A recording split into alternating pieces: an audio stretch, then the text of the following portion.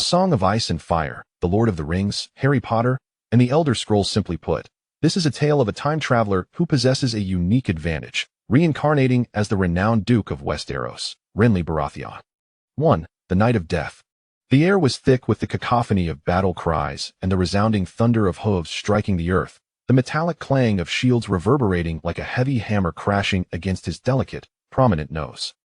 A wave of intense nausea surged forth, swiftly replaced by a searing agony. This was not the end of his misfortune.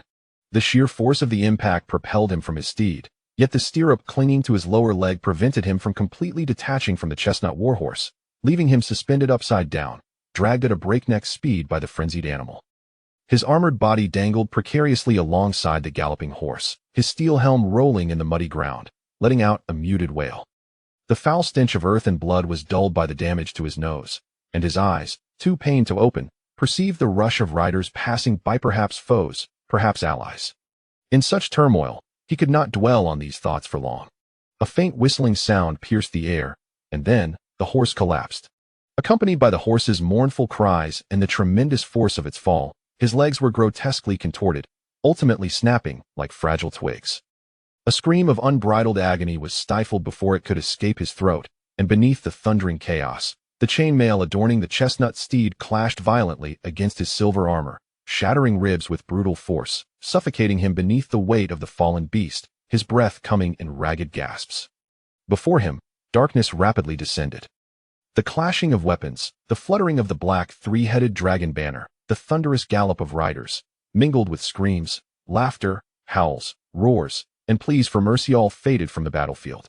Only pain remained, his true adversary pervasive, sharp, cruel, and unbearable. He had been vanquished. Uncertain of the precise moment when this terrifying foe bested him, darkness enveloped him, and as the world shifted from chaos to stillness, a small boy awoke with a start from his feather bed, gasping in terror. The outcome of his defeat was unmistakable. A series of footsteps approached from outside the room, followed by a knock. "I believe I heard a commotion, young Lord Renly. Are you all right?" The voice came through the door, muffled and concerned. "I'm fine, merely a nightmare," he replied, his voice hoarse and strained, as if attempting to reassure himself. Alas, despite his efforts to sound composed, a glance at his pale hands clenching the silver-gray blanket revealed that they trembled uncontrollably. The servant outside could not see this, and the footsteps faded away. Young Renly paid little mind to it, his gaze fixed on his hands. The pain from the nightmare lingered in his striking blue eyes, yet a curious transformation began to unfold his hands, along with his racing heart, gradually steadied. Race level, LV1. It seemed to drift past him, or perhaps it was merely a special clarity. As this information registered in his mind, he let out a sigh of relief. False, indeed, all of it. I am alive. I have not been crushed by my horse, nor am I a fully fledged knight. He murmured to himself, keenly aware that the tumultuous pain had dissipated entirely, leaving only the remnants of a haunting illusion in his memory. But it was not real. He silently reassured himself, uncertain, turning his head to glance at the bedside table. Upon the low, old oak nightstand rested several decorative garnets and moonstones, a half-melted white wax candle, and a silvered round mirror imported from across the narrow sea. As he focused on the mirror, its clear surface reflected the delicate visage of a child, no more than 4 or 5 years old, with black hair and blue eyes, silently meeting his gaze, the bloodshot eyes filled with scrutiny. Another piece of information materialized. Heraldry LV6, language LV1, etiquette LV1. Dreams bore no such data-driven abilities, and thus he fully relaxed, the previously overlooked details of his surroundings rushing back to him. This was a tranquil, petite bedroom, dimly lit, with a stout brown wooden door less than 2 meters from his bed. A soot-laden fireplace nestled in the wall opposite his bed, mere feet away, bore witness to the exquisite tapestries adorned with the sigil of the Baratheon familia, crowned stags celebrating their past glories. The Baratheon family was an ancient and honorable lineage, one of the 8 great noble houses of the Targaryen dynasty, making the grandeur of the tapestries all the more fathomable. Yet, Renly's attention lingered not on the tapestries for long. A fleeting glance was all he granted before shifting his gaze to the narrow window on his left. A beam of sunlight streamed through the glass, slender and bright, illuminating a patch of floor while casting a veil of invisible dust particles into the air. At that moment, he resided within the lofty tower of his family's Storm's End, high above the ground, where aside from the sunlight, the view was obscured by a hazy sky. A peculiar aroma wafted in from outside, an odd blend reminiscent of ink and parchment, tinged with a hint of char. Thus, Renly threw off the silver silk blanket and slipped on the shoes positioned on the floor beside his feather bed, donning only a thin black velvet nightgown as he stepped toward the window. The soft rustling of the floor beneath him echoed as he walked, the reed mat beneath his feet often annoying him for its noise, yet he had largely dismissed it, concentrating solely on his objective. The window, set high into the wall, was out of reach, prompting him to retrieve a nearby bench to climb upon, finally managing to push open the narrow square window. With a creak, the gentle wind rushed in through the opening, accompanied by the cries of seagulls, while the briny sea breeze tousled his dark, ear-length hair, raising goosebumps on his pale arms. His gaze swept beyond the courtyard below and the surrounding grove, taking in the morning mist shrouding the ocean beyond the castle walls, obscuring the vast expanse of water. In the distance, shadowy shapes of ships swayed gently within the depths of the fog, more than a mere few, but dozens, perhaps hundreds. They formed a neat formation, surrounding the towering seaside castle, appearing as a band of dark knights concealed within the mist, poised on horseback, lances aimed at their adversaries, waiting for the sound of the horn to signal their charge towards Storm's End. The head of House Baratheon, currently his elder brother Robert Baratheon, previously instigated a rebellion against the royal Targaryen family. However, this uprising was swiftly thwarted by their loyal neighbors to the west, the Tyrells of the Reach, forcing them to retreat from their own lands and vanish without a trace. Consequently, the ancestral seat of House Baratheon, Storm's End, has been besieged by soldiers from the Reach for over 6 months, yet there has been no significant movement. Maester Cresson, who instructs young Edric, claims that Storm's End has never been taken in its millennia-long history. The Tyrells, evidently aware of this fact, have opted for a strategy of siege rather than assault, hoping to starve the occupants into submission. Edric is uncertain about the veracity of Cresson's claims and lacks the inclination to investigate further, as it is expected that the fortress will endure until the very last moment, until Robert Baratheon crushes the Targaryen heir and successfully usurps the Iron Throne. However, he cannot be entirely certain, though this world feels familiar. Whether events will unfold as he remembers is beyond anyone's guarantee. The tower stands tall, yet due to the limitations of his bedroom's position, Edric can only gaze out at the seaside, which offers little of interest. Thus, he diverts his gaze. Faint shouts from soldiers can be heard from behind the tower, possibly engaged in training or delivering a speech. Peering down, he observes 2 figures conversing in the courtyard at the base of the tower. The distance renders their words inaudible, and from his elevated position, they appear as mere ants, one dark, one gray, hardly distinguishable. Yet, Edric can clearly identify them, Maester Cresson and the Master-at-Arms, Ser Gavin Wild. Cresson typically imparts essential knowledge to noble heirs, and with their lesson time approaching, Edric's azure eyes are drawn to the Master-at-Arms standing opposite the Maester. A scent reminiscent of parchment mixed with a hint of burnt edges emanates from Ser Gavin. Although the distance makes it difficult to discern, the aroma has long since been present. As the 3rd son of House Baratheon, Edric, despite his tender age, sometimes shares meals with the Master-at-Arms in the same hall, thus he is certain of this. This raises a question: does a normal person emit such a potent and distinctive aroma that transcends such heights? Or is it possible that something abnormal is afoot, and it truly is Ser Gavin?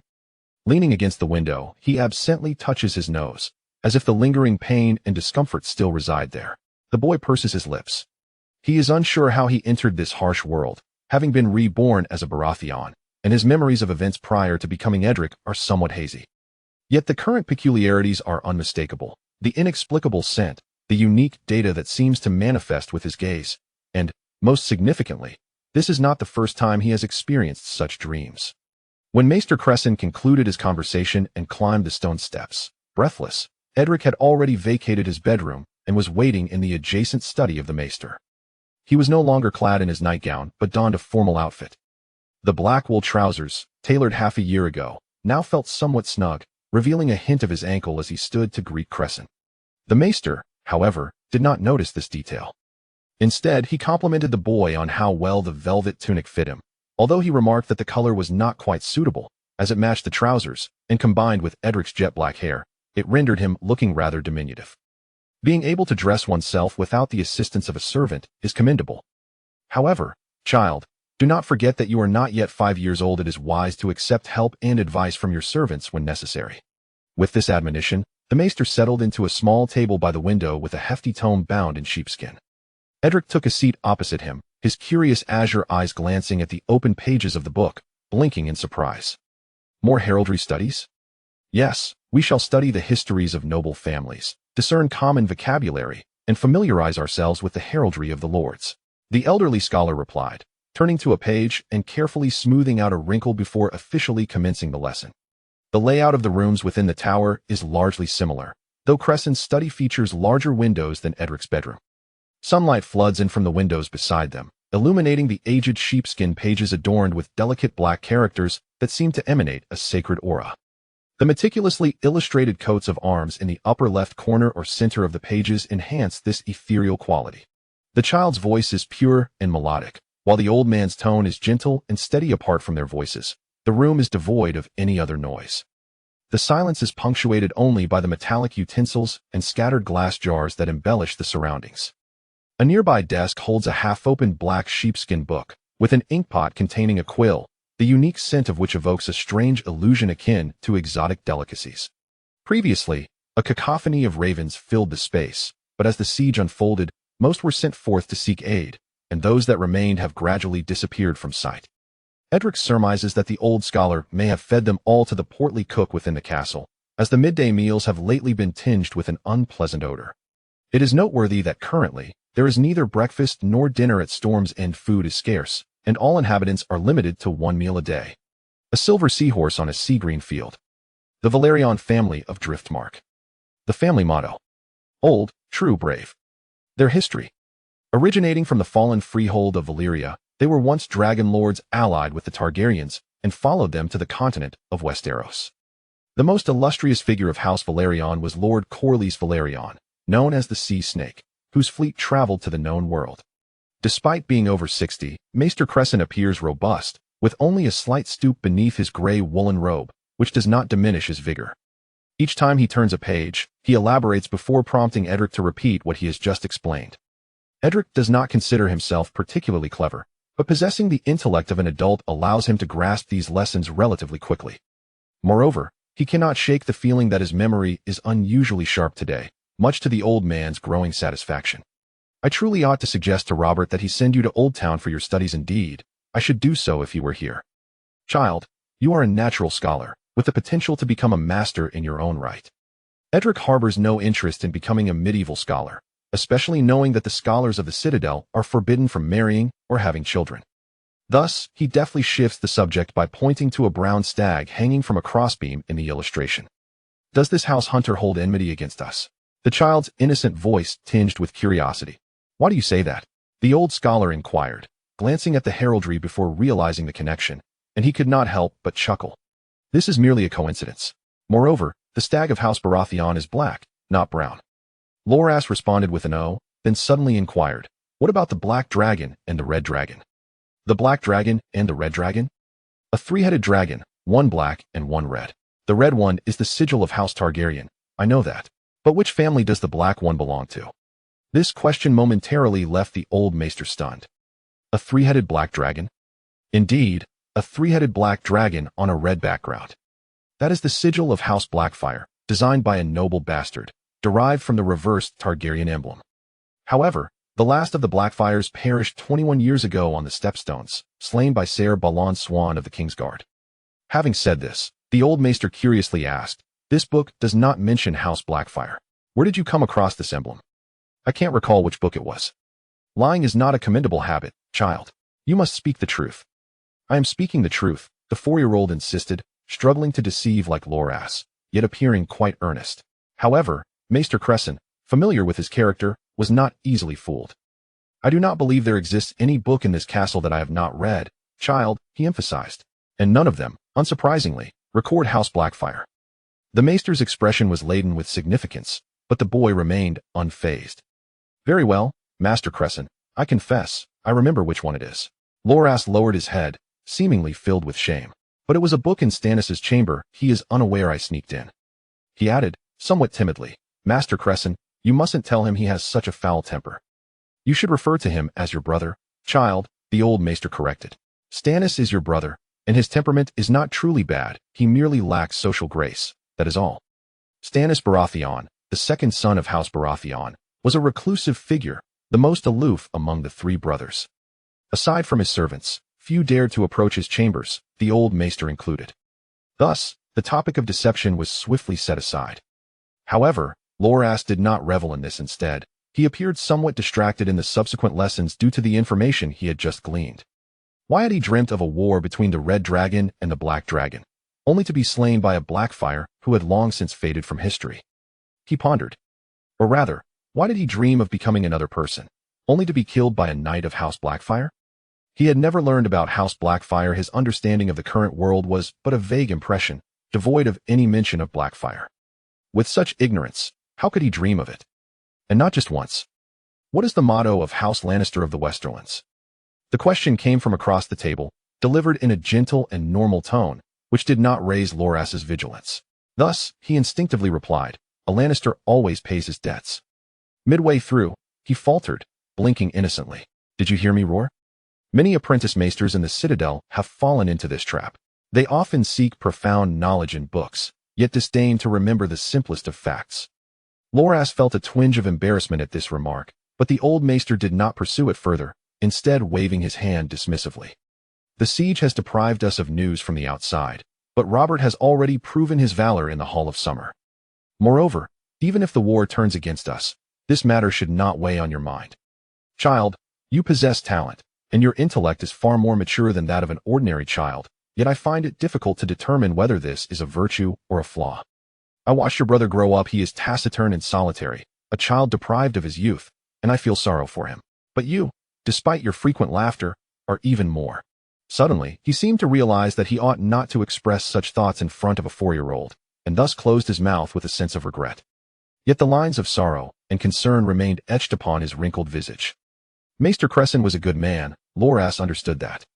Maesters hailing from the Citadel generally maintain a neutral stance in politics, serving the castle rather than a particular lord. Thus, even if Storm's End were to fall, he would face no mortal peril. Nevertheless, the old maester remained steadfastly loyal to House Baratheon and unreservedly worried for each member of the family. "I am merely quite hungry," Loras attempted to change the subject. This was a half-truth, not entirely a lie. He indeed felt hungry, though his adult reasoning prevented him from expressing this, as mealtime had not yet arrived. Upon hearing this, the maester opened his mouth, then sighed. "You know the rules set by Stannis. There is indeed little food left. Be patient, my good boy. Once we finish these last few pages, it should be time for our meal. Perhaps I should consider informing the kitchen to prepare something special. Look, you have completed yet another book. Is that not worthy of celebration?" Loras could not agree more with this sentiment, yet it also prompted thoughts of an impending event or perhaps an arriving individual. He was unaware of the details surrounding Robert Baratheon's overthrow of the Targaryen dynasty, nor did he possess much understanding of the siege of Storm's End. The only thing he knew was of a fellow known as the Onion Knight. If memory served, he was the one who risked bringing a shipload of onions during this siege, alleviating the famine within the castle, and was later knighted for his efforts. It cannot be only onions. How could onions ever suffice? What else might there be? Perhaps some crates of bacon? If only there were a few capons, that would be splendid. When will he arrive? Every time hunger struck, Loras thought of the Onion Knight, yet the desired food varied each time. However, before long, he found himself unable to dwell on it. As the old maester concluded the final page of the heraldry book, accompanied by the sound of dry hands closing the tome and the sharp noise of the chair scraping against the floor as he rose, Loras felt his heart begin to race unexpectedly. The cacophony seemed to drown out all surrounding sounds. Simultaneously, his mind became exceedingly clear, and involuntarily, knowledge of heraldry flowed through his consciousness, only to eventually recede into obscurity. Loras's heart brimmed with understanding as he turned to gaze at the mirror perched on the edge of the long table nearby. The blurred surface, speckled with dried bird droppings, reflected the wide-eyed visage of a child.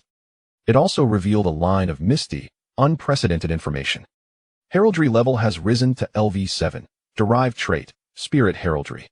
A Song of Ice and Fire, The Lord of the Rings, Harry Potter, and the Elder Scrolls. These narratives weave together a tale of a time traveler endowed with a unique ability, reborn as the renowned Duke of Westeros, Renly Baratheon. 1. The Night of Death. The air was thick with the cacophony of battle cries and the thunderous pounding of hooves against the earth, accompanied by the metallic clang of shields clashing, striking him like a heavy hammer against his prominent, yet fragile nasal bone. A sharp pang of acidity surged, swiftly replaced by a tide of searing pain. This was not the end of his misfortune. The tremendous force of the impact sent him tumbling from his steed, yet the stirrup binding his leg prevented him from fully disengaging from the chestnut warhorse, leaving him suspended upside down, being dragged at breakneck speed by the frenzied beast. His fully armored body dangled precariously alongside the galloping horse, his steel-helmeted head rolling in the muddy mire, the rancid scent of earth and blood somewhat dulled by his nasal injury. His eyes, too pained to open, sensed a throng of riders rushing past, perhaps foes, or possibly allies. He pondered this fleetingly, but the next moment demanded his full attention. A faint whooshing sound pierced the din, and then the horse collapsed. Accompanied by the horse's anguished whinny and the crushing weight of a fallen body, his legs were swiftly contorted and crushed, snapping like fragile twigs. A scream of agony, desperate and raw, never escaped his throat, silenced beneath the chaotic rumble. The impact of the chestnut steed's chainmail against his own silver armor was fierce, resulting in multiple ribs fracturing, while his breath became labored, stifled by the weight pressing down on him. The world around him plunged into an abyss of darkness, filled with the clash of weapons, the fluttering of a black three-headed dragon banner, and the cacophony of galloping riders, screams, laughter, howls, roars, and pleas for mercy. In that moment, pain alone became his true adversary. His face, neck, heart, every fiber of his being was engulfed by an omnipresent agony, feral, sharp, cruel, and unbearable. He was defeated. Unaware of the precise moment he succumbed to this terrifying foe, the darkness lifted, the world transitioned from chaos to stillness, and the outcome of his defeat became evident as a small boy in a tower bedroom awoke with a start, gasping for breath. The sound of footsteps echoed from outside the door, followed by a knock. "I believe I heard something. Young Lord Renly, are you unscathed?" The voice, muffled through the door, felt stifled. "I am fine, merely a nightmare," he replied in a hoarse whisper, attempting to reassure both himself and the servant. Yet, despite his efforts to sound composed, his pale hands clutched the silver-gray blanket tightly, trembling uncontrollably. The servant, oblivious to this, resumed their retreating footsteps. The boy, known as Renly, paid little heed to this detail, his gaze fixated on his quivering hands. In his striking blue eyes lingered the torment of the nightmare, but as if undergoing a remarkable transformation, his hands and heart began to steady. Race level, LV1. This peculiar realization seemed to float before him, a form of enlightenment, and upon comprehending this information, he exhaled a sigh of relief. False, indeed, it is all false. I am alive. I was not crushed by my own horse, nor am I a full-fledged knight, he murmured, taking stock of his sensations. The overwhelming pain that had previously engulfed him had dissipated, leaving only the haunting echoes of his memories lingering. But that was not reality. He silently reassured himself, turning his head toward the bedside table. Upon the low, oak nightstand rested a few decorative garnets and moonstones, a half-melted white wax candle, and a silvered mirror from across the narrow sea, crafted in mirror. As he gazed into the mirror, a delicate child's face reflected back, no more than 4 or 5 years old, with dark hair and blue eyes, silently scrutinizing him with a bloodshot gaze. Another piece of information materialized before him. Heraldry LV6, language LV1, etiquette LV1. Dreams held no such data-driven capacity, and with this realization, he felt a profound sense of calm wash over him, allowing the previously overlooked details to come rushing back. He found himself in a tranquil, petite chamber, dimly lit, with a heavy brown wooden door less than 2 meters from his bed. A fireplace, choked with soot, nestled in the wall opposite his bed, separated from it by mere feet, adorned with exquisite tapestries in pale gold, embroidered with the sigil of House Baratheon, crowned stag, and the illustrious history of their past feats. House Baratheon was an ancient family steeped in honor, one of the 8 great noble houses of the Targaryen dynasty, thus the grandeur depicted in the tapestries was not hard to imagine. Yet, Renly's gaze lingered not long on those tapestries, glancing briefly before shifting to the narrow window on his left. A ray of sunlight streamed through the glass, delicate and brilliant, illuminating a patch of floor while casting a veil of invisible dust motes dancing in the light. At that moment, he resided within the towering keep of his family's Storm's End, situated high enough that beyond the sunlight, only a hazy sky was visible. A peculiar fragrance wafted in from outside, an odd blend reminiscent of ink and parchment, tinged with a hint of charred aroma. Thus, Renly threw aside the silver silk blanket, slipped on his shoes from the floor beside the feather bed, and donned a thin black velvet nightgown as he approached the window. The soft rustling of his footsteps echoed against the floor, a consequence of the rushes covering the ground, which he usually found bothersome for their noise. However, at that moment, he paid them little mind, his focus entirely on his objective. The window, embedded within the wall at a height that challenged his reach, prompted him to grab a nearby long stool, climbing atop it to finally push open the narrow square window. With a creak, the gentle breeze that had been thwarted surged in through the opening. Accompanied by the cries of seagulls, the briny sea air tousled his dark hair, the chill raising goosebumps on his pale arms. His gaze traversed the courtyard beneath the tower and the surrounding grove of ancient trees, sweeping across the mist-shrouded sea beyond the castle walls, obscuring the once vast views of the ocean. In the distance, indistinct silhouettes of ships bobbed amidst the fog, not just one or two, but dozens, even hundreds. They formed an orderly formation, encircling the towering cliffside castle, appearing like a cadre of shadowy knights cloaked in mist, poised and ready, their lances aimed at the enemy, waiting only for the sound of a horn to signal their charge towards Storm's End. The head of House Baratheon, currently his elder brother Robert Baratheon, had previously instigated a rebellion against the Targaryen royal family. However, the uprising was swiftly thwarted by their loyal neighbors to the west, the Tyrells of the Reach, who forced them to retreat from their ancestral lands and vanish without a trace. Consequently, Storm's End, their family stronghold, fell under siege by the soldiers of the Reach. Yet, they had been besieging the castle for over half a year, with little to show for their efforts. Maester Cresson, who taught Edric, claimed that Storm's End had never been taken in its millennia-long history. The Tyrells were evidently aware of this fact, which was why they opted for a strategy of encirclement rather than assault, hoping to starve those within into submission. Edric was unsure of the veracity of such claims and had no interest in delving deeper into the matter. If all went according to expectation, the fortress would withstand the siege until the very last moment, until Robert Baratheon could deliver a fatal blow to the Targaryen heir and successfully usurp the Iron Throne. Of course, he could not be entirely certain of this outcome. While this world bore a striking resemblance to one he remembered, whether events would unfold as he recalled was an uncertainty that loomed large. The tower rose high, but due to the constraints of his bedroom's position, Edric could only see the seaward side, which offered little of interest. Thus, he shifted his gaze. From behind the tower, he could faintly hear soldiers calling out, perhaps engaged in their daily drills, or someone delivering a speech. Leaning forward to peer down, he noticed two figures conversing face to face in the courtyard at the base of the tower. The distance was too great for him to discern their words, and due to the height, they appeared to him like two tiny ants, one clad in black and the other in gray, hardly noticeable.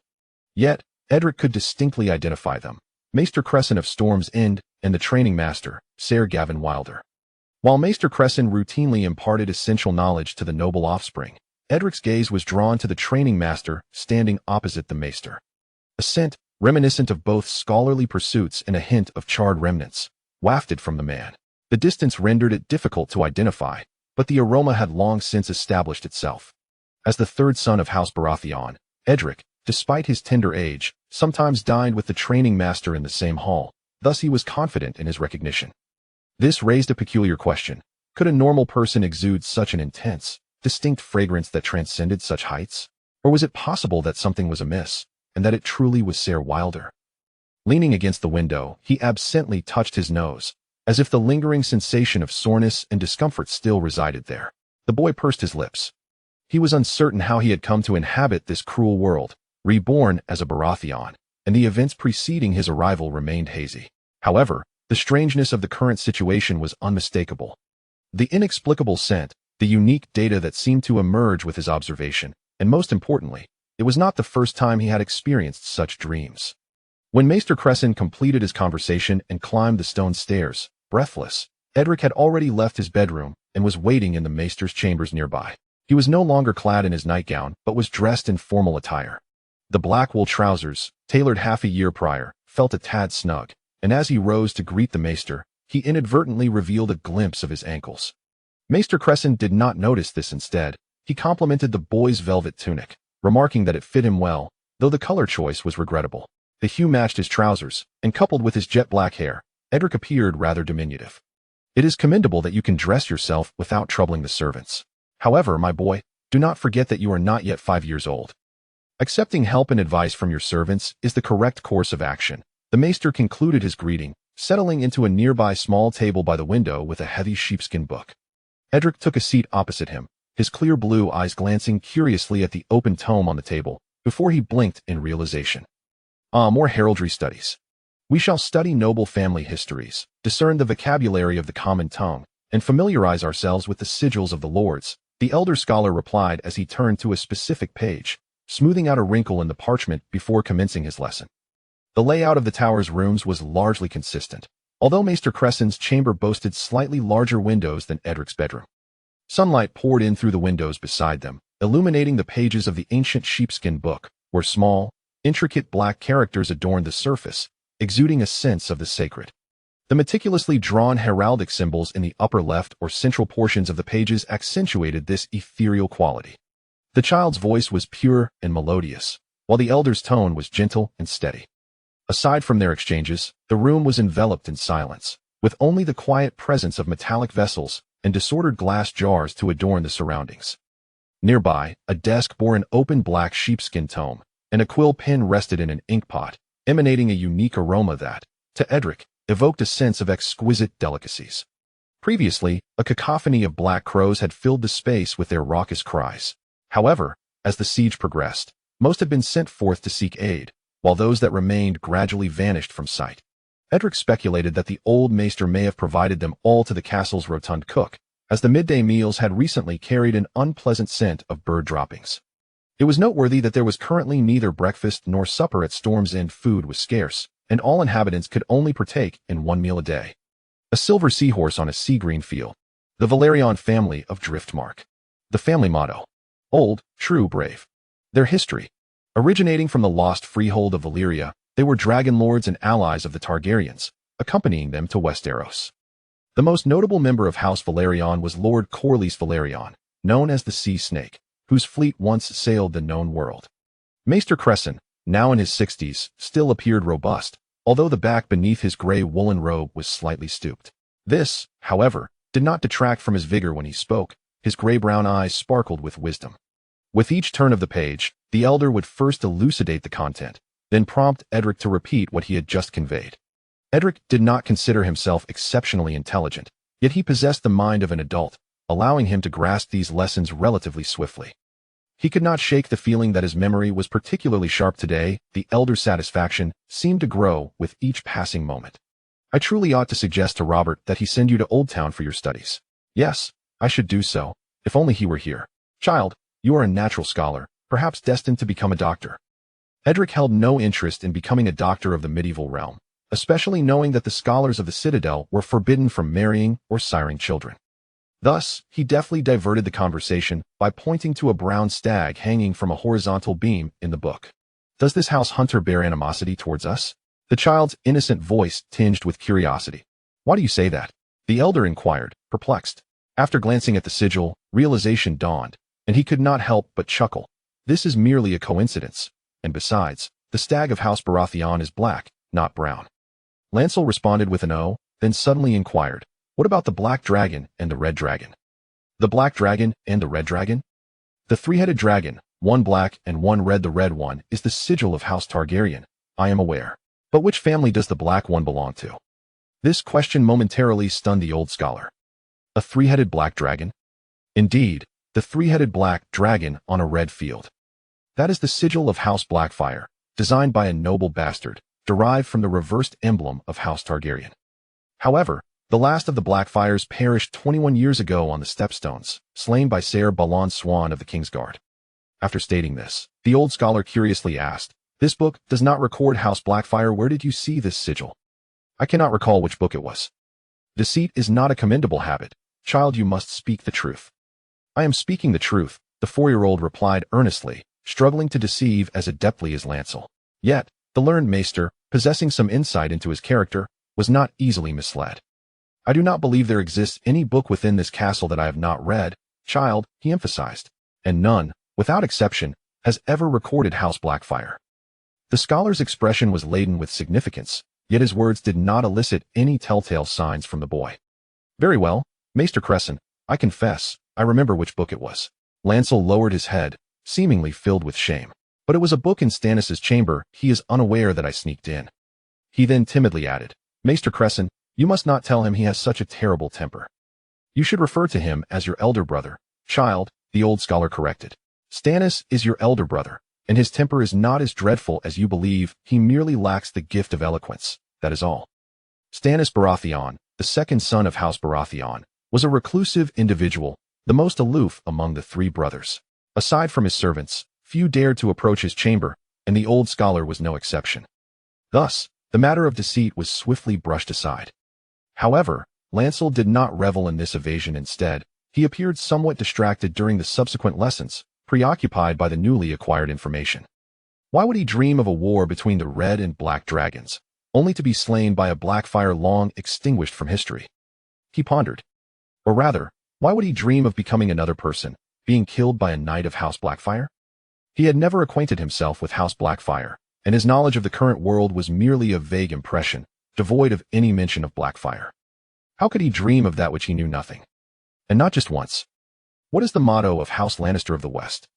The inquiry from across the table was gentle and unassuming, failing to raise any alarm in Lancel's mind, prompting him to instinctively respond, Lannisters always pay their debts.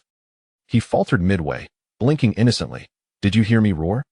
At the Citadel, many apprentice scholars have fallen into this trap. They often seek profound knowledge within the tomes, dismissing the importance of basic truths. Lancel felt a twinge of embarrassment upon hearing this, yet the old scholar did not press further, merely waving his hand dismissively. The castle's siege has deprived us of news from the outside, yet Robert has proven his valor in the Great Hall. Moreover, even if war were to turn against us, this question should not occupy your thoughts.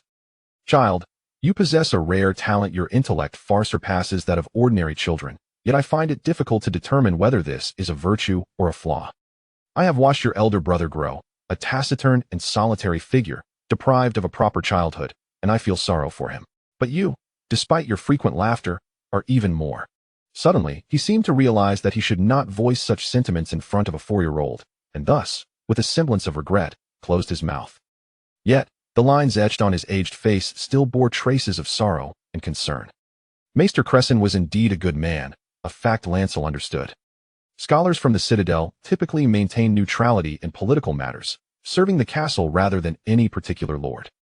Thus, even if Dragonstone were to fall, his life would remain unthreatened. Nonetheless, the old scholar remained steadfastly loyal to House Baratheon, harboring genuine concerns for each member of the family. I am merely quite hungry. He attempted to divert the topic.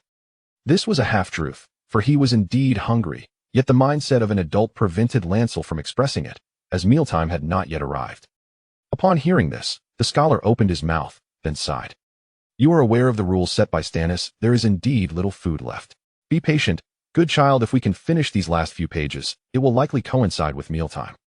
Perhaps I should consider notifying the kitchen to prepare something special? Look, you have completed another book surely. This is a matter worth celebrating? Lancel wholeheartedly agreed with this sentiment, yet it also reminded him of a forthcoming event, or rather, an imminent arrival. He was oblivious to the specifics of Robert Baratheon's overthrow of the Targaryen dynasty and possessed scant knowledge regarding the siege of Dragonstone.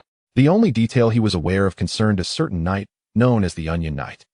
If memory served correctly, that individual had braved the siege to deliver a shipload of onions, alleviating the famine within the castle, and was subsequently knighted for his efforts.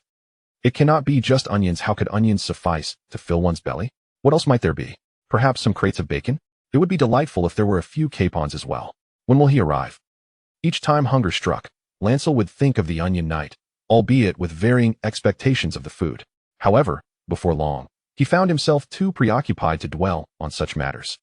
As the old scholar concluded the final page of the heraldry book, accompanied by the sound of dry hands closing the tome, the boy felt his heart quicken in rhythm, the jarring noise rendering all surrounding sounds faint. Simultaneously, his mind became exceptionally clear, and involuntarily, knowledge of heraldry surged through his consciousness, only to be swiftly concealed. Lancel's heart brimmed with revelation as he turned to gaze at the mirror resting on the edge of the long table, its surface marred by dried bird droppings, reflecting a wide-eyed visage of a child. In that reflection, there also appeared a line of enigmatic information, shrouded in fog, previously unseen. Heraldry skill level has increased to LV7, derived trait, Spirit Heraldry. The provisions prepared by the old bachelor for the kitchen were rather meager, a small portion of barley bread, a corner of somewhat hardened cheese, a shriveled green apple, a modest serving of buttered turnips, and a bowl of thick soup, exuding a peculiar odor. "What kind of meat is this?" came a loud inquiry from the left. A plump boy in a pale yellow shirt, with a round face and beady black eyes, was staring intently at the soup, shifting uneasily on the bench. "It wouldn't be rat meat again, would it?" A slender boy with fiery red hair, seated to the right of the plump child, hesitated in his task of prodding the floating peas with his dining knife, casting a dubious glance at the elderly man across the long table.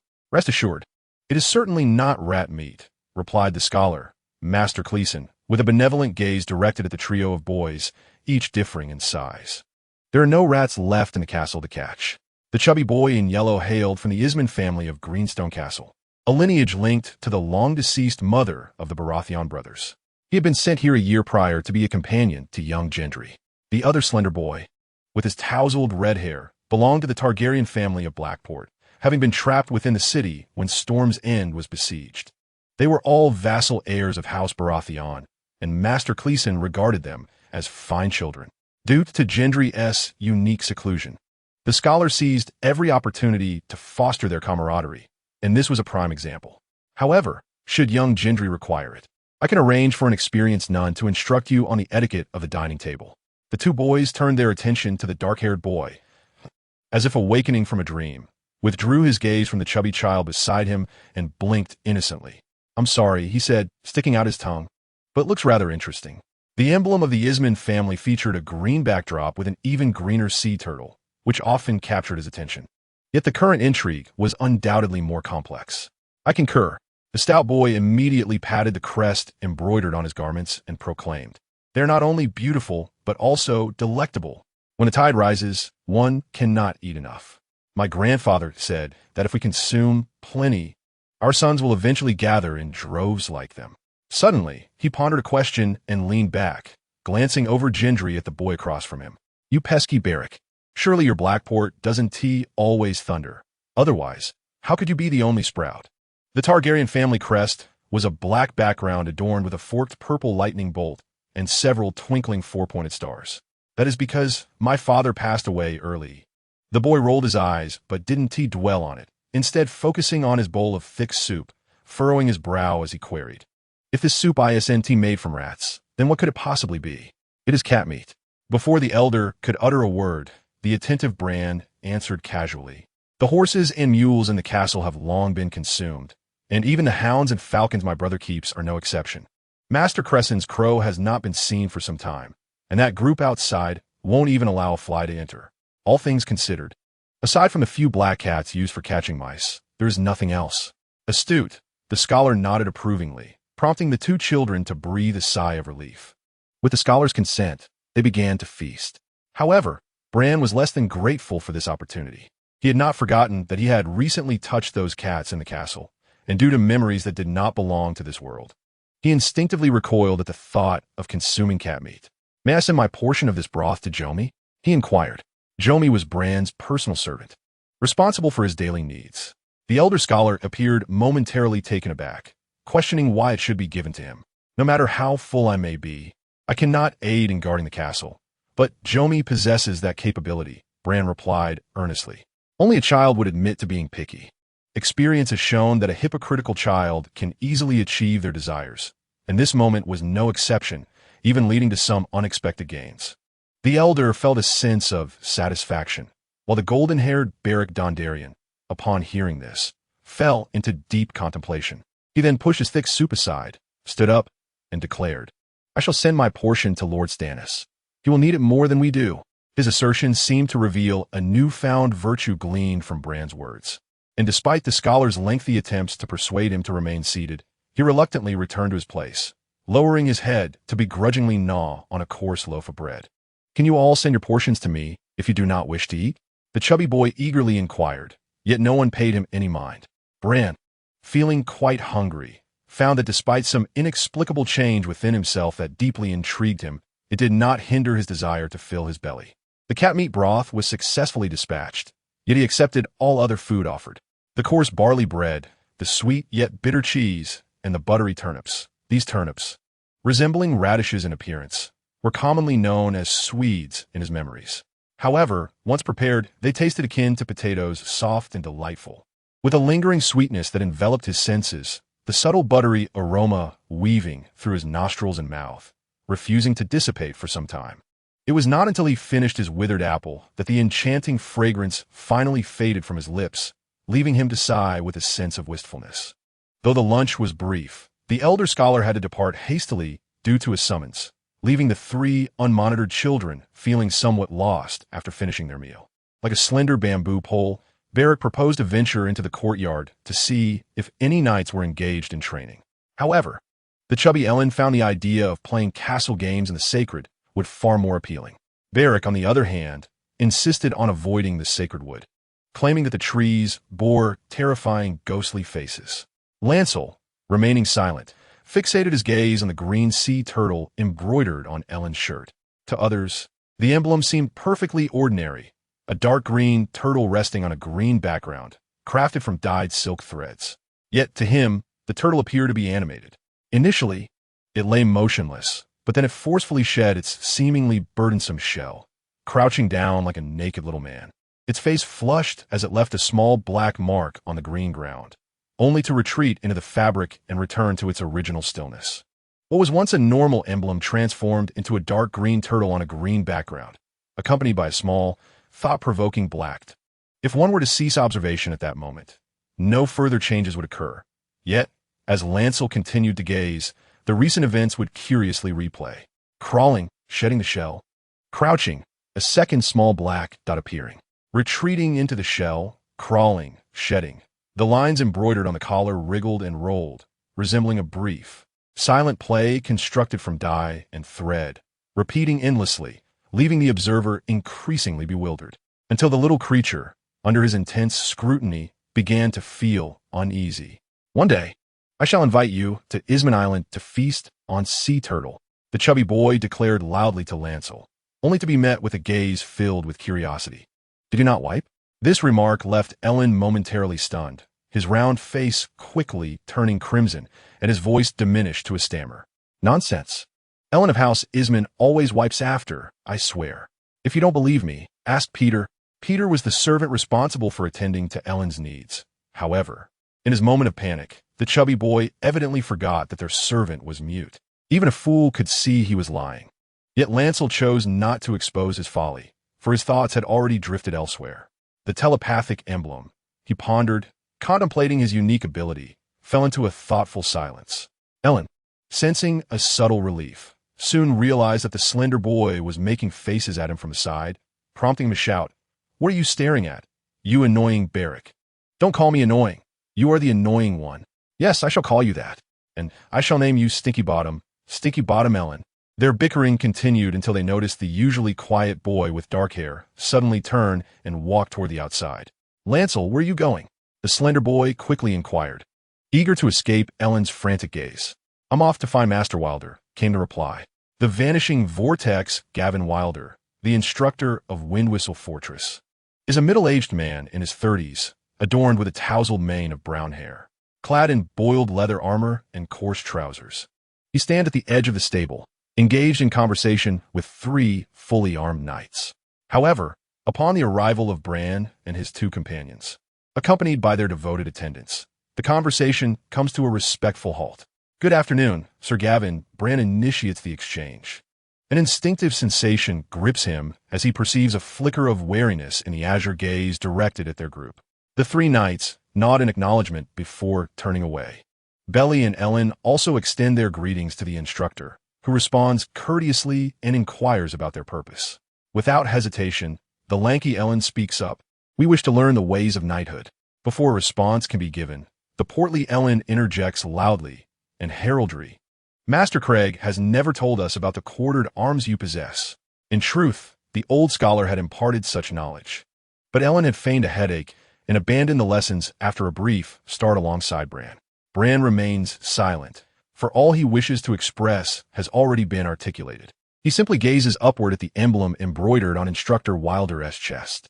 Though a vassal of House Baratheon, Gavin Wilder, unlike the servants, hails from noble lineage, allowing him to retain the personal arms of the Wilder family. for turquoise vortices set against a golden background. Knighthood? Heraldry? The middle-aged instructor rubs his jaw, responding ambiguously. The rules dictate that you may only begin your preliminary knight training at the age of 7. So, lads, it is time for you to return whence you came. The hour is not yet ripe. As for heraldry, by the 7 hells, it's the first time I've had someone inquire about such matters. His tone suggests impatience, and he appears ready to turn away when Bran interjects. But why you? What? The instructor halts, casting a glance downward at him. Though all are children, he clearly cannot afford to dismiss Bran's question as he had the others. Master Craig mentioned that instructors responsible for training knights are typically seasoned knights themselves. Bran blinks innocently, his expression vividly capturing the essence of youthful candor. Yet, you appear quite young. That is because I personally defeated 3 of those seasoned knights you speak of. The middle-aged instructor replies with a hint of pride. Sir Titus from Stonehelm, Sir Morton Carlin from Nightingale Castle, and the bastard Ser Deckstorm from Coppergate. They may possess skill, but my swordsmanship surpasses theirs. I know of the bastard Deck, the lanky Ellen exclaims, astonished. He single-handedly fought off 3 Dornish bandits and killed them. You actually managed to defeat him? He is indeed a formidable opponent, but yes, I triumphed over him. The instructor waved his hand dismissively, his expression one of indifference. How did you manage to defeat him? I had seen him once at a martial arts competition on the shores of Sinshutan. At that moment, Lonley had already disregarded their conversation, as the unique and rich fragrance emanating from the middle-aged instructor, amplified by our close proximity, became rather overwhelming, especially when he spoke, his mouth opening and closing. This naturally intensified his desire to delve deeper into the matter. However, despite his extensive past research, he had found no clarity. Thus, he shifted his focus entirely onto the newfound abilities he had acquired, intently gazing at the instructor's chest as if he were raptly listening. Initially, his gaze seemed unremarkable, but after 4 or 5 seconds, the surrounding environment abruptly took on a surreal and hazy quality. Even the sounds of conversation grew faint. It appeared that, silently and without warning, a unique connection was forged between the emblem and Lonley. As this connection materialized, the previously static vortex pattern began to transform, subtly. The 4 whirlpools appeared to come alive, swirling rapidly towards the central point of the emblem, their turquoise hues blending and churning until all the colors comprising the whirlpools vanished, leaving only a blank golden emblem behind. The conversation continued, and the aspiring knight, Bailey Tangdelian, expressed keen interest in the middle-aged instructor responsible for teaching martial arts in the castle, bombarding him with questions. Meanwhile, the stout Ellen, not to be outdone, despite being younger and less informed about knighthood, interjected frequently with queries about the emblem. Why is it a vortex? Perhaps the gods above would know the reason. You must understand, lad, the Weirder family has been an ancient lineage even before the conquest of Ygin. Then why for whirlpools? Because I'm a 4th in my family. How did it end up on your clothing? Was it done with needle and thread? Or some wooden contraption? That's about the gist of it. Kid, stop asking me such questions. Do I look like a scholar? Could it have been painted on? Painted on? How could that be possible? I've heard that the Doran is quite skilled at painting on clothing. The Doran is also adept at handling sheep. The instructor scoffed, waving his hand dismissively. Enough of that. Children, you should understand that I am not a leisurely man. Having said this, he turned and walked away, leaving the 2 astonished youngsters and a contemplative dark-haired boy behind. The Doran can handle sheep? Ellen's eyes widened as he stared at the instructor's retreating figure, his expression akin to that of someone who had discovered a new continent. Although he was still young, the people in this world tended to mature quickly. Some concepts, even if not fully grasped, were somewhat understood. Why do they do such things? Why ask so many whys? The Doran can do anything at all. The territory lies at the border of Storm's End, and as a neighbor to Dorne, House Dondarrion possesses a more authoritative voice on the matter, speaking of the Dornish with a countenance marred by disdain and indignation.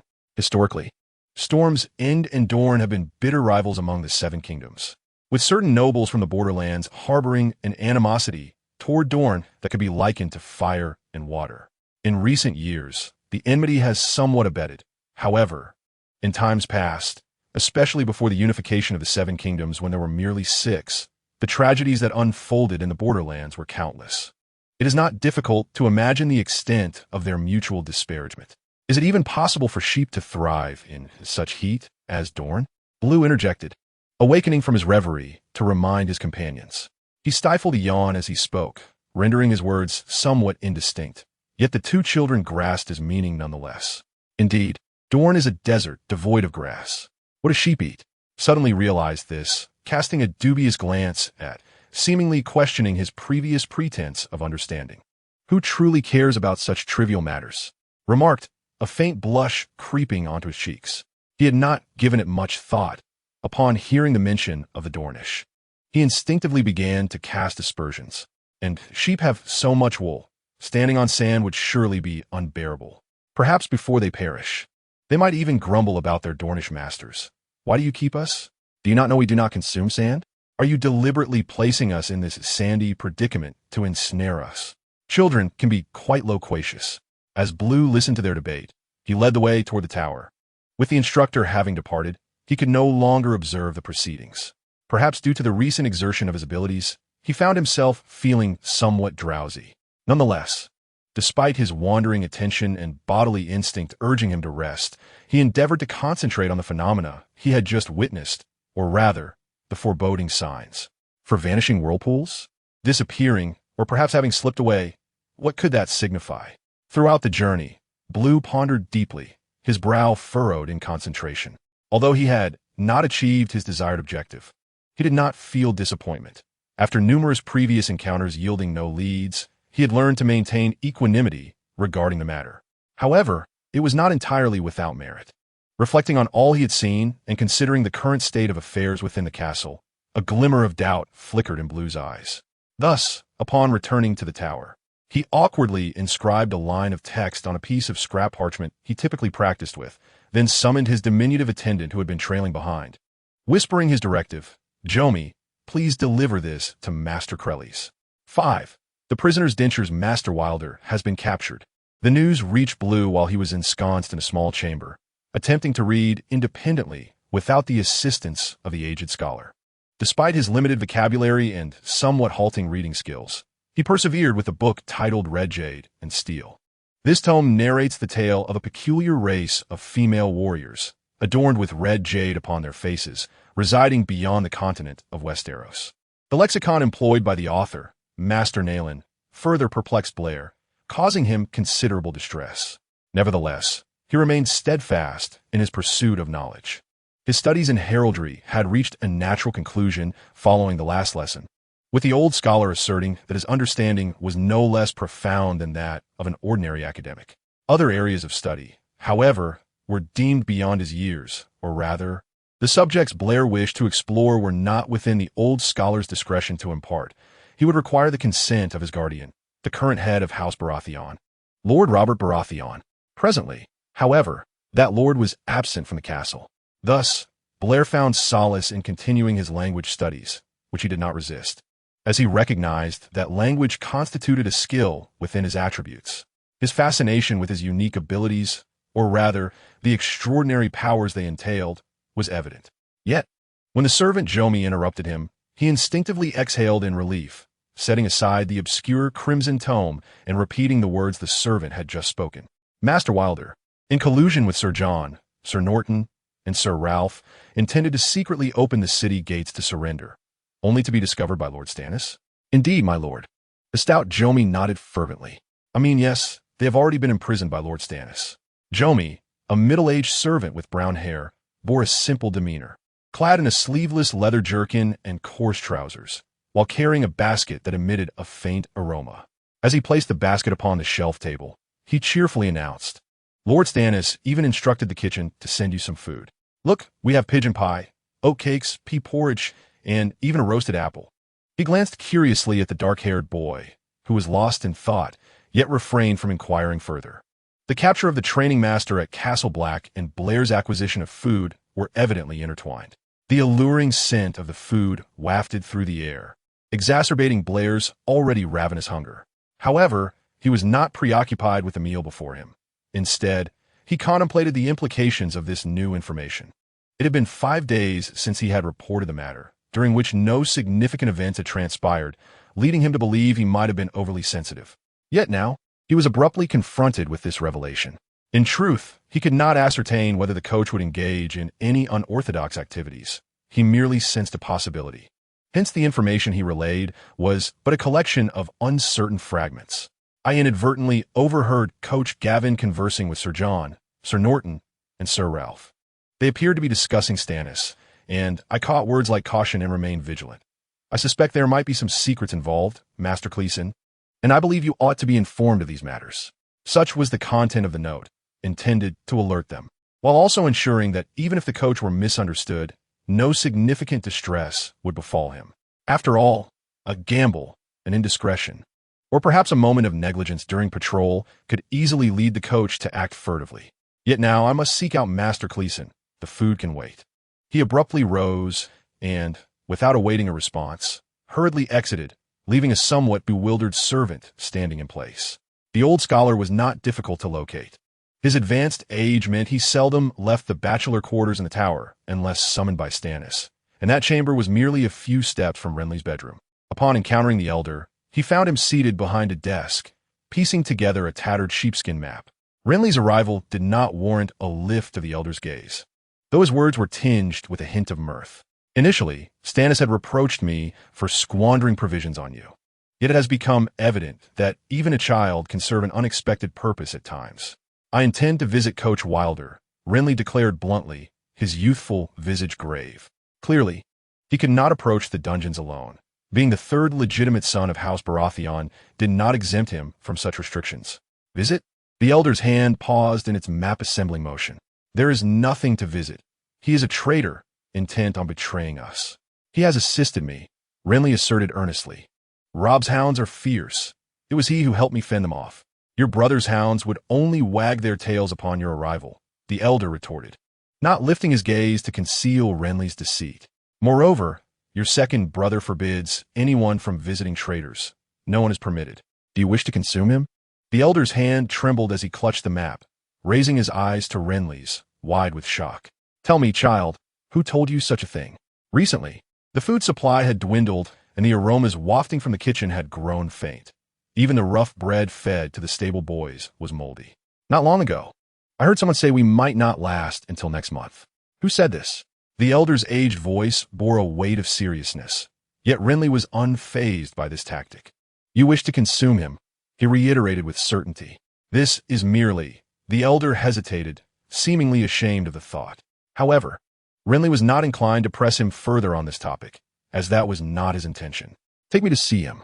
The dark-haired boy solemnly reiterated that while he typically presented himself as lackadaisical and frivolous, at this moment, he revealed an uncommon sharpness. I wish to see him. The elder fell silent for a moment, finally casting a profound glance at this unusually precocious child.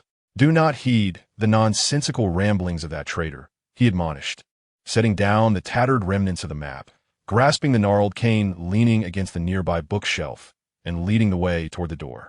Observing this, Blue obediently followed behind, refraining from further conversation. The dungeon lay beneath the tower, easily accessible by descending the staircase. As they proceeded, a servant sweeping the stairs greeted them, while 3 laundresses, burdened with a pile of garments, made way for the elderly and the youth. 2 soldiers of House Baratheon stationed at the tower's entrance silently saluted them. A jester known as Patchface, who had been frolicking in the courtyard, suddenly burst into tears and ran away upon spotting the 2, leaving the scene bewilderingly perplexing. I still cannot ascertain whether rescuing him was the right choice, the elder remarked, perhaps intending to alleviate the somber atmosphere. The jester is a pitiable creature. Your great-uncle never cared for him, yet Stannis holds him in regard. Indeed, though he conceals it, I can sense it. No wonder. Blue, however, paid little attention to this exchange, his mind predominantly occupied with the impending meeting, rife with uncertainty. After numerous attempts at probing, would this occasion yield any clues? Yet, if he refrained from attending, the opportunity might never present itself again. Why did he possess such an alluring scent? An alluring scent. Was it truly necessary to consume him? The thought was somewhat unsettling, and when he finally beheld his target in the dark dungeon, he felt an inexplicable reluctance to meet his gaze. Under the flickering torchlight, the cerulean eyes could not help but glance at the greasy sweat trickling down the man's forehead. Help me. Master Cleason, please help me. Upon seeing the 2 figures, The former instructor of Wind's Rest erupted into sobs, while similar pleas echoed from several nearby cells, filling the dimly lit corridor of the dungeon with a cacophony of despair. The old scholar did not respond, merely tightening his grip on Blue's hand, seemingly urging him to remain vigilant. His other hand held a torch wrapped in oil-soaked cloth, casting a dim yellow glow that illuminated the once ominous surroundings, revealing the disheveled visage of a man who had once been quite handsome. I acted impulsively, and I am so very hungry. Oh, merciful gods, Master Clyson, I beseech you to forgive me. The headmaster, with his tousled brown hair, grasped the rough wooden bars of his cell, kneeling in a pitiful display of tears and snot, pleading for mercy, only to be met with a pair of compassionate, aged eyes that regarded him silently. He then turned his gaze toward another diminutive figure outside the cell, who was fixated on him. Lord Lancel, I implore you to persuade your elder brother to reconsider his actions. Speak to him, for he would not wish to transform into a monster. Yes, yes. Convey it just so. Hurry, I beg you. His words, filled with urgency, abruptly ceased as an object unexpectedly dislodged from his mouth, falling into the filthy pile of straw before him. The sudden interruption rendered his final utterance indistinct. Looking down, he discerned what appeared to be 3 dentures embedded in a wooden holder, faintly illuminated by the flickering torchlight, casting a dull yellow hue. The clamor subsided, and the dungeon corridor fell momentarily silent. Lancel glanced at the dentures nestled among the straw, then turned his gaze to their owner, his eyes widening in astonishment. This reaction, however, seemed to provoke the other man, who, in a fit of rage, ceased his pleas and rose, cursing vehemently.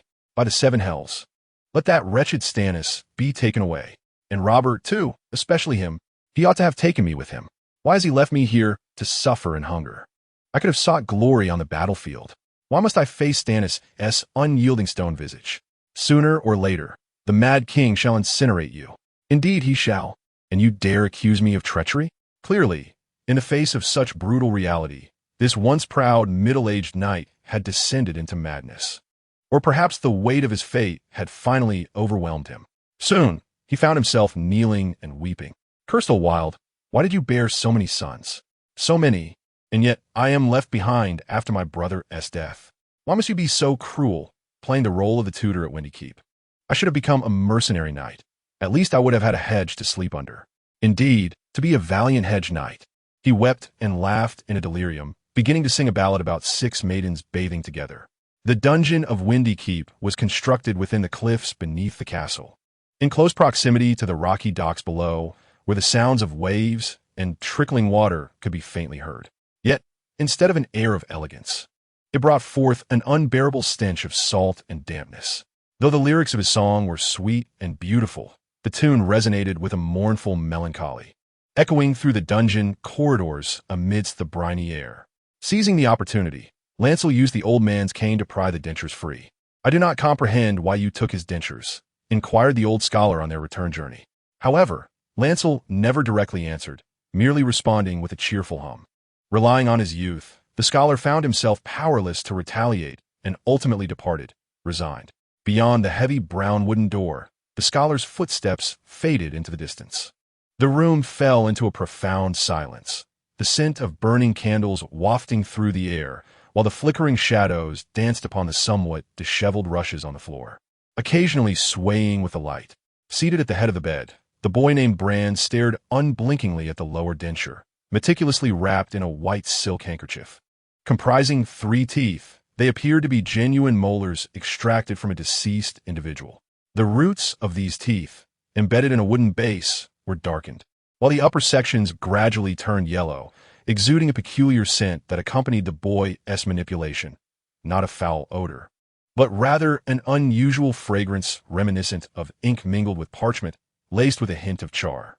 Indeed, this aroma did not emanate from the minter wilder, but from the dentures themselves. An impulse surged within him to grasp the dentures tightly, as if by doing so he might uncover their true purpose. Yet, despite his previous efforts to pursue this enigma, Bran hesitated at the crucial moment. What might transpire upon grasping them? Why were they dentures? Or rather, why teeth? A multitude of thoughts burgeoned in his mind, causing him to waver, but as he caught sight of a mirror perched on a nearby shelf, All negative musings dissipated in an instant. Reflected within the mirror was the visage of a boy not yet 5, with dark hair and blue eyes. His face contorted in a frown that betrayed his heavy thoughts. An inscription quietly materialized. Racial hierarchy, the boy Bran, resolved silently within himself. Thus, he withdrew the handkerchief, clutching the seemingly grimy denture firmly in his right hand. In that moment, it felt as though he had touched the threshold of another realm. His once clear thoughts swiftly blurred, as if succumbing to slumber. Everything around him became disoriented. The flickering red light of the candle appeared to be a meteor streaking across the sky. The sturdy walls of the room transformed into a distant, dim expanse, and the feather bed felt as soft and cool as water. The dark-haired boy collapsed onto the bed without struggle, his small face momentarily flashing with astonishment as he fell into a deep sleep. Time flowed quietly. The newly replaced white candle, once pristine, gradually melted a third of its height. As the flame flickered, the wax dripped like tears, streaming down the body of the candle, ultimately pooling in a brass plate below, where it began to solidify.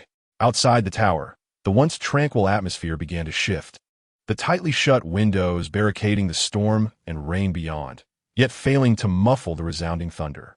The rattling caused by the fierce winds transformed the previously serene chamber into a cacophony, the glass panes trembling and lamenting, while delicate raindrops seeped through the gaps at the edges, gently yet persistently infiltrating the space. Initially, Bran remained unaffected, his form sprawled upon the bed, his cheeks serene, yet still holding traces of surprise. However, in an instant, following a flash of blinding lightning, the once soundly sleeping boy jolted upright, only to stumble and topple from the head of the bed, collapsing onto the rush mat below, where he began to retch painfully. His stomach was empty, yet felt filled with liquid as saliva dripped and Bran gasped for breath, trembling uncontrollably. Until he became aware of his surroundings, the tremors gradually subsided, his heartbeat transitioning from frantic rhythm to a steady pulse, and the turmoil etched upon his visage slowly calmed. This too was a fabrication, indeed. It was all a pretense, he murmured, rising from his kneeling position, his heart still racing as he cast aside the still fragrant prosthetic teeth. To his surprise, accompanied by the sound of bones clattering against the floor, a thick green strand caught his eye. It was a piece of seaweed, quietly adhering to the dentures like a stray hair. Upon closer inspection, its dark green surface continued to glisten with droplets of seawater, speckled with white granules resembling sea salt.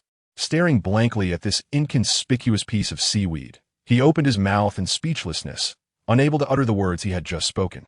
The small room fell into silence, broken only by the occasional rumble of thunder outside, as fierce winds propelled torrents of rain against the glass. The downpour transformed into fine tendrils, incessantly seeping in, and the stone floor near the window had already pooled with water, soaking the once dry bulrushes, rendering them soft and fragile. Time elapsed without his notice until a hurried series of footsteps echoed from outside, followed by a series of knocks at the door. "Young master, come quickly. A smuggler has brought us food. Come and see." The Onion Knight? Blaine instinctively turned to look, only to find the trembling door before him. There are indeed onions, but they are merely smugglers, not knights. "Let us go see, young master, while we still can." They are waiting in the hall for the steward to assign them rooms. Without granting the servant a chance to enter, Blaine swiftly buried his chaotic thoughts deep within his heart, rose to his feet, and rushed outside. After a few brief inquiries, he hurriedly joined the servant in making their way down toward the lower tower. The first floor of the tower housed a vast hall, where it seemed all the inhabitants of the castle had congregated, creating a cacophony of noise. Amidst the greetings, Blaine spotted the kitchen aide Igeo, stable boy Amon, family guard Ben, and kennel master Holder. They were gathered together, animatedly discussing, each of their expressions a blend of surprise, disappointment, and again surprise. Initially, Blaine paid little heed to this commotion, as his attention was entirely captured by 3 individuals not far from the throng. One had a square face, another a round face, and the last a pointed face. They were clad in unremarkable black cloth robes paired with brown linen trousers, draped with gray wool cloaks, their hoods pulled back, still dripping with moisture. Though they were currently isolated in a corner, it felt as if all eyes in the hall were fixated upon them, scrutinizing and whispering.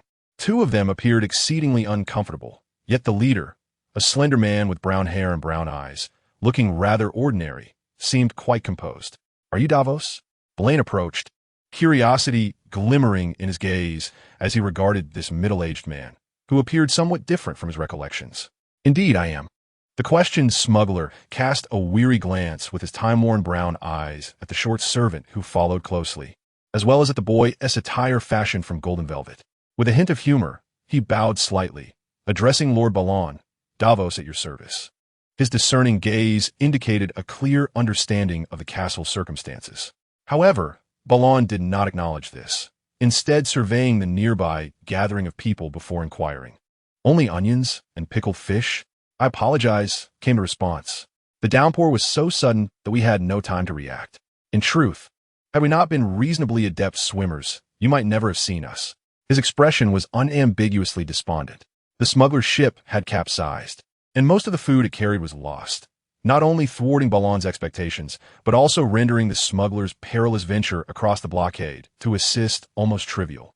The salvaged provisions were scant, though unseen. The murmurs from the crowd revealed much. Balon even overheard a stable boy remark that the food brought by the smuggler was insufficient even for their own needs, leaving 3 more mouths to feed within the castle. "I mean, before the ship capsized, was it truly only onions and pickled fish?" he pressed. Balon was inclined to inquire about the cause of the shipwreck. For under normal circumstances, it should not have occurred. The Onion Knight was supposed to deliver a hold full of onions and become the savior of Wind's Rest. Otherwise, what reason was there for the moniker? Yet who could provide an answer? It was evident that events had not unfolded as he recalled, and the implications of this deviation, along with the dire consequences of the food shortage, were thoughts he instinctively shunned. "Only onions and pickled fish," Davos reiterated in reply to the boy's question. Balon sighed, feeling a tangle of emotions, took a few steps back, offered a farewell, and prepared to depart. However, just as he had taken 2 steps, a thought struck him, prompting him to turn back towards the middle-aged man who had begun to converse quietly with his companions. "Have you ever been to the Iron Islands, Davos?" The unexpected return to questioning caught him off guard, yet the smuggler seemed to have anticipated such an inquiry, responding without hesitation. "I've been several times. The first a decade ago, the most recent at the beginning of this year. Do you have knowledge of the Ironborn's drowning rites?"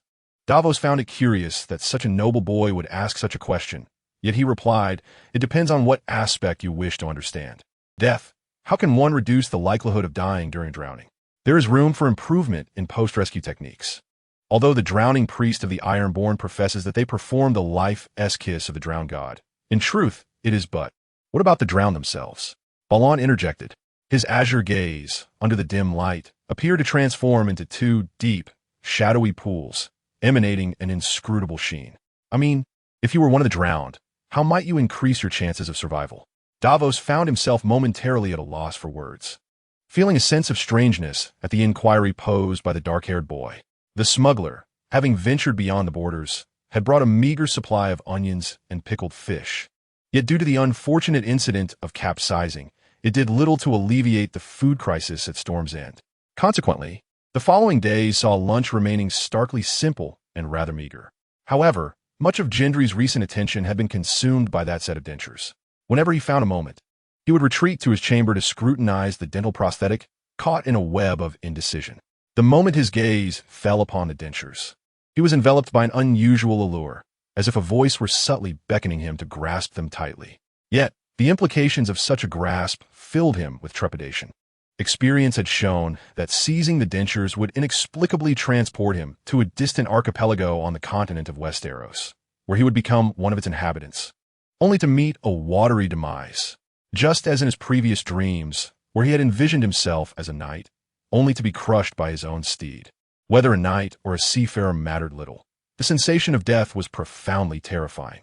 Yet, if the smuggler's wisdom proved effective, perhaps life was about transcending oneself.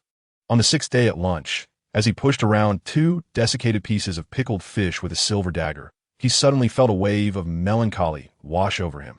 To possess a treasure, yet refrain from claiming it was akin to marrying a beautiful bride and finding oneself unable to perform. Unable to perform? The portly lad beside him was bewildered by this statement, blinking in confusion. What does unable to perform mean? Is it about fists? Why can one not perform? Is it due to hunger? Well, I too cannot perform. You know, Gendry, I have not been well fed lately. He said this while sneaking a glance at the two battered pieces of pickled fish on Gendry's plate, then looked back at his dark-haired companion. You seem to despise it? Not fists, Gendry interrupted with a sidelong glance.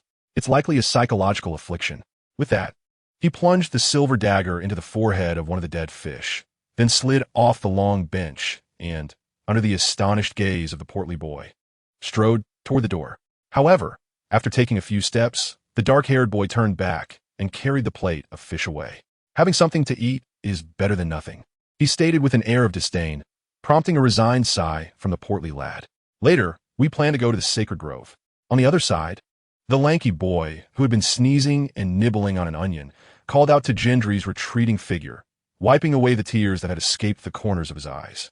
Don't forget, you two go ahead, Gendry replied without turning back, waving his hand dismissively. I'm not one to idle about. The two exchanged puzzled glances. Was he speaking in jest? Perhaps Master Crescent had assigned him new lessons? That seemed the only possibility. He truly was remarkable, managing to endure such a tedious task for so long. The Bachelor of Crellies evidently did not arrange any new courses for Balon. Upon returning to his chamber, he carelessly left the plate of salted fish atop the table for future use, and immediately retrieved the set of dentures hidden within the bedside drawer. Gripping them tightly in his hand, his actions flowed seamlessly, as if he feared someone might snatch them away. Yet in truth, it was his own hesitation that he dreaded. His apprehensions were well-founded, for it was not long before he experienced a change of heart, though regrettably, it was too late. With the dentures clutched firmly, Balon's previously lucid thoughts swiftly diverged, plunging him into a peculiar state of half-sleep, half-wakefulness. This state persisted for what felt like an eternity, yet could have been mere moments. When a cold breeze swept through, he suddenly sensed several hands pressing against the back of his head and arms, jolting him awake. Alas, before he could take in his surroundings, he was forcefully submerged into the clear, shallow blue waters below. He was no longer Balon, but rather a robust young man of striking physique. Having been here once before, Balon was somewhat prepared, so he faced the surreal situation with a degree of composure, albeit tinged with panic. He recognized that he was situated in the Iron Islands, one of the 9 major territories of Westeros. The inhabitants of these islands, known as the Ironborn, practiced a peculiar religious rite known as the drowning. Simply put, it involved submerging an individual in water until they drowned. Naturally, the Ironborn believed that true followers of their deity, the drowned god, would not fear drowning, for they would be resurrected thereafter. With a stroke of luck, the primitive resuscitation techniques employed by the drowned priests could indeed revive the drowned. At that moment, Balon found himself undergoing the ritual, fervently wishing for such fortune. He also prayed that the incantations spoken by the smuggler Davos would guide him through this perilous trial. For his curiosity about this dreamlike world was insatiable, even igniting a desire to uncover its true nature. Yet, regardless of his sentiments, the immediate challenge he faced was how to avoid drowning. At the commencement of the ritual, the ample supply of oxygen granted Balon acute sensory clarity. With wide-open eyes, he could vaguely perceive the sandy seabed mere inches away, witnessing green seaweed swaying with the currents, a silver fish darting away in alarm, and 3 peculiar lines etched into the sand surface. Despite the tension of the moment, Balon found himself irresistibly drawn to these strange inscriptions. Regrettably, his vision was obscured by the murky water. He barely caught sight of them before a rough footfall trampled into his line of sight, stirring up a cloud of sand that obliterated everything before him. The silence was almost eerie, as the ocean muffled the majority of earthly sounds beyond the water's surface, leaving only the ethereal echo of a prayer lingering in the air, as if descending from the heavens. O supreme deity who is drowned for us, let your servant Har be reborn from the sea, just as you. Bestow upon him the blessings of sea salt, grant him the fortitude of steadfast stone, and bestow upon him the resilience of steel. Above all, maintain composure, Bluely whispered to himself, as he struggled to hold his breath. The oxygen in his lungs became increasingly scarce with the progression of the ritual. Before long, his body instinctively urged him to rise. Yet the oppressive sensation at the back of his head and shoulders anchored him firmly in place. As time wore on, the anguish burgeoned, rendering everything increasingly intolerable. Above all, maintain composure. In moments of desperation, he silently recited the principles mentioned by the smuggler. With death imminent, how could one remain calm? He recalled how he had responded to Dices at that time. The stranger, emblematic of death, instilled terror, yet to avoid being completely ensnared, we must confront him directly. You must understand, such behavior is a struggle for survival amidst death. The reply came, struggling for survival amidst death. The excruciating pain from withholding his breath left Lee's thoughts hazy and taut. He endeavored to suppress himself, to hold back, to restrain, until a moment arrived when he could no longer repress the primal urge to breathe, and thus he gasped wide open. The briny sea surged in. Above all, maintain composure. He sobbed to himself. However, his consciousness became ensnared in the torment of drowning, when a frigid liquid uncontrollably invaded his lungs. When the seawater sent his entire being into a frenzy of spasms, a contrary thought flickered through his mind. This is utterly absurd. Darkness swiftly enveloped his body and soul. And after an indeterminate passage of time, a refreshing breath of life gradually emerged from the outside world, accompanied by what seemed to be a roar. The deceased do not perish. It felt as though a jagged pebble lay beneath him, causing him considerable discomfort. He wished to reach out and dislodge it, but found his limbs rigid and immobile. The deceased do not perish. Another roar resonated, paired with a forceful pounding against his back, the vibrations seemingly thawing his entire body. The deceased do not perish. At the third cry, he instinctively believed he should respond. So he murmured and parted his lips. We shall rise again. The words shouted were a renowned phrase from the customs of the Iron People. Thus he could respond. Yet, he was uncertain if he had truly uttered it aloud, but everything around him swiftly sharpened into clarity. The cool sea breeze gently caressed him. The icy tide licked at the soles of his feet, and the palpable swelling in his abdomen jolted him awake. He then rolled over and began to cough violently on the beach.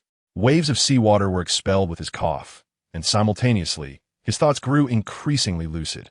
Shadows of figures loomed around him, 3 pairs of eyes fixated on him, as if awaiting something. We shall rise again, we shall rise again. He responded through his painful cough, then unsteadily rose to his feet, his legs trembling as he stood on the sandy shore. Shaking, he faced the 3 encouraging gazes and squeezed out the final words of the ritual through clenched teeth. Their force shall be even fiercer. The sun hung high in the sky, its rays piercingly intense, yet the breeze by the seaside offered a refreshingly soothing respite. Bran, having survived the ordeal, trembled as he stood at the water's edge, embraced joyfully by the 3 sirens who had conducted the ritual, kissing his cheeks before presenting him with coarse linen garments.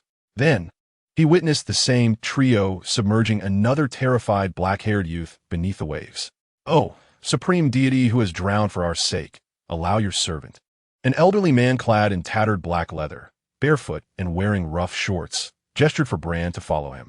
Thus, the fervent and exalted words gradually faded as Bran turned to depart. This granted him the opportunity to observe his surroundings.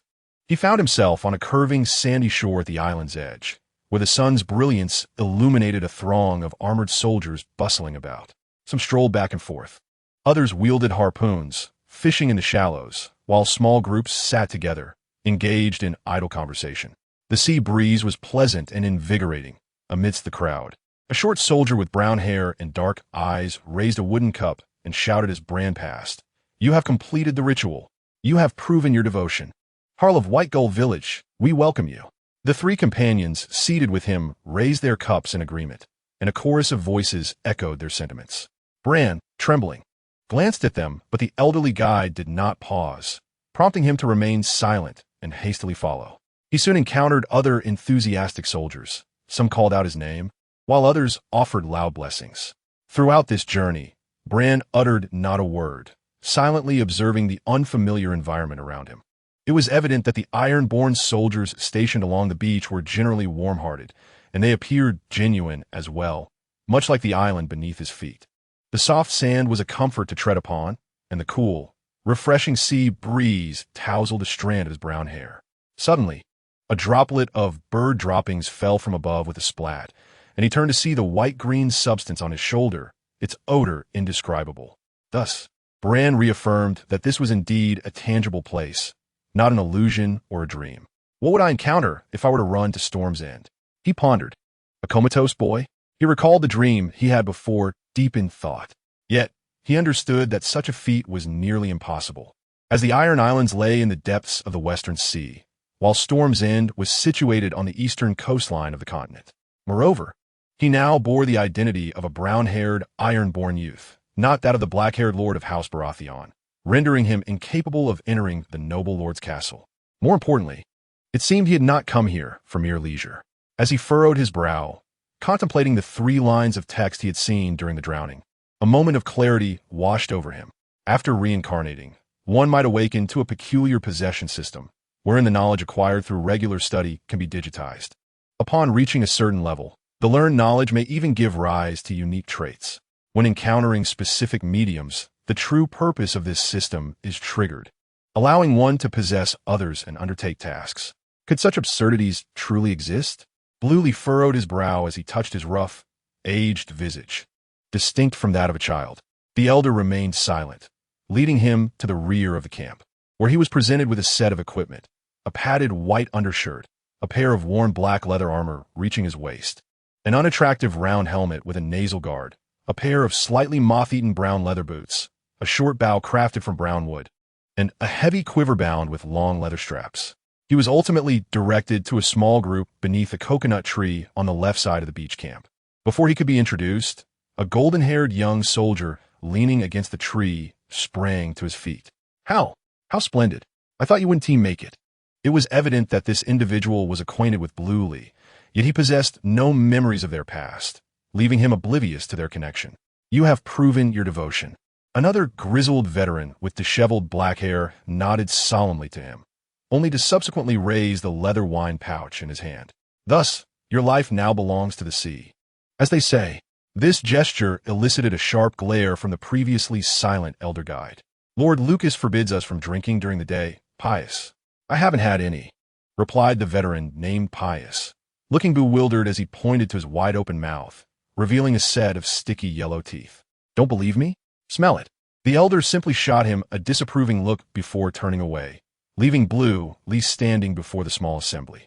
Aside from Pious and the golden-haired boy, there were 2 others, a nondescript middle-aged man with black hair, crouching in the shade of the coconut tree and diligently stirring a pot of thick fish soup with a helmet in hand, and a younger, slender man who scrutinized Bluely and his bow with a piercing gaze. Can you use that, boy? Of course. Before Bluely could respond, the golden-haired youth interjected eagerly. In Seagull Village, Hal and I trained together. He pulled Bluely closer and gestured to the others, saying, Allow me to introduce you. This is Karen, an exceptional archer. And this is our cook, Ryan, from the neighboring Red Crab Village. You just heard about this old drunkard. This was a makeshift assembly of soldiers. Bluely, quietly listening and observing, soon grasped the essence of the situation. Though it appeared that everyone was well acquainted, the familiarity was merely superficial. I am profoundly relieved that you have survived. Unfortunately, the sea pig Rod did not. Had you also perished, I would have been compelled to confront the Oak Island man alone, who would undoubtedly be reluctant to accept the iron coins I offered, especially in the absence of any assistance. However, all is well now. After introducing my companions, the freckled-nosed golden-haired youth continued to chatter incessantly about trivial matters. His name is Jasper, and although he did not directly inquire, through the conversations of others, I gleaned this information. I also discovered more details, such as my name being Hal, and that Jasper and I hail from the same village, known as White Gull Village.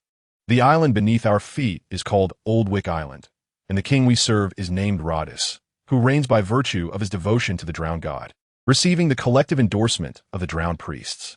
My companions and I, along with several other groups, are set to embark at dawn tomorrow, sailing toward another island called Oak Island to fight for our king of drowned lineage. I cannot help but gaze up at the clear sky. Although heraldry primarily focuses on the histories of noble families and their eminent figures, my studies inevitably exposed me to various other knowledge. Thus, I understood that Old Wick Island and Oak Island are merely 2 of the islands within the Iron Isles. I became aware of the drowned rituals and their general proceedings, allowing me to swiftly assess my circumstances upon clenching my false teeth. What particularly captured my attention was that the Ironborn soldiers from Old Wick Island were currently engaged in battle with another faction of Ironborn soldiers from Oak Island. Such infighting among kin is rare, and since the establishment of the Targaryen dynasty, wars have scarcely occurred, even disregarding other factors. The mere occurrence of this situation struck me as exceedingly peculiar, for I had heard the old scholar mention that the reigning Iron King, Balon Greyjoy, is prudent and sensible, governing his realm with stability, making internal strife highly improbable, let alone the rise of any self-proclaimed kings. Lost in thought, I appeared somewhat absent-minded, merely nodding or murmuring in response to Jasper and my other companions, rarely uttering a word myself. The peril of drowning constitutes a genuine life-and-death crisis, and it is not unusual to experience a certain degree of shock. Thus my silence went unnoticed. Soon thereafter, the conversation among the group confirmed my predicament. To be honest, it would have been better if that wretched hall had been incinerated by the Dragon King. He never considers our lives, solely focused on constructing his stone castle in the east. Now look, even stone armor cannot withstand a mere spit from the Dragon King. The speaker was the old drunkard, Pys, who grinned widely, his mouth particularly striking due to the absence of a front tooth. My uncle was present. I heard that the heartless old king wet himself in fear before being burned alive. The cook, Lane, had just finished preparing the fish soup and was serving each person a bowl with a wooden spoon, casting a doubtful glance at the old drunkard in response to his words. Are you certain? At that time, the entire castle was engulfed in flames, and the entire family of the malevolent lord was incinerated by the dragon. If your uncle had indeed been inside, how could he possibly have survived? This I cannot ascertain. The old drunkard, unfazed, boasted, however, I suspect our lineage carries the blood of the dragons from Dragonstone. Have you heard that saying? True dragons are unafraid of fire. Blue Lannister did not bother to listen further, as it was unnecessary. In ancient times, the continent of Westeros was divided into 7 great kingdoms: the North, the Vale; the Iron Islands, the Stormlands, the Reach, and finally Dorne. The House Baratheon, to which Blue Lannister belonged, inherited its territory from the ancient Stormlands, granted by Aegon Targaryen, the founder of the Targaryen dynasty. Aegon was hailed as the conqueror, for he, alongside his 2 sisters, who were also his wives, rode their dragons to conquer 6 of the 7 kingdoms: the North, the Vale, the Iron Islands, the Stormlands, and the Reach. Only Dorne was subjugated later through marriage alliances. For during the conqueror's reign, Dorne did not yield and vowed to resist the Targaryen dragons to the death. However, the resistance was not confined to Dorne. At the onset of war, the king of the Iron Islands, Harrenhal, attempted to withstand the conqueror's dragon fire with his colossal castle, the mightiest in Westeros. Consequently, his entire family perished in flames, leading to the extinction of the Hoare bloodline. The vast Iron Islands kingdom was thus divided into 2 territories, the Iron Islands and the Riverlands. This transpired nearly 3 centuries ago, and Blue Lannister had recently studied this history while learning about the sigil of House Tully of the Riverlands. Now, casting a glance at the Ironborn soldiers nearby who were still engaged in idle chatter, and observing the sprawling encampment of Ironborn that extended along the coastline, Blue Lannister felt his heart race uncontrollably. While individual cases should not be hastily judged, the striking similarity of his current predicament compelled him to draw a decisive conclusion. He was assured that he had traversed back to an era over 200 years prior, before the Targaryen dynasty was established. This was secondary. The most crucial revelation was that he possessed not an absurd game of possession, but rather the power to traverse through history. The Hall family was irreverent. On the morning after the flood, a tall, long-haired man gathered nearly 100 individuals, including Blue Lannister's party, and proclaimed loudly, because of their irreverence, the great drowned god summoned the dragons of Valyria from the east, incinerating the malevolent heron and annihilating the entire Hall family, which means we are free. Freedom, freedom. Some devout Ironborn joined in the raucous chanting, but upon the long-haired man raising his hand, they fell silent, despite our liberation from the cruel dominion of the Hall family. The great sea god deemed it imperative that his faithful followers not be misled by other irreverent pretenders to the throne. Thus, he sent forth his son, our sacred king, his majesty Rhodes, to guide us along the righteous path. He proclaimed with fervor, raising his arm high, "Behold, Ironborn, this is the supreme gift bestowed upon us by the sea god. No one is more suited to govern the Iron Islands than the son of the sea god. None more worthy to occupy the seat of the stone. Long live the son of the sea god. Long live King Rhodes. The Ironborn roared in response, their veins bulging with fervor, a multitude echoing his cries. Yet their clamorous cheers were abruptly interrupted by the furious voice of a long-haired Uren. However, not all Ironborn are aware of the greatness of the sea goddess' son, nor do all diligently follow his divine path. His sermon continued, yet Bran, with a dismissive curl of his lip, lost interest in the predictable conclusion of such rhetoric, although he sensed himself ensconced within the annals of Westerosi history. This offered him little solace. Over a year of intermittent noble education had equipped him with the ability to discern the myriad sigils of Westeros and the brief legacies of their esteemed families. Yet an intimate understanding of the true history of this world eluded him. Thus, he found himself uncertain of his current circumstances, opting instead to go with the flow, observing until he could ascertain the situation fully. Amidst the throng, he donned a worn black leather jerkin, a quiver and short bow slung over his shoulder, standing tall and poised, ready for action.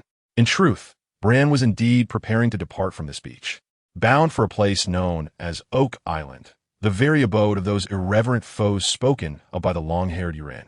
Their mission was evidently to confront that faction. Bran's objective also lay with Oak Island, but his motivations transcended mere conformity. They were rooted in the 3 lines of scripture he had encountered in the dream. Arrive safely at Oak Island, slay 7 Ironborn, and prevent King Rhodes from leaping into the sea. Clearly, his abilities extended beyond mere historical traversal. This realization heightened Bran's vigilance. From a moment of his birth, he had faintly perceived the emergence of such information upon him, yet he remained uncertain of its nature. How did it manifest? What purpose did it serve? What was its connection to him? Could it pose any harm? Numerous questions loomed, for they likely pertained to his future fate, and normal individuals would undoubtedly not possess such phenomena. However, before that peculiar dream, prior to his clenching of the false teeth, the information that had surfaced had yielded no clues, save for the quietly shifting numbers that accompanied his deepening study of heraldry. In the present day, this matter has undergone a new transformation, prompting Balon to regard it with utmost seriousness, albeit with increased caution. On one hand, he covets the extraordinary power that may lie behind the term Golden Finger. On the other, he remains apprehensive about the potential traps that may accompany it. Yet, beneath this veneer of caution, an instinctual voice within him perpetually mocks his own suspicion, whispering a question. Should you be concerned about yourself? Despite this instinct, Balon has not forgotten to harbor doubts about his own golden finger, for he cannot fathom its true nature. Nevertheless, he does not entirely reject it, uncertain of its benevolence. He muses, who is to say it is malevolent? Thus, he contemplates that, while observing, attempting to accomplish these 3 tasks may not be a futile endeavor. However, a dilemma arises. If he truly mingles with those around him to complete the tasks, he inevitably risks entering the battlefield, where he could easily fall prey to a hail of arrows. Balon is indifferent to the prospect of his demise, for recent experiences have shown that death here merely returns one to the realm outside this history, back to Wind's Rest, where he continues to be the 3rd son of House Baratheon. Yet the agony that accompanies death is indeed unbearable. Better to live a wretched life than to perish. He reasons that surviving another day is a victory in itself. Ideally, he would complete a task and then discover what unfolds next. Who will bestow rewards? Who is the benefactor? What if I were to father a child here on the Isle of Apples? Would I bequeath a lineage of descendants 300 years hence? The young man with chestnut hair is lost in reverie. After basking in the sun by the shore for nearly an hour, the gray-haired drowned priest concluded his pre-departure speech, gesturing for over 100 Ironborn soldiers to embark upon a well-prepared 3-masted warship. The number of Ironborn boarding was substantial, and with the hold beneath the deck unable to accommodate them all, Balon, after receiving a straw mat, settled alongside several familiar faces from his team at the edge of the deck. The refreshing sea breeze wafted over them as the soldiers, over 100 in number, leisurely awaited the end of their voyage, their laughter and chatter filling the air, creating an atmosphere of relaxation. "Harl, when we reach the battlefield, stay behind me," said the serious golden-haired youth, Jasper, leaning against the ship's railing. "My axe is more adept than your bow. Thus, I shall lead, while you provide cover with your arrows. Balon contemplated voicing his inability to wield a bow, but the words failed to escape his lips. Faced with the youthful visage before him, he could only nod, pondering how to navigate the impending challenges. Jasper, oblivious to his companion's unease, continued to chatter incessantly. We have not yet encountered the battlefield, so we must not charge to the front unless commanded by the adults. I hope someone will accept my iron payment. Then I shall return as a true Ironborn. Yet my father says that as long as I return, everything will be well. Harl, has your father ever spoken such words to you? I do not recall. Balon replied candidly. Are you missing home? The other person asked curiously. You used to be so talkative. So were you, replied Renly, not directly addressing the question. Lacking any prior memories, the best approach was to return the inquiry. Not at all. I am a strong person, and strong individuals never long for home. The golden-haired youth said this while extending a grayish-white pebble, tinged with a hint of warm yellow, towards Renly. Here, this is one I picked up on my doorstep before I left. I hope it brings you some joy. Examining the stone, Renly accepted it with a word of thanks, to which the other replied earnestly, The god of the abyss will protect us. He surely will. The great king of roads will pray for us as well. Hal, remember to follow behind me. We shall return in the true identity of Ironborn. The boy's voice brimmed with hope, and Renly wished for his aspirations to be fulfilled. However, the world is capricious, much like the summer sea, which can be as unpredictable as a temperamental matron. The sky was a brilliant blue when the ship set sail in the morning, but by noon, it had turned ominously dark. A torrential downpour descended, and fierce winds assailed the three-masted warship, which struggled against the tempest. The soldiers, either lying or leaning on the deck, hurriedly rose to avoid being trampled, while sailors rushed about, eager to lower the billowing sails. Unfortunately, a young sailor with red hair accidentally lost his footing from a height, letting out a piercing scream as he plunged into the tumultuous sea, vanishing in the blink of an eye. We need not fear the wrath of the storm god, for the great god of the abyss has already opened the grand gates of his watery palace to us. Let's not forget, the very son of the abyss has sounded the horn for our advance. On the deck, a long-haired figure clad in a tricolor robe of gray-green and blue stood resolutely, brandishing a makeshift staff overhead.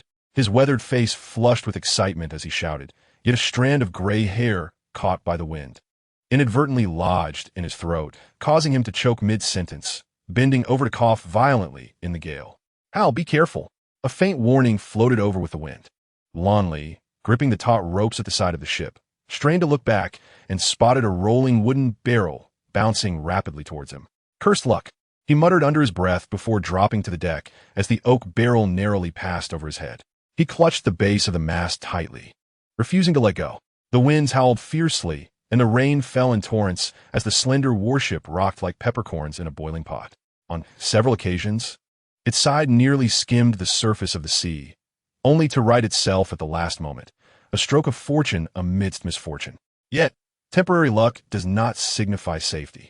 As long as this terrifying storm persists, the vessel named Invincible Midwife faces an uncertain fate in its struggle to navigate through the tempest. It is merely a journey.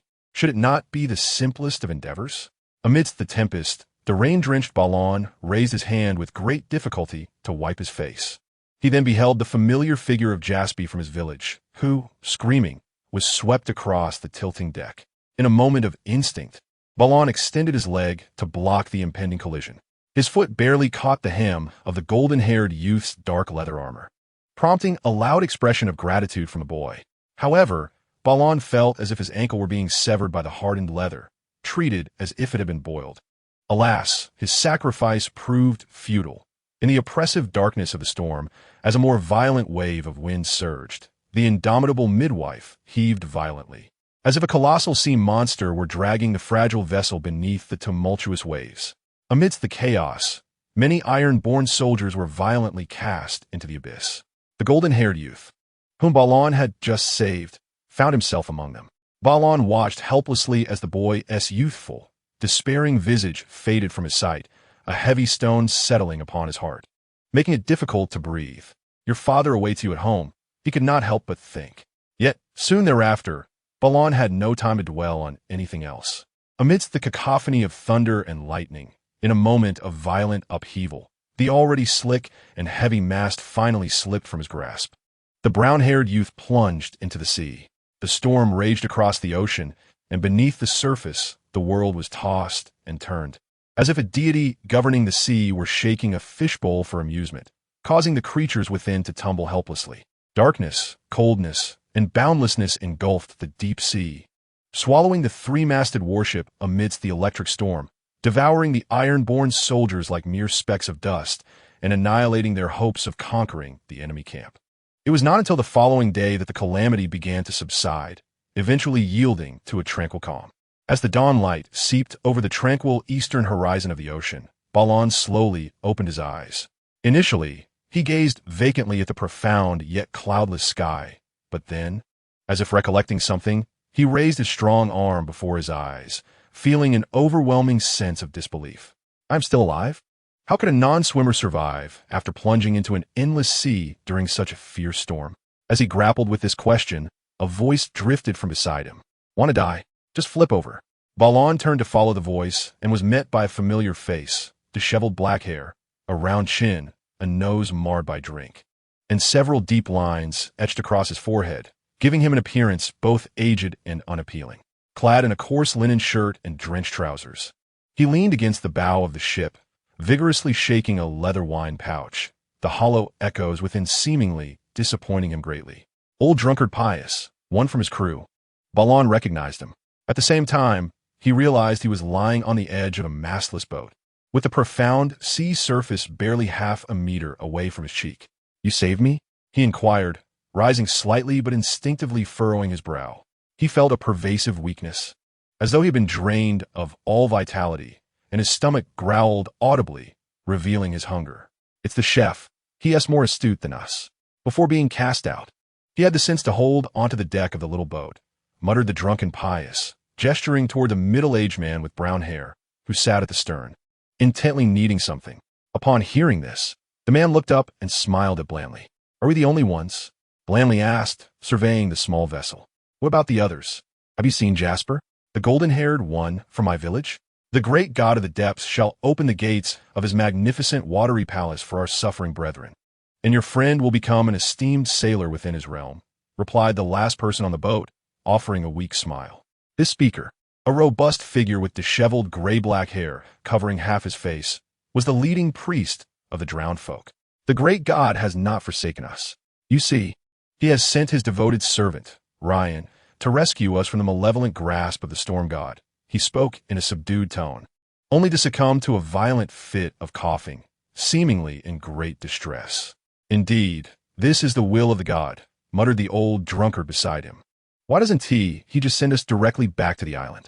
We cannot fathom the divine with mere mortal understanding, the long-haired drowned man explained, coughing as he struggled to articulate his thoughts. But he clearly has other plans for us. Upon closer inspection, he appeared devoid of the haughty demeanor he had exhibited during their previous encounters, resembling an ordinary farmer in his 40s. Regrettably, Blandly had little interest in his words. After a moment of silent mourning for the golden-haired youth, he redirected his attention. The cerulean waters rippled beneath the boat, which gently bobbed without a mast. In the dim environment, 4 individuals were scattered around the vessel, creating an illusion of spaciousness. Beyond the boat, the sea stretched infinitely in every direction, shrouded in a dull, boundless expanse, with a thin veil of mist hovering over the surface, casting a shadow over Blandly's heart. Although he harbored concerns about their predicament, he did not feel despair. After scanning the surroundings, he turned his gaze towards the chef, Ryan, who was engrossed in his tasks. The nickname chef had been bestowed upon him by the golden-haired youth from Blandly's village, but it soon became apparent that this moniker was misleading. Ryan was far more than just a cook. The supplies on the boat were meager: a bundle of coarse rope, 2 tattered linen capes with bronze fasteners, a bow with a half-tube of arrows, a short axe, 2 long axes, and a collection of miscellaneous items. Though these seemed of little use, Ryan relied on them to craft a rudimentary fishing rod. Simultaneously, he cautiously extracted from his bosom a piece of black bread enveloped in linen. The bread, withered and long since moldy, had even absorbed water, yet Ryan managed to extract a soft, white maggot from it. Were you prepared for this? Asked Blandly, leaning closer. We, the people of Lantern Island, are accustomed to hiding a few worms on our person, the chef replied with a sense of pride. This way, as soon as we catch a fish, we will have ample flesh to serve as bait. Lantern Island, albeit a diminutive isle among the Iron Islands, was known to Renly because it lay at the farthest western edge of the known world. Beyond it stretched an endless ocean that had never been successfully explored. As long as there was sufficient bait, the inhabitants of Lantern Island would never face starvation at sea. While the chef spoke, he prepared the bait and then settled at the stern of the boat to engage in fishing. Noticing Renly's apparent interest, he began to elaborate further. I am not well acquainted with these waters, but as long as we remain within the Sunset Sea, I can discern where certain fish reside. Of course, the fish are not always predictable. You must be aware of their behaviors. He commenced discussing the common fish found in these waters and the methods of angling. Observing his fervent discourse, Renly could not restrain himself from inquiring, will our conversation frighten the fish away? It depends on the species, replied the chef, resembling a fisherman more than a cook. Some fish will be scared off, while others may approach. You see, the water is quite clear, and timid fish will not venture near upon spotting a boat, let alone if they hear noise. As he spoke, he forcefully lifted his fishing rod, revealing a large, silver-scaled fish with a pointed tail that was fiercely tugging at the hook, appearing more intent on holding on than being caught. The fisherman then raised his arm, gripping the fish, and gestured to Renly. Look, these teeth have given it a boldness. Renly curiously examined the sharp-toothed, silver-scaled fish. Although modern individuals are often well-versed, it seemed he had never encountered such a creature before. I say, do the people of White Gull Village merely scrape stones for a living? The old drunkard, sitting nearby in the small boat, could clearly see all that transpired, and could not help but scoff. Or are you merely preoccupied with the fisherwomen? That is not the case. Renly shot him a glance, choosing to disregard the man, and turned instead to the fisherman engaged in angling, suggesting, shall I assist you? The drunkard, thick-skinned and aware of the uncertainty of their journey, recognized that it would not suffice for the chef to handle everything alone for long. Quickly assessing the situation, Renly decided it best not to partake in a free meal. Very well, the fisherman conceded, but you must procure your own tools. Renly nodded, and thus the fisherman, while maintaining his angling posture, began verbally guiding him. To fish, one must first possess a rod, which was easily remedied as the chef had some leftover materials. Observing others craft fishing rods appeared deceptively simple. However, when Renly attempted it himself, the reality proved to be quite different. Coupled with the incessant, misguided advice from the old drunkard nearby, nearly an hour had elapsed by the time he successfully tied the prepared fishing line to the long pole. Yet, upon completing this task, he was pleasantly surprised by an unexpected reward. You have acquired a new skill, fishing gear, crafting level 1. Accompanied by this quietly emerging notification, vivid images of the fishing rod he had just fashioned flooded his mind, indelibly etched in his memory.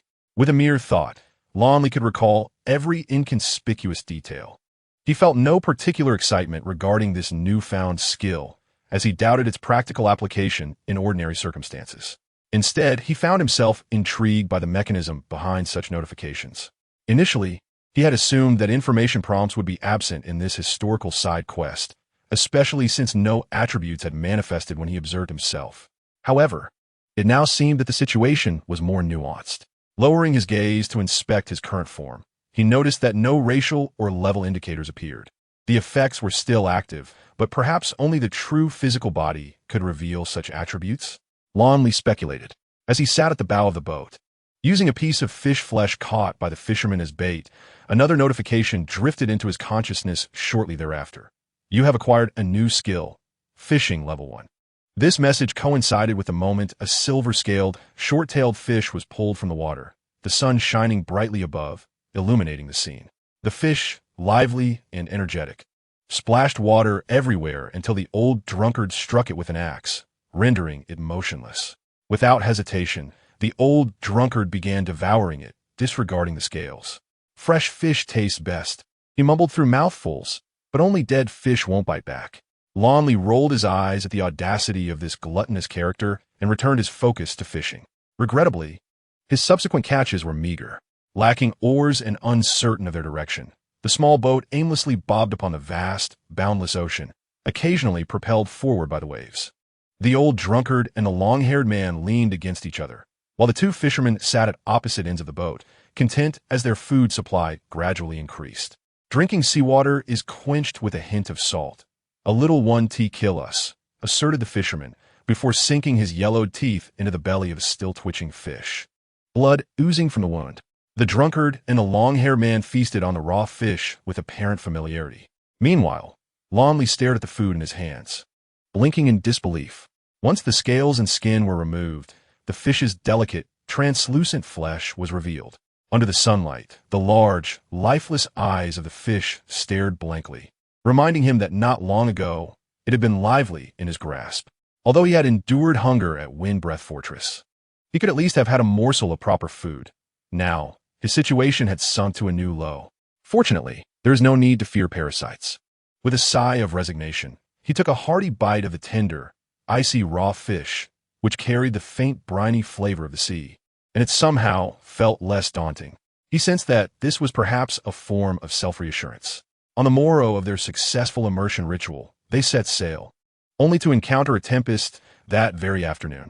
Yet, within a mere day, Baelor had gradually acclimatized to life adrift upon the ocean, surrounded by the vast expanse of water. The ship beneath him offered scant mobility, compelling him to feel as though he were ensnared within a diminutive marine prison. The few companions aboard the small vessel maintained a relatively good disposition, occasionally expressing gratitude for their survival in light-hearted conversation, while muttering curses against the storm and its adversarial deity, the god of tempest. Strangely, they did not seem mournful for their compatriots who had met their demise in the depths. It was evident that they were no strangers to maritime disasters, storms, and death, and they were quite adept at foraging for sustenance from sea. The monotony of drifting at sea was broken by the priest named Lucas, who, at dawn and dusk, would raise his arms toward the ocean and fervently pray, beseeching the god of the drowned to guide them safely to the shores of the fabled island, where they might continue their valiant service to the great offspring of the drowned god. Baelor found himself puzzled by Lucas's fervor, with only the four of them.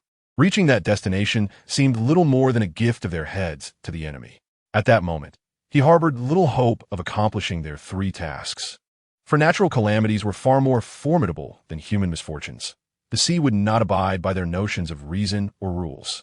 He felt that with even the slightest swell, their vessel might capsize, consigning them to the ocean's depths.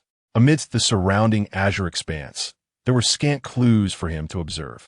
Yet he had not yet resolved whether he should simply surrender to fate, as the thought of such an end was profoundly agonizing. On the fourth day, post-immersion, their drifting continued. Baelor's fishing skills had quietly ascended a level, while the inebriated old sailor, having consumed too much seawater, began to suffer from an upset stomach. "You're lucky if you haven't dehydrated," the cook, Ryan, consoled his companion, only to fall prey to a high fever himself shortly thereafter. Baelor, wary of their unfortunate precedents, endeavored to limit his seawater intake. Though it was a formidable trial, he believed that as long as it was not prolonged, he would be fine. On the fifth day, the drunkard and the cook resorted to drinking each other's urine to alleviate their thirst, leaving Baelor aghast. Yet that very evening, a well-sealed barrel of wine drifted to them, resolving their water crisis, accompanied by a platter of sour hard cheese. The two who had resorted to drinking urine seemed to harbor a tinge of regret, though their rugged faces betrayed little emotion. This timely supply also alleviated the cook's fever somewhat. By the sixth day, despite the cook still appearing quite weak, this seasoned fisherman from Lonely Lantern Island had regained some of his vigor in conversation, though his spirits remained low in the face of the seemingly endless ocean. "I may not have much longer to live," he claimed, turning his gaze towards the submerged priest huddled against the ship's railing. "Does the great god of the drowned desire an old and useless fisherman like me, Lord Lucas?" His voice was imbued with tension and anticipation. In response, the other nodded solemnly, declaring, "The watery palace of the drowned god will open its gates to all who revere him, provided they meet their end in the sea." Thus, the cook, Ryan, smiled contentedly. However, the situation did not progress to that extent, for on the evening of the seventh day, circumstances took a turn. The setting sun bathed the ocean in a resplendent array of colors, while the small boat swayed with the waves. At that moment, the old fisherman stood at the bow, raising his hand to gaze into the distance. Upon noticing something unusual, his weary eyes widened in shock, and his voice involuntarily rose. "A ship! Come and see!" Hearing his words, everyone hurried to the bow to observe. Yet, when they discerned the ship's billowing sails, the long-haired drowned man suddenly slumped back against the deck, his countenance despondent. God of the sea monsters, save me. That is a vessel of House Greyjoy. Amidst the vast expanse of ocean, the sails, swelling with the sea breeze, resembled three formidable sea monsters. The drifting small boat endeavored to remain silent and hidden, attempting to evade their gaze, but all was in vain. As the long-haired drowned man recognized the ship's identity, the three-masted warship surged toward their small vessel. Despite the futility of escape, the small boat began to turn and flee. Not long had passed since the burning of the treacherous Heron, and the Iron Islands were embroiled in civil strife, with nearly every isle proclaiming a king, making each island effectively an enemy to the others. The sea monster had not claimed kingship, yet he was no ally of ours. The long-haired drowned man proclaimed this. And as the enormous warship drew ever closer, a flicker of resolve crossed his face. Ignoring the others, he plunged into the sea with a splash. Regrettably, this act bore no fruit. Once the others aboard the small boat were captured, several scantily clad enemy sailors leapt into the water, soon dragging the fleeing drowned man back to the surface. Though he appeared of considerable strength, the weakness wrought by the recent storm had not fully dissipated. A pack of traitors, you shall not extract any tidings from me. The great god of the drowned will surely punish you, he declared as he was taken captive. Balon observed the unfolding scene with a face full of dismay.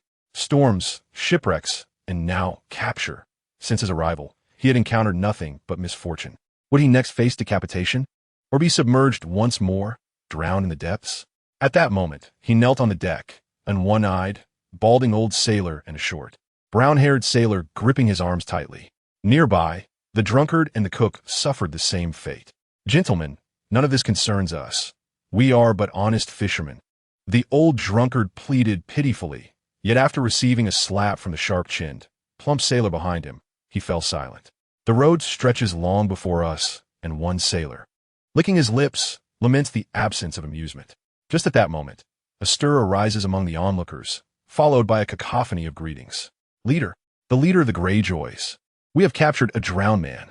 Balon Grey, upon hearing this, raises his gaze. A tall, middle-aged man with a prominent nose, rugged features, and deep-set eyes parts the crowd of sailors as he approaches. The man, known as Victorian Greyjoy, grits his teeth at the sight. His lips are pressed firmly together, and though he bears no full armor, he is clad in leather trousers and sturdy boots. Balon's attention is primarily drawn to the embossed emblem on the front of the man's brown leather armor. Much like the ship's sails, the emblem depicts a large, squid-like creature in gold against a black background. However, unlike the sails, it is close enough for Balon to scrutinize.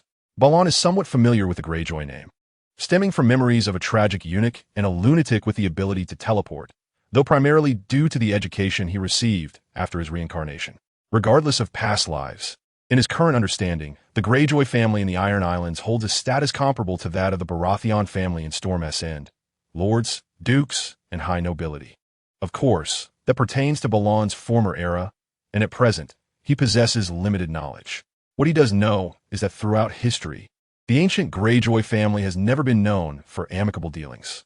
Their family motto, "We do not sow," attests to their predilection for conquest over labor.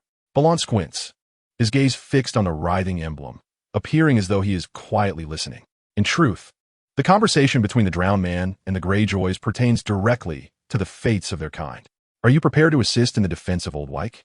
The words, devoid of tremor or superfluous tone, resonate with calm authority, and the deep blue of his eyes exudes an air of command.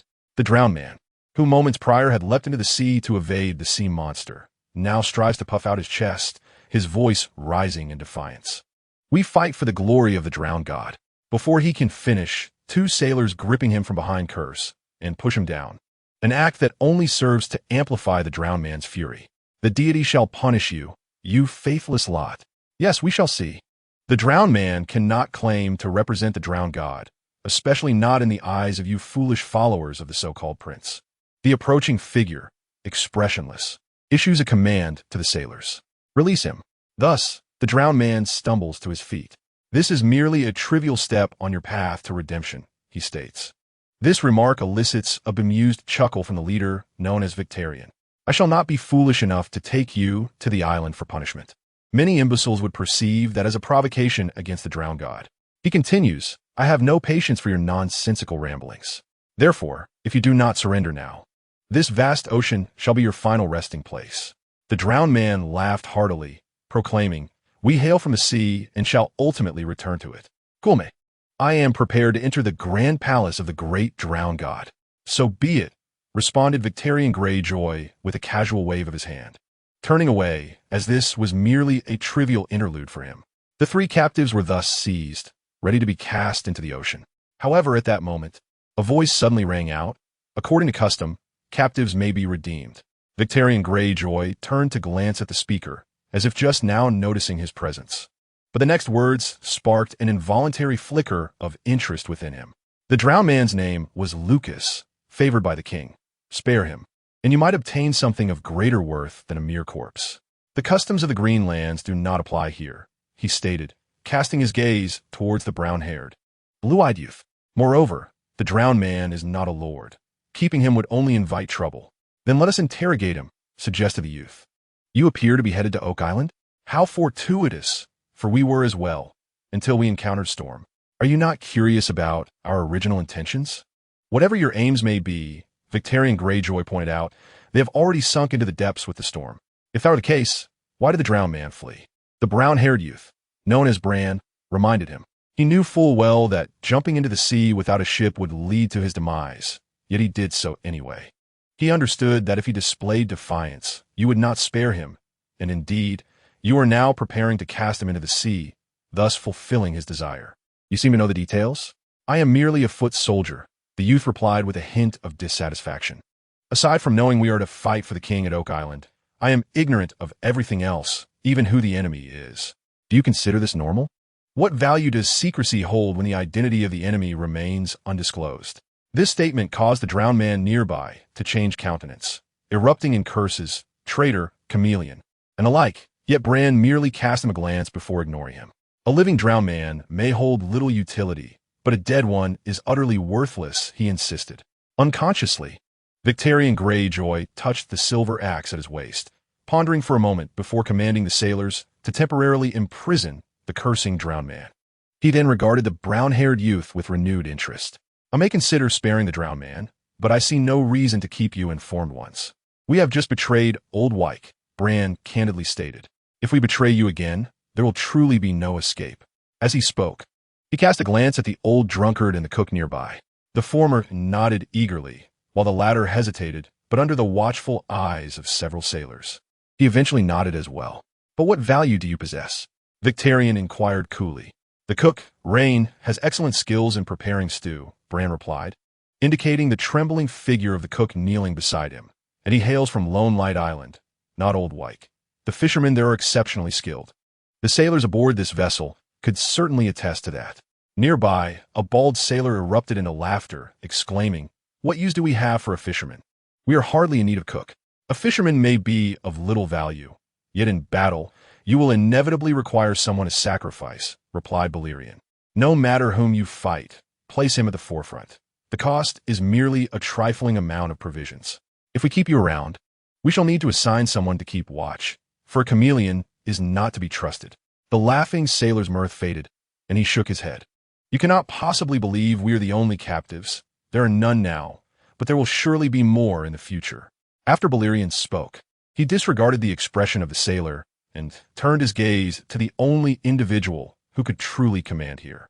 The dark-haired one, with just a jug of wine before battle, would display more valor than anyone else. Indeed, chimed in the old drunkard, nodding vigorously. He possessed none of the dignity of the drowned man. Balerion had long since discerned that this man held little reverence for the drowned god and had merely enlisted to seek war spoils. And what of you? Do you wish to be yet another sacrificial pawn? King Viking cast nary a glance at the other two, but remained fixated on the clever youth with brown hair and blue eyes before him, his interest intensifying. After all, was not all this discourse leading to this very final statement? Balerion inhaled deeply and straightened his chest. I can read and write. The moment the words escaped his lips, he sensed a profound shift in the gazes of those surrounding him on the deck. As the interlude concerning the captives came to a close, the vessel, named the Reaver, set sail once more. The youth from White Gull Village, Hal, had transformed into a scribe under the banner of House Greyjoy. Though his command of the common tongue was hasty and exaggerated, and his literacy could not yet be deemed comprehensive, he nonetheless excelled in this role, much to the satisfaction of an elder scribe who assessed him. This may seem rather astonishing at first glance, yet in the Iron Islands, a literate individual is indeed a rarity. Here, the ability to read and write is synonymous with being cultured. The Iron Islands are characterized by barren land and savage customs, having survived through plunder since time immemorial. While their axes and iron swords are exceedingly sharp, their knowledge of books and arithmetic remains a significant deficiency. The common folk are largely illiterate, and the lords and nobles are equally lacking in the annals of history. The number of literate kings from the Iron Islands is scarcely few. This cultural desolation persisted for hundreds, even thousands of years, showing little improvement even after the Iron Islands swore fealty to the Targaryen dynasty. It was only during the era of Colin Greyjoy, Balyrion's time, that the introduction of a scholarly class began to alter this situation. Naturally, a lack of education does not imply a lack of need for it. Although the ordinary Iron Men regard the literate as mere sorcerers employing strange methods, the lords and even the kings of the Iron Islands still find a pressing need for such specialized talents. However, their approach to acquiring these skills is one of plunder, akin to their methods of obtaining other scarce resources. However, in reality, the literate populace in the realm of Westeros, though greater in number than that of the Iron Islands, is still relatively scarce. Thus, it is not difficult to comprehend why Lancel has managed to achieve an unexpected resurgence. Nevertheless, despite this, he has not earned the trust of those around him and remains under scrutiny while performing his duties. Lancel is rather indifferent to this. His sole ambition is to ensure a more favorable treatment throughout his forthcoming journey, harboring no expectations beyond that. Beneath the clear sky, the somewhat cumbersome ship, the Reaver, sails leisurely across the ocean. Above, the oil lamp suspended from the ship's deck sways with the vessel's movement. Below deck, in a cabin, a gray-robed elder with graying hair sits opposite Lancel, intently watching him as he composes a letter. Only after Lancel finishes his final stroke does the elder relax his gaze, remarking that Lancel possesses the potential to become a scholar, lamenting that he was born in the Iron Islands. Lancel responds with a shy smile, choosing not to elaborate further. The ability of the spirit mark is somewhat enigmatic. Initially, it revealed to him a scene of the corpulent Ismond failing to clean himself after defecating, as well as the potential treachery of the instructor at Whispering Keep. Not long ago, he had used the spirit mark to envision a sea creature calmly contemplating while seated upon the Iron Throne, which seemed to symbolize the nature and future circumstances of the individual in question. This prompted him to speak boldly, resulting in a sigh of relief. However, despite his successful deception, an explanation was still requisite. Thus, when questioned about his literacy, he fabricated a tale of having been instructed by a scholar who had washed ashore in his village following a shipwreck during his childhood. No one questioned his account, at least not at this moment. Have his sailor's wages been tallied? Inquired the elder, who had once served as a scholar in Old Town, only to be captured and brought to this remote land of the Iron Islands. Lancel replied, "The accounts have been completed. I shall present them to the treasurer shortly." The elder then asked, "What of the fragmentary tome the chief requires? Is there anything you find difficult to comprehend?" Lancel responded, "Most of it is intelligible, though there is one term I do not quite grasp." As he spoke, he pulled a stack of parchment from the table before him, locating a specific page and pointing to a passage. Under the dim light, the elder leaned in closely, scrutinizing the text for an extended period before elucidating. This term translates to excrement, and the full sentence conveys that the dragoness dung is searingly hot. A Valyrian slave was once drenched in dragon dung and was cooked alive.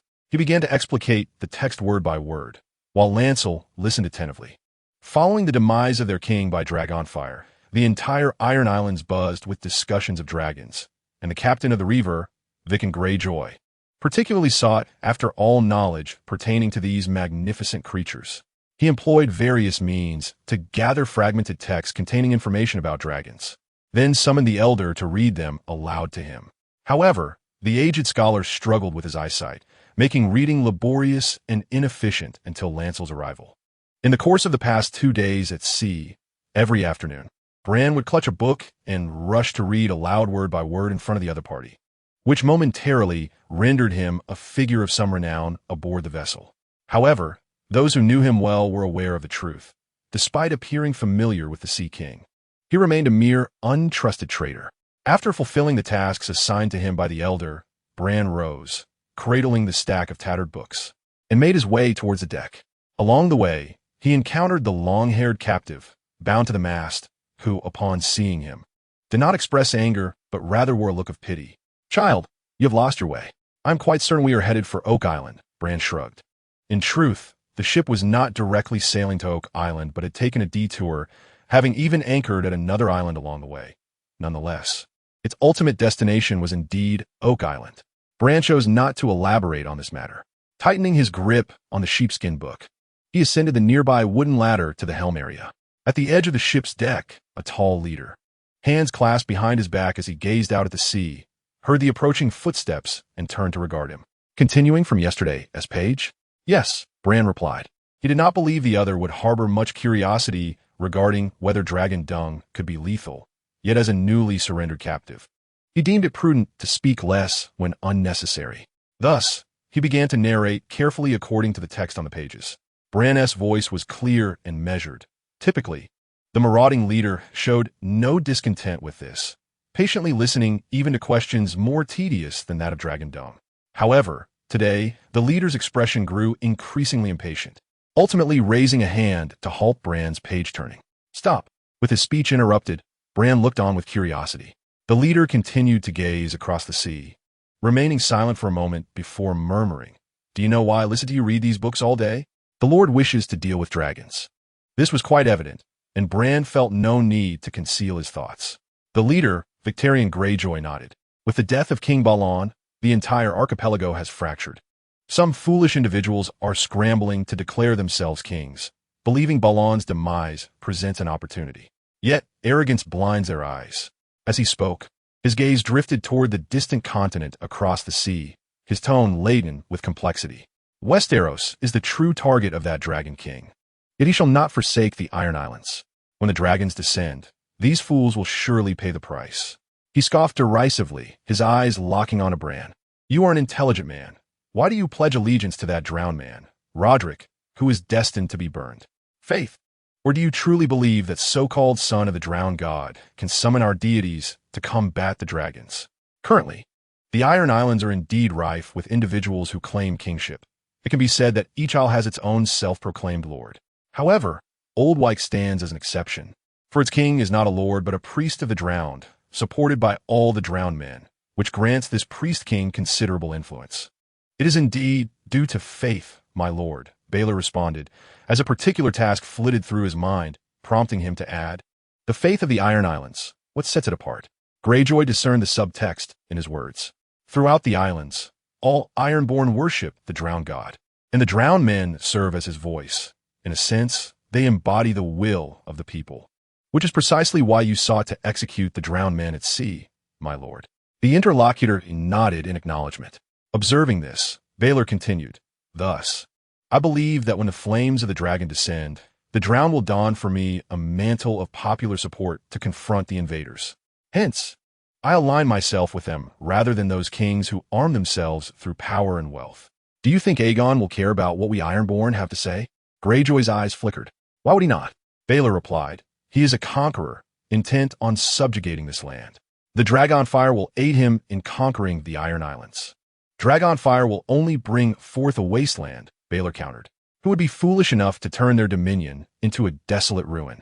The Iron Islands thrive on plunder, their infamy well established throughout history. Perhaps he seeks to eliminate future threats." "Infamy?" Baelor retorted. "Is there infamy in dragons?" Victarion Greyjoy paused at this, then suddenly burst into laughter. "I do not believe your drowned king is the son of a deity." He chuckled, turning his gaze back to the sea. "Yet sometimes I ponder, if he can summon fish, perhaps he can indeed call forth sea monsters, genuine sea monsters. If that is the case, then even Aegon's Dragonfire cannot subdue the Ironborn." Indeed, as long as there is a glimmer of hope. Baelor was hearing of this for the first time, but before he could contemplate further, his companion spoke again. According to our itinerary, we shall reach the northern shore of Oak Island by tomorrow. Tonight, I shall converse with the drowned man, and if all goes well, I will grant you your freedom by tomorrow. Under the blazing sun, as his left foot, clad in brown leather boots, pressed upon the desolate sandy beach, a surge of information flickered in his mind. Concurrently, a plethora of unfamiliar memories, which were not his own, began to materialize, a scene of practicing on a target and slaying foes on the battlefield. There are the most fundamental stances for bow holding, alongside more advanced skills in wind deviation recognition. It was as if a drowsy individual suddenly recalled their true identity, devoid of pain or peculiarity. As he stepped forth, leaving the shallows behind, the memories solidified as an indelible imprint within his mind. Consequently, Baylor reached for the Blackwood shortbow resting against his shoulder. "How? I thought you truly were a chameleon." A sigh emanated from beside me, belonging to the cook Ryan, clad in light chainmail. I had prepared myself for a hasty retreat, yet I was taken aback by how effortlessly they chose to let us go. The middle-aged fisherman, with his short black hair, gazed incredulously at the increasingly distant sea monster ship and the small boat they had paddled to the shallows, his expression one of bewilderment. Had the sea monster truly returned? After all, he had previously regarded us as foes. How did you manage that?" "Greyjoy believes it is more advantageous to befriend us," replied Blaine with a shrug. Offering no further explanation, the fact remained that they were now free, and their erstwhile adversary had even graciously provided them with 3 sets of equipment as a gesture of goodwill. At that moment, he found himself contemplating another matter. Could the King of Rods truly summon schools of fish? "There is no doubt about it," spoke the old drunkard Piest to his right, adjusting the helm on his head while the silver chainmail draped over his arms shimmered under the sun's rays. "I have seen it with my own eyes." The king leapt into the sea, and immediately the fish appeared. People call it a miracle.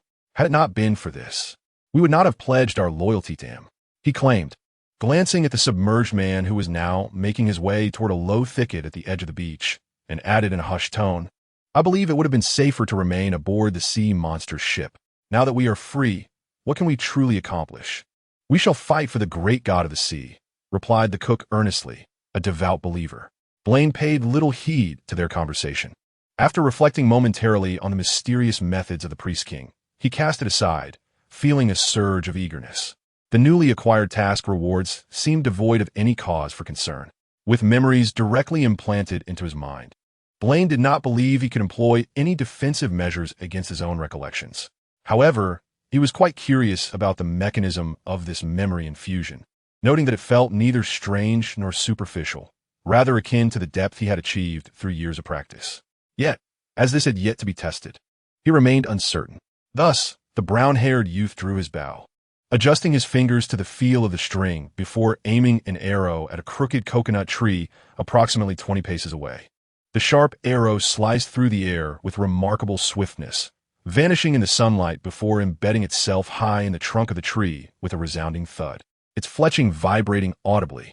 Satisfied, he nodded in approval and turned to his astonished companions to explain, just testing the feel. In another direction, the submerged man crouched momentarily before rising and beckoning to them, prompting the trio to hurriedly approach. "We are currently situated on the sandy beach of Oak Island's northwest side." He spoke in a low voice. His brown eyes sparkled, and though he stood tall in a robe of gray, green, and blue, his sunken cheeks revealed a significant loss of weight. 3 miles from here lies a mining village, and we shall venture there shortly. For now, let us set up camp and rest. We must nourish ourselves." As he paused, his gaze turned to the upright, brown-haired youth, his tones softening considerably. "How? Become acquainted with your bow swiftly. We shall soon put it to use." The drowned man was not one to easily forgive, showing little warmth even towards the surrendered cook and the old drunkard. Yet, his demeanor towards Bran was markedly kinder, for this young man not only restored their freedom, but also secured a formidable potential ally. The term potential was warranted, as Greyjoy had yet to explicitly declare his support for the drowned man's kingdom of Old Wick, merely hinting at such intentions.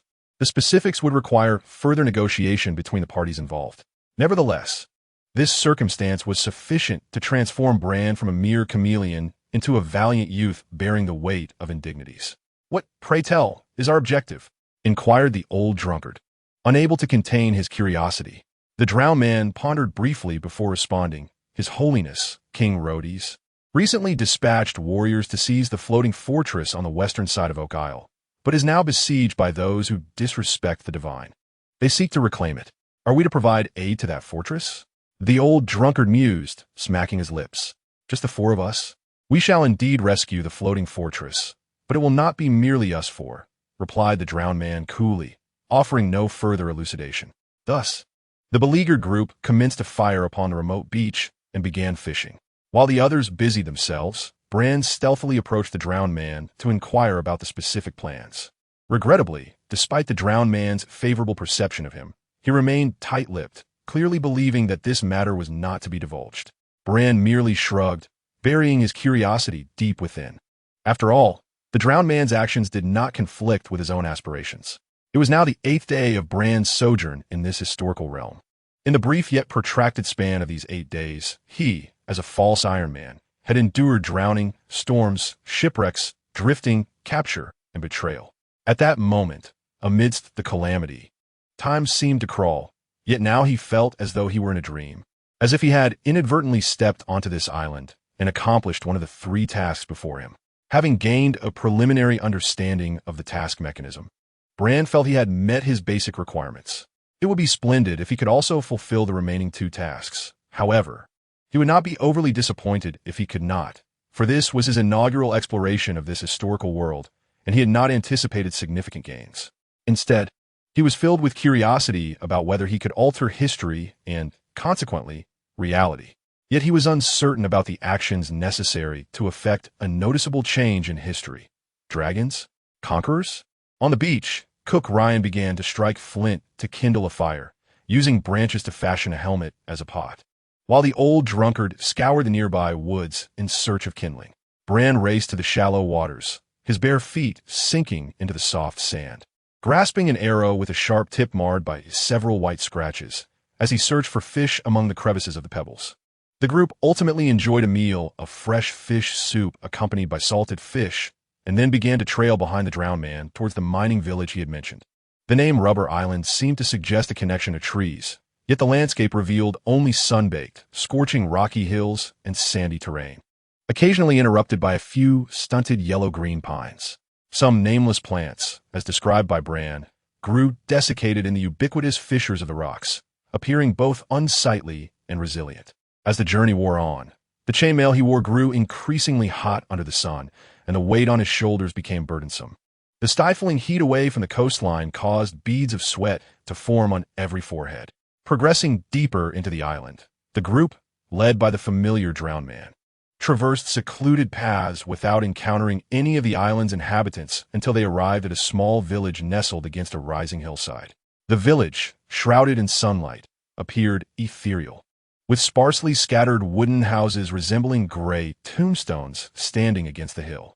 Before these gravestones, a few islanders in tattered white shirts could be seen gathering, wielding pickaxes to dig at something. Ryan, head to the eastern edge of the village. There's an old camphor tree. Hide behind it, and when you see someone emerge, do not hold back. Shoot to kill. P.S. You go to the northern entrance. Find a hiding spot like Ryan. Hal, you guard the western exit. Ensure no one escapes. The drowned man began issuing commands from a distance. When you see me emerge, stay close. What is he planning? Bran observed the drowned man's expression and noted his resolute and serious demeanor, prompting him to remain silent and comply, making his way towards the designated hill. Once concealed, he peered down the path and noticed the drowned man, draped in a coarse robe of gray, green, and blue, stepping into the village and conversing with the gathered villagers. Recruiting manpower? He stroked his chin, contemplating a possibility. A storm had claimed the lives of an entire ship's crew, leaving only the 4 of them behind. Regardless of their objective, it was evident that they could not achieve it alone. However, if the drowned man were to recruit more hands here, it would not be impossible. Despite the adversarial relationship between the Old Weck Island and Rubber Island, the drowned man's community held significant influence throughout the Iron Isles, even regarded as spiritual leaders. Yet, even if he could amass a crowd, what would it accomplish? Bran was curious about this.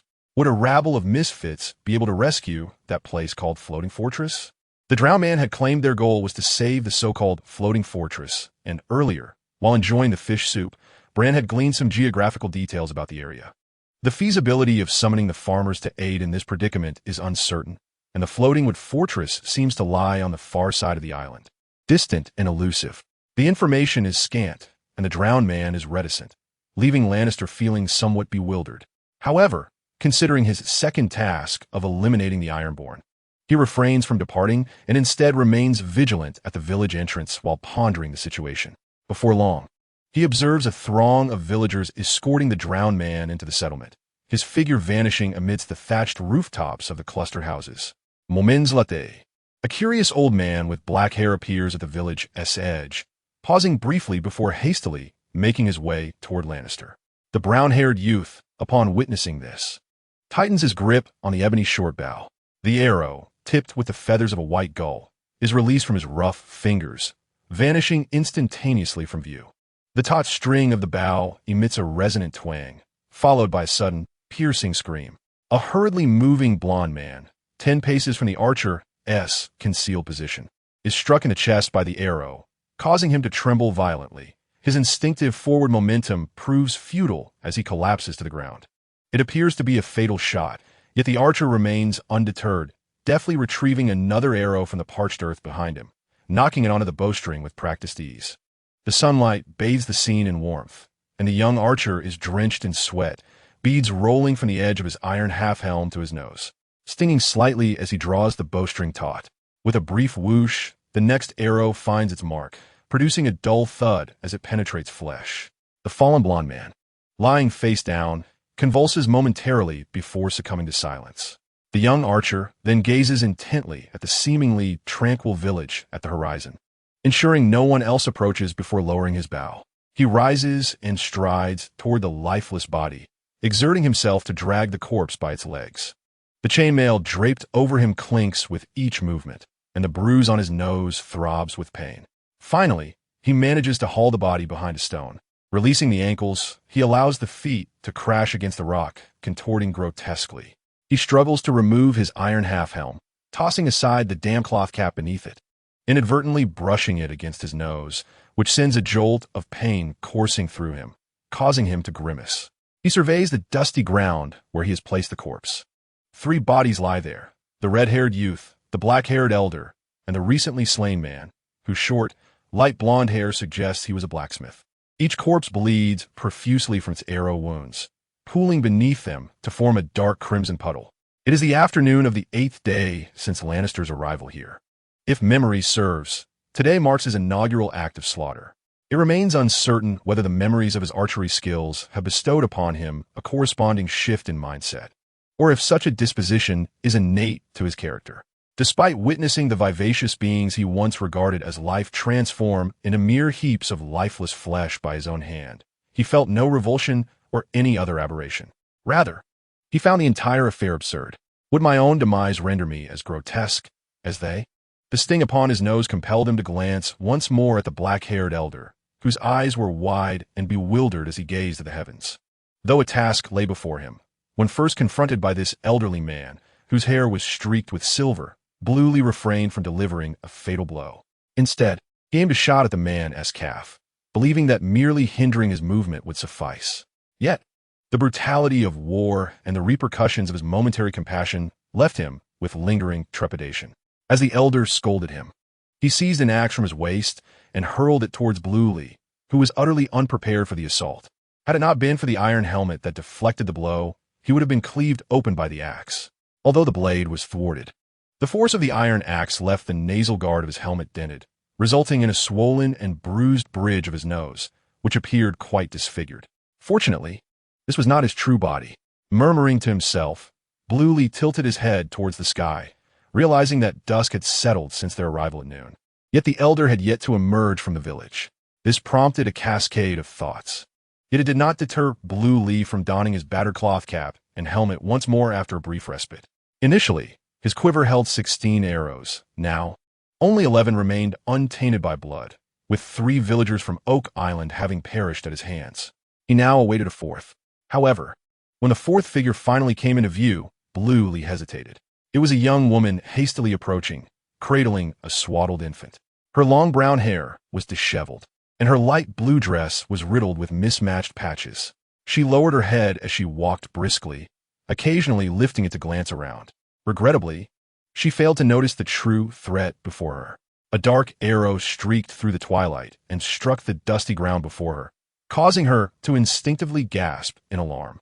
Turning, she beheld the bow-wielding youth emerging from behind a stone, who was now drawing his bowstring taut and squinting to aim.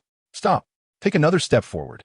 "And I will," Bluely began to warn her, but she screamed in terror, clutching her child tightly and fleeing without heeding his words. This left Bluely momentarily dumbfounded. "You are the most foolish woman I have ever encountered," he muttered, his bow still trained on her retreating figure. His fingers tightened around the bowstring, yet he did not release, waiting until she dashed out of range and vanished into the village. Seeing this, Balon sighed and lowered his bow. Just as he pondered whether he should flee before the villagers emerged to deliver a fatal blow, a throng of people suddenly surged into view at the village entrance. Armed with pickaxes, sickles, and even wooden clubs, they marched forward with fervor, led by a tall figure clad in Apache garb.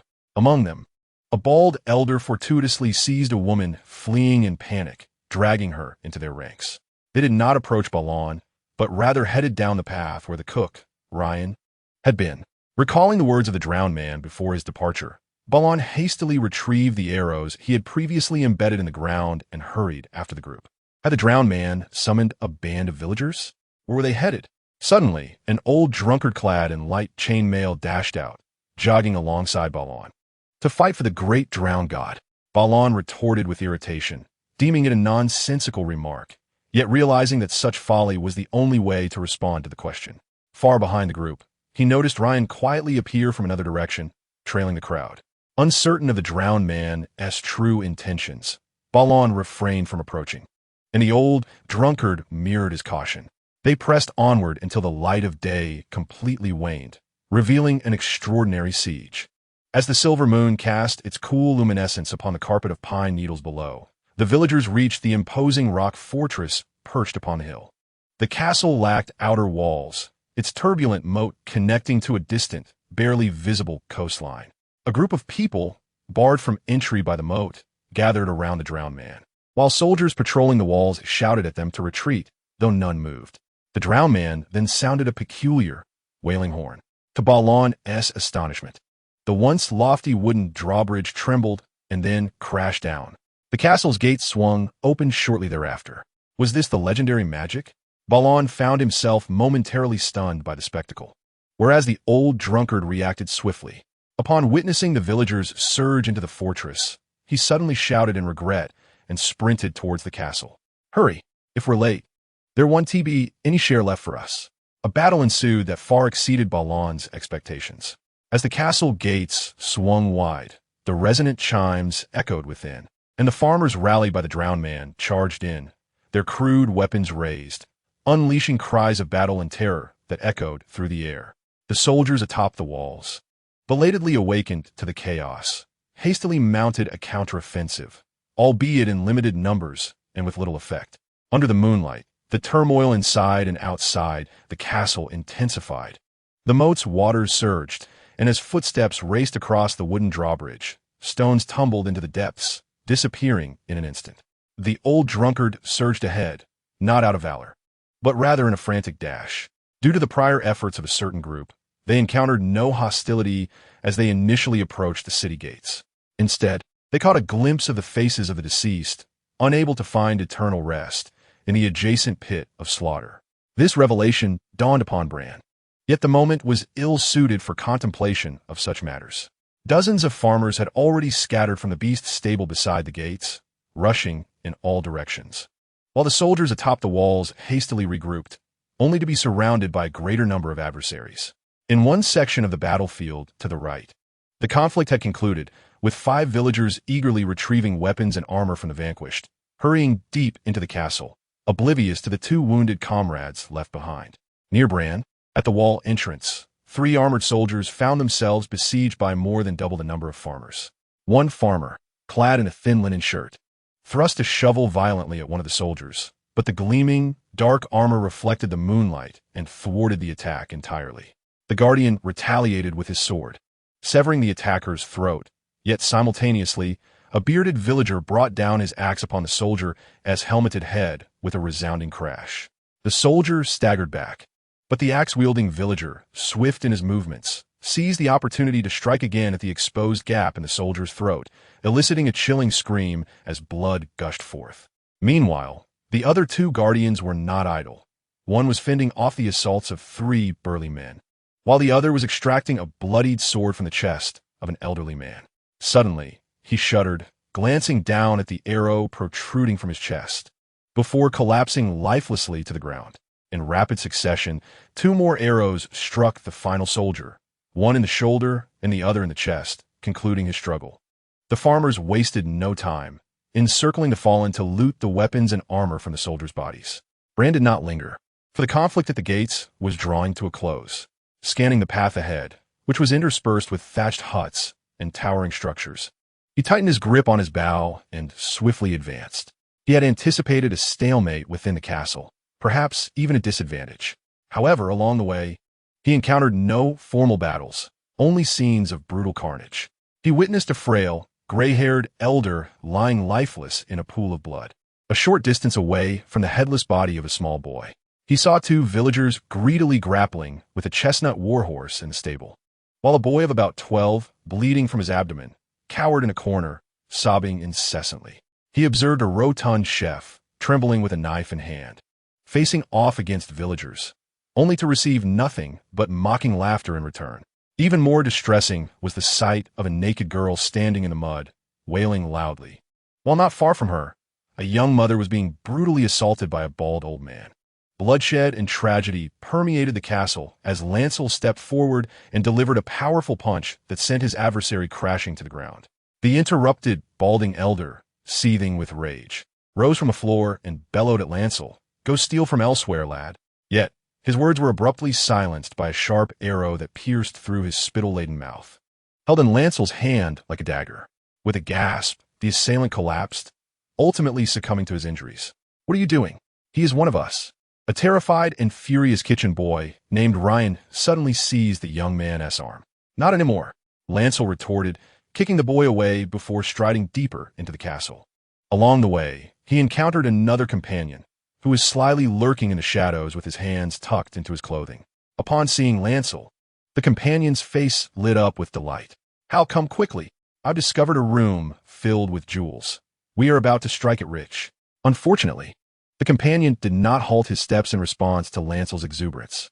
He merely cast a quick glance before hastily departing, leaving the old drunkard bewildered. "What has gotten into him?" he muttered, glancing down at the heap of jewelry in his arms, which prompted him to break into a wide grin.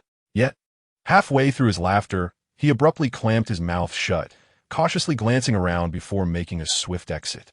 Lancel found himself in an open tower hall where he spotted a submerged man quietly conversing with a middle-aged soldier clad in gleaming chainmail. Upon noticing Lancel, the submerged man waved his hand, prompting the soldier to turn and leave. "God is a devout follower of the submerged deity. He and his men helped us breach the castle gates," the towering submerged man explained.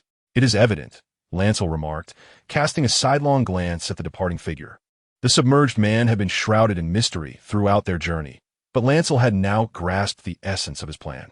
Their original objective was to rescue a place called Floating Wood, yet their method was not direct confrontation, but rather a strategic diversion. The submerged man had made ample preparations, understanding the vulnerabilities of this place, even having an insider ready. Unfortunately, the storm had claimed the lives of his soldiers at sea, compelling him to recruit local villagers as soldiers instead. At this moment, Lancel had regained his composure. However, the incessant cries and wails emanating from outside the hall continued to disturb his peace. "Your men are ravaging the indigenous people of this castle like wild beasts." "They deserve this," replied the long-haired submerged man, garbed in a coarse robe of gray, green, and blue. "Faith in the submerged deity allows those enslaved miners to stand with me, yet only tangible benefits can compel them to grasp their weapons and fight for us. Is such benefit merely an excuse for wanton cruelty?" The youth could not help but inquire. He had mentally prepared himself for this reality, yet witnessing it firsthand filled him with revulsion. "It is one of the necessary compensations." The people of the Drowned sensed an unusual tone in the other's voice, prompting a furrowed brow. You must remember that our great drowned god has never been a merciful deity. The drowned god created the Ironborn to incite us to pillage and slaughter. Is it the same for our own? They are not our kin. Their lords and men are besieging our castle, and they belong to the ranks of the faithless. The drowned man replied coolly, then raised a hand to interrupt the words of the eager young man. Let us cease this discussion for now. You are still young, and have yet to experience the brutal realities of war, but in time, you shall grow accustomed to all. For now, there is a matter I hope you can assist me in contemplating. The young man remained silent, yet his gaze deepened with coldness as he peered into the azure depths of the other's eyes. Our original plan was to hold this Longwhip castle and call back the Tully family, who are currently besieging the Floatingwood castle. Yet the storm god has left us bereft of all our men. I cannot be certain that our remaining forces can withstand the impending counterattack from Lord Tully. You require assistance, the young man mused, as images of various scenes within the castle flashed through his mind, and he realized how best to articulate his thoughts. We need true warriors, not mere miners who can swing a pickaxe. It is already a stroke of luck that we captured this fortress with them. We cannot expect more. True warriors are on Oldwick Island. Then send word back to Oldwick Island and seek aid from His Majesty the King. We lack the ravens of the Greenlands to convey messages. It is impossible to send word. Send the old drunkard. Send Lion. Send anyone who can return to fetch reinforcements. With a small boat, as long as the winds are favorable, it can be done swiftly. The young man replied, the current forces within the castle should be able to hold out for a time. Moreover, the enemy will require time to return here. But that is still too slow. The drowned man frowned in contemplation. Do you believe we have other options? He was a seasoned priest of the drowned god, adept at rallying followers and conducting rituals. But his abilities were limited to that. You could summon more local followers to come here and aid in defending the castle. Or you could use the captives to threaten the Tully family, the young man pointed out. But you cannot ensure that those summoned will truly stand with us. Perhaps they will, like that Godric, secretly open the castle gates for our foes. After all, this is enemy territory, without the baptism of war. I cannot discern the piety of the followers of Oak Island. The drowned man's brow furrowed even deeper. Yet I shall never use captives to coerce the enemy. The drowned god will not permit such weakness. Perhaps the reasons extend beyond that. The young man shrugged in response, saying nothing further. You are correct. We indeed need to procure reinforcements, but Lion and Pious are hardly reliable. After a moment of contemplation, the drowned man articulated the very words the young man had silently awaited. I hope you can undertake this journey for me. The chaos continued throughout the night. Initially, this turmoil was merely the Ironborn slaughter and their scramble for plunder. However, in the latter hours of the night, a hunting dog, previously confined within its cage, unexpectedly burst forth, barking wildly and racing throughout the castle, further exacerbating the chaotic atmosphere. Nevertheless, the overarching situation remained unaltered. Thus, when the sun rose the following day from the distant horizon of the ocean, the fortress known as Longwhip Castle had been irrevocably claimed by a new master. The banner of the original owner, the white background Nettle Longwhip flag, was carelessly torn down and trampled upon. The armory within the castle had been completely emptied, and the villagers, once mere mining slaves, now donned armor and weapons that were once the privilege of soldiers and noble lords, creating an appearance that almost belied their true origins. Yet, the survivors within the castle, haunted by the tragedies they endured, could never forget the essence of who they truly were. During the subsequent day of cleanup, dozens of corpses were transported from various corners of the castle and unceremoniously cast into the moats beyond the walls, disappearing with a muted splash. As if they had never existed at all, the family of the original owner, the Tully clan, was now securely imprisoned in a high tower, under the command of a cook named Ryan, who, it seemed, should now be referred to as Captain Ryan. Another elder, the old drunkard Pace, had transformed into one of the chief captains overseeing the walls, quickly integrating himself with his new comrades. Meanwhile, Bran awaited the allocation of ships and men from the drowned men to return to Oldwick Island for assistance. During this period, he encountered the young woman he had once aided, who clutched her child tightly, her eyes filled with hatred directed at the fully armed young soldiers. He also caught sight of the younger mother he had spared during the hunt, but this time it was from the wall's spear tip that he beheld her. Now reduced to a mere head, her form tragically incomplete. She had been a traitor, attempting to relay information, and thus Gold had executed her. Her child was fortunate. still too young to comprehend the horrors. Otherwise, they too would have met a grim fate, the old drunkard explained as Bran observed. She was indeed foolish, Bran concurred. Before turning to depart, watching his retreating figure, the old drunkard stroked his stubbled chin, his gaze laced with suspicion. After the battle, rumors circulated within the castle that Hal had personally slain one of his own and had even cast the relative of a victim, who sought confrontation, down a well. Some sought to inform the drowned priest, but the matter was discreetly suppressed by him. The wait was not prolonged. That very afternoon, the drowned priest arranged for a small swift ship along with 6 sailors. The food supplies had long been prepared, leaving no room for hesitation. Bran immediately made his way to the coastline not far from the castle. Fear not the wrath of the storm god. The drowned god shall protect you. The priest assured him as he personally sent him off. You must return swiftly. We cannot hold our ground here for long. I shall endeavor to do so with utmost haste. In a serious manner, Balon Greyjoy nodded.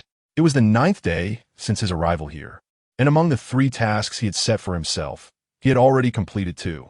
The objective of reaching Oak Island was the first to be accomplished, aided by the inexplicable attack from a former miner last night, which also concluded the task of slaying 7 Iron Men.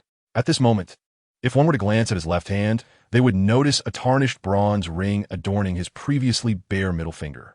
The ring, dark and foreboding, bore the faint semblance of bulging eyes, the gaze of the dead. This is a ring formed from the concentrated thoughts of the deceased at the moment of death. By wielding it, one can evoke the deepest fears residing within the target's heart. Originally, this ring was capable of being used 7 times. Yet Balon had already expended one of its uses during an experimental phase upon acquiring it. This was deemed necessary, and he felt no remorse. Rather, it sparked a new idea within him. Today, the sea breeze was favorable, and, as the sails billowed, the small vessel began its course towards the western shores of Oak Island. The young man stood at the bow, observing the coastline and the towering figures of the drowned men gradually diminish into the distance, until they were no longer visible, at which point he withdrew his gaze. The ship was diminutive, comprising but a single deck, allowing all aboard to be easily seen. The 6 sailors on board were engaged in lively conversation. Yet upon meeting the boy's eyes, they timidly lowered their voices. The Iron Islands adhered to a system of slave labor, with captives seized from outside forming the enslaved class. Although these laborers differed from the tradable slaves, they were nonetheless considered inferior, devoid of freedom. The individuals before him were indeed part of this laboring class. However, as the vast and monotonous sea stretched before them, they gradually grew more familiar with Balon. Can King Roderick truly summon schools of fish and sea monsters? Inquired a young laborer with chestnut hair, curiosity evident in his tone.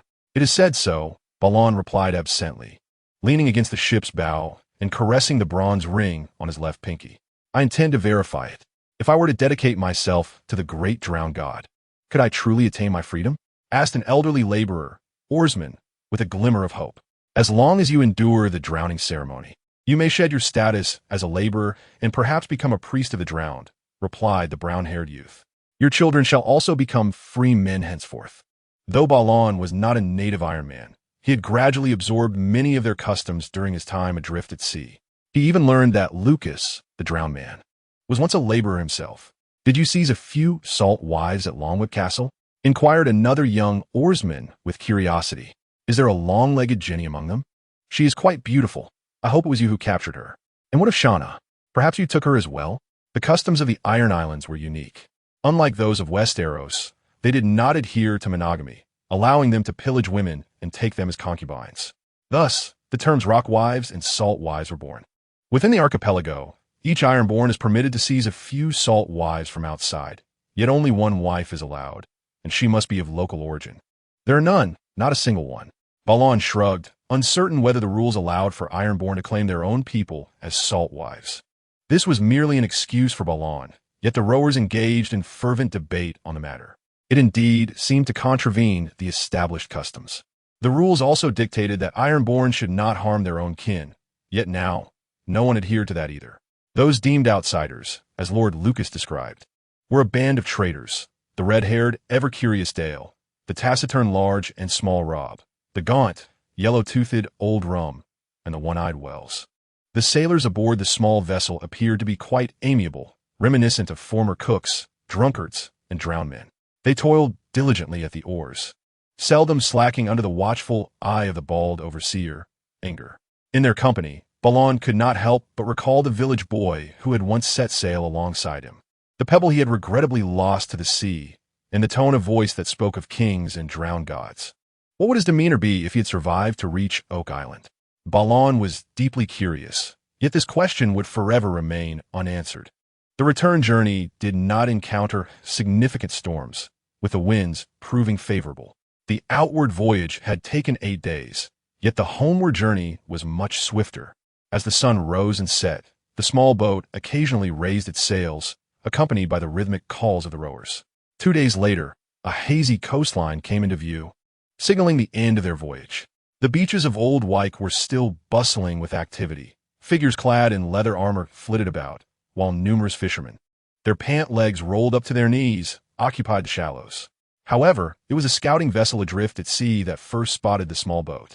The vessel was intercepted by a scout ship, and upon Balon explaining the situation, he bid farewell to the throng of laborers and was escorted aboard the two-masted ship. His Majesty is presiding over a ceremony, the bearded captain of the scout ship explained, filled with envy. Those lads who are about to drown today are truly fortunate. I wager they will soon become renowned Ironborn. Surely, there must be quite a crowd observing? Balon inquired. Indeed, His Majesty seldom engages personally, came the reply. Balon acknowledged this with a sound, his gaze drifting toward the retreating, sandy coastline as the ship sailed onward. It appeared much as he remembered upon his departure. A sprawling array of coarse canvas tents densely populated, wisps of smoke from campfires dancing in the wind. The cries of merchants peddling their wares, children frolicking, and in the distance, a long line of people queuing to be drowned beneath a towering hill adorned with skeletal remains. Everything brimmed with vitality, harmony, and tranquility. It was there, at the shallow waters beneath the hill, that he finally beheld his king. Before him stood a young man, bare-chested and possessing strikingly rugged features, immersed in water up to his waist as he solemnly performed a baptismal rite for a golden-haired youth. Alas! Despite the fervor of his prayers and the sanctity of his kisses, the drowning victim, racked by spasms, did not awaken. Instead, he succumbed to the cold grasp of death. "Father needs him more than we do," declared the king of the drowned, rising without a trace of hesitation to proclaim his intention to become an exemplary sailor within his father's palace of flowing waters. The onlookers erupted in jubilant cheers, their voices resonating like thunder, as if they had witnessed a momentous celebration. To have the son of the sacred drowned god personally deliver a soul to the magnificent palace of the divine was nothing short of transcendent glory. The bearded captain beside them sighed in wistful admiration. Blue narrowed his eyes, observing the young king as he resumed the ceremony, internally solidifying his resolve. Thus, when the priest-king concluded the baptism of the fourth individual and finally found time to meet the envoy who had returned from Oak Island, Blue stepped forward, raising his voice with conviction. "Your Majesty, I bring a letter from Lord Lucas, along with another crucial piece of news regarding Aegon Targaryen." Though the king of the drowned mingled among his people to exude a sense of camaraderie, he was acutely aware of the need to avoid inciting panic within the crowd. For Aegon the Conqueror and his dragons were indeed sources of dread. Consequently, upon hearing Blue's announcement, he promptly dismissed the throng of spectators. The once bustling beach became notably quieter, as many devotees were held at bay by the king's soldiers, leaving only the king himself and 2 guards standing before Blue. Upon closer inspection, the king of the drowned appeared rather ordinary. He had a flat nose, pale blue eyes, a square jaw, and cheeks adorned with freckles. Yet, his tall stature and flowing dark green hair were undeniably captivating, cascading from a newly donned hood like a peculiar seaweed. Notably, Blue's attention was drawn to the embroidered emblem on the front of the king's woolen robe, which depicted an arm holding a glowing driftwood staff against a blue background. To others, this emblem signified the sanctity of the drowned. However, to Blue, the glowing staff seemed to wither, transforming into a frail, decayed root. This realization further solidified his conviction.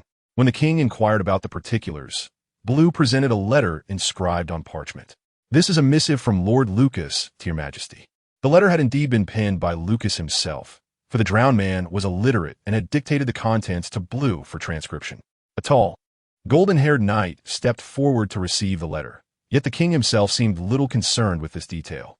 Instead, he eagerly inquired, "You mentioned Aegon Targaryen." A sudden, piercing scream interrupted his words, catching everyone off guard. The very knight who had taken the letter now turned pale and fled in a frenzy, discarding the message without a second thought. The king stood in stunned silence, while another guard shouted after the fleeing figure. In that instant, the crowd that had gathered in the distance erupted in gasps of shock. The brown-haired youth, who had been dutifully presenting the letter, suddenly lunged at the king himself. Events unfolded with dizzying speed: flight, shouts, screams, and an unexpected assault. As the screams crescendoed, the green-haired king was tackled to the sandy ground by the supplicant. After a brief moment of disbelief, a dark-haired guard clad in light chainmail and leather armor roared as he swung a long axe towards the assailant. However, the attacker deftly rolled and positioned himself beneath the king, causing the guard's fierce swing to miss, instead striking the sand with a resounding thud and sending up a cloud of dust. This sudden alteration in attack left the guard visibly distressed, his round face flush with anger as he stared wide-eyed at the dagger pressed against the king's throat, its wielder glaring menacingly back at him. "Release his majesty," he bellowed, prompting a wave of alarm from the onlookers, who rushed towards the beach. "Step back, or I cannot guarantee my restraint," the brown-haired youth declared, straining to pull his captive backward. "Your name is Hal? You were supposed to be our loyal warrior. Who commanded you to do this?" the captured king inquired, maintaining an air of calm, but soon winced as his ear was cruelly pinched, unable to suppress a cry of pain. "Curse it, he is blaspheming the gods," the round-faced guard exclaimed, his eyes wide with fury, yet paralyzed by fear, trembling with rage. The multitude of enraged followers who had approached were seething, each one gritting their teeth, eager to devour the assailant, Lannister. However, the perpetrator's focus remained predominantly on the king in his grasp. With his back against the sea and a swarm of figures advancing towards him, Lannister could see ships bobbing in the distance and soldiers aiming their bows at him. The situation was precarious. His heart raced, and every muscle in his body was taut with tension, though the overwhelming sense of anxiety prevailed. After all, this was his first encounter with such perilous circumstances. Yet, it was not just he who faced this unprecedented threat. The king, though appearing calm, trembled involuntarily, his voice quivering as he spoke. "Release your grip, for the wrath of the drowned god is imminent, and a grievous error will lead you to the frigid hell of the storm deity." Blaine, however, paid no heed to the words spoken, maintaining a firm grasp on the dagger pressed against the neck of his captive, while his other hand lay horizontally before the prisoner. Casting a quick glance around, he commanded in a hushed tone, "Watch my hand." Despite his reluctance to comply, the king of the drowned people could not resist stealing a glance at the hand. It was a hand with short, stout fingers, its nails caked with grime, and the palm riddled with calluses. Indeed, it was the hand of an ordinary ironworker. The only noteworthy detail was a bronze ring adorning the middle finger. No, it was not merely a ring. It was a ring with a surface marred by vibrant rust, the interior bearing a grotesque face in relief. It seemed that upon merely gazing at it, the king felt his entire vision drawn into the proximity of that copper-tinged visage, the surrounding clamor and chaos swiftly fading away. Before him loomed that terrifying, distorted skull-like face, growing larger and larger, until it consumed his entire field of vision, until that skeletal maw enveloped his very being. Then, deep within, he beheld the divine. A horrifying scream erupted as the young king, previously restrained, yet maintaining a semblance of composure, suddenly began to struggle violently in the enemy's grasp, his eyes wide with terror, his complexion ashen. Blaine could only tighten his hold to prevent the captive from escaping, ultimately resorting to driving the dagger into the side of the captive's face to subdue him. The onlookers, bewildered by the unfolding scene, seemed to resonate with the dread. Some could not help but sob, others cried out in despair, and many more shouted in rage that the blasphemer should meet a most wretched fate. Yet, the presence of the crowd offered little solace to the king, who trembled throughout, his eyes brimming with fear. "Drowned god, save me. No, I did not intend this. I am not trying to impersonate your son. It was all them, indeed. All them." Blaine, upon witnessing this, exhaled in relief and then spoke in a somber tone. "I shall answer your earlier question. Indeed, it was the drowned god who sent me to find you. Now tell me, How did you summon the fish? How did you deceive these iron folk? I merely used naga, the powder ground from the ribs of nagas. Information that is typically hard to extract was effortlessly divulged in this moment. The trembling captive's voice thick with tears. All it takes is a sprinkle, just a pinch, and the fish of the sea will. He faltered, but I never intended to claim the throne. Yes, I did not. It was all them. Indeed, they forced my hand. He had spoken a bit too loudly, prompting the nearest guard to widen his eyes in disbelief as he gazed at his king, only to suddenly realize that this once holy and imposing son of the drowned god now bore a wet patch on his robes, soaked through with urine. So it was all your lies? Son of the drowned god? The sacred kingdom? The interrogation persisted. No, indeed, I am merely the son of an ordinary fisherman, not the progeny of a deity. Speak louder. I cannot hear. This proclamation momentarily caused the king of the drowned to hesitate. Yet at that moment, Balon revealed his ring once more, a mischievous grin reappearing upon his visage. The figure clasped in his arms suddenly tensed, only to collapse like a heap of soft bones, as if all strength had abandoned him. I confess, I am a charlatan, a thoroughgoing fraud. His wailing cries resonated across the beach, and the previously raucous crowd, filled with anger, fell silent as if doused with cold water. From a young age, I excelled at diving, and many believed I possessed the requisite talents. Thus, I became one of the drowned. The secret of the rib was imparted to me by an elder drowned man, yet he lacked the ingenuity to exploit it. He was foolish, so I ended his life. Thus, the secret became solely mine. When Heron was burned, I deemed it an opportunity. Truth be told, I never aspired to kingship, but the drowned insistent that I should assume the throne. I held an affinity for boys, for their desires, both anticipated and unforeseen. At this moment, the young priest, crowned by 40 drowned men, leaned against Balon, weeping as he confessed all his misdeeds. As the crowd ambled closer, their faces, increasingly contorted with rage, approached, wrinkled visages of the elderly, youthful, innocent boys and dark-skinned fishermen cradling their children. The fury of the crowd seemed to amplify the surrounding sea winds. Yet their ire was no longer directed at the assailant, but rather their king, once revered as the son of the drowned god. As the throng pressed forward, witnessing the precariousness of the situation, Balon abruptly released his captive and retreated stealthily. No one paid heed to his presence. All eyes were fixated on their king, who lay prostrate on the ground. The bizarre atmosphere quickly extricated the king from his state of terror. He leaned against the sand, swallowed hard, and, using his arms for support, attempted to distance himself from the enraged crowd before him. However, his former protector, fixated on him, suddenly stepped forward, seizing his robe's collar and bellowing in fury. Fraud! Fraud! He's the true blasphemer. May the drowned god punish him. False, all false. My poor child, a disgrace. The multitude's indignant shouts erupted like a pile of kindling ignited. A tumultuous scene unfurled behind him, escalating in intensity as the retreating Balon dashed toward his intended target. The rib of Naga sounded rather extraordinary, yet Balon was well aware of its significance, for at that moment, it lay within his sight.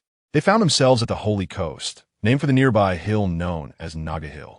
Upon the ever-approaching hill, it appeared as if 44 towering ribs, akin to immense white trunks, broke through the earth, resembling gnarled and ancient white trees. The Iron Folk believed these bones to be the ribs of the fabled sea dragon Naga. The legendary Grey Sea King, a sovereign of the ancient Iron Folk, is said to have slain the sea dragon, crafting a palace from its bones. Today, only a vast pile of skeletal remains of that long-lost palace. Yet the Iron Folk revere this place as sacred, and thus Old Wake Island has become the most hallowed isle among the archipelago. However, this once sacred ground now buzzed with discontent. Numerous enraged individuals obstructed the path of Blari. Yet, upon encountering the one who unveiled the deceit, they instinctively parted ways, allowing Blari to ascend the hill with ease. This desolate and rocky hill, elevated high above the land, offered a panoramic view of the sacred coast and the vast sea beyond. Sunlight cascaded down, and the shadows of the 44 enormous ribs enveloped him, as though he were ensconced within an ancient and desolate palace of bones. The roars, mingled with terrified screams and wails, resonated clearly. A fleeting glance revealed a swarm of ants drawn to a corner of the beach, seemingly attracted by honey, prompting Blari to hasten his pace. He grasped the hand axe secured at his waist, wielding it firmly as he struck at the nearest rib with vigor. He resembled a lumberjack, yet his blows bore little fruit. After a resounding clash, only a faint crack marred the rough surface of the rib. Blari, momentarily taken aback, did not relent. His mind raced with thoughts, and suddenly he bit the axe's handle and, employing all four limbs, began to scale the base of a rib. Beneath the sprawling, radiant sky, the beach teemed with people, yet the skeletal hill, typically venerated by all iron folk, was now ignored. A diminutive figure crawled atop one of the bones, pressing onward until he straddled the apex of a curved rib, brandishing his axe and striking with fervor. Thousands of fervent followers bellowed in rage, drowning out the king's lament as the muffled sound of chopping mingled with the chaotic clamor, nearly imperceptible. As the terror-stricken, bruised king was stripped of his garments, shrieking as he was hoisted aloft by his former subjects. Moving toward the sea, the sound of chopping abruptly ceased. Ever since acquiring the bronze ring, Blari had been unable to shake a singular thought. The objective was to prevent the King of Roads from plunging into the sea. Thus, if the target was no longer the king, or should he never have the opportunity to leap, could the task still be deemed accomplished? In a moment of disorientation, the cracked bones before him faded into darkness. The cacophony below gradually subsided, akin to the conclusion of a film, the audience dispersing as the curtain fell. In the profound stillness of darkness, suspended between dreams and wakefulness, Blari was unaware of how much time had elapsed. In a hazy state, two pieces of information surfaced in his mind. You have acquired a new skill, mastery of the Dagger 5, and you have completed all events. And you have received the item, Sacred Statue of the King of Rodis. As Blari regained consciousness, he found himself languidly reclined against the side of a feather bed in a tranquil little room. The stone floor was unyielding, and his hand pressed against it, feeling only the cold and rough texture beneath him. The atmosphere around him was serene and peaceful, with pale yellow silk curtains billowing gently in the cool sea breeze that drifted through the open window. The intricate tapestry hanging above the fireplace rustled softly against the wall, whispering with the wind. Outside, the sun shone brightly, and the distant sounds of children's laughter and shouts reached his ears. The familiar cadence of their voices caused Blari to blink and take a deep breath. However, a foul odor abruptly invaded his nostrils, emanating from a plate of salted fish on the bedside table behind him, instantly dissipating the fleeting sense of ease he had just experienced. Salted fish, the sea breeze, and those two little fools. Hadn't it been long? Otherwise, Jomi would have discovered me lying on the ground by now. Muttering to himself, a torrent of memories regarding the use of daggers surged within his mind, thrusting at foes, evading and concealing oneself, and how to contend with other weapons. All of it was indelibly etched in his consciousness, reminiscent of the time he had acquired archery skills. Blari then lowered his gaze to his hands. They were the delicate, slender hands of a child, yet the items they held were vastly different from those he had possessed upon entering this historical realm. In his right hand, what had once been a set of false teeth had now transformed into a handful of decayed, grayish dust, spilling onto the stone floor with each movement of his fingers. Indistinguishable from ordinary sand. He sniffed, but no trace of odor remained. Had it vanished upon completion?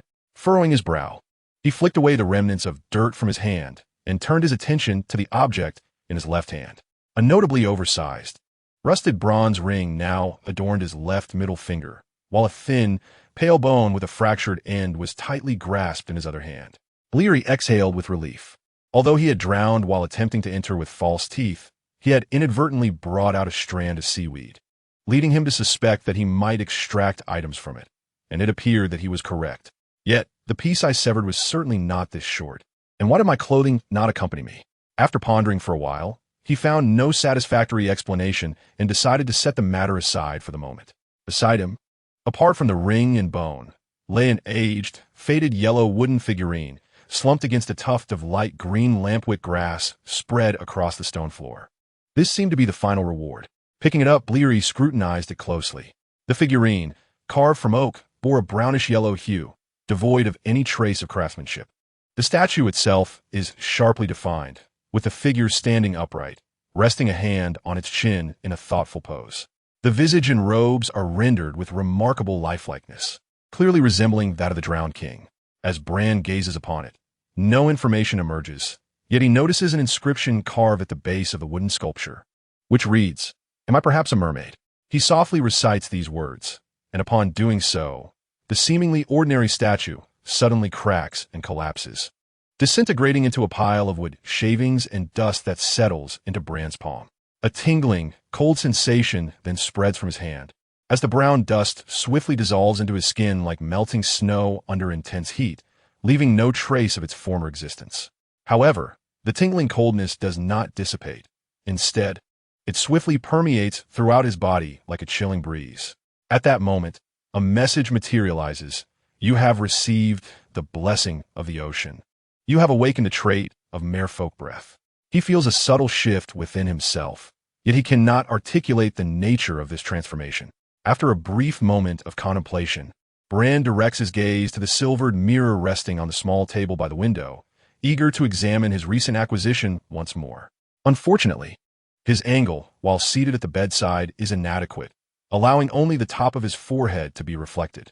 He stands up and approaches the mirror, simultaneously securing the green glass window, which muffles the sounds of children playing below. The mirror clearly reveals his visage as he gazes into it. A pair of striking azure eyes meet his own. Race level, knowledge acquired, heraldry 7, archery 5, dagger mastery 5, knowledge acquired, fishing 2, language 1, etiquette 1, fishing gear, crafting 1, derived traits, spirit bond heraldry, merfolk breath. A series of messages appear, but regrettably, the newly acquired trait of merfolk breath is devoid of any explanatory text, leaving him momentarily bewildered. After some reflection, Bran tidies his somewhat disheveled blue velvet-fitted shirt in front of the mirror and smooths out the creases of his brown trousers. He then dons a pair of flat sandals and steps towards the door. Just as he reaches the entrance, he encounters his personal servant, Jomi, hurrying towards him, who looks puzzled at his departure. "Young master, where are you headed?" "I'm off to find Master Clisson," Bran replies as he walks. "I'll accompany you," Jomi calls out from behind. "I have nothing to do anyway." "Excellent. I could use a study companion," Bran responds. This remark causes the short-statured servant to pause, scratching his head, and he stammers, "I just remembered the kitchen's assistant is ill, and I must go replace him. I shall not accompany you. Farewell, young Master Bran." With that, he turns and rushes away. Watching Jomi's hurried retreat, Bran smirks, feeling the futility of the situation. The old scholar remained ensconced in his small room, filled with jars and parchment-bound tomes. Upon the entrance of Bran, his gaze momentarily disengaged from a crimson-bound book. "I have heard you neglected your luncheon," he inquired. "I consumed a piece of salted fish in my chamber, dry and briny." With his stomach empty, Bran scanned the shelves near a small table, extracting a manuscript from the dizzying array of handwritten volumes.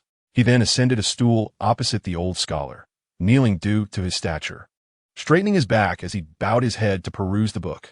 Most of the pages were hastily skimmed until he abruptly halted at a passage further along. After the conflagration at Renly, Aegon Targaryen and his sisters turned their attention to the remaining kingdoms of the seven that had yet to yield.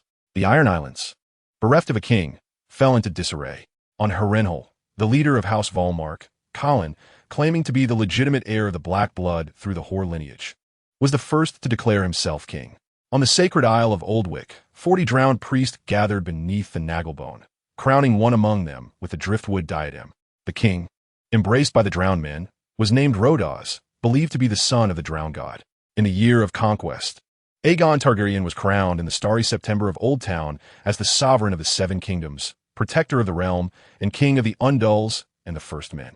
The following year, Aegon, riding the great dragon Balerion, descended upon the Isle of Oldwyck, accompanied by a formidable fleet. The incursion of foreign foes brought an end to the year-long bloodshed and turmoil in the Iron Islands. The drowned king of Oldwyck beseeched his drowned god father for aid, hoping to summon sea monsters to thwart the invading fleet. Ultimately, the sea monsters did not materialize, prompting the drowned king to fill his robe with stones and walk into the sea to confer with his father. Thousands followed him into the depths. The Ironborn, unable to withstand the conqueror's dragons and fleet, ultimately bowed in surrender. Aegon Targaryen granted the Ironborn the right to self-rule, convening a king's moot beneath the Nagelbone of Oldwyck, where the foremost raider of Pike, Victarion Greyjoy, ascended as the ruler, ensuring the continuity of House Greyjoy to this day. 37 years into the conquest, Aegon Targaryen succumbed to a stroke on Dragonstone, and his son Aenys ascended the throne. Rebellions erupted across Westeros, led by the self-proclaimed priest king Rhodas, who claimed to have returned from the drowned god. The rebellion met with failure, and the head of the priest king was offered to the Iron Throne. In a hushed room, the only sound was the rustle of pages. The old scholar closed the book in hand, glancing at the name inscribed on the gray leather spine, and kindly inquired, suddenly intrigued by the history of the Iron Islands, "Are we?" No matter the setting, the inquisitive child is often beloved, especially amidst a circle of disinterested dullards. "Indeed," Bran replied. Blaine, lost in thought, nodded absent-mindedly, filled with disappointment over his inability to rewrite history. However, he quickly regained his composure and added, "I am not only interested in the history of the Iron Islands. I have a fascination for all history." In the tranquility of the morning, Blaine struggled to open his blue eyes underwater, peering through the clear liquid at the basin's bottom, which had transformed from a bright, gleaming silver to a hazy, almost frosted surface. Tiny bubbles clung to this misty glass, dancing erratically with the larger bubbles that occasionally escaped from a child's mouth, rising and vanishing into the air. The morning bustle of Wind's Rest was filled with various sounds: the rhythmic footsteps of servants on the stairs, the muffled conversations of patrolling guards, and the stern reprimands of the steward. Yet, all these noises seemed faint and ethereal when they reached the water, as if they were emanating from another realm. As he submerged, the icy sensation of the water seeped into his cheeks, permeating his head and limbs. Gradually, the washing water began to feel like a soothing warmth. His eyes, initially stung by the cold, had adapted to the immersion. However, maintaining the bent position for too long caused a creeping discomfort to spread from his spine throughout his body. Ultimately, he had to straighten his back. With a splash, his handsome face broke the surface, greeted by a rush of refreshing air. As the boy grabbed a nearby white wool towel to dry his face, he began to ponder. 10 minutes? 20 minutes? He mused, scrutinizing the basin before him. Despite the absence of air supply during his dive, he felt his lungs replenished with oxygen, as if the coolness of the water was invigorating him, allowing him to endure an extraordinary length of time underwater. Yet, he sensed, perhaps mistakenly, that the water level seemed slightly lower than before. Shaking his head, the boy picked up a ceramic cup, emitting a hint of clove fragrance from a small table beside the basin. Dipping a twig into the cup's bottom, where a mixture of salt and spices lay, he began to diligently brush his teeth. In this world, toothbrushes existed, likely made from pig bristles. However, Blaine found them somewhat unsanitary, so he opted to follow the common practice of the peasants, using a tender twig to chew one end for cleaning. After all, without toothpaste, no method could achieve the cleanliness of his previous life. Before long, a knock echoed from outside. "Young master, it is time for your meal." "Coming," he replied vaguely, after rinsing his mouth with a second cup filled with water and spitting out a mixture of salt and a few wood shavings into the basin. He turned and walked away, wiping his mouth with a handkerchief. This was destined to be a serene day. Ever since his return from that historical realm yesterday, Blaine had particularly relished this tranquility. "I shall take a bath tonight," he instructed the servant standing at the door before striding towards the dining area downstairs. All chaos and discord ceased with the shattering of that denture. The once different-looking Renly appeared unchanged, and the surrounding circumstances remained largely the same. Surrounded, starving, with a shortage of food. Before the Siege of Storm's End, Renly typically dined with his family, though there were not many of them. Shortly after his birth, his parents perished in a shipwreck, and his elder brother, Robert, was raised as a ward of House Arryn. Thus, his so-called family consisted mainly of his brother Stannis, the learned Maester Cresson, his companion, the stout Ellen, and his late uncle, Harbert, who had succumbed early in the siege. Occasionally, a few vassals, knights, and family retainers would be present, but they were not numerous. Now, due to the siege, Stannis resided near the castle walls, and the Maester seldom joined the table, leaving only the three youngsters to gather. It was evident that children consumed their meals swiftly, especially in times of meager and monotonous fare. Typically, lunch would conclude in less than 10 minutes. However, today unfolded differently. In the dining hall, at the long partition table, Renly sat on the left, with the other two opposite him. The dark-haired boy frowned at his plate, as before, yet wielded his silver dagger with unwavering determination. The blade's tip confidently pierced the head of the pickled fish, and with a gentle flick, the resilient head was effortlessly severed. The boy then skillfully sliced the fish into 4 nearly equal portions with remarkable efficiency. Finally, with a deft twist of his slender fingers, the silver dagger was transformed from a reverse grip to a fork, adeptly stabbing at the salted fish strips, resulting in a delicate piece of boneless fish being liberated. Ellen observed this spectacle and glanced down at his own identical dagger, feeling it to be both clumsy and cumbersome. "Renly, you seem somewhat different than before," he remarked after the dark-haired companion had skewered a piece of fish and brought it to his mouth. "Do I?" Renly mumbled, chewing the briny fare. "I've heard that eating too much pickled fish can cause bad breath." "Not bad breath. I mean, Barry, have you noticed any foul odor?" The dark-haired boy directed his gaze at the lanky Barry, who was engrossed in a struggle with an onion, seemingly relishing it raw. "Eating this can eliminate odors," Barry responded, raising his hand to indicate the vegetable. "Especially effective." "I meant the dagger," Ellen insisted, but was promptly interrupted. "Have you noticed if Ellen has it?" This question compelled Barry to turn his attention to his companion. "Who would notice that?" Ellen replied, momentarily taken aback. "But I suppose he must have it. Just look at how disheveled he is." As the remnants of lunch faded into a cacophony of noise, the presence of Bran remained largely unacknowledged. After finishing his meal, he politely bid farewell, yet failed to capture the attention of his 2 squabbling companions. With a disdainful flick of his tongue, he departed quietly from the scene. At that moment, the old scholar, drawn by the commotion, hurriedly arrived, exchanging a brief nod with Bran before forcefully entering the room. Soon thereafter, Bran could hear a flurry of reprimands and arguments, but he chose not to linger on the unfolding drama. A peculiar scent wafted through the air, capturing his attention. However, before he could discern its origin, he was met with an unsettling piece of news.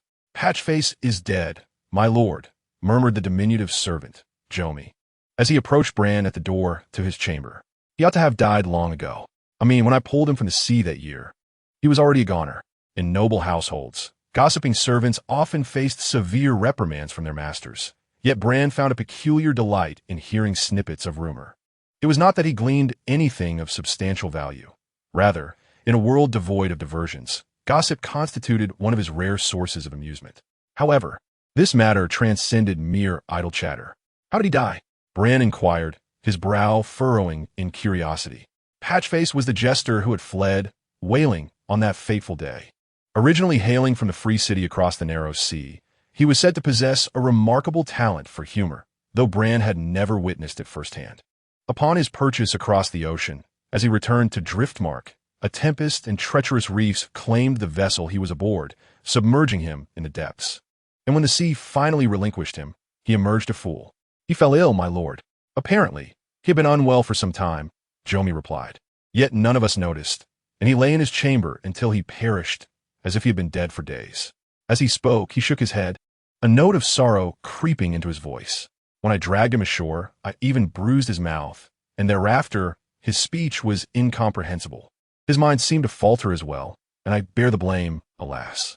I had thought him lifeless. He felt cold to the touch, a mere corpse." Bran chose not to pursue the conversation further, as he was already making his way toward the staircase. The strange aroma still clung to his senses, reminiscent of the earlier scent yet distinct, now tinged with a hint of decay.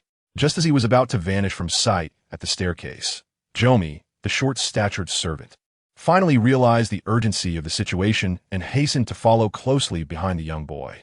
Although the castle was exceedingly secure, the current atmosphere was tense, necessitating that the servant keep a vigilant watch over the young Targaryen heir, lest any malevolent schemes be afoot. Ultimately, Bran discovered the source of the odor in a dilapidated courtyard of the castle, where a roaring bonfire blazed. 5 figures stood silently before the flames, observing as the noxious scent emanated from within. Unlike the atmosphere within the tower, the scent here was not only more potent, but also mingled with a charred, greasy odor. The bay of the sunken ship had claimed the vessel they had boarded, yet the treacherous jester was returned to us by the sea. As he approached, someone spoke to him. It was one of the 5 men by the fire, the young leader surrounded by the other 4 servants. Slender yet upright in his brown and black leather armor, with dark hair and blue eyes. His gaze, directed towards Renly, was notably indifferent. "He has devolved into a simpleton." "You say?" What use do I have for a dim-witted jester? The statement seemed less an inquiry and more a murmured soliloquy. At the very least, you seem quite fond of him, Renly replied. I do not like him. I have never liked him. Then why do you keep him around? I endeavored to retain him close. The youth hesitated, attempting to derive joy from him. Yes, I've tried. I thought perhaps this could fulfill my father's dying wish. Renly silently regarded him, refraining from further comment, for the other was not truly addressing him, nor anyone else. The shipwreck not only rendered the jester a simpleton, but also swallowed the Duke and Duchess of Storm's End, his parents in this life, into the depths of the sea. At that time, Renly was merely an infant in swaddling clothes, blissfully unaware of the calamity, while his elder brothers, Stannis and Robert, witnessed the disaster unfold before their eyes. They stood atop the towering walls of Storm's End, helpless as they beheld the ships sinking in the bay ahead. The darkened skies raged with storms, leaving Renly oblivious to the emotions his brothers must have felt in that moment. He learned of the event's details only later, that the disaster should not have occurred, as it was due to the captain's error, and that his parents had returned from the free cities bearing many intriguing toys. He also discovered that Maester Crescent had once received a letter from Duke Stefan, sent from across the narrow sea, which spoke of the jester with great reverence, claiming he could teach the reclusive second son how to laugh. Clearly, the patch-faced fool was not a competent jester, Renly mused. Since he could remember, he had only witnessed the second brother, Stannis, smile once, that being when they learned of their parents' imminent return to Storm's End. After that, he had never seen him smile again. I do not like him. The atmosphere lingered in silence for a while, and as the flames before them dwindled to reveal a charred figure, the youth finally remarked, Yet I should have sent a maester to tend to him when he fell ill, rather than allowing him to suffer and perish. Stannis's voice bore no hint of self-reproach. Rather, it conveyed an underlying weariness, clearly burdened by the current state of affairs at the castle, though his chiseled features remained as rigid as stone. An unbidden thought flashed through Renly's mind. Should I find a way to put that nagarib to use? As he pondered this, his expression suddenly froze. At that moment, the servants had begun to tend to the charred remains, and he could clearly see that the blackened mouth of the corpse was noticeably missing several teeth. Upon closer inspection, there were precisely 3. Unlike Queen Visenya, the Conqueror Aegon's other wife, Queen Rhaenys, possessed a more vivacious temperament and had a penchant for flying on dragons. In the tranquil scholar's chamber, the elderly scholar spoke in a measured tone, while the 3 boys seated closely at the small table listened with rapt attention. Queen Rhaenys had a deep appreciation for the arts, relishing music and poetry, and she also possessed a kind heart. She once proposed to her husband the abolition of the Iron Islands custom of seizing women as salt wives, and she personally formulated the principles we still adhere to today, known as the 6 Commandments. Were the 6 Commandments? Interrupted the chubby boy sprawled over the small table, raising his hand to break the flow of the elderly man's discourse. The rotund lad from House Ismont was not particularly fond of studying, but after a confrontation with Tondelian the day before, he had been punished to attend the old scholar's history lessons for the next fortnight. However, it was evident that he would not sit quietly and attentively. Whenever a topic of inquiry arose from the scholar's lips, he would loudly interject, as if he genuinely did not comprehend. Naturally, one would find such interruptions increasingly vexing. The chubby boy was calculating in his mind, yet the elderly scholar remained unfazed, cleverly using the boy's queries to facilitate indirect teaching. Blair, do you know the answer to that question? The elder turned to the dark-haired boy.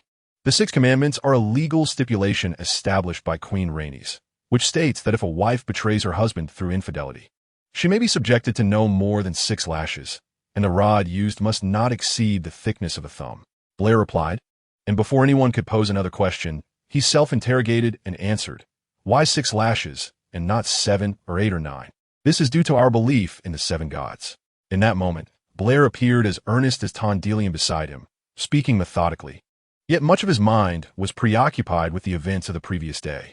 Ever since he had departed from the historical narrative, the dentures that had once existed had transformed into a pile of dust, much to his dismay, for he had yet to comprehend the true nature of those false teeth. It was not until the cremation yesterday that he seemed to grasp a glimmer of understanding. Nevertheless, this remained an uncertain matter. Blair could not ascertain whether those 3 false teeth belonged to the jester, nor could he fathom why they were teeth and not something else. He was equally oblivious to whether he would ever encounter such objects again. If those teeth indeed belonged to the jester, what made them so extraordinary? If not, what was the origin of the false teeth? And what connection did they have to the peculiar destiny that lay ahead of him? Numerous concerns plagued Bran, rendering him incapable of focusing on the lecture. However, due to the presence of his portly companion drawing attention, the elder failed to notice anything amiss until the conclusion of the class, at which point he specifically addressed Bran. Your 5th naming day approaches, Bran. Perhaps we should contemplate what gift to bestow upon you. Thank you, Master Crellies, but I believe anything would suffice, aside from pickled fish. The dark-haired boy shrugged and then slid off his stool, making his way outside. The scholar's chamber was situated quite close to the summit of the tower. Yet the boy possessed a boundless energy. He first returned to his room to gather a few items, then hastened downwards. By the time he reached the grand hall on the first floor of the tower, his breathing remained remarkably steady. From behind, the sounds of 2 other boys calling out and running echoed through the sloping tunnel, as they assumed Bran had descended to partake in some outdoor play. However, upon their arrival, they found him seated at a corner table in the hall, facing a stranger, a middle-aged man with brown hair.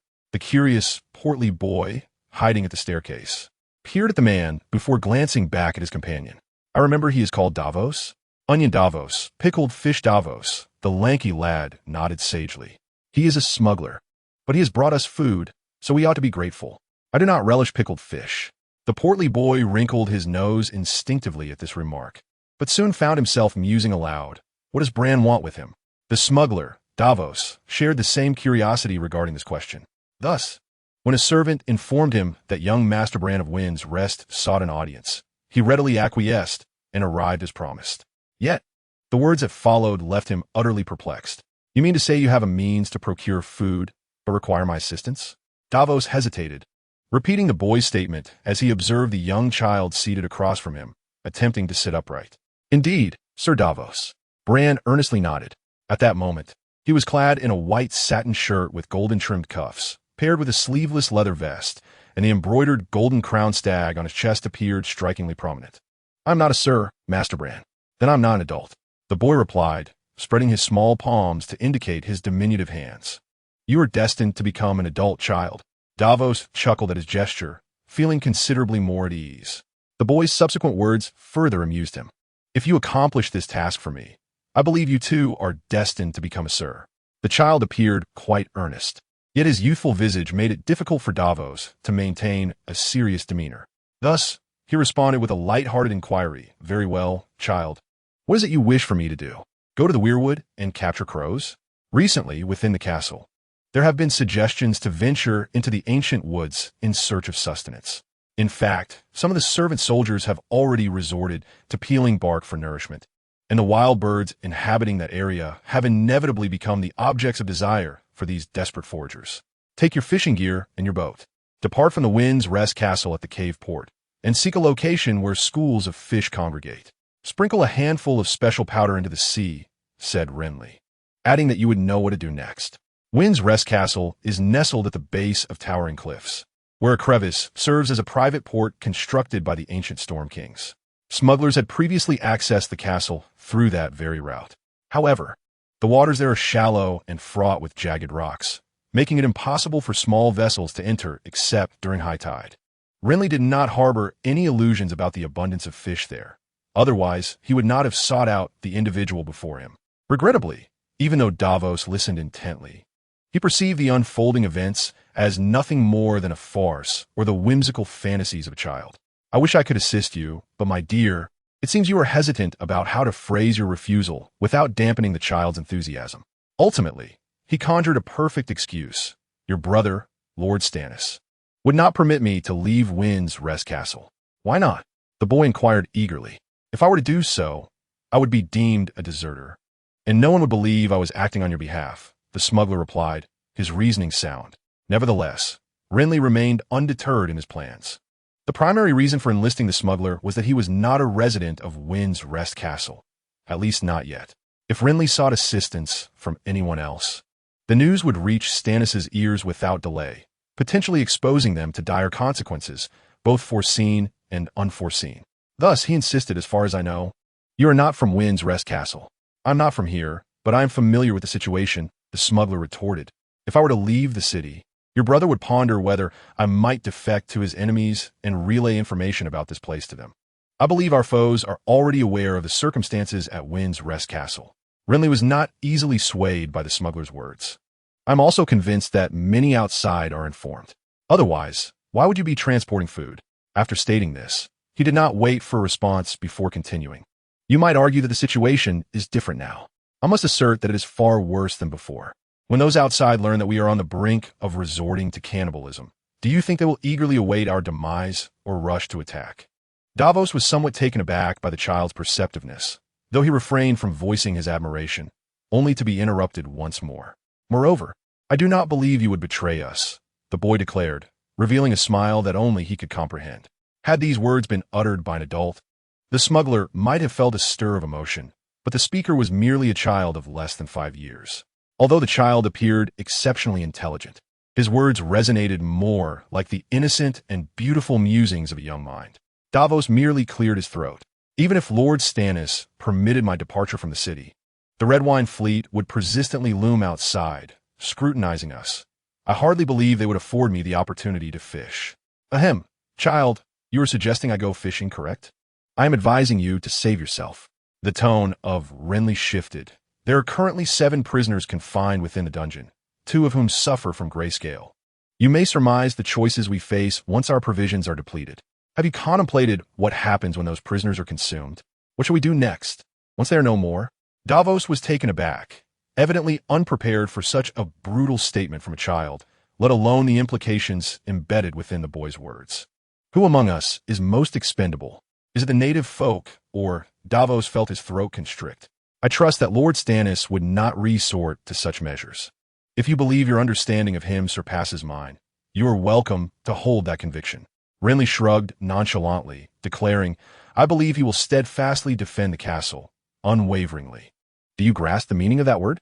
Noticing a change in Davos's expression, Renly leaned forward, resting one hand on the rough wooden table, his voice lowered. Reflect upon the purpose of your arrival at Storm's End, Davos. You risked execution to breach the blockade of those fleets at sea, delivering a ship's worth of provisions during our direst hour. What was that for? To enlighten us on the unpleasantness of your flesh. Perhaps Stannis would not act thus. What of you? Would you be content to wait idly? Your vessel capsized. Otherwise, you might have received the reward you deserve. Regrettably, at this moment, your assistance holds little significance for us. I am a smuggler. My life has been one of peril. Experience has taught me that not every venture yields a reward. Davos instinctively replied, his tone tinged with caution. Though this may be the greatest risk I have ever taken, I refuse to be disheartened. Indeed, I shall not. His assurance belied a flicker of genuine emotion, prompting Renly to refrain from pursuing the conversation further. Instead, he retrieved an object from the bench and placed it upon the table. It was a sealed iron box, appearing rather unremarkable under the dim light. Now, the opportunity for redemption lies within your grasp. Seize it, and your venture will prove immensely worthwhile. Trust me, this item is particularly effective for fish. If you doubt, he continued, placing a porcelain cup he had been holding beside the iron box. Here, take a small fish and test it yourself. I have not. Gazing at the 2 items pushed towards him, the smuggler replied with skepticism. Moreover, there are numerous questions. Ponder this thoroughly, then earnestly endeavor to comprehend. If you remain uncertain, return the items to me. You should be able to inquire about my whereabouts. Renly cautioned as he slid off the long bench. This powder is exceedingly precious, although I possess an abundance of it. You should exercise caution when using it. Moreover, do not forget about the fish. You are aware that acquiring it is quite challenging for the current Wind's Rest. He left behind a final remark. If you are willing to work, then these items are yours, regardless of how you choose to perceive their origins. The credit for these achievements will also belong to you, but remember to keep it confidential. After the boy spoke, he turned and departed. Davos's lips quivered, yet he could not articulate his thoughts until the diminutive figure vanished at the stairway.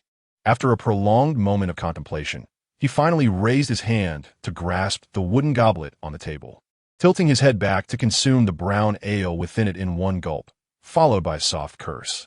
By the 7 hells, are the offspring of noble families this precocious? For Lannister, the subsequent period was marked by an unexpected tranquility. There were scant clues regarding the false teeth and the copy. And concerning that jester, all he knew was that he had been purchased from Volantis, one of the 9 free trading city-states, only to be submerged by the sea for 2 days, subsequently becoming a simpleton. Lannister knew nothing more, and no one else seemed to possess any knowledge about the jester. Who would harbor curiosity about a simpleton? There was also no news concerning the smuggler and fishing, which Lannister considered a positive development. Yet at times, he pondered whether Davos truly regarded this matter with the seriousness it warranted. Perhaps upon his return, he would simply disregard the rib powder? Such thoughts often cast doubt in Lannister's mind, yet he remained resolute and composed. After all, the Nagabone powder he entrusted to Davos was not his entire stock. Aside from these 2 paramount concerns, Lannister was also engaged in repeated experiments with all the unique powers he currently possessed. In terms of items, the bronze ring still had 3 uses left, yet was no longer wearable. Resuming his 4-year-old form, he felt diminutive in every aspect, his fingers being no exception. The only digit it could fit was his thumb, which rendered it an odd sight. Thus, he secured the ring with a red thread and wore it around his neck. As for skills, his proficiency in etiquette, language, fishing tackle crafting, and fishing was inadequate due to his low level. However, his mastery of archery and daggers proved useful, albeit not without its drawbacks. Despite acquiring these skills, he exhibited the proficiency of someone who had trained for years, yet the software was advanced while the hardware lagged behind. Presently, his slender arms and legs rendered him incapable of drawing a bow, regardless of his archery prowess. The mastery of daggers, on the other hand, posed no such dilemma. However, as a young lord of House Baratheon, even in his dire circumstances, it was challenging to discern where he might apply those skills beyond the necessity of sustenance.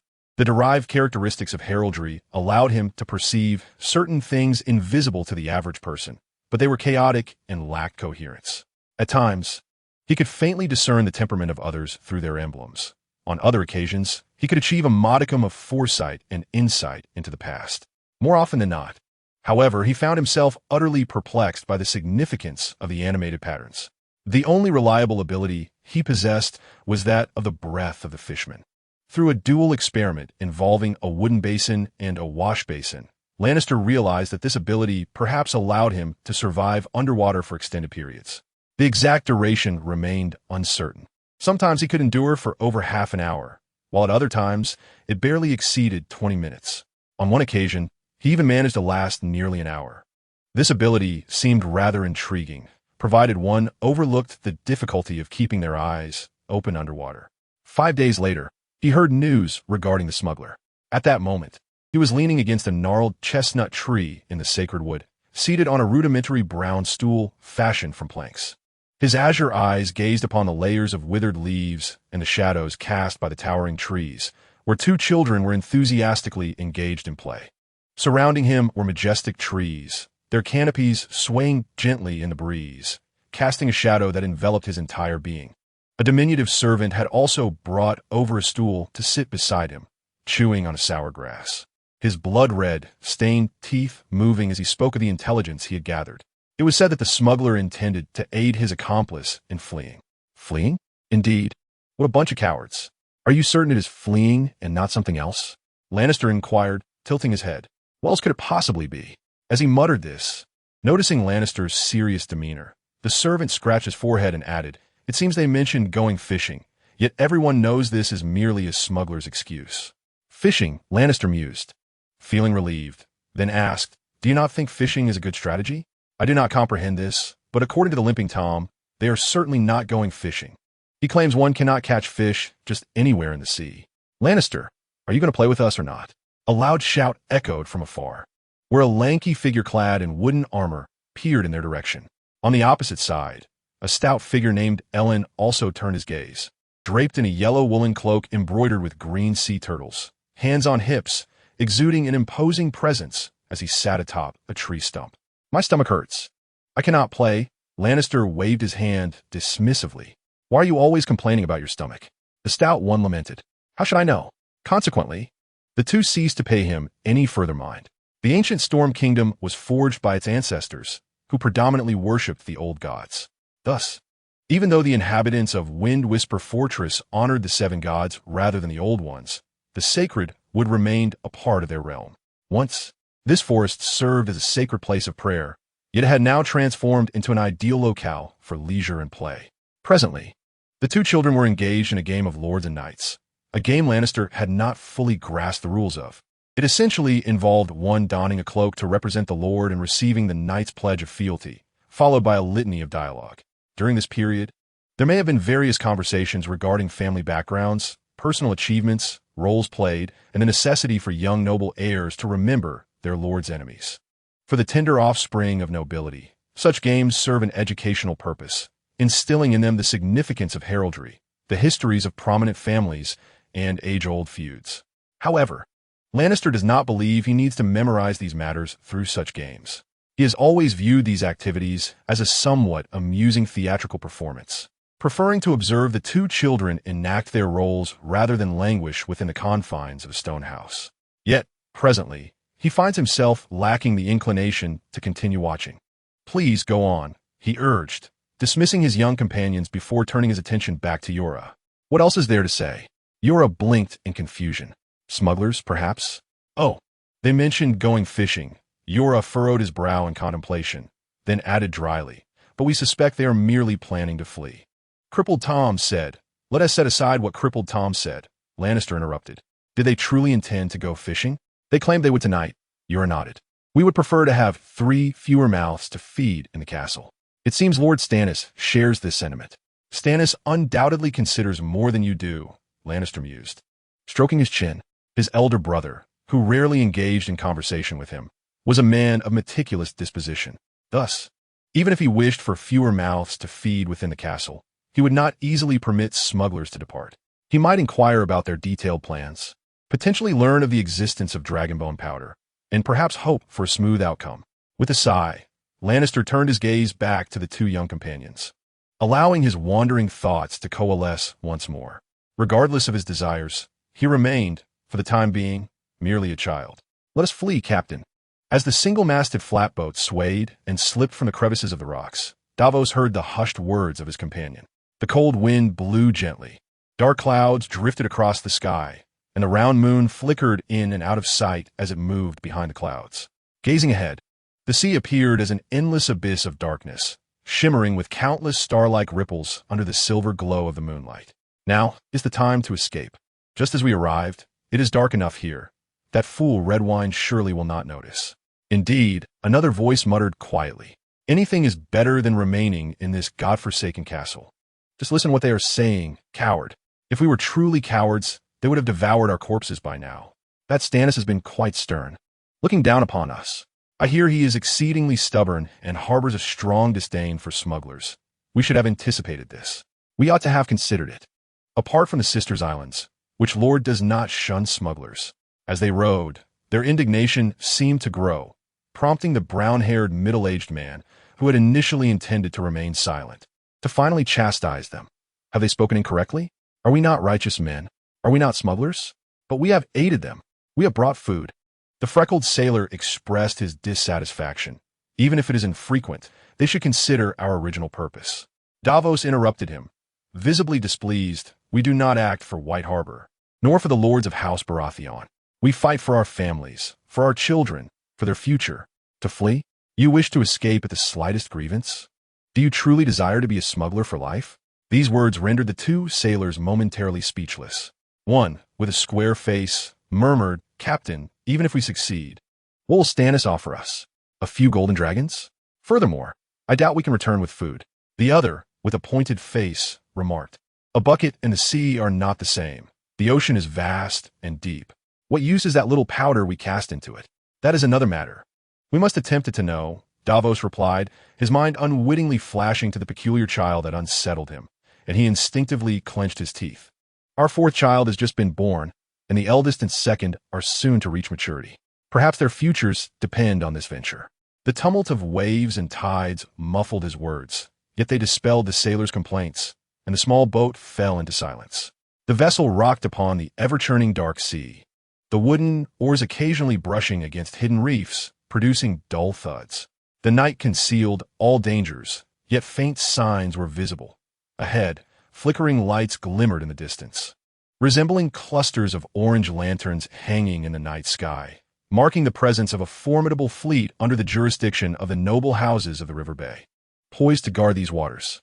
The fleet was not far from White Harbor, yet not close either. This stretch of sea was known as Shipbreaker Bay, filled with treacherous reefs. And the closer one approached the castle, the more perilous the waters became, deterring the fleet from drawing too near. This provided a fleeting opportunity for the smuggler's small boat. The single-masted vessel, with its sails furled, maneuvered across the surface of the sea until Davos raised his hand in a signal to halt. The dark hull appeared unremarkable under the dim moonlight. "Captain, where did you acquire this powder?" The square-faced sailor, observing the cautious brown-haired man retrieve an iron box from his coat, could not suppress his curiosity. From the Jade Sea, from Crab Bay, from slave traders, even from savages, damn it, from anywhere we could, the smuggler leader admonished softly. "Even if we have traversed this route before, we must not be careless. Can you all be quiet?" The sailors reluctantly sealed their lips and set down their oars, picking up the fishing gear on the deck instead. The boat then swayed gently, anchored on the water surface, as they watched Davos cast a handful of powder into the sea and stir the deep waters with his gloved hand. The freckled sailor gripped the fishing net tightly, silently praying, "May the gods bless us. I hope this truly works." Regrettably, his prayers appeared to lack sincerity, and under the dim light, after more than 10 minutes, no anomalies surfaced beneath the water. Standing vacantly on the vessel, the chilling sea breeze made them shiver uncontrollably. After a while, the square-faced sailor sighed, expressing his doubts about the efficacy of this endeavor. What could that fish possibly signify? The sailors murmured among themselves, while a brown-haired middle-aged man leaned over the bow, his brown eyes fixed intently on the profound depths of the ocean, his heart entwined with burgeoning disappointment and dwindling hope. Suddenly, a fleeting flash of white appeared in the darkness beneath the water surface. At that moment, his taut muscles relaxed, and he excitedly struck the ship's hull, exclaiming, "Look, the fish has appeared." The sailors, upon hearing this, eagerly peered over the edge, their faces lighting up with excitement. However, their fervor soon transformed into a daze, and their mouths gaped open in sheer terror. It was a school of fish. A sharp scream pierced the night sky, filled with panic. A dark cloud drifted across the moon, casting a long-awaited chill of light, revealing the unfathomable depths of the ocean teeming with countless silver specks. Converging as if a silvery tornado surged forth from the abyss, the nearby waters roiled in response, causing the small boat to sway violently. And the cool sea breeze could not quell the cold sweat beating on the smugglers' foreheads. After a moment of stunned silence, Dafis hastily turned to grab an oar, roaring commands. "Pull back quickly." In the early hours, a faint rumble echoed from the sea outside the castle. Though not loud, it was impossible to ignore, startling the soldiers on watch. As Blanry brushed his teeth that morning, he pondered the unexpected disturbance and whether it would disrupt the smugglers' fishing activities. Distracted, he inadvertently applied too much pressure with a small twig, jabbing it against his gum, causing pain and blood to seep slowly from between his teeth. Seeing blood upon rising was certainly an ominous sign. He muttered to himself, wrestling with whether to instruct a servant to investigate the commotion or to wait for them to come to him with news. Suddenly, jubilant cheers and shouts erupted from outside the tower. "Long live Windy Fort! Long live the fisherman Dafis! Long live the Baelish! Long live the shipbreaker Dafis!" The cacophony was chaotic yet distinct enough for him to discern the voices, including that of Iju from the kitchen, the cobbler Mori, the blacksmith apprentice Amon, and even the jubilant cries of two of his companions. Could it be a success? With a dawning realization, he rushed to the window to peer outside, only to find a throng of people excitedly gathered around the entrance at the base of the tower. He swiftly turned and dashed toward the door, colliding with the hurried servant Jomi rushing upstairs. "What has happened outside?" he asked, gripping the other's sleeve with urgency. "The smuggler has returned with a ship full of fish. Live fish, dear young master, all delectable herring." The servant grinned foolishly, exclaiming his fondness for herring, believing it to be a divine blessing sent to aid them. Undoubtedly so. Yet aside from the fish, despite his joy, Bran was not blinded by victory. He had distinctly heard an unexpected sound. 2 ships had run aground outside. The vessels from the river band had seen the smuggler last night and attempted to pursue, only to end up stranded in Broken Ship Bay. What a delightful surprise. Bran could not suppress a chuckle, but soon a thought crossed his mind, and his smile faded, his brow furrowing. Within Wind's Rest, amidst the straw huts adjacent to the inner city walls, 2 rows of knights clad in chainmail sat at a long table, with a gaunt-faced Stannis at the forefront, silently absorbing the surrounding discourse. The loss of 2 ships might merely serve to awaken that foolish red wine, but now they were aware that our food issues had been resolved, potentially altering their strategy. It is indeed a possibility, yet the defenses of Wind's Rest are formidable enough to withstand any assault. With our limited manpower, you seem to have forgotten that we have held this castle for nearly a year. Have you forgotten what we are discussing? The high walls of Wind's Rest are sufficient. Do you truly believe this castle was wrought by magic? Nonsense. I maintain that there exists no castle unassailable. Good sirs, our discussion revolves around whether they will attempt to besiege the castle, not whether they can breach it. Is that not a pertinent question? I do not believe Tyrell would risk an assault. Even if we are undermanned, he would not breach our defenses without incurring significant casualties. The relentless sun poured its scorching rays upon the parched land outside, yet the meeting place beneath the straw hut remained sheltered from the heat, even shrouded in shadow. The armored knights were still drenched in sweat, prompting the meeting to conclude shortly thereafter. As the knights began to disperse, they spotted a dark-haired boy, under the care of a sturdy servant, squatting at the edge of the straw hut near the rocky base of the city wall, while 2 guards, who were supposed to prevent anyone from approaching, stood by with exasperated expressions. It was the 3rd son of House Baratheon, Bran, known to all within the castle. A few knights raised their hands in greeting. Some cast a fleeting glance before ignoring him and departing, while others curiously inquired about his presence there. There are 2 anthills. The boy responded, astonishing them. I discovered that they easily engage in combat, as long as I drop a few breadcrumbs. The knights erupted in laughter at his words, and a brown-haired knight even knelt beside him to observe for a moment before ruffling the boy's hair and strolling away. No one questioned the presence of Ser Balon, nor did anyone doubt the words spoken by the other. It was not until Stannis emerged that the situation shifted. You should not be here, he stated with an impassive expression. As he spoke, he had not even finished his sentence before the other directed his frigid gaze towards his servant, Gendry. Take him back to the tower. He has nothing to do. Instruct Gendry to give him lessons, Stannis commanded before striding away, leaving no opportunity for Balon to respond. This prompted Balon to roll his eyes in irritation before rising from his seat. Gendry, let us depart. Very well, my lord, the servant replied with a nod.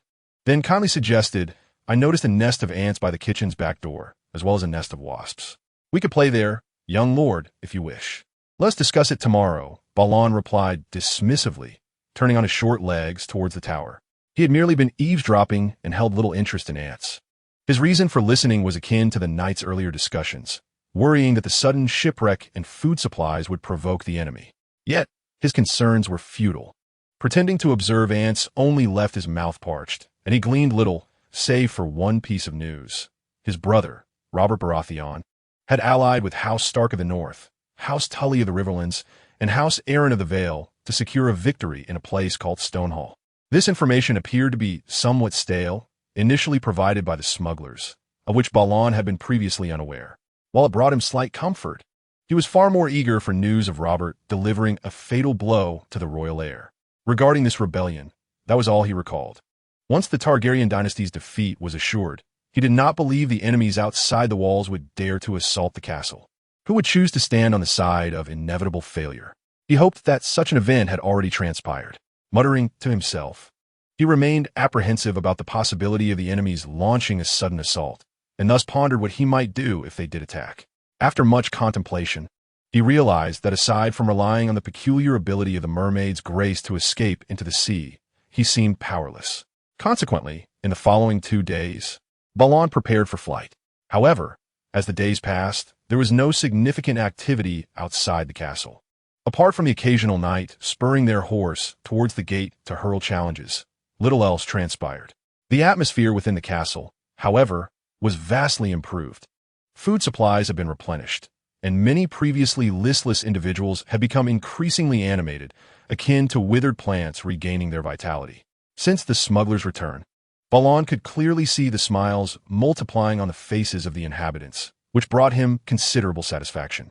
The fact that no one recognized his involvement in this uplifting change relieved him further.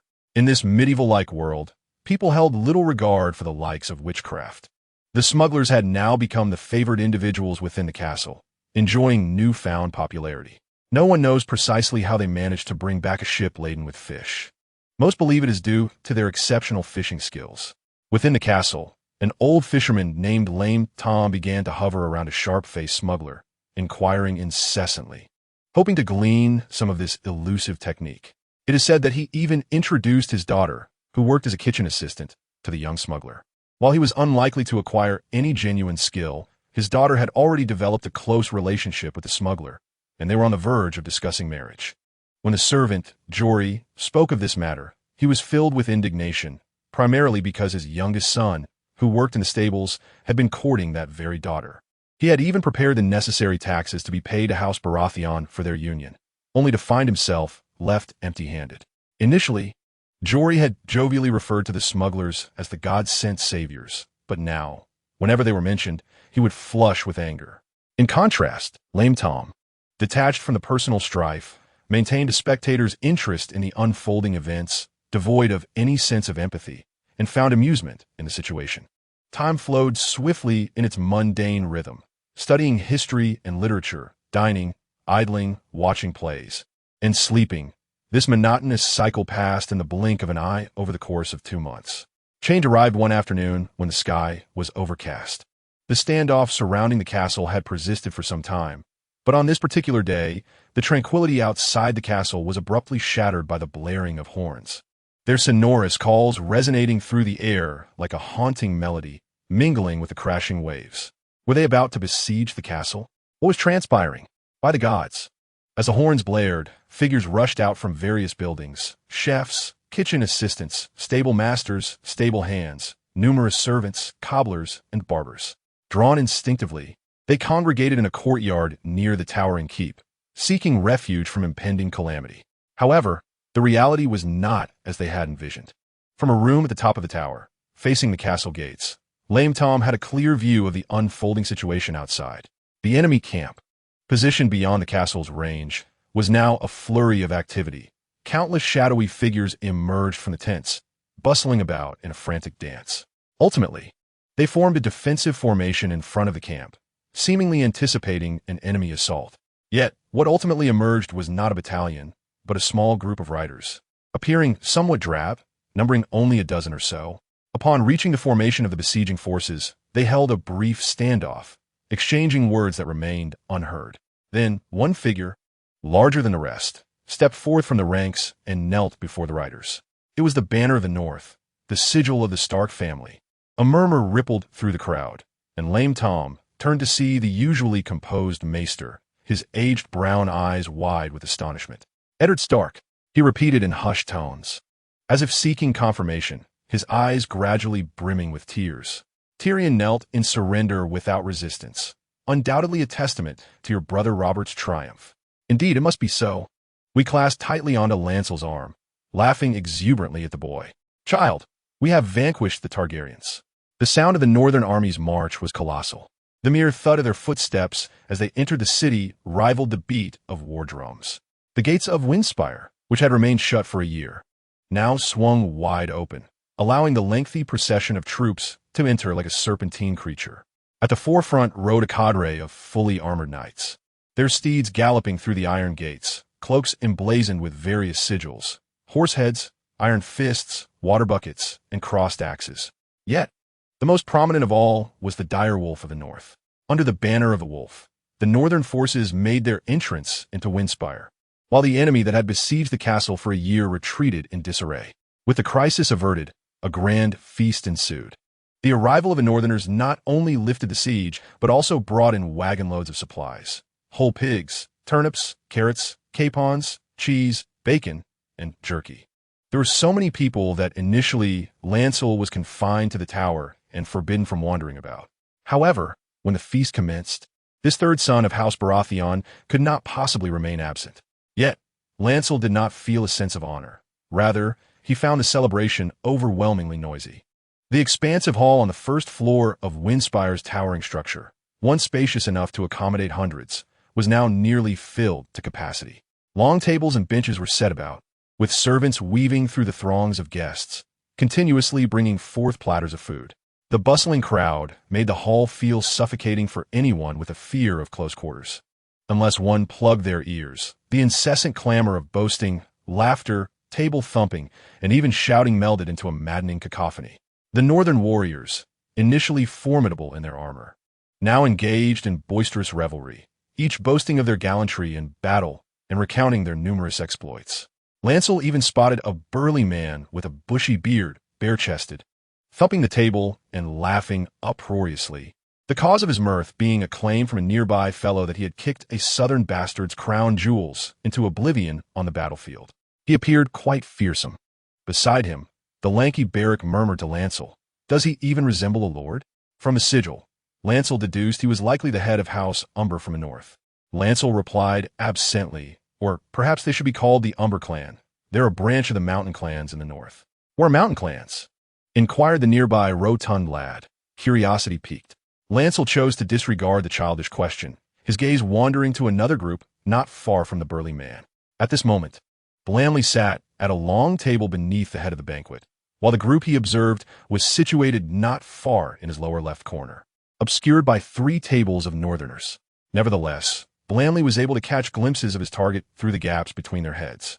It was a rather slender and short young man, distinct from the other northerners, who was still clad in somewhat faded sleeveless bronze scale armor. He spoke with his fellow diners without any exaggerated gestures, appearing remarkably composed. Amidst the cacophony of the banquet hall, which ought to have dulled the senses, Blandly's focused gaze seemed to draw the young man's attention, who soon turned to glance in his direction, as if sensing the scrutiny. However, upon realizing that the one observing him was merely a child, the lean young man paid little mind to it, offering a gentle smile from afar before returning his attention elsewhere. Blandly, in contrast, stood up, intending to approach for a closer inspection. Unfortunately, he did not notice that 2 individuals at the head table were quietly conversing and pointing in his direction. Just as he stepped out from the narrow space of a long bench, a soft voice called out to him, "Blandly, come and meet our Lord Stark." Following the sound, he saw his brother Stannis nodding at him. With a subtle grimace, Blandly acquiesced and made his way over. Although Stannis was seated prominently at the center of the table, it was the young man with dark brown hair beside him who commanded the attention of the gathering. He appeared to be in his 20s, adorned in a brown woolen tunic embroidered with the sigil of a dire wolf in silver thread, sitting upright with a long face that bore unremarkable features, save for his striking gray eyes, which, upon closer inspection, revealed a certain allure, albeit tempered by prevailing seriousness that rendered him somewhat aloof. Furrowing his brow, he seemed troubled by some concern, yet when Blandly approached to pay his respects, he managed to force a smile. "Robb often tells me how much his little brother resembles him in their youth. It seems he was not exaggerating," Blandly remarked earnestly, eliciting a chuckle from the young man and laughter from the surrounding northerners. Only Stannis, seated beside Lord Stark, and the elderly maester standing behind him remained unamused. The former was ever serious, seemingly unaware of merriment, while the latter, accustomed to the boyish flattery, shook his head in resignation. However, this was but a minor interlude amidst the festivities. After a brief exchange, Blandly returned to his seat, instinctively redirecting his attention to the peculiar short man he had previously observed. Alas, in the short span of time, the figure had vanished from sight. The emblem he had glimpsed earlier flickered through Blandly's mind, leaving him in contemplative thought. The marsh folk are a peculiar people residing in the swamps, particularly in the neck, which serves as the watershed between the north and south of Westeros, or rather, as the gateway to the entire north. This region is fraught with both visible and hidden quagmires, rendering it exceedingly arduous to traverse. However, to gain entry into the north, one must inevitably traverse this treacherous terrain or opt for the waterway. The reason he was so intrigued by the diminutive figure was quite simple. The individual exuded a fragrant aroma, reminiscent of the scent of books, yet tinged with a faint charred note. He first detected this fragrance when the cavalry entered the city, but it was not until the commencement of the banquet that he discerned the identity of the source. Having had a previous encounter, Lancel did not presume that the scent emanated from the individual himself, but rather from an item he possessed. Regrettably, he was not afforded the opportunity for a closer inspection, as the individual swiftly vanished from sight. Nonetheless, locating him would not prove too challenging. He could simply follow the scent. Yet, after a moment's contemplation, Lancel decided against any hasty actions, as the gathering was teeming with people. He resolved to wait until the banquet concluded before proceeding. Thus, he redirected his attention to the esteemed Lord Stark. Regardless of past impressions of Westeros, whether from his previous life or the present, Eddard Stark held considerable significance. This young Duke of the North had grown up alongside Robert Baratheon, the Duke of Storm's End, as foster brothers in the Vale. Their bond akin to that of blood siblings, perhaps even stronger. Stark's sister had once been betrothed to Robert, but tragically, the Wolf Maiden was abducted by Prince Rhaegar Targaryen, sparking the war that ensued. Initially, the rebellion was confined to the north, Storm's End, and the Vale, but eventually the Riverlands joined the fray, and ultimately, the Westerlands and the Iron Islands responded to the call, leading to the downfall of the nearly 3-century-old Targaryen dynasty. Now that the war had largely subsided, it was rumored that the capital, King's Landing, had fallen into the hands of the rebels. Yet, Lord Stark still wore a troubled expression, clearly burdened by some matter weighing heavily on his mind. What of Jon Snow? Lancel's thoughts briefly flickered to a name, but before he could ponder further, the portly individual beside him, who had been gnawing on a golden-brown capon, discreetly prodded him and whispered, "Lancel, look, that rotund fellow is staring at you." Rotund? Lancel cast a quizzical glance at the chubby boy beside him and then followed his gaze. A tall, handsome young man with curly brown hair was seated in a corner of the banquet, surreptitiously peering in their direction. When Lancel's gaze met his, the young man instinctively averted his eyes, only to return them moments later, offering a slight smile. Not so rotund after all, Lancel thought instinctively. But then his attention was drawn to the golden embroidered rose on the front of the young man's green velvet jacket. From House Tully of the Riverlands? He pondered, perplexed. Their adversary for the past year now found himself brazenly attending a celebratory feast within the castle walls. 25 green catastrophe. The current situation has become clear. Lord Mystiliel, as the representative of the southern capitulation, awaits the terms of understanding from our army upon entering the city. The banquet continues. Yet Ser Loras has already accompanied the old scholar for an early departure. Climbing the staircase, the elderly man gasped for breath, remarking that he might be observing the condition of your brother, Robert's family. As the leader of the insurgents, Robert's speech was interrupted by a fit of breathlessness. The old scholar paused on a step, taking a moment to recover before adding, "It is also possible that, I have heard that in the Highgarden, his youngest daughter has just been born. Are you suggesting a marriage alliance?" The elder spoke ambiguously, but Loras could discern its meaning, prompting him to furrow his brow. "How long has it been since my 5th name day? This is quite normal." The old scholar, silently marveling at the boy's wisdom beyond his years, felt compelled to elaborate. Lords typically use marriage alliances to forge bonds with allies. Many noble children are already eyed for such unions in their infancy. To put it bluntly, you're rather late in this regard. As they continued their ascent, a black-haired maid passed by and greeted them. The elder nodded in acknowledgement, waiting until she was out of earshot to resume speaking. Logically, it would indeed be challenging for you to possess your own dominion. Yet your grandmother, Rhaella Targaryen, is the daughter of Aegon V, a true royal princess. By bloodline, your brother. Let us not delve into that matter for now. In any case, my child, the present turmoil is unsettling. But once the nation stabilizes, lords and nobles wishing to betroth, you will undoubtedly come forth in droves. You must be prepared. After speaking, the old man smacked his lips, suddenly feeling he had said too much. However, upon glancing at Loras's frowning, contemplative visage, he couldn't help but chuckle softly. The boy was precocious, yet some matters were beyond his comprehension. Nevertheless, the old scholar was mistaken in this regard. Loras was not entirely oblivious to such matters, and perhaps even possessed a deeper understanding. He was aware that, under normal circumstances, his half-brother Robert would ascend the Iron Throne, while he himself would inherit this very castle and the vast Stormlands. Yet, whether events would unfold as anticipated remained uncertain, especially given that discrepancies from his memories had already occurred. Loras was not overly concerned about this. Regardless of territory, being a member of House Baratheon assured him a life free from want. Thus, he did not harbor much longing for lands or lordly titles. His true interest lay in the hidden potential within him and the extraordinary power it bestowed. In comparison, the mundane game of power paled in significance. However, This carefree indulgence is not without its prerequisites, mused Lancel as he ascended the staircase. He felt it was time to contemplate this matter, for according to the narrative, Robert, upon ascending the throne, would eventually meet his demise at the tusks of a wild boar in a decade or so. The reasons behind this are certainly intricate, yet the central conflict is singular. The queen from the Lannister lineage, engaged in clandestine affairs with her own brother, bore 3 offspring whom the populace instinctively presumed to be Robert's, a belief that even Robert himself shared. Ultimately, it was discovered that they were not of royal blood. Thus, schemes, poisonings, betrayals, and chaos erupted, leading to war. Hence, how might one prevent the unfortunate Robert from being cuckolded? Lancel found himself lost in thought. You performed admirably today. However, you should take the initiative to pay your respects to Lord Stark, rather than waiting for your brother to summon you. Came a familiar admonition from the old maester beside him. Why is that? Lancel feigned ignorance, though he was well aware. Grasping the stone railing, the elder spoke earnestly. As a young lord of House Baratheon, it is your duty to exhibit proper decorum.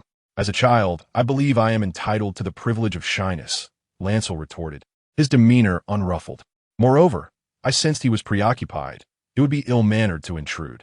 In truth, his attention had been wholly captivated by the enigmatic man from the Vale, which explained his oversight of Stark, a figure of considerable importance. Perhaps it was the war's shadow. Where there is war, there is death. And death is not easily overlooked. The elder paused to ease his aching back, then lowered his voice. Lord Stark, I presume, does not frequently attend feasts.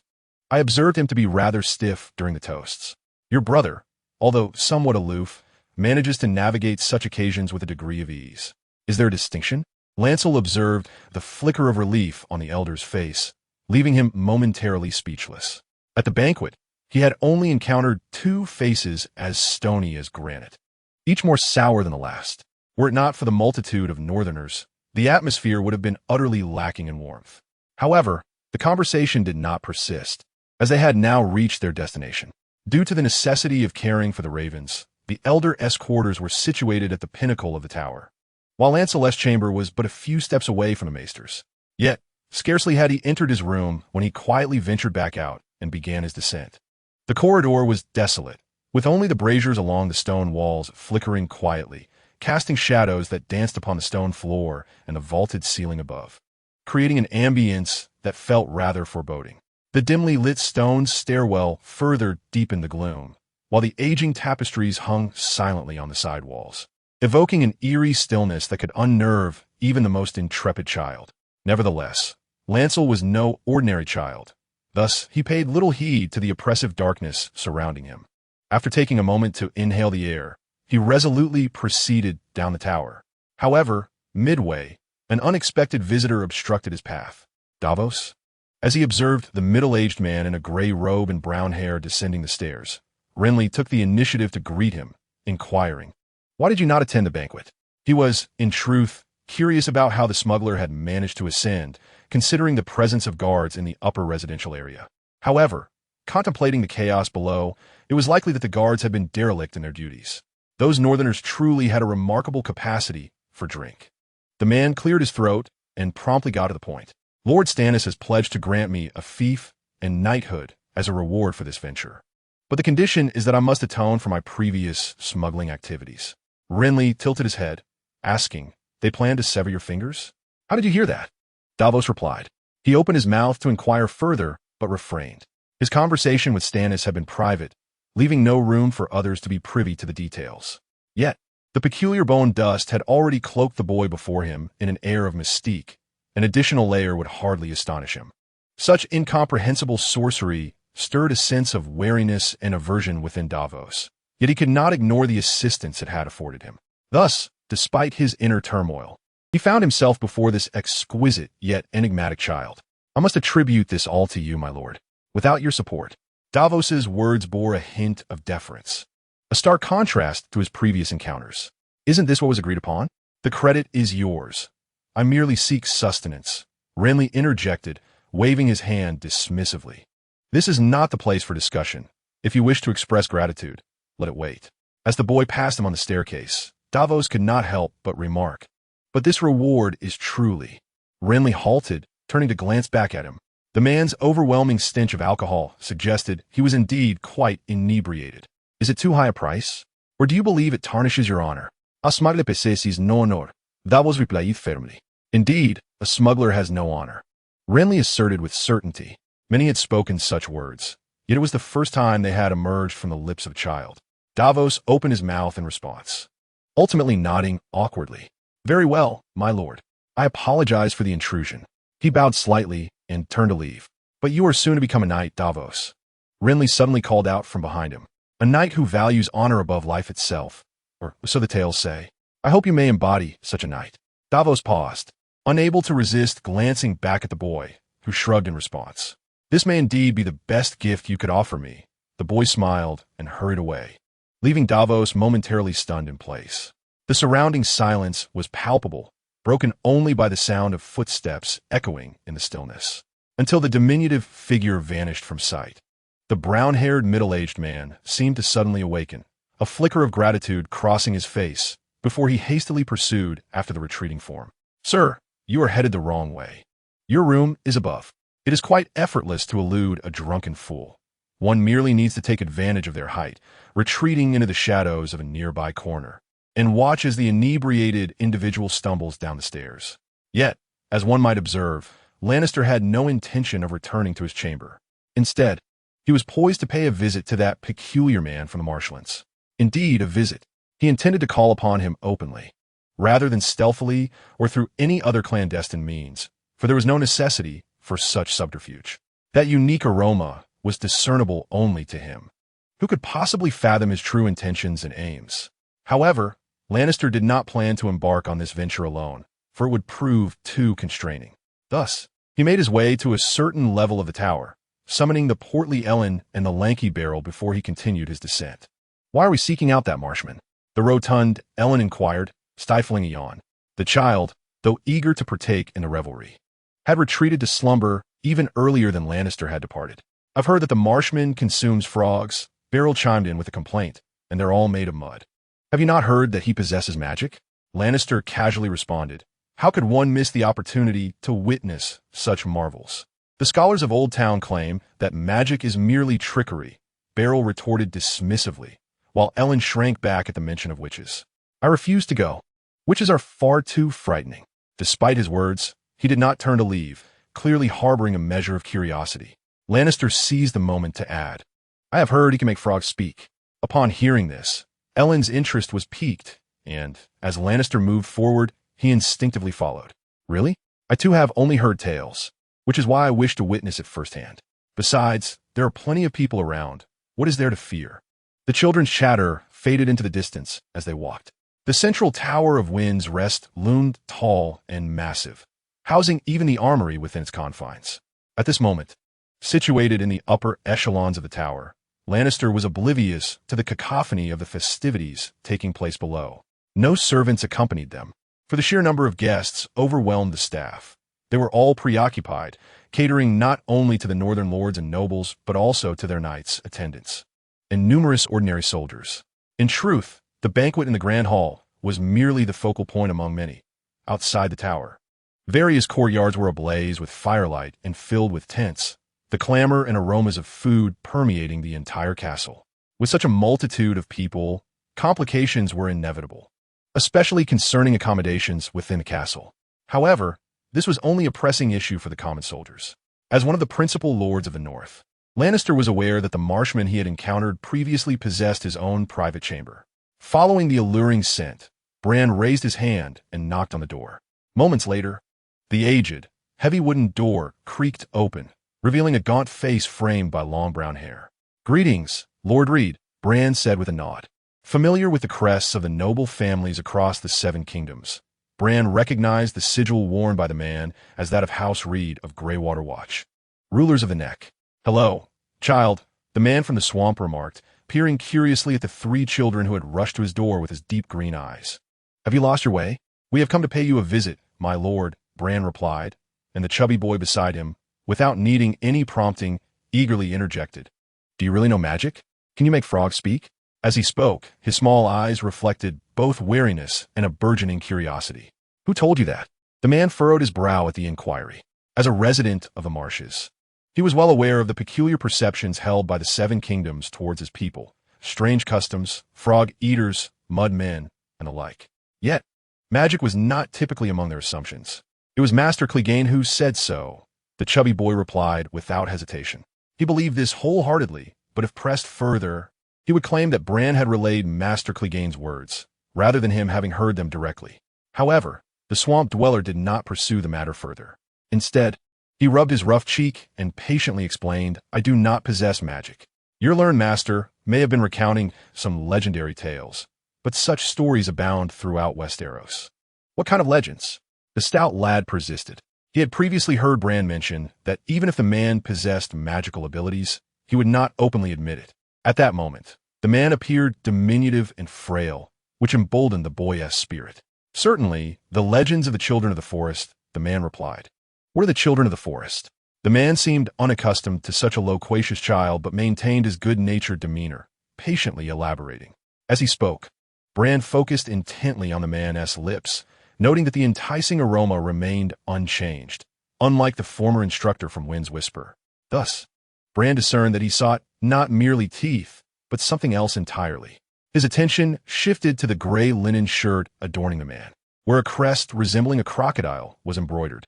After a few moments of observation, his empathic abilities activated, and the previously motionless crocodile suddenly fixed its hollow gaze upon Bran, its black-threaded body beginning to emit a faint green glow. Yet, before Bran could fully comprehend the implications of this, the swamp dweller abruptly ceased speaking, his eyes scanning the dim corridor outside with a peculiar expression. Upon detecting no anomalies, he turned to look within the room. What had he discovered? Bran was startled by the sight, but his azure eyes quickly darted to a dagger sheathed at the man's lower back. A wooden-handled dagger, sheathed in a faded leather scabbard, exuded a captivating fragrance. Suddenly, with a flicker of inspiration, Bran spoke up. "My lord, could I possibly examine that dagger?" The other party turned to him at the sound of his voice, then smiled. "That is not permissible. This dagger is exceptionally sharp and should not be touched." Bran felt the situation was somewhat challenging, yet he persisted. "I could wear gloves, or perhaps just hold the hilt." Regrettably, the man remained resolute, narrowing his eyes in suspicion. "Why do you wish to see my dagger, child?" he inquired. Bran replied earnestly, "Because it feels extraordinary to me." The man paused, taken aback by the response. "What leads you to say that?" "I don't know. It's just a feeling," the dark-haired boy replied, his gaze earnest as he observed the man's reaction. Yet the latter did not take the bait. He neither probed further nor consented to let Bran see the dagger, merely regarding the boy intently. "There is nothing remarkable about it. It is merely a bronze dagger." "Perhaps you are mistaken, child," he continued, casting a glance around before adding casually, "Now, if you would kindly allow me to retire to my quarters, children, the journey has been rather exhausting." Bran felt a pang of dissatisfaction, but nodded in acquiescence, politely bidding farewell. "Thank you, my lord, and may you have sweet dreams." With that, he led his two companions away, the door behind them closing firmly without hesitation.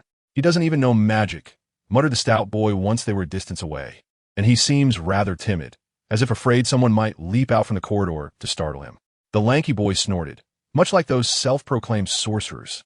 "Yet they cannot withstand a night strike. I once saw one in a red robe at Black Harbor." Bran, however, paid little heed to their conversation, as he was preoccupied with devising a means to acquire that dagger. His earlier remarks had merely been a test. Had the man not valued the dagger, he could have attempted to simply take it. Unfortunately, the situation was entirely contrary to his expectations.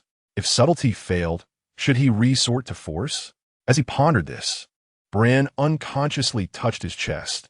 Beneath the soft green velvet fabric, the outline of a ring provided him with a modicum of comfort, yet he remained hesitant. The man from the swamp appeared far from ordinary. Regardless of Bran's inclination to take a risk or his reservations, reality offered no opportunity for him to unleash a bold move. For when he awoke the following day, he discovered that the alluring scent had vanished. Shortly thereafter, he learned of a significant development. The man from the swamp has departed. While bending to fasten his boots, Bran paused, looking up at the servant Jomi, who had come to summon him for breakfast. "Indeed, Lord Stark has left with several other lords from the north," the diminutive servant nodded. "I saw them leave the city well before dawn without an army. I I wonder what could have prompted such haste. Hearing this, Renly let out a sigh, feeling quite helpless. Time was too short. There was hardly anything he could do. He thought he would discuss it further upon his return. After all, the northern forces remained entrenched at Storm's End, and as one of the principal lords of the north, that man from the Reach surely could not avoid returning. Unless. Yet this notion was soon disrupted by an unexpected turn of events. To King's Landing? In the scholar's chamber. The dark-haired boy furrowed his brow at the words of Master Crescent. When Renly learned of this matter, he was en route to his history lesson, and it struck him like a sudden blow. Why must I accompany Stannis to King's Landing at Lord Robert's behest? He protested from across the small table in the scholar's quarters. He had intended to devise a plan to pilfer the dagger from that little man of the Reach upon his return, but now, with the prospect of going to King's Landing, he couldn't be certain he would ever see him again. I believe there's a reason for it. The elderly man replied, sunlight streaming through the narrow window embedded in the rocky wall, illuminating half of his smiling face in vivid detail. Despite the multitude of wrinkles, he appeared vibrant, while the shadowed side of his visage showcased the ravages of age. Perhaps Robert misses his dear little brother, Renly mused, rolling his eyes. He had scarcely turned one when their parents perished in a shipwreck, leaving the old scholar and a recently deceased uncle to care for the three brothers. Yet, this could never compare to the nurturing of their biological parents, though they were indeed siblings. There was a considerable age gap of more than a decade between him and his brothers, Robert and Stannis, creating a significant generational divide. Furthermore, the former had long taken to the Vale as a ward and seldom returned, while the latter perpetually wore a scowl, as if the world owed him a debt. In this context, while their encounters might evoke a sense of familiarity, the bond among the three brothers was rather tenuous. Must I truly go? I feel a bit unwell. My stomach aches. Renly attempted a roundabout tactic to evade the journey. Do not fret, my child, the old man replied with measured calm. There are 3 days until departure, and I shall find a way to remedy your ailment. Will my presence slow them down? Renly frowned, feigning concern. If Robert insists Stannis has urgent matters, wouldn't he that cause delays? That is not a cause for concern. The elder waved a hand dismissively. The situation is not so pressing. But I cannot ride. How shall I travel? Renly countered. Of course, there will be a carriage. Renly found himself momentarily at a loss for words. After a sigh, he shifted the conversation, asking, Will you accompany us, Master Crescent? I serve this castle, my child. The elder shook his head. I shall assist Ser Lomas in managing this stronghold, awaiting your return. Ser Lomas, the uncle of the stout Lord Ellen, seemed to have been appointed as the acting lord of Storm's End. Child, the world of King's Landing is not as terrifying as it seems. You are now grown up, and it is time for you to venture out and experience life. This statement sounded almost patronizing, prompting a roll of the eyes from Bran. Well then, shall we depart in 3 days? Indeed, once the main forces are fully prepared. Nodding in acquiescence, Bran refrained from further inquiries on the matter and shifted his attention to today's lesson. The elder replied, Today, we shall delve into the chronicles of the conquest of Dorne, penned by King Daeron I of House Targaryen, the 8th monarch to ascend the Iron Throne, commonly known as Daeron the Young Dragon, who embarked on this journey at the tender age of 14. Are you truly leaving, Bran? Plump little Ellen approached him at the end of the lesson, accompanied by Barrett.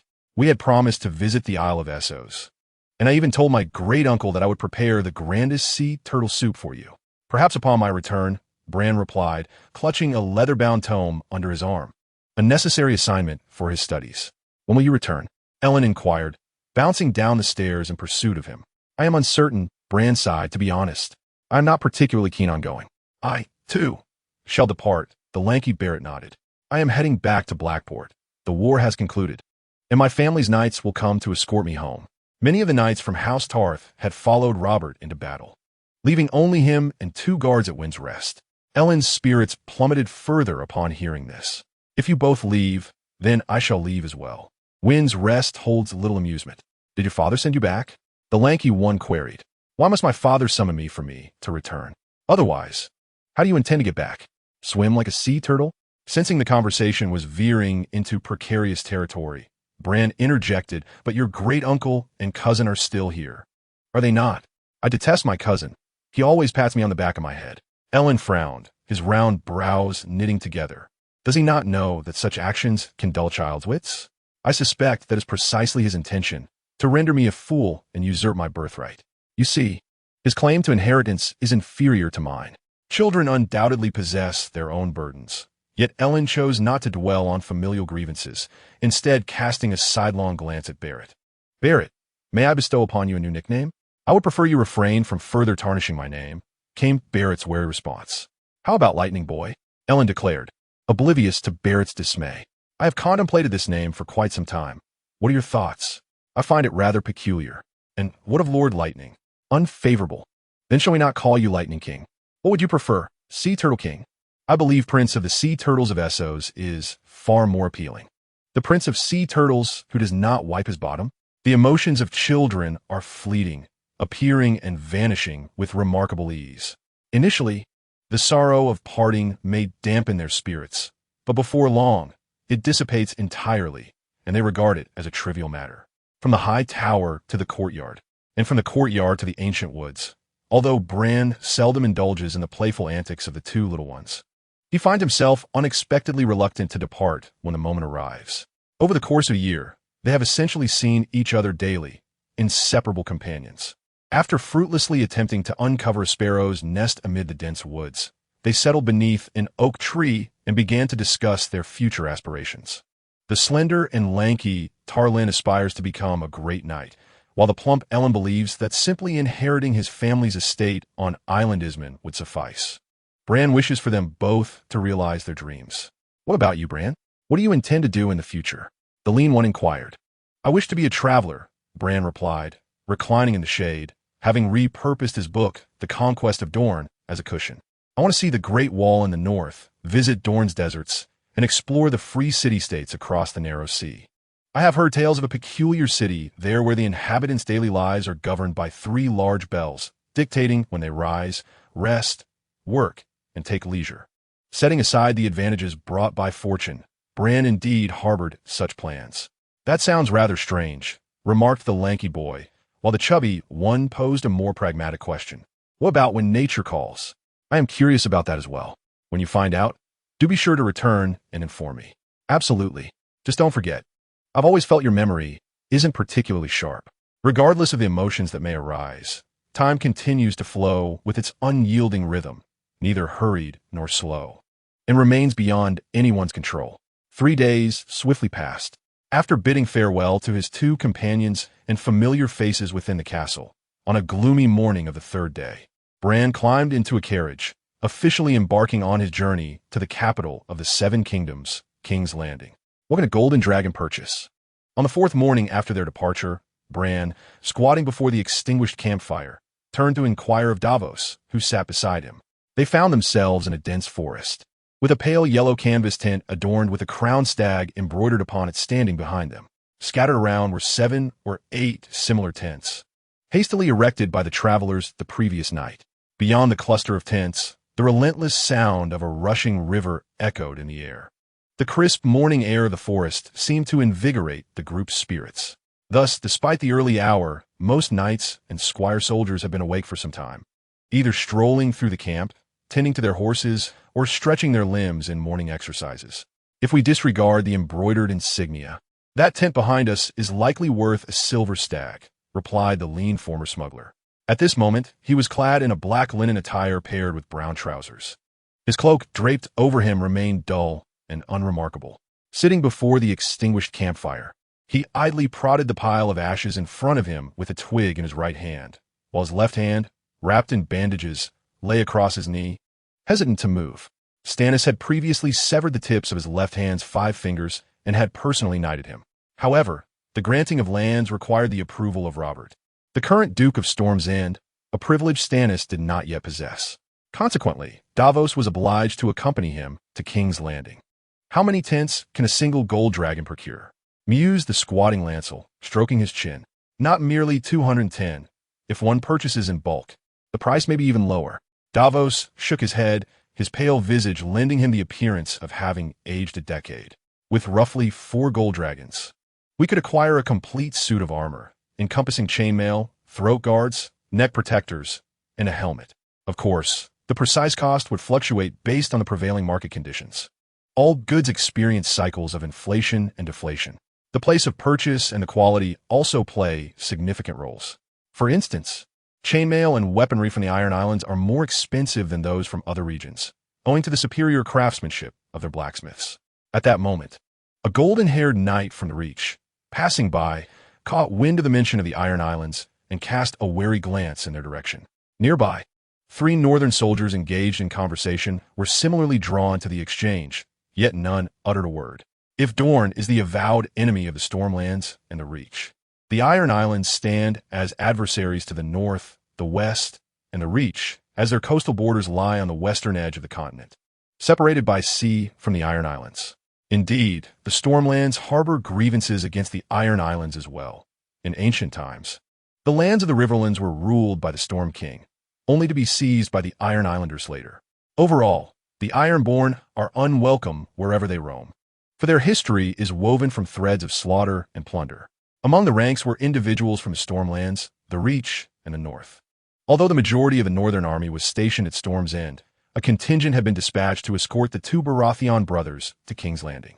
The men from the Reach were merely accompanying them. The leader, Mace Tyrell, was the Duke and Protector of the Reach, presently journeying to King's Landing to negotiate matters of surrender and reconciliation. Yet the stout, brown-haired noble exhibited no semblance of a defeated man. He appeared utterly unconcerned about his fate upon reaching King's Landing, engaging in light-hearted banter with his knights throughout the journey. At that moment, he was even leisurely practicing swordplay by the riverbank with a knight from the Reach. My lords, regardless of who the king may be, King Aerys has granted us permission to fell trees and hunt within this forest. He has granted it, and you cannot renege on that promise. Another sound emerged from a different direction, revealing the true leader of the party, Stannis, clad in a suit of black leather armor, standing before his tent with a stern expression as he listened to the 2 hunchbacked old farmers clad in coarse linen. Of course, we pay for raising pigs in the woods, but keeping bees is also permitted by His Majesty. Indeed, a knight in a white cloak named Dane personally conveyed this to us. As the clamor faded behind them, the company continued on their journey. After departing from Windy Fortress, they had successively passed through Coppergate, the Wind River, and were presently traversing the royal hunting grounds reserved for generations of kings. This vast forest had been their path for 2 days, with villages and estates occasionally visible along the way, and many rabbits and elk scurrying away upon catching sight of the procession. However, the majority of their journey was spent amidst trees, brown, pallid, and tender green, whose leaves, sparse or dense, intertwined overhead, casting dappled shadows in the sunlight. When shall we arrive at King's Landing? Sitting idly in the swaying carriage, the dark-haired boy could no longer contain his curiosity and glanced towards Davos, who was accompanying them on horseback. We still have half the distance to cover, Davos replied. Stannis had few capable men at his disposal. Thus, this recently knighted former smuggler had become a temporary protector for Gendry. Davos bore no resentment towards this arrangement. Following their previous conversation on the staircase, his aversion to Gendry had nearly dissipated.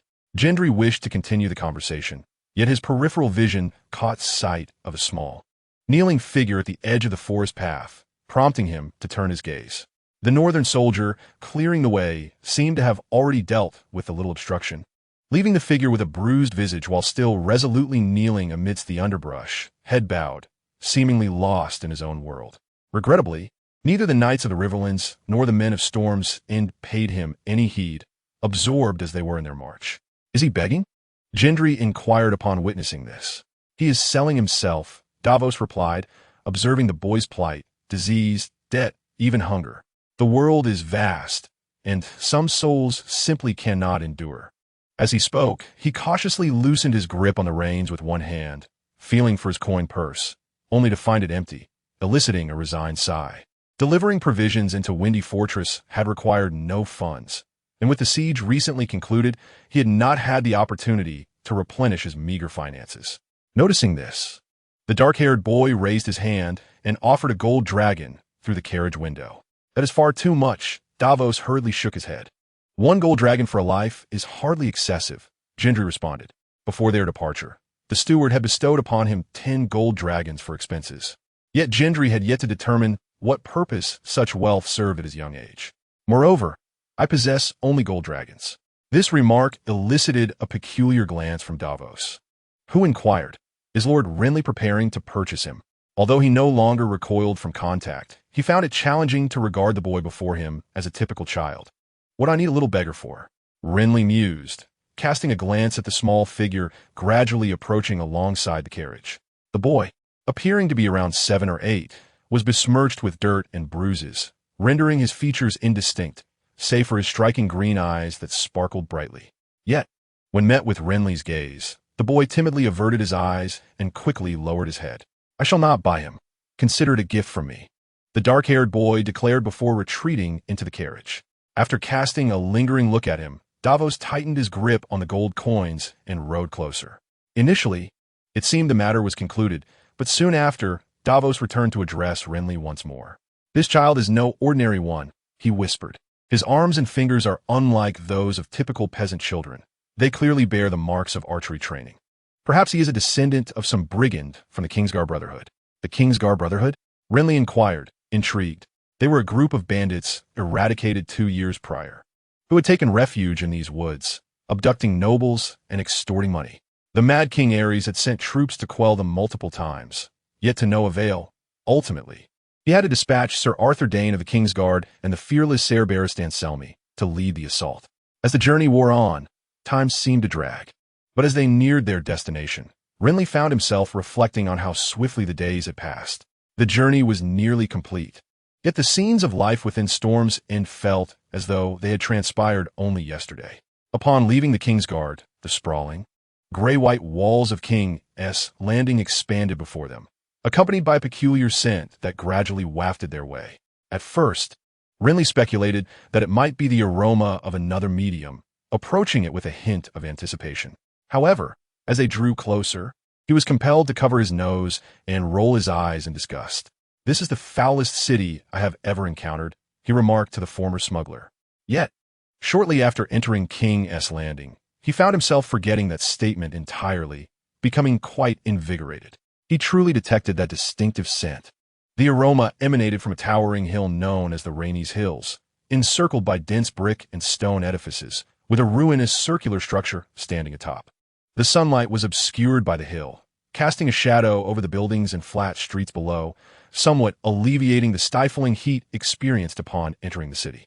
As the group passed through, that unique fragrance imperceptibly replaced the surrounding stench, prompting Renly to turn his gaze towards the summit of the hill. He had considered the vast expanse of King's Landing might harbor what he sought, but upon its actual manifestation, he found himself unable to suppress the quickening of his heartbeat. Regrettably, the current destination of the party lies deep within the Red Keep of King's Landing, and he does not believe he can leave the group at will, nor does he anticipate a favorable response should he request a change of course. Thus, Loras merely cast a lingering glance in that direction, committing the location to memory before turning his attention elsewhere. The procession slowly navigated the bustling streets, led by a young man clad in a golden velvet-fitted tunic and a neatly arranged green cloak, with his attendant vociferously urging the pedestrians to clear the way. The denizens of King's Landing responded with glares of resentment, but constrained by the presence of a battalion of gold-clad soldiers flanking the procession. They could only retreat begrudgingly to the sides of the street, seething in silence. It was evident to Loras that the local populace harbored no fondness for their entourage. He noticed a middle-aged fishmonger, his head wrapped in a scarf, glaring at the procession while hawking his wares, and saw a woman hastily clutching a filthy, wandering child as she turned to flee. He even witnessed a disheveled old beggar, slumped against the wall of a brown brick house, spit in their direction. Such scenes became commonplace after their entry into the city. Davos, mounted alongside the carriage, explained that the Lannisters had plundered the city before offering it to Lord Robert. The Lannister family, lords of the Westerlands, had remained passive during the uprising until Robert Baratheon decisively struck down the Targaryen heir, Prince Rhaegar, at the Trident, after which they resolved to join the rebellion. However, their entrance was marked by subterfuge, masquerading as royal reinforcements to deceive the gates of King's Landing, and once inside, they unleashed chaos and pillage in the name of the rebel leader, Robert, before ultimately surrendering the city. Consequently, it was evident that the people regarded the Baratheons as no better than the usurpers. Davos exhibited a peculiar expression while recounting this tale, prompting Loras to inquire, "Are you from King's Landing?" "I was born in Flea Bottom," came the reply, as the man instinctively clutched a small pouch hanging from his neck, containing the severed joints of his fingers, which seemed to offer him some semblance of comfort. Flea Bottom was known as a haven for the impoverished, a place the noble Lannisters would likely disdain, though he may have hoped for a different sight. As the procession passed near the so-called Flea Bottom, what greeted them was a panorama of collapsed shanties and dilapidated structures. The former smuggler fell silent for the remainder of their journey. King's Landing was a vast medieval city, densely populated and characterized by a chaotic array of buildings, with the scars of war still palpable.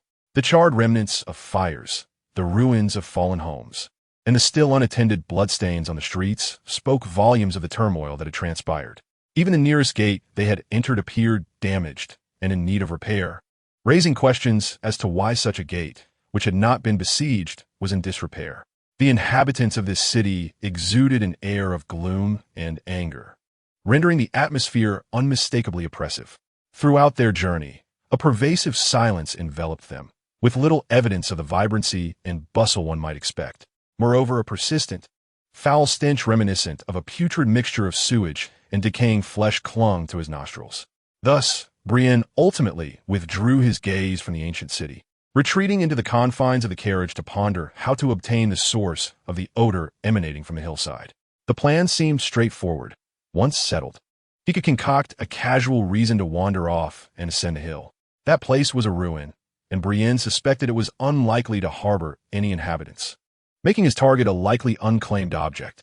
His preliminary thoughts were swiftly solidified, yet soon after, he furrowed his brow in confusion. Was it an illusion? Or was there another source? The peculiar scent that had quietly dissipated as they had distanced themselves from the hill now surged back with renewed intensity. Realizing this, Brienne peered out to discover they had arrived at the entrance of a castle constructed from pale red stone bricks. This imposing fortress, with its towering walls and bronze gates, stood resolutely in the heart of the city. Its gates were now wide open, the sharp iron portcullis already raised, casting shadows over the space before them as the procession entered under the watchful gaze of 2 rows of guards. As they advanced, the peculiar aroma intensified, engulfing Brienne in a sense of euphoria akin to stumbling upon a treasure trove, causing him to forget his previous distaste entirely. However, upon entering the castle, they were required to disembark from their carriage. With a multitude of people surrounding him, he could not discern the source of the scent and chose to temporarily disregard it, focusing instead on his surroundings. The Red Keep. This royal castle had been the residence of the Targaryen kings and their progeny for generations. Yet now it lay open to the families of rebels. Despite its royal status, the castle bore little distinction from the Wind's Rest, save for being somewhat more spacious, cleaner, and its courtyards and columns more elegantly arranged. Thus, Brienne's interest waned. The escorting soldiers clad in golden robes remained stationed at the castle's entrance, while others were led elsewhere. Under the guidance of their host, the dwindling group proceeded along the cobblestone path, passing towering turrets and fortified courtyards until they finally arrived at a grand hall marked by an open oak door. The hall was magnificent, vast and deep, with 2 rows of intricately carved stone columns rising majestically. Between each pillar stood a multitude of elegantly attired noblemen and women. The floor was laid with checkered marble, and the walls were adorned with exquisitely crafted hunting tapestries. At the hall's end, a sinister black iron throne loomed ominously, clearly the seat of power. Yet it bore little resemblance to a traditional chair. Rather, it resembled a grotesque mass of spikes, sharp angles, and twisted metal. Currently, this iron throne sat empty, devoid of occupants, while 4 individuals of varying heights and ages were seated around a long table beneath it. After casting a fleeting glance, Balon turned his attention to a robust young man with neat, short black hair, whose handsome features stood out amidst the throng in the expansive hall. However, at that moment, the young man remained oblivious to the individuals at the entrance, silently listening to the address of a corpulent figure clad in silk nearby, despite appearing somewhat bored. The speaker, a middle-aged man with a prosperous demeanor dressed in a light blue satin robe, asserted that it was a regulation that, upon the death of a shopkeeper, his widow was either to remain a widow or marry within the trade, with no allowance for unions with outsiders. He claimed that the widow had violated this rule. thus granting their guild the authority to seize her deceased husband's establishment. What a ridiculous regulation.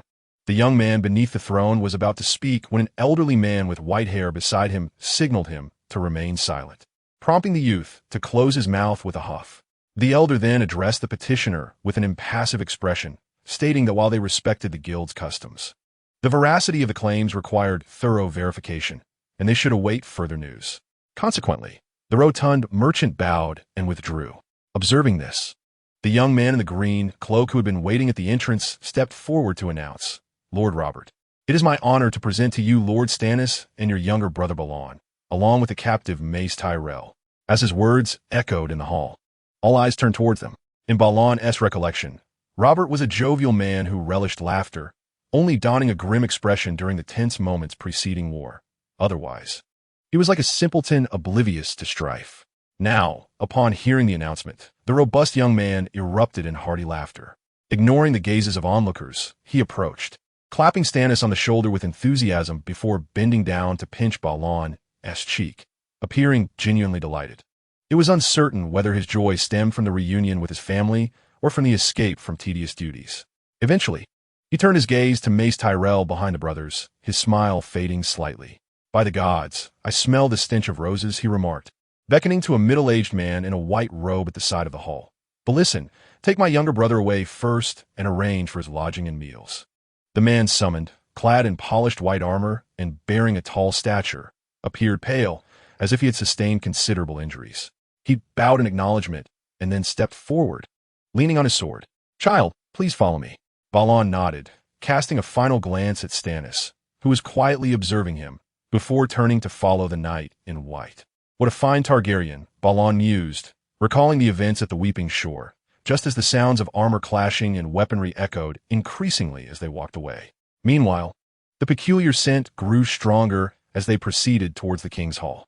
Throughout the course of a single day, encountering the clues of two mediums in succession, Balerion felt an extraordinary stroke of fortune. Yet, his unfamiliarity with the people and objects inhabiting this castle left him uncertain about the precise source of the scent that lingered in the air. Thus, he turned to the knight beside him, clad in white. Upon closer inspection, this middle-aged man, named Baratheon, was undeniably handsome, though he bore the marks of age. His brown hair was interspersed with strands of silver, and the deep hollows beneath his eyes were accentuated by elongated wrinkles. His pallid complexion suggested frailty, and he occasionally succumbed to a cough as he moved. However, his striking blue eyes sparkled with vitality, and when complemented by his dashing white enameled armor and flowing cloak, he appeared somewhat younger than his actual years. "Are you the legendary Sir Barristan?" Balerion inquired, emboldened by the knight's contemplative silence, which hinted at a weighty burden upon his mind. The fearless Barristan, a name that resonated through both his past and present, was renowned for his solitary infiltration of rebellious towns to rescue the captured king and for personally slaying the last heir of House Blackwood, thereby bringing an end to the protracted turmoil that had plagued the Targaryen dynasty for nearly a century. Most recently, during his journey to King's Landing, Davos had recounted the tale of the destruction of the Kingsguard, one of the leaders being none other than the man before him. He was one of the 7 Kingsguard sworn to protect the king, a knight of remarkable accomplishments who, despite his origins from the Stormlands, had once fought valiantly for House Targaryen. Now, it appeared he had surrendered to House Baratheon. "Barristan Selmy, of House Selmy in Harvest Hall, is my father," the white-clad knight replied, nodding at Balerion's inquiry. His gaze, as he looked down, was laden with complexity, an apparent mix of rejection and profound torment. This display of emotion puzzled Balerion, yet he refrained from probing further, choosing instead to voice his own thoughts. "They say the King's Hall is adorned with dragon bones. Why have I not seen them?" "Because Lord Robert abhors all things related to dragons. He ordered the bones to be removed from the throne room," Barristan answered, punctuating his words with a cough. "They have since been stored in the cellar." "May I see them?" Balerion asked eagerly. He had never visited King's Landing, and his memories of the place were scant. However, as he had just mentioned, he had heard tales of the King's Hall being filled with the gigantic skeletons of Targaryen dragons. The medium he sensed seemed to be anything but ordinary. First, the false teeth, then the dagger of the people from the lands of the Reach, and now within this red keep. He could think of nothing more extraordinary than dragon bones. My duty is to ensure your proper accommodation. The White Knight shook his head, denying the request. If you wish to see them, child, you may consult your brother Robert in due course. Balerion frowned at this response. I merely wish to take a glance. No, Baratheon replied firmly. Why not? Lord Robert's command is for me to ensure your safety, not to escort you to view dragon bones. Are all King's guards so inflexible? No. Child, we must adhere strictly to the commands. Upon hearing this, Bran blinked and swiftly changed the subject. My elder brother instructed you to arrange accommodation for me. The boy pondered thoughtfully, but he did not prohibit me from observing this castle. Did he?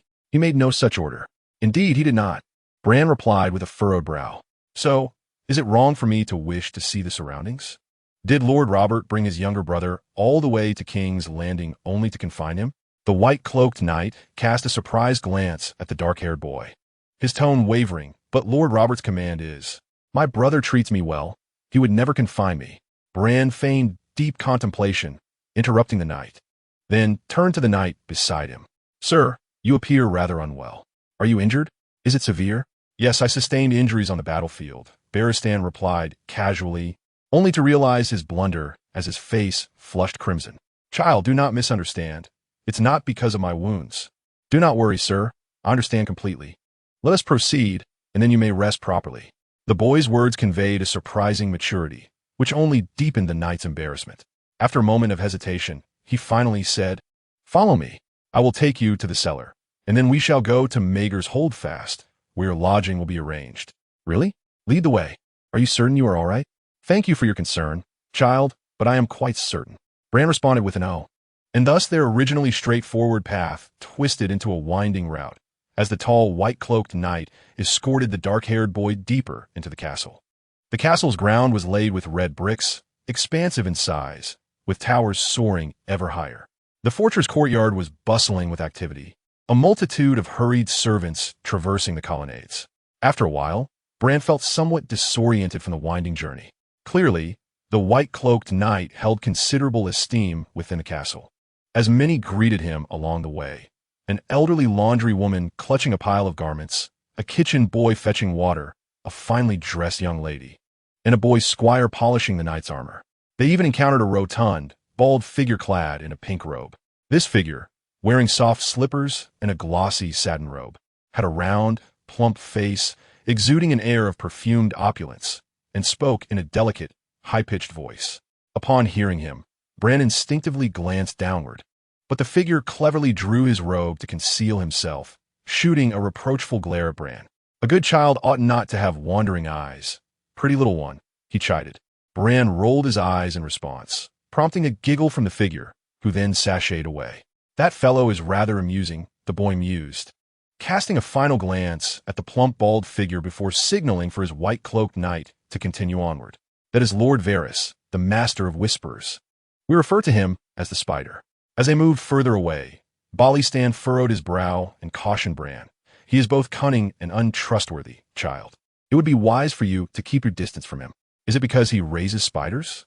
Bran inquired. One might say that, which renders him quite perilous. During their conversation, the knight clad in white robes led the boy to a somewhat desolate hall. He removed a torch from the wall, crouched down, and opened a fan-shaped wooden entrance in the corner.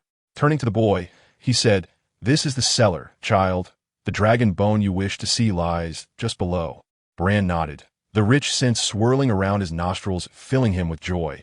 His assumptions had proven correct. The entrance to the cellar was narrow for the night, yet Bran navigated it effortlessly. They proceeded one after the other, descending a rocky staircase, and soon a chill enveloped them, raising goosebumps on their arms. Upon entering the cellar, the atmosphere grew exceedingly dim. The knight, torch held aloft, led the way, while the fan-shaped entrance behind them allowed a dwindling light to spill in, gradually fading as they descended further. With each step forward, that distinctive scent intensified, masking all other odors in the vicinity. The orange flames blazed brightly atop the torch, casting a long, slender shadow behind the knight. A brief flash of bright black darted past the corner of their vision, only to fade quickly as the light receded. It was a skull, no larger than that of a small dog, lying loosely at the edge of the cellar. Bran glanced at it curiously, but his attention was soon captured by a much larger dragonbone ahead. The torchlight, though dim, illuminated the surrounding area clearly, revealing skeletons of increasingly colossal proportions, the size of hunting dogs, calves, horses, bison, and even dragons. The dark skulls towered one after another, each larger than the last, with the deepest set reaching almost to the ceiling, as though the cellar could scarcely contain it. The eye sockets of this skull were hollow and profound, its sharp teeth resembling towering pillars. The firelight danced upon its surface, giving the inky bones a shimmering veneer, flickering with the flames. The largest of them belonged to the dread dragon Balerion. The knight in white spoke. It was on the back of this beast that Aegon the Conqueror united Westeros under his dominion. Bran remained silent, his entire focus consumed by the skull before him. In the dim light, the boy gazed up at the immense relic, as if beholding a miracle. Despite being well aware that the realm into which he had been reborn was steeped in mystery and fantasy, and possessing the ability to traverse through history, he was nonetheless taken aback when confronted with the colossal skull of a dragon, an unmistakably immense relic of a creature far beyond his comprehension. In that moment, he momentarily overlooked the alluring aroma that beckoned him, his gaze fixed in rapt attention on the enormous dragon skull that seemed to quiver in conjunction with the flickering flames. His curiosity piqued regarding its true nature. However, his true objective was not this largest specimen, but rather the second largest skull positioned nearby. This dark, somewhat smaller head, with a longer snout, emanated a peculiar scent unlike the others, which intrigued him further. After stealing a few glances, he withdrew his gaze and addressed the white knight beside him. "Let us depart, sir. I appreciate your bringing me here." The knight, somewhat surprised by his sudden readiness to leave, had anticipated that the lad would linger longer.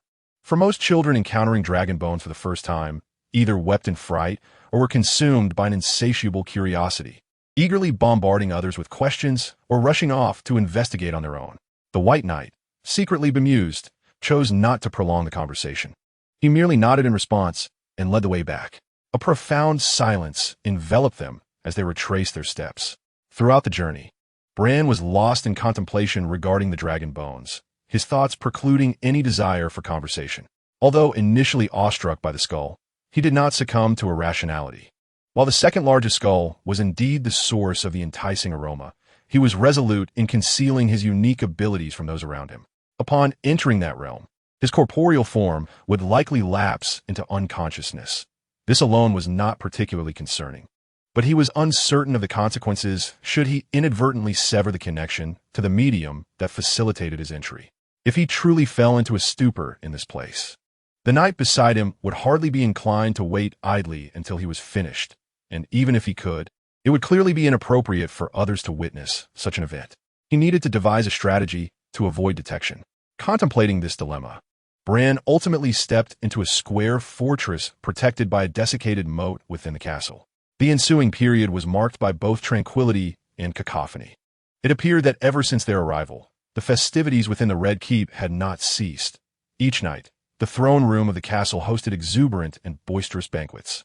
The gatherings were thronged with participants, featuring singers and performers in succession. The Lannisters of the West, the Tullys of the Riverlands, the Arryns of the Vale, and even the newly surrendered Tyrells of the Reach. All the great houses had representatives in King's Landing, accompanied by numerous lesser lords under their command.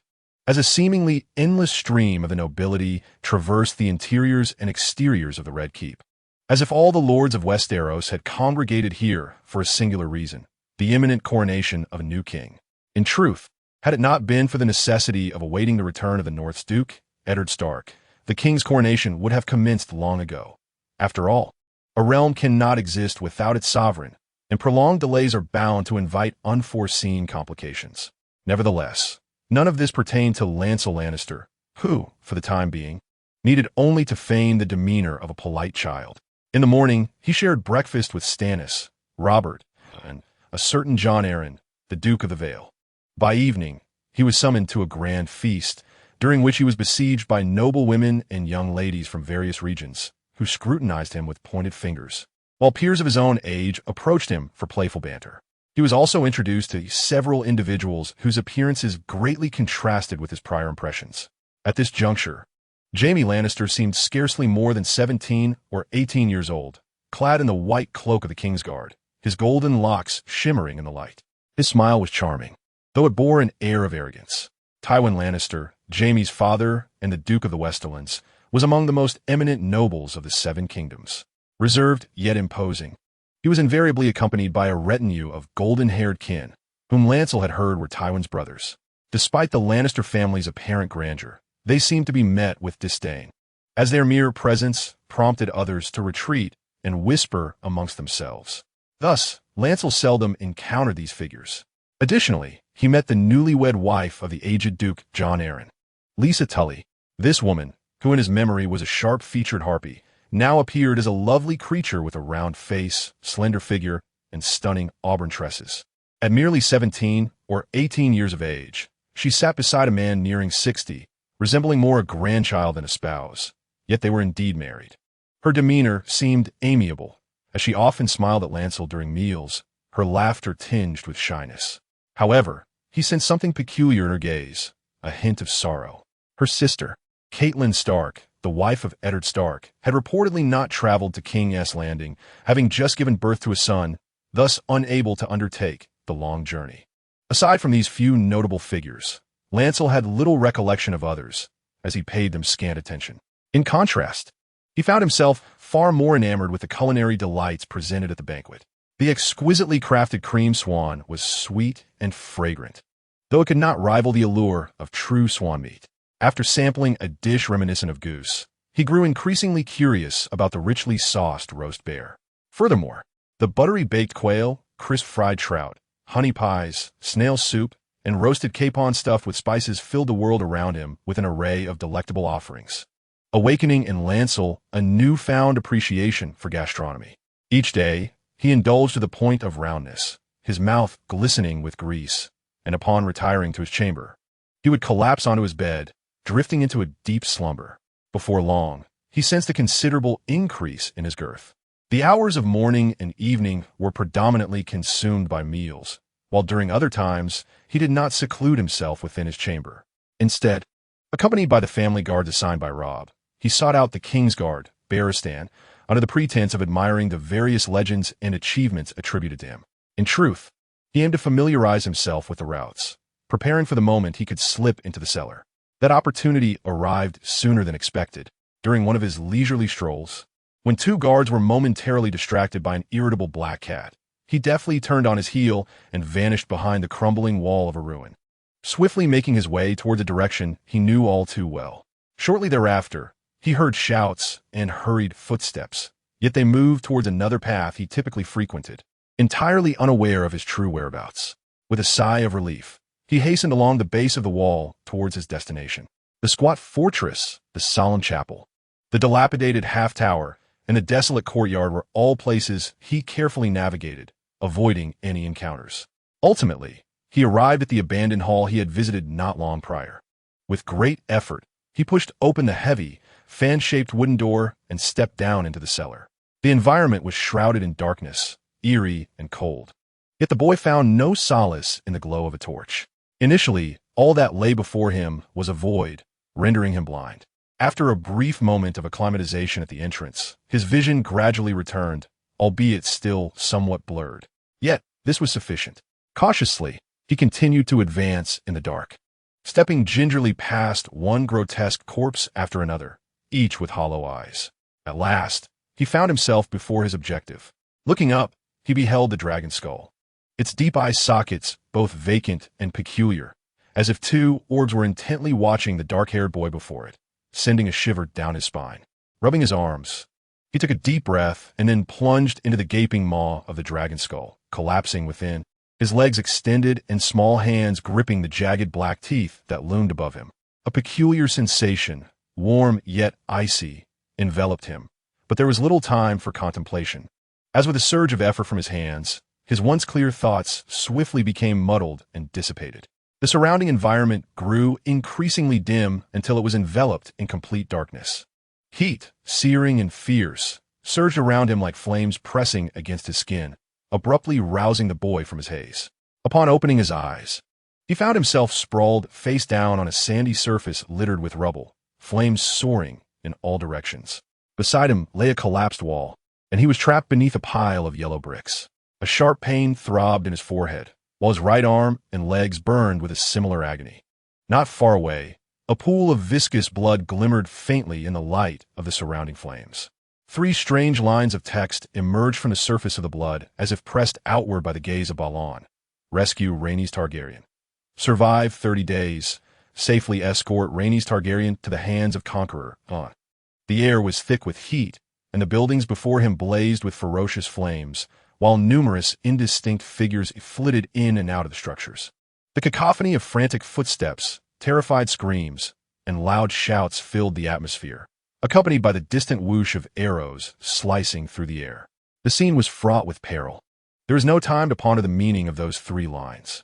Balon prepared to rise from the ground, but barely had he propped himself up when a sudden, forceful impact struck the back of his head, sending a sharp pain coursing through him. He involuntarily let out a grunt and fell back to the ground. He assumed it was an enemy attack, yet his eyes beheld a soldier rushing past, a figure clad in a helmet, adorned in brown leather armor, wielding a spear and a shield. It seemed that it was that very shield that had knocked him down. This did not appear to be an enemy. But before Balon could contemplate why he had been struck, a brilliant pillar of silver-red fire cascaded from the sky, engulfing the fleeing soldier and collapsing the surrounding walls of the still intact buildings. The descending silver flames rendered everything before him blindingly bright, yet the fire did not linger. It surged forth like a powerful jet of water, sweeping toward the towering structures beyond. While water can bring relief, fire only leads one screaming toward the abyss of death. Lamentations and cries of anguish, curses and shouts surged forth alongside the silver-red flames, cleaving the sand-laden castle as if it were a mere cake. Balon considered himself fortunate, as the flames surged in the opposite direction. Yet rather than easing his anxiety, this realization heightened it. Nearby, a stable was ablaze, and behind him were a series of towers and lowly dwellings. Not far ahead lay a rocky wall, where soldiers atop were consumed by flames, fleeing in terror. Struggling to rise from the debris of shattered walls, Balon sought a safe place to hide. However, a glance around revealed a landscape dominated by roaring flames, offering no semblance of concealment. It appeared that the ruins beneath which he lay were the safest refuge. A distant, thunderous roar echoed from the high heavens. Balon craned his neck to witness a massive figure with outstretched wings soaring above the castle, circling it continuously.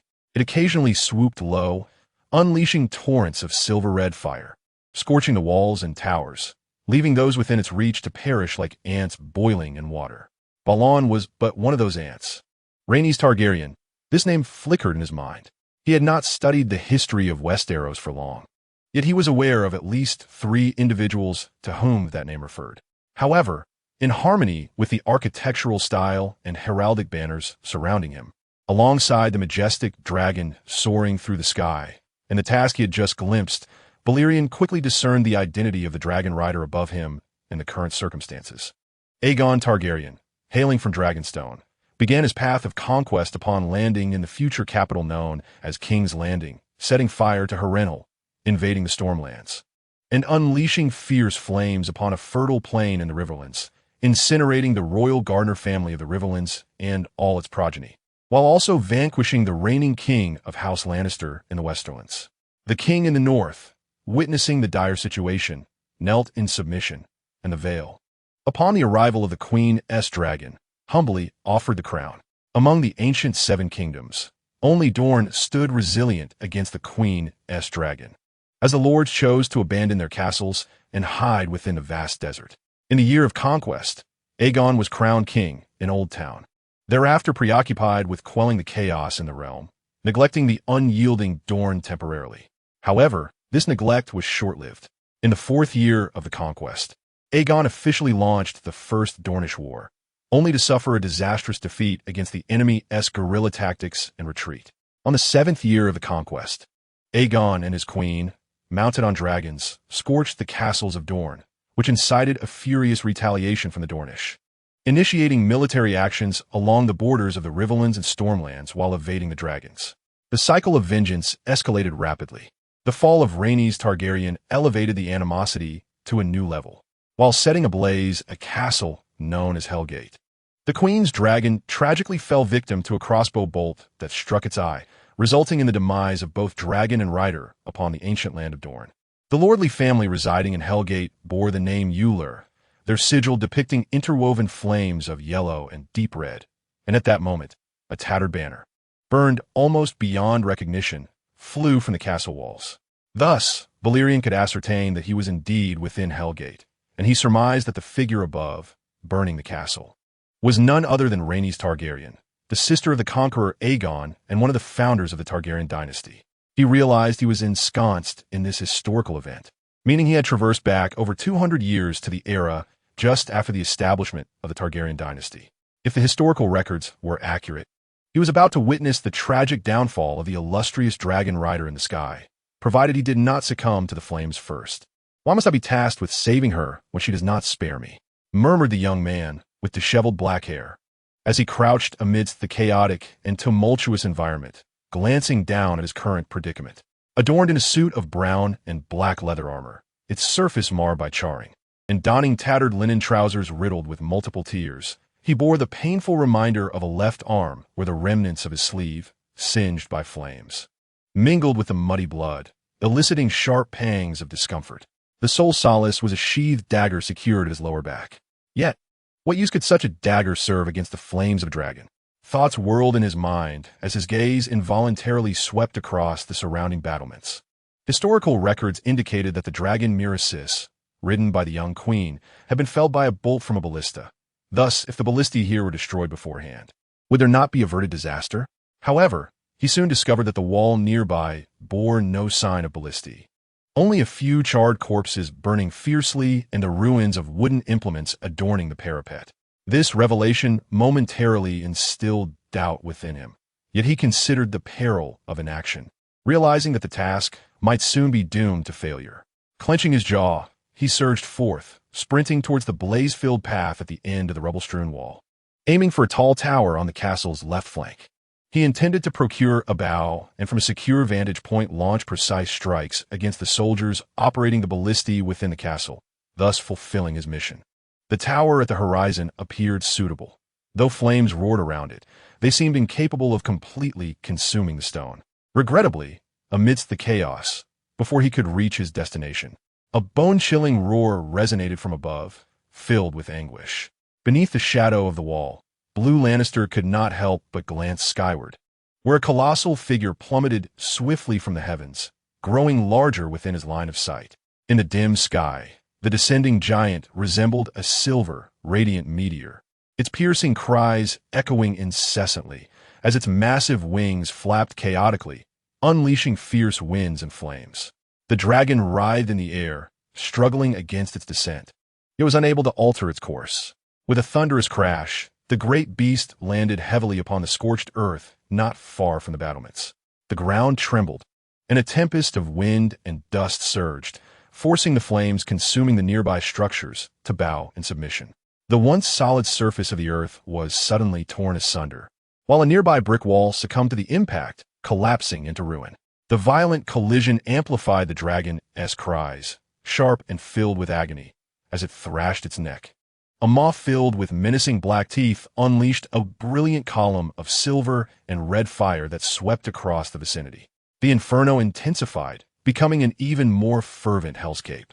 In a frantic bid for safety, Blue Lannister took shelter behind a crumbling wall, sweat pouring down as he beheld the silver tongues of fire darting overhead. His heart racing wildly. The very spot where the dragon had fallen was where he had just stood. At this moment, flames engulfed the paths and buildings around him, the wall he leaned against growing increasingly scorching. Yet, the flames above soon receded, and after inhaling the searing air, Blue Lannister cautiously peered out to assess the situation.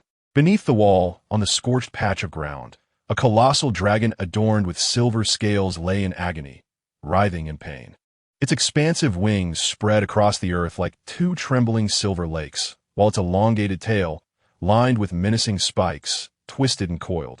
The dragon's neck was long, and though its countenance was fearsome, it possessed a unique beauty. Blue noticed an arrow deeply embedded in one of its eyes, the source of its agony and anguished roars. Despite the terrifying cries, the dragon remained still, quietly lamenting its fate. Upon its neck, Blue discerned his objective, a figure seated upon a specially designed dragon saddle, clad in shimmering silver armor. The helmet that should have adorned her head was missing, and her cascading silvery golden locks hung disheveled, obscuring her face as her head drooped in unconsciousness. Entangled in the saddle straps, she had not been thrown off despite the impact. Narrowing his eyes, Blue observed the scene. However, he was not the only one to notice the plight of the dragon and its rider. The ruins of the castle, engulfed in flames, responded swiftly to the situation. A squad of soldiers clad in leather armor cautiously approached, with the front line wielding bronze shields, while those behind gripped their bows and spears tightly. Yet, before they could draw their weapons, the seemingly feeble dragon suddenly raised its head and let out a deafening roar filled with rage and suffering. Its massive body convulsed, and with a fierce exhalation, it unleashed a torrent of silver-red flames. The flames shot skyward, but the brilliant sparks cascaded down like a torrential downpour, engulfing the soldiers entirely. Their anguished cries echoed as they desperately shielded their faces and fled in panic, struggling against the raging inferno that consumed them, their screams growing ever more heartrending. Only one soldier, sensing the imminent danger, darted behind a nearby wall to seek refuge.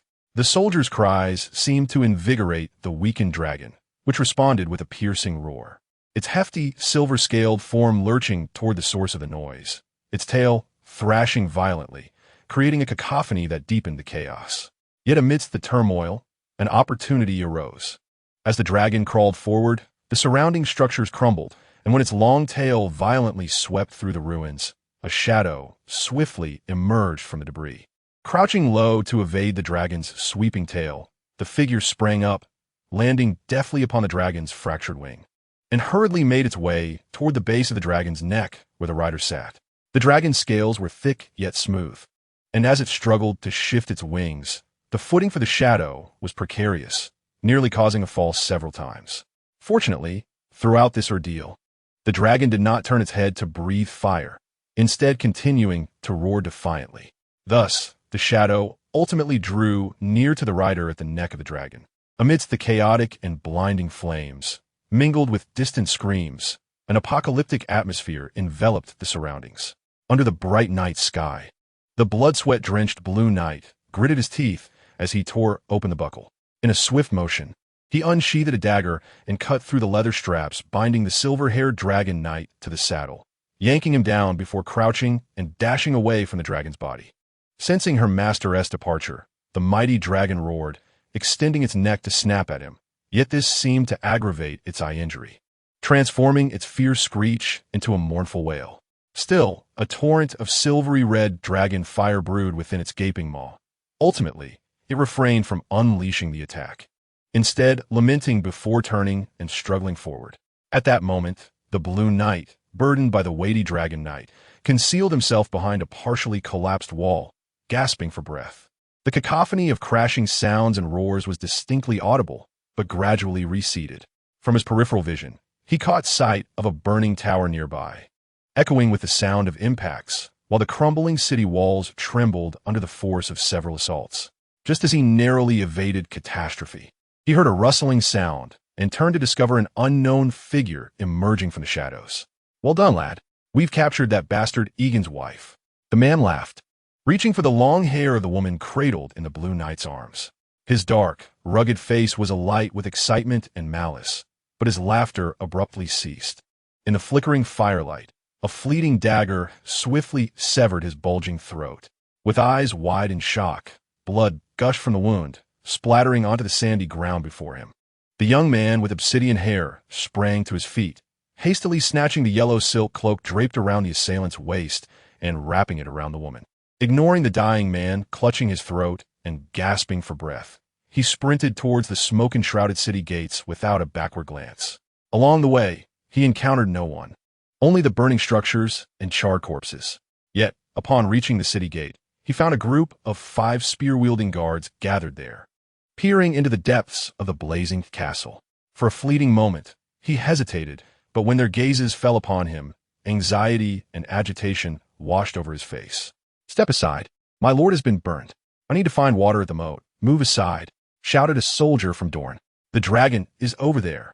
Do you want to see my lord perish?" The young man retorted harshly, his feet moving swiftly.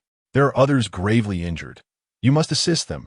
"Our duty is to remain here," came the reply, while another inquired, "What is happening inside the castle? Have we succeeded?" "That can wait. Saving lives is paramount." With that, the soldiers hastily cleared a path. They then witnessed their dark-haired comrade, without a moment's hesitation, leap into the murky waters of the moat with a resounding splash. His figure instantly engulfed by the turbulent waves. "Why'd he jump?" One of the spear-wielding soldiers furrowed his brow. "We don't have any buckets," another individual self-consciously explained, evidently oblivious to the fact that the dark-haired companion was a traitor. However, when half a day passed without the sight of the other emerging from the flowing river, even a fool could sense that something was amiss. Thus, the vigilant soldiers stationed at the gate exchanged glances, gripping their spears as they cautiously approached the drawbridge, intent on ascertaining the situation. Coincidentally, a furious outcry echoed from within the castle, causing their movements to freeze. "There is a traitor. Lord Euler has been murdered. Aegon's dragon mistress has been rescued." The footsteps along the banks of the Yellow Sand River were urgent and incessant.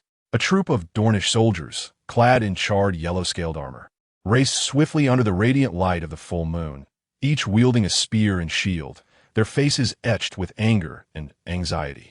In the distance loomed a ruined castle, belching thick black smoke and flames, situated near the riverbank. Shadows flitted about within, hastening in all directions.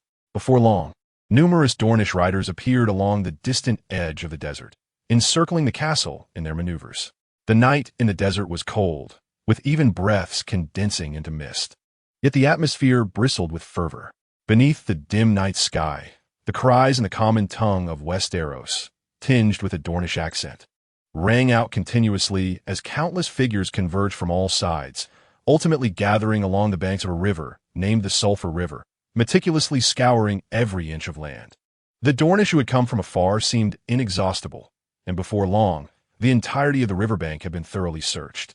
More individuals then dispersed from this river, fanning out into the depths of the desert in all four cardinal directions. Regrettably, as the heat dispelled the cold and the sun rose the following day, the Dornish found little reward for their efforts. They harbored a deep sense of dissatisfaction, yet did not attribute their failure to the inadequacies of their search. Rather, they believed that more traitors were aiding in concealment, or had already facilitated an escape. Thus, the enraged Dornish turned their gaze further afield, eyeing their once trusted ranks. Amidst the hundreds of casualties, they had managed to slay a dragon, yet a traitor had enabled the escape of the young queen, leaving their fury unassuaged and their faith in the once solid Dornish alliance shaken. Alas, their perceived direction of inquiry was misguided, as the places they had thoroughly scoured were far from being completely examined. When the clamor subsided and the Dornish on both riverbanks vanished from sight, two heads suddenly broke the surface from beneath a large stone in the wide river, observing for a moment before swiftly climbing ashore. This peculiar pair appeared to have been lurking in the waters for some time, yet one of them, a woman with silver curls, remained in a state of unconsciousness. However, the subtle rise and fall of her chest silently revealed that she had not succumbed to drowning. The other individual was a striking young man with short black hair, characterized by an aquiline nose and thin lips. His sun-kissed brown skin and slightly exotic features made him appear to be a true Dornishman. Yet the reality was evidently different from appearances. The surrounding landscape was dotted with undulating yellow earth hills, while the river beside him surged with a cacophony of rushing waters. The wounds on his forehead and other parts of his body had lost their sting after prolonged immersion in the river, though the linen bandages had become thoroughly soaked in crimson.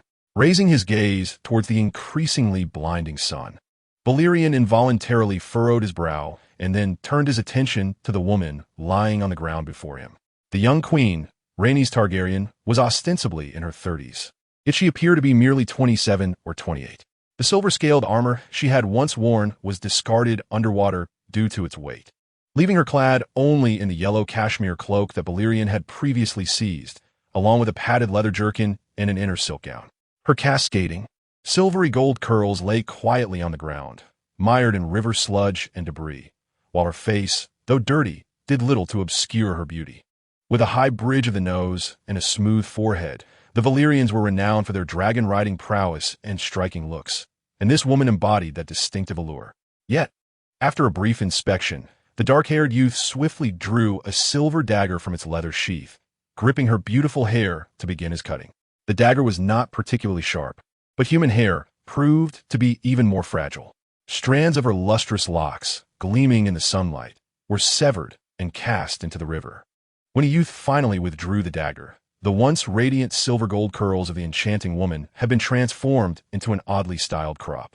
Admiring his handiwork, the dark-haired youth nodded in satisfaction, only to suddenly recall something. He raised his hand to touch his chest, but found no ring-like object there. Glancing down at his hands, he saw nothing extraordinary.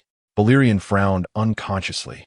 In the tense situation, he had initially plunged into the moat with the intention of swimming away to evade the watchful eyes of the Dornish guards. However, to his astonishment, he discovered that his abilities, which he had thought impossible to bring along, were indeed in effect. Moreover, the moat was connected to the larger river nearby, reeking of sulfur, which made matters considerably easier. Faced with the relentless search by the Dornish, he chose to conceal himself with the rescued woman in the river. When passers-by approached, he submerged himself. When the coast was clear, he surfaced, hiding in the shadows cast by the stones beneath the water, remaining thus for the entire night. Lost in thought, he unconsciously glanced at her rosy lips, only to immediately raise his eyes, scanning the surroundings with vigilance. At this moment, the sun ascends high in the sky, and the river, scorched by the blazing heat, emits a thick vapor. The banks are parched and searing, and beyond the yellow earth hills lies an endless expanse of desert and undulating hills, although a towering hill looms behind him. Obscuring the view of the fortress known as the Gates of Hell, Bran does not feel as though he has strayed far. After taking a brief respite to alleviate the chill that envelopes him, he hoists the unconscious figure onto his back and swiftly retreats in the opposite direction. Escaping the encirclement of the Dornish seems an insurmountable task, yet considering the identity of the person he carries, Bran believes that if he can endure for a while and await aerial rescue, his plight may yet be resolved. However, finding a suitable hiding place poses a dilemma. It must offer both water and sustenance, for without these, starvation could claim them even if they evade the Dornish. While Bran is not well versed in the geography of Dorne, he finds solace in the proximity of the river, which, albeit murky, could provide him with sustenance. Yet, his mind is preoccupied with another pressing question. How is one to determine if a rescue has been achieved? Awakening? He feels he has already braved a life-threatening task among the three, yet since last night, no reward has manifested, leaving him momentarily perplexed. Regardless, this does not hinder his actions, although he hopes for salvation. The fortress of the Dornish is alarmingly close, and he cannot remain concealed in the river indefinitely. Nor can he seek refuge in obscure locations unknown even to the locals. Thus, he resumes his journey downstream along the river, intent on distancing himself from this perilous area. At the riverbank, shrouded in swirling sands, he trudges forward with the woman on his back. As he continues on, the sun ascends ever higher, its radiance becoming increasingly oppressive. The once damp leather armor and trousers dry out, while the weight of the unconscious woman exacerbates his discomfort. The padded leather coat she wears now feels akin to a furnace, radiating stifling warmth, an essential garment when clad in armor. Yet now it seems a burdensome encumbrance. Nevertheless, he refrains from shedding the thick outer layer as he would his armor, enduring the heat as best as he can. When the heat becomes unbearable, he temporarily halts his progress, plunging into the nearby river to seek relief. Perhaps distracted by his own thoughts, he encounters no Dornish presence along the way. Nor does he observe any change in the surroundings, as if the river and the desert wilderness stretch on interminably. As night falls quietly, the once cumbersome coat transforms into a vital source of warmth against the chill. Beneath the dim moonlight, Bran, weary from his journey, sits shivering on the earthen bank, his gaze fixed upon the corpulent figure of the woman before him. He cannot shake the feeling that her yellow cloak seems somewhat superfluous. However, before he could fully contemplate whether to seize this object and wrap it around himself, he suddenly noticed a finger of the figure sprawled on the ground, twitching slightly. This startled Lannister, but before he could observe closely, a message flashed in his mind. You have acquired a new skill, Poison Crafting Level 5. Memories of collecting, processing, and identifying toxins surged within him. And as everything settled, Lannister experienced an overwhelming sensation of unveiling the veil of the world. His gaze swept the surroundings. Not far from him lay a gray boulder, which had previously seemed unremarkable. Yet at this moment, he discerned that beneath it likely lurked some highly toxic Dorn-red scorpions. The seemingly insignificant, dull gray grass growing at his feet, in truth, was laced with a specialized paralyzing toxin, capable of striking anyone who merely brushed against it. Moreover, less than 5 meters away, a patch of ordinary sandy ground concealed a venomous sand snake, seamlessly blending into its environment, menacingly poised to strike at the two. Cold sweat trickled down his back as he crouched to pick up a stone. After weighing it in his hand, he hurled it with force. The sand snake reacted swiftly, raising its head, but was soon struck on the forehead by the stone, hissing in pain. Its entire body coiled and writhed, ultimately meeting its end at the sharp edge of Lannister's dagger. As the snake's blood seeped into the sand, Lannister exhaled in relief and turned to lift the target of his mission, intending to depart from this toxic realm. However, upon turning, he found himself face to face with a woman who had propped herself up, glaring at him. "Who are you?" Under the cool moonlight, the woman with pale skin and violet eyes bore an expression of wariness, especially upon noticing Lannister's Dorn features. She instinctively stepped back, her slender frame betraying none of the fierce demeanor she had displayed during the fiery assault on the prison gate the previous night. "The one who saved you," Lannister replied, sheathing his dagger to convey his non-threatening intent, which did indeed ease her tension somewhat. "Save me?" she murmured, scanning her surroundings, only to suddenly sense something amiss. Unable to restrain herself, she reached up to touch her head. "Where has my hair gone?" Her raspy voice transformed into a sharp cry, and the previously anxious queen now glared at Lannister with unbridled fury. "Did you cut my hair?" "Your hair was singed by the flames, so I merely help you tidy it up. I believe this is more advantageous for us," Lannister explained, gesturing towards the cloak draped over her shoulders. "Wrap it around your head, and you will resemble a Dorn woman." This was a casual remark, as Lannister had never truly seen how a Dorn woman was attired. Yet, upon hearing this, her angry expression shifted to one of perplexity. Finally, she hastily grabbed the cloak and wound it around her head, resulting in a rather comical appearance. "Apologies, my lord, I misjudged you," she said politely, then hesitated before speaking. "My dragon has perished." Balon shrugged. It was struck in the eye by a crossbow bolt and subsequently fell into the lair of the Dornishman. Noticing the change in her expression, he added, "Do not grieve too deeply. Had I not brought you down, you might have been crushed by that dragon." Unfortunately, his words did not bring her any comfort. Instead, she merely nodded silently before shifting the subject. "What is your name, my lord?" "I am called Balon." He instinctively considered fabricating a lie, but swiftly realized it was unnecessary and said, "You may call me Balon." "Sir Balon." The tightly wrapped Rhaenys assured him solemnly, "Thank you for saving me, my lord. Once we reach King's Landing, my husband will repay you. What do you desire? A castle? Or perhaps wealth? Such things hold no value for me." Balon waved his hand dismissively, a sudden thought flashing through his mind, and he said, "I will ensure your safe passage from here, and in return, you shall provide me with a dragon egg." "How does that sound?" Rhaenys paused, furrowing her brow. "What do you need a dragon egg for?" "It is of great use. Apart from us, no one can hatch a dragon egg, nor can anyone ride a dragon. I could keep it as a collectible. That is unacceptable. I cannot acquiesce to your request."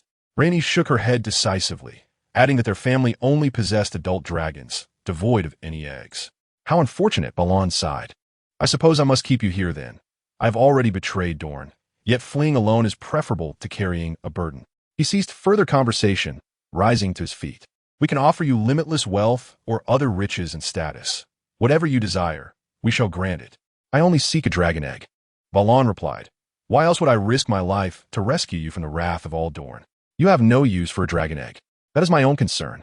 Her words rendered him silent for a moment, before she finally inquired, "Will you truly help me escape?" "It is uncertain." Balon shook his head. "If I cannot, I expect to be slain by the Dornishmen as a traitor. You will be captured again. Rationally, they might use you as leverage, but I doubt they will remain rational considering the number of lives you have incinerated." He shrugged. "So what do you say? I am risking my life. Do you agree?" Our family does not permit the release of dragon eggs. Yet, gazing at the dark-haired Dornish woman before him, Rhaenys nodded. Is a deal. So readily? Balon regarded her with suspicion, sensing that his negotiation had proceeded too smoothly. Do you swear? I swear by the honor of House Targaryen that if you lead me out of danger, I shall provide you with a dragon egg. She responded with utmost seriousness. The atmosphere thus descended into a profound silence. Although Bran was poised to speak, he ultimately chose to remain silent. For the duration that followed, neither of them uttered a word. One furrowed his brow in contemplation, while the other sat languidly wrapped in a blanket, occasionally casting wary glances around, inadvertently scrutinizing Bran as well. However, it wasn't long before she dozed off, her vigilance seemingly forgotten. Bran, on the other hand, found himself devoid of sleep. He needed to remain alert for any sudden appearances of Dornish individuals, and the frigid temperature rendered slumber impossible. Initially, he managed to maintain his wakefulness, but as the night wore on, fatigue began to creep in. Since his arrival in this historical realm, he hadn't closed his eyes even for a moment. Amidst his drowsiness, a sudden scream jolted him awake. Springing to his feet, he followed the sound and spotted the young queen not far away. Her face a mask of terror as she stared at a golden-hued lizard that was slowly crawling over her. Frowning, Bran stepped forward and swiftly grasped the lizard in his hand. With a glint of his dagger, he severed the creature cleanly, causing the tail that had been coiling around his wrist to lose its strength. While he had previously relied on brute force to tackle such matters, his knowledge of poisons endowed him with more than just an understanding of toxins. In that moment, he exhibited a level of skill that rivaled that of any native Dornishman when it came to subduing venomous creatures. The young queen exhaled in relief and murmured her gratitude. Bran, however, paid her no heed. He kicked the lizard's head in the nearby river and then placed the bleeding lower half of the creature on the ground. He deftly began to slice it open with his dagger. "Sir Bran, what are you doing?" came a raspy voice, filled with curiosity. "Although it is toxic, there are still edible parts," Bran replied, not lifting his gaze. "And I am not a sir. You may simply call me by my name." This prompted her to remember something, and she quickly inquired, "Did you not bring any food?" As Bran peeled away the golden skin of the lizard, he shrugged in response. "Indeed, so we must make do with whatever we can find. What about water? Isn't there water in the river?" Rhaenys remarked, glancing at the murky stream behind her, her brow instinctively furrowing. She then turned her gaze toward the towering cactus not far away. "I've heard that Dornishmen can find water sources in plants. At least in this case, that one do, unless you're unperturbed by the prospect of severe illness." Consequently, the Targaryen queen fell silent, sitting on the ground, her chin resting on her wrist, lost in a state of melancholy. After the commotion, she appeared entirely devoid of sleep. Bran, noticing this, advised her to remain alert to their surroundings while he stepped aside for a brief nap. By the time dawn began to break, he had regained a considerable amount of his energy. Yet at that moment, a new dilemma presented itself to the two of them. The slender woman, her head wrapped in a cloak, appeared quite normal as she stood up. However, after taking just a few steps, she stumbled unsteadily and, with a startled cry, collapsed onto the ground. Observing this, Balon hastily extended his hand to assist her, only to notice her furrowed brow, which instilled in him a sense of foreboding. The young queen bit her lip and, lowering her gaze in embarrassment, confessed, "My backside hurts." From the shadows of the concealed rocks, a somewhat translucent yellow scorpion cautiously emerged, pausing for a moment before swiftly scuttling towards the riverbank. Yet, it had barely advanced a few paces when a foot clad in coarse rope sandals suddenly descended from above, crushing the scorpion with a sickening crunch that resonated as its shell burst, releasing a vivid green ichor, the tragic end of an innocent life. Upon inspecting the sole of her foot, the foot's owner displayed no compassion. Instead, she irritably wiped it against the ground, sending clouds of dust swirling. The harsh sunlight enveloped the riverbank, distorting everything in its oppressive heat. Behind her, a murky river flowed languidly, while a striking woman adorned in a red gown trimmed with silver sat at the water's edge. Her short, disheveled hair framed her face as she fixated on a nearby man, bare-chested and glistening with sweat, or more precisely, on the stone before him. On that relatively flat rock, the man was methodically slicing thin strips of tender white snake meat, the heated surface of the stone resembling a well-used frying pan. soon fulfilling its purpose as fat began to render and sizzle. The transformation of the snake meat from raw to cooked was accompanied not only by a change in hue, but also by the emergence of a distinctive aroma. When a dagger pierced the meat, threading it onto a skewer, the enticing scent captured the attention of the woman on the riverbank. However, after glancing at the dagger, she couldn't help but caution the dark-haired, brown-skinned man with the hooked nose, Balon. That dagger is poisoned. Poisoned? Where's the poison? You used it to extract snake venom yesterday. Yesterday was yesterday. Today is today. Rest assured, it has long since lost its toxicity. Really? The young queen regarded him with a gaze full of skepticism. Even if it did have a trace of poison might enhance the flavor, Balon replied, lifting a piece of snake meat to his mouth and chewing. It can also alleviate pain. With an intrigued, Renly cautiously took the dagger from him, then lowered her head to eat. Balon nodded in satisfaction, finding that this young queen, renowned in history for her vivacious and headstrong nature, was rather agreeable. Regardless of her initial reactions, whether regarding her hair or subsequent matters, as long as the reasons were clearly articulated, she would accept them quietly, without voicing complaints or causing a scene. Yet, her curiosity was indeed insatiable. It is now the third day since her awakening. After a brief replenishment of energy, Larys hoisted her onto his back and continued on their journey, while her hoarse inquiries persisted from behind.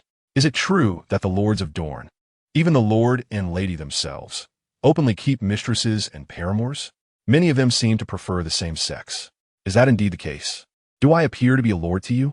I have heard that you value love and desire, regarding marriage and procreation as mere obligations. Perhaps that is why. Larys remained silent, yet the questioning did not cease. Are you well acquainted with such matters in Dorne? I mean, the desert and its venomous serpents? Are you familiar with your own home? Larys inquired. Of course I am familiar. I grew up on Dragonstone, she began to respond, only to realize mid-sentence, leaving her momentarily speechless. However, soon enough, the inquiries resumed. Why did you save me? Was it solely for the dragon egg? What other reason could there be? For instance, do you have many enemies in Dorne? Is it hatred that drives you to side with us? Were you jilted by your betrothed? Indeed. I was publicly rejected by my fiancé, and I have since made a 3-year pact. Is that truly so? What does that entail? A duel, perhaps? Are you certain you are 35 years of age? Can you sing? Would you sing a song for me? I find myself feeling rather bored.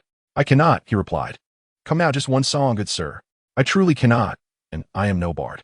Do you favor men? The air was already stifling, and as they pressed onward, her incessant chatter made Larys feel as if a swarm of flies buzzed incessantly around his ears. He wondered if his demeanor appeared too harmless, allowing her to feel so at ease. Yet he remained oblivious to the contemplative expression that flickered across her face, which soon morphed into shock, followed by an exclamation. For they had plunged into the river beside them. The startled cry was accompanied by a splash, and the murky waters swiftly engulfed them. After unexpectedly swallowing a few mouthfuls, Renly desperately clutched a rock to steady herself, only to discover a pair of hands tugging at her. She could not help but scream, "What are you doing?" No reply came, and when the hands failed to pull her down, they vanished without a trace. The young queen's face contorted with anger, soon giving way to regret, for she could faintly hear the sound of hooves approaching from upstream, growing ever louder. Larys, where are you? Someone is coming, she whispered anxiously, yet the flowing river responded with silence, and a glance around revealed no cover for concealment. Gritting her teeth, Renly took a deep breath, pinched her nose, and submerged herself. Dragonstone lies off the eastern coast of Westeros, an island where she had grown up, and, as the first queen of the Targaryen dynasty, it was only natural that she was a proficient swimmer. However, her hiding was already somewhat belated. Accompanied by the sound of galloping hooves, 3 Dornish riders were swiftly approaching, having evidently detected the commotion in this vicinity. Initially, they may have merely sensed a disturbance without grasping the full situation, but as they drew nearer, the foremost rider, a man of dark complexion, suddenly caught sight of the yellow cloak that had quietly slipped off the riverbank. He was momentarily taken aback, then erupted in furious shouts. "It's that dragon whore! Come quickly!" As he spoke, he dismounted, seized a spear, and charged forward, followed closely by the other 2 who hastily dismounted to pursue him. The murky river appeared unremarkable at that moment. However, the seasoned riders had already discerned faint footprints leading away and signs of splashing water. Consequently, one rider remained on the bank, bow drawn, keenly observing, while the other two swiftly unsheathed their daggers and plunged into the river, intent on extracting the person concealed within. Yet, just as they entered the water, the rider who had remained on the bank suddenly felt a tightening grip around his ankle, and before he could react, a tremendous force yanked him into the depths. Unable to suppress a cry, the slender Dornish rider was immediately submerged. The fallen rider struggled desperately, causing splashes to erupt at the river's edge. But as a sharp object cruelly grazed his neck, his resistance waned significantly. This series of events transpired with alarming speed, and at the sound of his gasp, the two submerged riders turned to see only their companions wide, astonished eyes and the hands clutching his neck, blood gushing forth. The convulsing body floated with the current, the surging crimson liquid spreading across the river's surface, inciting fury in the remaining two riders. "It's that traitor," one roared, turning back towards the riverbank, while the other, heedless of the peril, pressed forward to the water's surface where a gray stone jutted out. There, he perceived a faint, slender figure huddled against the rock in the water. As he advanced, he caught a glimpse of the increasingly terrified, beautiful visage beneath the river's surface, which seemed to imbue the Dornish man with newfound vigor. He stretched out his hand, desperately attempting to seize this deeply resentful enemy. Alas, despite the proximity, he failed to grasp his intended target. A dagger emerged silently from the water, poised menacingly against his neck, while the hand wielding the dagger was firmly gripped by another. A wet, dark-haired figure surfaced beside him, their towering presence obscuring the sunlight, as a pair of brown eyes gazed down with quiet intensity. The Dornish man, his body trembling at the sight, called out in vain, "How could this be?" Yet, the only response was the imposing shadow cast upon him by this formidable presence. "He is dead. Now only you remain." "How is that possible?" The Dornish man replied in disbelief, but the silence behind him plunged his heart into despair. Upon discovering the ambush, he and his companion instinctively sprang into action. One continued to swim towards the target, while the other retreated to the shore, prepared to eliminate the enemy. Regardless of which of them the adversary chose to attack, the other could successfully fulfill their objective. However, he was taken aback by the swiftness of his companion. Ignoring the enemy's thoughts, the black-haired figure, known as Bran, commanded, "Now, come ashore." "You are a traitor." The brown-haired Dornishman, floating on the water, glared at him with hatred. Unfazed, Bran tightened his grip on the dagger, threatening, "This is coated with the venom of a red scorpion. Should you refuse to comply, you shall taste its effects. The water will wash away your poison, traitor." The Dornishman spat at him. "Care to test that?" At his words, the brown-haired Dornishman's face flushed with anger and humiliation. Ultimately, he cast a defiant glare at Bran, begrudgingly moving towards the shore. Perhaps he harbored thoughts of counterattacking, and the opportunity lay in his ascent to the land. Unfortunately, the enemy was quicker. Before he could fully emerge, a knee struck his vital point with force, the sudden agony rendering him powerless, a cry of pain escaping his lips. By the time he was dragged ashore and regained his senses, the dagger had already reappeared at his throat. "What is the situation at the Black Gate?" Bran inquired. "I will not tell you, traitor. Is Egan not here yet?" "He is afraid. We have slain a dragon," the brown-haired Dornishman proclaimed with pride, his sunburned face displaying a hint of a smile. "So he truly has not come," Bran murmured, unconsciously glancing at the woman who had followed him ashore. Her brow furrowed as she listened intently. Realizing he had fallen into a simple verbal snare, the Dornishman fumed, laboriously twisting his head to glare at Bran. He spat venomously. "You will not have a good end, traitor. Neither you nor your dragon whore will escape unscathed. All the lords of Dorne are hunting you. Even if no one knows you are here now, they will find out. Yes, just wait. They will know." "Clearly, that time is not now," Bran replied, then asked, "Any last words?" The Dornishman merely scoffed.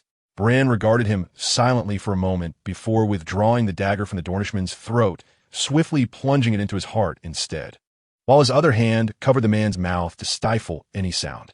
The dull thud of metal piercing flesh was accompanied by a spray of blood, saturating the linen of the chest in deep crimson. Faced with the convulsing body beneath him and the rapidly dilating black pupils, Bran silently closed the man's eyes. He then turned to the small queen who had managed to crawl ashore behind him. "So, your backside no longer aches?" Under the blazing sun by the riverbank, The fierce battle had drawn to a close. Two riders' lifeless bodies were consumed by the murky waters, vanishing without a trace, while one lay motionless upon the shore. Blood seeping into the sandy earth, revealing a deep crimson stain. What? Does your rear no longer ache? A slim woman clad in a damp, red gown stood nearby, observing the black-haired man crouched before the corpse. The unexpected remark brought a flush to her cheeks, yet she refrained from retorting, instead curtsying gracefully. Please forgive my caution, Sir Blaine, for I am but a frail woman, and I hope you can understand. Frail enough to choke me quite painfully? Blaine thought to himself, stifling a smirk. However, recognizing this as a process of mutual testing and adjustment, he bore no ill will, merely nodding in acknowledgement. Relieved by his response, she let out a subtle sigh, her gaze flickering as she remarked, "Just now by the river, I thought you might have intentions toward me." Blaine, still crouched as he searched for the spoils of battle, cast her a glance. "Fear not, we are not of the same ilk." The light-hearted words bore an unexpected weight, prompting Renly to glance down at herself, her expression tinged with indignation. Yet she chose not to pursue the matter further, instead pivoting the conversation. "Upon my return to King's Landing, I could introduce you to noble girls of your age. I am acquainted with all the unmarried, noble women in the Seven Kingdoms. I am certain I could find you a suitable match." Blaine paid her words little mind, and she, noticing his disinterest, crouched down beside him. "You appear rather melancholic," she inquired. "Not too bad, just feels like I am in a dream," Blaine replied as he continued to sift through the remnants of battle. In truth, he found it increasingly difficult to discern the authenticity of this world. He had previously inquired about the Iron Islands from this very individual, and the answers he received bore little difference from what he had learned in reality. This suggested that this was merely a fragment of history, not a duplicated world. Yet if it were false, why did these individuals appear so remarkably real? Emotions, sensations, everything felt indistinguishable from reality, including Renly's, who was both mischievous and cunning. Yet what exactly was she? The bloodshed and conflict ignited a surge of adrenaline, yet it also left him with a sense of melancholy. The sunlight was bright, but the atmosphere had grown significantly somber. Indeed, the act of killing can be quite unsettling, a slightly hoarse feminine voice remarked, her tone subdued. It is akin to extinguishing burning candles, though there may be many within the room. With each one snuffed out, the light you perceive diminishes. Then wouldn't you find yourself perpetually confined in a dark room? Blaine queried, gazing curiously at her. "At least 1,000 lives, I presume? That was my dragon's doing, not mine," the young queen interjected, unable to resist clarifying, though she did not linger on the topic, her expression turning grave. "I do not wish to discuss this any further. We should address more pressing matters." The words caused Baratheon to pause momentarily, while his companion sat upright, furrowing her brow as she spoke. "My husband may believe I am dead, or perhaps he is yet to receive word. However, I suspect the former is more likely. If that is indeed the case, we must press on. If I recall correctly, this river flows southward to the sea. Perhaps we can navigate by sea and then reach Old Town or the Isle of Tears, which are within our domain." Renly's tone was laden with gravity. Previously, they had harbored hopes that the conqueror would receive word and search downstream. Thus they had lingered around this river, but it now appeared that such hopes were dwindling. "Do you not wish to seek aid from your husband? Although he has not arrived yet, if he believes you to be dead, he will surely seek vengeance." Baratheon inquired with interest.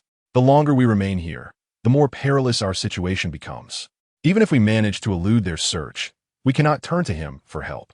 From the back of a dragon, one cannot discern the world below, and he would only perceive us as enemies to be incinerated," Renly replied, her voice tinged with melancholy.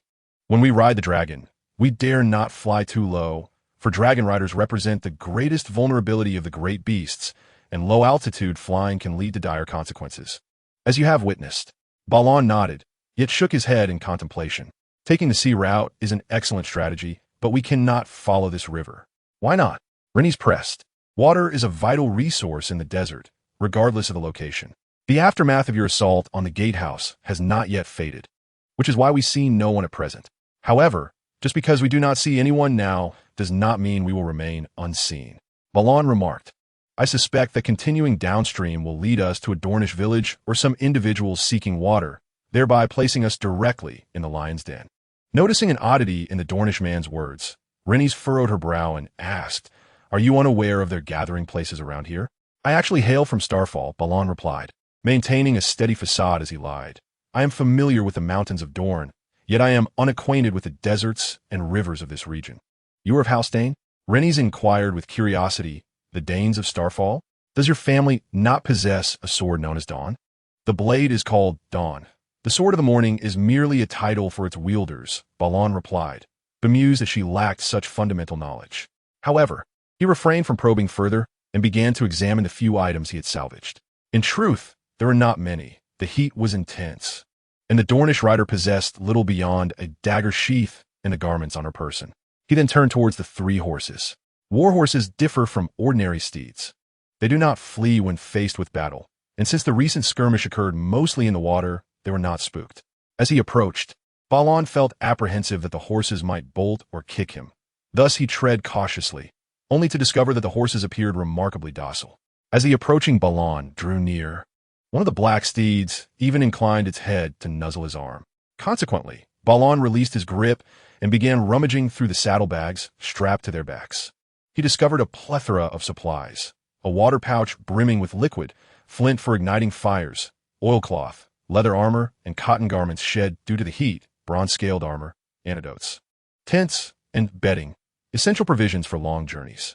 This bounty filled Balon with a sense of serendipitous revelation, akin to witnessing the clouds part to reveal the moon. However, it was the subsequent discovery of a letter inscribed on silk, sealed with a wax emblem, that truly ignited his imagination, leading him to conceive a plan to navigate their predicament. He then turned his gaze towards the vigilant Rennies, who was scanning the surroundings with an acute awareness. Following the river was indeed a viable option, contingent upon one's courage to pursue it. The desert's nocturnal climate was frigid, with the breath of man and beast exhaling frosty mist, yet the Dornish people, accustomed to the sweltering heat of the day, had equally acclimatized to this stark temperature disparity of the night. Many Dornish preferred the cover of darkness for their activities rather than the daylight. The Sulphur River, not far off, surged with a tumultuous roar, the sound clearly reaching the village nestled beneath a sandy hill along the riverbank. Dornish architecture, typically constructed from adobe and stone, intermingled with resilient desert flora, imparting an exotic charm. However, whether among the inhabitants or the occasional outsiders, such nuances often went unnoticed. At that moment, the village was abuzz with activity. The watchmen's shouts roused the slumbering populace, who hastily emerged from their homes to gather, aware that riders were approaching. From a distance, the sound of hooves echoed, and the Dornish, armed with clubs and farming tools, anxiously gazed towards the source of the noise, though some elders remained remarkably composed. If it were cavalry from the north, the Lord would have already sent word. Those dragon-riding scoundrels wooed and TB mounted. This must be our own kin, declared a bald elder, chewing on a stalk of grass. Yet the increasingly thunderous sound of hooves drowned out his words, as the villagers fixated on the approaching riders, readying themselves for either combat or flight. However, as they discerned the attire of the newcomers, the tension in the crowd dissipated, giving way to a flurry of speculation. What has transpired now? In these times, it can hardly be good news. Could it be the dragon's spawn seeking vengeance? Half a month had elapsed since the dragon's demise at the gates of the prison, and the riders had previously reached this place to convey the tidings of the beast's slaying. Yet the Dornish remained largely unaware of the specifics, although their kinship was strong. Some information was deemed unsuitable for all to know, lest it inadvertently be leaked. Nevertheless, their conjectures soon halted, for the 2 riders had drawn close enough to be seen distinctly. They were clad in brass-scale armor and trousers, garments typically worn by the soldiers of the Lord, with no helmets upon their heads. Instead, they donned capes with hoods, the lower halves of their faces obscured by ochre scarves. From a distance, before even reaching the fence at the edge of the gathering village, the rider at the front proclaimed in a sonorous voice, by the command of Lord Euler of the Prison Gate Fortress, a reward is offered for the capture of a male and a female fugitive. Any information should be reported immediately. The Lord will bestow generous rewards. Although the rider's face was partially covered by the scarf, his fluent common tongue, imbued with the distinctive accent of Dorne, perfectly conveyed his identity. As he spoke, he shook the silk in his hand, revealing the crude likenesses of 2 faces drawn upon it to the villagers who drew near. Silver hair? Is it a dragon's whore? Someone scanned the sketches and then inquired. You said last time that the dragon's whore was dead. The rider admonished them sharply. Do not believe in rumors. Yet, the question lingered in the air, but I heard she escaped. The rider offered no reply to this, instead straightening his posture with an air of pride, declaring, Do not ask questions. Merely remember Lord Euler's command. With that, he gave his horse a firm slap and rode off along the village road, leaving the Dornish folk with a lingering sense of contemplation. Another rider, his face dark and brooding, cast a glance back at them before silently following suit. No one noticed anything amiss. They appeared to be ordinary messengers dispatched by the Lord. However, the reality was far from ordinary. The two riders trotted forward, one after the other, until they had distanced themselves from the onlookers, rendering them completely out of sight. Only then did the black-faced rider urge his steed forward with a swift kick to its belly, laughing heartily at the seemingly calm, yet inwardly trembling, rider ahead. Good sir, you cannot ride a horse. The voice, slightly raspy, was clearly not male. I told you, I am not a sir. The hunched rider shot a glare at his companion, irritation evident in his demeanor. In Westeros, knights are often referred to as sirs, and those not knighted would typically take pleasure in such a title. Yet, Blanley felt the other was mocking him deliberately. In truth, he was not yet of an age to learn horseback riding. Being able to ride at all was a testament to his exceptional talent. Many who were not knights could ride, including women. There are always exceptions, Blanley countered, but his companion did not linger on the topic. With a mischievous glint in his dark, purplish eyes, he surveyed Blanley's entire form and remarked, You know, sometimes I feel you do not quite resemble a Dornishman, even though you certainly are. With that, the black-faced rider spurred his horse and took off ahead. Watching his retreating figure, Blanley discreetly curled his lip in disdain. This marked the 16th day since he arrived in this historical replica. Recently ambushed, the three Dornishmen had been responsible for delivering messages throughout the lands. Upon realizing this, Blanley resolved to masquerade as one of them, hoping to navigate the upcoming journey under this guise. The task at hand is not beyond the realm of possibility. Though he may be an impostor, his voice resonates instinctively like that of any other Dornishman. In this age, there exists no apparatus to capture images at best. One might find an artist capable of rendering their likeness. Yet, should the painter never have encountered the subject in person, the authenticity of their work is inevitably compromised, as evidenced by the deceptive satin portrait in hand. Furthermore, the young Queen Renly, skilled in the art of disguise, adeptly employed materials such as charcoal to alter her appearance, ensuring that, under the cloak of night, any peculiarities would likely go unnoticed. Remarkably, their journey encountered few obstacles, save for an incident where they were nearly unmasked by two overly enthusiastic Dornish women. Now, the dim outline of the coastline began to emerge, the sound of crashing waves faintly audible. Upon reaching the shore, this segment of their journey would culminate, leaving the perils of Dorne largely behind. The next leg would unfold upon the sea, contingent upon their ability to secure a vessel. Under the moonlight, the two riders pressed southward, the dust kicked up by their horses gradually dissipating in the cool lunar glow, drawing them ever closer to the ocean. The wind intensified, growing colder as they approached the beach, where they encountered the last of the Dornish villages. The sound of hoofbeats diminished, prompting them to remain vigilant for any scouts in the vicinity. Would there truly be a ship here? Renly inquired, peering toward the village at the horizon. They hoped to procure a small boat from this settlement to facilitate their escape. The salt folk primarily sustained themselves through fishing. There must be a boat, whispered Larys. He had read a tome titled The Conquest of Dorne, which detailed the various ethnic groups of Dorne, collectively referred to as the Dornish. However, much like the term Northmen for those of the North, it is merely a general designation. In truth, the Dornish are categorized into three distinct groups: the Stone Men, the Sand Men, and the Salt Men. The Stone Men dwell among the hills of Dorne, characterized by their fair complexion. The Sand Men inhabit the deserts, their skin often bronzed by the sun, and the Salt Men reside along the southern coast, marked by their dark hair and olive skin, bearing traits of foreign ancestry. At that time, the author of the aforementioned tome had yet to be born, yet many of these narratives have been passed down through generations. Even without having read the text, one could expect to find fishermen in coastal villages, and Larys was resolute in this belief. As for what to do once they acquired a boat, that could be addressed later. Anything would be preferable to remaining within enemy territory. However, Before they could approach the village, a sudden cacophony of hooves striking the ground erupted around them. Upon hearing the sound, Laurie's expression shifted dramatically, and without hesitation, he turned his horse to flee.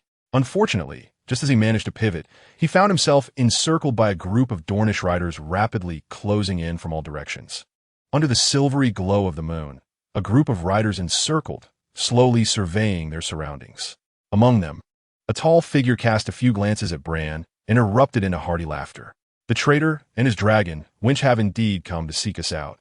As the Lord of Sacrifice foretold, on this dimly lit night, a throng of Dornish riders, cloaked in black, closed in on Bran and his companion. Beneath their capes, they donned brass-scaled armor and leather, their spears gleaming with a sharp brilliance under the moonlight. Bran had not anticipated the sudden appearance of these individuals, nor could he fathom how they had foreseen their path.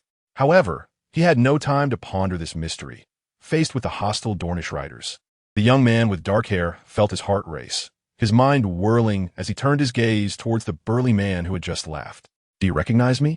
The man, with his unruly black hair and olive skin, appeared to be the leader of the group. Bran noted that all the riders shared his olive complexion. "What?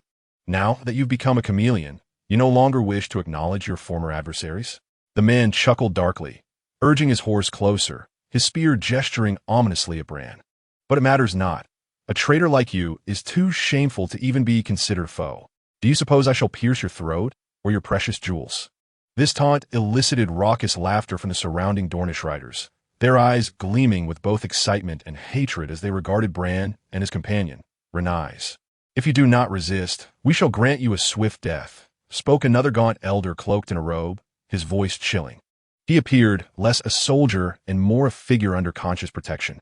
Bran noted this, but chose to focus on the burly man, carefully organizing his thoughts before responding. "Are you certain you know me? If you truly did, how could you misjudge my character? Of course, you are a traitor." The man spat.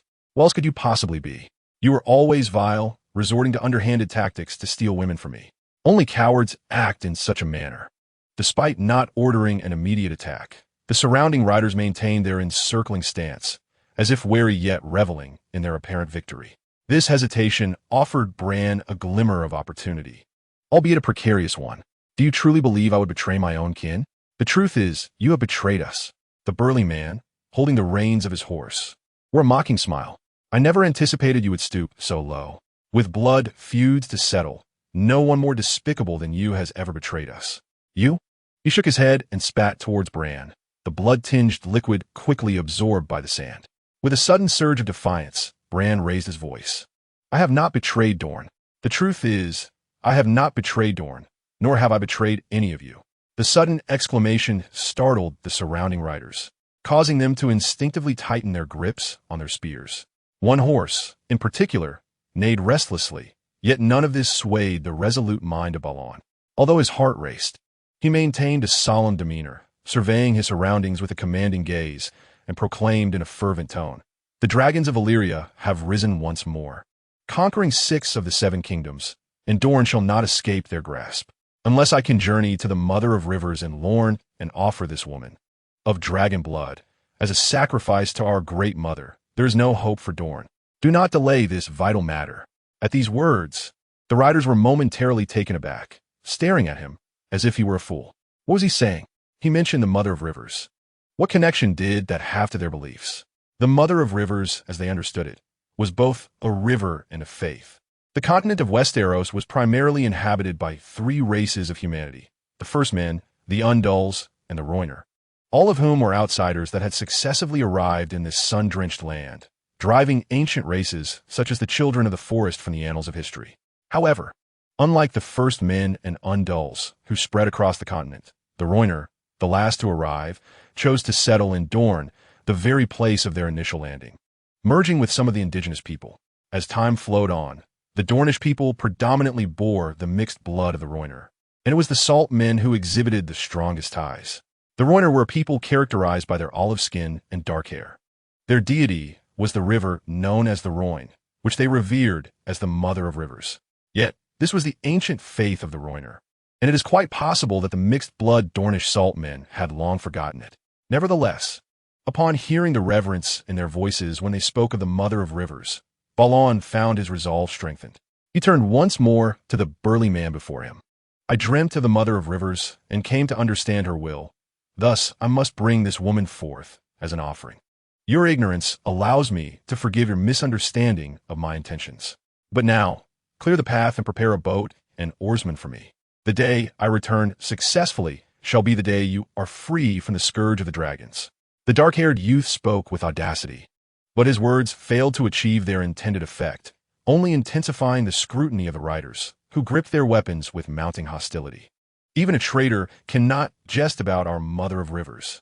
The stout leader retorted with disdain, or are you perhaps a northern bastard? I am not jesting. Balon shot back, his solemnity giving way to fury.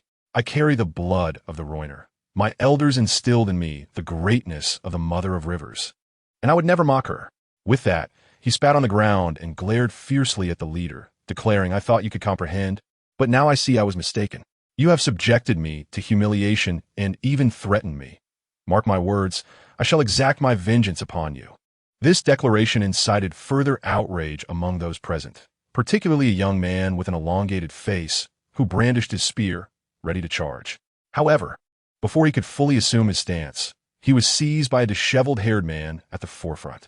The young man cast a doubtful glance at Lannister, for the latter's demeanor was far too audacious, utterly devoid of the shame one would expect from a traitor surrounded by foes.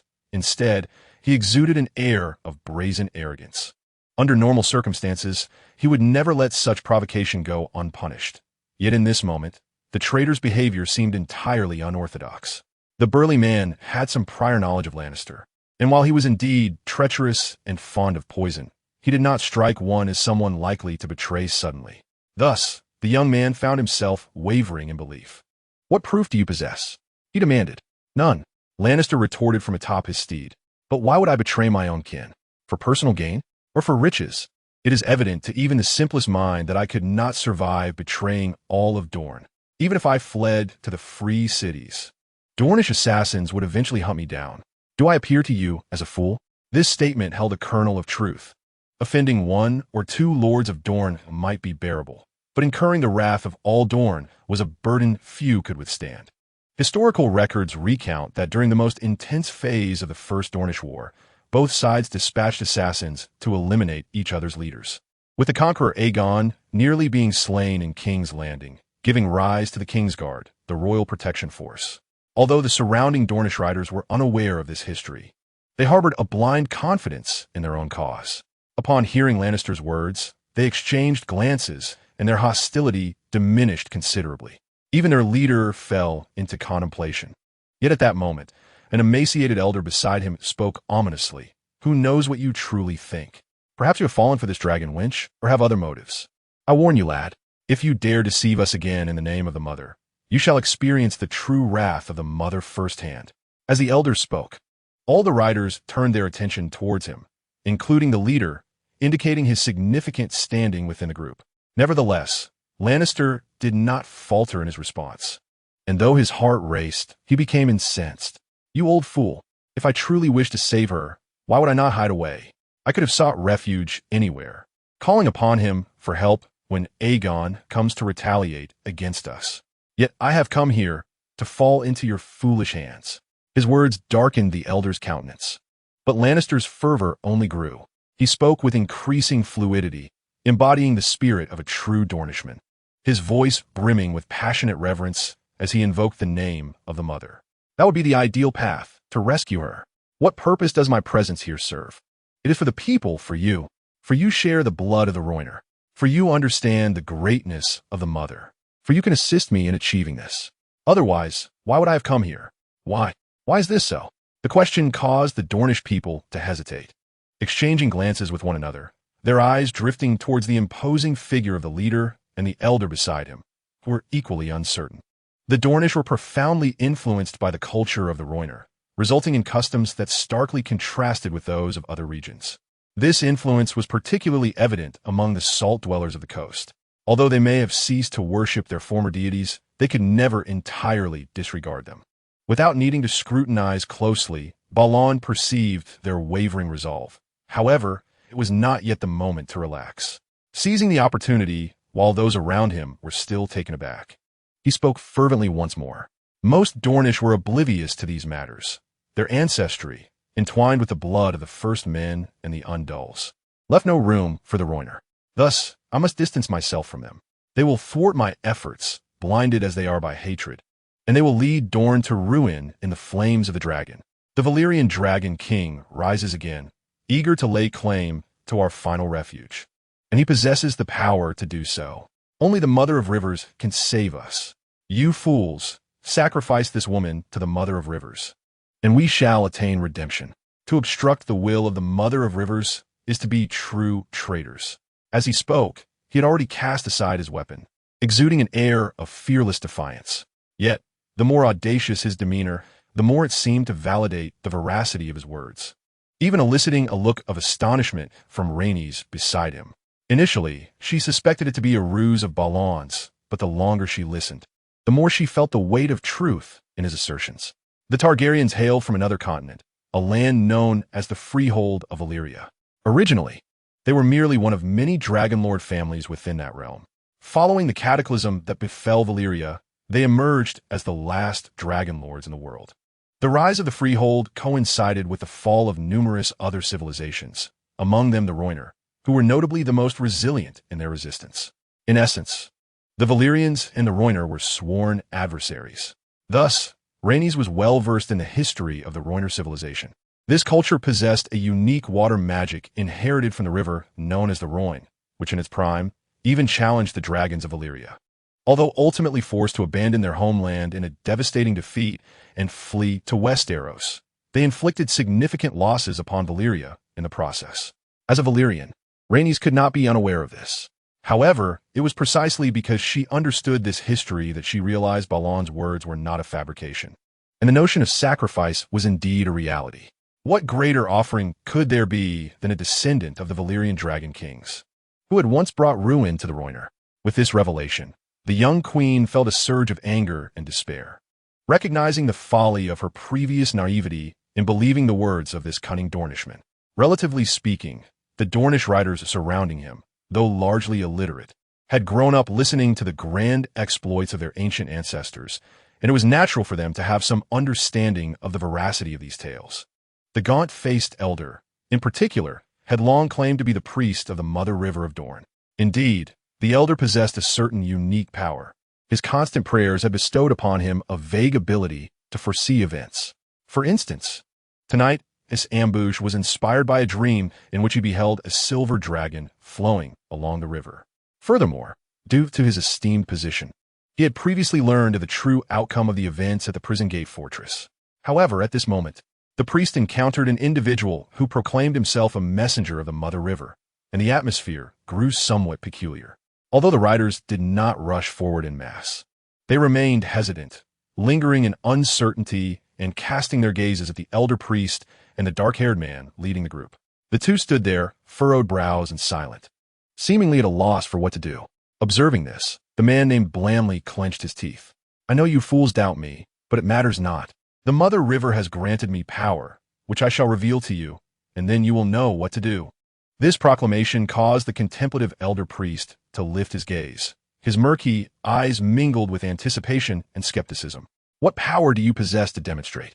That evening, under a sparse moonlight, a large flat fishing boat, which was seldom employed, was released from its moorings by an olive-skinned Dornish rider, who joined a group of his compatriots aboard the vessel.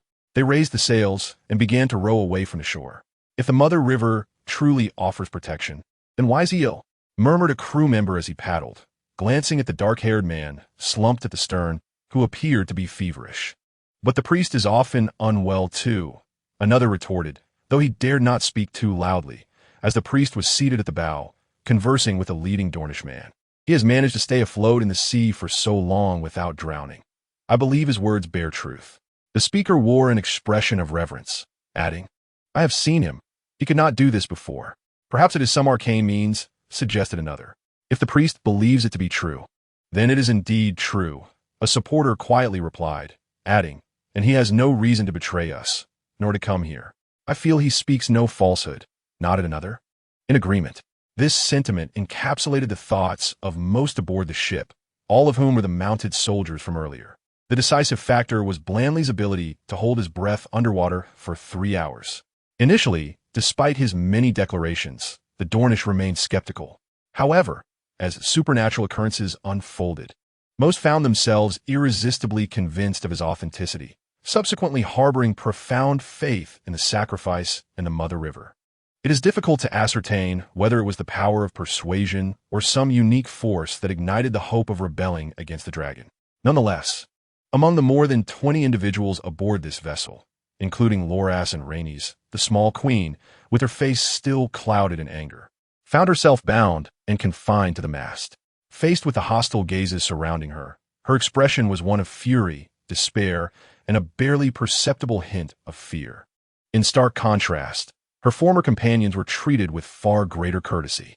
The group of Dornishmen, who had initially regarded Loras with hostility, now politely invited him aboard, with the most courteous of them being a grim old man. However, despite this apparent civility, Loras did not fully earn their trust. All his weapons had been confiscated before boarding, and 2 soldiers remained vigilantly stationed by his side, ostensibly at ease, but actually on guard against any attempts he might make to leap overboard. Yet, this treatment was still comparatively favorable, far better than being summarily executed on the spot. Loras felt content with this arrangement, believing that all endeavors must be approached gradually, and this was merely the beginning. At present, there was only one task before him: to feign illness. Indeed, he was committed to this ruse, lying motionless at the stern of the ship, his visage portraying weakness. Since emerging from the sea, he had appeared quite unwell, and upon boarding, he leaned against the ship's rear, seemingly lost in a daze, as if in a deep slumber, rendering him largely unresponsive to any attempts at conversation. This naturally aroused a modicum of suspicion among those around him. But Loras had no choice but to persist in this charade. The rationale was simple. He was an impostor from Dorne, and even more so, a false representative of the Reach. His knowledge of this lineage was limited to mere facts gleaned from books, leaving him largely ignorant of their true nature. While he could deceive them for a short while, prolonged engagement would inevitably reveal his true identity, especially with a so-called former adversary present. Thus he had to proceed with caution. However, Loras was not merely pretending to be ill. He genuinely felt unwell. His throat was quite sore, a consequence of his earlier vocal exertions, which, while effective, resulted in some undesirable repercussions. Fortunately, this was not his primary concern. A far more pressing issue was the chilling embrace of the ocean, which felt altogether different from the water of a basin or river.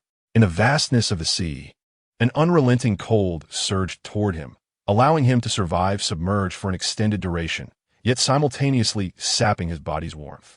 The longer he remained underwater, the more intense the cold became. If he could surface for air, it might alleviate his condition, but in pursuit of his objective, Loras gritted his teeth and endured. Emerging from the water, trembling and pale, he feared that if he continued to endure this torment, he might very well succumb to the cold. Thus, whether intentionally or unintentionally, his feigned illness appeared strikingly genuine, devoid of any semblance of artifice. However, discussions regarding him have not ceased. In any case, the Dornish on this ship are currently at odds with the wider Dornish populace, and faced with such immense pressure, it is only natural for them to feel restless. This affair unfolded rather abruptly, yet he possesses undeniable strength, as everyone has witnessed. At the bow of the ship, the elder priest is now comforting his companions. Words may be deceptive, but the blessings of the Mother River are unequivocal. One cannot linger in the water indefinitely, nor can I. He is remarkably courageous, and it seems the great Mother River has indeed recognized this quality in him.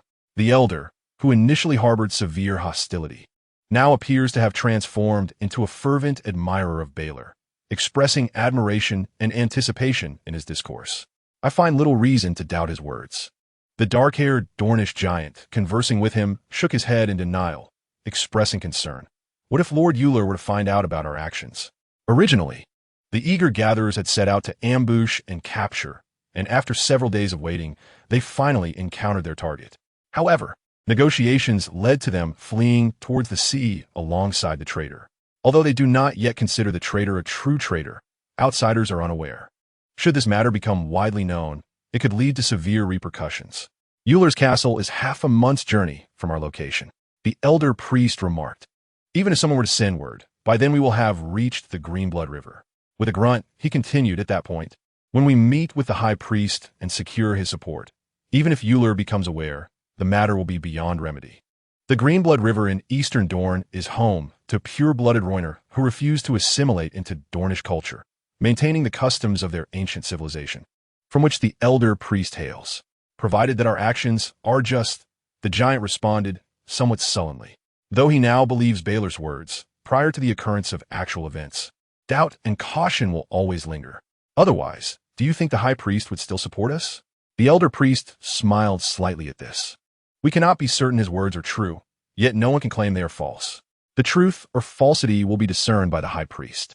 There were unspoken sentiments among those aboard, yet they were all acutely aware of the underlying truth.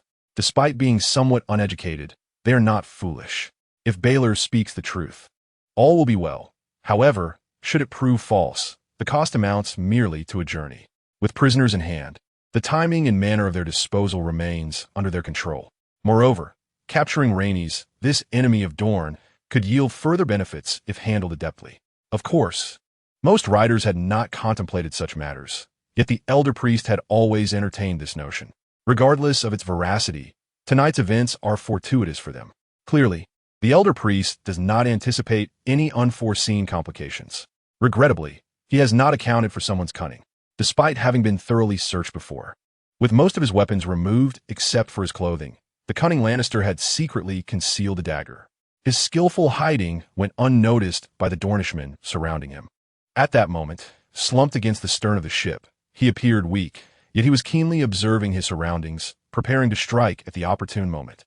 The number of Dornishmen aboard the vessel exceeded that on land, but being at sea and relying on the breath of the merfolk, Lannister believed that even if he could not defeat them, he could leap into the ocean and attempt to pierce the ship. At that moment, he would seize the initiative. Unfortunately, his plans had yet to materialize when an unexpected and peculiar incident occurred. A storm approached. Before departure, the wind on the surface of the sea had been favorable, allowing the oarsmen to relax. Some were curled up asleep on the deck, while others gathered around a fire, idly chatting and pointing at the woman trapped in the rigging. However, as the wind began to pick up, their leisure was soon disrupted. The raging winds propelled the ship forward with alarming speed, but the tumultuous waves below rendered the vessel exceedingly unstable. The 6 watchful Dornishmen quickly set about securing the sails and rousing their sleeping comrades. Yet their efforts did little to avert the impending calamity. The fierce sea breeze swiftly extinguished the fire, plunging the surroundings into a dismal darkness, while ominous clouds gathered overhead, intermittently illuminated by flashes of lightning and heavy raindrops that began to fall rapidly. Faced with this turmoil, the Dornishmen shouted in panic. Some gripped their oars, straining to steady the vessel against the tumult, while others rushed about the ship in a desperate bid to maintain balance. The leader, a dark-haired man, bellowed orders, while a frail old priest knelt at the bow, clasping his hands in silent prayer towards the eastern sea. Alas, neither the sailors' efforts nor the priestess' pleas could stabilize the increasingly unstable ship. The old priest, realizing his prayers bore no fruit, anxiously glanced towards the stern, hoping that someone would prove as reliable as he had claimed. Yet his gaze fell upon the empty space where that person had been, while the young queen, tightly bound to the mast, could not help but chuckle, only to be met with a harsh slap from the leader. In the next instant, a colossal wave surged from the left side of the ship, utterly engulfing the fishing vessel. The wave descended as if the very heavens had collapsed, and the ship screamed as it was violently overturned, soon splintering apart. Over 20 Dornishmen were cast into the sea, each desperately trying to escape beneath the inky surface, only to be separated by the chaotic currents, their terrified faces disappearing into the depths of the ocean in all directions. The still tightly bound queen, inverted amidst the ocean, widened her violet eyes in alarm. Her cheeks puffed as she struggled against the wooden post that confined her hands.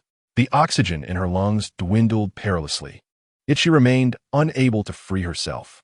Just as she was on the verge of losing her grip and gasping for air, a familiar figure emerged from her right side, eliciting a mix of surprise and anger. This sudden appearance caused her to momentarily falter, and as her already wavering mouth finally gave way, the sea rushed in, transforming her surroundings into a chaotic whirlpool. It was only when the omnipresent water seemed to recede that Renly regained a semblance of consciousness. After retching a substantial amount of seawater amidst the tempestuous night, she raised her hand and struck the indistinct figure beside her with force. Darkness enveloped her, and she succumbed to unconsciousness. Upon awakening, it was the calm of the following day. With bleary eyes, she gazed up at the clear sky, devoid of clouds, and felt the cold, damp wood beneath her. Renly stared vacantly for a moment before turning her head to regard the man with black hair who was studying her intently. "Once again, I thought you would truly betray me," she murmured, recalling the last time by the riverbank when he had suddenly cast her into the water, leading her to believe he might retract his promises. "This time, you feigned such a demeanor. I almost believe there existed a greater deceiver than you. If I were to deceive you, we would have long been slaughtered." Blaine responded, his brown eyes surveying the task at hand with satisfaction. Despite her pallor and the swelling bruises on one side of her face, she appeared relatively well. "Could you not simply greet me?" she rasped, her voice tinged with discontent. "Why should I?" His retort was cut short as she suddenly grasped the front of his shirt, yanking him down with surprising strength. Her mouth was swiftly silenced, her unfinished words morphing into muffled sounds as she stared wide-eyed at the woman with enchanting violet eyes before her. Blaine was momentarily engulfed in confusion, a singular thought echoing in his mind. How could she possess such strength? The chill of her lips sent a shiver through him, but soon an intense pain surged forth, and the pressure binding him relaxed. As he turned, a vexed voice emerged from beneath him. "That sensation is unpleasant. I SNT it? Well, that is precisely how I feel." Blaine touched his bloodied lips, his gaze filled with doubt as he studied her. "Is this your way of seeking revenge? In the future, you must inform me beforehand if such matters arise." She did not respond directly, but propped herself up, casting a piercing look at Blaine before surveying their surroundings, her expression shifting to one of bewilderment. Beneath them lay a heavy wooden plank, seemingly a fragment of the ship from before, modest in size, floating on the sea like a battered tabletop. The surroundings were bathed in bright, abundant light, yet no matter which direction one gazed, an endless expanse of azure waters greeted the eye. "What shall we do next?" She could not help but turn back to Baylor, her voice involuntarily tinged with vulnerability. "I salvaged some food and water," Baylor replied, currently pressing his sleeve against his injured mouth. With a hint of irritation, he gestured behind him, revealing a thick rope pulling a few scattered barrels and bundles from wreckage. "As long as we do not encounter another storm, we can endure for another month," he stated, though suddenly his brow furrowed. He felt something was amiss. Why did he always face maritime disasters or storms while at sea? "And what about after that?" she inquired eagerly. "If fortune favors us, we might sight a ship. If misfortune befalls us, I could attempt diving for fish, but that will not sustain us for long, as we lack a freshwater source." Baylor answered absently. "Are you suggesting we might perish from thirst at sea? If you prefer, you could plunge into the ocean and drown." "I suspect that might be a preferable fate to dying of thirst," he replied. The young queen shot him a glare, but then an idea struck her, and she leaned in with curiosity, her violet eyes fixated on Baylor as if he were a rare creature. "You can hold your breath underwater for so long. How do you manage that?" "It is a gift bestowed upon me by the great Mother River. Only a fool would believe a liar like you. Now tell me, what is the truth? I do not wish to disclose it. How about I trade you my secret?" "I have no interest in that." "Well, I thought you were quite fascinated by dragons." Baylor was somewhat familiar with life adrift at sea, having experienced it not long ago. However, the current situation differed markedly from his previous ordeal. The submerged wooden plank was not part of a seaworthy vessel, and he constantly worried that it might suddenly sink beneath him. Sleep eluded him as well. Without any railings, a mere jolt could send them both tumbling into the ocean. Baylor was unafraid of the water, yet his companion, Renly, lacked his fortitude. Ironically, it was Baylor, the one unperturbed by water, who found himself unable to sleep soundly each night, fearing that upon waking, he would discover that his mission target had drowned. Initially, Renly was filled with trepidation, but soon she realized that with Baylor by her side, she need not dwell on such fears, allowing her to sleep soundly, enveloped in an inexplicable warmth, her wariness towards him gradually dissipating. This, however, left Baylor feeling somewhat envious, for she seemed far less affected by the chill than he was. The sea at night is significantly colder than during the day, although it does not possess the harsh contrasts of a desert. It is sufficient to render one shivering with chill. Yet, clad in the once disguised leather armor and garments of a Dornish knight, my companion appears entirely impervious to the cold. Members of our family are generally unperturbed by low temperatures. Once, faced with the puzzled gaze of Baelor, the other party voluntarily offered an explanation. You are not averse to fire either? This is merely a rumor. Renly shook her head in denial. We can endure high temperatures, but we do not fear fire. Flames can still inflict harm upon us, albeit to a lesser extent than on ordinary folk. This statement caused Baelor to frown, recalling a certain pea shooter from his memories, and he could not help but inquire further. Is there truly no one who fears fire at all? If such individuals exist, they could only be the ancient dragon lords, who wielded the long-lost Valyrian magic. Rhaenys nodded thoughtfully in response, adding, it cannot be said to be lost, but rather ineffective. In truth, I know those incantations, yet I have never succeeded with them. At this juncture, the young queen seemed rather disheartened and melancholy. Baelor, intrigued, asked her to recite one of the spells, and without hesitation, she uttered a string of syllables that sounded rather chaotic, displaying no sense of reverence. He attempted to commit it to memory, but for reasons unknown, he found himself unable to retain it, thus reluctantly giving up. As the sun rose and set, time wore on, and the two individuals stranded on the isolated isle found little opportunity to avoid one another as company. With conversation being their sole diversion, they gradually became confidants. Baelor learned many tales of the young queen's childhood and her experiences with dragons, while she grew increasingly suspicious of his true identity. During one conversation, she inadvertently remarked, I suspect you are a faceless man from Bravos in disguise. Those individuals have always shown interest in our family. Baelor vehemently denied this. Yet Rhaenys merely cast him a sidelong glance, choosing not to pursue the matter further. Initially, the atmosphere was relatively calm, but as provisions and fresh water dwindled, the mood aboard the small vessel grew increasingly oppressive and heavy. Simultaneously, the tranquility of the sea began to dissipate. One fateful night, the skies darkened and the winds intensified, culminating in a torrential downpour that battered the remnants of the ship and the two souls aboard. Once again, a storm descended upon them. The thunder resonated like the wrathful roar of a deity from the heavens, while the tumultuous winds above the darkened ocean howled fiercely. The relentless rain fell in torrents, intermittently illuminated by flashes of pale lightning, casting a stark and sorrowful light upon the two drenched figures struggling amidst the surging waters.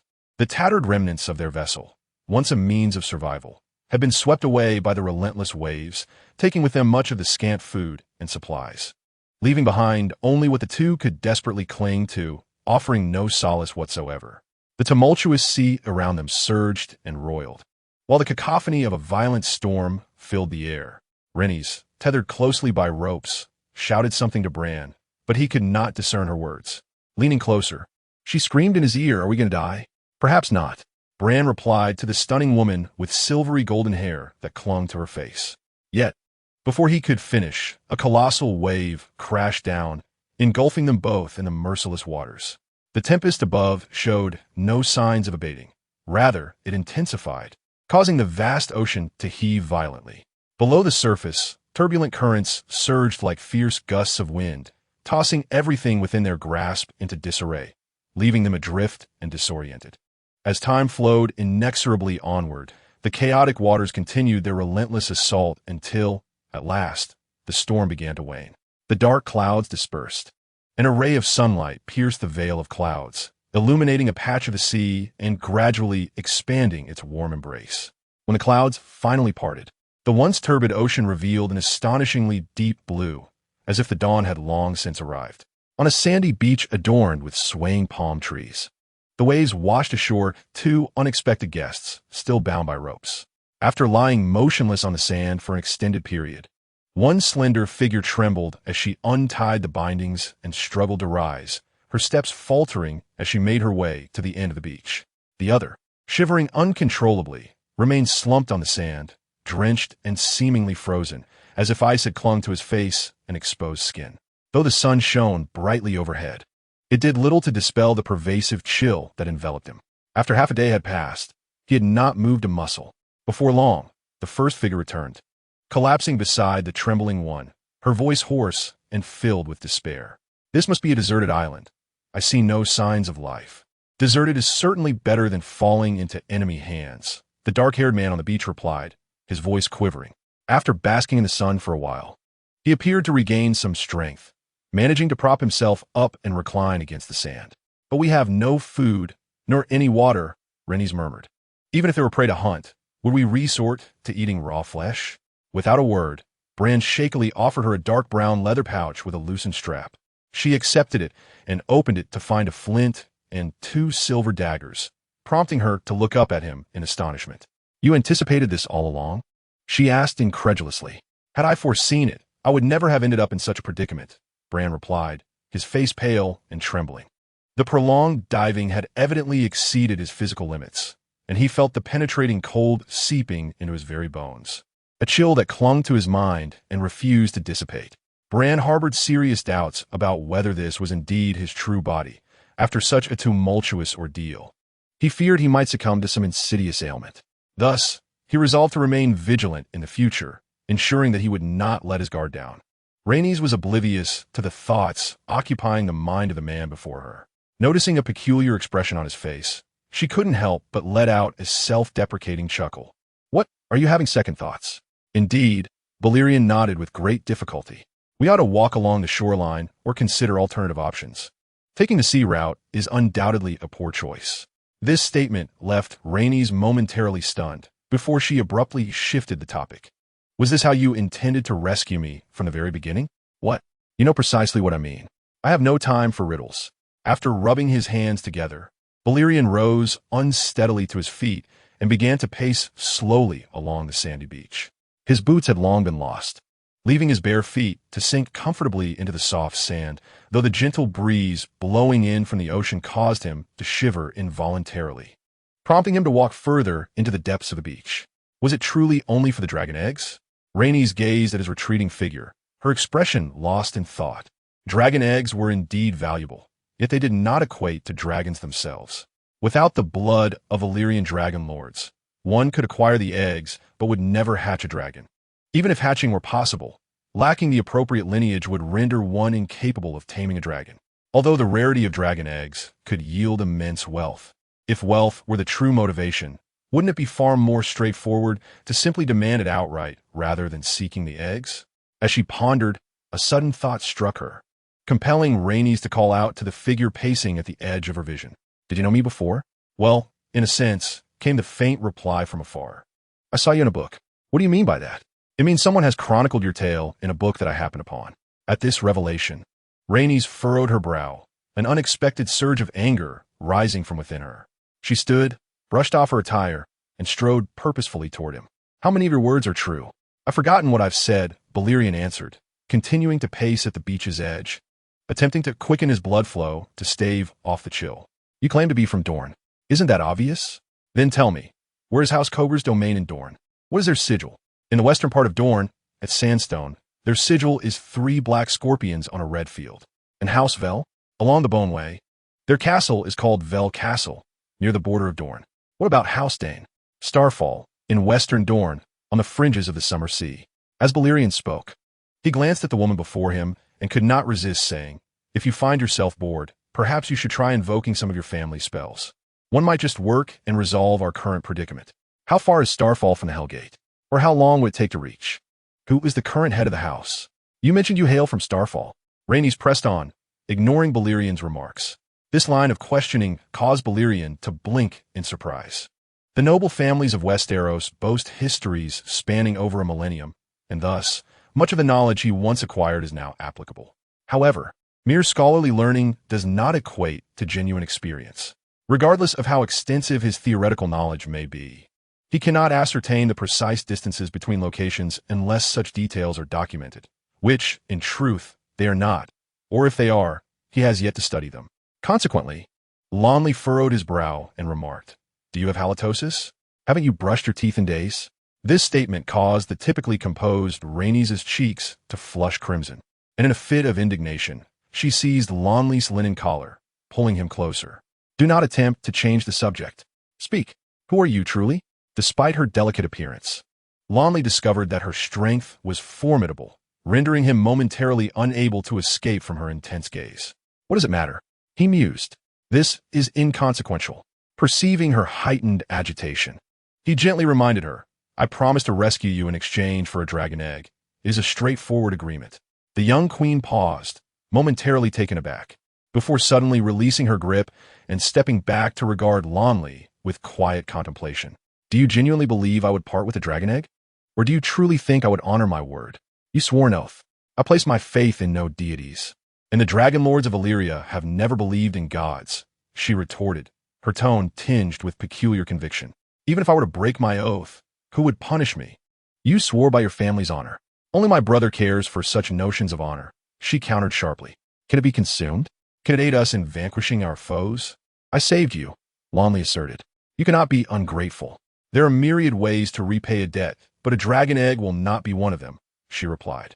So, you intend to renege on your promise? Indeed, I formally inform you that I never intended to uphold my commitment, Rhaenys declared, nodding with unwavering honesty. And what do you propose to do about it? Renly stroked his chin, choosing not to answer her query, but instead gazing at her with curiosity. Why reveal this now? You could have continued to deceive me. Does it even matter? The young queen retorted, surveying their surroundings with a bitter tone. We have drifted at sea for so long. We have no idea where we are. If we do not know the location of this island, who among us can possibly know? Who can rescue us? You cannot fulfill your promise, and I shall never grant you a dragon egg. That may not be the case, Renly shrugged. A ship may pass by here in a matter of days. I do not believe I shall be so fortunate, Rhaenys scoffed. You know, aside from their eyes, adult dragons possess no weaknesses, yet they still manage to strike its eye. That does not signify much, he replied. And what of that peculiar old man? The storm? A single storm could be mere coincidence, yet we have encountered two in succession. At her words, Renly coughed involuntarily. He suspected that the storm might have been summoned by him, though he remained uncertain as to why. However, this could not be disclosed to the other party. So he reassured, do not worry, there will be a solution. What solution? The other inquired. None at the moment, but one will surely arise. Remaining silent, Rhaenys gazed intently at Balon until he instinctively furrowed his brow, prompting her to speak suddenly. I've told you I will not give you a dragon egg, yet you do not seem the least bit perturbed. You have continuously asserted that your act of saving me is solely for the sake of the dragon egg. Do you find that normal? If you truly will not give it to me, what recourse do I possess? Do I appear to you as a fool? The sharpness of her inquiry raised Balon's eyebrows, but after Rhaenys took a deep breath, her voice steadied into calmness. I have just surveyed the area. From here to the opposite side of the island, it is no more than a league. I have seen no prey nor any source of water. Surrounding us is nothing but ocean, devoid of even a hint of land. How long do you believe we can endure in such circumstances? Are you afraid? Are you not afraid? Balon did not respond but turned to gaze deeper into the island. It was no wonder the other was agitated. This island was indeed minuscule.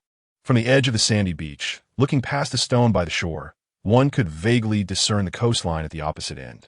A ring of sand encircled the island, while within grew dense, upright palm trees, and through the gaps in the foliage, there were no signs of any animals.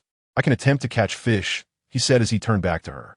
We have flint, a dagger, and trees nearby. Sustenance should not be a concern. And the water? I shall venture into the woods shortly to investigate, Balon replied. Perhaps we will discover some thirst-quenching plants. Rhaenys remained silent, watching him for a moment before suddenly lowering her head and murmuring, Why do you maintain such confidence? Do you not feel any despair? The fall, captivity, shipwreck, storm. This little island has brought us great misfortune, yet you have never once voiced a complaint, even if we have food and water. Do you truly believe we will navigate through this ordeal unscathed? There will always be hope for survival, Balon answered, observing her silence. He gently patted her arm in a gesture of comfort, then turned his gaze outward. The island was enveloped on all sides by the sea, a ring of emerald green at the edges, transitioning to azure beyond, with no sign of any land or other islands in sight. Only the profound blue expanse stretched endlessly to the horizon, a vastness that rendered them lost, as if this island had become the entirety of the world. Balon furrowed his brow. The reason he was not consumed by feelings of discontent or despair was simple. He was not of this place. This realization inadvertently reminded him of three matters. The first had long been resolved. The second was not a cause for concern. Though the passage of time, felt somewhat chaotic. He estimated that only a few days remained of the month. It was the final matter that occupied his thoughts.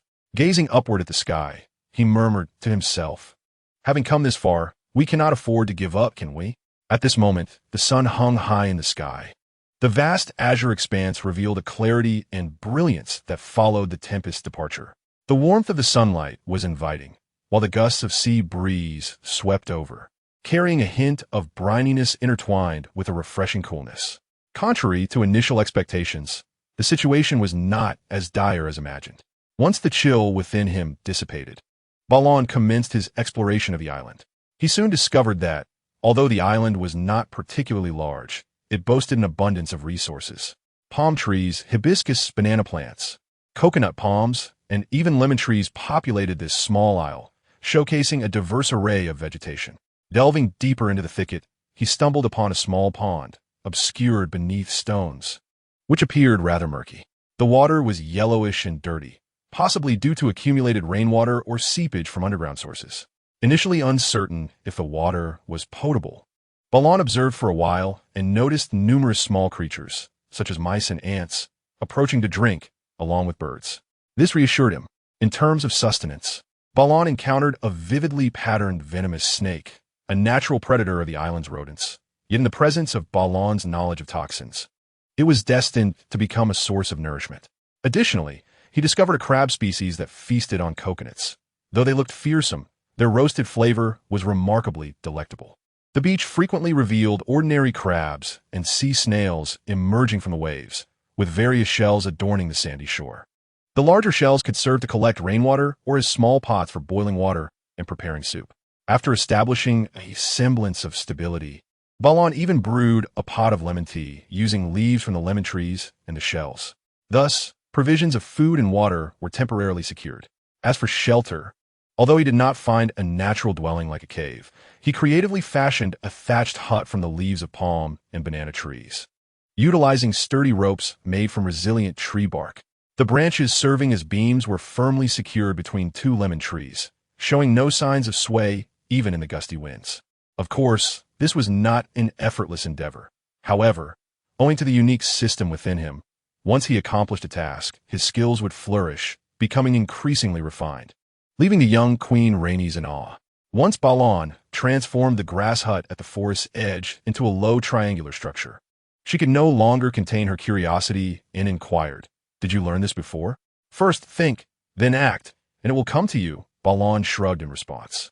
There were indeed vague memories and experiences from a past life to consider, but he deemed it unnecessary to elaborate to her. Throughout this process, he also reaped benefits in culinary skills, construction techniques, and previously acquired knowledge in horseback riding and swimming. While the levels of these skills remained rudimentary, their accumulation appeared to constitute a form of achievement. Blue Rain felt that, aside from horseback riding and swimming, his other skills were of little utility in the world beyond the confines of the dungeon. After all, he had no intention of becoming a chef, nor a stonemason, or carpenter. However, due to his series of actions, the once disheartened young queen gradually regained some semblance of her former vivacity and cheerfulness. Her laughter became more frequent, and she busied herself following Blue Rain, assisting him in various tasks. Unlike at the beginning, when she spent her days gazing melancholically at the sea, seemingly resigned to her fate, her inquiries also multiplied.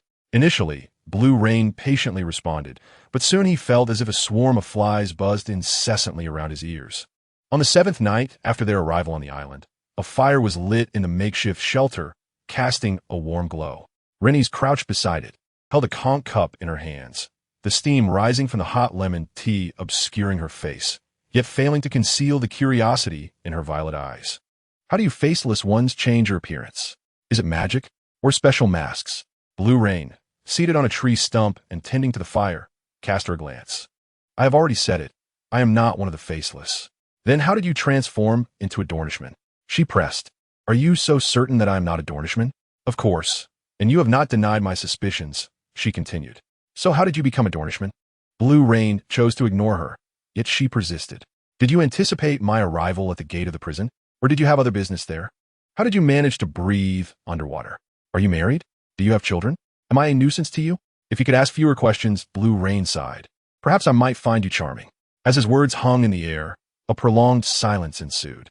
Eventually, Blue Rain glanced up, only to find her face awash with tears. "What is wrong?" he asked, taken aback. "I was merely jesting about my foul mouth. Do not take it to heart. I actually find you rather intriguing." She shook her head, staring into the fire, lost in thought for a moment before murmuring, "I am the Queen of Westeros, a Targaryen. I possess whatever I desire. I'm also a mother. My son in King's Landing is merely 3 years old. Can you comprehend that? He is just 3. I should be watching him grow into a great king.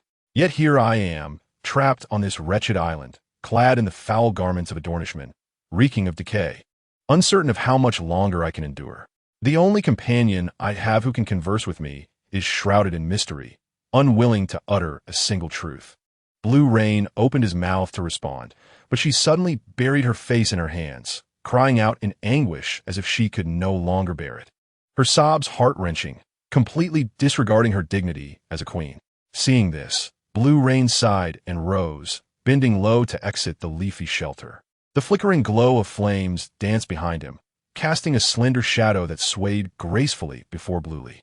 He silently listened to the resounding cries emanating from behind, feeling for the first time a faint sense of oppression burgeoning within his heart. The sorrow of the other was not rooted in the current predicament nor in his deceit. Rather, it stemmed from a simple yearning for home. Contemplating this, he gazed upward at the vast, profound starry sky, its cloudless expanse prompting him to question whether he had misjudged a certain thought. Yet, apart from this, no other musings occupied his mind. Was he truly destined to be trapped here? Murmuring softly, Bluely furrowed his brow. Aside from death and the completion of his task, he was uncertain of any other means to escape this realm, yet he harbored a vague sense that remaining here indefinitely was improbable. However, the notion of abandoning his quest midway troubled him. Lost in thought, he suddenly sensed a peculiar coolness emanating from his head, and simultaneously, a message materialized. Successfully enduring 30 days grants you a mysterious transformation. Your knowledge of fishing has birthed the trait, homeward bait. Beneath the ocean, all sounds seemed remarkably muted, and his ears, submerged in water, bore a slight sensation of swelling. Sunlight pierced through the undulating surface above, resembling a faint glow seeping in from another world. This soft illumination brightened the dark depths, simultaneously revealing countless minuscule, dust-like particles suspended in the water. Among the sand at his side, a brownish-black crab claw emerged, stirring a faint cloud of murky sand. Subsequently, this small hermit crab scuttled around Bluely, ultimately making its way into the leg of his trousers. At this moment, Bluely sat cross-legged at the base of an oceanic reef, his gaze fixed intently upon the deep, nebulous underwater realm before him. The glimmering light cast a dazed expression upon his face, devoid of any emotion, while his hair floated upwards like a cluster of dark seaweed. Countless cold currents seeped ceaselessly from all directions into his body, the chill intensifying without inflicting any pain or suffocation from lack of oxygen. A similar coolness invaded his eyes, diminishing the sharpness of the briny sensation brought by the sea. Yet Bluely had long since acclimated to all of this. He paid little heed to the changes within himself, instead focusing intently on the indistinct depths of the sea, his heart silently yearning for something elusive. Before long, a transformation unfolded. A silver-black eel suddenly pierced through the murky waters, surging aggressively from the dark abyss towards Bluely. However, upon reaching him, it altered its demeanor, swimming languidly around him, occasionally brushing its cool mouth against his bare torso. Bluely paid no mind to this eel-like creature, his gaze still fixed forward, awaiting the emergence of a particular target. Moments later, another eel with brownish-black stripes darted forth, mirroring the actions of its predecessor as it began to swirl around Bluely. Soon, more fish followed suit. The stout, brown-spotted cod, the flat-bodied silver pomfret, the unsightly pike, and the densely packed small herring. These denizens of the ocean initially approached in a scattered manner, but as time elapsed, they began to swarm in greater numbers, ultimately enveloping a region around Bluely in complete darkness. It was only then that he seized a plump salmon, propelling himself upwards with a vigorous push against the seabed, stirring up a cloud of murky sediment. The surrounding fish, startled, dispersed in a frenzy, only to regroup like a dark whirlwind around his legs until he breached the surface of the water, at which point they reluctantly scattered in all directions. As Bluely clambered onto the rocky shore, he exhaled a refreshing breath, then bent down to pick up his linen shirt from the reef, its sun-heated fabric providing a comforting warmth. However, he soon furrowed his brow, shaking out the legs of his trousers, inadvertently dislodging a small crab that scuttled away. The silver salmon in his grasp writhed uncomfortably in the air, though its movements lacked fervor, seemingly devoid of any inclination to resist Bluely. At this rate, I feel rather guilty for consuming you, he murmured, glancing at the vast ocean beside him and then thoughtfully observing the clouds gathering overhead. With the obedient fish in hand, he made his way toward the forest at the edge of the sandy beach. The recently rewarded homing bait possessed an intriguing quality, attracting schools of fish in the waters as if he himself had transformed into a potent lure. This made his fishing endeavors remarkably effortless, allowing him to pick and choose as though he were perusing a bustling fish market. At that moment, Bluely donned a brownish-yellow linen short-sleeved shirt paired with trousers of the same hue and fabric, his bare feet leaving a trail of damp footprints on the pebbled beach. The seawater-soaked pants appeared somewhat heavy and dark, yet soon became lighter due to the surrounding warmth. As he stepped into the palm grove carpeted with fallen leaves, a cacophony of sounds echoed around him. Furtive mice, silently lurking snakes, buzzing beetles, and the lumbering coconut crabs stretching their pincers upon the trees. A triangular shelter composed of leaves and branches stood at the forest's edge near a water source. Surrounded by palm trees, a low rock nearby basked in the sun, draped with a washed red skirt and two brown-black leather coats. A black-backed silver gull perched atop one of the coats, pecking at the soft lining of the leather. Noticing this, Bluely hurriedly approached to shoo the bird away, causing it to flit off in a panic, accompanied by a peal of laughter from behind. Turning around, he spotted Renly, clad similarly to him, crouched in a clearing before the leafy shelter, tending to a fire to boil water. Upon meeting his gaze, she feigned annoyance, saying, "Why did you chase it away? I was betting whether it would defecate on your clothes." "Betting with yourself? How utterly tedious," he retorted. Renly rolled his eyes and approached, extending the fish in his hand to the other. "Strange, how is it that you manage to catch salmon every day? Are there schools of salmon nearby?" she inquired, puzzled. However, the moment the fish slipped from Renly's grasp, it began to thrash violently. Caught off guard, Renly lost her hold, and the fish fell to the ground with a thud. Letting out a small gasp, she quickly squatted down to remedy the situation, her delicate fingers gripping the fish tightly. Though it made no sound, an immense power coursed through her slender hands, causing the fish's eyes to bulge as its struggles weakened significantly. This spectacle caused Renly's eyelids to flutter with unease. Yet, Renly appeared unfazed as she stood up, tossing the fish into the already boiling shell pot, showing no disdain for the dirt and leaves clinging to its body. At this moment, they were on the 25th day of their stay on the island. Since the time Renly had wept not long ago, she had become more docile, or rather, more willing to accept her circumstances, no longer dwelling on past grievances or exuding negativity. Aside from occasionally sitting on the beach in a pensive mood, she seemed to have regained her spirits, taking the initiative to shoulder various chores, and even contemplating preparing fish soup herself. The large shell, carefully selected, was now charred from the flames, with boiling water bubbling over the edges, and as the fish ceased its thrashing, a peculiar aroma gradually filled the air. It was clear that this would not be an appetizing scent. Renly, who was nearby, sharpening a branch with his dagger, suddenly recalled that she had not scaled or prepared the fish at all, but had simply tossed it in whole.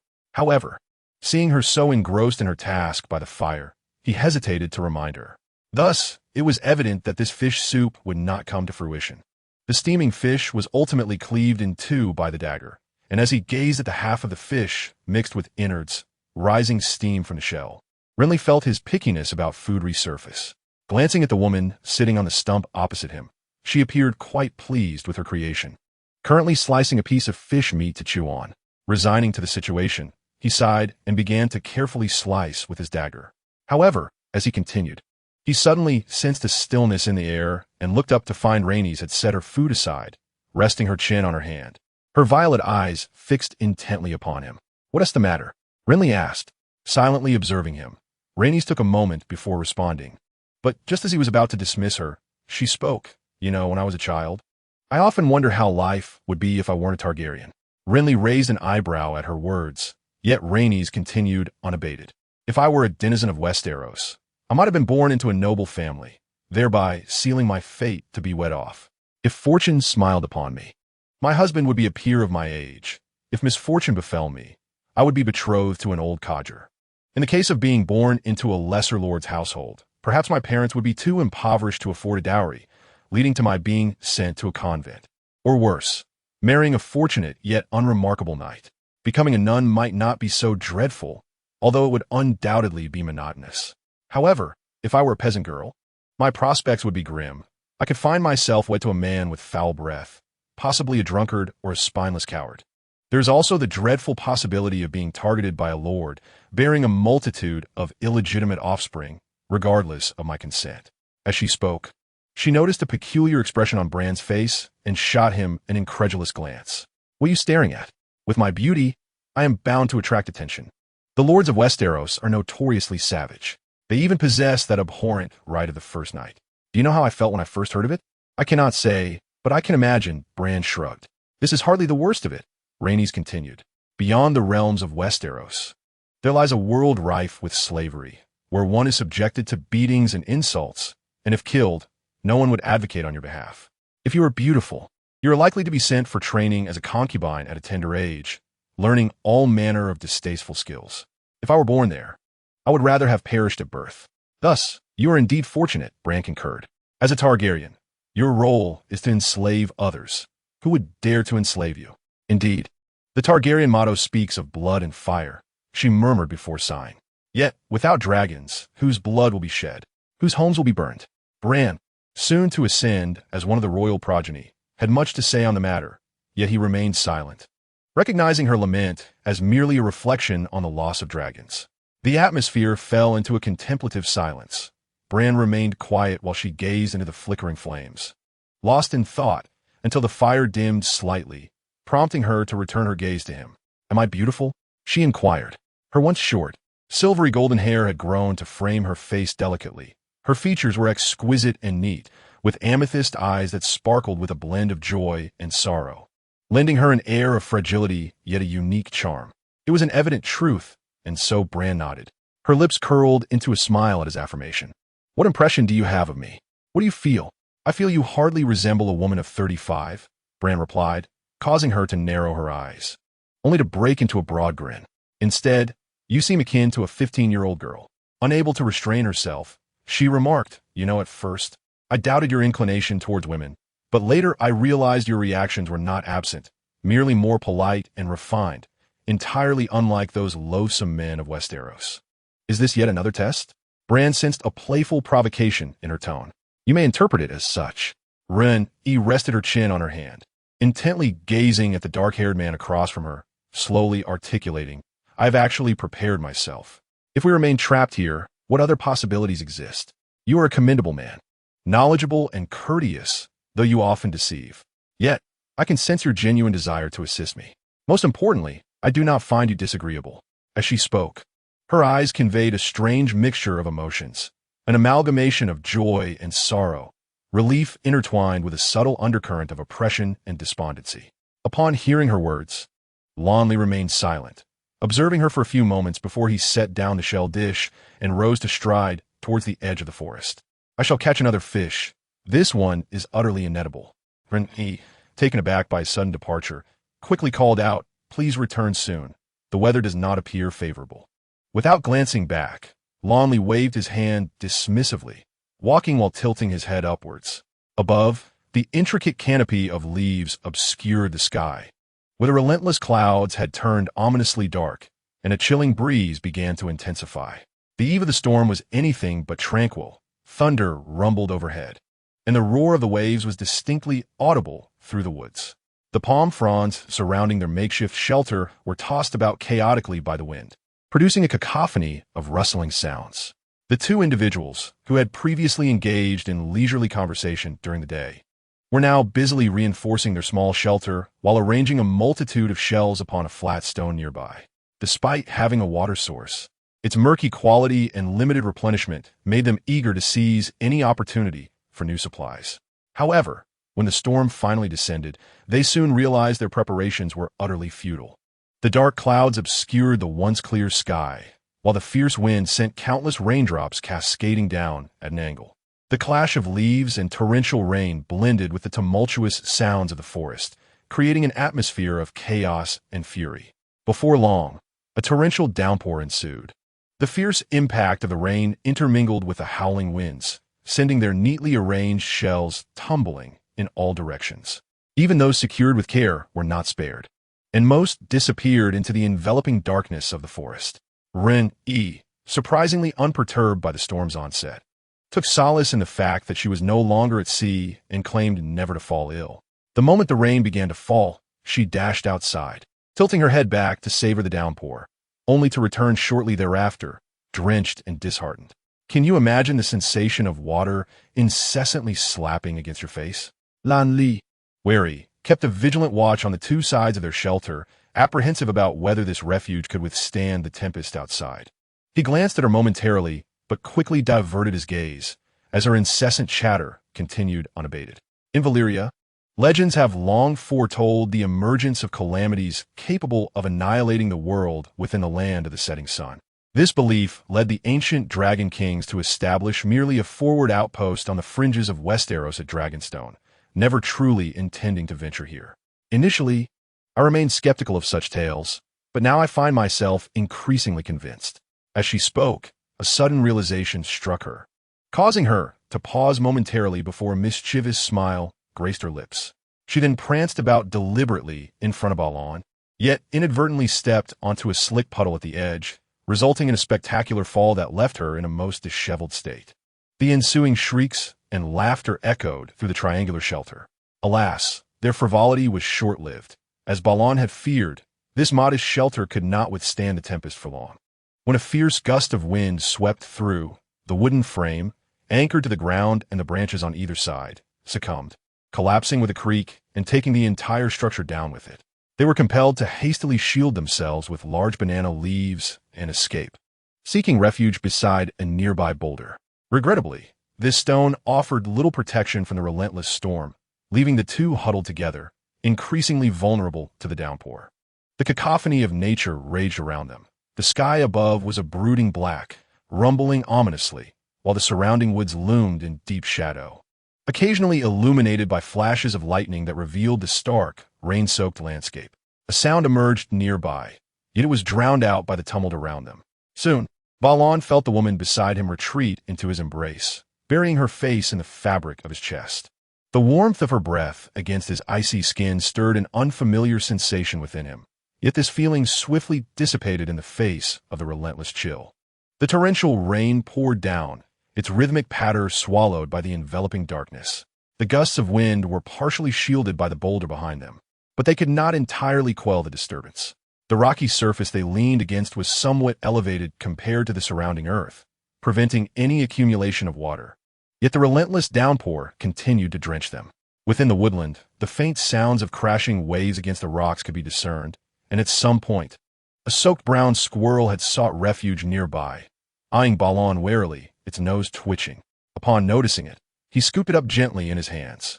The pervasive dampness and encroaching cold seeped deep into his being, inducing a sense of drowsiness that ultimately led him into slumber, leaving the chaos around him behind in a shroud of darkness. When he awoke again, tranquility enveloped the surroundings.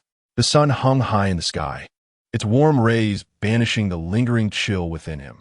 The earth beneath his palms remained damp, yet the boulder behind him had dried considerably. The sea breeze gently rustled the leaves, while the distant sound of waves crashing against the rocks was equally audible. The person cradled in his arms had departed unnoticed, along with the little squirrel that had also vanished without a trace. Rising to his feet, he stretched, and his bones emitted a series of crackling sounds. Blue surveyed his surroundings, faintly hearing a commotion. He then made his way toward the grove on his left, soon encountering Renly, who was tilting her head to pluck banana leaves. "Come quickly, we must begin anew," he urged. She, evidently aware of the noise, called back without turning, "I won't fall ill, but you might. You ought to be grateful for that. Otherwise, we would be facing two troubles." "I hope you truly won't fall ill," Blue thought to himself, Yet he did not decline and proceeded to gather the necessary materials for the canopy. However, he held little hope for the endeavor. I have a premonition that this effort will be in vain. After plucking a banana leaf, Blue addressed Renly beside him. Why? She asked, turning her head in curiosity. Because of the storm, Blue replied. I believe we are in the season of heavy rains. Just look at how many times we've encountered it already. This prompted Renly to nod in agreement, but she quickly added, that does not mean we should do nothing. I wouldn't want to sleep on the rocks. Blue chuckled at her remark, then shifted the topic. I'll check the beach. Perhaps something has washed ashore.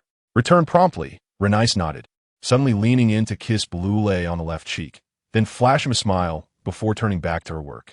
Blue was momentarily taken aback, then couldn't help but say, we won't be trapped here forever.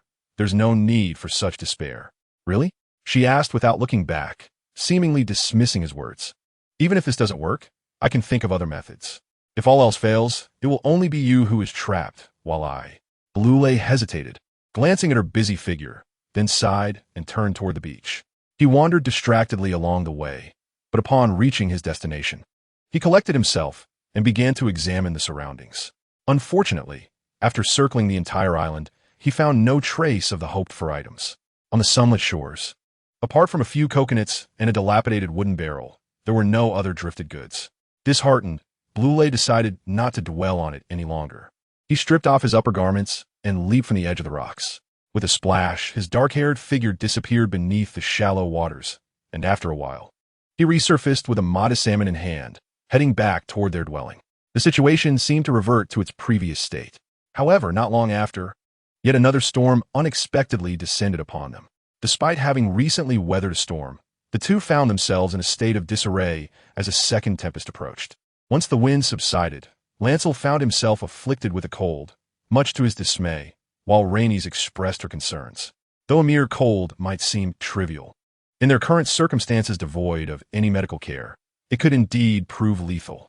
Lancel, however, dismissed such worries, and without waiting for his clothes to dry, he ventured towards the beach, eager to investigate any potential salvage. He returned, dragging along a broken sail still attached to a mast. At that moment, Renly was perplexedly gazing at their disheveled camp, uncertain of where to commence her efforts. Upon hearing the commotion, she turned to see Lancel and froze in astonishment. Red wine? She exclaimed, staring at him in disbelief. He nodded in affirmation, indicating the deep purple grapes emblazoned on a blue background, the sigil of House Redwine. Although the name might appear unremarkable, it bore significant weight for them. House Redwine was loyal to House Tyrell of the Reach, yet their lineage was far older than the Tyrells, who had only assumed the lordship of the Reach after the conquest. Renowned for their exquisite wines, the Redwine family also commanded one of the most formidable naval fleets in Westeros. Lancel was well acquainted with this house, having previously encountered their forces during the siege of Storm's End, where the Redwines had blocked the seas while the Tyrells and other lords managed the land. He was aware that the Redwine lands, particularly the island of Arbor, lay in the southern summer seas of Westeros, aligned with the Dornish southern coast, the very coastline where they had once found themselves. Surely, some of their ships had met misfortune nearby. Noticing Renly's stunned expression, Lancel remarked, "We must remain vigilant. Perhaps we will encounter castaways swept ashore by the currents, or discover this island drifting towards us, much like we once did. Are you suggesting we might be rescued because of this?" Renly could not help but inquire. While mere castaways might not offer salvation, if someone were to come searching for them, the prospects could change, and Lancel nodded in agreement. Indeed, Renly's lips twitched as she struggled to maintain her composure, ultimately succumbing to joy and embracing him, tears of happiness streaming down her face. Lancel smiled as he gently patted her back, feeling her genuine delight, while a great weight seemed to lift from his own heart. Though there was still much uncertainty ahead, it appeared that fate was smiling upon them. However, what he originally anticipated was not the so-called Red Wind, but rather the ships from Dorne. He deemed it improbable that the lords of Dorne could remain oblivious to the recent departure from some location within Dorne for long. If they were to discover it, they would certainly devise every means to set sail in pursuit. Now it appeared, although the reason for Redwind's presence in these waters remained unclear, the situation had simplified considerably. Subsequently, both individuals fell into a contemplative silence, immersed in the buoyancy of this fortuitous news. It was morning, with fresh air wafting in tandem with a warm, pleasant sea breeze, and the sun hung high in the sky, radiating a gentle warmth. The surrounding woods rustled softly, and the sound of waves crashing against the rocks persisted. Yet a different sensation began to stir within their hearts. Before long, however, Rhaenys' excitement abruptly cooled. She withdrew from his embrace, her violet gaze fixed upon Baelor's face, her expression growing somewhat intricate. "What troubles you?" Baelor inquired, casting her a brief glance, still wearing a smile. She parted her lips and managed a faint smile. "It's nothing. I just think we should prioritize repairing the house, or we will be beset by mosquitoes tonight. Then you gather the materials, and I shall keep watch on the beach," Baelor replied, turning away, leaving the severed sail behind him. Regrettably, that day he did not uncover any other treasures apart from the sail. Upon returning to the camp, the markedly subdued atmosphere left him feeling somewhat melancholic. That night, as the makeshift shelter remained incomplete, neither of them enjoyed a restful sleep. Yet, upon awakening the following day, the atmosphere seemed to have returned to its former state, and the vivacious little queen had regained her spirited demeanor. "Once we return to King's Landing, I can take you to see a hill named after me, where I intend to cultivate a grand garden." While squatting in the camp and sipping tea made from lemon leaves, Rhaenys turned to Baelor, who was similarly crouched beside her, and smiled brightly. "I have been planning this for quite some time, but I have yet to find a suitable gardener. Perhaps I should visit Highgarden. They say many there are knowledgeable about such matters." "I shan't accompany you to King's Landing," Baelor replied, his voice muffled as he brushed his teeth with a twig dipped in the ashes of the fire. "That city is foul. It may be rather unpleasant now, but it will improve in time." Rhaenys insisted, "Just like my kingdom, it will prosper." Baelor could not help but glance at her. "What? Do you not believe?" she inquired, raising an eyebrow. "Of course I believe," Baelor nodded affirmatively. The establishment of the Targaryen dynasty marked the dawn of a new era for the continent of Westeros. In the past, the Seven Kingdoms operated independently, with wars erupting at every turn. However, following unification, despite the persistent internal strife and political intrigue, the situation proved far more stable than the previous chaos.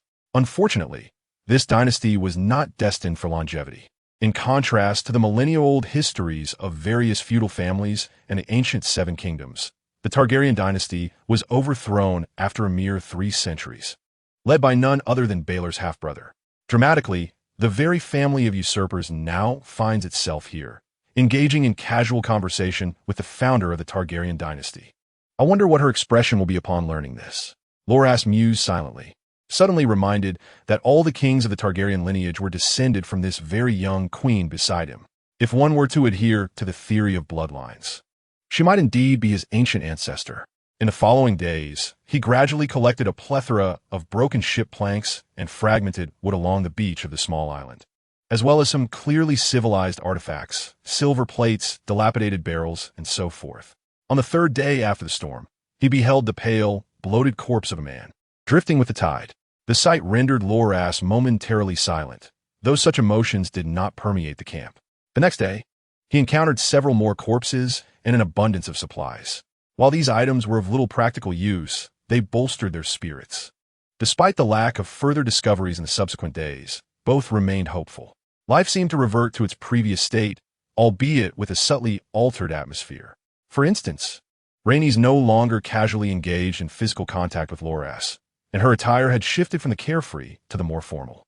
Her demeanor had grown serious, and each night, as they rolled out their bedding, she made a deliberate effort to maintain a considerable distance from him.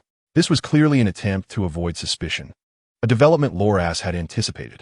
He had long understood that her recent emotional turmoil stemmed from a sense of hopelessness, leading her to adopt a reckless mindset. Or perhaps it was simply her instinctive desire for an emotional anchor to lean upon as they faced the uncertainties of their future. This was not love. Rather, it was a choice born of necessity, a burden Loras felt compelled to bear. As a mere passerby, he neither wished to nor could shoulder such a responsibility, especially as he did not believe that they would remain trapped here indefinitely. At least he would not. Thus, he consistently responded with reticence. While he could feign ignorance and indulge in carefree abandon, some truths were too difficult to deceive oneself about. Just then, A glimmer of hope emerged from their predicament. She no longer pondered such thoughts, instead wishing to preserve a simple friendship. Loras found this arrangement satisfactory, as it spared him from incessantly questioning his own foolishness. However, one day, she inadvertently engaged him in conversation. "This place is truly small. There is so much we cannot see. What do you wish for?" He looked up at her, squatting on the ground, using a leaf to blow his nose. "Nothing," the young queen replied, blinking before abruptly asking, "Do you know what elderflower is used for? And safflower?" Loras was momentarily taken aback by her inquiry, but she merely smiled and turned away. The transformation occurred 5 days after this dialogue, when yet another fierce storm descended upon them, comparable in intensity to previous tempests. Yet, the following day, as Loras scoured the beach, he stumbled upon a person, a living soul. In the serene ambience of the woodland encampment, a pallid young man found himself leaning against a palm tree. He donned a woolen gray cloak, wrinkled for being soaked in seawater and then sun-dried, beneath which he wore a satin shirt adorned in hues of red and blue. His boots, crafted from fine calfskin, silently attested to his identity and affluence. Yet, in the presence of the short-haired woman clad in modest linen garments, he appeared akin to a beggar encountering the wealthiest merchant of the land, stammering with awe, "Are you truly Princess Rhaenys?" In that moment, Rhaenys had shed the demeanor she displayed before Laenor, adopting a far more solemn demeanor. She nodded in response to his query and spoke. "We were pursued by the Dornish into the sea, and a storm cast us adrift here." Her words compelled the young man, reclining weakly, to glance at the clearly Dornish figure beside her. His shock was palpable, yet he dared not inquire further. Instead, he offered a faint smile to the young queen. "I am Leo of House Redwine. My father is Serlau Redwine. Your Grace, I am at your service." He added, "I beg your pardon, but I lack the strength to rise and bow." "I shall not hold that against you, Ser Leo," Rhaenys replied, observing his frail countenance. "Rest easy for now. Once you regain your strength, there are many matters I wish to discuss with you. Thank you for your understanding, Your Grace." He strained to bend slightly, then collapsed back, gasping for breath, his face etched with weakness, as if on the brink of death. Fortunately, after partaking in a bowl of warm fish soup and resting, his frailty had noticeably diminished. As he faced their inquiries, he began to explain in succession. "We were originally hunting Dornish fishing vessels in this vicinity, while also searching for some of our compatriots who had met with misfortune not long ago. Alas, we encountered the storm. You may not yet be aware, but all are claiming that you have perished in Dorne. King Aegon has commanded our house to dispatch a fleet to blockade the Dornish coastline, preventing them from venturing out to fish. Yet this cursed storm has inflicted severe losses upon us. I cannot ascertain whether anyone will come to rescue me, Your Grace. But should my father learn of my ship sinking, he would undoubtedly mount a search for me. If memory serves, there were several vessels that emerged unscathed from the storm. Perhaps they will recall the site of our calamity. Yet I cannot be certain of this, Your Grace. I cannot be certain. If those ships indeed remained intact, how could I have drifted to this place? King Aegon is currently enacting revenge for you in Dorne, but we are unaware of his exact whereabouts. We have only heard that the Dornish attempted to use crossbows against him, suffering heavy casualties. It seems the Dornish are embroiled in internal conflict. I gleaned this from a captive who mentioned that many lives have been lost, though the specifics remain unclear. They fervently rowed their small boats out to sea, and while we were initially unaware of their motives, we now comprehend the reason behind their frenzy. The noble youth named Leo, still frail in health, soon succumbed to a deep slumber. Yet, the ramifications of his arrival profoundly altered the current situation. On the 4th day since he was rescued, 5 majestic multi-masted ships emerged faintly from the horizon. Initially, they did not head towards the small island, but Blue Ray, seizing the moment, raised a signal of dark smoke crafted from damp leaves and branches along the shore. Consequently, the ships soon changed course in their direction. Ultimately, these 5 vessels did not approach the island's coastline, but drifted on the waters nearby. However, several small boats, propelled by the oars of sailors, drew near, and a group of individuals disembarked on the shore. Among them was an elderly man, visibly stirred, whose features bore a resemblance to Leo, with the sigil of House Redwine embroidered on the front of his satin attire. The young noble, having regained some mobility, was the first to step forward, while Blue Ray and Rhaenys remained on the beach. Before long, The elderly man hastened towards them, kneeling on one knee to respectfully kiss the outstretched finger of the young queen. "It is an honor to see you alive, Your Grace. House Slytherin is at your service." After more than a month on the island, this chapter had nearly concluded. In the presence of the resurrected young queen, all who had come were filled with reverence. Meanwhile, Rhaenys, who appeared to Blue Ray as a mere girl, had transformed into a figure of dignified royalty, treating those around her with an air of authority, reminiscent of a saint among the clouds. However, once she distanced herself from the crowd and found Blue Ray seated at the roots of a tree at the beach's end, her demeanor softened, returning to her previous cheerful self.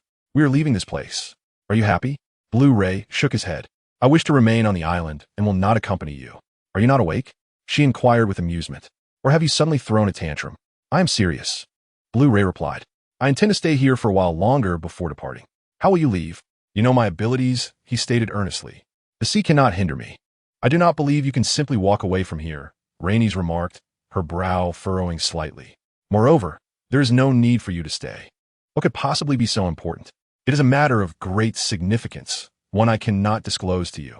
This statement momentarily startled the young queen, who then squinted her eyes. "Are you afraid?" "Why would I be afraid?" Blue Ray questioned, perplexed. "I have sailed before. What is there to fear?" Rhaenys bit her lip, her expression tinged with irritation. "You should be pleased." Blue Ray disregarded her demeanor, waving his hand dismissively. "Although we have become friends, many issues remain unresolved. However, I shall refrain from discussing them now. I do not desire your money, nor your dragon eggs, and I cannot assist you further. As for you, returning home safely while shedding the burden of me is quite a fortunate turn of events. I am angry. Please stop joking." "I am not jesting." Observing the expression of the individual before him, Lannister clenched his teeth. "Very well, I shall speak candidly, although I cannot fathom the reason. These recent tempests have been summoned by me, thus I cannot accompany you. Should we encounter another storm, it would result in greater loss of life, rendering all efforts futile." Regrettably, the other party did not believe his words and merely narrowed her eyes upon hearing this. "You genuinely think I should be pleased?" "Indeed," Lannister nodded. As those words fell, she turned to leave. Sighing, Lannister felt as though he were playing a game of the boy who cried wolf. Today's farewell, barring unforeseen circumstances, would be eternal. He harbored much reluctance. Yet, no matter how profound his sentiments, they belonged to different worlds. Farewells were inevitable, so it was better to be decisive with words, allowing for an amicable parting. However, moments later, footsteps approached unexpectedly from distance. Lifting his gaze, he saw the previously departing young queen returning, a wooden cup in her hands. "Here, allow me to brew you a cup of tea, as a token of my gratitude." She extended the cup toward him, her expression inscrutable. "Are you serious?" Upon seeing the cup of tea being offered, Lannister raised an eyebrow unconsciously. "What, afraid I might poison you?" Rhaenys retorted with disdain. "You saved my life. I cannot simply ignore that, can I? There's nothing aboard the ship. But I recall your fondness for lemon tea, so I made you a cup. You must understand, not just anyone gets to drink the tea I prepare." Lannister chuckled softly, accepting the wooden cup and placing it aside. "Rest assured, I shall visit you in King's Landing when the opportunity arises. After all, we are friends now. I hope you will still recognize me then." Before he could finish his sentence, a sudden, tremendous force surged from the back of his head, causing him to stagger. He immediately stood, yet struggled to conceal his dizziness, his steps faltering, his gaze a mix of astonishment and anger directed at the beautiful figure before him, who seemed to shimmer with a mirage. "You foolish girl." Before he could utter another word, a fist came crashing toward him, plunging him into darkness, and with a thud, he fell to the ground. "You know nothing. You are the foolish man." Rhaenys glanced at the bruise forming on his forehead with a twinge of sympathy, only to follow it with a sharp kick to Lannister. "This is what brings me joy." Snorting, she turned to shout orders at the group nearby. "Bring him aboard the ship." Suddenly, a storm descended upon them, 2 of the 5 ships sinking directly, with dozens of crew members missing, their fate akin to death. The remaining 3 vessels, battered by the storm, suffered numerous leaks and damages, one of which tilted perilously, declaring it unseaworthy. Fortunately, the crew consisted of seasoned sailors, and through their valiant efforts, they managed to avert disaster. After the tempest, the clouds in the sky gradually dispersed, revealing a glimmer of dawn that illuminated the damp deck. The vast sea stretched endlessly, its waters heaving and swaying. The sailors, having narrowly escaped death, were now busily engaged in repairs both inside and outside the ship. It had been some time since they set sail, and the desolate all had long been left behind. Yet, certain memories of that island lingered vividly. Thus, as the storm subsided, the noble Queen Renly promptly emerged from her chamber, making her way towards a room deep within the ship's hold. At this moment, she had donned a silver gown adorned with intricate lace, the long sleeves trailing gracefully, revealing a golden satin lining. Her previously disheveled short hair had been meticulously styled, with soft, wavy strands of silver gold framing her youthful visage, making her appear a decade younger. The sound of her footsteps echoed against the wooden floorboards, accompanied by the steadfast guardians of House Redwine, who diligently followed, offering protection to their sovereign. Upon reaching their destination, however, they were commanded to remain outside, standing sentinel. Adjusting a few stray locks of hair, the young queen then pushed open the ebony door, which creaked as it revealed a young scholar clad in a gray woolen academic robe.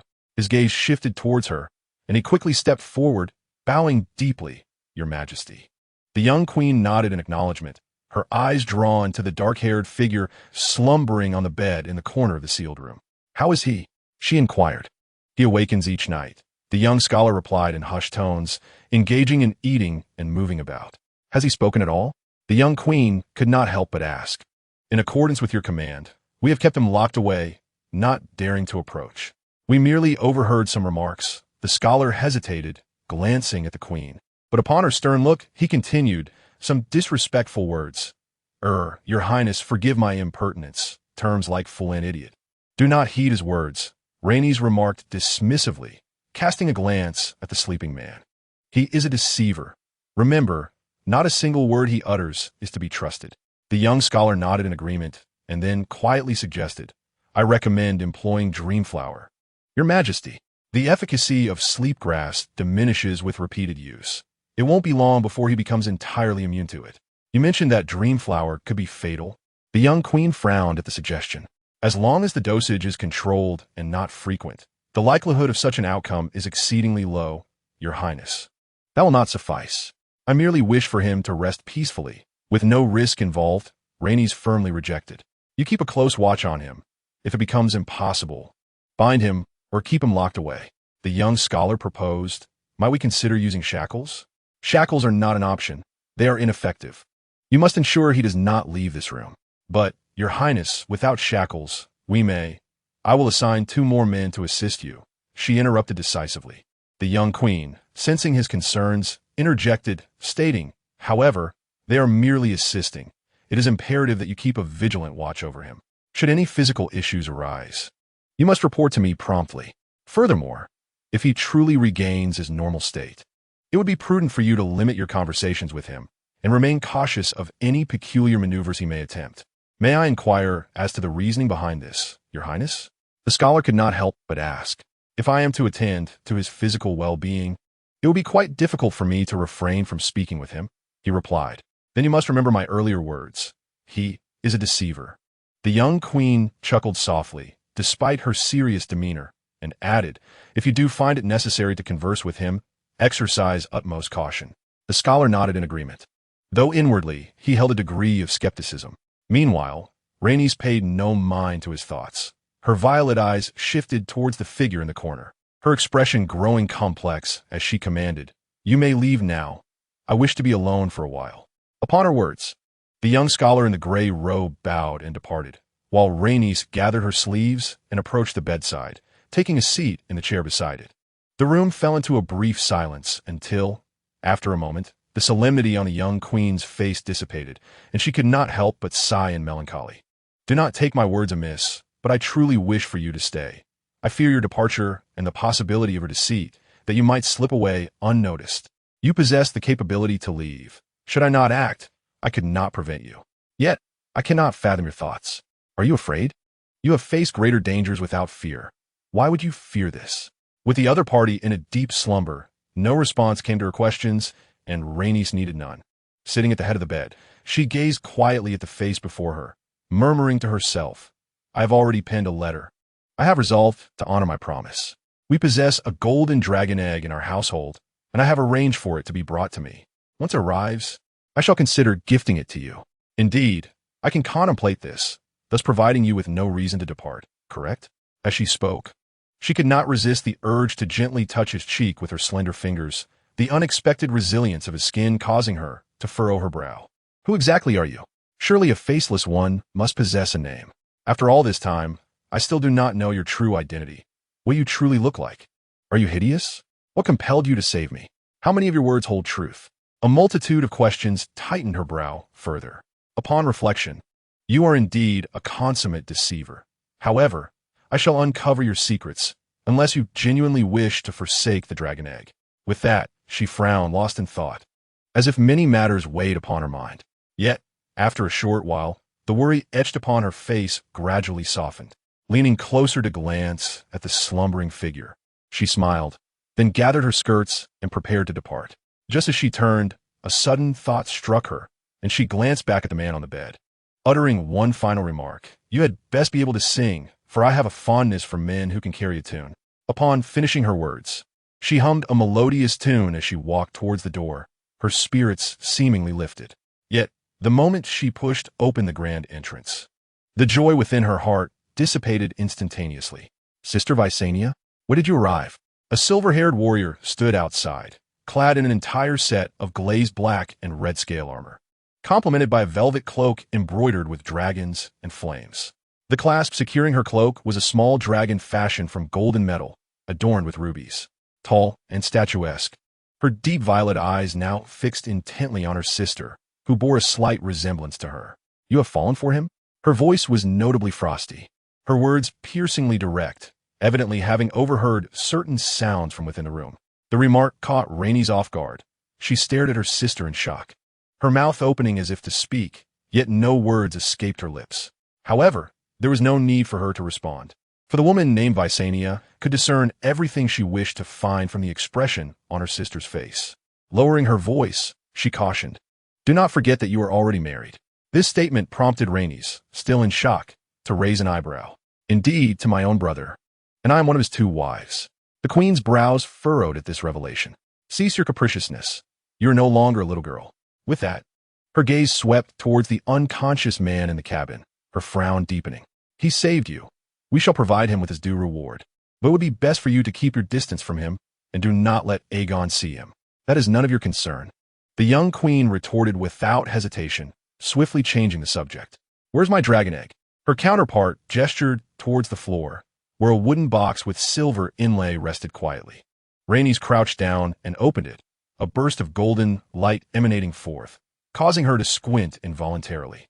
At that moment, Queen Visenya spoke again, looking down at her sister. "The Dornish claimed to have captured you, yet they could produce no tokens to substantiate their claim, leading us to believe you had perished. It was he who saved me. I have already mentioned this in my letter," Renly replied absently. Visenya furrowed her brow once more. "Upon receiving your letter, I hastened to find you and did not have the chance to inform Aegon." The young queen could not help but glance up at her sister, who continued, "Your husband is quite enraged and is currently seeking vengeance upon Dorne for you. I must inform him at once that you are still alive. Would you like me to convey a message? Tell him to burn a few more Dornish, especially those from the Storm's End." Renly answered without hesitation. "Is that all? What more is there to say? Inform him that I am en route to King's Landing, and there is no need for concern. I hope you do not come to regret this." After casting a profound glance at her sister, Queen Visenya turned to depart. Meanwhile, the vessel continued to sway gently upon the undulating surface of the sea, its 3 massive embroidered grape sails taut, yet the deck remained devoid of any sailors, who had evidently taken their leave in advance. Above the vessel, a dragon of a dark yellow hue, adorned with magnificent wings, soared gracefully through the sky. As Queen Visenya emerged from the cabin, her piercing cry echoed, prompting the dragon to unleash a resounding roar that reverberated across the heavens. Startling the sailors on a nearby ship, the dragon descended, causing the stable ship to creak under its weight. With agility, Queen Visenya climbed onto the dragon's back, and with a signal, the creature leaped toward the sea, only to ascend sharply into the sky, ultimately vanishing as a mere speck from the onlooker's sight. Although there were no farewells, the commotion was palpable. Once her sister departed, Renly exhaled a sigh of relief, turning her attention to a certain individual in the room. Her expression tinged with exasperation. "What am I to do with you?" Entering the room with a box in hand, she closed the black wooden door firmly behind her and resumed her seat in front of the bed, contemplating her next move. Carefully, she placed the dragon egg she cradled into the armpit of the unconscious man, casting a lingering glance before sighing softly and murmuring, "My sister instructed me to hide you. But where in this vast ocean can I conceal you?" Pausing, she raised an eyebrow, pondering, "Why should I hide you? They know nothing. You saved my life, and I am grateful. Shouldn't Aegon repay you?" This thought somewhat steadied her emotions, yet unease lingered in her heart, prompting her to sit in quiet contemplation once more. However, her moment of tranquility was abruptly shattered. A terrifying screech emanated from outside the cabin, piercing through the wooden hull with a clarity that sent shivers down Rhaenys' spine. Hastily, she rushed onto the deck, where she beheld two dragon riders swiftly approaching. One was the recently departed Visenya, and the imposing shadow of the black dragon was unmistakable. Aegon Targaryen, her brother, and also her husband. The young queen felt a surge of panic, but before she could gather her thoughts, the massive black dragon descended. Its colossal form blotting out the sun, and the gust from its wings sent sailors staggering as they emerged from below deck.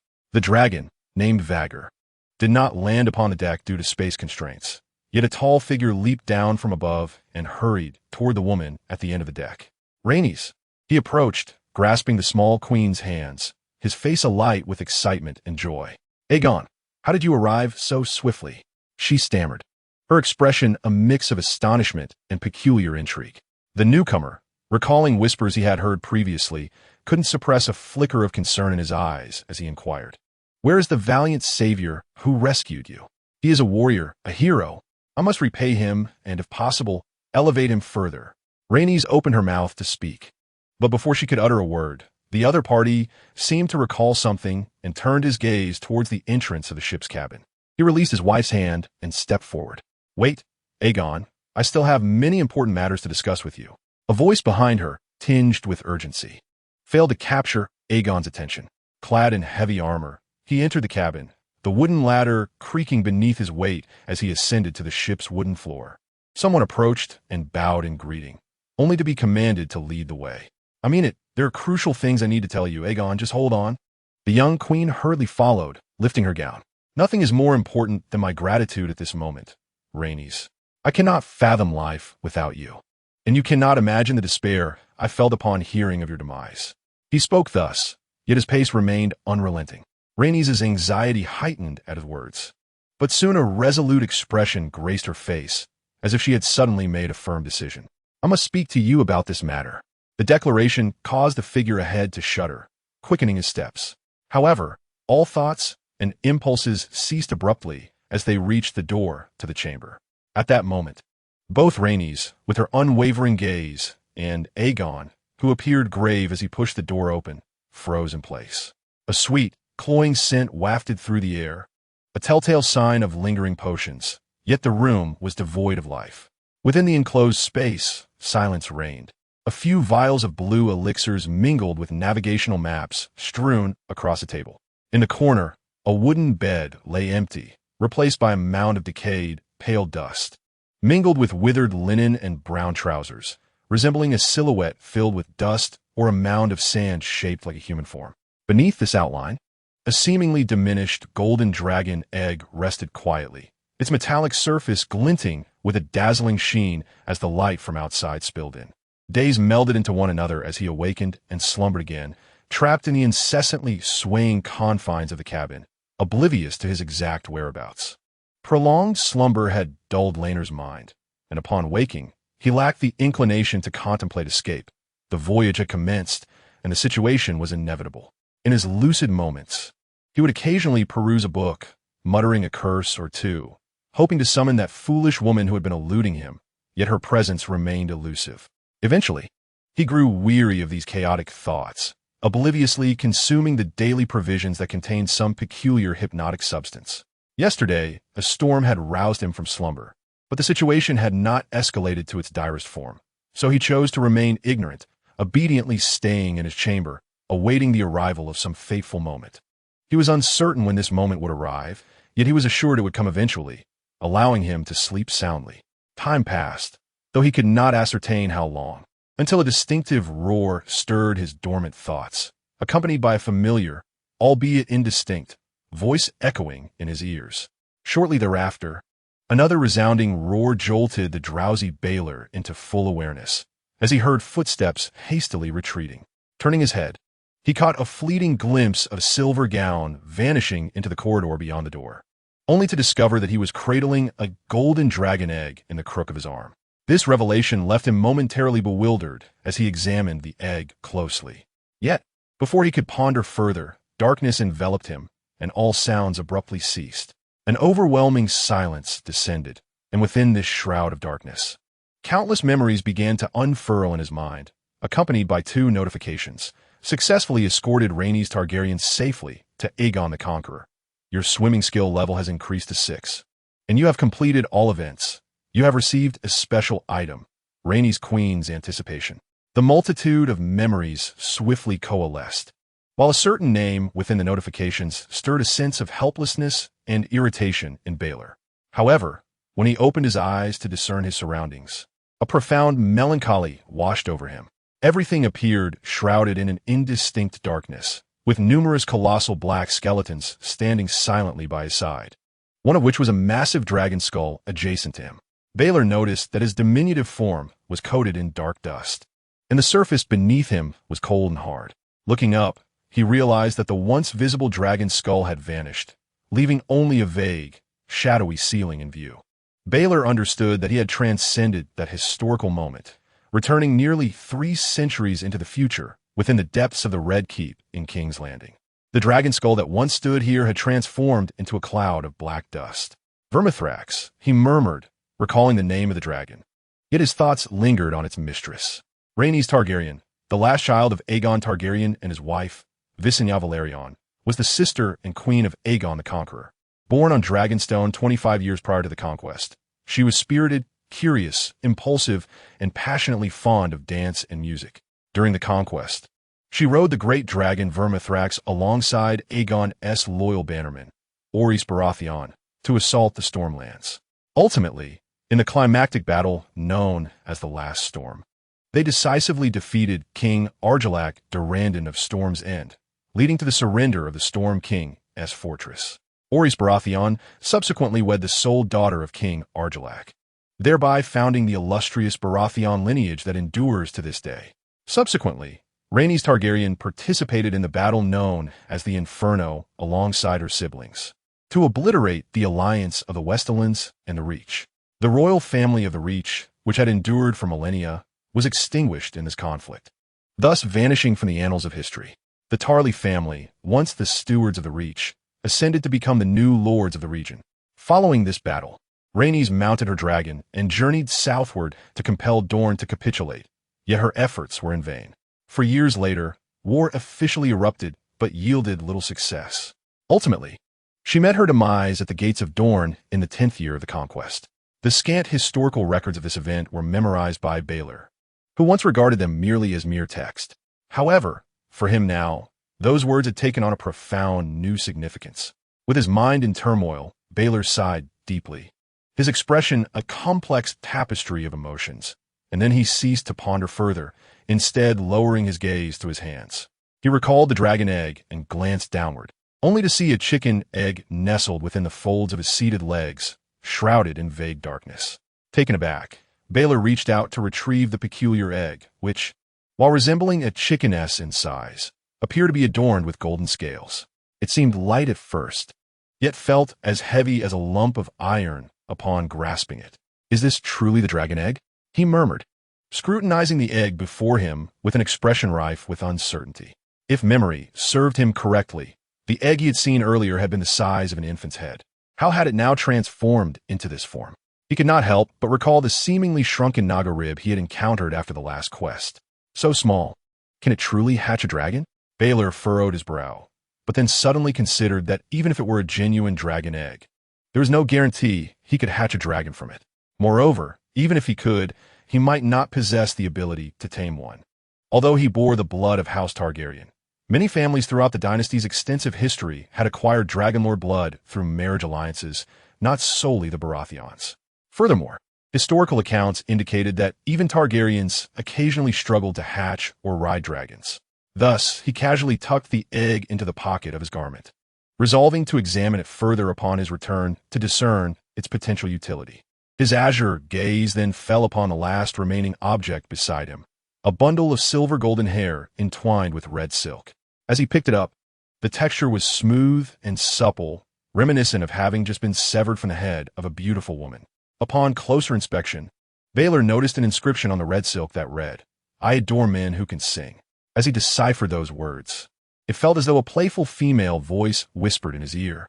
As the voice faded, the bundle of hair suddenly transformed into a shimmering haze of gold and silver, akin to a swarm of silver-golden fireflies gently rising from Baelor's palm.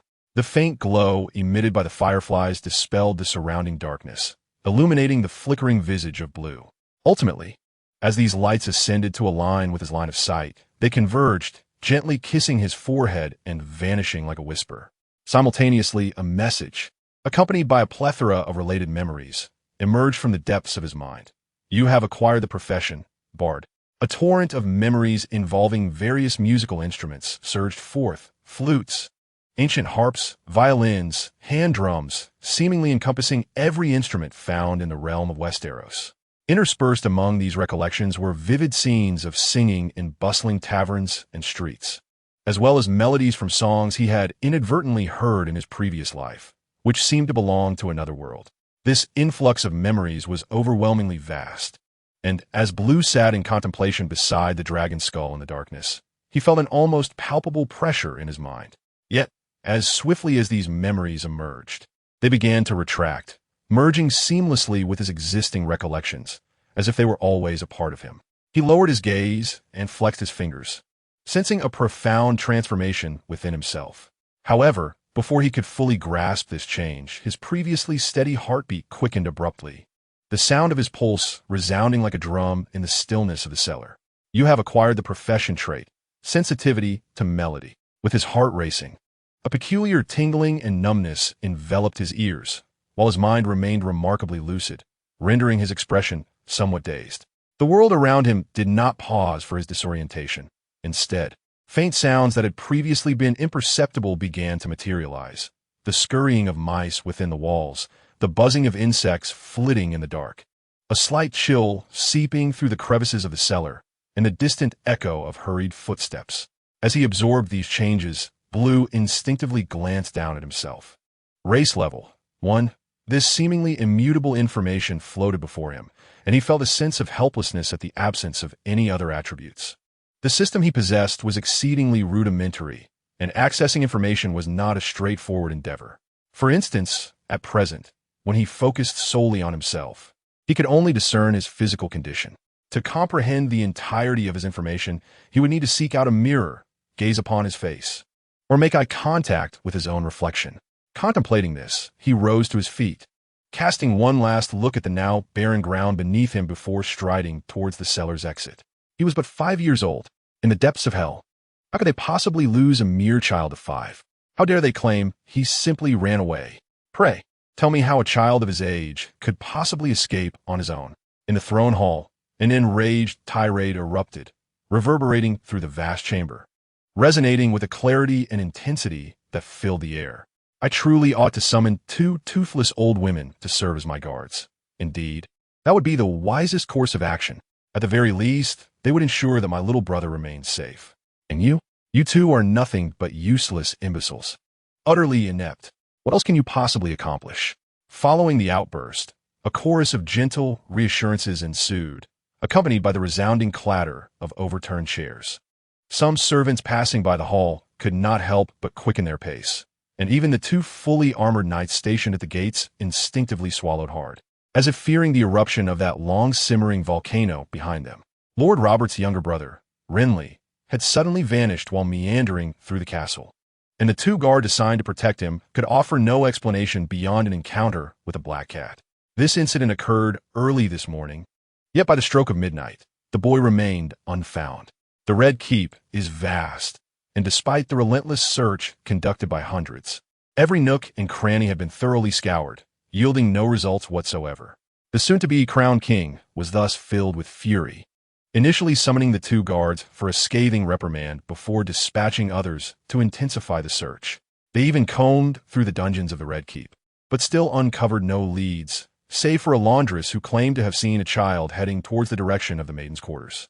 However, within that rectangular fortress, no trace of a child could be found, and every surrounding area had been meticulously searched. Tower of the Hand, Maegor's Holdfast, the White Sword Tower, and the Godswood.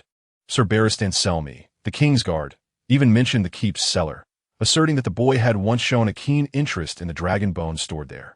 Yet, after leading a search of that location, he returned empty-handed as well. A living soul had vanished without a trace. While such occurrences are not uncommon in the slums of King's Landing, it is utterly abnormal within the royal bastion of the Red Keep. At that moment, numerous nobles, both great and small, resided in King's Landing, and such a commotion could not be concealed. Rumors thus spread like wildfire. Speculation arose that an enemy assassin had infiltrated the Red Keep and abducted the boy, while others suggested that the assassin might well be one of the castle's own. Some even posited that this was the vengeful work of the late Prince Rhaegar's tormented wife and children, seeking retribution against the usurper's kin. The latter theory gained considerable traction among the nobles, for unlike other conjectures, it possessed a tangible link: the Black Cat. The guards had encountered an attack by a black cat, and moments later, the Baratheon boy had inexplicably vanished. While this may seem trivial, many nobles had been frequent visitors and courtiers during the previous reign, and most were aware that Prince Rhaegar's daughter, the little princess of Dorne, had once owned a black cat named Balerion. In the realm of folklore, black cats are inextricably linked to witches and phantoms, evoking a sense of dread among many young nobles. Some maidens fervently vowed to their companions never to wander the Red Keep, fearing an encounter with wandering spirits. However, when news broke that a certain lad named Gendry had been located, or rather, that he had emerged of his own accord, disappointment swept through their ranks. The site of his reappearance was none other than the Red Keep, which had undergone countless searches. Some were incredulous, unable to fathom how a location that had been scoured so thoroughly could still harbor a hidden presence. Robb Baratheon, seething with indignation, along with his courtiers, suspected this was merely a fabrication of a 5-year-old boy, having learned from correspondence with a maester of Winterfell that Gendry had a penchant for deception. Yet, when the boy stood in the throne room under scrutiny, he vehemently denied any wrongdoing, presenting a rehearsed excuse. There are secret passages within this castle. I accidentally stumbled upon a switch and fell inside, which is why you could not find me. His declaration left the assembled guests exchanging perplexed glances. The Master of Whispers, a eunuch clad in a silken robe named Varys, narrowed his eyes at the boy and gently probed, curiosity glimmering in his gaze. And where might these secret passages be? Child, I forgot where I fell in, Gendry replied innocently, turning to face him. But there are secret passages. The Red Keep has long been rumored to conceal mysteries. Yet none know the specifics of these secrets. Construction of the castle commenced during the reign of the conqueror Aegon and concluded only in the era of King Maegor Targaryen, the third ruler of the Targaryen dynasty. Maegor, often referred to as Maegor the Cruel, is infamous for his many brutal deeds, one of which involved ordering the execution of all the craftsmen after the castle's completion. The rationale behind this act remains a mystery. Yet astute minds surmise it was an attempt to conceal something, rendering the possibility of secret passages within the castle plausible. However, the words of a mere child, devoid of any corroborating evidence, inevitably arouse skepticism. Nevertheless, the fact that this 5-year-old had vanished unnoticed within the castle for an entire day hinted at something more significant. Thus, when Gendry uttered his claim, Robb's ire was swiftly redirected, while Jon Arryn, the Warden of the Vale beside him, inquired about Gendry's approximate location before engaging in discussion with several other lords regarding the matter. The rotund figure of Varys, particularly attentive to Gendry, also eagerly participated in the discourse, though his countenance revealed no discernible anomaly. He is quite adept at pretense, Gendry mused inwardly. His knowledge of the secret passage within the Red Keep undoubtedly stemmed from a lackluster television series he had watched in a past life. However, the reason he retained this information was due to the presence of the infamous spymaster known as Varys, often referred to as the Spider. If memory serve him right, It was Varys alone who was privy to the existence of that clandestine route, which enabled him to eavesdrop on countless hidden affairs. Yet at present, this individual appeared to embody the role of an unconcerned outsider, exuding an air of innocence that might easily deceive an unsuspecting observer. This led Lancel to ponder various thoughts, though his primary concern at that moment lay elsewhere. Why had he not been discovered? After being interrogated in the throne room, he had been escorted back to his quarters within the castle by the white-cloaked knight, Ser Bollistan. Along the way, Lancel casually inquired, "Ser Bollistan, I have heard that you sought me in the cellar." "Indeed, my child," replied the white knight. "I recalled your keen interest in dragons, and I surmised that if you had chosen to run away, you might have ventured there." With this, he could not help but pose a question. Was it truly a secret passage? "Certainly," Lancel affirmed. "It was dark and filthy. Just look at me, and you shall see." The knight glanced at Lancel's attire, noting the deep green velvet coat and trousers, which were indeed covered in black dust, starkly contrasting with the typical debris found within a well-maintained structure. "Regrettably, you cannot recall precisely where it was," the white knight lamented, though internally he found himself believing Lancel's words. This boy was astute, and he did not strike Bollistan as one prone to deceit. Moreover, the events of the day could scarcely be explained without invoking the notion of a secret passage. However, if such a passage truly existed, as the King's Guard, Bollistan was acutely aware of the implications. He pondered the potential negligence of being unaware of a hidden route that could pose a threat to the very kings he had once served, having protected 2 monarchs prior to Robert. Consequently, the White Knight's mood darkened, and Lancel fell silent, contemplating the implications of the knight's earlier statement. The knight had indeed searched the cellar, but had failed to locate him. Lancel furrowed his brow in thought. While hiding among a pile of bones was certainly discreet, it seemed implausible that one could search with intent and not discover him. Furthermore, how could such a large heap of bones have been shattered without his notice? Had they only broken after his return? Thus, both individuals, each lost in their respective thoughts, traversed the remainder of the journey in silence. As they advanced along the cobblestone path toward the central area of the castle, the imposing structure known as Maegor's Holdfast soon came into view. Named after the merciless Maegor, the builder was all too apparent. It served as the residence for the royal family across generations, standing as a fortress within a fortress. It boasted towering, thick walls and a dry moat adorned with metal spikes for protection. At this moment, the drawbridge spanning the moat had been lowered.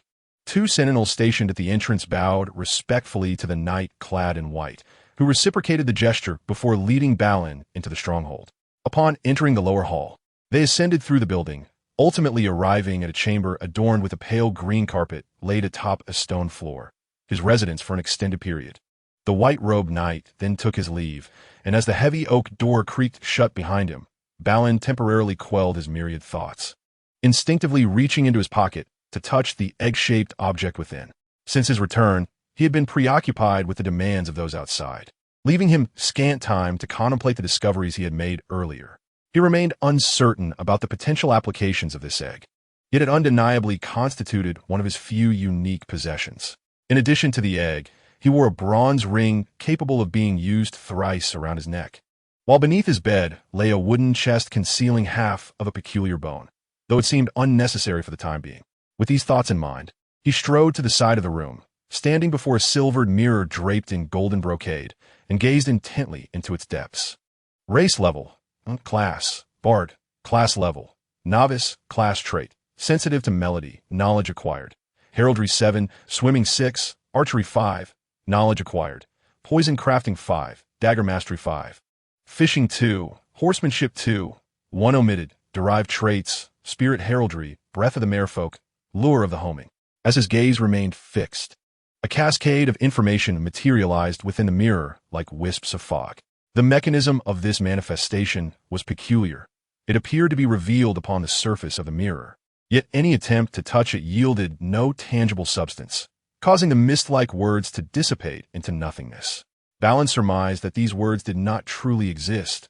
Rather, they were a reflection of his own thoughts, as he could perceive such information without the aid of a mirror, merely a matter of quantity. This perception resembled the crystallization of his thoughts within his mind, rather than the visual representation before him.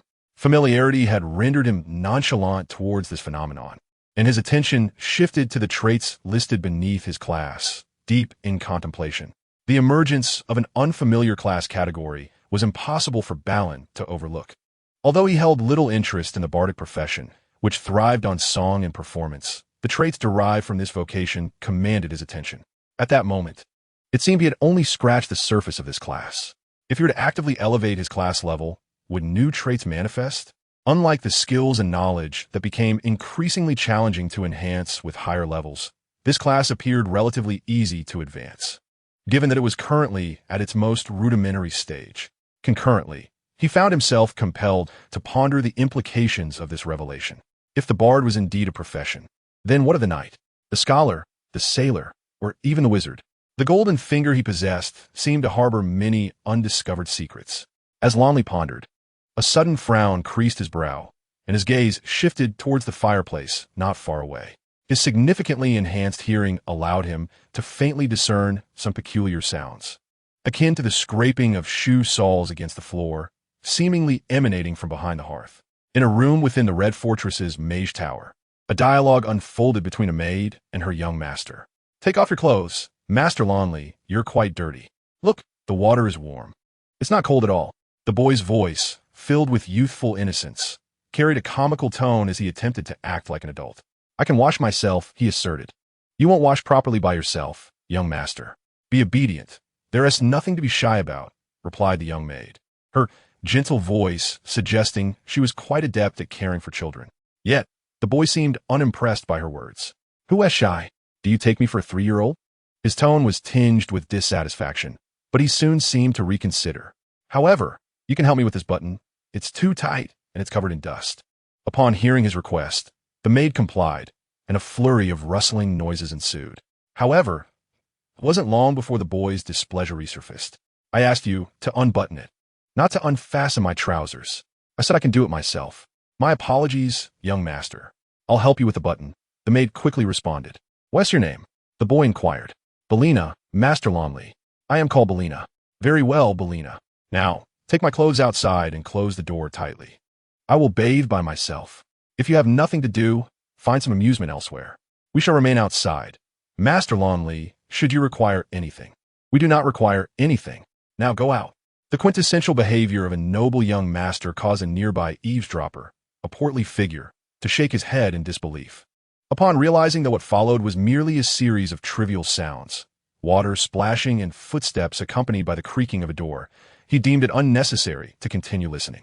Thus, he quietly maneuvered away, crawling through the narrow passage, convinced that his concerns were unfounded and his suspicions overly acute. Yet, at that very moment, the child, who had been crouched within the bathing tub, suddenly cast his gaze towards the fireplace, which had been in use due to the summer heat, his expression contemplative. His enhanced hearing allowed him to detect some unusual sounds emanating from behind the hearth. Although somewhat unexpected, it was not entirely out of the ordinary. After all, he had uncovered someone's secret, or rather, an important trump card, and it was inevitable that this would attract attention. However, he had not anticipated the swiftness of the other party's reaction. As the Iron Guardian Baratheon escorted him back to Maegor's Holdfast, the numerous inhabitants within the throne room were still engrossed in fervent discussions regarding the secret passage he had mentioned.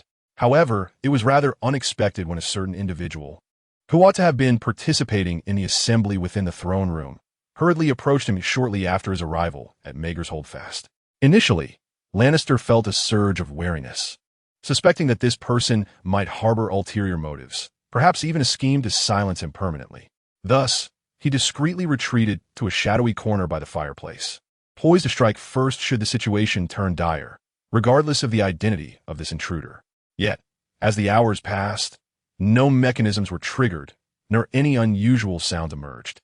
Only silence enveloped the atmosphere. Even when the maids arrived bearing bathwater, nothing seemed amiss. Consequently, Lannister's apprehensions about the lurking figure began to dissipate, replaced by a visceral instinct to recoil, which lingered until the individual departed. He shook his head unconsciously, aware that spiders are indeed often met with disdain for a reason. Muttering to himself, he recalled the details concerning the kingdom's master of whispers, only to find his memories hazy. It appeared that this well-informed octopus was once aligned with a future mother of dragons, yet later sought to betray her due to the despotism she exhibited, ultimately leading to his decapitation. The lengthy narrative of that performance left Lannister struggling to remember what this character had accomplished prior. Had he rescued some dwarf through the secret passage? Had he acted for the good of the realm? Such impressions felt peculiar, particularly since he had heard that Varys was not originally from Westeros, but rather hailing from the free city across the narrow sea, where slavery still prevailed. He found it implausible that anyone with such ambitions would traverse such vast distances to manifest them. With scant memories to draw upon, he resolutely buried these thoughts deep within, temporarily disregarding the situation by the fireplace. Leaning back against a small wooden tub, he basked in the soothing warmth emanating from the water surrounding him, exhaling a contented sigh as his azure gaze wandered about the room. This chamber, though modest in size, exuded elegance, adorned with exquisite tapestries and finely crafted furniture.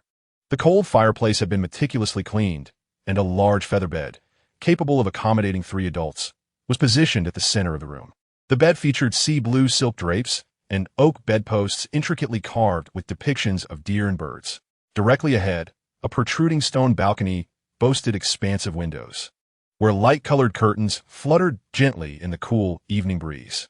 Near the window stood a round table accompanied by a stool, upon which lay several neatly stacked parchment books, all of which Lannister had been instructed to take along by Maester Crescent when he departed from Storm's End. What pleased Lannister most was the presence of a tidy and dry marble privy, located in the corner near the main entrance, its brown wooden door adorned with delightful floral engravings. Overall, this place is far more exquisite than his bedroom in Wind's Rest. Setting aside the recent unsettling discovery, the environment is quite reassuring. Thus, Bran closed his eyes. Although less than a day had passed on the surface, the reality he faced was a stark contrast. Prolonged fatigue from relentless journeys had left his spirit utterly drained. Moreover, having engaged in a web of intrigue with these individuals, he yearned to empty his mind, to think of nothing, and to indulge in a soothing bath.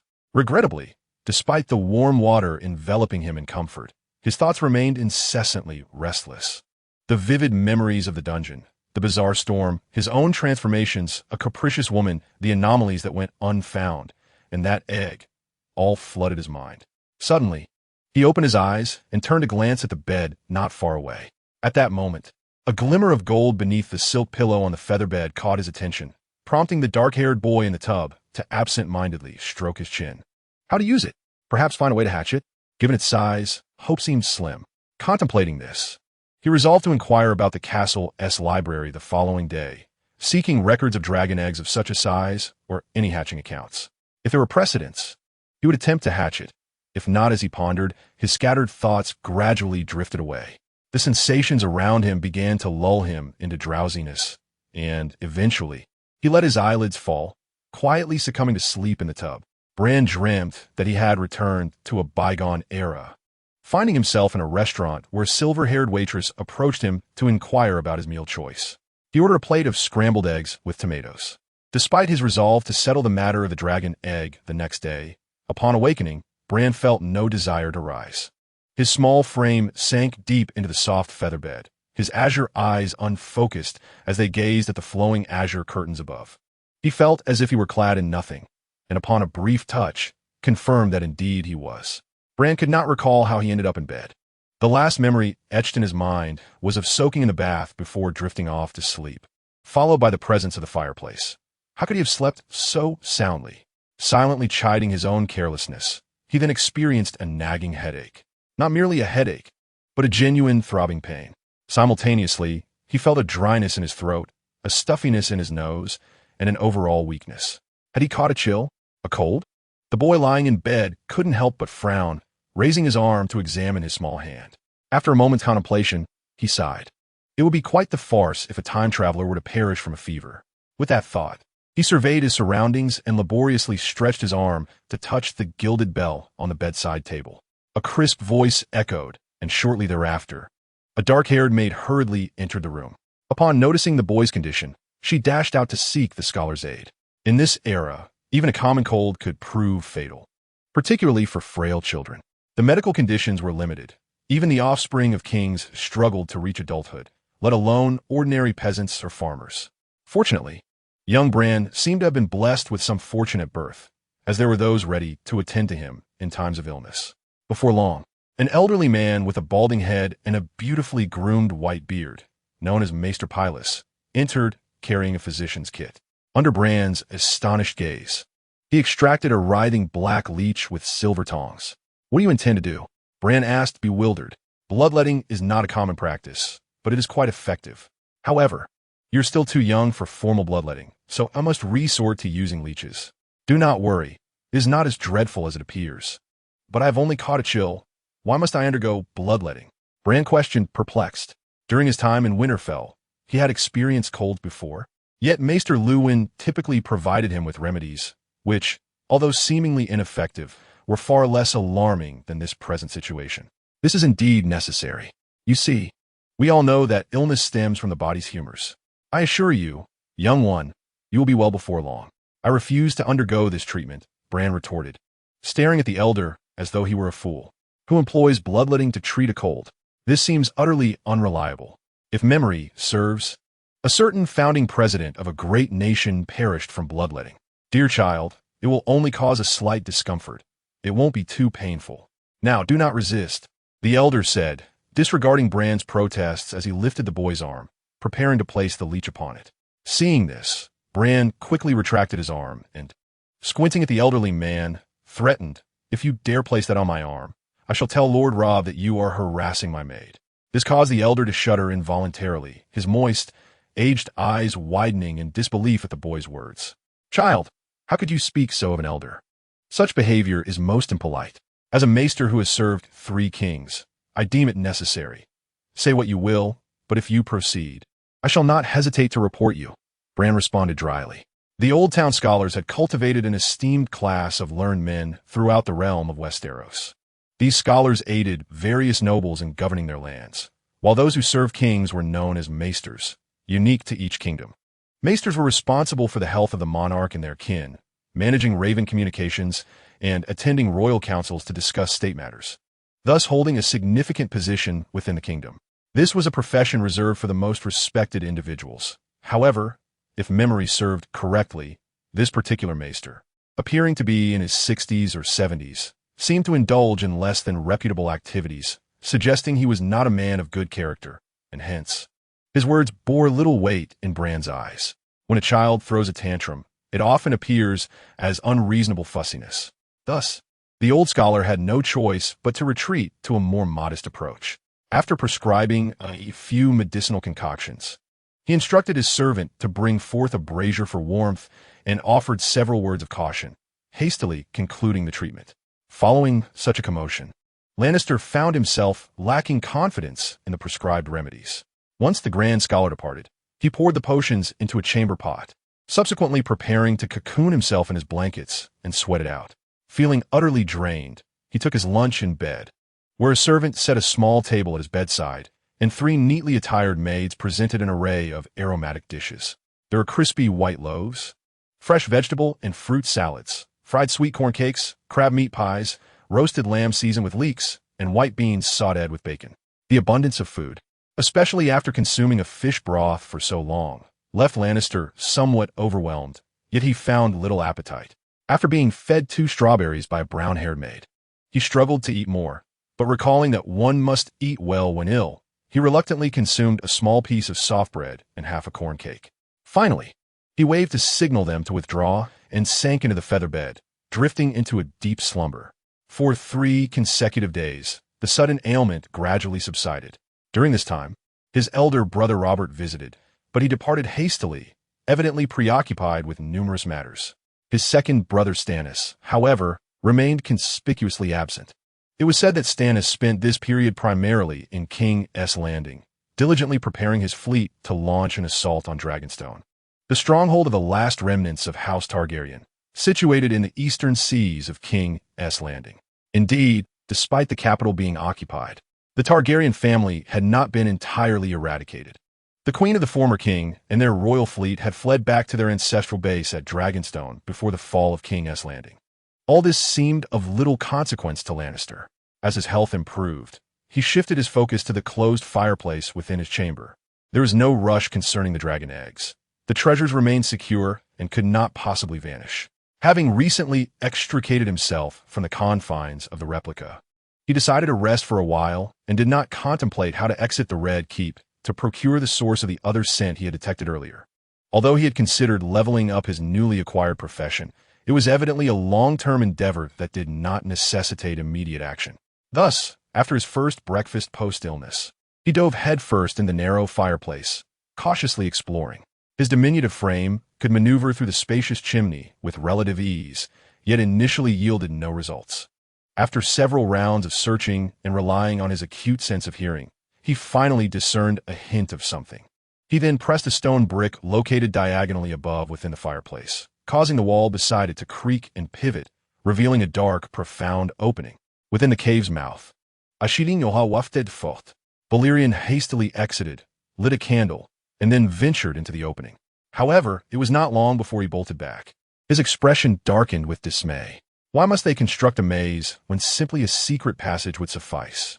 He muttered, extinguishing the candle with a breath and groping for the switch he had just activated, causing the entrance to the hidden passage to rotate closed once more. He then crouched before the hearth, lost in contemplation. Despite the rigorous search taking place within the Red Keep due to his remarks a few days prior, it appeared that none of the servants had yet uncovered the true entrance to such passages. Initially, his claim of a secret corridor was merely a ruse to evade his brother Robert's inquiries and to furnish himself with a plausible explanation for his whereabouts. Yet, the more he delved into this matter, the more significant it became, escalating to a point where it demanded resolution. Balerion had indeed contemplated whether he could exploit this hidden passage. If it were to lead beyond the Red Keep, it would offer considerable convenience to him, who found himself confined. However, he now believed that this passage must be eradicated. At present, his paramount concern was to navigate his growth successfully. Other matters, whether the potential title he might receive in the future or the longevity of the Baratheon dynasty, or even the exploration of enigmatic opportunities, were secondary. The passage posed a severe threat, as it interconnected numerous rooms within Maegor's Holdfast. Even if Balerion were to relocate from this chamber, he could not evade its influence. And Maegor's Holdfast was already deemed the safest locale within the Red Keep. If such a security breach existed here, what are the other edifices beyond? Balerion did not believe he could leave the Red Keep, let alone King's Landing, in the near future, implying that he might reside here for an extended duration. He considered the possibility of silencing the one who knew of the passage to monopolize the secret entirely. Yet he could not be assured that only Varys was privy to its existence. Thus, the most effective and expedient solution to mitigate this peril was to expose this newfound information to the public eye, ensuring that all were aware. However, the method of exposure warranted careful consideration. This situation differed significantly from his time at Storm's End, where he harbored no reservations due to their familiarity. In King's Landing and the Red Keep, the web of influence was intricate, and not all connections with the Baratheon family could be deemed friendly.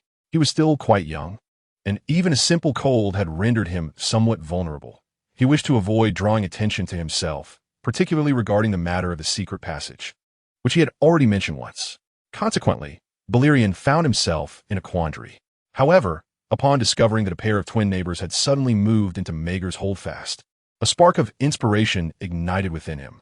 The twins of House Redwine, two newcomers with orange hair, were named Horace and Hobart Redwine. It is evident that they belong to the Redwine family of the Arbor. Specifically, they are the two sons of the contemporary Lord of the Redwine. For their youth, coupled with the overwhelming presence of the inhabitants of the Red Keep, has necessitated their accommodation in Maegor's Holdfast.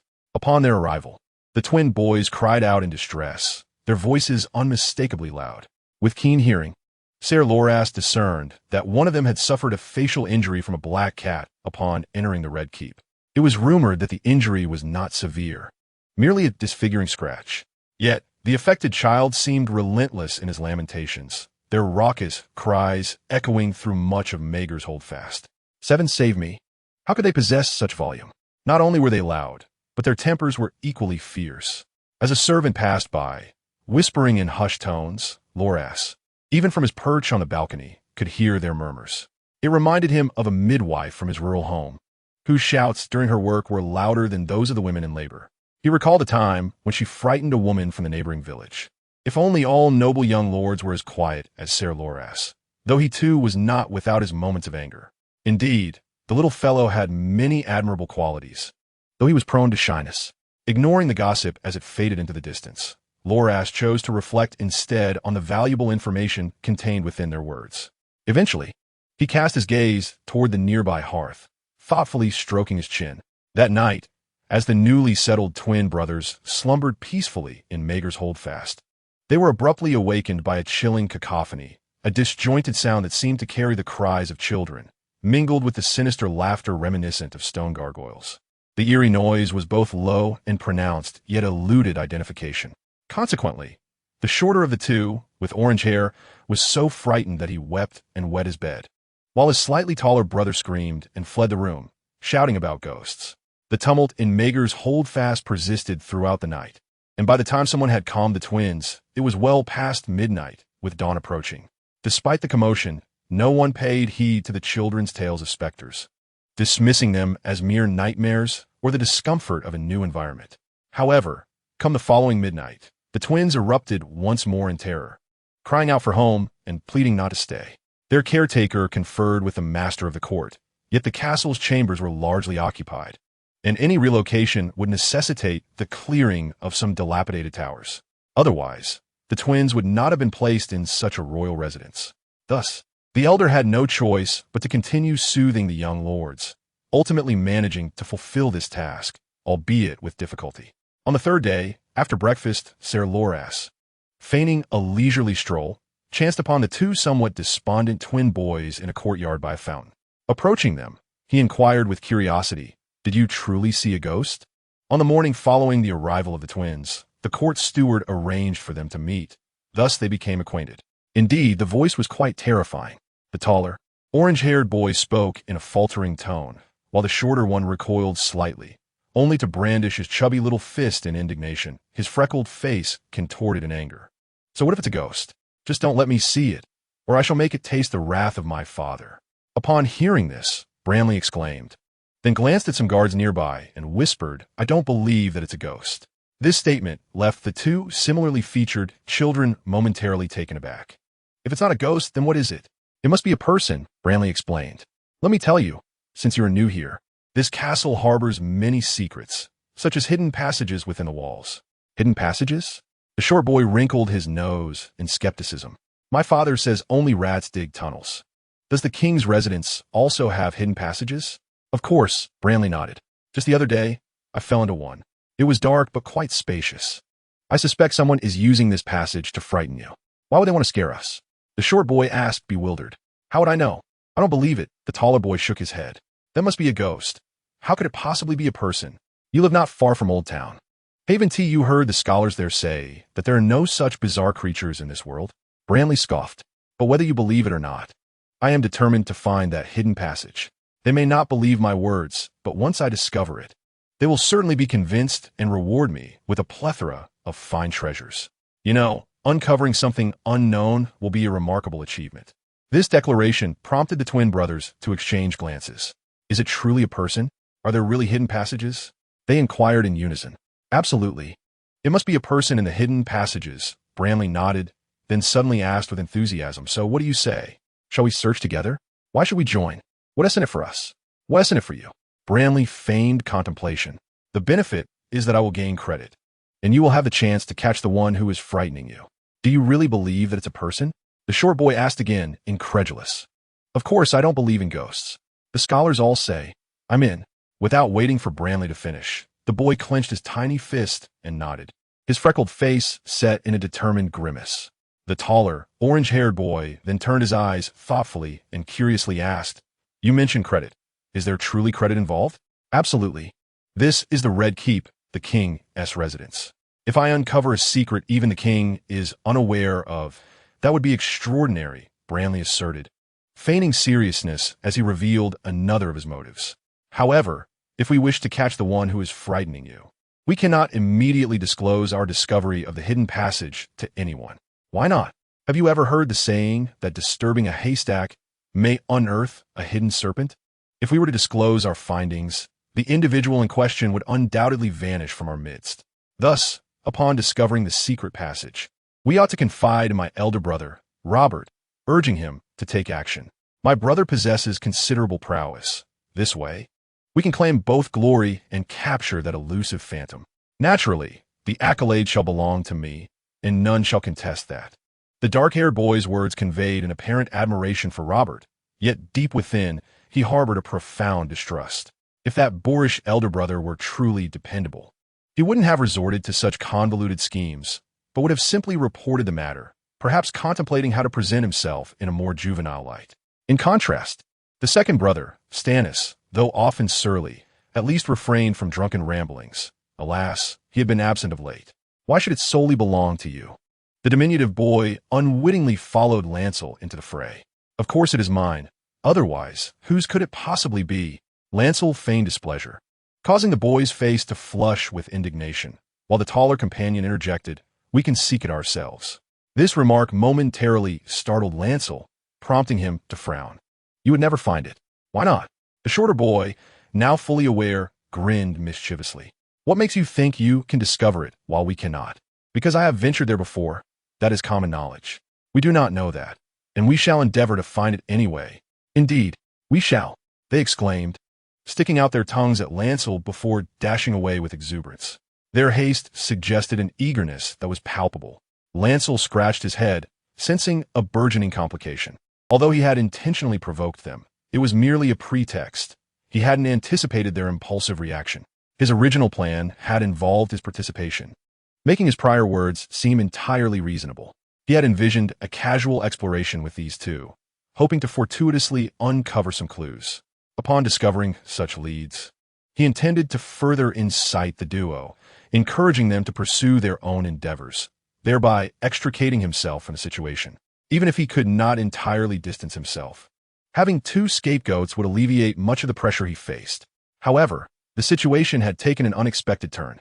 Though he sensed the two youngsters were somewhat hasty, Lancel resolved to adhere to the predetermined course of action, believing that, in the grand scheme, it was of little consequence. Yet, this notion dissipated entirely once events unfolded, leaving Lancel with a stark realization of the true nature of unruly children.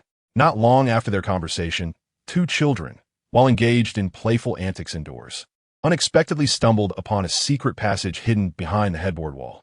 To their surprise, this seemingly daring pair of twins was utterly terrified by the darkness within, causing them to flee in a state of panic. Clearly, in such a moment, they could not recall the admonitions once given by Balon Greyjoy. Their frantic screams soon attracted the attention of the guards, who burst in, revealing the entrance to the hidden passage within the Maegor's holdfast to all present. It was well known that Maegor had ordered the execution of all the craftsmen who had constructed the Red Keep. We should have anticipated this. The Duke of the Westerlands, Tywin Lannister, remarked to his three brothers upon learning of the incident. How did those children discover the passage? They inadvertently triggered a mechanism while playing. Tywin's youngest brother, Jaime Lannister, found it quite amusing and noted, "I hear they even claimed credit from Robert for the discovery, asserting it was a significant achievement. I am genuinely curious about how our Lord Redwine managed to raise such entertaining sons. Indeed, it was a notable accomplishment." Another brother, Tygat Lannister, scoffed. "I am more intrigued by how our Lord Robert intends to reward these two young scamps from the Riverlands. Old Redwine is scarcely inclined to send his sons as hostages. This matter is of little concern to us for the time being," Tywin's second brother, Kevin, interjected, glancing at his elder brother, who was quietly listening. "I have heard that Stark has taken his men to Dorne. Is it because of his sister?" Kevin mused. "Aside from that, I cannot conceive of any other reason." He continued, with a pointed implication, "Rhaegar has abducted that wolf girl for quite some time. Whatever was destined to occur must have already taken place. This could be an opportunity. Our dear niece is no less than any other maiden, provided Robert does not stand in the way." His brother, Jane, frowned. "I have heard that our Lord Robert is quite enamored with the Stark wolf girl, so much so that he cannot resist frequenting brothels every other day." Tygat, with a derisive expression, responded, "I have also heard that he has an illegitimate daughter in the Vale. This merely suggests he possesses considerable vitality in certain aspects, though it does not necessarily detract from his affections. What lord does not have an illegitimate son or daughter?" As Jane spoke, a thought suddenly struck him, prompting him to add, "Except for our elder brother, of course."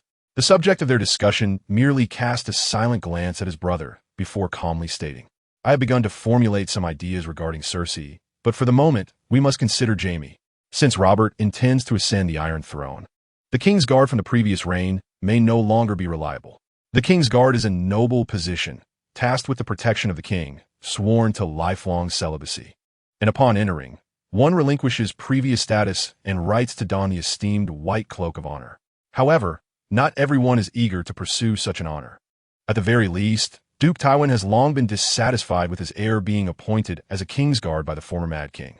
He is merely a competent son, yet serving as the Iron Guard necessitates that he relinquish his claim to the inheritance of House Lannister of the Westerlands, which is evidently a malicious intent.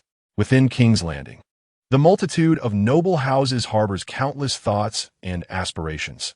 The victors are poised to share in the spoils, while the vanquished seek to recoup their losses. The upheaval wrought by war is sufficient to alter the fate of entire families, let alone instigate a change of dynasty. Nevertheless, despite the surging undercurrents, the matter of the hidden passageways beneath the Red Keep has captivated their attention. The Tully family from the Riverlands, the Tyrells from the Reach, the Lannisters of the Westerlands, the Arryns of the Vale, along with their respective vassals. Each family of considerable stature cannot afford to overlook this issue, with some even breaking into a cold sweat. Rumors of secret passages within the Red Keep had circulated previously, yet they garnered little attention due to the absence of leads and substantial evidence. However, the current situation brooks no neglect. The mere existence of the passage within the esteemed Maegor's Holdfast is not particularly alarming. After all, it is the royal residence. And aside from a few great houses with historical ties to the crown, most nobles do not perceive any personal connection to Maegor's Holdfast. Yet, if even the most crucial part of the Red Keep harbors such a passage, what are the other locations? The Hand's Tower, the Throne Room, the White Sword Tower, the Maiden's Chamber, and even the sanctum within the castle. The Red Keep, as the heart of the realm, is undeniably the epicenter of politics and power. It is arduous for the nobility of Westeros to assert that none of their members have resided or served within these walls. Countless political decisions, innumerable intrigues, poisonings, betrayals, and sordid power struggles transpire behind aides of civility. Yet who would don a mask within the sanctity of their own chamber? The passage not only facilitates eavesdropping, but also grants unfettered access to the royal quarters. If even the king's residence is thus compromised, how much more perilous are the other areas? The urgency to uncover the secrets of the castle surged, and thus, on the very day the entrance to the passage was revealed, a thorough search commenced within the Red Keep. Unlike previous inquiries, the gravity of the situation gave rise to searches tinged with destructiveness. Subsequently, it was unsurprising that one secret after another emerged from the depths of various structures, leaving all witnesses grappling to maintain their composure amidst the shocking revelations. It appeared that the Red Keep was riddled with vulnerabilities. Consequently, even before the new king was crowned, proposals for the reconstruction of the Red Keep were already laid upon the temporary council table. Overall, this incident could be deemed fortuitous, as it unfolded during a period of dynastic transition. Past transgressions, regardless of their nature, would scarcely hold weight, and even if many sordid affairs came to light, they were rooted in the preceding regime. Could the new king truly pursue retribution? Yet, in this dichotomy of joy and despair, while the majority welcomed the exposure of the passage, a certain bald, rotund individual, fond of adorning himself with powder, found himself ensnared in a web of trouble. As the master of whisperers, it is difficult for one to dismiss the notion that Varys, the spider, was already aware of the existence of the secret passage. Renowned for his elusive nature and unparalleled intelligence, one cannot help but ponder whether his knowledge of this hidden route within the Red Keep is the reason behind his continued prominence. If that were indeed the case, just how many secrets does he hold? Countless veiled hostilities have been directed toward the seemingly innocuous, portly eunuch, leaving him in a state of disquiet. In a previous reign, he served as the master of whisperers, enjoying the favor of the Mad King. Now, despite the change in ownership of the Red Keep, he has retained his position, which clearly cannot be attributed to Robert Baratheon's lack of suspicion towards enemies, but rather to Varys' demonstrable capabilities and his proven worth. Hence, he has managed to preserve his status. Yet, he now finds himself perplexed. How is it that the first boy was just cast into the passage, and shortly thereafter, others were intimidated, only to be discovered? Have enemies unearthed his secrets and sought to wield children against him? A multitude of faces flashed through Varys's mind, yet none he could definitively identify. Unbeknownst to him, due to the unreliability of the twins, he had narrowly avoided stepping into a trap laid by another. Otherwise, the situation could have been far more dire. Nevertheless, as it stands, he is already in a state of turmoil. How to dispel the suspicions of others? How to obscure his past actions? How to regain the trust of the new king? However, a singular event has momentarily overshadowed his troubles and alleviated some of his burdens. Lord Eddard Stark of the North has returned from Dorne and is currently making his way to King's Landing. A raven has arrived bearing news that the Duke's sister, Lyanna Stark, betrothed to Robert Baratheon and the catalyst for war, has succumbed to illness in Dorne. This brings forth the dilemma concerning the future queen. The breakfast was abruptly interrupted. Being of tender age and in a situation distinct from that at Winterfell, no one approached Renly to inform him of this matter. By the time he learned of it, 3 days had already passed since the news had broken.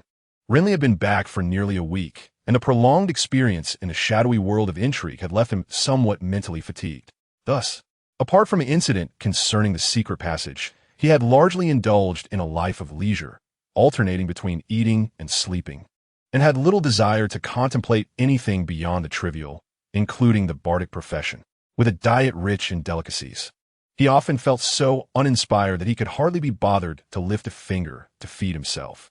There were no arduous circumstances to contend with, no frantic errands to run, and no incessant chatter in his ear. He felt as though he were merely drifting through life like a languid fish. Of course, amidst his leisurely strolls after meals, he did engage in some serious pursuits, such as perusing texts to unravel the mystery of the dragon eggs. However, the feedback he received was disheartening. He had never encountered eggs so diminutive. He had long anticipated this, for regardless of how distorted it may seem, the egg of a dragon could never be of the same size as that of a chicken. If memory serves him right, this egg was not nearly so large. Given its current state, he harbored grave doubts that it had sustained significant damage during his temporal travels. He pondered how its flavor would compare to that of a chicken egg. During a particular research session, Lannister found himself deep in thought, recalling the dream he had upon his return. Thus, a pressing question arose. Could this substance be toxic? Despite his reservations, Lannister, still clinging to a glimmer of hope regarding the hatchling, hesitated to act hastily. After all, chicken eggs were plentiful and easily consumed, but this solitary dragon egg was irreplaceable. He began to contemplate methods for attempting to incubate it, but before he could finalize his thoughts, the conversation at the dining table shifted abruptly to the news of Stark's sister's demise, which triggered a recollection of another matter. We must secure the support of House Lannister. Otherwise, your claim to the throne will be precarious. At the long table in the dining hall of Maegor's Holdfast, an elderly man with thinning, dull blonde hair and a gaunt face was slicing through a strip of bacon with a dagger, addressing a robust young man with dark hair across from him. However, the strikingly handsome young man remained silent, merely chewing on a piece of dry, crusty bread. Observing this, the elder, Jon Arryn, could not restrain himself from saying, "I regret the matter of Lyanna, Robert, but I must remind you. Spare me, Jon. I do not wish to be reminded of anything." The other replied impatiently, his words muffled by the food he was chewing. "Just let me enjoy my breakfast in peace." Cersei, the virgin daughter of Lord Tywin, was but 17 years old. Her beauty beyond reproach, often hailed as the light of the West, gentle and virtuous, skilled in various arts. Jon continued his monologue, oblivious to the flush that crept across the young man's face. Suddenly, the dark-haired youth slammed his fist on the table, causing silver dishes to clatter and food to scatter, startling the two servants nearby. "I said I do not need it. Let Tywin's wretched daughter go to hell." He cursed in anger, but soon seemed to realize his reaction was excessive, tempering his fury somewhat. "Why not ask Stannis if he might be interested? He is my heir and eligible to enter union. I am already betrothed." Stannis, who had just returned to the Red Keep and had been quietly eating his breakfast, cast a cold glance at his brother upon hearing this. "The engagement was arranged by our father before his passing." His tone was resolute, leaving no room for negotiation. Robert shot an annoyed look at his younger brother, but chose to remain silent, turning instead to the quiet figure at the end of the table who had been eating breakfast with little presence. "Then Libby Lannister. Look at his handsome features. He bears a striking resemblance to my youth. That is utterly absurd. The elderly man sighed in resignation, saying, "Robert, how old is Renly?" "7 hells, John. Why not marry Cersei?" Robert, impatient, interrupted, disregarding the darkening expression of his adoptive father. "Perhaps that would afford you a couple more heirs. Do I need to remind you, Robert, that I am already wed to Lady Lisa?" The elder, somewhat irate, replied, "I trust that the matter of my heirs will be resolved in due course. It is not your concern. Then do not meddle in my matrimonial affairs. The king's marriage is of utmost significance to the realm, but I am not yet king." This blatant evasion incited the hawk-nosed elder to laugh in exasperation. He set down his utensils and leaned closer to the dark-haired youth, lowering his voice. "Lyanna is dead, Robert. How can I make you understand? She is gone." Upon hearing this, Robert's demeanor shifted dramatically. His blue eyes fixed on the elder for a long moment before he finally ground out a response. "John, damn you, I know Lyanna is dead." "Then you should." The elder was abruptly cut off by Robert's furious tone. "But I vowed to marry no one but her. I have said it countless times. Do not mention that Lannister wench in my presence. Not a word. I do not wish to hear it. You must listen, unless you have no desire to ascend the Iron Throne, or to hell with the Iron Throne." Robert rose abruptly, his eyes aflame as he pointed an accusatory finger at the elder, cursing, "I have had enough, John. To hell with the Lannisters. If you wish to marry, then do so yourself." As he cursed, he kicked his chair aside and stormed off. All I wanted was Lyanna, and what did I get in return? That hideous, uncomfortable chair. His vehement words faded into the distance, leaving the hawk-nosed elder seated in silence, his expression dark. Eventually, he sighed deeply. Stannis, at the table, observed his brother's retreating figure with a stoic face, instinctively slicing a piece of cheese with a silver dagger, inadvertently cutting his own finger. He glanced down, frowning slightly. After surveying the remaining two at the table, Renly suddenly spoke up, "I am full." Without waiting for a response, he slid off the long bench and hurried away, appearing as though startled. In reality, however, Renly was contemplating addressing a pressing matter. Possessing that peculiar golden touch and hailing from a life of comfort, he would soon likely attain a status far surpassing that of most. Renly had numerous plans for his future, yet he recognized the necessity of preparing for contingencies. For instance, he needed to devise a means to resolve the issue of the proverbial green hat. His thoughts on this matter were few, but not absent. Observing Robert's demeanor today, it was evident he harbored strong resistance to his future bride. Thus, Renly must now consider how to provide Robert with an excuse for refusal. As for whether this excuse would be effective, that was a matter to be created and addressed in due course. As a member of Stannis' entourage, Davos, a former smuggler, though not situated in the heart of the Red Keep, was by no means ostracized. Instead, he resided in a military camp on the outskirts of the castle, close to the walls, alongside other knights and guards of House Baratheon. Now, as a knight, his status had dramatically transformed, and his extensive maritime knowledge had earned him Stannis' favor, particularly as the latter was in the process of assembling a fleet to assault Dragonstone. Notably, after being knighted, he had chosen an emblem featuring a small black ship on a gray background, with the ship's sail adorned with an onion motif and 2 fingers seemingly poised to pluck the onion, creating an impression of it either being about to be harvested or just having been placed aboard. When he was found, Davos was conversing with a stable boy in the stables. Renly stood nearby, beckoning him over, and he approached with haste. "Good morning, my lord Renly." He greeted with a bow, his demeanor markedly more deferential than that of others. "Do you require my assistance?"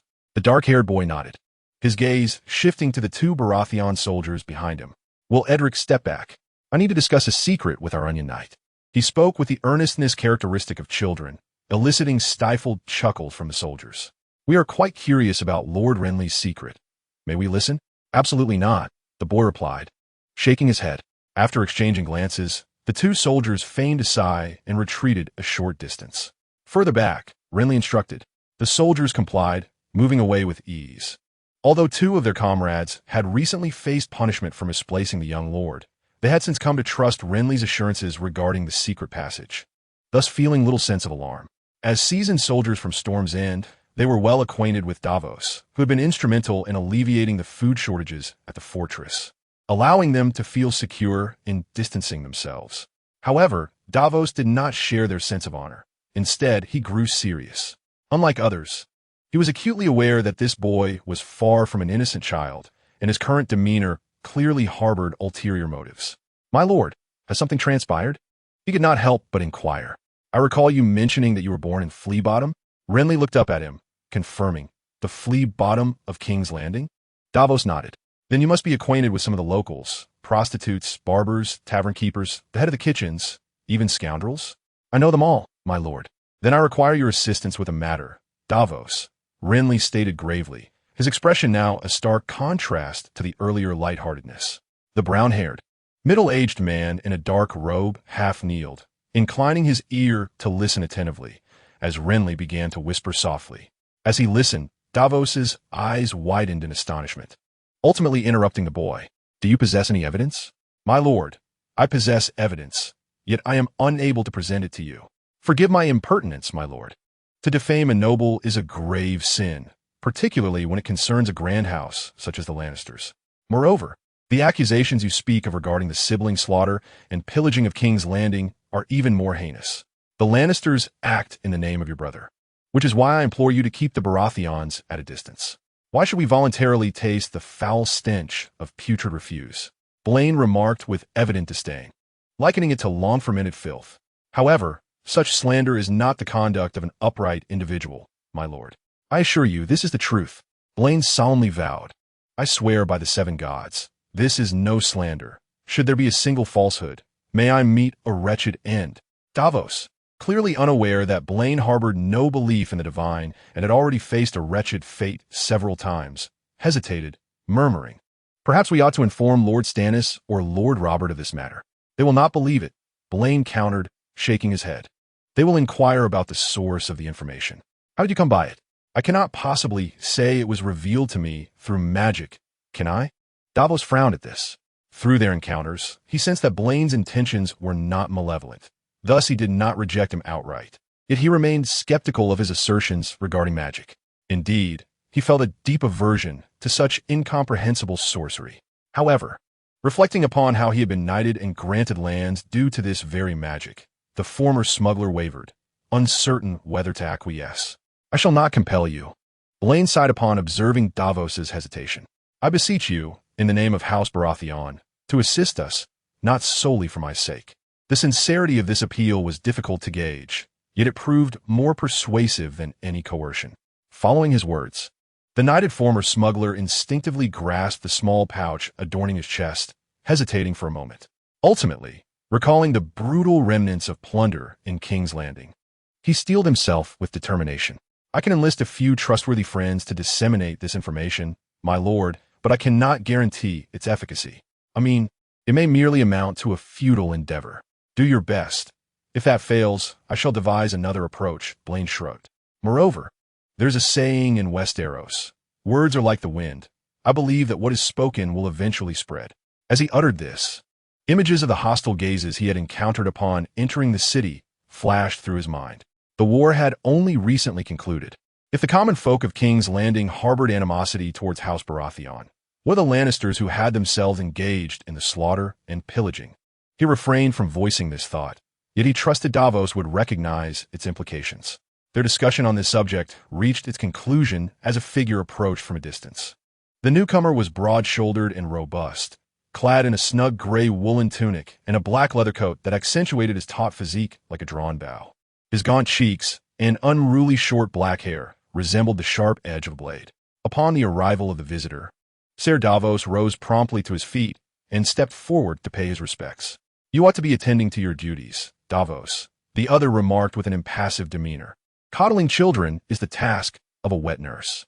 Very well, my lord, Davos nodded in acknowledgement, discreetly casting a glance at Gendry before swiftly departing. Stannis, remaining in place, lowered his stone-like visage towards the small boy before him. I had anticipated finding you at the Maegor's holdfast. Instead, I discover you idling in the stables, wasting time with my onion knight. His tone bore an air of reproach, yet Gendry, accustomed to overlooking the nuances of Stannis's words, focused instead on an alternative piece of information. You summon me? The dark-haired boy inquired, taken aback. For what purpose? It was a rare occurrence. During their time at Dragonstone, this man had never deemed it necessary to engage him in conversation, let alone seek him out for any matter. This was not surprising. What was there to discuss? Despite their fraternal ties, Gendry perceived Stannis as a stern and austere elder, even if the latter had yet to reach his 20s. Disregarding the boy's expression of confusion, Stannis continued, his brow furrowing as he addressed Gendry. Before leaving Dragonstone, Ser Khalees instructed me to look after you. I fail to comprehend why a servant was summoned to oversee you, but he insisted it is the duty of an elder brother. You can ponder that for yourself. There is no need to vocalize it. Gendry's countenance darkened at these words, but after Stannis regarded him for a moment, he nodded and turned to depart. Robert has not been in the best of spirits lately. I shall instruct the servants to deliver your breakfast to your chambers for the next few days. You must ensure you eat on time. As he spoke, he appeared to recall something, pausing momentarily. I was testing a ship at sea recently. With that, he resumed his path. What does that mean? Gendry found himself perplexed by the man's abruptness. Yet, as he observed Stannis' retreating figure, a realization began to dawn upon him, prompting him to squint in suspicion. Is this what they call Tsundere? The seeds have been sown. Whether they will germinate and bear fruit lies in the hands of fate. As a 5-year-old child, unable to leave the castle, Gendry could do little more than patiently await news. This strategy, admittedly, was far from ideal, as noble marriages were seldom dictated solely by mutual desires or individual merits. Nonetheless, he resolved to take it one step at a time, pondering that perhaps his irascible elder brother might, in a fit of temper, resolutely refuse to don the crown. Another potential solution to this predicament might involve eliminating the paramour or one of the parties involved. However, the future queen remained within the West, and her brother, along with the paramour Jaime, though situated within the Red Keep, had largely sequestered themselves within the confines of the Kingsguard stronghold, the White Sword Tower, rarely seen outside its walls. Gendry had caught a glimpse of Jaime clad in white robes, leaning against the tower window during a visit to the Kingsguard's Baratheon. Yet he often found himself unable to see him at all. Certainly, even if others were to emerge, Lancel did not truly believe he could vanquish him. To say nothing of it, as the youngest member of the Kingsguard in history, the individual known as Jaime Lannister was not someone to be trifled with, unless one resorted to despicable tactics. Alas, the price of a high status is the incessant scrutiny. Despite the abundance of material pleasures, one inevitably attracts unwarranted attention, rendering certain endeavors exceedingly challenging. After Stannis departed, Lancel made his way back to the Maiden's Tower accompanied by 2 guards, but before he could reach his destination, he was suddenly met with a cacophony of screams and uproar. What do you mean, give it to you? Old man, are you in cahoots with that black cat? A coarse, menacing shout erupted from a garden corridor, catching Lancel's attention. Upon focusing, he discerned it was the 2 cowardly twins from House Redwine. They were currently engaged in a dialogue with a figure obscured by a column, and Lancel felt a sense of familiarity with that silhouette, prompting him to approach. I don't care what you say, step aside, or I shall inform my father. The raucous voice continued to bellow, while another child's voice chimed in with complaints. It scratched my face. Why should we let it go? Lancel glanced at them and saw that the taller twin was clutching a black cat, its limbs bound with rope, writhing and shrieking in protest. He also recognized the figure standing opposite the twins as Baratheon, one of the last remaining members of the Kingsguard within the Red Keep. The gods created us not to torment creatures, children, the white-cloaked knight admonished sternly. Release it. If you seek a toy, I can summon a servant to procure one for you. We don't want a toy. We want this, the taller boy declared, gesturing with pride towards the restrained black cat. Indeed, I care not for your words. It has marred my brother's face, the shorter boy asserted vehemently. Upon hearing this, the taller boy's expression soured. I'm the elder. We agreed beforehand that whoever is taller is the brother. Look how much taller I am this year. That does not count, retorted the shorter boy defiantly. Everyone knows I am the elder. You are the younger. Then you ought to relinquish your toy to me. For our father decreed that the elder should cede to the younger. Incorrect.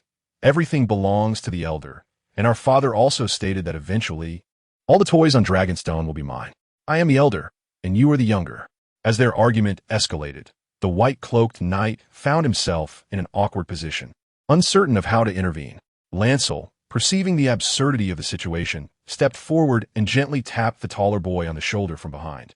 The boy instinctively turned to face him, only to feel a lightness in his hands. Looking down, he discovered that the cat he had been holding was now cradled in Lancel's arms.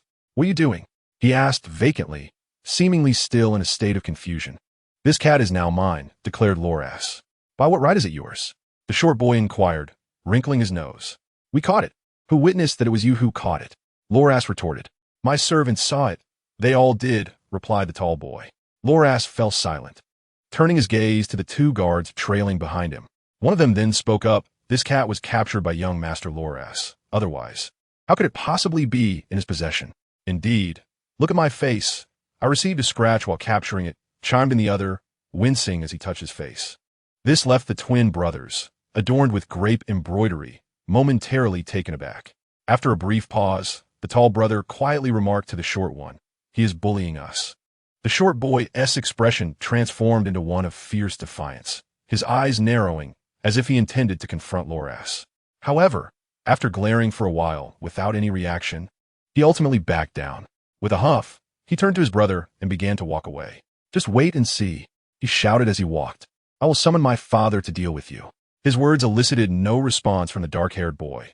Instead, his twin tugged at his sleeve. Father isn't here, he whispered, and he wouldn't stand a chance against them.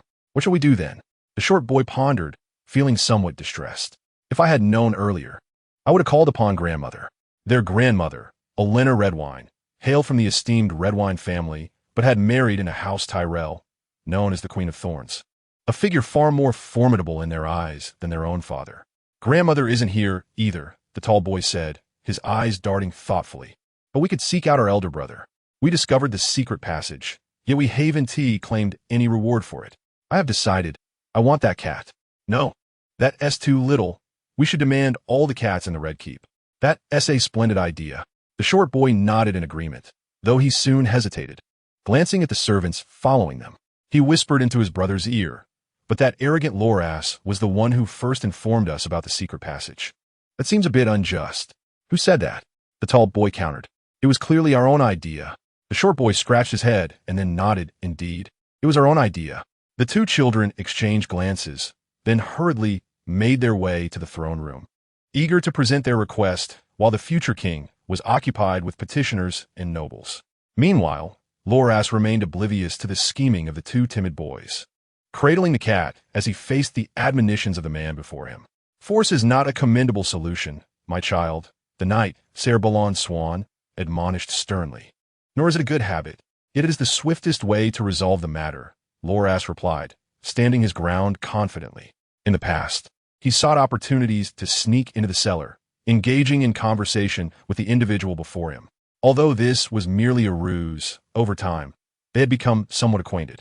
Nonetheless, we ought to reason with them, imparting the proper course of action and the actions to be avoided, for only then can we address the issue at its roots.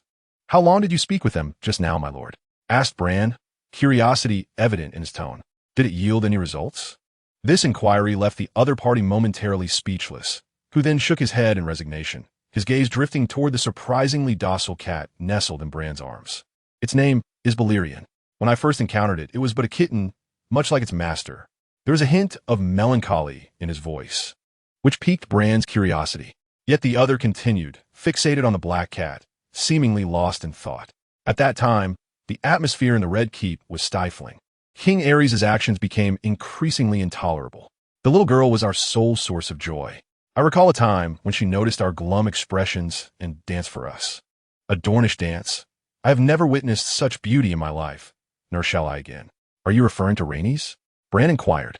The name resonated with a familiar echo in his memory, though it was not the same person, but rather the daughter of Prince Rhaegar and his Dornish wife. Bran had never met her, but he had heard tales of her, seemingly younger than himself. Indeed, Rhaenys, a remarkably beautiful little girl, said Balistan, nodding as if recalling something painful, his expression a blend of anguish and regret that reminded Bran of their first encounter. However, the white-cloaked knight refrained from elaborating further, sighing as he turned to Bran. May the gods have mercy. Take good care of her, child.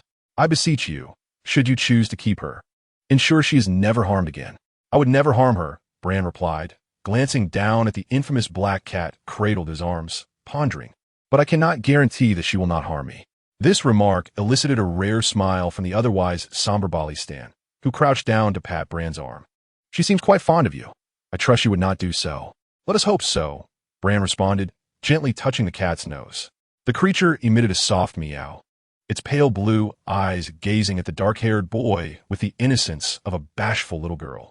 A little girl? Bran felt he might be overthinking it. In the dimly lit tavern, the atmosphere was shrouded in shadows, with greasy candles flickering on each table, while torches affixed to the wooden pillars blazed fiercely, illuminating the faces of patrons, some disheveled and others inebriated. In a dimly lit tavern, scantily clad courtesans nestled in the arms of various men, while barmaids weaved through the crowded tables. The air was thick with a mingling scent of roasted meat and unwashed bodies, punctuated by the raucous laughter and boisterous shouts that painted a quintessential picture of a medieval alehouse. This establishment, quite rudimentary in nature, resided within the bustling Flea Bottom, its earthen floor unpaved and its wooden ceiling blackened by the smoke from candles and torches long since extinguished. Yet, it remained a common haunt for the ordinary folk seeking merriment and drink. The tavern keeper, a gaunt middle-aged man sporting a handlebar mustache, currently concealed himself in the back room, clandestinely conversing with a brown-haired man draped in a coarse black garment and a black cloak. I don't care whether it's true or not. The Lannisters bear a grudge against me, and against us all.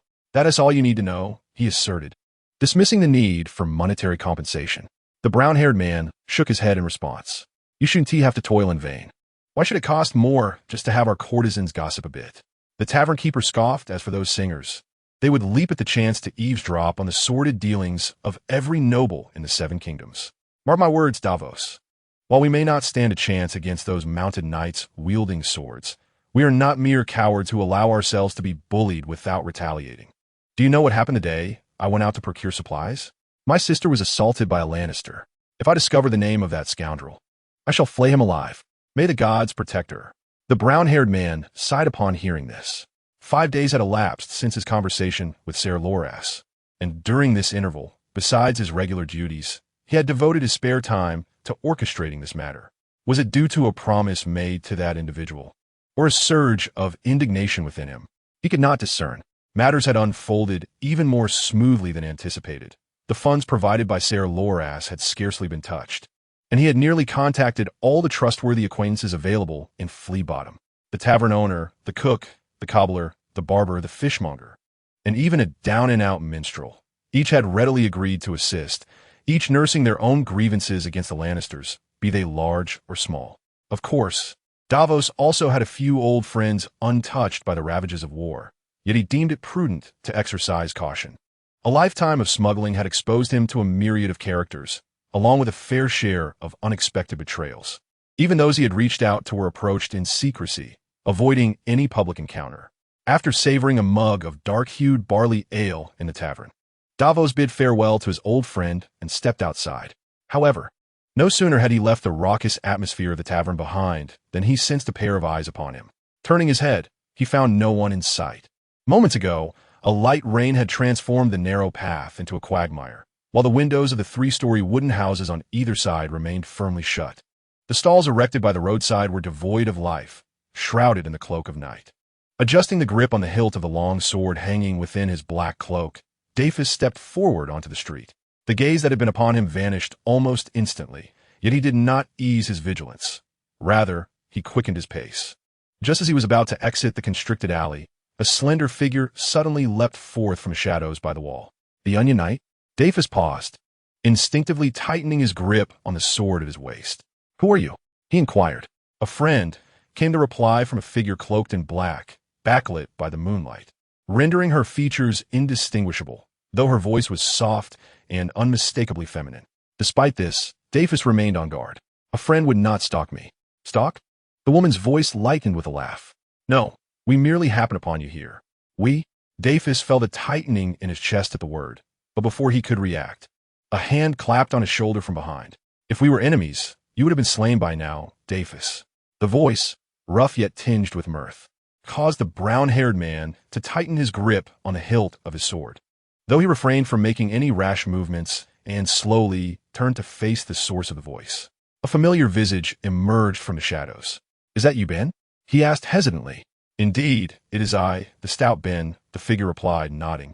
Clad in coarse fabric, his corpulent form was accentuated in the moonlight, and his jovial round face was unmistakably evident. I am not particularly fond of that nickname, It should be strong, Ben. As I understand, you are dead? Not all. Arthur Dane bribed those treacherous dogs, but not all of us betrayed our cause. Daphus comprehended at once.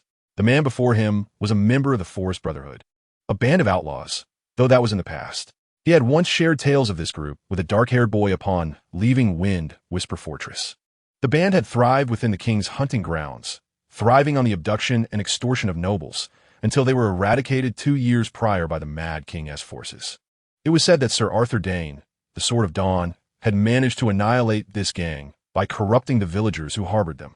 Yet, it seemed that the notion of complete annihilation was far from accurate. The individual known as Ben was among the more notorious leaders of the Forest Brotherhood, rumored to be deceased, yet here he stood, very much alive. That little boy who sold himself? Daphus ventured to ask. He was familiar with this man, primarily through their interactions as smugglers, having encountered him only once or twice, hardly enough to be considered acquaintances. Yet, it was evident that they had come specifically to seek him out. Davos could hardly fathom any reason, aside from the young child he had encountered not long ago, for these individuals to seek him out.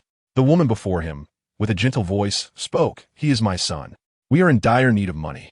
That day he heard a noble caravan passing by and ran over. "Are you Wendell, the White Stag Wendell?" Davos inquired. He had never met White Stag Wendell, a leader within the Brotherhood, but he could deduce as much. Now called Jenny, golden-haired Jenny, the portly man interjected. The title of White Stag Wendell carries far more weight than ours. Yet who can blame her? A woman's destiny is to bear children. That is what everyone says. Though they appeared devoid of hostility, Davos remained vigilant. His current endeavors necessitated secrecy, and being approached by these former brigands was not a promising development. "Do my friends have business with me?" he asked. "Indeed, we do," they replied. "Shall we retire to a nearby tavern to discuss matters?" "Forgive me, friends. I have work to attend to shortly." "Do not be alarmed, my friend. We merely wish to request a small favor," the rotund man named Ben stated. "As you can see, though we have, passed on, we are in truth very much alive. Therefore, should this individual not have met his demise, he must have many needs." For instance, he began to ramble, but was interrupted by his companion. "We seek your assistance in introducing us to that noble lad from House Stark. Nothing more, just that. What do you wish to see him for?" Davos frowned at their request. "To serve as attendants? As mercenaries? It's all the same. We have encountered many such noble lords' attendants, and the young noble's servants are no rarity either," Ben responded. "Those good-for-nothings are beneath us. Are you suggesting that you intend to pledge allegiance to a mere boy?" Despite recognizing the boy's potential, Davos found the notion utterly absurd. "Have you seen him?" "Never. But you must have heard of him. He is but 5 years old." Ben, the portly man, paused in surprise. 5? We had heard he was 6. "But that is of little consequence. He will grow, indeed he will grow. We are still relatively young and have long since abandoned our life of banditry. Now, if he were to toss us a couple of golden dragons, just as he did that day, we would be able to accomplish anything for him. Anything, regardless of his age." The former smuggler suddenly realized that these two saw the boy as a lamb to be sheared. "Why not align yourselves with Lord Stannis?" He attempted to caution them. "The boy you wish to meet has no authority to summon mercenaries, and the money he possesses is managed by his family as steward. It cannot be squandered at whim." This was not an attempt to undermine them. It was simply the truth of the matter. It may appear that the young master of the Baelish family is unrestrained, yet in truth, the selection of individuals around him is quite stringent. Whether they be servants or guards, each has been meticulously chosen, with considerations extending back 3 generations. One cannot simply allow anyone to mingle within their ranks. Moreover, Davos harbors little trust in them, yet the two seem resolute in their intentions, contemplating a shift in their focus or hoping that a few misfortunes might dissuade them from their current pursuits. However, upon hearing this, the two merely shook their heads. "Initially, our intention was to align ourselves with Stannis, as he embraced you, accepting a smuggler into his fold." A woman, whose name had been changed to Jenny, gazed softly at the brown-haired middle-aged man, inquiring, "Does your finger still ache, Davos?" This prompted the man to instinctively touch the small pouch hanging at his chest, while the rotund Benin stepped forward, stating, "We cannot fathom why you would permit him to sever your finger, nor can we comprehend why he felt compelled to do so. Good deeds cannot atone for evil, nor can malevolence obscure virtue. Having engaged in smuggling for over a decade, I must face the consequences," Davos replied earnestly. Lord Stannis' punishment is just. There is likely no one more equitable than he in this world. That sounds rather commendable. Justice is certainly preferable to being regarded as less than human. However, we do not possess your noble sensibilities. If it were up to me, I would refuse to sever a finger. Benin chuckled. Moreover, for individuals like us, should we choose to align ourselves, it is likely that a severed finger would be the least of our worries. It could very well be our heads instead. How could those without heads serve their lords? The woman laughed lightly, clearly undeterred by the grim undertones of their conversation. Davos frowned at their words, but surely, a mere boy should not harbor such thoughts. Do you not find this notion absurd? Well, there is logic to it, Benin responded. We have encountered Robert of House Baratheon. He is quite generous. It is said he is soon to be crowned king. Perhaps he will not be stingy with his only 2 brothers. In time, the young boy you speak of may very well become a lord. It is not uncommon for boys to ascend to lordship. Our judgments rarely err. Certainly, it is a gamble. Yet, even aside from this, I observe that the lad is quite extravagant in his actions. To be frank, we have encountered many nobles, but never one who is so lavish as he. It truly astonished us.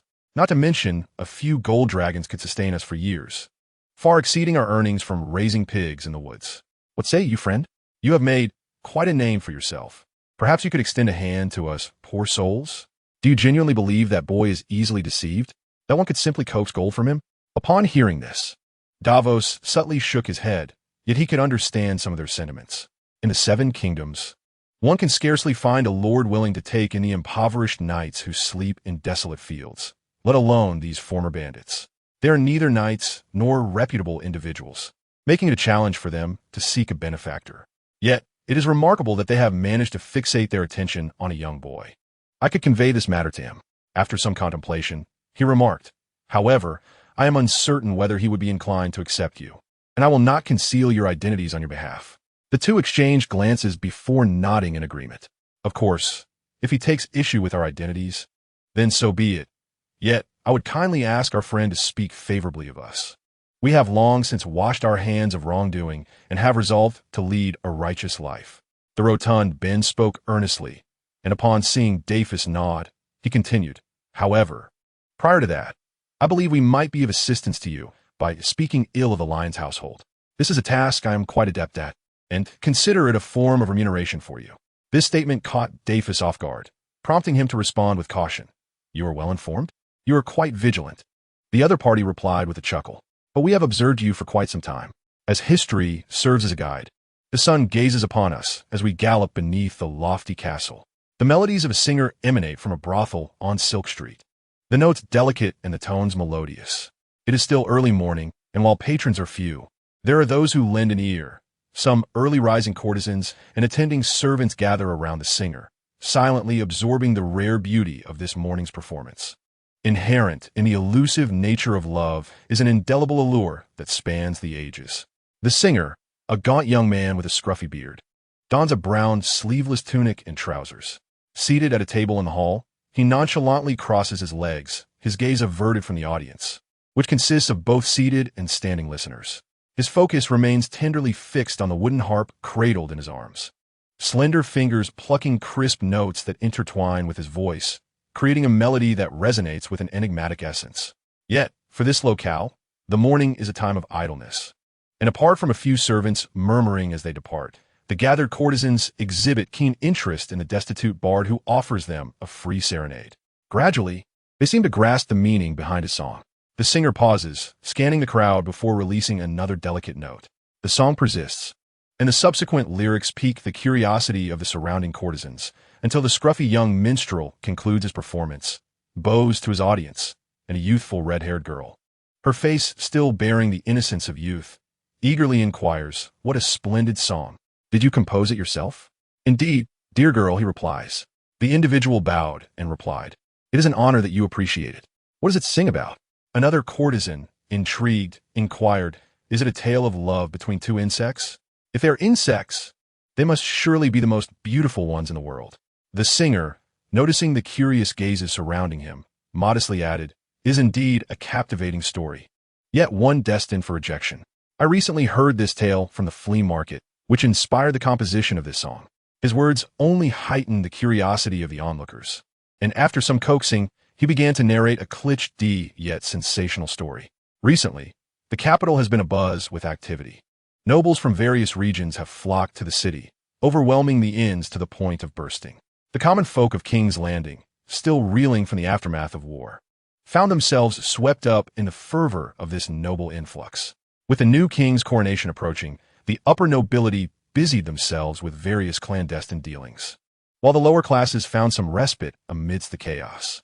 The bustling fish market, brothels, blacksmiths, and bakeries brought forth a plethora of opportunities, allowing many to temporarily forget their past hardships. Yet beneath this flourishing facade, a current of unrest was quietly brewing and steadily spreading. In the bakeries of Flower Street, the brothels of Silk Street, the fish stalls of Mud Street, and the refuse-laden square of Stinking Bay, food sources in the flea market were scarce. Some eateries serving brown soup became vital dining spots for the impoverished. At mealtimes, long queues formed outside these crowded establishments, where the wait prompted many to engage in lively gossip, their conversations far more explicit than the bard's coy tales. I say, if such things were true, they would not be surprising at all. The noble lords are quite disorderly. That Aegon too, did he not engage with his own daughter? Sibling relations are not uncommon. But that is Targaryen is different. What makes it different? It is Aegon III, not Aegon II. How could that be? I distinctly remember it was Aegon II. Dragons and lions cannot be compared. I say this is false. How could the Kingsguard behave so scandalously, especially with their own sisters? At this moment, summer was in full swing, the sun's rays glaring and relentless above the crowded buildings, yet they could not mask the fervent discussions of the populace. The rumors regarding the Lannister twins from the Westerlands, who were said to have engaged in incestuous relations since childhood, emerged from unknown origins but quickly captured attention. Jaime Lannister, the original heir of House Lannister, strikingly handsome and the youngest member of the Kingsguard in history, and Cersei Lannister, Jaime's sister, renowned as the Light of the West, was said to possess extraordinary beauty, making her the object of desire for countless noble suitors in the Westerlands. They are the son and daughter of the Duke of Tywin from the Westerlands, two among the three offspring of the family. Yet now, they appear to have transformed into the protagonists of a sordid tale, embodying themes of illicit romance, rebellion, malevolence, and debauchery. In certain narratives, they're depicted as tragic figures. Initially, such rumors took root solely within the confines of Flea Bottom in King's Landing, but it was not long before, propelled by various individuals, both knowingly and unknowingly, and fueled by the public's predilection for scandal, these whispers began to permeate the entirety of the city. The words spread like a breeze, with the animosity towards the Lannisters serving as the wind's impetus, allowing the gossip to rapidly disseminate. Ultimately, it infiltrated the upper echelons of society, sparking discussions that momentarily overshadowed the impending coronation of the new king. Following the demise of the Northern Wolf Girl, many had already speculated that the future queen would undoubtedly hail from House Lannister. Yet now, such scandal has emerged. The nobility, both great and small, were taken aback by this development, some in disbelief, others with skepticism, some filled with indignation, and a few relishing the spectacle. As one of the most powerful noble families in Westeros, the Lannisters of the Westerlands possessed numerous allies, but also a fair share of adversaries. Consequently, the reactions varied widely. Those within the city who belonged to House Lannister were incensed. The typically composed Duke Tywin, upon hearing the news, flushed with anger, and after a prolonged silence, he ground his teeth and uttered 3 incredulous exclamations. He refrained from commanding his subordinates to suppress the discourse, recognizing that it had already spiraled beyond control and would only exacerbate matters. Instead, he ordered a thorough investigation into the perpetrator. The Lannisters are known to settle their debts, and Duke Tywin, being a man who places great emphasis on family honor, could not allow his children to be unjustly slandered without ensuring that whoever was responsible would face consequences. However, they were oblivious to the deeper implications of this rumor. Or rather, aside from a certain dark-haired boy within the Red Keep who perpetually feigned innocence, no one had yet grasped the hidden truths concealed beneath the surface of the gossip. It was not merely a tale of an incestuous sibling affair. The Targaryen dynasty, though it lasted less than 3 centuries, appears brief, yet feels interminable. Among the kings of the Targaryen lineage, one is infamously labeled the king who was not, Aegon IV. Aegon IV, the 11th monarch to ascend the Iron Throne, is regarded as one of the worst kings in history. However, as he delved into the history of this sovereign, Lancel found striking parallels between Aegon IV and his own half-brother. For instance, the dubious circumstances surrounding Aegon IV's rise to power, his subsequent arrogance and extravagance, and his insatiable appetite for pleasure. Moreover, Aegon IV fathered an overwhelming number of illegitimate offspring, far too many to count. During his reign, he engaged in acts of folly that mirrored the reckless extravagance of another. For instance, the queen, sister to the unremarkable King Aegon, had been in love with his other brother, Aemon, since childhood, only to have their union tragically thwarted. That very Aemon, known as the Dragon Knight and lauded as the noblest knight in history, served as the king's sworn protector. The crux of this tale lies in the rumors. As the king's personal guard, he shared an inseparable bond with the queen, being both her protector and her brother, a historical parallel to the present-day alliances that may emerge. Lisa believes that if her rather ineffectual elder brother were to reject this proposed union, then there would be no cause for concern, rendering such metaphors moot and delighting her. However, should Robert acquiesce to a union with the Lannisters, might he not be stirred by the whispers of rumor? Even if he were initially oblivious, how could he not eventually connect the dots as he witnessed the Lannister twins, those golden siblings, flitting before his eyes? If he could indeed see the parallels, then we arrive at a pivotal point. King Aegon met a grim fate before reaching 50, and the circumstances of his death remain suspicious. During Aegon's reign, rumors circulated that his heir, Prince Daeron, was not his son, but rather the offspring of the king's guard Aemon and Queen Nerys. In the latter part of his rule, King Aegon had become quite corpulent. As a de facto prime minister, Lord Jon Arryn of the Vale has found himself exceedingly busy with the coronation of the new king. Numerous matters concerning the nobility require his attention. The reconstruction of the Red Keep is an issue of paramount importance. While the concept of rebuilding may seem straightforward, it encompasses a myriad of considerations. Essential supplies, such as stonemasons and building materials, must be procured forthwith. Decisions must be made regarding the extent of the reconstruction, whether to raise existing structures entirely, and if new designs are warranted. The various functions essential to the governance of the realm require a reshuffling of personnel. The King's Guard, which should consist of 7 members, currently has but 2. The small council tasked with deliberating the kingdom's affairs lacks even full seating. With the war recently concluded and the new king's coronation imminent, the realm stands at a precipice of renewal. Furthermore, Jon Arryn must contemplate the emotional state of the would-be king. The death of his fiancée has profoundly affected Robert. Though persistent counsel has alleviated his earlier vow of lifelong celibacy, leading him to gradually accept the prospect of a union with the West, he remains far from sincere. Recently, he has taken to excessive drinking and frequenting brothels. Such behaviors alone would be enough to vex Lord Jon, but inexplicably, rumors of incest involving the Lannister siblings have begun to circulate within the city. While such matters might merely elicit a sigh of sympathy in other households, the Lannisters are an entirely different case. After laboriously persuading the would-be king to accept the alliance, this scandal ignites within him a desire to curse the heavens in frustration. Upon hearing the news, the raven-haired youth approached with enthusiasm, only to be met with a restrained response filled with ire. I shall arrange for the nun to verify the virtue of the Duke of Tywin's daughter prior to the engagement. However, given that noble offspring learn to ride from a tender age, certain experiences may affect her status, and thus it cannot serve as conclusive evidence of her purity. Sunlight poured in through the circular window behind, casting an aging pallor upon the solitary elder in the royal council chamber. He sat in the prime minister's chair, quill in hand, poised to sign a document, remaining seated as he spoke.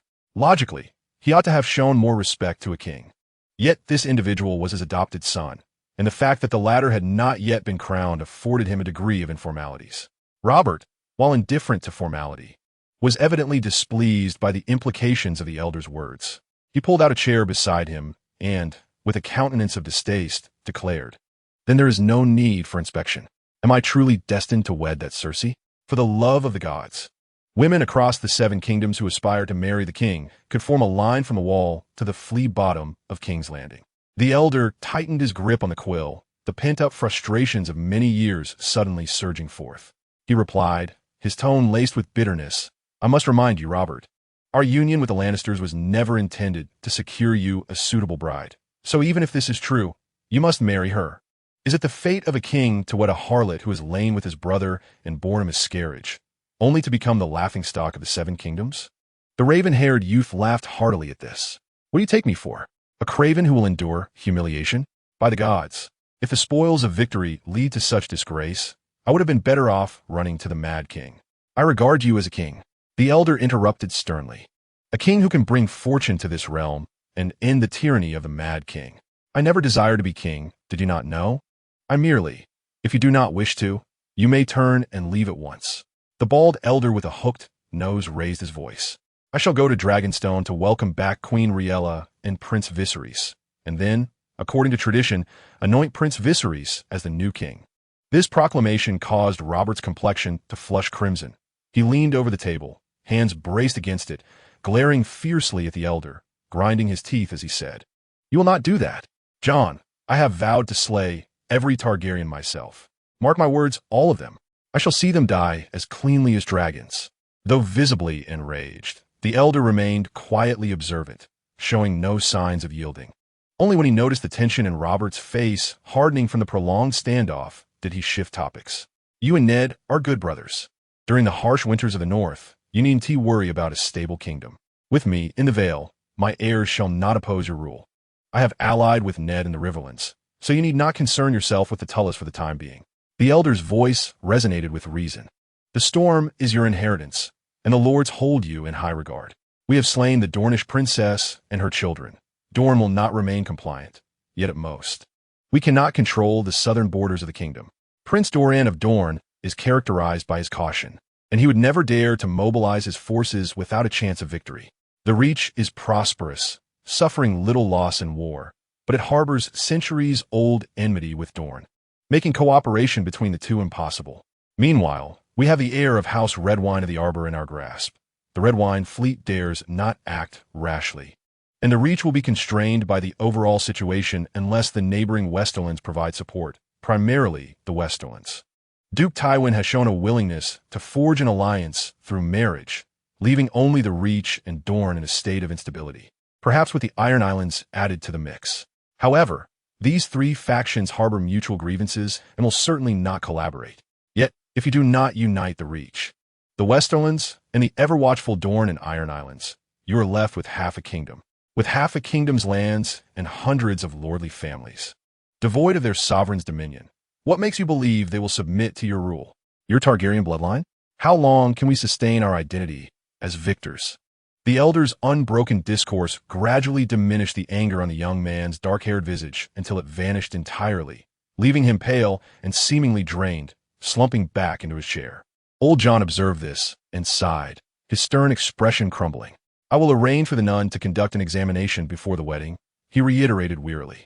"Regardless of the outcome, the High Septon will declare that Duchess Cersei, daughter of Duke Tywin, remains a virgin.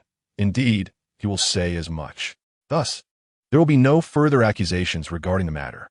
Subsequently, I will initiate a campaign against the remnants of House Targaryen within King's Landing, ensuring that all know the true nature of events." "What does this signify, Jon?"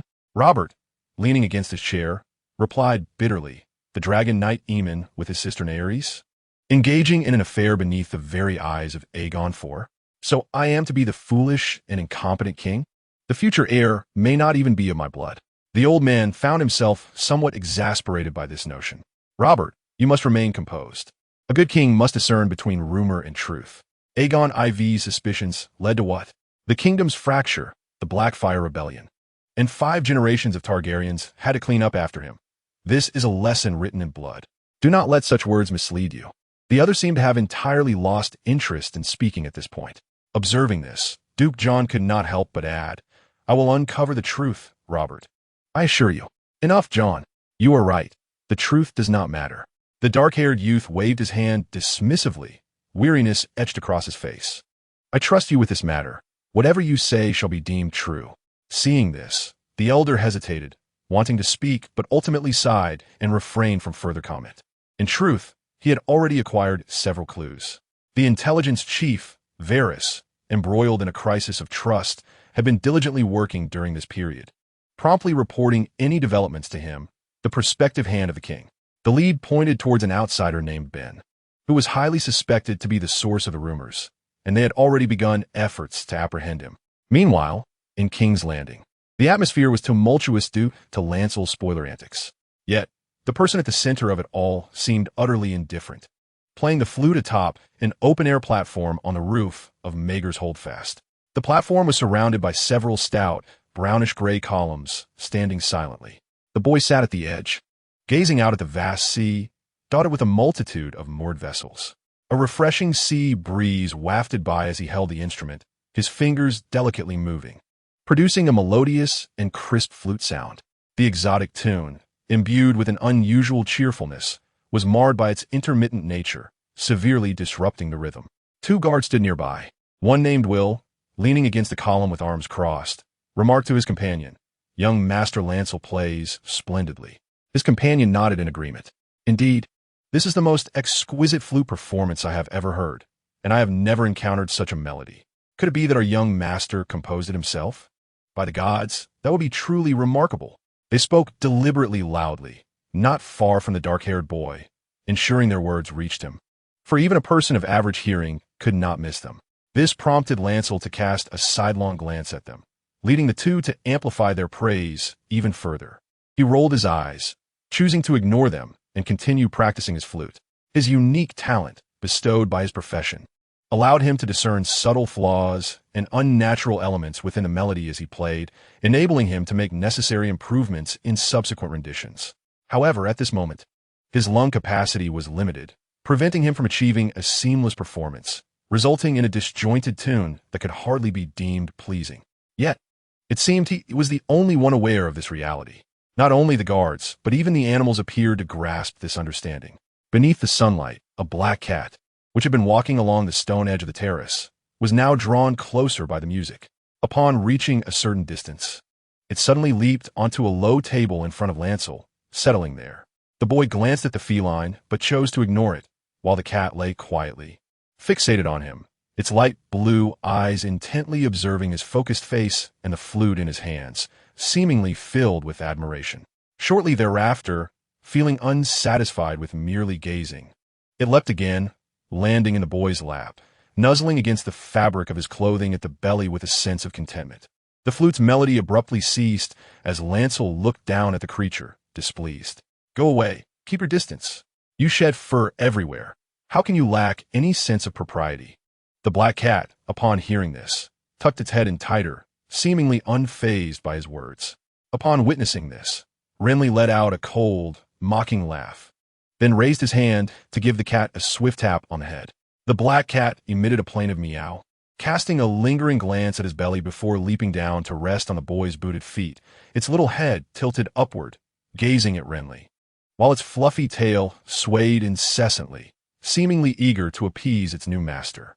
The look in its eyes sent a chill down Renly's spine. While it is indeed amusing to have such an affectionate cat, he harbored grave suspicions that this creature was possessed by some shapeshifter. Although certain intelligent cats and dogs can understand their owner's words through prolonged interaction, comprehending every word is clearly an anomaly.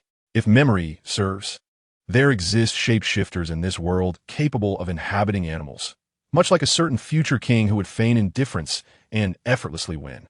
Thus, Renly deemed his suspicions to be quite reasonable. Yet, he could not fathom why this cat was so clingy. During its bath with the maids, it had displayed a frenzied temperament, exhibiting no trace of sentience, but now, in Renly's presence, it seemed exceptionally docile and astute. This was yet another enigma, akin to many others that had perplexed him in the past. Pondering this, he shook his head and resumed playing the flute, only to soon set it aside once more. Guided by a servant, a middle-aged man with brown hair was making his way down the staircase. "Good morning, Davos," Renly greeted, raising his hand. As the man approached, he bowed in reverence, then glanced at the flute in the boy's hand. "Were you just playing?" he inquired with curiosity. "Two lions?" Renly hesitated before responding, for it was actually two tigers, but he was unsure of how to express tiger in the common tongue. "It doesn't quite sound like our usual style," Davos remarked, "but the melody is lovely, truly delightful. You play splendidly, my lord."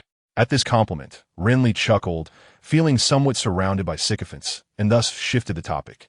"Did you come to see me for something?" "My lord Stannis sent me to deliver this," Davos replied, placing a box he had been holding on the table before Renly. A wooden toy carved in bravos, obtained from smuggler. This individual was evidently well-versed in smuggling activities, thus contributing to the maintenance of order in King's Landing. Upon opening the box, Renly discovered a meticulously crafted wooden figure of a brown Titan warrior, its joints movable and lifelike.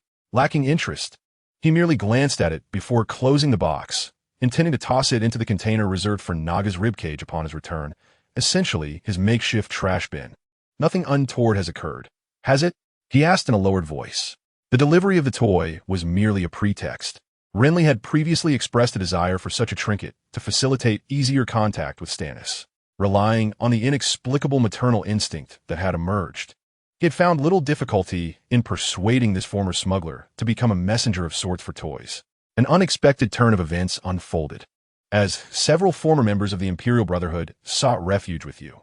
Davos spoke in hushed tones, recounting his past tribulations in full. Initially, Lannister was taken aback by this revelation, but soon comprehended the true nature of their intentions. "They wish to exploit my resources?" "To put it bluntly, yes." Davos found this metaphor somewhat peculiar, but did not dwell on it. "However, if you require assistance, my lord, it may be worth considering, albeit with caution during their employment." "Forget it. Why would I need a group of dubious origins?" Lannister shook his head in response. Although he lacked the capacity for action and manpower, he was not inclined to accept just anyone who could ascertain whether these individuals were spies sent by a rival family. While the probability seemed low, it was not impossible. Lannister harbored numerous secrets and ambitions, yet he clearly could not entertain the childish and absurd tasks they might suggest. His association with Davos stemmed from shared memories and opportunism, but a band of strangers whose true motives remained inscrutable held no allure for him. Seeing Lannister's disinterest, Davos refrained from further discussion, nodded in acknowledgement, and reported on his current progress before taking his leave. Once he departed, Lannister lost the inclination to linger and play the flute. He beckoned to two guards and descended the staircase back to his quarters. Without needing to call, a black cat followed closely behind, its tail held high, until they reached the bedroom. Just before the door closed, it nimbly darted inside, rubbing against Lannister's legs with soft meows, as if fearful of being cast out. Lannister ignored the feline, and once the guard shut the door, he treaded softly upon the plush carpet towards the fireplace, which had been sealed with bricks, rendering the concealed passage virtually unusable. The sunlight streaming onto the balcony was bright, yet Lannister climbed onto a stool to light a tallow candle on the narrow ledge of the fireplace. The smoke curled upwards, and the flickering flame appeared dim in comparison to the surrounding light. A makeshift tray fashioned from a lantern was then placed atop the candle, upon which Lannister delicately positioned a golden egg at the center. Leaning over the fireplace platform, he gazed intently at the egg, which was being warmed by the flames. His expression clouded with melancholy. He had once hoped for a miraculous transformation, yet his optimism waned as he realized the egg was as hard as stone. A few days prior, while toying with the egg on the balcony, it had accidentally slipped from his grasp, nudged by the cat, causing Lannister to gasp in shock. However, upon hastily searching for it outside, he discovered that it had fallen from such a height and remained completely unscathed. This revelation brought him clarity. After much contemplation, he procured a small hammer, only to find that no matter how he struck it, the egg remained intact. Lannister then attempted to cook it, but alas, that too proved futile, because it is impervious to fire. The candle, the kitchen stove's flames, no matter how bluely it attempts to bake it, this egg remains utterly uncooked, akin to a stone, inedible, unhatched, and impossible to shatter. It shall serve as a mere memento. Muttering to himself, Bluely cast a glance at the black cat beside his stool, whimsically contemplating tossing the egg to his pet as a plaything. Yet, after a moment's reflection, he chose to stow the egg away instead. It was cold and hard to the touch, devoid of any warmth that flames might impart. For now, he resolved to disregard the egg, focusing instead on honing his professional skills, planning to venture out to retrieve the remaining medium at an opportune moment. However, just as he intended to discard the object into a corner box to gather dust, it underwent an unexpected transformation. As a 5-year-old boy, despite lacking parental affection. And with two older brothers who paid him little mind, Bluely still enjoyed a relatively untroubled material existence. His sustenance and clothing were of the finest quality throughout his upbringing, and his education was undoubtedly commendable, although he regarded his living quarters as somewhat modest. This was merely his subjective perception. In terms of entertainment, he was also well provided for. In his early years at Whisper Fortress, a great uncle held a fondness for Bluely, often bestowing upon him fascinating toys whenever merchant caravans passed through. Wooden knights, plush dolls, building blocks, exquisite garlands, and handcrafted items graced his collection, including puppets that only skilled artisans would typically manipulate. Following the death of his great-uncle, the responsibility fell to the elder scholar, Clesson, who similarly procured toys for him and crafted simple armor and knightly sword from tin and wood. These items accumulated in abundance, serving little purpose for Bluely. Yet he never discarded them, occasionally gifting one or two to playmates of his age.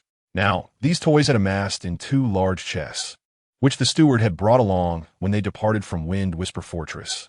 The servants of Mage Tower visited his chamber daily to tidy up, changing the bed curtains, sheets, and carpets, yet they typically paid little attention to Bluely's toy chests. Furthermore, both chests were secured with a lock, the key of which now hung alongside a bronze ring around his neck. Thus, for Bluely, there was no safer place to conceal items than within his toy chests.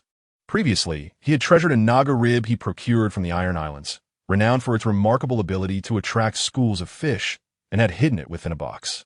Upon discovering that the diminutive dragon egg in his possession was a dud, he intended to place it inside as well. Yet, as he did so, a transformation occurred. Within the wooden chest, when the golden miniature dragon egg made contact with a broken white bone, approximately the length of his palm, that he had concealed among the toys, it suddenly trembled as if it had come to life. Initially, Bran believed he might have been mistaken, but when he could no longer resist the urge to take both objects into his hands and bring them into contact, he discovered that the egg began to tremble unexpectedly. What on earth? He pondered as he observed the 2 items, repeatedly conducting experiments. When he distanced them, nothing occurred, yet upon contact, both the egg and the bone would vibrate suddenly. Indeed, it was not merely the egg. Even the bone began to quiver, albeit faintly, but the sensation was unmistakable. However, this trembling only manifested upon their initial contact, and subsequently, even when they lay together, no noticeable changes could be observed. After a prolonged period of observation, Bran was left in a state of bewilderment. He conducted numerous trials, finding no other occurrences, and after some contemplation, he decided to wrap the 2 items in a white handkerchief adorned with silver trim, carefully placing them at the bottom of a wooden box. That day, he appeared somewhat distracted, and after dinner, he could hardly contain his eagerness to crawl beneath the bed and inspect the box, only to find no new developments. However, upon rising the next day and opening the box, he was startled to find the egg, which had seemed enveloped in golden scales, now speckled with sparse, bone-white granules. The adjacent bone appeared to have become somewhat more rounded, prompting vague speculation in his mind. In the following days, his attention was frequently drawn to the contents of the toy box, and he noted that the bone-white granules on the egg were gradually increasing, while the fractured rib continued to round and diminish. Beyond this, there were no other noticeable changes. Nevertheless, Bran's anticipation grew. He speculated that once the rib vanished completely, the transformation of the egg would soon reveal itself. Alas, as the tree wishes for stillness, the wind does not cease. Before he could witness any changes, another unexpected piece of news arrived. The former bandits, as mentioned by the smugglers, were suddenly besieged by the golden-robed soldiers, and a fellow named Oswin was captured. At the moment he received this news, Bran was seated on the balcony of his chamber, gazing out at the vast sea dotted with numerous vessels, contemplating whether a certain curse he bore might also come into play. While lost in such aimless thoughts, a servant ushered in a middle-aged man with brown hair. Following a lead from a singer, they had traced the members of the Kingsguard Brotherhood. After dismissing the servant, Davos's first words left Bran momentarily stunned, and he fixed his gaze on the former smuggler, who now wore a notably grave expression. Without any prior warning, the golden-robed soldiers had surrounded the inn where the bandits were staying. The corpulent Ben was killed on the spot, and a bandit named Oswin was severely injured and captured. while only Willa and her son managed to escape through a window upon sensing danger. Have they come looking for you? Bran inquired. Indeed, Davos replied, frowning as he nodded. I have concealed them in a safe location within the flea bottom. The golden robe soldiers should not be able to find them. Nevertheless, neither the smuggler nor Lannister felt any solace at that moment. After a moment of silent reflection, Lannister inquired, will he betray you? This was the crux of the matter. Lady Wenda declared that Oswin would never forsake them. Davos replied, but I have never met him and cannot ascertain his character. With a bitter sigh, he lamented, it was my imprudence that led to being targeted by those brigands. That cannot be attributed to you, Lannister stated solemnly. All of this was entrusted to you by me. In truth, I wish to partake in it as well. The other shook his head. The Lannisters have slain many of my friends. Lannister fell silent, bowing his head in contemplation, beginning to devise a plan. One of those self-appointed heroes had now been captured, suggesting that the trail could very well lead to Davos, which posed a significant danger. Although they could stir turmoil in King's Landing, it was merely because they remained in the shadows, undetected. Should their lead be uncovered, they would be utterly vulnerable. Lannister was not concerned for his own safety, even if the captured individual revealed the truth. It would be difficult for anyone to believe that a 5-year-old child could orchestrate such events. Yet, it was undeniable that while others busied themselves on his behalf, they now faced peril. To remain indifferent or to distance himself would be utterly disgraceful. As thoughts churned in his mind, various aspects of the current situation in King's Landing flitted through, and a certain notion gradually emerged. The boy pondered aloud. Do you think the Duke of Mistril in the Reach is a fool, Davos? The gentle breeze wafted through the window, and the sunlight on the balcony was bright and warm, prompting Davos to shake his head at the boy's words. I have never encountered that Lord of the Reach. My lord, that is of little consequence. It does not affect our forthcoming endeavors. Davos paused, then crouched down to listen intently. The Duke of Mistril has a sister. Lannister continued, organizing his thoughts as he spoke. She is likely around 11 or 12 years of age. During my time at Storm's End, the old maester provided a detailed account of the Tyrell family, which left a lasting impression on me, and now I intend to leverage that knowledge. She may be young, but that does not render it impossible. As for her appearance, she must surpass Cersei Lannister in beauty. What her visage entails, I leave to your imagination. So, you intend to. Davos surmised the boy's intentions, though uncertainty lingered. Lannister gazed intently at him, unblinking. We shall extol her virtues, proclaim how splendidly she complements my brother Robert, laud her abundant and fruitful nature since childhood, and most importantly, emphasize her admiration for my brother. When news of the Duke's animosity towards us arises, we must highlight the ensuing rift within their family. As he pondered, a sudden thought flashed through Renly's mind, prompting him to add a particular detail. The temperament was wild, akin to that of a she-wolf. He then began to meticulously outline how to address the matter at hand. The noble houses of Westeros numbered in the hundreds, yet only a handful could be deemed equal to the Baratheons and worthy of the new king, capable of standing against the Westerlands. The Duke of the North was a close ally of Robert, while the Duke of the Vale served as Robert's foster father. However, neither possessed suitable female relatives. The Duke of the Riverlands was an ally, albeit somewhat lesser in stature, and while there were individuals in King's Landing, their strength was lacking, and their daughters were already wed. No one from Dorne or the Iron Islands had come forth, and the Baratheon lands were confined to the Stormlands. After much contemplation, it seemed that the newly surrendered Riverlands might be the only viable option, although it was highly improbable that a successful marriage alliance with Robert could be forged. Nevertheless, Renly harbored no such lofty expectations. His focus on the Riverlands was primarily to draw attention, a diversionary tactic, or perhaps he mused if fortune favored him. The Duke of the Riverlands, whether foolish or not, might already be orchestrating such plans. After all, with Cersei's reputation in turmoil due to rumors, it posed a dilemma for the Lannisters, yet for certain individuals, it represented a rare opportunity. If they could indeed collaborate with the Duke of the Riverlands, the deception would be even more potent. This matter bore an air of dishonor. The more Davos listened, the heavier the weight upon his conscience became, until he could no longer restrain himself. If it truly involved a girl of merely 10 years, this is a family affair, not a private decision. Renly replied, everything revolves around the Duke of Mace, who desires a queen from his family to remedy the decline brought about by misaligned allegiances. What concern is it of a young girl? It sounded peculiar, yet it was indeed the crux of the matter. The brown-haired, middle-aged man remained hesitant. But if this incites turmoil, would we not become the villains? Such trivial matters could lead to chaos, and the Seven Kingdoms would be in disarray. Thus, Davos gritted his teeth and nodded. Observing this, Renly continued, "The outcome may not be particularly favorable. Repeating the endeavor carries significant risks. So we need not replicate our previous approach. You must focus on engaging bards and minstrels, encouraging them to compose new songs and perform them in the streets. At the doors of brothels, anywhere nobles might gather. Our aim is to ensure that Lannisters and my brother become aware of this situation. You need not involve yourself directly.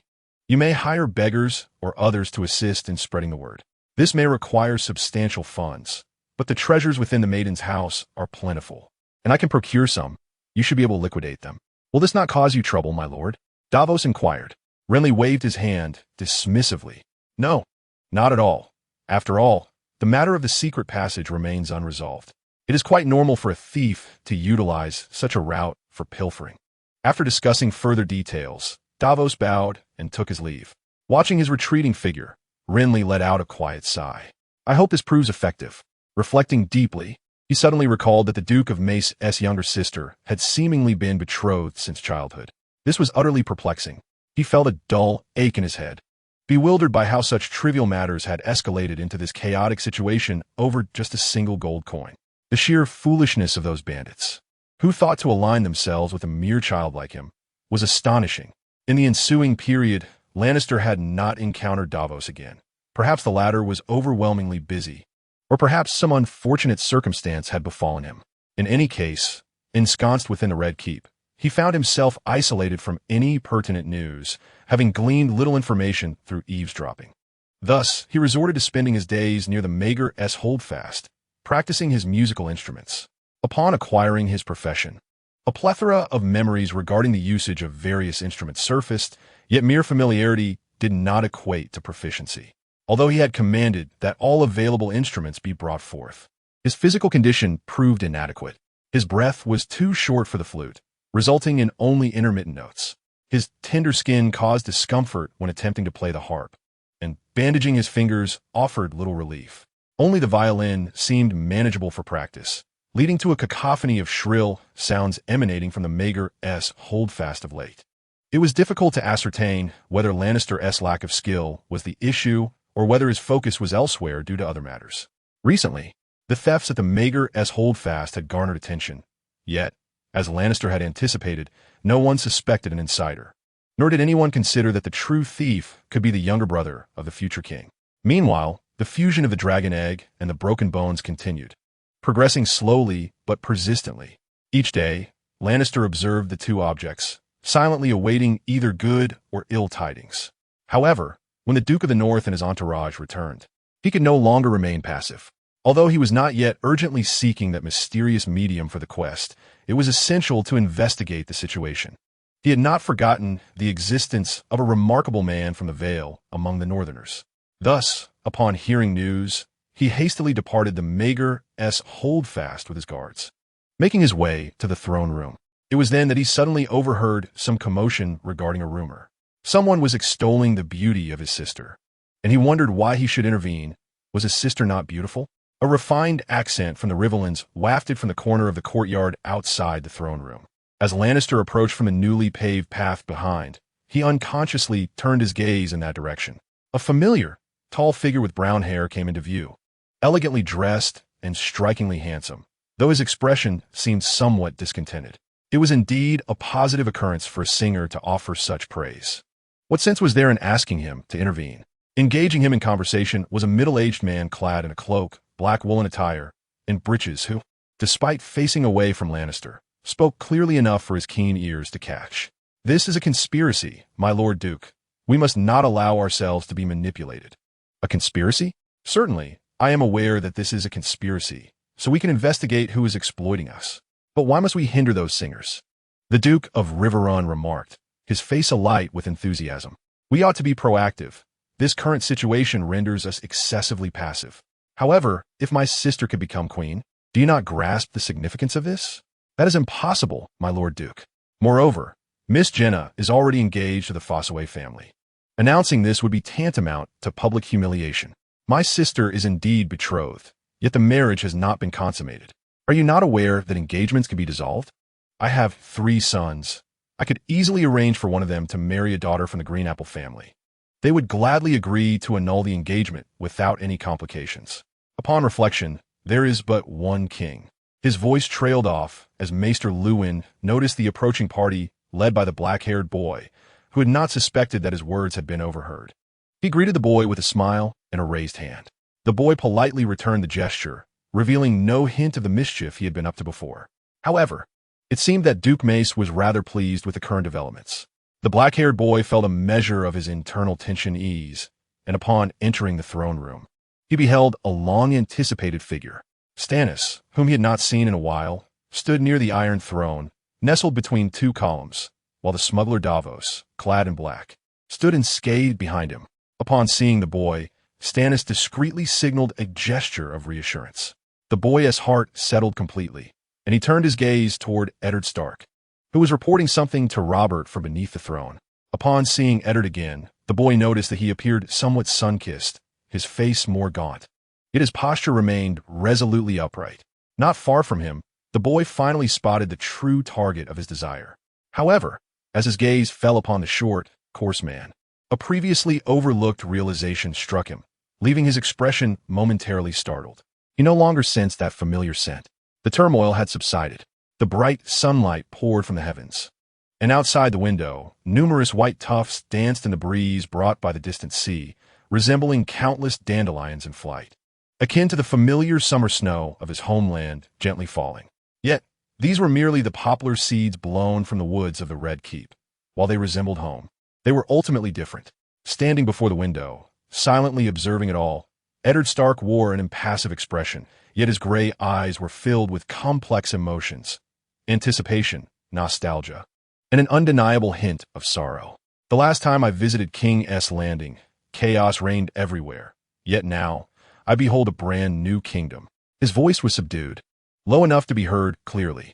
In the room behind him, the diminutive man from the Vale sat quietly on a chair, methodically polishing a dagger with an oilcloth. Upon hearing the words, he replied, "Everything is changing, my lord, including this castle." "Indeed, including this castle," Ed murmured, suddenly breaking into a laugh. "When I was a child, Banyan wagered with me about which castle in the 7 kingdoms was the most impregnable. I claimed it was Harrenhal in the Riverlands, while he insisted it was the Red Keep, for it is the dwelling of the king. Your brother may be disappointed now." The man from the Vale remarked with a hint of significance, "For the Red Keep is perhaps the most perilous of them all." He would not be disheartened, for he later changed his mind, Ed replied. He asserted that the Black Castle beneath the wall was the true bastion of strength. The Black Castle? Do you know, Horan, that it lacks even a proper wall? How can it be deemed solid? He shook his head in disbelief. He said that upon our return, he wishes to join the Night's Watch. The statement bore an air of normalcy, yet the Northern Lord was evidently still enveloped in the sorrow of his sister's demise. The man from the Vale, upon hearing this, sighed deeply, then forced a smile to shift the conversation. "It is rumored that the Tyrells seek to produce a queen," he remarked, referring to the recent gossip circulating among the nobility of King's Landing. Duke Mace Tyrell, in an effort to elevate his sister to the throne, has allegedly bribed certain unscrupulous individuals to disseminate rumors about the Lannisters of the Westerlands, while simultaneously hiring minstrels to extol his sister's virtues, aiming to supplant the Lannisters, who might become royal in-laws, and to regain the advantage lost in war. It is said that a quarrel ensued between the Lannisters and the Tyrells over this matter. However, the man from the Vale had only recently returned and had not witnessed it firsthand, leaving him with a sense of regret. Mace Tyrell had sided with the Targaryens during the war, and his vassal, Lancel Lannister, had given Robert much trouble. Ed responded, "But if I were to choose, I would prefer a woman from House Tyrell as my wife rather than one from House Lannister." This statement seemed laden with meaning, prompting the man from the Vale to ponder. Has Lord Robert already made his choice? In 3 days, the new king would be crowned, and news of King Robert's impending marriage to a Lannister woman would soon ripple throughout the 7 kingdoms. Ed's tone was complex as he remarked, "In fact, Lord Tywin has already sent a letter to Casterly Rock summoning his daughter, which means we shall soon partake in a wedding." As he spoke, his gaze remained fixated on the world beyond the castle, his voice tinged with melancholy. "I am weary, Horan. After Robert's wedding, we shall return to the north." The man from the Vale nodded silently in acknowledgement, and a heavy silence enveloped the room, until the man by the window suddenly recalled something and turned to his subordinate, lowering his voice instinctively. "Is the child well? He has ceased his crying of late. The new wet nurse is quite experienced and has taken excellent care of him." The man from the Vale replied, "My lord, I suggest we bring her along when we return. That is contingent upon her having sufficient milk," Ed mused, a hint of concern flickering in his thoughts about the woman's stature.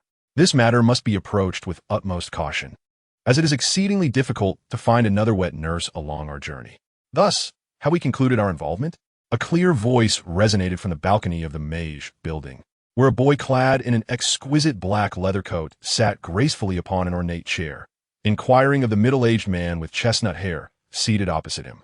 The sunlight streamed in abundantly through the window, illuminating the golden crest of a stag emblazoned on the boy's chest, causing it to gleam brilliantly. The silver-inlaid eyes of the stag twinkled in harmony with the boy's gentle movements. He wore loose brown trousers, barefoot, and dressed in a manner befitting the comfort of home. A fluffy black cat lay sprawled beneath the round table in front of him, rolling over and over in response to the boy's playful foot taps, resembling a cherished toy. Yet, the feline displayed no signs of annoyance. Rather, it squinted its eyes and purred contentedly, embodying sheer enjoyment. Opposite him, Dafus sipped from his barley tea, appearing to have just concluded a statement, and nodded in response to the boy's query. "The Lannisters have ceased their pursuit," he noted. "Conversely, the Roses continue their investigation, but their manpower is insufficient to pose a threat to us, given their circumstances." Blair nodded in acknowledgement, finding amusement within. He had previously erred in recalling that the Duke of Tully's sister was already betrothed, a fact that had initially caused him some trepidation. Yet, whether due to foolishness or confidence, Duke Mace of House Tyrell had boldly sought to contest for the position of queen, disregarding previous engagements and the potential ramifications of his actions. His audacity had eradicated all doubts, leading many to firmly attribute the recent rumors to House Tully. Consequently, the ire of the Lannisters had shifted towards the Riverlands, and indeed, as some had claimed, the captured brigand had not betrayed them, nor had there been any troubles directed towards Dafus. In summary, under the current circumstances, on the fourth day since the Northerners' return, this affair had essentially reached its conclusion. Blair felt a tinge of regret, for the Duke's ambition had faltered, and all the malice he had poured forth had been consumed by his unworthy elder brother.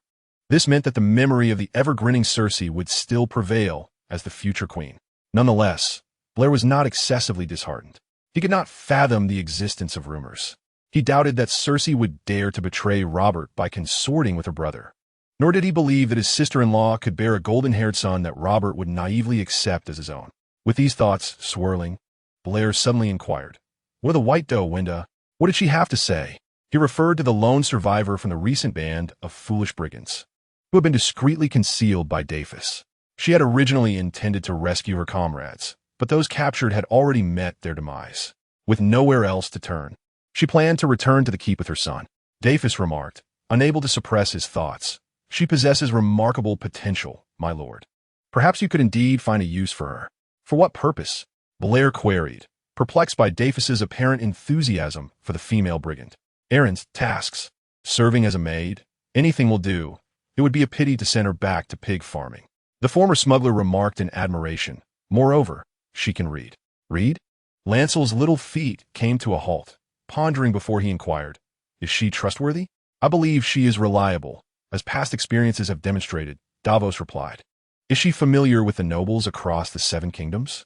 "She previously made a living by abducting nobles," Davos answered. Upon hearing this, an image of that man from the Reach inadvertently flashed through the boy's mind, causing him to squint. "I will write a note, and you can deliver it to her. If she can assist me with this matter, I could take her son as my servant, and should I become a lord in the future, I might even consider training him to be a knight." As he spoke, he suddenly furrowed his brow and glanced down at the table, where a black cat was currently gnawing at his heel with its sharp teeth. The cat, displeased by Lancel's gaze, let out a disgruntled meow. "Are you a cat, a human, or a dog?" Lancel mused, curious about the true nature of the creature. He had previously studied the cat for some time, without unraveling the mystery. And now he felt no inclination to ponder further. Rolling his eyes at it, he resumed his foot's playful assault on the clingy feline. She could serve as my maid, or perhaps as a female bodyguard, the dark-haired boy concluded, having redirected his gaze. If she is willing. Davos nodded in response, and engaged the boy in some casual conversation before departing the room with a parchment scroll filled with writing. However, scarcely had he left Maegor's holdfast when he unexpectedly encountered Stannis, who was quietly observing him from a corridor. "How many times have you come to find Lancel?" he inquired. 67 times, the smuggler replied, feeling a tightening in his chest. "My lord, Davos hesitated for a moment, then bowed his head. "I was merely sharing tales of the outside world with Lord Lancel. He is quite curious about King's Landing and enjoys hearing about the customs and amusing anecdotes from the streets." As he spoke, Davos felt a pang of guilt. He had sworn allegiance to Stannis, and his current status was a gift from him, yet he found himself telling a lie. However, to speak otherwise was not an option. The matter was intricate, and having committed to it, he found it challenging to reveal the truth. On the surface, his words seemed innocuous. Yet Stannis perceptively detected the anomaly within Davos's speech. "Lord Lancel, after over a decade of smuggling, have you developed such reverence even for a child? Or is my Onion Knight an exceptionally polite individual?" The words left Davos feeling uneasy, yet his smuggling career had bestowed upon him more than just a wealth of sailing experience.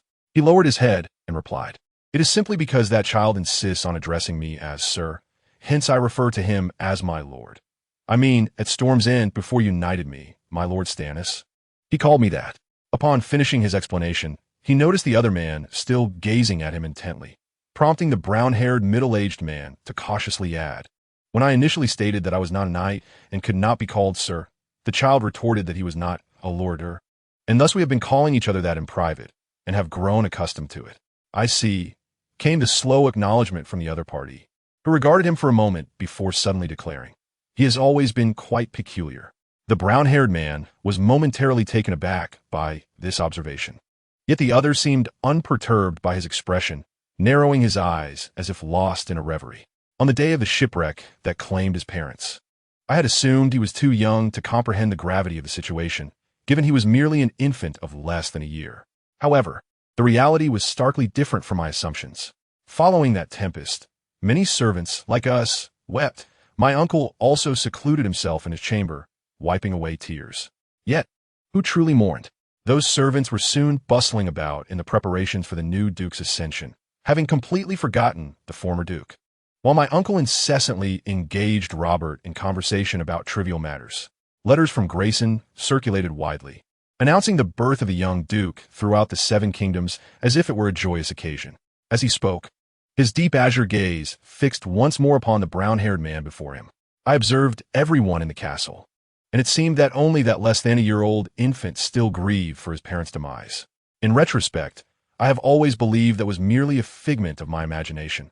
After all, he was far too young to grasp anything. These words left Davos hesitating to respond, yet the other did not seem to expect any reply. After a moment of silent contemplation, he suddenly chuckled. "He enjoys listening. You should share more with him." With that, he shook his head and turned to depart. Watching the figure retreat, Davos instinctively touched the small pouch at his chest, a flicker of oddity crossing his eyes. Did this lord truly remain oblivious to anything, or was he merely feigning ignorance?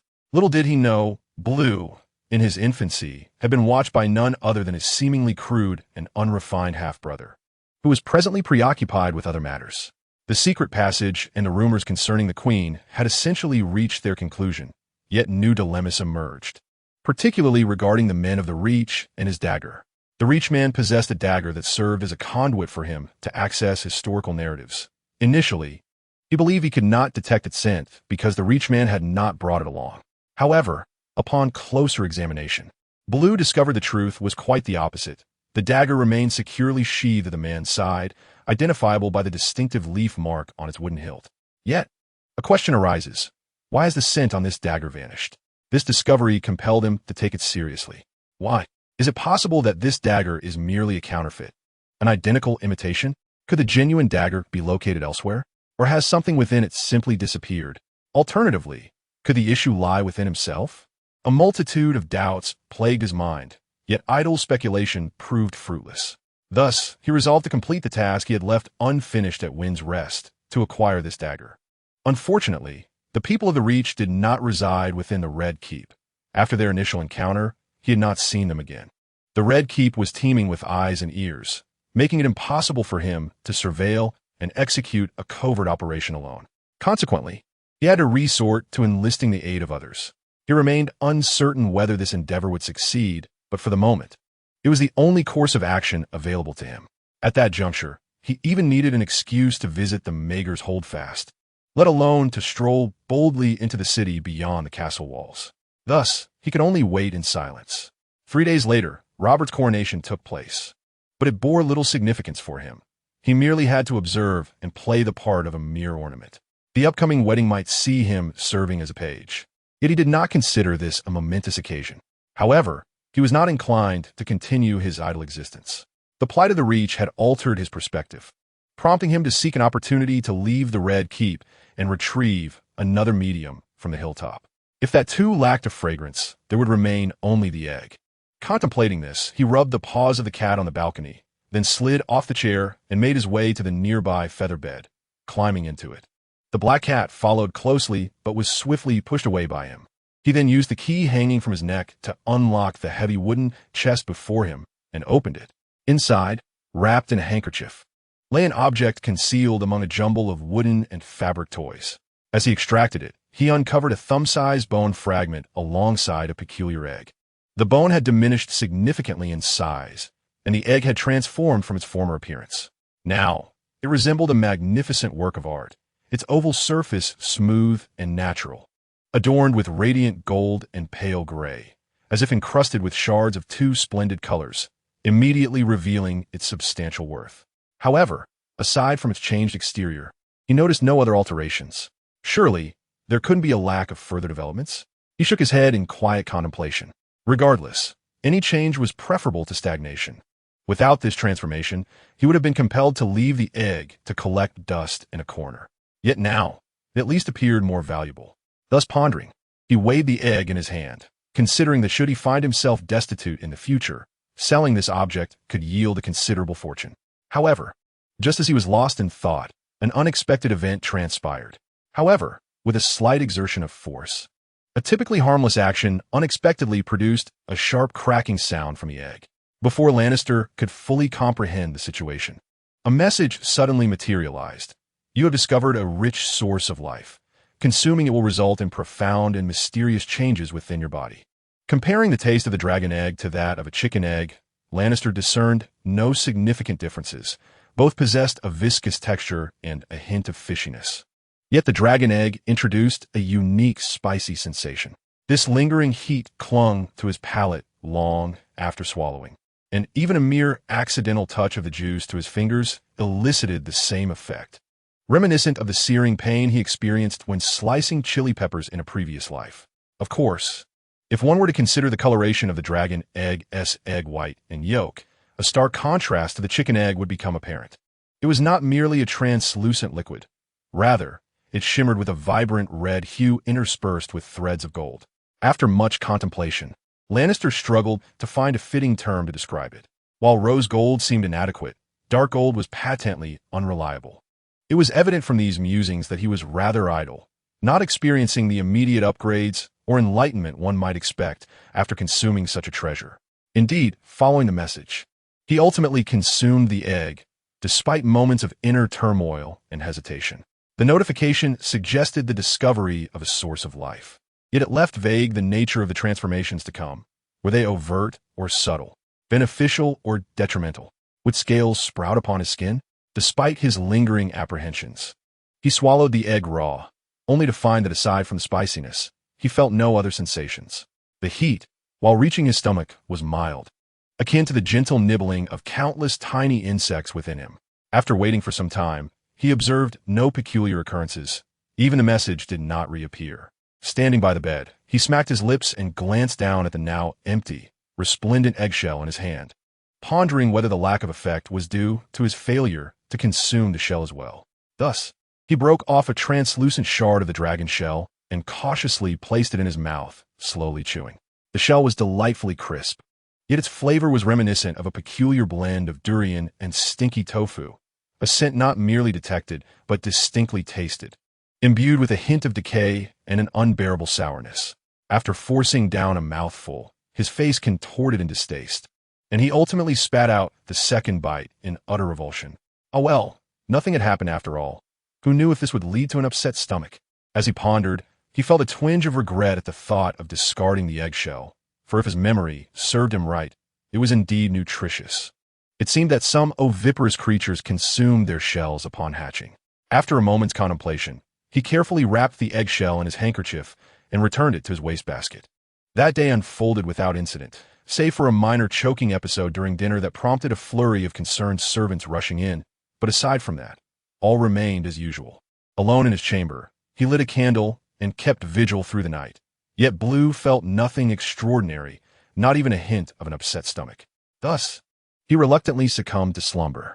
That night, he dreamt of a colossal dragon, its body adorned with scales that shimmered like molten gold, gazing down at him from the depths of a shadowy hall shrouded in mist. The dragon's head was both fearsome and exquisite, with blood-red eyes that resembled two gaping wounds, reflecting the image of a small boy gazing upward in awe. The dragon then opened its maw, unleashing a surge of blue flames that engulfed the boy entirely. His skin withered and darkened, peeling away like ancient plaster, followed by the decay of his muscles, and then his blood and organs. Yet at that moment, Blue felt no pain. Instead, he was enveloped by an overwhelming chill. The blue breath that consumed him felt less like fire and more akin to the vastness of the ocean, an endless sea. When he awoke the next day, he struggled to recall the specifics of the dream, but sensed that it was unusual. As night fell, the familiar dream returned to him once more. The following day mirrored this pattern, devoid of any peculiar occurrences. Change arrived on the third day, which coincided with the coronation of King Robert. The new king's coronation was an elaborate affair, involving the anointing with holy oil, the recitation of oaths, all conducted within the grandeur of the Great September of Baelor by a rather corpulent archbishop and several other high-ranking bishops. The solemnity and gravity of the ceremony created a sanctified atmosphere, rendering the expansive hall eerily silent, save for the deep, resonant chants of the archbishop. Hundreds of nobility, resplendently attired, gathered to witness this momentous occasion, standing quietly between the towering columns of the church, observing the young man with dark hair kneeling before the archbishop at the center. Tywin Lannister, Jon Arryn, Hoster Tully, and Eddard Stark, the great lords of the Seven Kingdoms, rarely seen together, were now assembled in one place, accompanied by their lesser lords and knights, with the ranks of minor nobility and squires stretching beyond count. As the younger brother of the new king, Blue found it impossible to be absent from this significant event.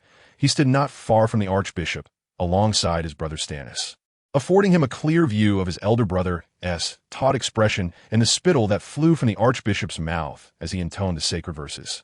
The ceremonial oath was lengthy and cumbersome, yet was ultimately recited in full. Subsequently, the plump archbishop gently placed a golden crown adorned with rubies and black diamonds upon Robert's head, declaring him the king of the Undulls, the Rhoynar, and the First Men. The ruler of the Seven Kingdoms and the protector of the realm, Robert the First of House Baratheon. The young king rose to his feet, marking the conclusion of the ceremony, as the harmonious chimes of countless bells resonated throughout the city.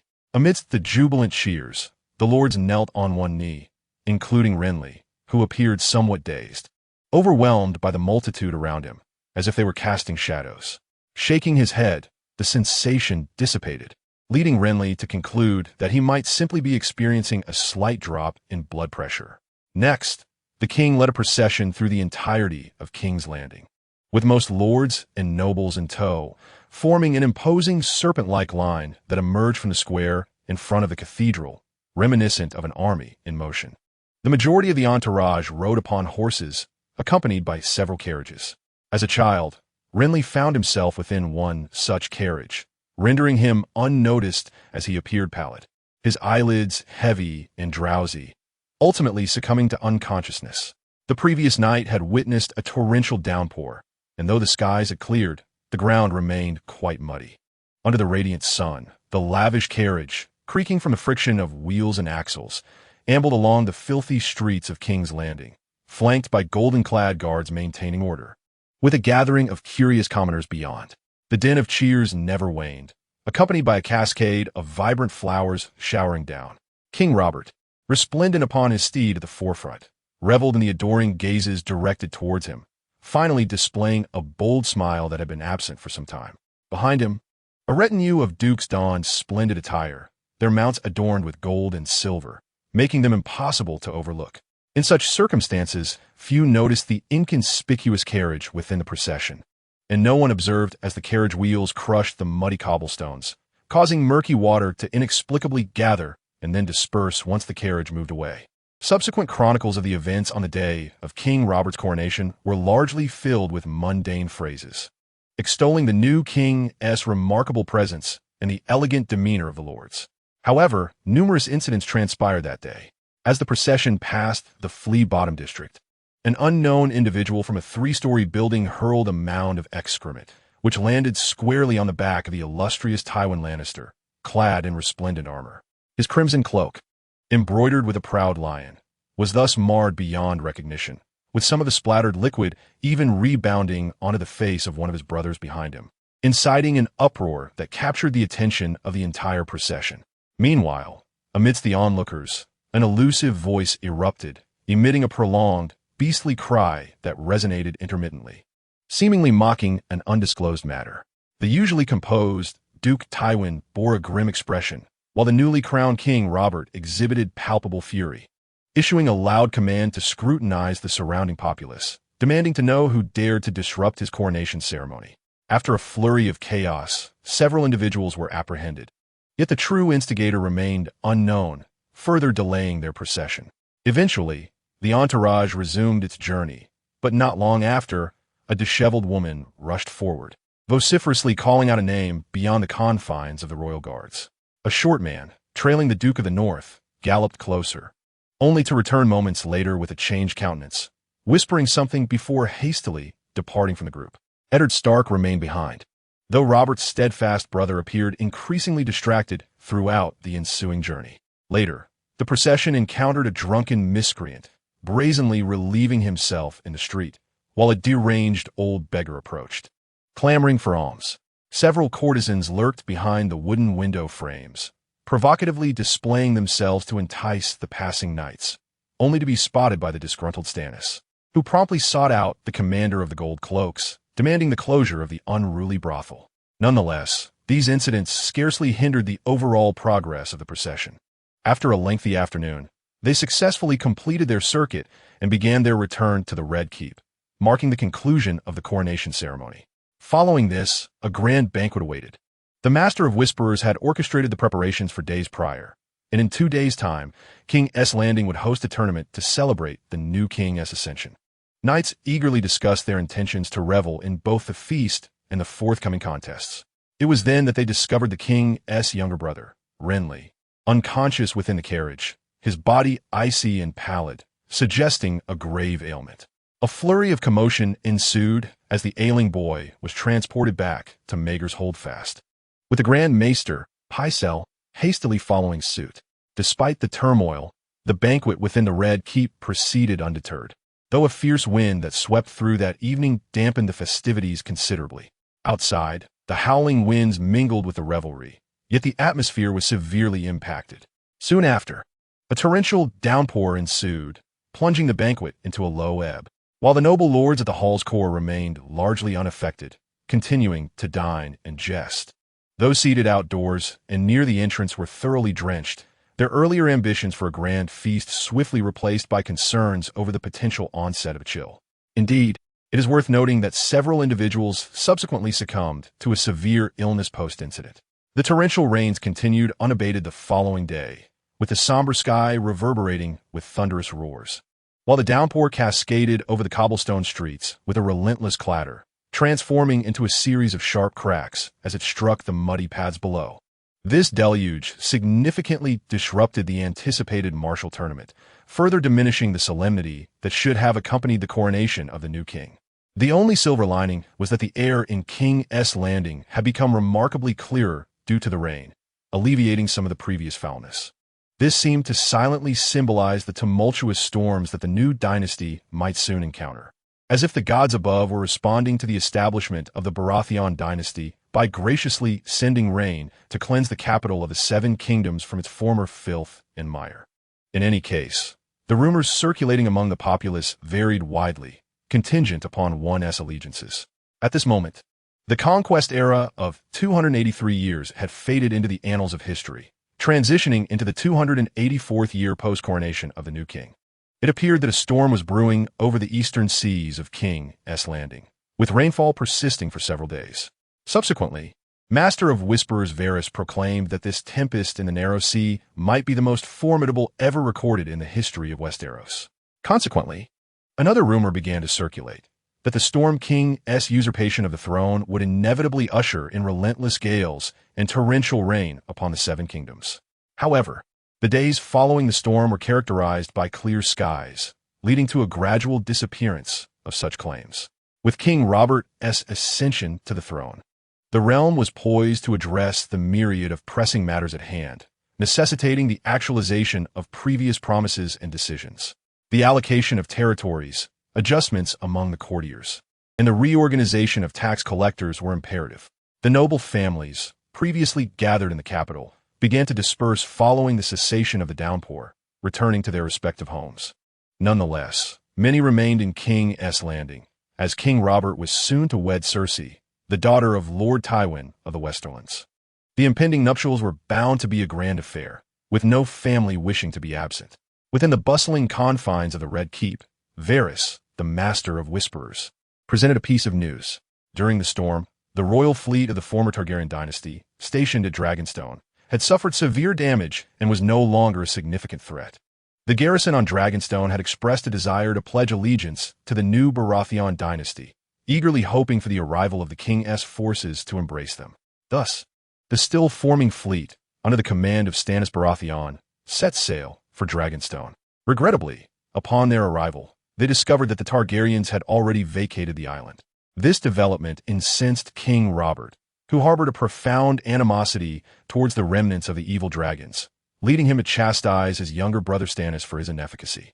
Observing this exchange, the newly appointed hand of the king, Jon Arryn, harbored his own doubts regarding the situation.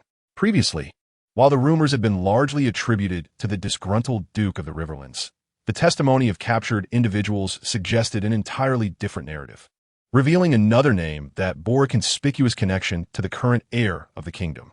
That captive, after divulging names, succumbed to unbearable torment that very night within the confines of his prison. With scant clues available, and the Tyrell family emerging prominently, Duke John found it all too convenient to believe that the machinations were the handiwork of the Tyrells, rather than the unclean dealings of the kingdom's heir, Stannis. Nevertheless, a lingering doubt persisted within him, surfacing intermittently to provoke deep contemplation. The cyclical nature of dynastic change appeared inescapably tainted by the corruption of power. Beneath a facade of vibrant life, dark currents surged, leaving one to ponder the fate of the beleaguered continent of Westeros. However, a singular event began to alleviate certain tensions within the castle. After slumbering for over half a month, King Robert's younger brother, Renly, finally awakened. His dreams had been tumultuous and relentless, filled with visions of struggling against tumultuous seas, being engulfed by the fiery breath of a monstrous dragon, and being tormented by fierce storms that battered his fragile form. Nightmarish images of sea monsters, swimming fish, thunder, and torrential rain came and went like the tides, entwining in a ceaseless cycle. Immersed in this dreamscape, Renly's thoughts drifted aimlessly, his mind scattered, unsure whether he was awake or still ensnared in slumber. Initially, this condition persisted with grave intensity, but gradually it began to subside. The tempest waned, the dragon took flight, and ultimately, all dreams dissipated like fleeting shadows. Renly then perceived a shroud of darkness lifting as his scattered thoughts gradually coalesced. His senses began to return. The surroundings were quiet, yet his keen ears detected the faint sounds of chirping birds, snippets of conversation, the soft swishing of a mop against the floor, and the gentle patter of footsteps. Lacking strength throughout his body, he instinctively licked his dry lips, only to taste a sour and bitter residue, reminiscent of some lingering potion. As he slowly opened his eyes, The familiar ceiling and the ornate drapery of his bed confirmed that he was indeed in his own chamber. A slight turn of his head revealed that he was alone. Yet, he noticed several shriveled, dark leeches motionless upon a silver tray at his bedside, which jolted him awake and sharpened his mind significantly. He raised his arm to inspect it and found abnormal red, swollen marks adorning it. But at that moment, Renly paid little heed to this condition, instead gazing at his frail arm in a daze. The arms of a child are naturally slender, yet the one before him, while not quite skin and bones, appeared exceedingly emaciated, an undeniable contrast to the chubby form he once possessed. How long had it been? The boy, nestled within the featherbed, could not help but ponder this question. Before succumbing to slumber, the events that transpired were somewhat hazy in Lannister's mind. He distinctly remembered that it was the day his less-than-affectionate brother was crowned, and then he drifted into a drowsy oblivion, followed by an unending series of dreams. However, upon reflection, those dreams too were indistinct, eluding his memory. It felt as though he had merely slept for a single night, yet the current circumstances suggested otherwise. Why had this phenomenon occurred? Lannister's thoughts immediately turned to the dragon egg he had ingested earlier, which had initially elicited no response. With this contemplation, he took a deep breath and managed to prop himself up against the headboard of the bed, his gaze directed towards the silver-plated round mirror embedded in the wall opposite. A pale and emaciated visage stared back at him, markedly more haggard than usual. His hair had grown considerably longer, the bangs clinging to his forehead dampened by sweat, giving him a wilted appearance. Lannister noted that his hair appeared darker than before, and the hue of his eyes seemed subtly altered. Yet, the information that soon surfaced compelled him to temporarily dismiss these observations, redirecting his focus to the attributes displayed in the mirror. Race level 2 class, Bard, class level, novice, class trait, musical sensitivity, knowledge acquired, heraldry 7, swimming 7, archery 5, knowledge acquired, poison crafting 5, dagger mastery 5, fishing 2, horsemanship 2, derived traits, spirit summoning glyph, Valyrian bloodline, mutation, curse of the embers. His race level had ascended to 2. Inexplicably, his swimming skill had increased by 1 level, while the others remained unchanged. However, the latter traits prompted a frown to form upon his brow. 2 new traits had emerged, yet 2 had vanished. It was illogical. Since swimming had risen to level 7, it should have yielded an additional trait, indicating that 3 had been lost. Contemplating this, his gaze fixated on the trait that had replaced the missing ones. What began as an instinctive action unexpectedly resulted in a new transformation. As his focus sharpened, the foggy information in the mirror gradually dissipated, unveiling a new line of text. Valyrian bloodline. Mutation. The faint Valyrian blood within you has merged with the powers of the curse and derived traits, enhancing your constitution. You possess some mysterious characteristics inherited from your bloodline, granting you the ability to thrive in underwater realms and to manipulate illusions, though it may attract unwarranted troubles. This sudden revelation left Lannister momentarily speechless, and he could not resist glancing at the next entry. Curse of the Embers. A remnant of some cursed power lies hidden within you, rendering you immune to most curse effects. However, while submerged in the ocean, there exists a slight chance that you may trigger a tempest. The awakening, fusion, and mutation of his bloodline, though somewhat extraordinary, were comprehensible to Lannister. Yet, the emergence of the curse induced an involuntary frown upon his features. While ensconced within the confines of the chamber, the peculiar tempest had long since ignited a sense of unease within him, yet no tangible clues had emerged. Now, it appeared that this storm was not a mere coincidence or an inadvertent provocation. Rather, it was a curse. The pertinent question remained: who had cast this curse upon him? Or, more fundamentally, what entity was responsible? He felt a burgeoning wariness in his heart, but before he could ponder this further, a cacophony of trivial sounds suddenly reached his ears. Lowering his gaze towards the source, he beheld a black cat, stepping forth from beneath the bed with dainty strides. Initially oblivious to the presence of an observer, it languidly stretched upon the pale green carpet, yawning in the process, before settling down to groom its plump forepaws. However, as it continued its grooming, its motions abruptly halted, and it gradually turned its head towards the bed's headboard. A sharp and resounding meow, tinged with a note of fright, echoed through the air, as if the feline were expressing a surge of joy. This commotion prompted the guard stationed outside to hastily push open the door, rushing in and exclaiming in excitement, "Quick! Come quickly! Young Lord Renly has awakened." The news of the king's younger brother's revival sent ripples of excitement throughout the bustling Red Keep. As the patient regained consciousness, the Grand Maester dispatched Ser Celes to hasten to his side for a thorough examination, while servants scurried about, preparing nourishment and sustenance. Consequently, an atmosphere of elation and relief permeated a small circle of individuals. Before long, Renly's two elder brothers arrived in succession, lingering in the room for a considerable time. The newly crowned king wore a broad smile, his genuine laughter and joyous gaze evoking a sense of warmth. Yet, Renly discerned a flicker of agitation hidden within his brother's brow. Meanwhile, Stannis, the second brother, maintained his usual expression, though a palpable air of despondency lingered about him, his demeanor appearing somewhat fatigued. Initially perplexed by the demeanor of his brothers, Renly soon gleaned the gravity of the situation from the murmurs of the servants.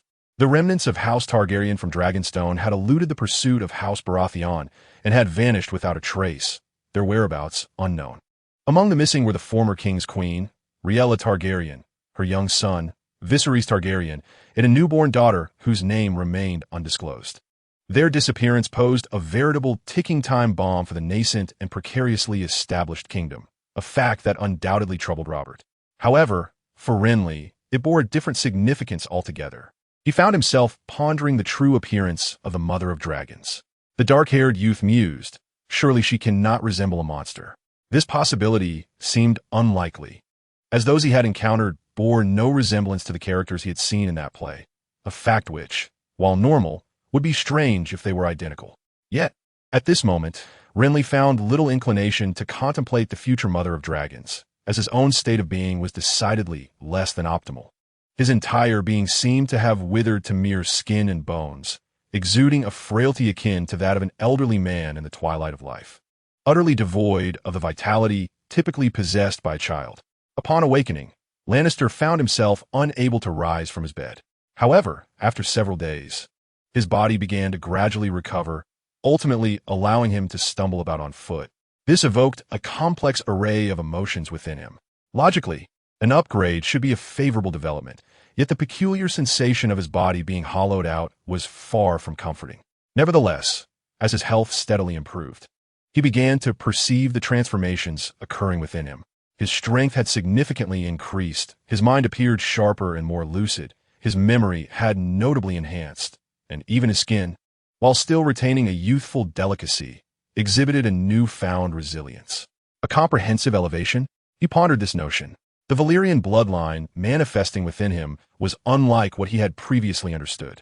It seemed to amalgamate two of his past traits associated with the ocean, along with a so-called illusion mimicry ability. Regrettably, Lannister had yet to find the opportunity to plunge into the sea for experimentation and remained unclear about the specifics.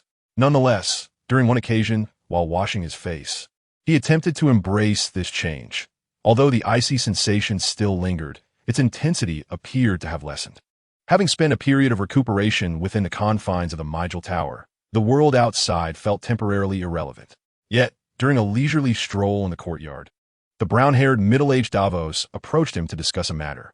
White Deer Wenda had informed him that she had completed the task assigned by the esteemed gentleman and was inquiring about when he might be available to meet her. Wenda? The name struck Lannister as somewhat unfamiliar at first, but he soon recalled it belonged to the bandit girl who had sought refuge with him. This, in turn, reminded him of the instructions he had given before his unconsciousness regarding the dagger of the people of the wetlands. Thus, he replied to Davos, "I shall meet her tomorrow." White Deer Wenda had long harbored a curiosity regarding the boy who had casually bestowed upon her son a golden dragon without expecting any recompense in return. Was he a typical mischievous noble child, a boisterous little plump lad, or perhaps a kind-hearted and gentle boy? Each time she held that golden dragon, these questions would swirl in her mind, and as her companions deliberated abandoning their mundane lives within the imperial forest to seek refuge with that boy, her thoughts would invariably return to this contemplation. Now, at long last, she stood before the individual in question, and the experience felt quite surreal. Clad in a somewhat loose black velvet coat adorned with silver trim and similarly baggy trousers, the boy appeared exceedingly frail. The golden-threaded, Black silk embroidered crown adorned with a stag emblem shimmered brilliantly in the sunlight, while his pallid face bore an air of fragility, reminiscent of one who had recently endured a grave illness. Rumor had it, indeed, that he had. Suddenly glancing over, one might perceive a frail and sickly boy, seemingly unremarkable save for his lustrous, raven black hair that beckoned to be caressed. However, when the boy's striking blue eyes met hers, this impression underwent a profound transformation. Those eyes were calm, yet scrutinizing, imparting a sensation that starkly contrasted with the boy's tender age. At that moment, her attention was captivated by the color of those eyes, an astonishing icy blue that was both resplendent and profound, radiating an allure that was anything but cold. Being gazed upon by them evoked a sense of comfort akin to a refreshing sea breeze on a sweltering summer day. "How did you manage that?" A slightly hoarse voice of a child interrupted the woman's reverie of admiration. She collected her thoughts and replied, "I observed him for several days and noticed that he bore no soldiers, accompanied only by an infant and a nurse, residing within the city SN." As she spoke, her words paused momentarily, and seeing the boy attentively listening, she continued, "On the day King Robert was patrolling the city, he was absent. I seized the opportunity to climb through the window and stealthily took the child away." Initially, Wanda feared that the child might not comprehend her words, thus she spoke slowly. But noticing his composed demeanor, she unconsciously quickened her pace. "I left him a note, instructing him to bring a ransom to reclaim the child, and I demanded that he disarm and remove all armor before I would reveal myself at a designated location. However, when he arrived, I had already climbed back into the inn and collected all his belongings. Fortunately, I had anticipated a longer endeavor to retrieve them." The woman, draped in a light green cloak, squatted down and patted the rough wooden chest at her feet. "It's all here, my lord." Unbeknownst to her, she had unconsciously employed a term of respect. At that moment, they found themselves in a soldier's guardroom on the outskirts of the Red Keep. In order to meet this female brigand, Balon had forged a letter purportedly from Windspire, which he presented to Davos, granting her the necessary access through the gates. Before the soldiers could announce the busy King Robert, Balon conveniently appeared on the scene, intercepting her arrival. Currently, as the throne room was abuzz with matters of state, Balon was untroubled by the prospect of Robert overhearing the letter and hastening to the location, especially since Stannis was also absent from the Red Keep, allowing him to receive the woman with ease.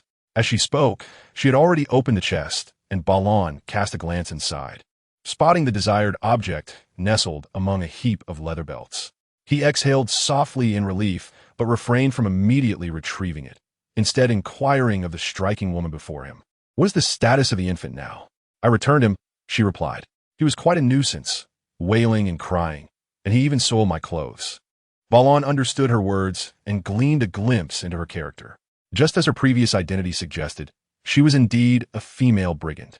Well-versed in matters of kidnapping and extortion, she displayed little sorrow over the death of her comrades, remaining utterly indifferent to the transgressions of the law, employing ruthless methods solely to achieve her goals. However, she was not merely a common brigand. Intriguingly, while typical bandits are often illiterate, this woman was capable of reading and writing, an extraordinary trait, given that even many from noble families struggle with the written word. The aristocracy primarily required the ability to read and write, relying on scholars for more complex tasks, thus rendering extensive study unnecessary. Furthermore, society at large exhibited a general disinterest in education, preferring the wielding of swords and daggers. "Where did you learn to read and write?" Bran asked, curiosity piqued. The woman, appearing to be in her 30s, was tall and slender, her golden hair cascading loosely as she squatted casually, her beauty undeniable. "My father was a mercenary knight," she replied. "He taught me to read and write from a young age." Bran nodded in acknowledgement, refraining from further inquiries, and instead removed a small gray pouch from his waist, presenting it to her.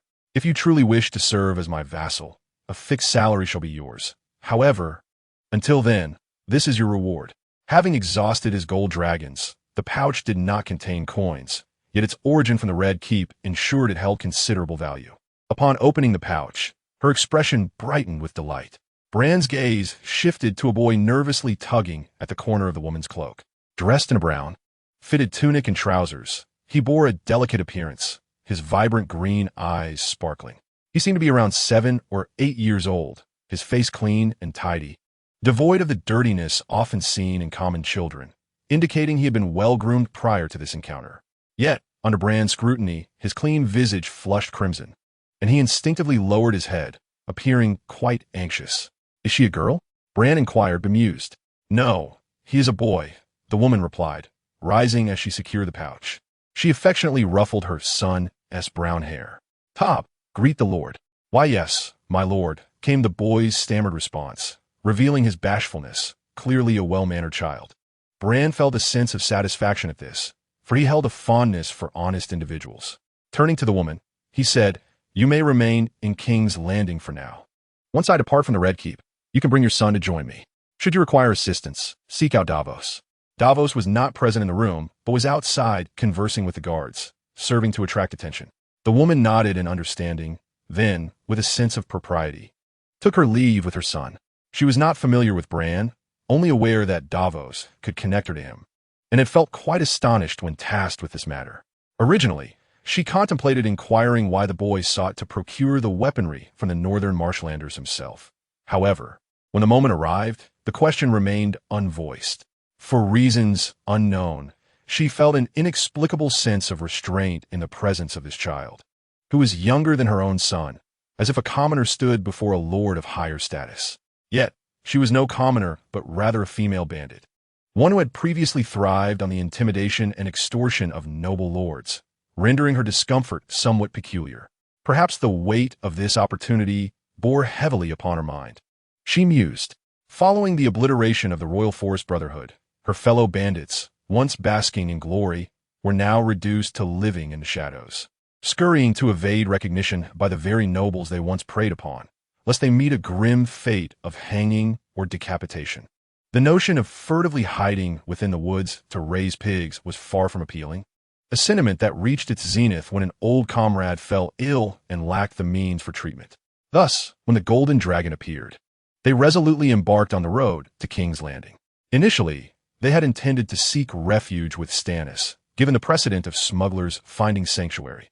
However, upon learning the specifics, they abandoned that notion and turned their gaze toward the dragon's master, the young scion of House Baratheon.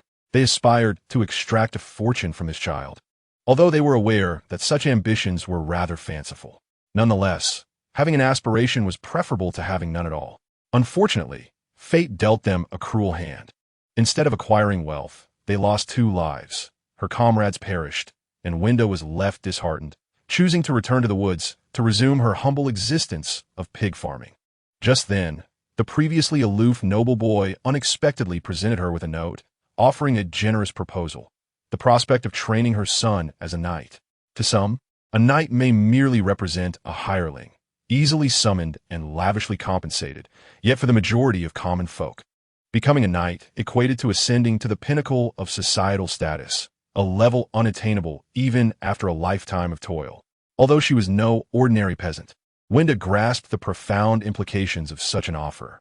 Thus, despite the uncertainty in his words and his tender age of merely 5, she exerted every effort to fulfill this ambition.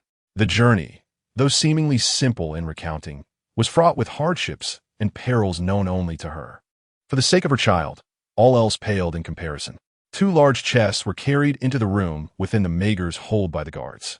The boy claimed they contained toys and garments from the Storm's End, and none of the guards questioned this assertion. After a flurry of activity, the room fell silent, save for a curious black cat that meandered about. Loras paid it no mind, focusing instead on opening the chests and scrutinizing their contents. Due to his previous display of curiosity regarding daggers in front of the people of the marsh, he refrained from divulging to the female bandit what he truly desired. Consequently, the contents of the box were numerous. Most of them were garments, in addition to some leather and chainmail armor. However, what caught Lannister's eye was the wooden-handled dagger concealed amidst the pile of clothes. Without hesitation, he grasped the dagger and scrutinized it closely. The dagger appeared quite ordinary, with a handle made of sandalwood and a blade of iron that glimmered with a sharp sheen under the sunlight streaming in from the balcony, evidently well maintained over time. Yet, unlike before, upon closer inspection, Lannister suddenly discerned that the dagger had not truly lost its scent. It merely existed in a significantly diminished form. Was it depleted? Contemplating this, he chose not to experiment with whether it could transport him into the realm of the unknown, instead placing it into his personal waste bin. His physical frailty had engendered a corresponding mental lethargy. At that moment, he felt utterly devoid of strength, still far from fully restored to health, and lacked the inclination to embark on an adventure. Thus, although the dagger appeared somewhat peculiar, he dared not conduct a true test, fearing the repercussions of an unexpected plunge into the unknown. As this thought flickered through his mind, Lannister turned his gaze towards the bedside table where a bowl of richly aromatic pea and bacon soup sat, left over from breakfast, which he had instructed the servants not to remove. After all, consuming more sustenance would hasten his recovery. He had long resolved to indulge himself as a glutton during this period. Just as Lannister pondered how to achieve a more balanced diet in his chamber, a conversation of vital importance was unfolding within the royal quarters of the Maegor's Holdfast. Although both belonged to the Maegor's Holdfast, the king's chambers were far more spacious than Lannister's. The balcony offered a wide view, the floor adorned with opulent silver carpets, and the golden bed could comfortably accommodate more than 6 adults. The corner liquor cabinet brimmed with wines imported from across the 7 kingdoms, and every piece of furniture exuded grandeur and expense. The room was bright and airy, yet at that moment, only 2 individuals occupied the chairs by the liquor cabinet, an elderly man and a young one, seemingly leisurely savoring a sour red wine from Dorne, while in reality, they were engaged in discussions about the affairs of the realm. Like the wine in their hands, they were conversing about Dorne. The Prime Minister, Jon Arryn, was preparing to send the young king as an envoy to Dorne after his wedding, attempting to placate House Martell. Robert himself harbored little hope for this endeavor, but did not refuse his foster father's suggestion. However, the discourse regarding Dorne did not linger. After a preliminary decision was reached, the young black-haired king shifted the conversation. "I intend to appoint Lannister as the Lord of Storm's End." This proclamation caused the elderly man, whose balding head was adorned with a fringe of pale gold hair, to momentarily falter in expression. Yet the king's speech continued unabated. "Look at his pale visage. I fear he may succumb to his illness." Robert downed his glass of wine in one gulp, refilling it with fervor, seemingly in high spirits. Perhaps this news would hasten his recovery.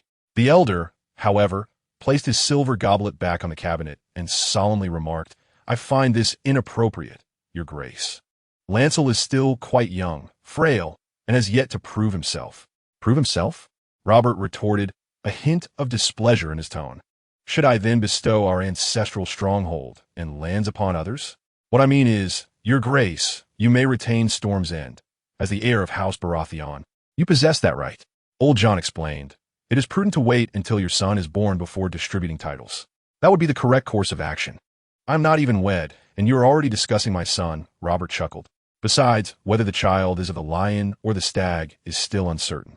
The elder's expression faltered, his eyes widening in disbelief at the audacity of the young king's words. Robert, noticing this, erupted into hearty laughter. "Look at you, Jon. You've been so startled. Have you grown so old that you cannot recognize a jest?" His mirth subsided as he continued. "However, should Cersei dare to stray after our marriage, I would have no choice but to eliminate her, regardless of the implications for the realm. If such a day were to arrive, we must consider how to eradicate the Lannisters entirely." The elder interjected without hesitation, though a look of resignation crossed his face. "But how many times must I say this?" "Robert, that is merely gossip. Consider Aegon the unworthy. I fear you might be misled by mere words into committing foolish acts." His voice was laced with concern, prompting a moment of silence from Robert, who then reflected, "You are a good foster father, Jon. At times, I feel quite the scoundrel." The elder found solace in this admission, yet was soon met with Robert's next words. "However, let us not discuss my brother's titles. This is a matter only I can decide. All 7 kingdoms belong to me, yet my brother is not even a lord. How shall I face our parents after I am gone? The Clinton family has been stripped of all lands and wealth by the Mad King. Perhaps your grace might consider granting Eagle's Nest to Lancel," the elder suggested. "It need not be Storm's End. Storm's End is merely a fortress. Yet it symbolizes House Baratheon of Storm's End, which is the liege for many of the lords and nobles of the Stormlands. The title of liege is of great importance to the nobility, It is akin to being half a lord, with the other half being the king. Robert's intentions were evidently to grant his younger brother Lancel the title of Duke of Storm's End, or to inherit the legacy of House Baratheon, essentially elevating a 5-year-old to the status of a lord. Eagle's Nest indeed encompasses a vast domain. Yet you are aware that I have already promised the lands of the Clinton family, Robert countered. Even that dilapidated fortress, I intend to return to Ronald Clinton. He fights for me, and I must reward him with some sweetness. What about the Long Table Hall? The Merrywise family was similarly stripped of their lands by the Mad King. Now, there we are, in the presence of the gods. John, do not tell me you are unaware that it is the castle of the Riverlands? It could also belong to Storm's End. Indeed. But we have already granted a portion of the Long Table Hall's land to House Targaryen. Must we also relinquish that castle? Robert shook his head. The Riverlands have been quite subdued lately, and I do not wish to provoke them further. Old John was left speechless. This was the same man who had been thoroughly routed by the armies of the Riverlands, and even after the war. He had insulted the Duke of Tully when they met. Yet now, it seemed he had forgotten how bitterly he had spoken of that defeat. The reason for such a transformation was simple. Recently, Duke Merrywise had been flattering Robert in order to secure a match for his sister, and somehow, he struck the right chord, bringing joy to Robert. He was not foolish. He knew when to impose penalties for defeats, and he had indeed taken a substantial portion from the Riverlands. However, at this moment, his heart no longer harbored much animosity toward them. For a king, this was not necessarily a bad thing, as he eventually needed to consider the entire realm. Yet, although the war had ushered in a new dynasty, the overall situation across the Seven Kingdoms had not changed much. The pie was small, and, aside from the Targaryen lands, the other two opposing factions, the Riverlands and Dorne, were either too distant to reach or too strong to confront without caution. Storm's End would remain as it is, with Robert around. The Lords of Storm's End would not dare to cause any trouble. The old man pondered, suddenly reminded of another issue. Is His Majesty planning to bestow Dragonstone upon Stannis? He is my heir, Robert responded matter-of-factly. The king's heir must certainly be granted Dragonstone. Dragonstone lies in the sea to the east of King's Landing, separated from a port by a bay known as Blackwater Bay. It is not vast, but its significance is paramount. Since the inception of the Targaryen dynasty, the heir to the Iron Throne has been titled Prince of Dragonstone, a tradition that has persisted for nearly 3 centuries, universally accepted by all lords. In essence, being granted Dragonstone equates to the announcement of the heir. However, at this moment, Duke John found it difficult to regard his foster brother with the usual demeanor. Whenever he thought of him, he could not help but recall certain matters uncovered by recent rumors. Though everyone attributed the incident to the Duke of Tully from the Riverlands. Was that the whole truth? What if it was not Tully's doing at all? Or if he too was merely a pawn in someone else's scheme? If the rumors were indeed instigated by the king's younger brother, Stannis, what could his motives be? Duke John found himself unwittingly reminiscing about the era when the dragons of House Targaryen had not yet perished, a time marked by a brother of the king, who once coveted the title of Prince of Dragonstone. This ambitious and reckless prince stirred a note of caution within the newly appointed prime minister. Thus, addressing the youthful king before him, he remarked, Stannis is currently your heir, yet this does not guarantee his position indefinitely. His words caused Robert to pause, a flicker of contemplation crossing his brow.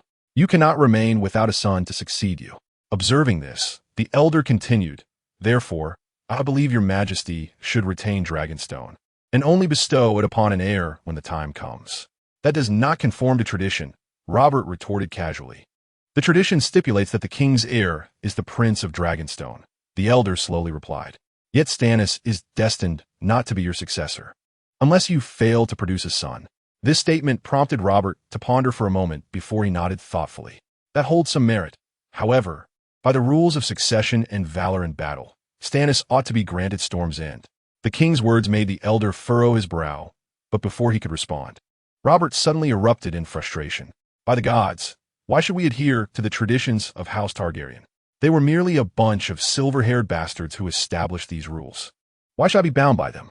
Your Majesty, you inherit the Iron Throne by virtue of your bloodline, traced back to Princess Rhaella Targaryen, and thus are naturally obliged to honor the customs of old.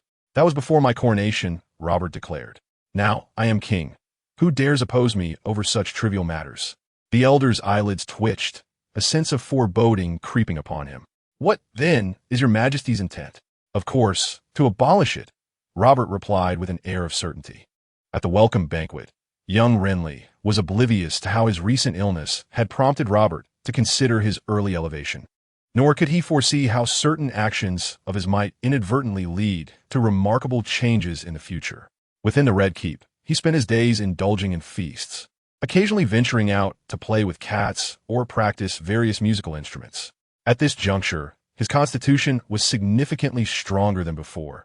His lung capacity had increased, and his skin had become more supple. What once hindered prolonged practice now posed little challenge. Living leisurely within this royal castle, eating, drinking, and sleeping well, he appeared frail. Yet in truth, he was not, and his outward frailty was gradually dissipating. With no significant upheavals or unexpected occurrences, he was largely overlooked as a mere child, enjoying a tranquille existence. However, during one evening at the Red Keep's banquet, an unexpected figure approached him. Amidst the harmonious melodies of harp and flute, elegantly attired nobles danced gracefully in the hall. When a tall young man with soft brown curls seized the opportunity to approach Renly as he tucked into a strawberry cake in the corner. "Hello there, child," he greeted with a cheerful smile, cradling a silver goblet adorned with rubies, for which a faint aroma of wine wafted. As he raised his gaze to the tall figure who had approached him for conversation, Balon swallowed the morsel in his mouth, leisurely retrieved a white handkerchief from his inner pocket to wipe his hands and the corners of his mouth, and then stood to respond politely. "Good evening, Lord Tyrell." The boy displayed impeccable manners, yet the other party casually drew out a chair from beneath the long table to sit opposite Balon, then inquired with genuine concern. "By the grace of the gods, child, how is your health?" "Much improved. Thank you for your concern, my lord," Balon replied with a gentle smile, his eyes seemingly curving with delight, which momentarily surprised the other man, prompting him to exclaim, "Your eyes are truly beautiful, child. They inspire envy in those who gaze upon them." "I envy your stature, my lord," the boy replied earnestly. "I hope to be as tall as you when I grow up." Unable to conjure any other flattery, he resorted to this compliment, yet the other party, lacking any mind-reading abilities, burst into hearty laughter in response. "Your father is quite tall, and your brother is no shorter than I. I dare say you shall not be lacking in height when you mature." "Then I hope every word you say comes to pass," the boy replied seriously, eliciting another round of laughter from his interlocutor, while a middle-aged attendant trailing behind could not help but shake his head in amusement. "You must visit Highgarden someday, Balon. I have 3 sons and a daughter, along with a host of nephews and nieces. You shall not be wanting for playmates there." "That depends on what my elder brother says," the boy answered. "However, I eagerly await your invitation, my lord. I have heard that the apples of Highgarden are exceptionally sweet." "Not only the apples are sweet," the Duke replied with a twinkling smile. After exchanging a few more pleasantries, Balon excused himself under the pretext of needing to use the restroom, thus liberating himself from what he perceived to be the somewhat foolish Duke of the Riverlands. However, the Duke's impression of him was quite the opposite. He watched the boy's retreating figure with admiration, his smile lingering long after he departed. Then, turning to the steward beside him, the Duke remarked, "Look at that charming little fellow. I am inclined to take him on as a squire." The steward, a man in his 40s hailing from a knightly lineage, frowned at this. "Pardon my interjection, my lord, but I dare say King Robert would not acquiesce to your proposal. He might perceive it as an attempt to demand a hostage.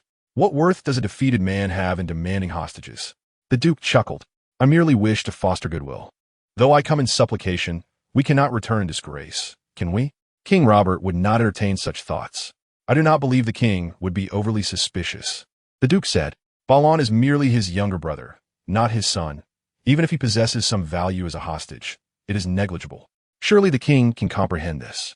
He may disregard my younger sister, but he must acknowledge Highgarden's nurturing of children. Old Town is my domain. In this regard, who in the 7 kingdoms could rival the Tyrells?" After several encounters, he became more familiar with Robert, their exchanges marked by an air of camaraderie, interspersed with a subtle hint of unspoken resentment. However, the steward did not share this man's optimism. While it was not of paramount importance, it was hardly a trivial matter to assign a former adversary as a servant. Former adversary? Such a statement displeased Duke Tyrell, yet he refrained from voicing a rebuttal. After a moment's contemplation, he remarked, "If His Majesty Robert proves unworthy, I shall send a son to serve young Lancel as a companion. Although Loras has yet to reach 2 years of age, he seems suitably matched in terms of age. Albeit, I must wait a few more years until Lancel departs from the Red Keep, which is of little concern. The steward, harboring unspoken doubts, responded outwardly. Provided that Lancel is indeed to be granted the title of Lord. He will undoubtedly be granted such a title, the Duke asserted confidently. His Majesty Robert is renowned for his generosity. As he spoke, he regarded his steward with interest and inquired, "What do you suppose his future title will be? Is the Stormlands a likely prospect?" "Not very likely, my lord," the steward replied pragmatically. "I believe there is a considerable chance that Stannis will be granted the Stormlands." Stannis? The very mention of the name unsettled the Duke. Having besieged Storm's End for a year, though it had resulted in no casualties, it had nonetheless driven the inhabitants to the brink of desperation. Moreover, Stannis' character was known to be harsh and unyielding, a trait that often fostered deep-seated grudges. This was compounded by the fact that Stannis' betrothed hailed from House Florent, an old noble lineage of the Reach, who had historically resisted Tyrell's authority.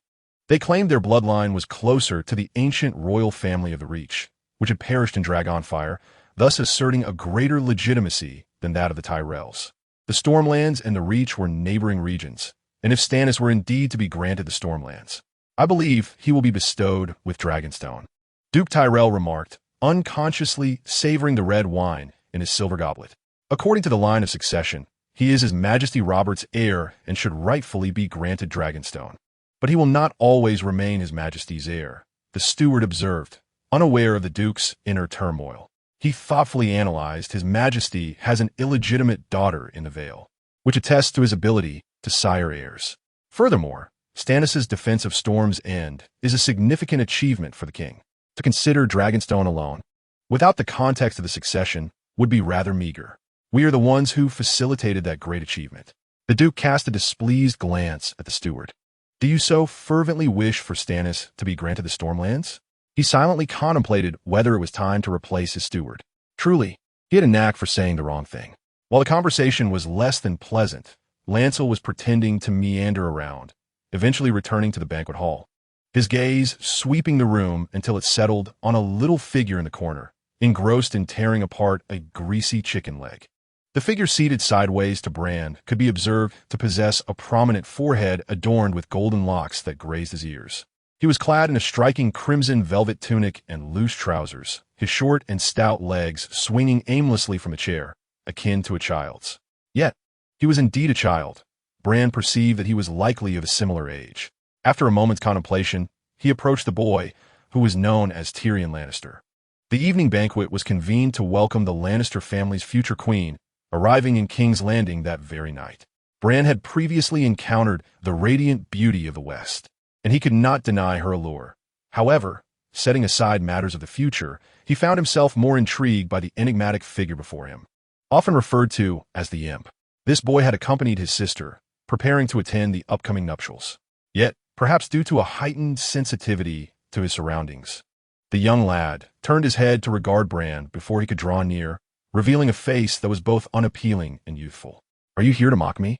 he inquired, his mismatched eyes gleaming with disdain. The unexpected query rendered Bran momentarily speechless. He then pulled out a chair across from the boy and replied, "I have no habit of ridiculing others. I also do not engage in conversation with strangers." The child, seated before him, regarded Bran with a cold gaze. His features twisted in a way that appeared grotesque under the dim light. Quite the recluse, Bran mused, though he remained unperturbed. As he sat there with an air of composure, he extended his arm, causing his sleeve to flutter, and a gleaming silver dagger suddenly slipped into his grasp. With a slight lean forward, under the boy's astonished gaze, he deftly severed a chicken wing from the platter before him, under the light of the nearby brazier. The succulent and greasy piece of chicken was skewered by the dagger, distancing itself from Tyrion's view, as Bran uttered, "I find your chicken exceedingly appetizing, which is why I've come to request a portion." The dark-haired boy, as he retrieved the chicken wing, took a bite, the sound of his chewing somewhat muffled. "But you seem reluctant, so I had no choice but to take it by force," he added. This remark might have sounded like bullying. However, after scratching his head, he unexpectedly pushed the platter of roasted chicken toward Bran. "Here you go. But I don't think this chicken is particularly delectable, he stated, his voice hoarse, yet imbued with the innocence characteristic of youth. Bran estimated the boy to be around 8 or 9 years old. Is that so? Bran queried, slicing another piece of chicken to savor. Then why do you eat it so ravenously? I am quite hungry, the boy replied. It appeared to be the case. Yet Bran sensed a hint of reluctance in his tone, as his gaze inadvertently drifted toward a nearby cluster of children of similar age, who were engaged in spirited play. Recalling the initial words he had spoken, Lancel easily deduced what had transpired earlier. However, he refrained from probing further into the matter and instead shifted the conversation. You are called Tyrion? I am Lancel. I am aware you are Lancel, came the reply, perhaps due to the recent exchange. The future protagonist exhibited a diminished sense of vigilance, though he did not appear overly enthusiastic. The steward at Casterly Rock mentioned you. My sister has even brought you a gift. This statement prompted Lancel to glance over, and through the throngs of people, he spotted his older brother, Robert, dancing with a graceful young lady adorned in a lavish, elegantly curled gown.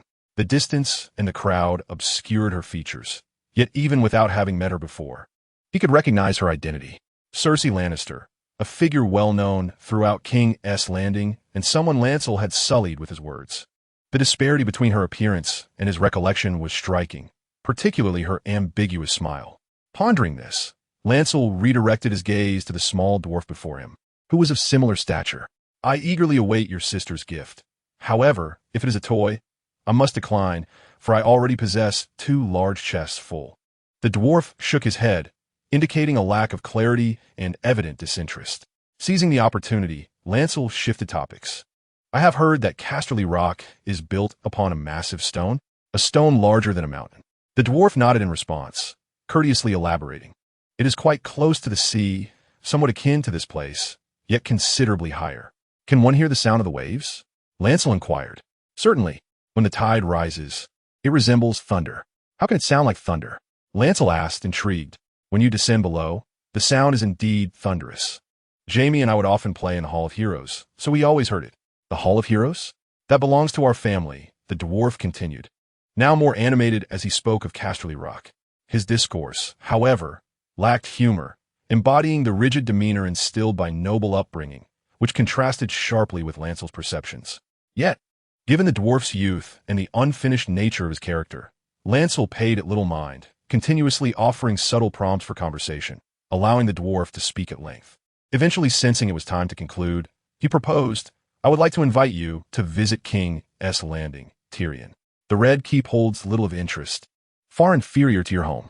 Upon hearing this, the dwarf eagerly interjected, I have heard there are dragons within the Red Keep. Lancel, noting the excitement on the dwarf's unappealing visage, replied, merely a collection of dragon bones, all of which have been gathered away, lacking intrigue. Observing the disappointment on the dwarf's face, he added, however, there is an abandoned dragon lair atop the Renly's hills, once used by the Targaryens to rear dragons. I have long wished to see it. What do you say? Would you care to join me? The dwarf appeared intrigued, yet hesitated. I must consult my father for permission. He is reluctant to allow me to roam freely. I shall consult my elder brother, the king. If he consents, then even if your father forbids your wandering, it shall be overlooked. As Lannister spoke, he noticed the absence of dissent, and thus he descended from the long bench, making his way towards the center of the hall. The little demon from his memories, once intriguing to him, was now merely a reclusive and ostracized gnome, offering little for conversation. However, the matter pertained to leaving the Red Keep, which warranted his attention. At the tender age of 5, despite the protection of guards, it was quite a challenge for him to exit the Red Keep.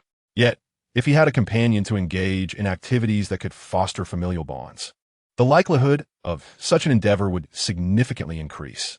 Recently, the twin siblings from House Redwyne had arrived, and although they could serve as playmates, Lannister had heard they were sent as hostages and could not roam freely. Thus he abandoned that notion. He was determined to seize the opportunity before him. Upon reaching the center of the hall and broaching the subject with the young king, who had just concluded his dance and was seated, drinking from a silver goblet, he encountered no objections. Instead, the king erupted in hearty laughter, and the golden-haired maiden beside him smiled gently, her countenance radiating warmth and grace. However, just as Lannister secured the king's consent and prepared to depart, an unexpected turn of events unfolded. After downing the crimson wine from his goblet, the young king adorned with a golden crown and dark, coal-black hair, abruptly stood, clapped his hands, and the seemingly preoccupied men and women around them ceased their activities, gradually converging towards them.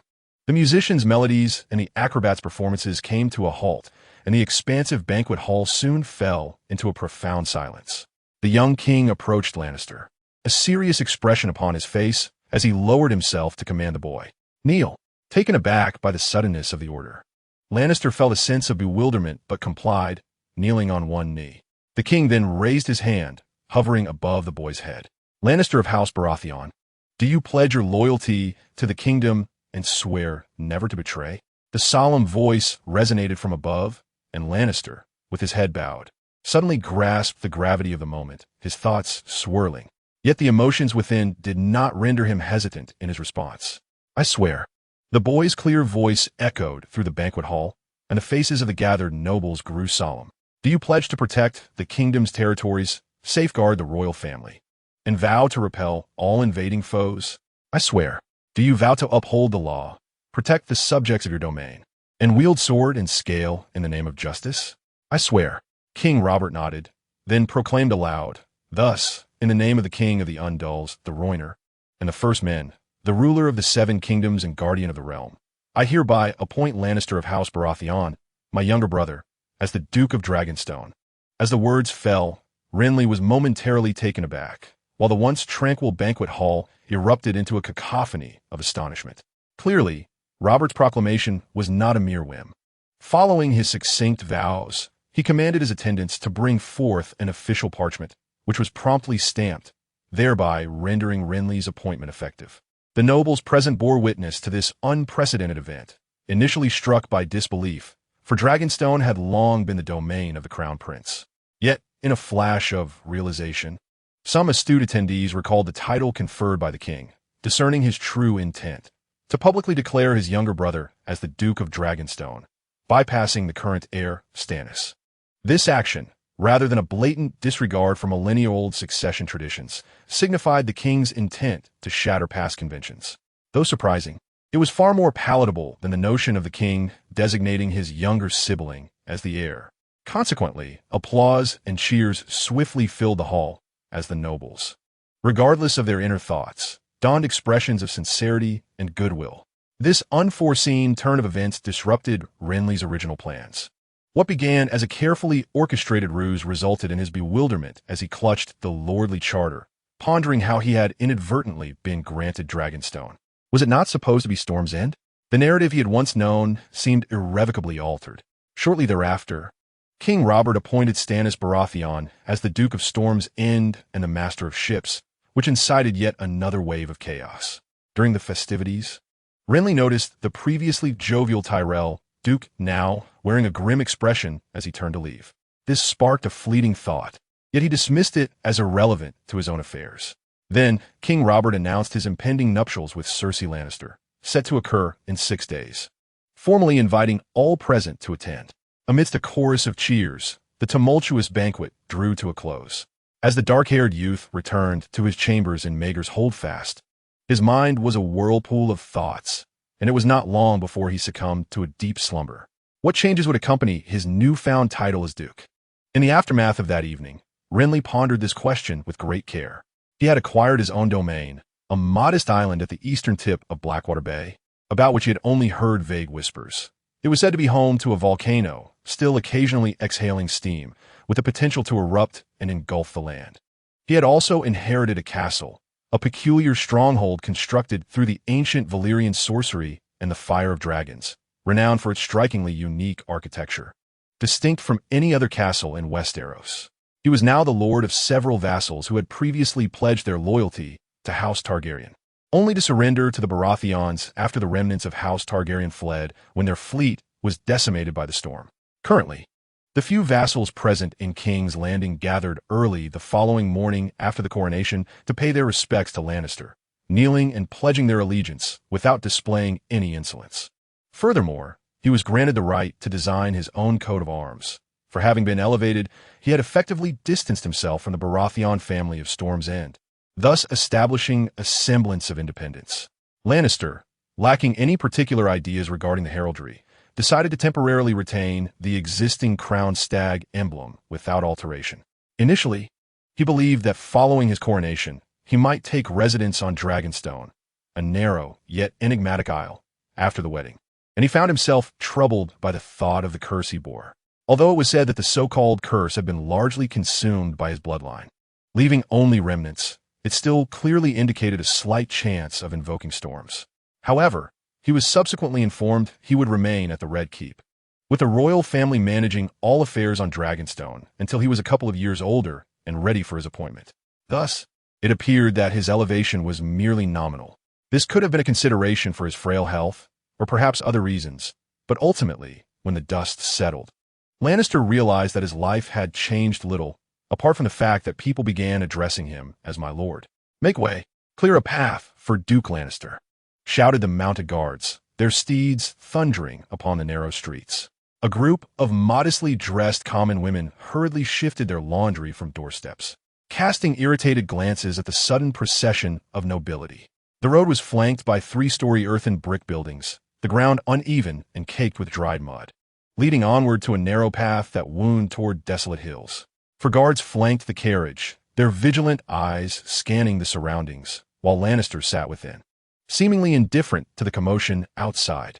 Bored, he occupied himself by peeling an apple with a sharp and nimble dagger, the skin spiraling off in long strands, eventually reaching over 1/2 meter in length. It was the third day since his elevation, and he had successfully exited the Red Keep, heading toward his intended destination. However, he was alone in the carriage, as he had initially intended to bring along the little Lannister imp, but for reasons unknown, the latter had suddenly withdrawn, retreating into the Red Keep to bury himself in books rather than venture out. This did not pose a significant issue, for as a duke, Lannister had gained a degree of freedom, and merely being able to leave the castle was a testament to that. As they progressed, the carriage swayed along the bumpy path, the creaking of the wheels resonating continuously, and the foul odors that had filled the air gradually gave way to a peculiar scent. When the carriage finally came to a halt at the narrow road's end, the aroma had become unmistakably pronounced. Ahead lay a staircase, winding ever upward towards the summit of the Renly's hills. After finishing his apple, the dark-haired boy carelessly discarded the core, accompanied by his guards as he ascended towards the peak of this hillock. His journey was motivated by the intention to retrieve a copy of a certain medium he had discovered upon his initial arrival in the city, which resided atop this very hill. As he pressed onward, the inclined steps were left behind, and the group ultimately reached a desolate, flat square. At the end of the square loomed a towering, dilapidated, domed structure. Turning his gaze, he observed the densely clustered ochre buildings below, resembling a series of small, rounded hills. In the distance, 2 other hills stood tall, one crowned by the majestic Great September of Baelor, and the other marking the site of the Red Keep. The Egon Heights, the Visenya Hills, and the Renny's Hills. These were the iconic landmarks of King's Landing. It was upon these shores that the conqueror Egon first set foot on the continent of Westeros, and these natural hills bore names in honor of him and his sisters. Time has transformed the landscape, yet the hills remain, bearing witness to the passage of ages.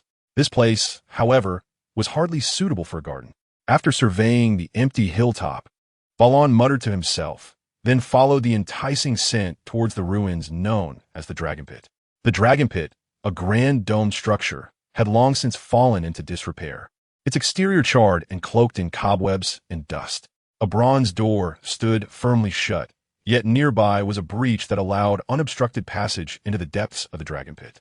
As he stepped inside and wandered through the ruins, Balon discerned that the scent did not emanate from the surface of the Dragon Pit, but rather from beneath it. He wrinkled his nose in search of the source, eventually arriving at a dilapidated wall, his gaze fixated on the dust-laden wooden floor below. "What are you looking for?" One of the guards, who had been trailing him, could not help but inquire as Balon halted his steps. They had observed the young duke for quite some time, noting that he did not seem to be merely wandering aimlessly. "There is something hidden beneath," Balon replied, beckoning the guard forward. The wooden planks were pried open with the guard's sword, revealing a dark underground passage. The others, taken aback, watched as Balon stepped into the darkness without hesitation, prompting them to follow suit. Once inside the passage, the scent intensified, and Balon's companions remained vigilant, scanning their surroundings for any unforeseen dangers. However, no such threats materialized. Upon emerging from the passage into a dimly lit cellar, they were greeted by rows of dusty clay jars resting upon wooden shelves.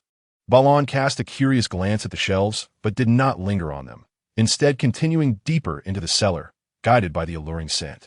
Two guards trailed closely behind, while the others curiously surveyed the concealed cellar. "What is this?" A guard, brandishing a torch, leaned closer to examine the jars upon the shelves, yet after a prolonged scrutiny, he discerned no conspicuous markings on the sealed vessels. Consequently, he lifted one of the jars, intending to strike it open for inspection.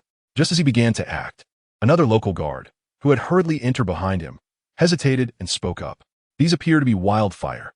Upon hearing this, the guard who had taken the jar froze momentarily, while a dark-haired boy nearby, who had just picked something up, could not help but glance back at the row of wooden racks he had initially dismissed as refuse. After casting a furtive gaze at the jars and the guard, a cold sweat broke out upon him. Wildfire is a peculiar flame concocted by alchemists, notorious for its difficulty to extinguish once ignited. It possesses the uncanny ability to infiltrate fabrics, wood, leather, and even steel, burning fiercely upon water surface. In the annals of Westeros' recent history, wildfire holds considerable significance. The Mad King Aerys was infatuated with it, relishing in its use to incinerate his foes.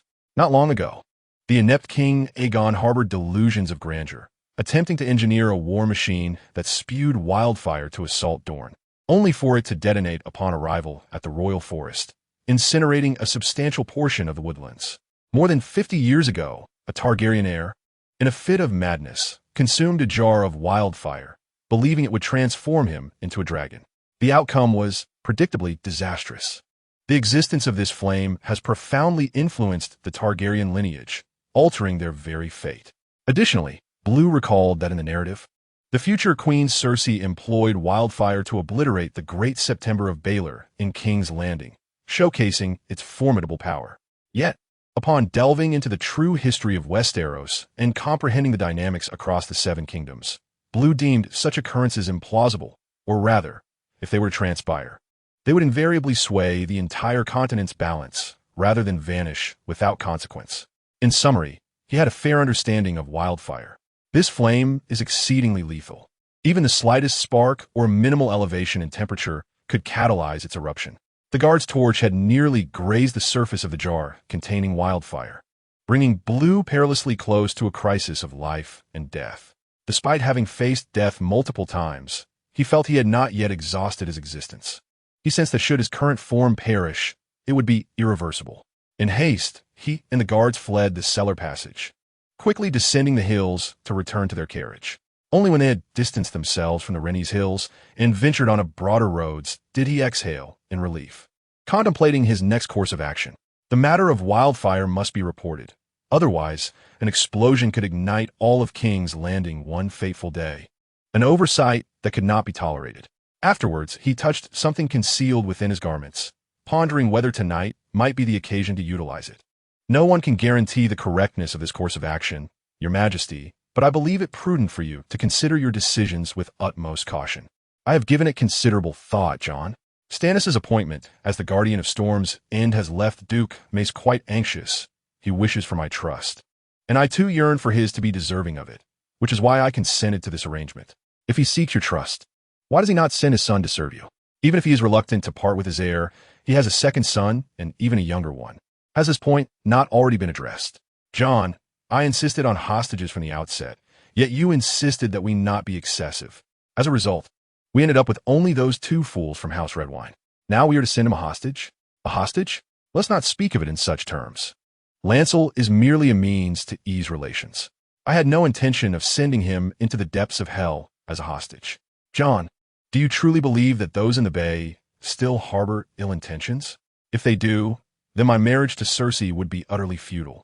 The conversation within the chamber was abruptly interrupted by a hurried knock on the door, followed by a young attendant entering at King Robert's behest. He quickly reported, "Your Grace, my Lord Prime Minister, Duke Lancel has discovered a cache of wildfire." The mention of wildfire caused both men to pause, exchanging a glance before Jon Arryn. The hand of the king promptly inquired, "How much?"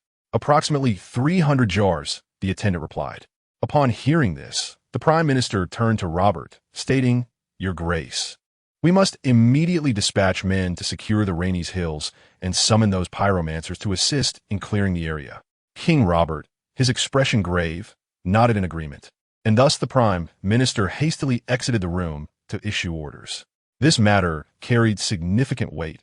Ordinarily, the discovery of a stash of wildfire could be managed with a few personnel. However, with nobles from across the Seven Kingdoms gathered in King's Landing, any unfortunate incident could lead to dire consequences, compelling both men to take it seriously. That day, the Renly's hills were cordoned off for the entire morning, and the contents were largely cleared. Nevertheless, discussions regarding the incident did not cease. Rather, they deepened. Why did that long-abandoned dragon conceal wildfire? This question was placed before the King's Council. Wildfire, in itself, was not alarming, but reports from soldiers indicated that the cache's traces suggested these were not remnants hidden by some historical monarch. Rather, they had been concealed not long ago, which immediately caught the attention of the king's trusted advisors. What had transpired recently? Anyone in King's Landing could answer that question. It was the war between the Targaryens and Baratheons. During the conflict, a considerable amount of wildfire had been buried within the dragon. What was the purpose of this, and who buried it? The truth was easily deduced. It was well known that the Mad King Aerys had placed immense trust in the secretive pyromancers, who were the only ones capable of producing wildfire. At the council table, Maester Pycelle raised a trembling hand to wipe non-existent sweat from his brow and stammered to King Robert, "Your Grace, I believe there is more wildfire within the city than just this. I propose that if the Mad King had indeed intended to use wildfire against you, then such substances must exist beyond merely the dragon pit. They could be scattered throughout the city, for the god Sake. What a madcap notion. His words are essentially superfluous, as everyone present has pondered this very issue, concurrently sensing that the possibility is not insignificant. After all, if a command to bury the wildfire had been issued, it is implausible that it was concealed in but one location. What the others? Why has there been no eruption? Was it merely a matter of time? Or is it that there are still those lurking in the shadows, poised to ignite that dreadful substance at any moment? Such thoughts cast a pall over King Robert and Prime Minister Jon Arryn, while Barristan, captain of the King's Guard, clenched the hilt of his sword in silent contemplation. Meanwhile, Stannis, the master of ships, directed a scrutinizing gaze towards the diminutive figure of Varys, the spy master, seated across the table, his expression rife with skepticism, causing Varys to inwardly lament. However, irrespective of their musings, the proposal for a thorough search of the entirety of King's Landing was swiftly enacted, and indeed, a succession of locations harboring wildfire was uncovered. Flea Bottom, Flower Street, Cobbler Square, and even beneath the Great September of Baelor. Each discovery during the relentless searches sent waves of cold sweat cascading down the backs of the city's nobility, who realized they were precariously perched atop a volcano that could erupt at any moment, all while having been blissfully unaware until now. Consequently, the madness of the late King Aerys once again became the subject of fervent discourse among the denizens of King's Landing, with each individual expressing a sense of relief. Then, an unusual thread began to emerge. If I am not mistaken, was it not that child who first discovered the secret passages of the Red Keep?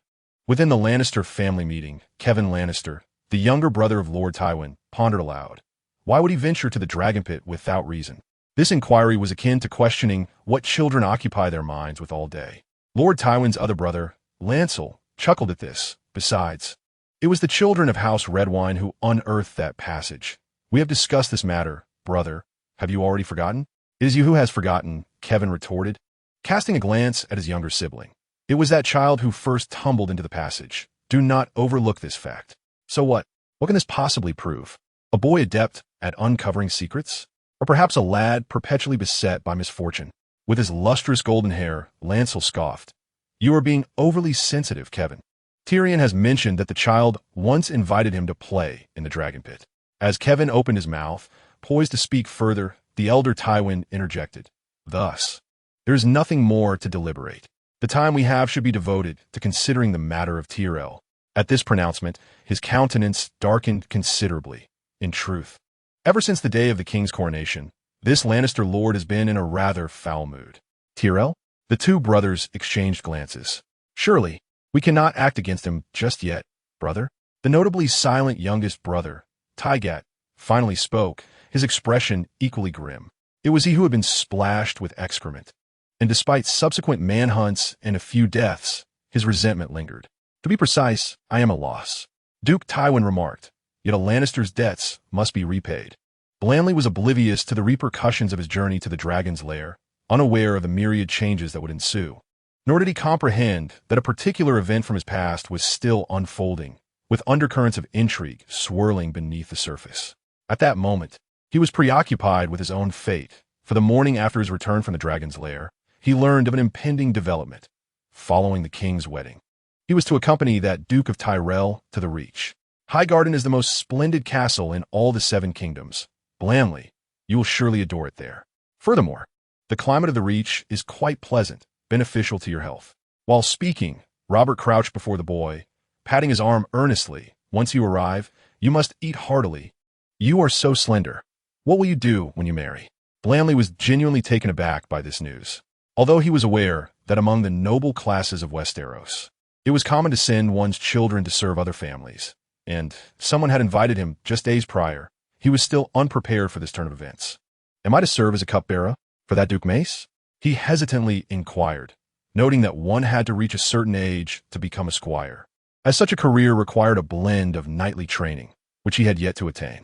A cupbearer? Robert burst into laughter. You are already a lord. How could you possibly serve as a mere cupbearer? Then what am I to do? Simply be a guest? You shall become an adopted son, King Robert replied. To Lady Olenna Tyrell. Blandly was momentarily taken aback. Olenna Tyrell, also known as Olenna Redwine, was the widow of the late Duke of the Reach and the mother of the current Duke, remembered as the grandmother of some key figures in House Tyrell, famously dubbed the Queen of Thorns. That day, in addition to learning that he would soon be sent to the Reach as an adopted son, Blandly encountered the Duke of Tyrell, who greeted him with a beaming smile. It seemed this newly acquired brother was quite pleased with the arrangement. This made sense. In this world, adopted children had no claim to inheritance, and nobles exchanging their offspring as adopted children was merely a diplomatic maneuver, fostering bonds of affection through surrogate upbringing and education. In reality, the child belonged to their rightful family. His half-brother had been sent to the Vale as an adopted son years ago, and now his adoptive father served as the hand of the king, a crucial ally. However, Blandly sensed that his situation was somewhat different from that of Robert's, yet he harbored no substantial objections by the time he learned of this decision. It had already been firmly established. His mind was somewhat chaotic, yet this did not deter him from the tasks he was about to undertake. In 2 days, Lord Robb's wedding would take place, and at this moment, the servants within the Red Keep were in a frenzy of activity. This commotion seemed perfectly suited to Lancel. Upon returning to his chamber, retrieved from his inner pocket the medium he had previously discovered in the dragon. It was a fractured wooden sword hilt, approximately the size of his palm, its edges charred as if it had endured the ravages of a great fire. Upon its surface, a faintly discernible gray, seven-pointed star pattern hinted at the original identity of this hilt. Lancel, suspecting its significance, squeezed the dagger he had previously acquired, but observed no transformation. Thus, he arrived at a decision. However, rather than grasping the hilt immediately, he made a deliberate trip outside, venturing to the tower where Master Pycelle resided to search for several books. It is worth noting that Pycelle, the Grand Maester of the Red Keep, was currently quite reluctant to engage with Lancel, not merely due to the initial healing incident, but also because of the prolonged recovery following a lengthy stupor. Each time Lancel sought his aid, he would question Pycelle's medical expertise or inquire about various matters, and after several encounters, Pycelle found the boy increasingly vexing. Yet, as the king's younger brother and the Duke of Dragonstone, Pycelle could not treat him as he would an ordinary mischievous child. He could only muster the energy to respond politely. If you wish to learn about the history of Maegor, I solemnly recommend this volume, The Bridge of Sorrow and Stone, which meticulously records the details of the Battle of the Stone Bridge and the lives of the 6 brides of King Maegor. Upon observing Lancel extract a few books from his own shelf, Pycelle trembled as he rose from behind his desk to present one to the boy, seemingly attempting to ease their strained rapport. Glancing at the tome in Pycelle's hand, Lancel accepted it without refusal. "Thank you, Maester Pycelle," he replied courteously, appearing exceedingly polite. Yet the response left Pycelle feeling somewhat perturbed. "It is Grand Maester, my Lord Lancel. I must remind you that I am distinguished from mere scholars. My knowledge and wisdom exceed that of an average maester." He continued to prattle on, but the boy hardly absorbed his words, offering only perfunctory acknowledgments as he clutched the books and exited through the door. This prompted Pycelle to shake his head in exasperation, a look of resignation on his face. What a thoroughly impolite child. The charred seven-pointed star hilt was an unmistakable emblem. The seven-pointed star symbolizes the deities of the faith of the seven. And in the annals of Westerosi history, there existed an organization known as the Knights of the Star, which bore this insignia.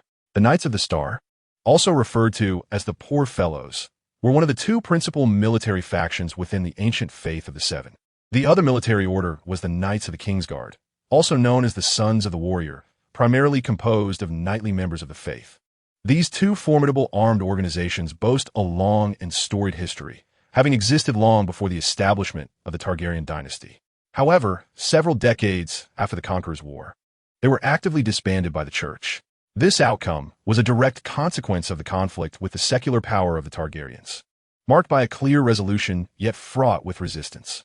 Upon discerning certain characteristics, Bran felt he had unearthed a rough objective: to seek out books to read and to revisit the history of a particular era.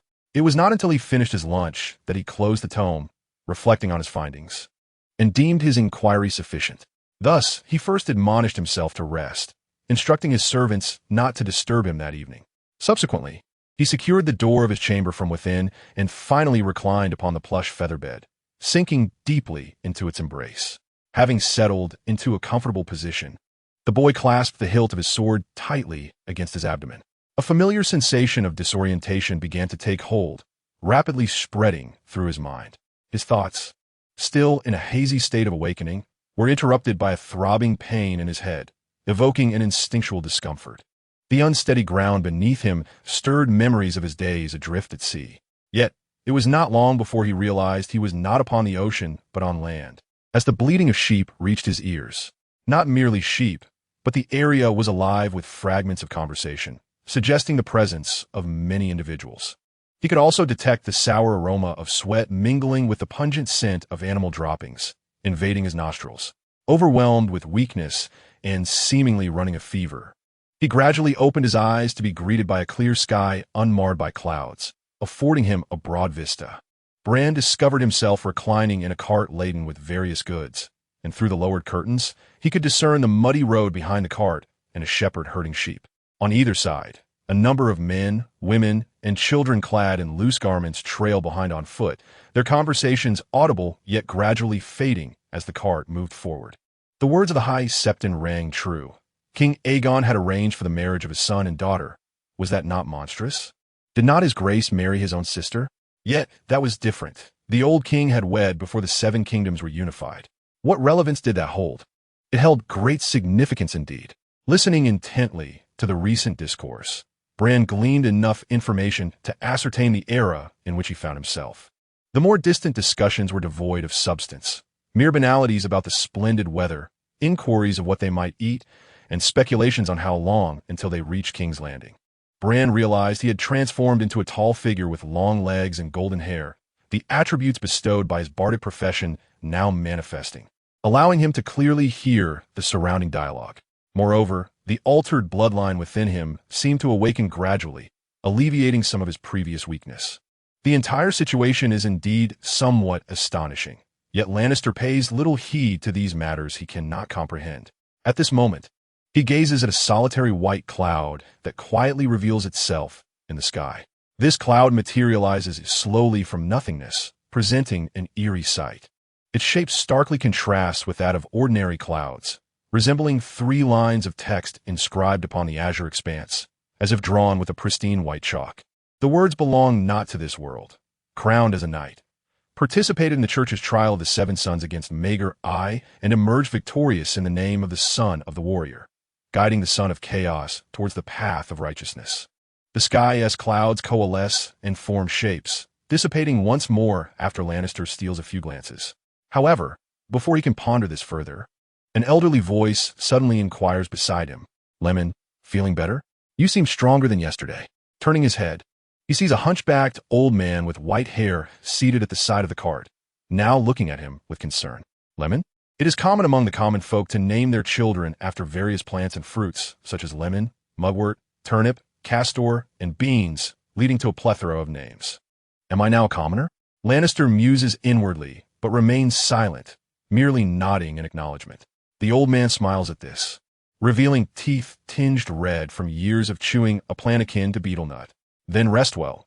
I shall call for you once we stop, he says, patting Lannister on the forehead, his demeanor appearing quite affable.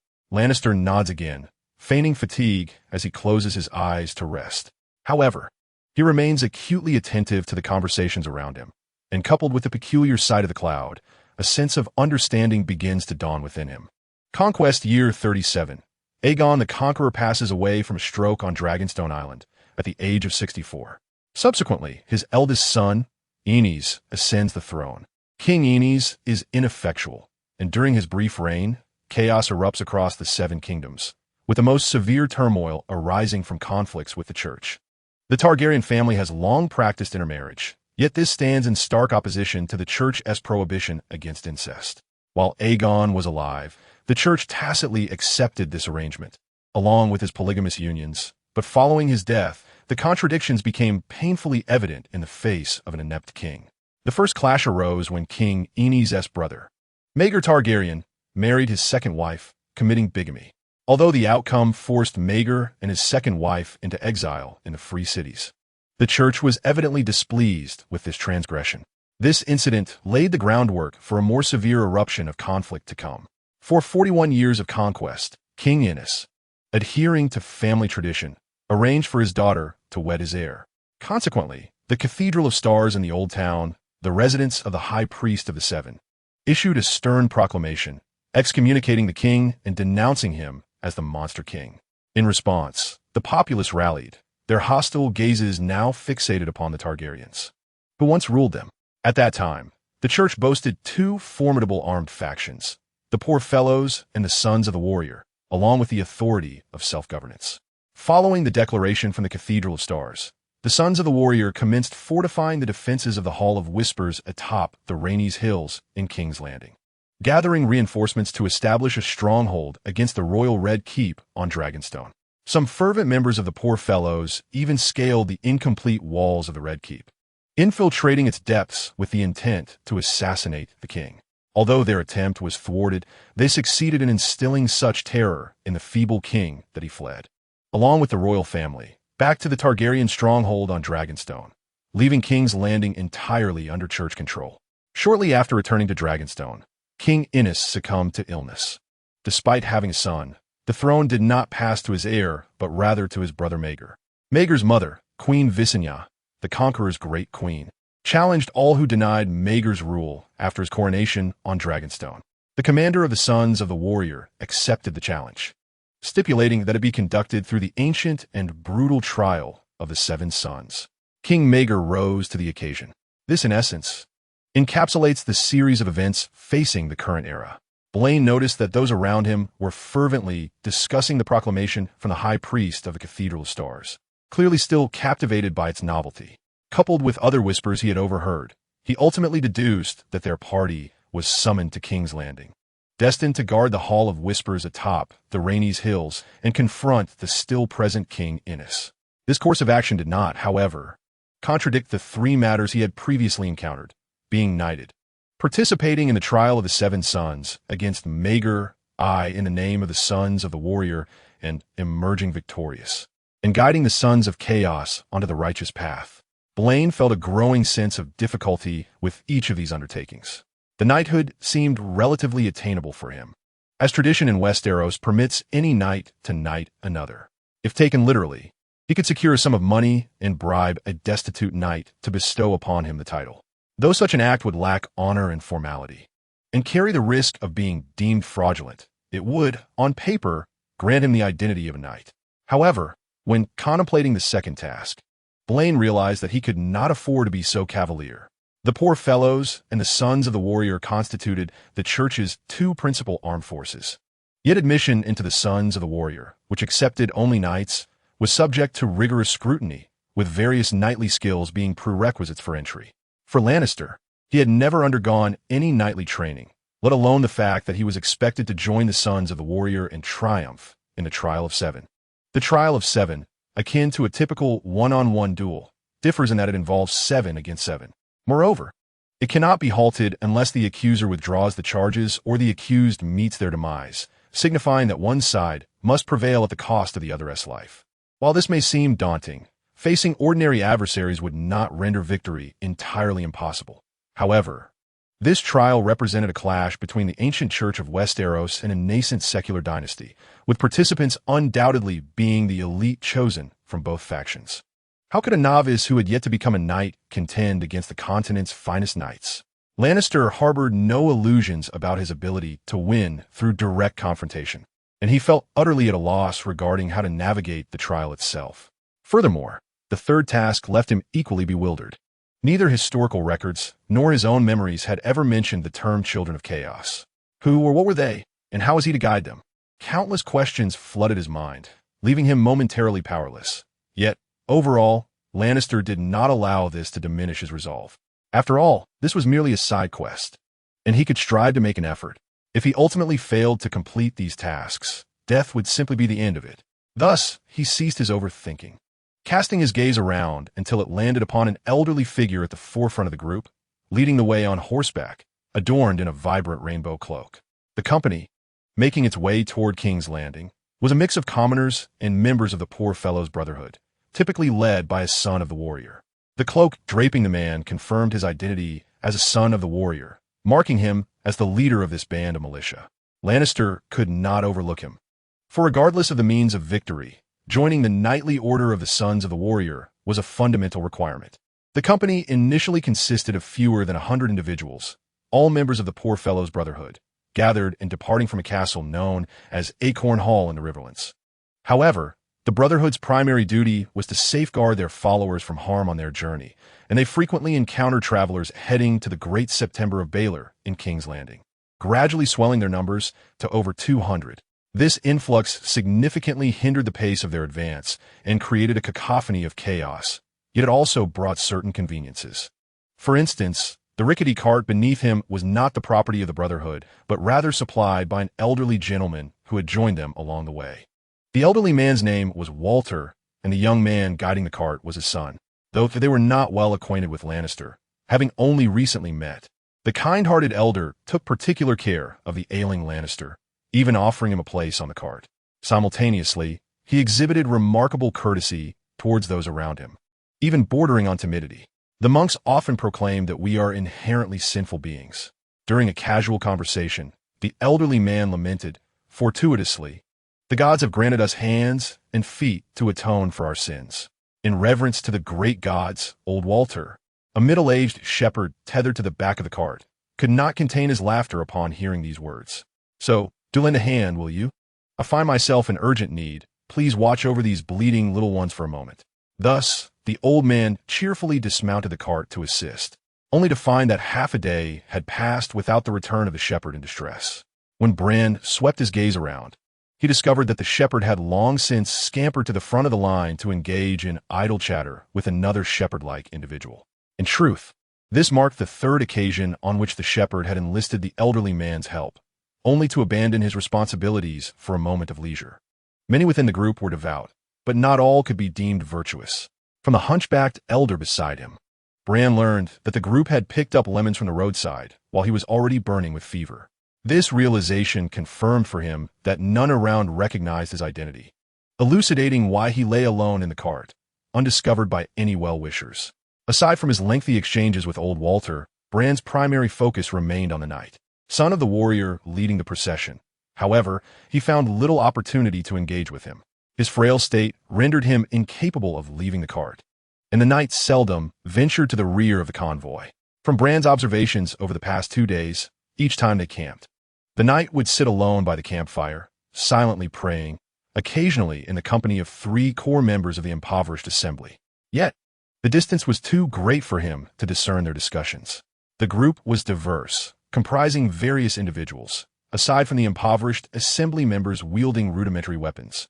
The presence of shepherds, farmers, merchants, beggars, and women trailing after their numerous naked children created a chaotic atmosphere.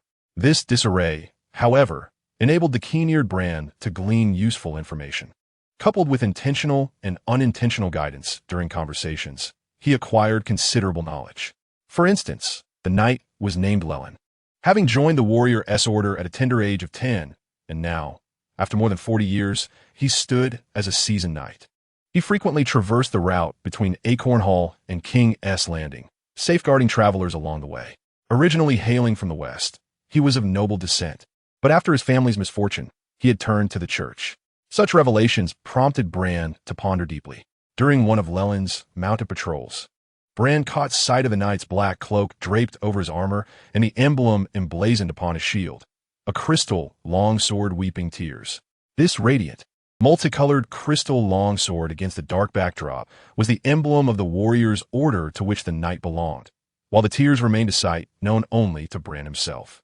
He thus conceived certain ideas, yet refrained from immediate action, opting instead to remain on the cart to recuperate, preparing to act once his physical abilities were restored.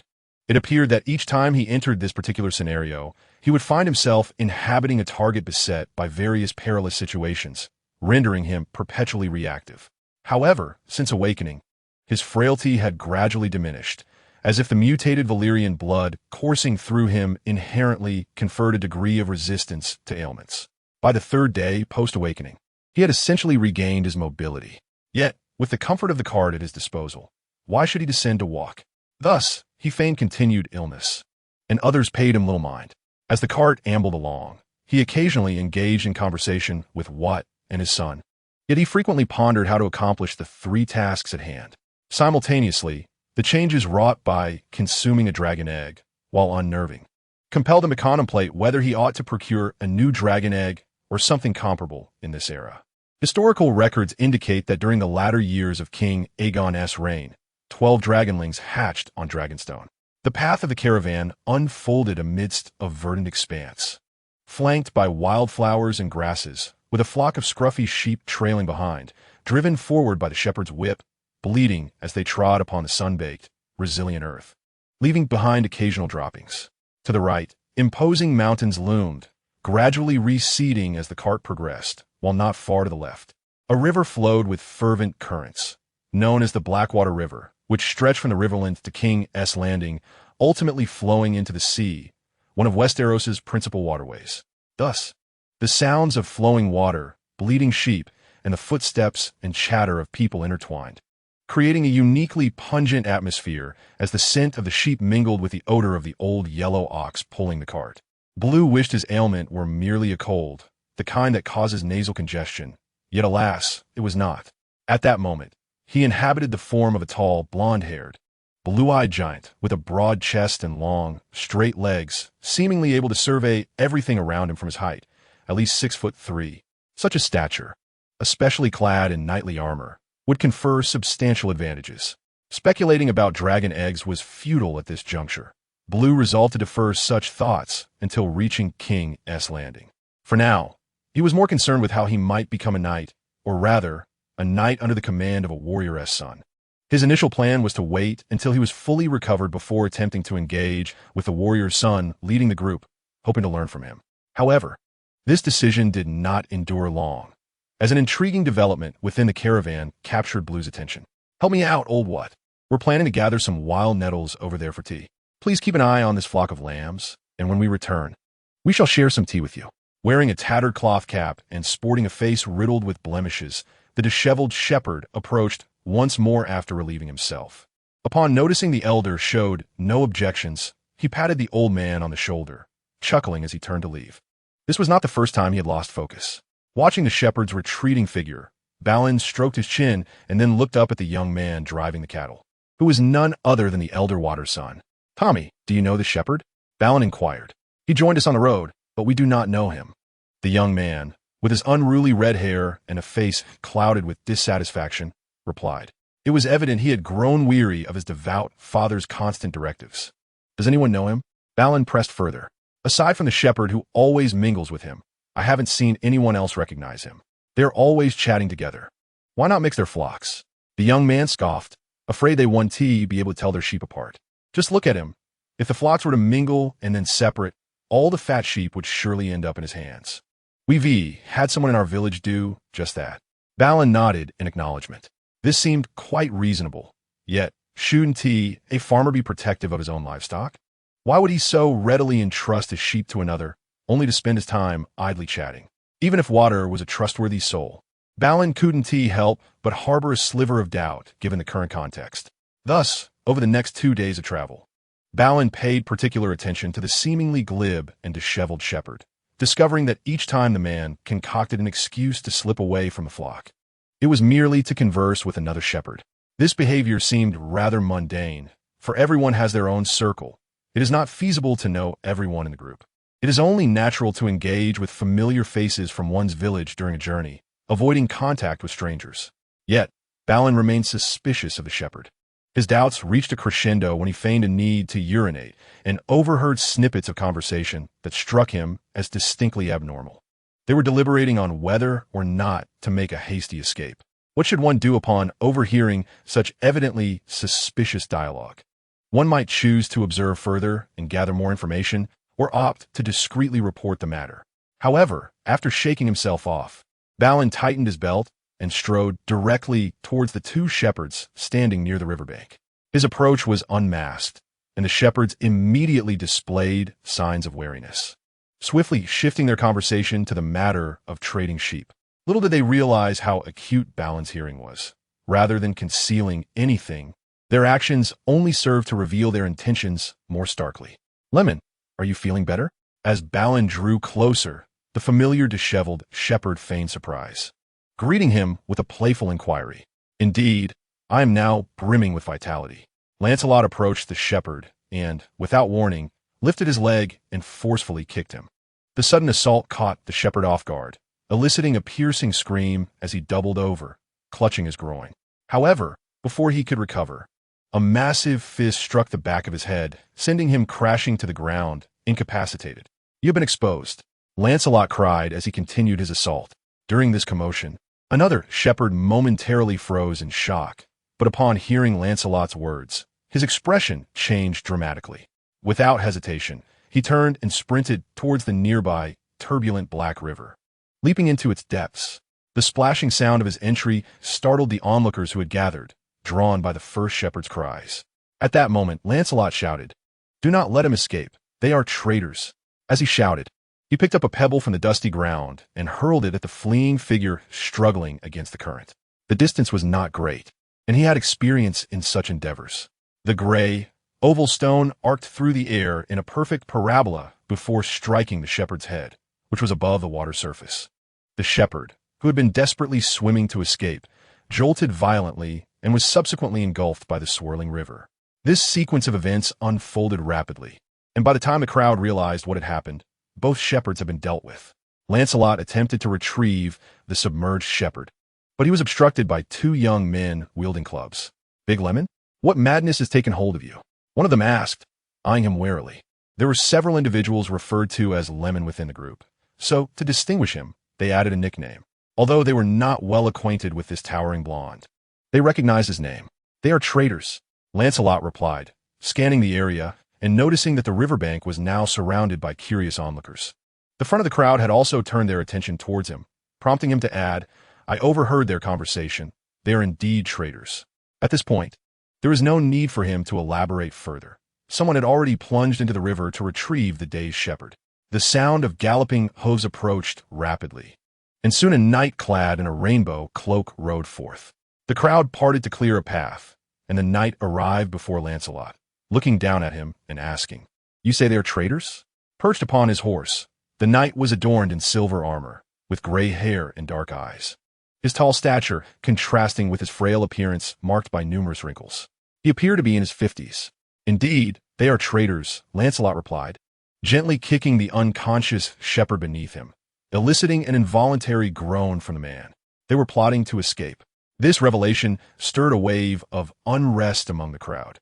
A mixture of farmers, craftsmen, and assembly members who seemed utterly unprepared for such a turn of events, their expressions reflecting disbelief. Only the keen-eyed can discern the undeniable abnormality of the current situation. If there were no specters, why would another shepherd leap into the river in flight? The seasoned knight dismounted and crouched down to inspect the unconscious shepherd before him, meticulously examining his features. He soon unearthed a dagger along with several trifling items that clearly did not belong to a shepherd. This discovery rendered the experienced knight's countenance grave. However, he refrained from uttering further words, rising instead to address the gathering crowd behind him. "There are 2 thieves among us. Disperse at once." Upon hearing this, the onlookers swiftly lost interest, leaving only Sir Laren and the core members of the impoverished assembly in place. "I must express my gratitude to you, Lemon. If I recall your name correctly?" the old knight inquired, and upon receiving a nod, he continued, "This may impact our forthcoming journey, and I hope you can keep this matter confidential." Bluebell nodded in acknowledgement, but then suddenly posed a question. "Will there be a battle?" "Perhaps," the knight replied. "I want to participate." A burly man with a scruffy beard behind the knight chuckled. "The Order of the Starry Warriors welcomes all devout believers, big fellow Lemon." He appeared quite amiable. Unfortunately, Bluebell's intentions did not align with joining the assembly of the poor, so he shook his head and asserted, "I wish to join the Sons of Warriors." His declaration was quite direct, eliciting a round of laughter from the trio, and the leading knight shook his head in disbelief, thinking the lad lacked knowledge, and kindly reminded him, "Only knights may join the Sons of Warriors, Lemon. It is a stipulation of the church, not merely a matter of desire." Bluebell promptly retorted, "I can become a knight." "Becoming a knight is not as simple as you imagine, lad," the burly man replied. Yet this remark only fueled Bluebell's intentions, for he was not seeking a traitor, but rather aiming to capture the old knight's attention. He had successfully achieved this and redirected the conversation toward his desired subject. Thus, he responded with a bemused expression, "My grandfather was a knight. Why can't I be one?" This statement prompted another round of laughter from the members of the impoverished assembly. "Knights do not inherit their titles," remarked another tall, lanky member with a grin. "If inheritance were possible, we could all be knights by now." Most youths harbor dreams of becoming knights in their youth, often indulging in unrealistic aspirations of knighthood, making Bluebell's current demeanor quite typical, albeit lacking in common knowledge. The old knight, however, perked up with interest. "You say your grandfather was a knight?" he queried. "What was his name?" Relieved internally, Bluebell promptly provided a name he had carefully pondered.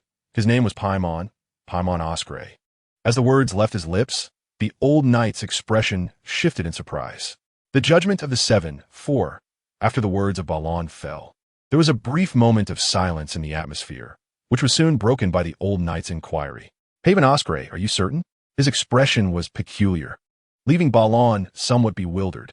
Historically, many bore the name Paven, yet the Paven Osgray he referred to was undoubtedly not a distant figure, but rather an heir from a lordly family of the Riverlands, whose life was tragically cut short in the battle known as the Great Fury. After considerable contemplation, Balon deduced this name, initially just a superficial reference, but given the circumstances, it seemed plausible that this knight might indeed be acquainted with the individual he mentioned. In his era, the surname Osgray belonged to a minor noble family of the Riverlands, yet in the present day, it had risen to be one of the prominent noble houses. It was entirely conceivable that this old knight from the West could have known the person in question, considering the geographical proximity between the West and the Riverlands. "This is the name," he mused, but his internal deliberations did not affect his outward response. He touched his forehead and hesitantly remarked, "Paven Osgray, I recall that name, my lord. My father spoke it to me personally." "What was your father's name?" the old knight inquired further. "His name was Jerfor Flower, my lord," Balon replied. "The surname Flower belongs to one of the many names of bastards in Westeros. In this realm, the noble bastards across the 7 kingdoms are not entitled to inherit their father's surname, yet they are not without names of their own. Each region boasts its own designation for bastards. For instance, in the Riverlands, they are called Flowers, in the north, Snow, and in Stormland, Storm." Balon sensed that the old knight might be familiar with the Osgray family, yet this did not impede him from asserting the identity he had constructed for himself. After all, while one might know the individual, it was unlikely that one would be well acquainted with the offspring of that individual, especially when the bastard was merely a fabrication of his imagination. As expected, the knight did not pursue the matter further, but instead furrowed his brows in contemplation. Seemingly lost in memory, Balon felt a sense of unease. His intention in mentioning this name bore no ulterior motive. It was merely to bridge the gap between them in both rapport and status. This bridging was a delicate art. The Osprey family, prior to the Conqueror's War, had been a significant noble house of the Riverlands, renowned for their wealth and power.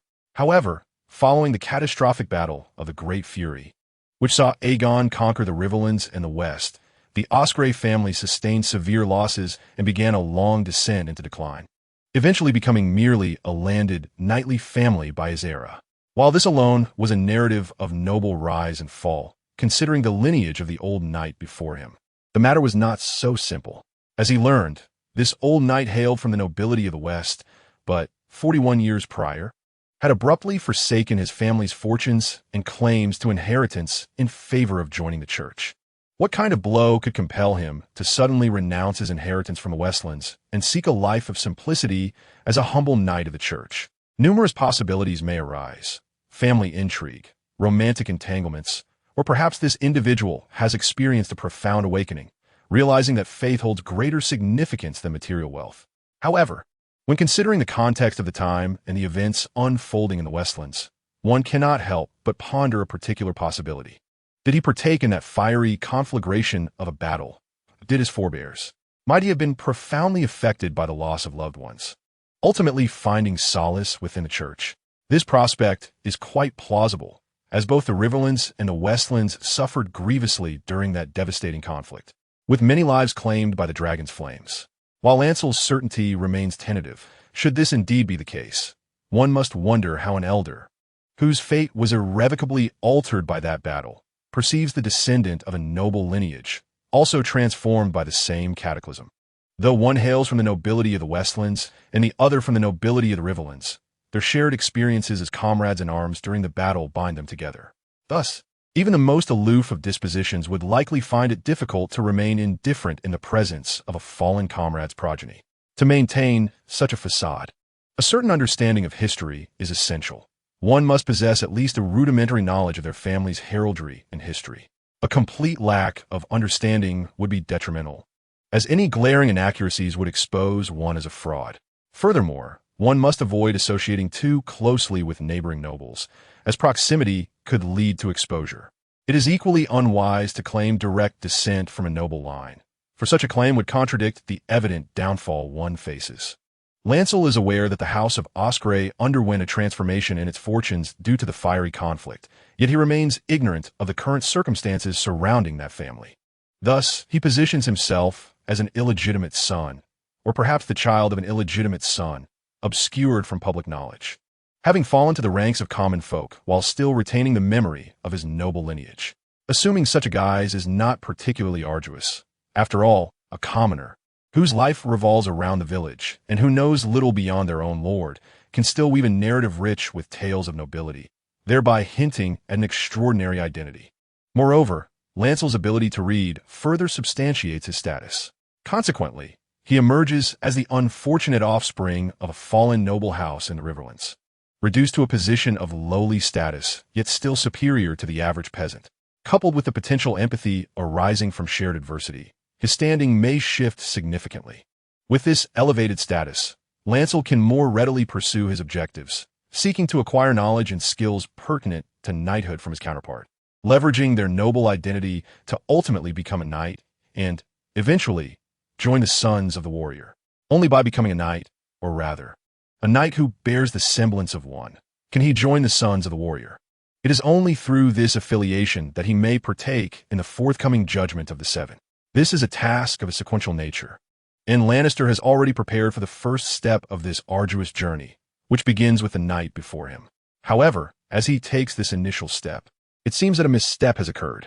It is evident that the old knight could not have anticipated the depth of thought embedded within the seemingly simple words of the broad-shouldered, golden-haired man before him. Yet, as Lannister surmised, he was indeed well acquainted with the individual Lannister spoke of, Pian Osprey, perhaps more intimately than one could imagine. Thus, the old knight found himself pondering the hidden implications of Lannister's words, rather than succumbing to the sympathy Lannister had hoped to evoke or dismissing the matter as irrelevant. After considerable contemplation, he appeared unable to arrive at any clear conclusions. Consequently, under Lannister's anxious gaze, he lifted his dark, profound eyes to scrutinize Lannister's features. Eventually, He placed a hand on Lannister's shoulder, sighed, and directed his subordinates to escort two of the newly awakened shepherds before turning to leave. This bewildered Lannister, leaving him with an unsettling premonition, which soon proved to be prophetic. That evening, after the camp was set, the old knight unexpectedly sought him out. After another thorough examination, he spoke, "I do not go by the name of Laren. My true name is Weiss Osgray." Lannister was momentarily taken aback. The knight continued, "The Pian Osgray you mentioned is my brother." Though it cannot be said with complete certainty, Lannister felt as though he had encountered a figure of legend, a sensation of embarrassment washing over him. In the presence of the quietly observing old knight, his astonishment was unmistakable. How could a noble of the West suddenly transform into one from the Riverlands? Riverlands or not, how could he still be an Osgray? The old knight, undeterred by Lannister's expression, spoke again, "To my knowledge, my brother left no heirs, legitimate or otherwise." Lannister had no retort, yet the knight did not cease his discourse, instead engaging in a hesitant self-dialogue. "However, I was but a mere lad when he passed, so, I suppose, should he have fathered an illegitimate child, I would remain unaware. Yet, you bear no resemblance to him whatsoever, save for your golden hair." The old knight then abruptly shook his head. "Perhaps the hereditary traits from your maternal lineage suppressed my brother's bloodline. It is not uncommon for our family's lineage to be overshadowed after marriage." He sighed, gazing at the bewildered, golden-haired figure before him, his tone somber. "I cannot ascertain whether you are indeed his descendant, and no one here can confirm your identity. However, I do not believe you have any intention of deception. Those who know my true surname have long since passed away or are incapable of divulging it to others.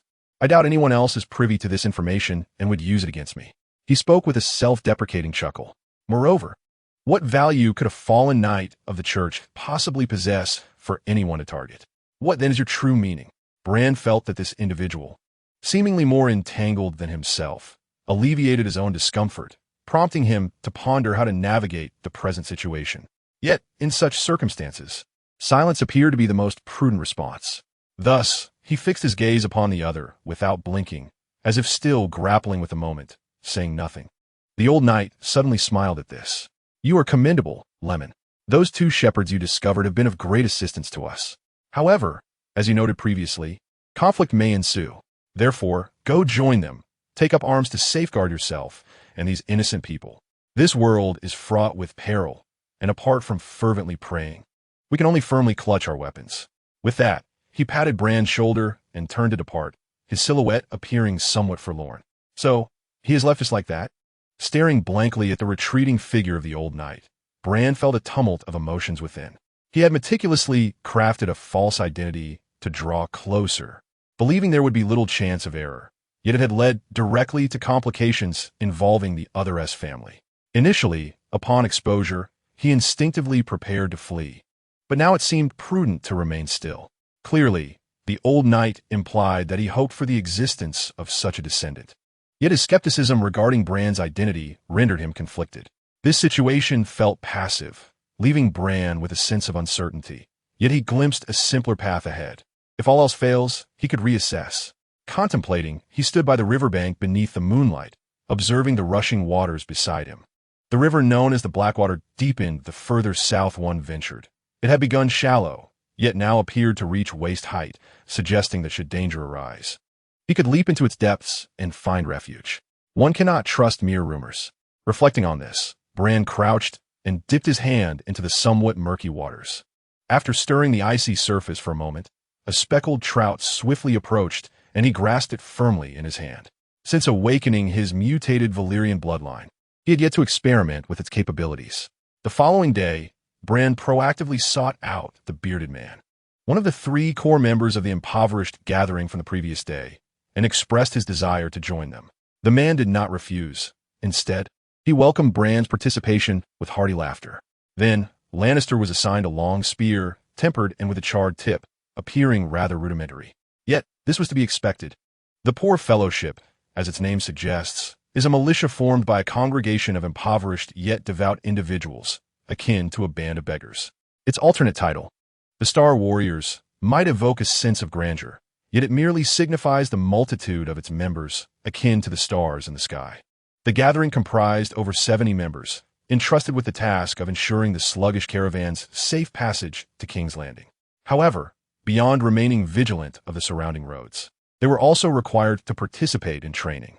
Upon joining, Lannister found himself assigned to the forefront of the group, tasked with clearing the path alongside his fellow congregants. And during leisure moments, he naturally engaged in training as well. He was quite enthusiastic about the practice, though he was unfamiliar with the spear as a weapon, having only experience with daggers in close combat, which was evidently distinct from spear usage. Nevertheless, relying on his innate skills, he possessed a wealth of combat experience, and thus, during his first training session, he engaged in a spirited bout with a youthful companion of ebony hair. The clash of their weapons resonated with a rhythmic thud as they maneuvered steadily along the riverbank, prompting the curiosity of several onlookers among the gathering. Eventually, one of the three leaders, a burly man with a beard, could no longer contain himself and shouted, "You wield a spear, Lemon, not a club. I mean, while you're holding a practice staff, you ought to treat it as a spear." He bellowed, "Use the pointed end to stab your enemy to slay them, not to bash their head. For heaven's sake, Lemon, you may strike a head with it, but it is the pointed end that will draw blood. It is far more effective for killing." Upon hearing this, Lannister obediently nodded and began to heed the burly man's guidance, attempting to engage with the spear's tip. The slender, dark-haired adversary was somewhat experienced in wielding the spear, yet his skill was not exceptional. Previously, he had been thrown into disarray by Lannister's unorthodox assault, ultimately resorting to treating the spear like a club.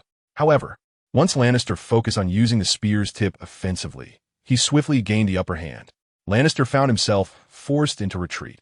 The lengthy weapon felt somewhat unwieldy in his grasp, and the narrow striking area of the spear's tip often met with resistance, leading him to impulsively consider using it as a club.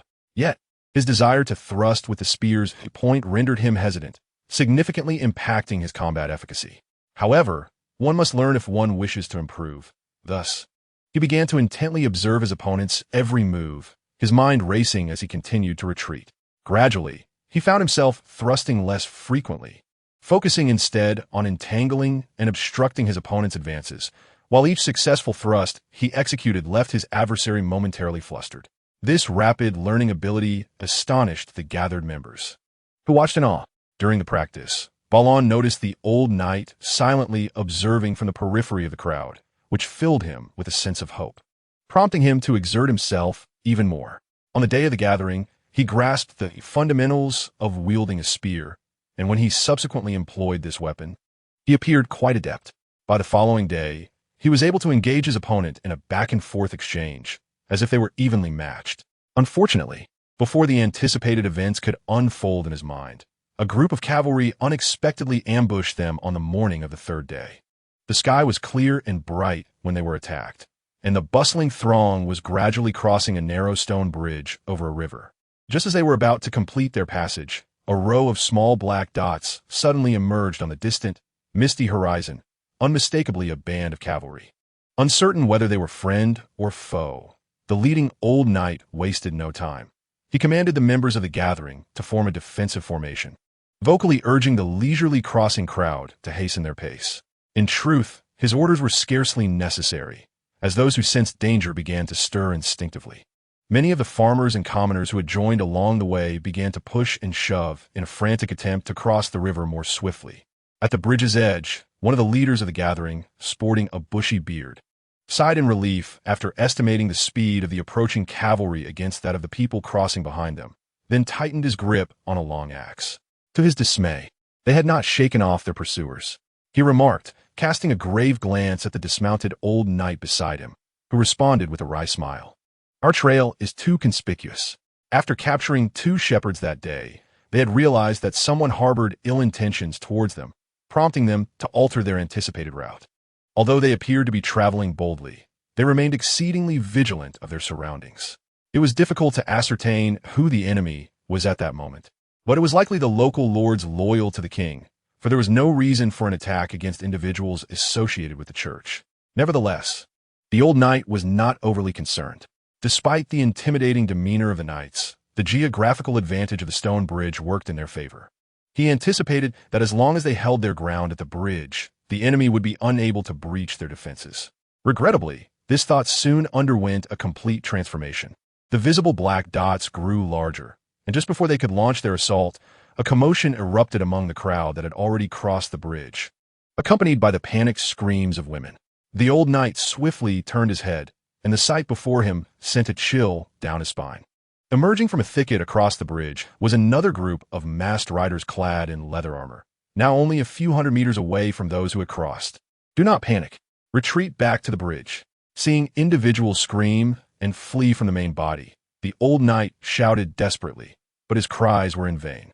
Some ordinary citizens have scattered without discipline, yet a greater number have adhered to his commands. However, this is hardly commendable, for their panic surge has rendered it impossible for the assembly members to establish a proper defensive stance. Surrounding them, the cacophony of alarm resonates, while the sound of hoofbeats grows increasingly distinct. The enemy's numbers are formidable, launching a pincer attack from both flanks. The old knight's spirit has plummeted to despair, and for reasons unknown, he suddenly recalls the tall young man with golden hair. As he scans the area, he catches sight of the figure leaping from the bridge into the tumultuous waters below to escape. This sight provokes a mix of anger and amusement. Yet he has no time to dwell on the cowardice of one whose lineage remains uncertain. Amidst the chaos, the assembly members at the end of the stone bridge struggle to hold their ground, gripping their weapons tightly as they prepare for the approaching enemy. The scene is chaotic. A flock of abandoned sheep bleats forlornly on the opposite side of the bridge. Some sheep panic and flee from the oncoming cavalry, while others stand frozen in place, only to be trampled to death or serve as unwitting obstacles, tripping a few unfortunate riders. Nevertheless, this turmoil does not impede the cavalry's charge, nor does it allow the assembly members a moment of respite.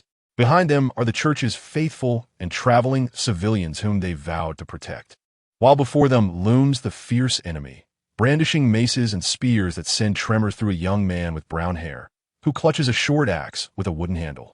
Yet the companions beside him unleash a rallying roar. Amidst the thunderous clash, the battlefield unfolds with a brutal intensity.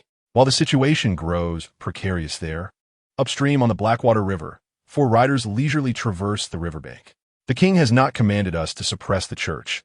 I find this campaign ill-advised, remarks a golden-haired knight, who has removed his helmet and tucked it under his arm, addressing his brown-haired companion. The latter chuckles softly, his glazed green armor gleaming with a lustrous sheen in the morning light. Let us not forget the Red Heart Hell Run and that Janos Island. Do you truly believe that when our good king gives his orders, the situation will not escalate? Receiving no response, the brown-haired knight sneers. King Innes is weak and ineffectual. As his subjects, we must adopt a firmer stance, lest this kingdom falter. But this may provoke the church, which is already at odds with the crown. Are you not concerned about inciting their wrath? The brown-haired knight mockingly interrupts his companion. Besides, as long as we execute our actions with discretion, who will ever know of it? As he speaks, the brown-haired knight's gaze drifts towards the distant stone bridge, where the battle lines are slowly contracting. A flash of something unusual flickering in his eyes. His true intention is to ensure the church becomes aware of this affair. Yet, such thoughts cannot be shared with his companion. Contemplating the potential chaos that might unfold in the future kingdom, he silently yearned for clarity. However, a sudden flicker in his peripheral vision drew his attention. Upon turning his head, he discovered a school of trout wandering in the dark waters of the river. How could a group of fish appear here? He pondered, murmuring in confusion, while glancing at his companion, who was equally astonished. While the presence of fish in the river was not unusual, a cluster of them, continuously swimming and floundering, stubbornly remaining in the river's center instead of drifting downstream, was indeed peculiar. After a careful examination, they observed that, through the relatively clear surface of the water, there were no other anomalies besides the fish school. Even the aquatic vegetation at the riverbed was vaguely discernible. The brown-haired knight then turned to command his 2 attendants to plunge into the water and investigate. The attendants, having no objections, dismounted, shed their heavy garments, and leapt into the river. However, seemingly startled, the previously motionless school of fish suddenly scattered in fright. Darting to the opposite direction, the 2 attendants hastily pursued, but the fish eluded them once more. After several attempts, one of the attendants, disoriented, even slipped and fell into the river, narrowly avoiding a fate of drowning amidst his panic. Yet, he found himself unable to re-enter the water. The clumsy antics of the attendants elicited impatience from the two knights, particularly as one of them, having swallowed a mouthful of river water, presented a comical sight that solidified their resolve. After exchanging glances, they decided to take matters into their own hands. The impoverished members gathered on the stone bridge were merely a band of armed farmers, and there was no possibility of any mishap against an elite troop. Given the peculiar phenomenon occurring in the river, it might indeed pertain to some extraordinary treasure. They were determined to uncover the truth. The waters cascaded relentlessly past his sides and over his head, mingling with fragments of dirt and grass that occasionally clung to him as they floated by. The world around him was enveloped in silence, punctuated only by the thunderous rhythm of his heartbeat, while the chilling sensation of the water gradually enveloped him, bringing with it a vital energy from the depths. At that moment, he crouched in the river, awaiting silently. The depth, nearly twice his height, rendered his view of the surface somewhat hazy, while the school of trout encircling him obscured his line of sight. Yet, this did not entirely hinder his purpose. In the haze, he sensed a unique force enveloping him. It felt as though a layer of distorted light shimmered around him, gradually merging with the river's flow, granting him an ethereal sense of unity with the water. In reality, he had not blended into the river, but had transformed into a fish. Upon entering the water, after brushing against one of the darting trout, he became one of its kin, a trout. At this moment, Lancelot cast his gaze downward, though he could discern little. However, to the onlookers, specifically the two noble knights who had shed their upper armor and waded into the water, there appeared to be no sign of life. All that met their eyes were the fish, either still or meandering lazily. Perhaps a peculiar fish? I had never heard of any fish capable of luring others. The absence of knowledge does not imply the non-existence of such marvels. They engaged in quiet conversation, cautiously drawing their swords as they approached the school of fish, poised to launch a surprise attack. Yet, before they could execute their plan, a rather plump yellow-spotted trout suddenly darted from the depths towards them, prompting the other trout to follow suit in a swift frenzy. The two knights were momentarily taken aback. But the young knight, with flowing golden locks, soon felt an overwhelming force tugging at his feet. Caught unawares, he cried out in alarm and collapsed into the water. As the rushing river engulfed him, panic gripped his heart, only to be swiftly quelled by a sudden, brutal impact to his temple, rendering his struggles futile. His brown-haired companion, caught off guard, perceived no anomaly and assumed his friend had merely slipped, bending down to grasp his arm while calling for assistance from the two attendants on shore. However, before his cry could fully escape, a sharp pain surged through his lower body, causing his eyes to widen in shock as he doubled over. A grimace of agony etched upon his face, only to be swiftly replaced by bewilderment. He could clearly see, beneath him in the river, the plump yellow-spotted trout leaping from the depths, only to transform mid-air into a golden-haired man upon breaking the surface. Faced with this visage so close at hand, he screamed in terror, but a massive fist met him, plunging him into darkness as a resounding buzz enveloped his mind. Another punch followed, causing him to stagger and ultimately tumble into the river, flailing helplessly. The impact to his head, compounded by the choking sensation of the water, was excruciating, yet it did not plunge him into immediate unconsciousness. Rather, it left him in a hazy state of awareness. In this muddled condition, he heard the furious shouts of the attendants, but their voices soon faded into silence. He felt himself being dragged ashore, followed by the sensation of being bound by some unseen force. He yearned to struggle, to distance himself from the creature that had emerged from the depths. But his body was bereft of strength. The slightest movement alerted his captor, and a brutal kick to the back of his head plunged him into complete darkness. The entire ordeal transpired in a mere 2 to 3 minutes. On the riverbank, a soaked Lancelot stood with his hands on his hips, gazing down at the two unconscious knights ensnared in their own garments, a look of delight gracing his features. The mutated Valyrian bloodline granted him an inexplicable sense of ease while submerged in water, and that unique ability of camouflage rendered his concealment utterly seamless. Previously, while on the road, he had tested this capability in the water, but employing it in earnest was a novel experience. The results appeared rather promising. Contemplating this, he lifted a hand to brush the incessantly dripping river water from his golden locks, then cast his gaze towards the distant battlefield, his initial joy tempered. To strike at the horse before the rider, he mused, as upon realizing the ferocity and superiority of the enemy forces, he unhesitatingly chose to evade the oncoming storm. Initially, Blue had surmised that the enemy leader would be lurking behind their ranks, and he even contemplated fleeing if no opportunity presented itself. However, after cautiously observing the situation beneath the stone bridge for a moment, he discerned the scenario along the riverbank and decisively made his way here. Everything had proceeded smoothly. He had effortlessly captured 2 knights who seemed to be of significance. Yet, the battlefield was a tempest of chaos, akin to a meat grinder, and the fate of his former comrades remained uncertain. He silently wished that the 2 attendants would hasten their pace. The cries of agony emanating from behind him were unmistakable, and the excruciating pain in his forehead clouded Hark's senses. The relentless assault of the approaching enemies drained what little energy he had left. One by one, his companions fell: long-faced Op, Grohl, lame Jerry, even the commanding Sir Lewin. Those still standing were few, and the enemies, once ferocious in their assault, now hesitated as if daunted by the mounting casualties. Nevertheless, this wavering did not hinder their offensive. At both ends of the stone bridge, a continuous stream of foes surged over the corpses of men and horses, ferociously converging upon the cluster of defenders at the center of the bridge. Hark could do little but brace himself. He gritted his teeth and swung his spear with all his might, piercing the throat of an approaching enemy clad in leather armor, only for another adversary to swiftly take their place. The incoming chain mace, though unable to reach Hark, ensnared his spear tightly. With his strength waning, Hark found himself unable to struggle, helplessly witnessing a fearsome axe hurtling towards him from the opposite direction. Am I to perish? This thought flickered through his mind, oddly accompanied by a sense of relief. Yet, he soon realized he had not met his demise. A young companion with chestnut hair had intervened, blocking the attack. In his dazed state, Hark exhaled a sigh of resignation.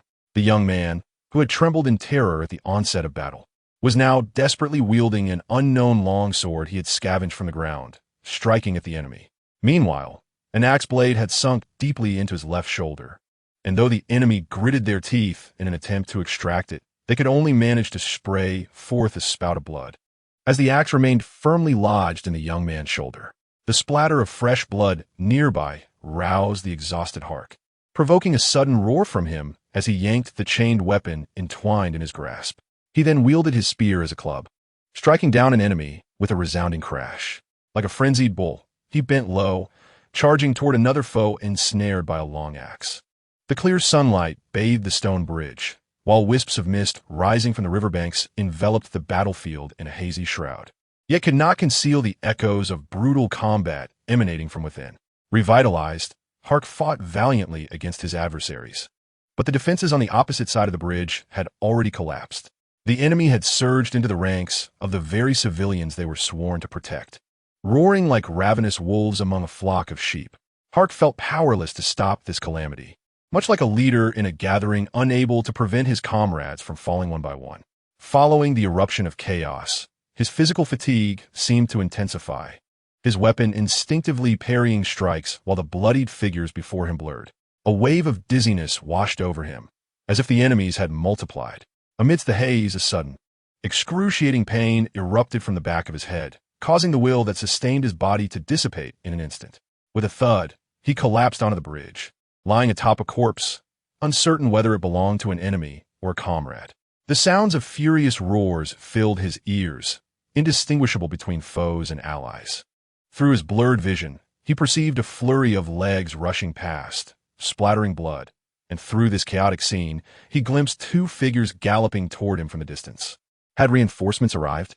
The thought flitted through his mind, extinguishing any hope of survival. Yet, what transpired next caused his already waning consciousness to halt abruptly. The surrounding enemies suddenly retreated.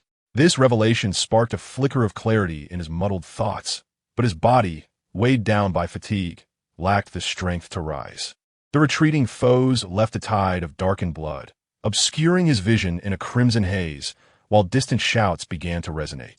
Was it the sound of lemons? The fierce battle on the stone bridge subsided with the arrival of 2 knights clad in the attire of attendants. The relentless attackers, upon hearing the resounding call of horns, withdrew from the battlefield like a receding tide.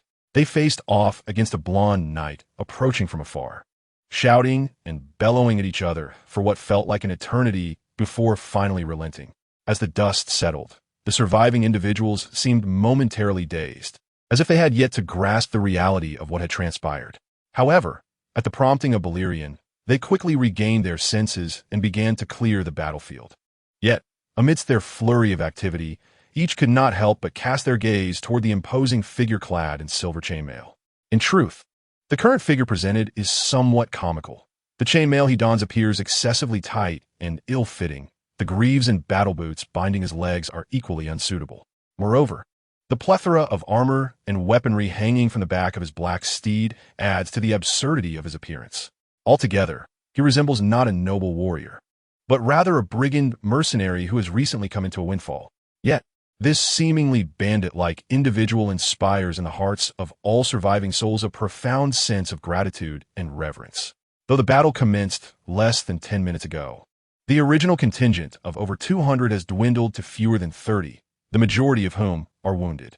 Had it not been for the valiant blonde giant, or rather, had he not dared to capture 2 enemy leaders, it is likely that none of the remaining souls would have survived.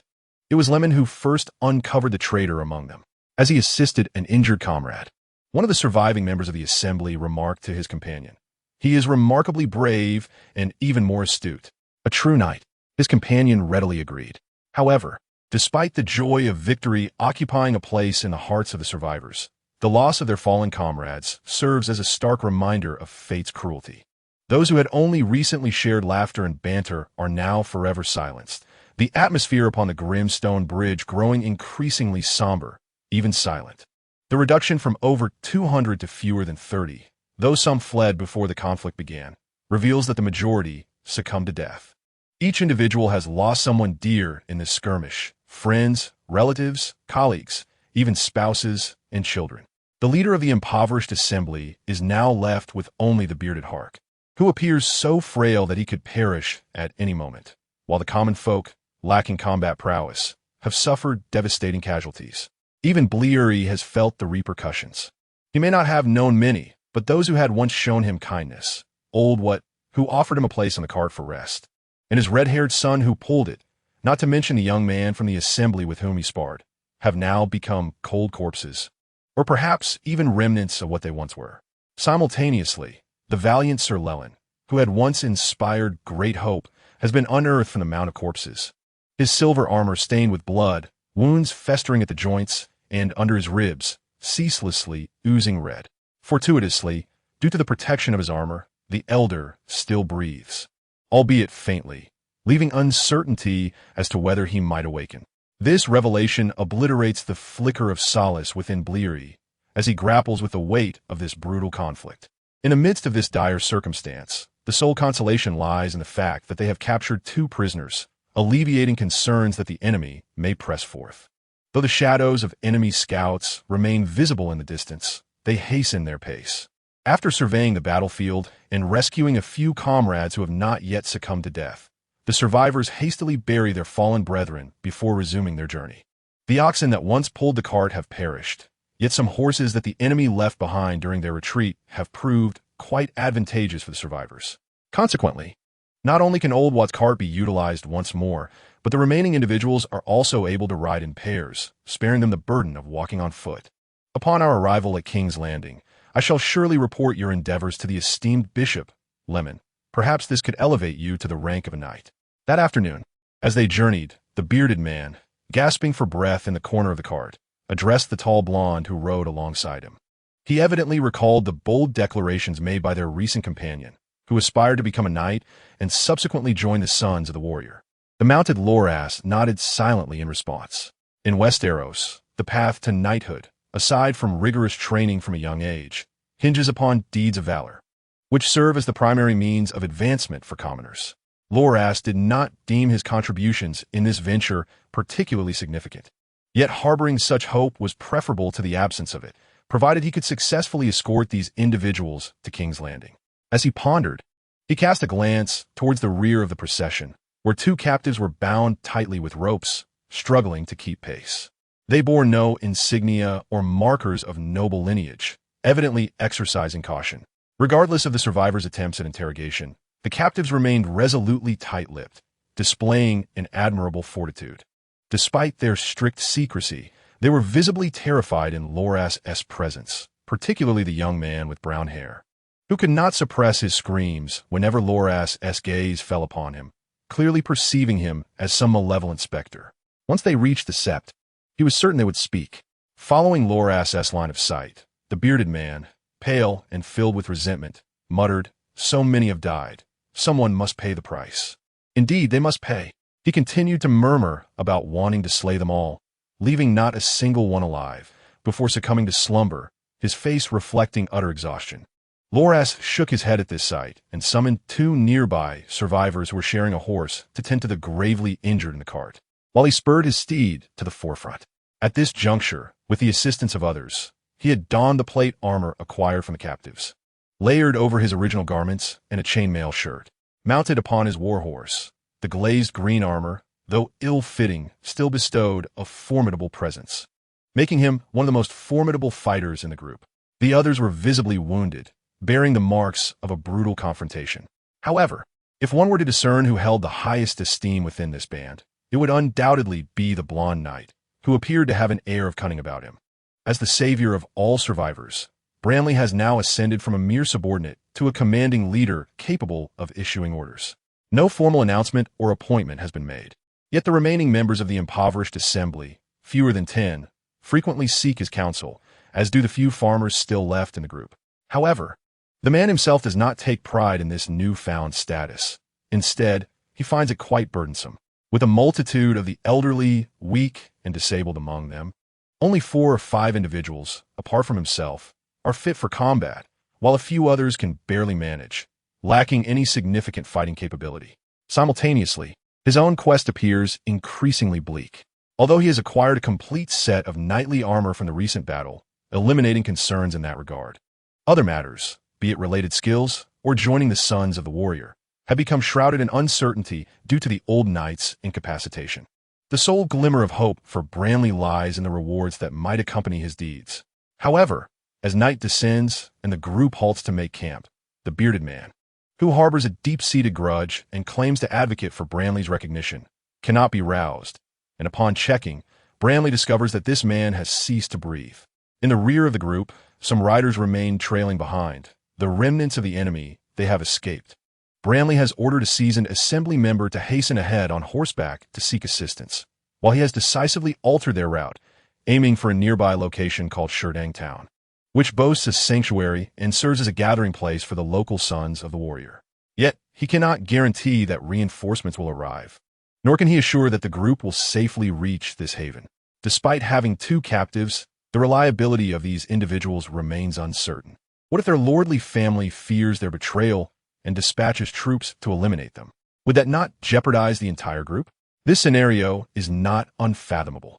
The nobility of Westeros has always prioritized their family interests, and though the church's power is fragmented and currently in conflict with the Targaryen dynasty, it remains a formidable entity.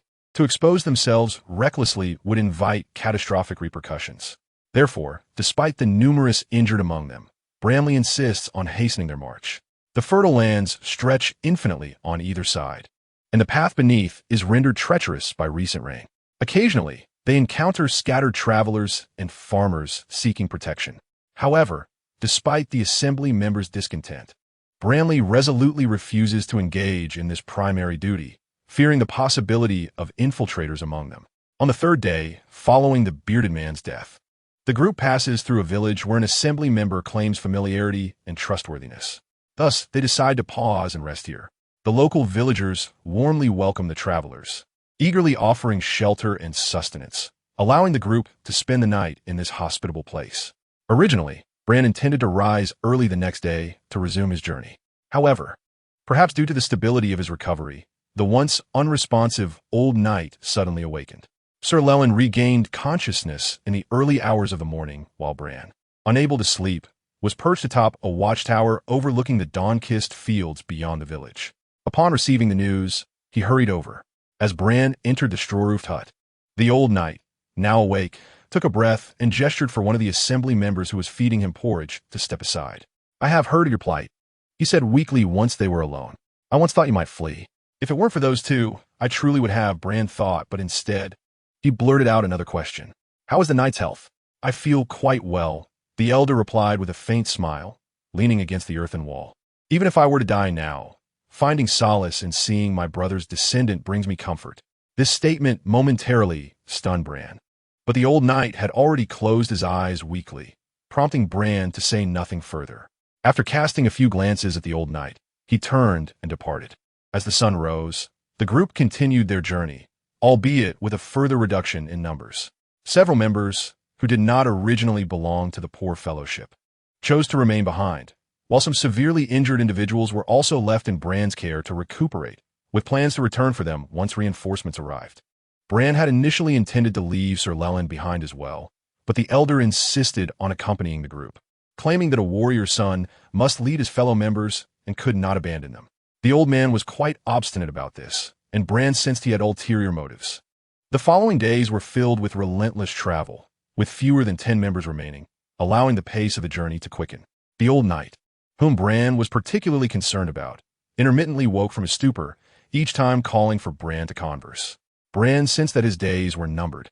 However, on one particular day, the awakened knight appeared unusually spirited, his pallid complexion gaining a rosy hue. Summoning Bran to the rear of the cart, he habitually scrutinized the tall, golden-haired young man before him and began, I am a deserter. Bran was taken aback by this revelation, yet the knight continued without pause, I served your grandfather, participating alongside him and your great-grandfather in the war that led to the extinction of the Riverbend royal family. When your grandfather perished, I was meant to remain at his side, but the dragons, those 3 dragons, he hesitated momentarily. So I fled. Sir Lelyn's voice was much smoother than before, devoid of emotion, reminiscent of a normal old man rambling, seemingly not seeking any response from Bran. I felt ashamed, thus renouncing my family's claim to succession and choosing to join the church as a means of atonement. I devoted half my life to worshiping the deities above. Yet I still find myself haunted by visions of that fateful day, my kin battling valiantly while I turned to flee. They perished and I survived. Truly, it was a nightmare. That is quite natural, Blue Rain offered as a form of consolation. Yet, the other did not find solace in his words, instead shaking his head. You deem it natural, but if granted a choice, I would prefer to have perished in that war. Blue Rain remained silent, sensing the depth of nostalgia enveloping his companion, while also perceiving the weariness that lay hidden beneath the elder's flushed cheeks, a sight that unsettled him. The old knight, noticing this, smiled faintly, his murky gaze fixed upon Blue Rain for a lingering moment before he spoke with a sense of melancholy. I had intended to teach you personally. You possess great potential, learning swiftly and, most importantly, employing your intellect. Yet, I did not anticipate my demise would arrive so soon. I have awaited this day, but it should not be now, not when I have only just encountered the progeny of my brother. This must surely be divine retribution, he lamented, raising a hand to pat the back of the cart, prompting it to halt. With a hand against the side of the cart for support, he stumbled to his feet, aided by Blue Rain as he descended to the ground. After catching his breath for a moment, he strained to look up at the overcast sky, then turned to face Blue Rain, declaring, I can teach you nothing further, Lemon, but remember this. A knight is not merely one who rides a horse, wields a sword, and dons armor. That is not the essence of knighthood. No matter how sharp your sword, how robust your steed, or how adept your swordplay, it does not define you as a knight. The essence of knighthood lies in spirit and conviction. Without this belief, you cannot truly call yourself a knight, nor can you claim to be alive. Blue Rain was taken aback by his words. Yet the old knight drew forth the long sword from his waist and rested it upon Blue Rain's left shoulder, his expression turning grave as he commanded, Now kneel, Lemon, bastard of House Osgrey. The old knight passed away on the very night he conferred knighthood upon Blue Rain. The reason he insisted on accompanying the journey became clear. He wished to be interred in the very plains where his father and brother fell, rather than in some nameless village. This was a final request he had repeatedly impressed upon Blue Rain. This task was not overly burdensome, for the road from the Acorn Hall in Riverlands to King's Landing fortuitously traversed those plains, the very route the old knight had patrolled for decades. Despite having confronted countless deaths prior, the sorrow within the party was palpable following his passing. For the survivors, Most had shared a long acquaintance with the Knight of Lurlin. Though he often appeared taciturn and seldom spoke, his daily vigil in the protection of travelers had garnered him the respect of all. Blue rain felt a wave of melancholy wash over him, coupled with a twinge of guilt for deceiving the knight. Yet, regardless of his emotions, the journey forward was inevitable. The following morning, the diminished party continued their journey, and soon it was observed that the green-armored knight leading the way seemed markedly different from before. Had it not been known that he had only been knighted the previous evening, one might have assumed that Lemon had long since attained the status of a knight. A member of the gathering, riding behind, remarked to his companion that with the reduction in numbers, they were now able to have one rider per horse. Gazing at the figure ahead, the companion instinctively nodded in agreement. The tall silhouette galloping ahead appeared unremarkable at first glance, sitting upright, hands firmly grasping the reins, moving forward with confidence. However, in contrast to their earlier observations, he seemed to exude a greater sense of composure. This was not merely a matter of demeanor, but rather the way he sat astride his steed. Although they had not paid much attention to his posture previously, they retained an impression of him as a novice rider, awkwardly maneuvering despite managing to mount and ride. Yet now, he sat upon the horse with an air of steadiness akin to a towering mountain, impervious to the rough terrain beneath him, exuding a sense of tranquility and ease, reminiscent of a seasoned knight with years of experience. Perhaps he has been affected by recent events, mused a middle-aged man riding behind, shaking his head with a sigh. Although the specifics were unclear, it was common knowledge within the party that the deceased Sir Lelyn was related to this emerging leader, Lemon. In the days leading up to the Elder's passing, he had frequently summoned Lemon for conversations, primarily to impart words of wisdom, which had not gone unheard amidst the reduced ranks. What does this have to do with being affected? Questioned a bystander. It has everything to do with it, came a reply. The whispers among the riders were faint enough that an ordinary person might not discern them. However, Renly was no ordinary individual. He shook his head in silence, bemused by the universal nature of gossip. Indeed, those behind had not erred in their observations. He was indeed altered from yesterday, or even from earlier times. Following his knighthood conferred by the Elder, he had naturally completed the first task of the quest, resulting in an elevation of his riding skill to level 6. Renly felt that this level was commensurate with that of several seasoned knights. While seated upon the black steed, he sensed an almost instinctive connection with the animal beneath him. Of course, this was merely a metaphor, not a mystical transformation. Yet he found himself riding with an unexpected ease, instinctively adjusting his posture to the horse's movements, thereby mitigating any discomfort. This realization brought with it a tinge of regret. He pondered how advantageous it would have been had he received more tasks within the quest, perhaps allowing him to ascend to the status of a top-tier knight without the need for extensive training. Lost in thought, Renly suddenly perked his ears, turning a glance back towards the rear of the group.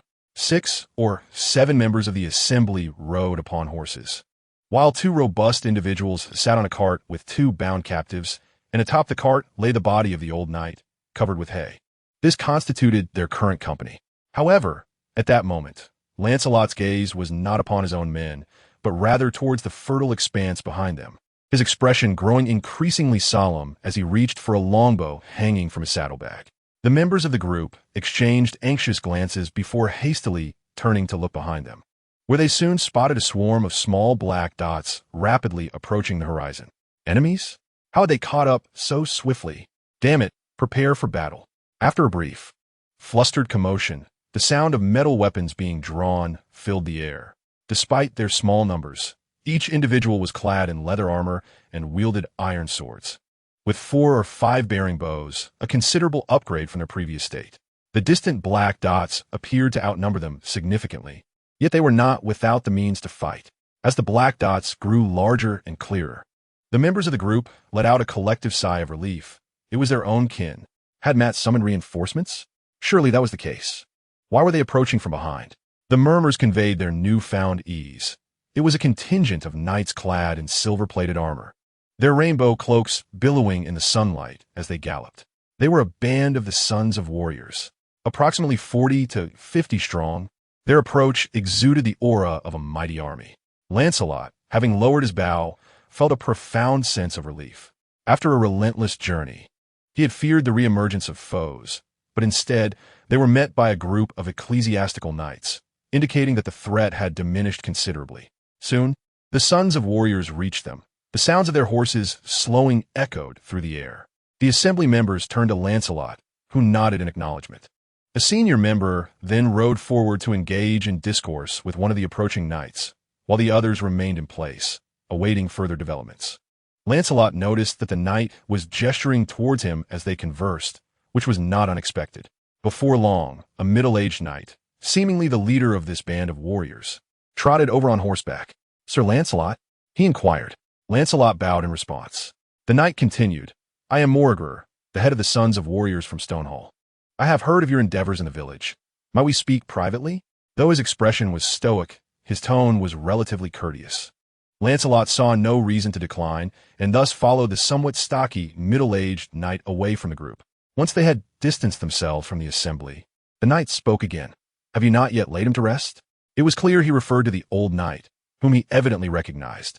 Lancelot replied, "He wished to be buried near the Golden Road." Upon hearing this, Moray sighed, seemingly possessing some understanding of the old knight. However, he refrained from elaborating further and shifted the topic, saying, "Your contributions are considerable. Since Sir Leland knighted you before his demise, I believe I can comprehend the sentiment he intended to convey." He paused momentarily, then fixed his deep blue gaze upon Bailey, stating earnestly, "However, I am not yet prepared to induct you into the Sons of the Warrior, as I believe you still require guidance." Bailey was momentarily taken aback by his words. Regardless of the weapon wielded or the adversary confronted, possessing a clear grasp of the striking range of both parties is of paramount importance. This sense of distance determines one's ability to evade or launch an attack. The Sons of the Warrior, hailing from Stonehall, were not primarily dispatched for rescue. They had originally intended to journey to King's Landing, but encountered a plea for help from a member of their contingent shortly after setting forth, prompting them to alter their course. However, due to a divergence from Bailey's path, they ultimately found themselves in the nearby village. And it was only after a swift ride that they managed to catch up. Since their integration into the group, Bailey had not seen the riders trailing behind. It seemed the threat had thus dissipated. He was uncertain of the origin of those riders, yet the Sons of the Warrior claimed an investigation would be undertaken, and they had also taken custody of 2 captives. Consequently, Bailey refrained from further inquiries, with a considerable distance still to cover before reaching King's Landing. It was impractical for them to travel without rest. Thus, whenever they paused, the knight named Moray Greel would summon Bailey and impart various combat techniques, or have his squire spar with him, which evidently constituted the guidance he had mentioned. Swordsmanship is not merely a matter of instinctively striking, dodging, or blocking. It relies on intellect, understanding the enemy's behavioral patterns, discerning whether their nature is cautious or aggressive, and then devising and executing a strategy based on these insights is paramount. The sound of wooden swords clashing echoed alongside the stern instruction of the middle-aged knight by the riverbank. A few Sons of the Warrior observed nearby, while many others busied themselves in the camp not far off, preparing meals, creating a scene of bustling activity. With the inclusion of knights, the group began to attract some travelers along the way, appearing unconcerned about the possibility of ambush. Bailey speculated that there might be some underlying assurance for this. But at that moment, he had neither the time nor the inclination to ponder the matter further, fully immersing himself in training. Western swordsmanship may seem devoid of intricate techniques, yet it encompasses numerous fixed movements, attacks, blocks, and initial stances, which Bailey had been diligently learning. Once the foundational knowledge was acquired, it was imperative to engage in repetitive practice and translate that knowledge into practical application. Blue appeared somewhat unaccustomed to the situation. Although he possessed a wealth of practical experience, it was primarily in the realms of the bow and dagger. Even though he had previously practiced with a spear, wielding a long sword with both hands to block and counterattack remained a novel experience for him. The full armor he donned only added to his clumsiness. Relying on instinct, he struggled to grasp the sword's dimensions, its range of attack, the strength of its blade, and the so-called tactics. His opponent was a squire of Knight Moray, a small-framed youth with brown hair and a youthful visage, who appeared lean and agile in armor, seemingly much younger than Blue. However, during their sparring session, the larger figure found himself repeatedly pushed back by the smaller one. The wooden swords clashed, with Blue primarily on the defensive, appearing flustered as the resounding clang of his armor echoed around him. A group of surrounding knights observed this spectacle, frequently offering their commentary. They refrained from mockery. Despite Blue's somewhat unremarkable appearance as a knight, his past achievements were sufficient for the onlookers to maintain a degree of respect for him. The instructor, Knight Moray, was rather candid in his critiques, pointing out every minor mistake for reprimand. Blue welcomed this criticism. In addition to his sword training, he also practiced wielding a shield, which, in contrast to the back and forth of swordplay, was a more passive exercise of enduring blows. Furthermore, after evaluation, Knight Moray deemed Blue's horsemanship satisfactory, stating that among knights of his age, he was rather exceptional. Blue merely smiled in response. After days of rigorous practice in heavy armor, he emerged each day drenched in sweat and physically drained, yet his spirit grew ever more invigorated. Freed from the burdens of leadership, he found solace in this physical and mental exertion. The knights who frequently observed their practice were astonished to note that the once defenseless giant was now able to endure longer against the squire, ultimately engaging in a more reciprocal exchange. This evident improvement day by day compelled them to marvel at the remarkable talent of this grassroots knight. The discussions reach a crescendo during one sparring match when, after a series of defensive maneuvers, Blue suddenly thrust his sword to deflect his opponent's attack, striking the squire's helmet with a resounding thud. Seizing the opportunity, he deftly lowered his sword, tapping it lightly against the exposed neck where the armor gapped, producing a muted clang of chainmail. This signified his victory. His swift movements elicited a chorus of cheers, and several knights approached him, clapping him on the shoulder in encouragement. Even the small squire, genuinely pleased for his opponent, stepped forward to embrace him. Despite gasping for breath and feeling utterly exhausted, Blue was equally elated. For in that moment of triumph, his proficiency with the long sword had reached level 4. Another skill learned along the way, the shield block, resides at level 3. After a brief moment of mirth, he swiftly composed himself, realizing that a single victory does not encapsulate the entirety of one's journey. Each battle represents a fresh commencement, and even seasoned knights cannot guarantee triumph in every contest. Moreover, despite the rapid advancement of these abilities, progressing to higher levels becomes increasingly arduous. According to the experiences of Bran, level 13 is the most accessible for promotion, while the subsequent levels demand considerable effort, particularly levels 6 and 7, which require relentless dedication over time. With his current skill level, he is ill-equipped to participate in the trial of the 7. Even if he were deemed qualified, such matters will be secondary. For the essence of the trial of the 7 does not lie in the longsword, but rather in the lance charge. Throughout the history of the Targaryen dynasty, only 2 trials of the 7 have occurred, one imminent and another over a century later. Bran possesses scant knowledge of the current trial, as literature provides only sparse and often conflicting accounts. However, he is well versed in the latter trial. The trial of the 7 commences with a direct lance charge, and if executed adeptly, the outcome can be determined in a single exchange. Regrettably, while he has had the opportunity to train with the long sword and shield, he lacks the chance to practice with the lance. Although knights assert that the most crucial aspect of a lance charge is horsemanship rather than lance technique, the term most important does not equate to only. Mastery and familiarity with the lance remain essential challenges to confront. Yet Bran has gleaned an insight, discovering a point of leverage. The armor of the current era seems markedly different from that of later generations. This distinction does not pertain to defensive capability, but rather to some auxiliary function. Contemplating this, he inquired of the young squire with whom he practiced during a respite after training. Upon joining the Sons of the Warrior, must my armor be custom-fitted? Indeed, the armor you currently wear is ill-fitting and will impede your performance in genuine combat. The armor of the Sons of the Warrior is standardized, came the reply. Reassured, Bran then devoted himself wholeheartedly to his training. Although Sir Morris initially claimed that he was not yet ready to accept Bran, the knight's demeanor had noticeably softened during their recent travels, leading Bran to confidently surmise that his induction into the Sons of the Warrior would proceed without unforeseen complications. This may be attributed to the legacy of the Elder Knight, his own merits, and innate talent, or perhaps a confluence of both. Thus, his present focus is solely on ensuring his smooth entry into the forthcoming trial of the 7.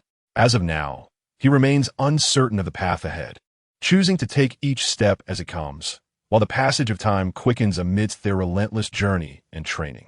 Until one overcast morning, The silhouette of King's Landing emerged faintly in the distance. As Blue Rain approached, he discerned that the city was engulfed in chaos, as if war were imminent. The capital of the Seven Kingdoms, which would later be notorious for its stench, at this moment exuded a milder odor, though its exterior bore a striking resemblance to that of future times. The towering city walls stretched outwards like a tawny, slumbering beast. However, Blue Rain had little time to scrutinize this unfamiliar city, for as the group drew near, the distant sounds of battle and cries of terror began to permeate the air. The expression of Ser Moray shifted dramatically, prompting him to order the ordinary civilians in the ranks to remain behind, while he summoned the sons of warriors to gallop forth. Though he was not yet deemed a warrior's son, Blue Rain found himself among them.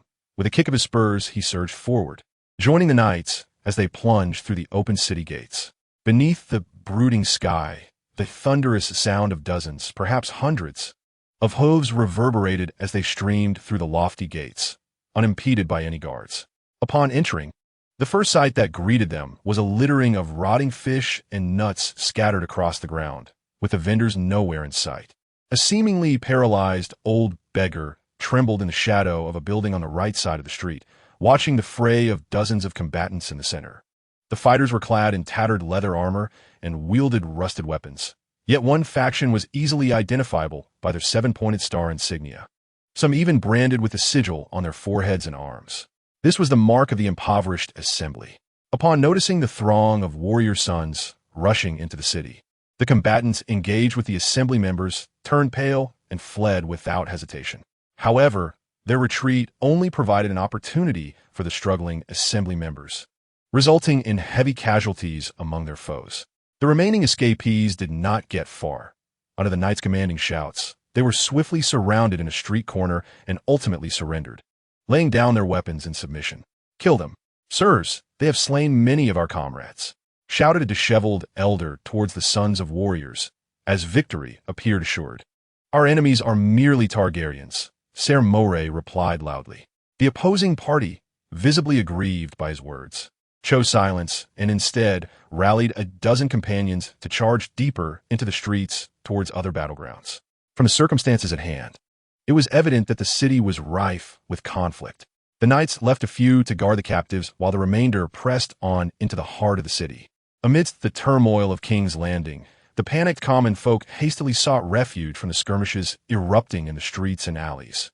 Yet, it seemed that neither faction was intent on slaughtering the unarmed civilians, disregarding them entirely.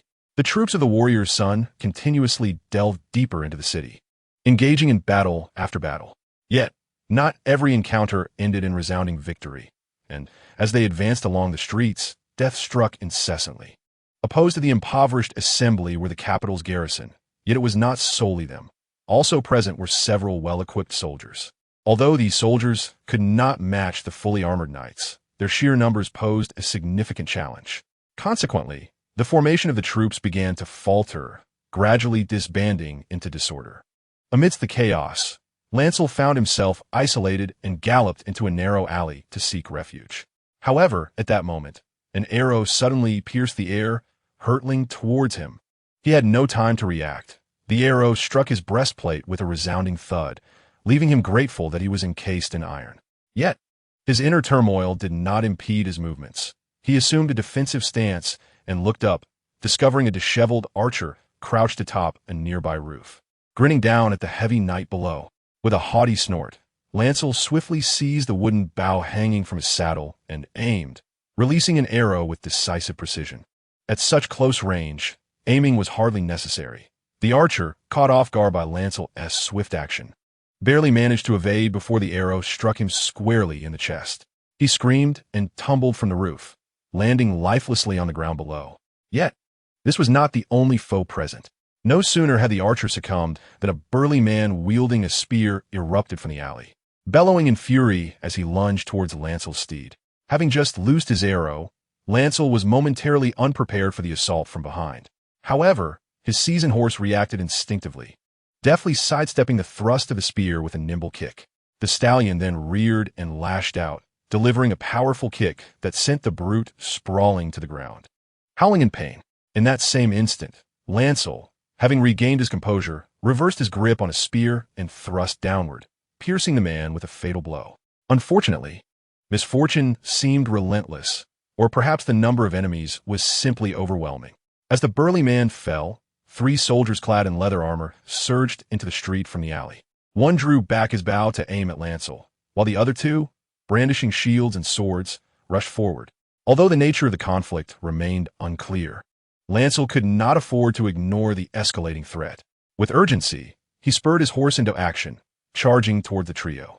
The galloping steed surged forward, and Lancel leaned low, evading the arrow aimed at him.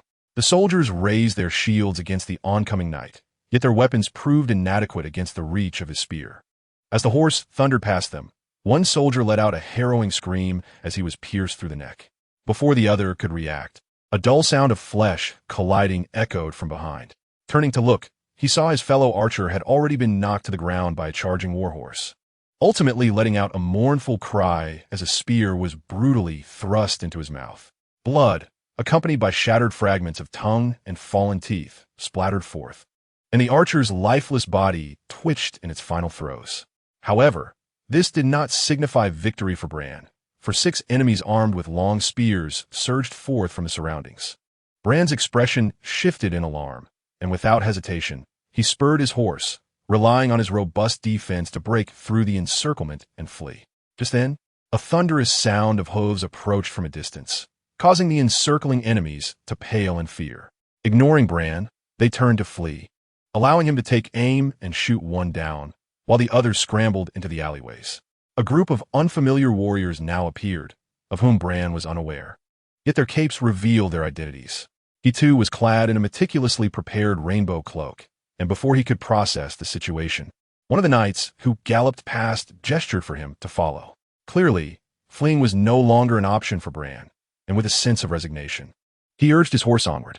Entering the city, battles ensued in rapid succession, overwhelming the senses until the noonday sun bathed the ochre-hued medieval town, and the solemn tolling of bells signaled the conclusion of the conflict. Members of the impoverished assembly cheered throughout the city, while the soldiers who resisted, along with the city's garrison, suffered heavy casualties. It was only then that Bran, now spattered with blood, spotted Sir Moray, who had been absent since their entry into the city, and hurried over. "What transpired, my lord?" he gasped, still trying to comprehend the complexities of the city as happenings. Sir Moray, fully armored yet weary, leaned against the entrance of a blacksmith's shop, sweat trickling down his brow. With a tired expression, he replied, "Last night, someone infiltrated the Red Keep to assassinate that monstrous king, but they failed, inciting a retaliatory strike from the soldiers within the city." Taken aback by this revelation, Bran paused before urgently asking, "My lord, may I leave first? My uncle resides on Flower Street. I intended to seek refuge with him upon arriving in King's Landing, and I fear for his safety." Sir Moray furrowed his brow, having already grasped Bran's background. "Do you not wish to join the warriors, sons?" "Of course I wish to join, but I hope to ascertain his safety first, as he is my only remaining kin, my lord. Shall I seek you at the church afterward? The city is in chaos. You should hasten." Upon hearing this, Sir Moray nodded. The shrine of the Holy Spirit on the Renly's hills is easy to find. If you cannot locate it, simply ask anyone. They will know. Clearly, he did not refuse the request. Bran expressed his gratitude and swiftly departed the street, appearing somewhat anxious. Mori the knight felt a sense of satisfaction upon witnessing the situation, believing it to be a virtue that this giant, born of wedlock, had not forgotten his kin after achieving prosperity. However, he evidently failed to notice that the direction in which the golden-haired giant was headed was not Flower Street, but rather the port of King's Landing. Historical records indicate that after the assassination incident at the gathering of the impoverished, King Aegon had been so frightened that he fled back to Dragonstone. Now, however, it seemed that Laenor was heading to the port in hopes of fortune, perhaps to encounter him. Though Laenor set off towards the port with certain ulterior motives, he had scarcely arrived when he was suddenly greeted by the roar of a dragon, which drew a cacophony of astonished murmurs from the onlookers, who speculated that the king within the Red Keep was preparing to utilize his dragon against them. Yet shortly thereafter, another distant roar left the crowd in a state of bewilderment. Laenor felt a faint inkling of what might be transpiring, and as he hastened towards the port area, He was met only with the pungent aroma of fish wafting from the damp docks, where an assortment of cargo and piles of rotten fish lay scattered, alongside a raucous gathering of impoverished citizens. Upon making inquiries, he learned that several royal ships had already departed, accompanied by a shimmering silver dragon. It seems the monstrous king has eluded us. We have not seen him, but we have witnessed his king's guard and his dragon, remarked one of the assembly members. Noticing the rainbow cloak draped over Laenor's shoulders, another curious individual inquired, "My lord, are you the son of a newly inducted warrior? Your armor appears distinct from that of others." Laenor offered a perfunctory nod in response, then cast a glance at the indistinct vessels visible in the sunlit expanse of the ocean, subtly curling his lip in disdain. It is worth noting that this King Aegon is indeed the son of Rhaenys, yet it appears he has not inherited even a modicum of her courage. Despite possessing dragons, he has been so thoroughly bullied as to flee the capital. One wonders what thoughts occupy his mind. Nonetheless, Laenor felt no anger at such a lack of resolve. Despite being the son of an old acquaintance, this individual was not the same person he had known, and even if the other had not perished in Dorne, it was unlikely that he would have any recognition of Laenor. With these thoughts in mind, Laenor shook his head and turned his steed back towards the city. Though the journey had been somewhat of a waste of time, he did not feel particularly disheartened, even had he arrived in time. It was doubtful he would have gained any advantage. He had merely stumbled upon this news fortuitously. The rhythmic clatter of hooves echoed on the ground as the golden-haired knight retraced his path. As he ventured back, he noted that the chaotic city had gradually begun to settle, and he could see some common folk peering curiously from their windows. While the bolder among them ventured outside to inquire about the unfolding events, Laenor disregarded all of this, intending to report directly to the hills of Rhaenys. However, just as he passed a tree-lined avenue flanked by camphor trees, he suddenly caught wind of a faint altercation. He listened intently and discerned what seemed to be the voice of a boy, which instinctively led him to believe that the remnants of the city's chaos had yet to dissipate. Thus, he spurred his horse towards the sound. "That necklace was left to me by my grandmother. You filthy scoundrels, do not touch it." The words he overheard upon nearing caused him to pause momentarily, and then he urged his steed to quicken its pace. Ultimately, he discovered a narrow alley where a disheveled old beggar was tightly clutching a bald boy dressed in damp, luxurious velvet, preventing him from moving, while another beggar incessantly tugged at the boy's gilded buttons and various adornments. It was evidently a scene of robbery. Blue furrowed his brow at the sight, yet before he could act, the two beggars, who had glanced back due to the sound of hooves, were suddenly halted in their actions by the sight of the colorful cloak draped over Blue's shoulders, prompting them to abandon the boy and flee without hesitation. Seizing the opportunity, the boy yanked a necklace from the old beggar's grasp and turned to Blue, momentarily taken aback, but quickly composed himself, scrambling to his feet and bowing his head in gratitude. "Thank you, my lord. They were so brutal. I appreciate your rescue." His voice bore a hint of nervousness, suggesting he was not accustomed to such encounters. Nevertheless, the earlier words Blue had heard did not seem so compliant, and the necklace in the boy's possession struck him as vaguely familiar, prompting him to inquire with a hint of skepticism, "Did you fall into the water?" "I slipped off the dock by accident, my lord," the boy replied, keeping his gaze lowered. "Accidentally? Where are your family?" "They are nearby, my lord," the boy answered. "I sneaked out to see what was happening outside, but they robbed me. If it weren't for you, my lord, I might not have survived today." "Nearby?" Blue remarked. "I shall escort you. You lead the way." "Thank you, my lord, but I can return on my own," the boy replied, his tone laced with a touch of playfulness. "I cannot believe such a short distance would encounter robbers twice, my lord. King's Landing is not so chaotic, especially with your presence." Though the words seemed innocuous, Blue felt an uncanny sense of familiarity, as if he were witnessing his younger self attempting to charm others. Intrigued, he regarded the boy in silence until the latter could no longer resist stealing a glance at him. Blue then spoke, "Lift your head so I may see you. Why you keep bowing it?" "I have a mild case of albinism, my lord. I fear the sunlight." "There is no sunlight in this alley," Blue responded, tightening the reins of his horse, which snorted in response, lending an air of authority to his voice. "Raise your head, or shall I assist you?" The boy fell silent for a moment, then slowly lifted his head, revealing a strikingly beautiful face. For a child, his features were exceedingly charming, with deep blue eyes complemented by a smooth forehead and two small dimples, making him appear almost like a little girl. Yet Blue was certain he was a boy, and a most intriguing one at that. Gazing at the vaguely familiar visage before him and scrutinizing the color of the boy's eyes, he felt a profound sense of bewilderment. "You hardly appear to suffer from albinism. It is merely a slight affliction, my lord. Not particularly conspicuous," the boy murmured, his gaze evasive. His hands subconsciously twisting the fabric of his clothing at his sides, betraying his nervousness. Lannister believed he had every reason to be anxious. After all, in such a predicament, even an adult would find it difficult to remain composed. "Your father has fled. Why did you not accompany him?" he inquired with a hint of intrigue as he dismounted and approached the boy. The lad instinctively took a step back at his advance. "I do not understand what you are saying, my lord. Allow me to hazard a guess." Ignoring the boy's protest, Lannister lifted his chin to examine him more closely. "Your appearance, Egon, is not quite consistent with that of a Velaryon. So, you must be Jaehaerys? Jaehaerys Targaryen, the youngest son of King Aenys?" His assertion was unwavering. Identifying strangers can be challenging, yet recognizing a member of House Targaryen is a simple matter. One need only observe the distinctive hair and eye color. Moreover, this boy's face and the necklace he clutched seemed oddly familiar. The boy trembled at Lannister's words, his eyes widening in shock as he stood speechless, clearly astonished. "Your father has fled. Why did you not follow him?"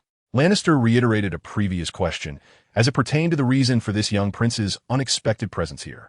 Jaehaerys Targaryen, also known as Jaehaerys I, was the fourth king of the Targaryen dynasty to ascend the Iron Throne, having negotiated with the church post-coronation to successfully dismantle its two military factions. He is often referred to as the arbitrator Jaehaerys. His reign was marked by sagacity and wisdom, unifying the laws of the Seven Kingdoms and constructing a royal road that linked all corners of the realm. His tenure was the longest among Targaryen monarchs, and many believe it to be the zenith of the Targaryen dynasty, a stark contrast to the rapid decline that followed under his successors.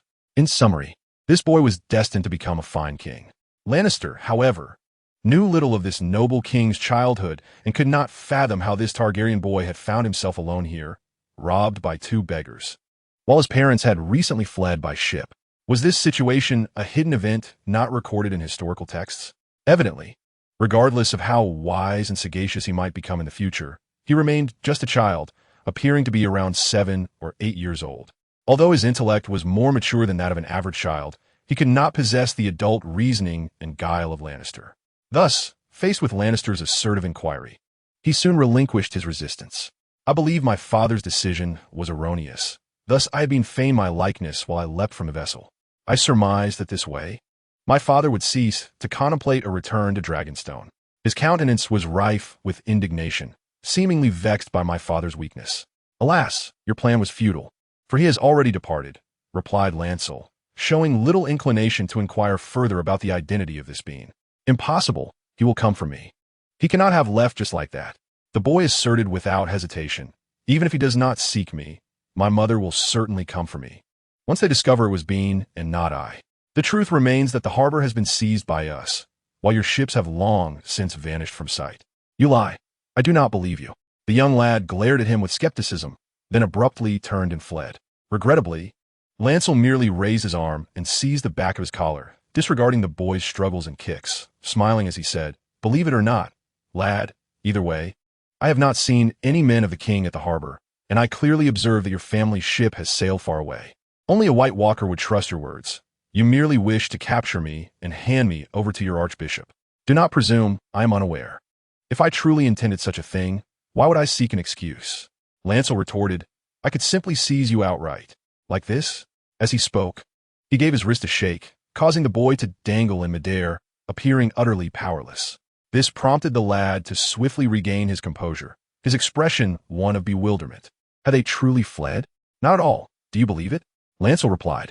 Initially, he expected the boy to erupt in tears or some other emotional display. Yet all he beheld was a contemplative visage. "Surely they have not realized I am gone. Bean is of my height and hidden beneath the covers. It is difficult to discern." He murmured thoughtfully, "Yes, indeed, that must be it. My brother is ill, and the servants are preoccupied with his care. They may genuinely have not noticed my absence." As he concluded, his countenance fell into despondency. Yet he soon rallied, turning to Lancel with a serious demeanor. "But they will surely return for me. They must, accompanied by dragon fire. Lancel remained unmoved, shaking his wrist once more, causing the boy's face to droop again. Strolling casually down the road, Lancel had fortuitously acquired a young prince, which filled him with a sense of unbridled luck. Just moments ago, he had pondered how to deftly extract resources from the formidable Targaryen family, and now, a hostage had miraculously fallen into his hands. Nevertheless, despite this fortunate turn of events, Lancel harbored doubts. Would that feeble king remain indifferent to his son's plight in King's Landing? It seemed implausible that he could be so callous. Historical records indicated that. Although indecisive, he was quite fond of his offspring. How had this incident been resolved in the annals of history? Or had this event truly transpired?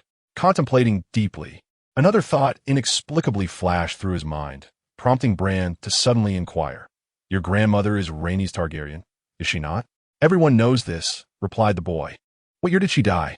She is not dead. The boy retorted angrily.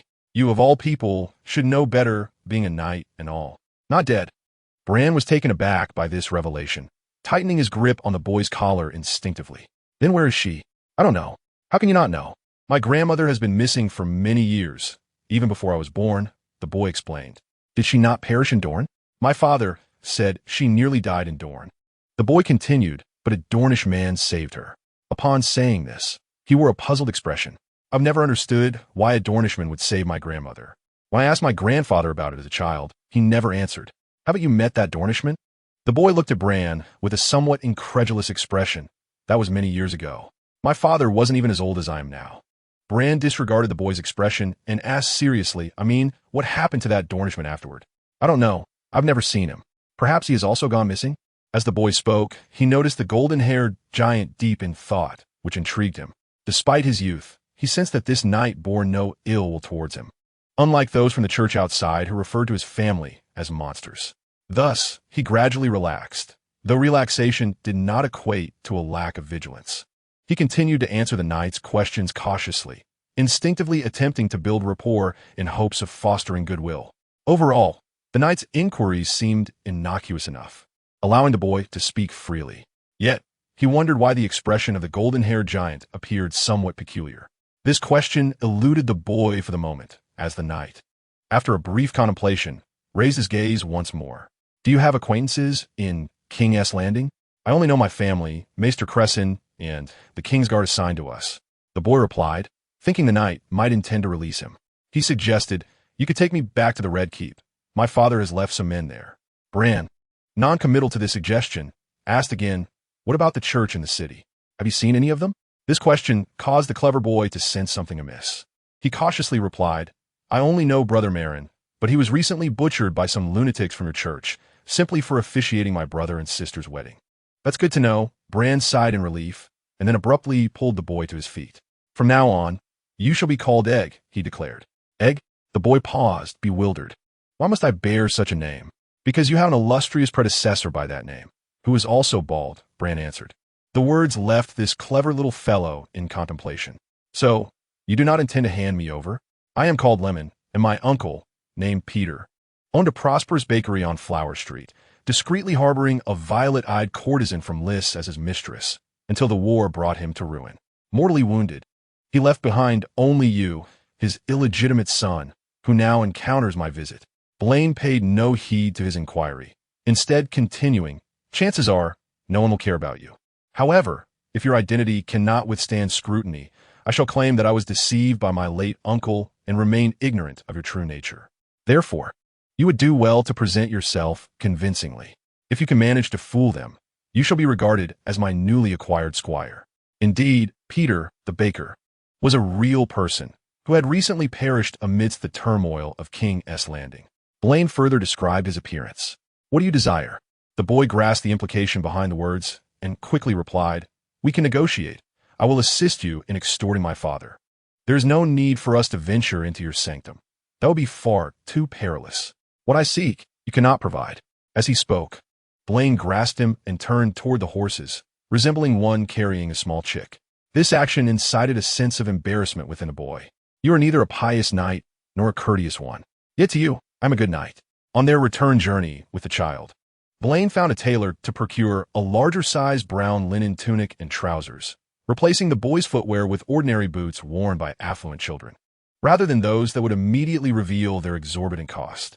However, a flaw remained. The boy, Igo, possessed deep blue-violet eyes which, while seemingly innocuous at first glance, became glaringly apparent upon closer inspection. Yet Blaine had already prepared for this. Among the peoples of Westeros, violet eyes are exceedingly rare, primarily found within House Targaryen and House Dane of Dorne, known for the Dawn Sword. However, across the narrow sea in the free trading city-states, there exists a place called Lys, once a realm of indulgence for the ancient Valyrian dragon lords, where many with Valyrian blood reside, and blue-violet eyes are quite common. Thus, Blaine arranged for him to be the illegitimate son of a baker and a courtesan from Lys. Blaine deemed this sufficient, as it was improbable that anyone would delve deeply into inquiries. Even if they did, it was unlikely they would investigate thoroughly. Ordinary folk would hardly believe that the king had fled while his under-10 son remained behind. "Are you afraid my father will return and incinerate you with dragon fire?" After his transformation, the boy atop the horse tilted his head and asked, "Is that why you cling to me?" "Perhaps I view you as a shield," Blaine replied. "I have also contemplated using you in exchange for a dragon egg." "A dragon egg?" The boy glanced back at him warily. "We possess no dragon eggs, only dragons. All the eggs have been hatched into dragons." Once, Brynden had heard words akin to these, thus he paid them little heed. Seated firmly upon his steed, he advanced with a gaze that, both intentionally and unintentionally, swept across his surroundings.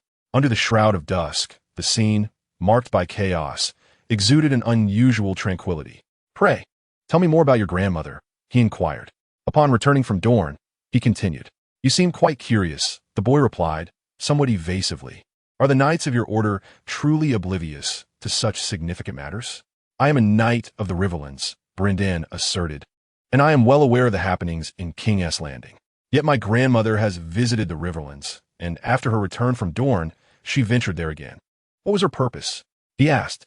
"She mentioned that there were many gardeners in that region and intended to hire a group to plant flowers in King's Landing to mask the stench. But it appears the project was abandoned due to its magnitude." "Did she divulge anything else?" "Of course, but not from her lips. My father shared these tales with me." "So what transpired?" "That depends on what you wish to learn. For instance, why did she go missing?" "Even my father is unaware of that." "Where should I seek the answers?" "Perhaps you should inquire elsewhere."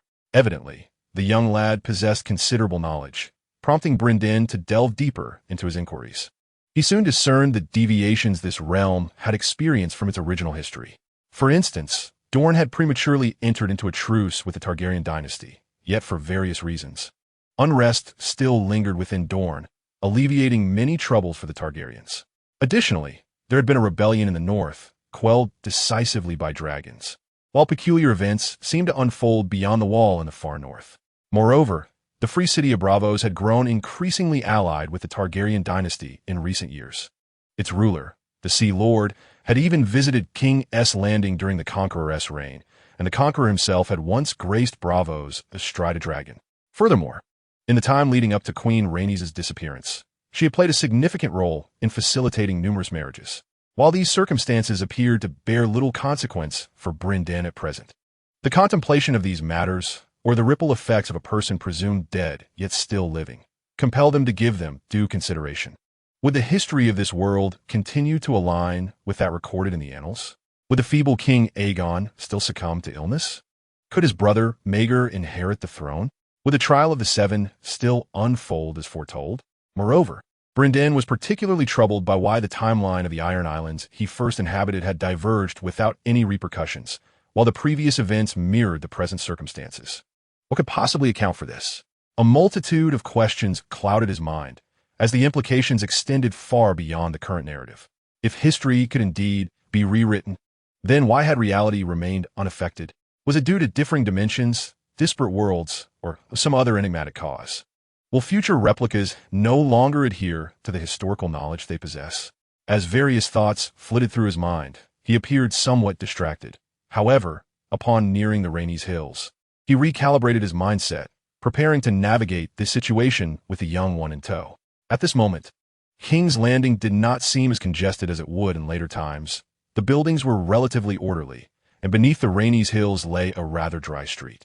On either side of the road, The yellow brick houses were predominantly inhabited by the impoverished members of society, with the occasional sighting of a robust warrior's son. At the roadside stood a modest tavern with its door ajar. Against the wall rested a disheveled young warrior, his dark hair atangle. As he caught sight of Baelor passing by, he shouted a few remarks regarding his ill-fitted armor and improperly worn cloak, leaving Baelor perplexed. He paused to engage in a brief conversation, only to find that the drunken youth seemed utterly oblivious to his own identity, compelling Baelor to abandon the exchange. As he continued onward, a kindly old man informed him on how to locate Ser Morris, a query Baelor had initiated. He discovered that the knight possessed quite a notable reputation here, with a status of considerable significance. However, this was of little consequence to him at present. His immediate goal was to find the knight, necessitating a visit to the Great Hall. Baelor did not take the child along immediately. Instead, he secured a room at a nearby inn to settle the young one before proceeding towards the rising hills. The Renly's hills bore no significant differences from those of the future, save for the fact that atop its square stood not a dragon's lair, but a grand and imposing cathedral. The Hall of Remembrance was originally constructed by the conqueror Aegon in memory of the late Queen Rhaenys, and it had since transformed into a gathering place for the warriors' sons in their rebellion against the Targaryen dynasty. Prior to his arrival, Baelor had contemplated the existence of this hall, questioning why it remained if the young queen was still alive. Now, he could see the truth clearly. The cathedral, situated deep within the square, was elegantly designed, its elongated structure flanked by walls adorned with numerous recessed human sculptures, exuding a sense of sanctity. In the center of the square stood a distinctive fountain, within which a statue depicted a figure standing in the water.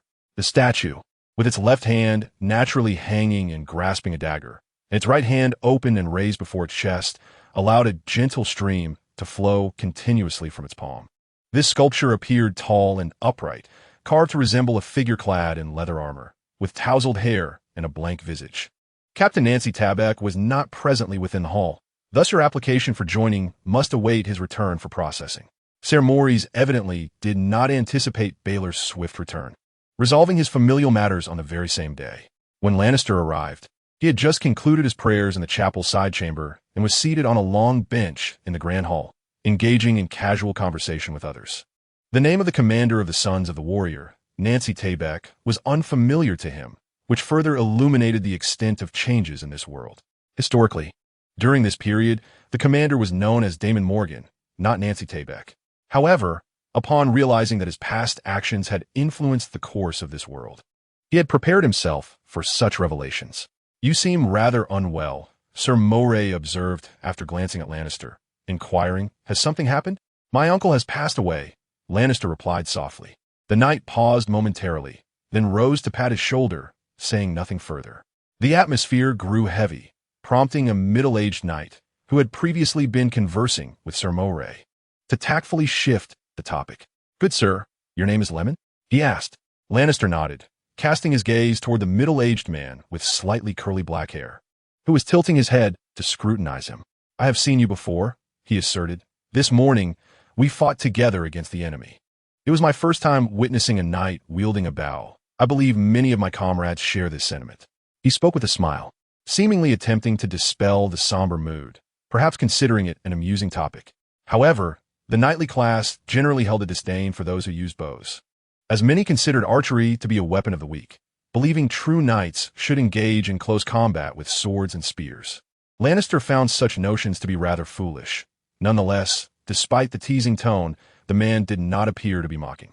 "I must admit, I do not know which noble you are," he responded honestly. "In truth, I currently recognize only Ser Moray as a son of the warrior.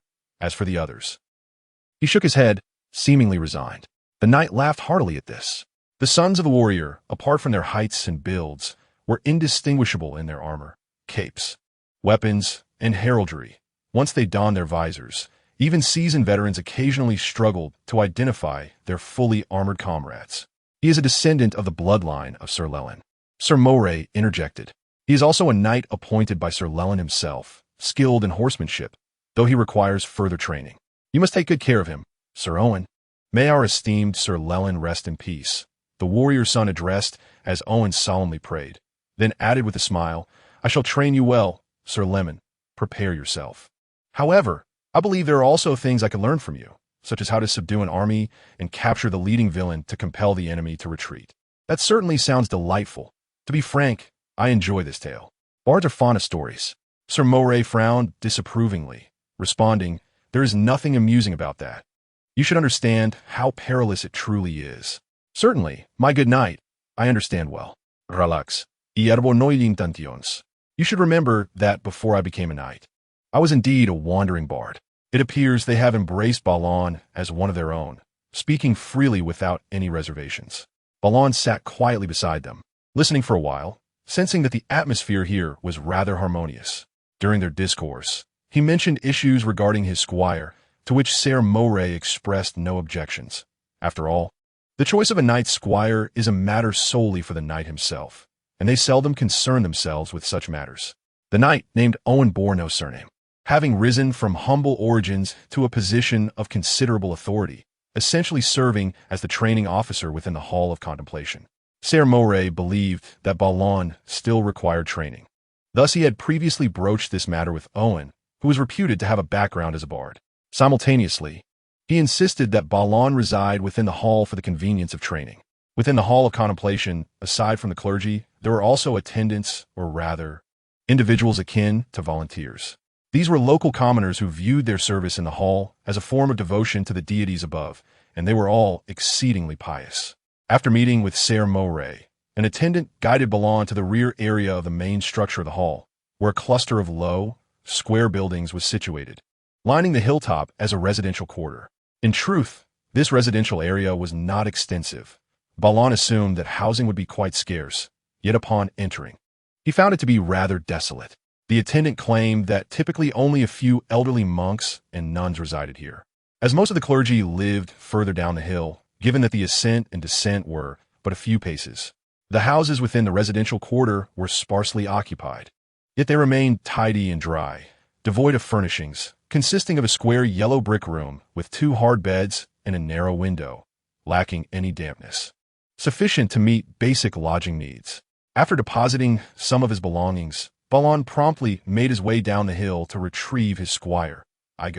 No unforeseen incidents occurred, save for the fact that upon Balon's arrival at the inn, the little fellow was stealthily observing the situation outside.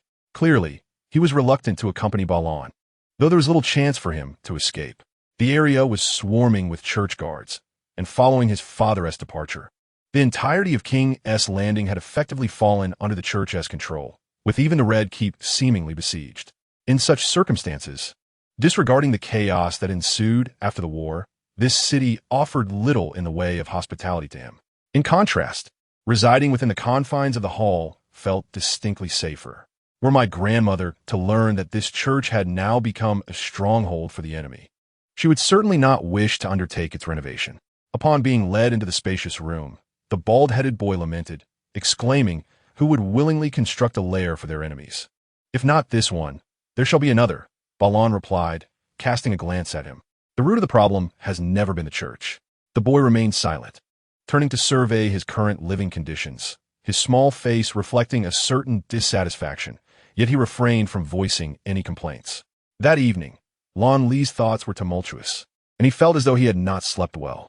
The following day, upon discovering the little fellow still curled up in the corner on the hard bed, indulging in a lazy slumber, he could only shake his head in resignation.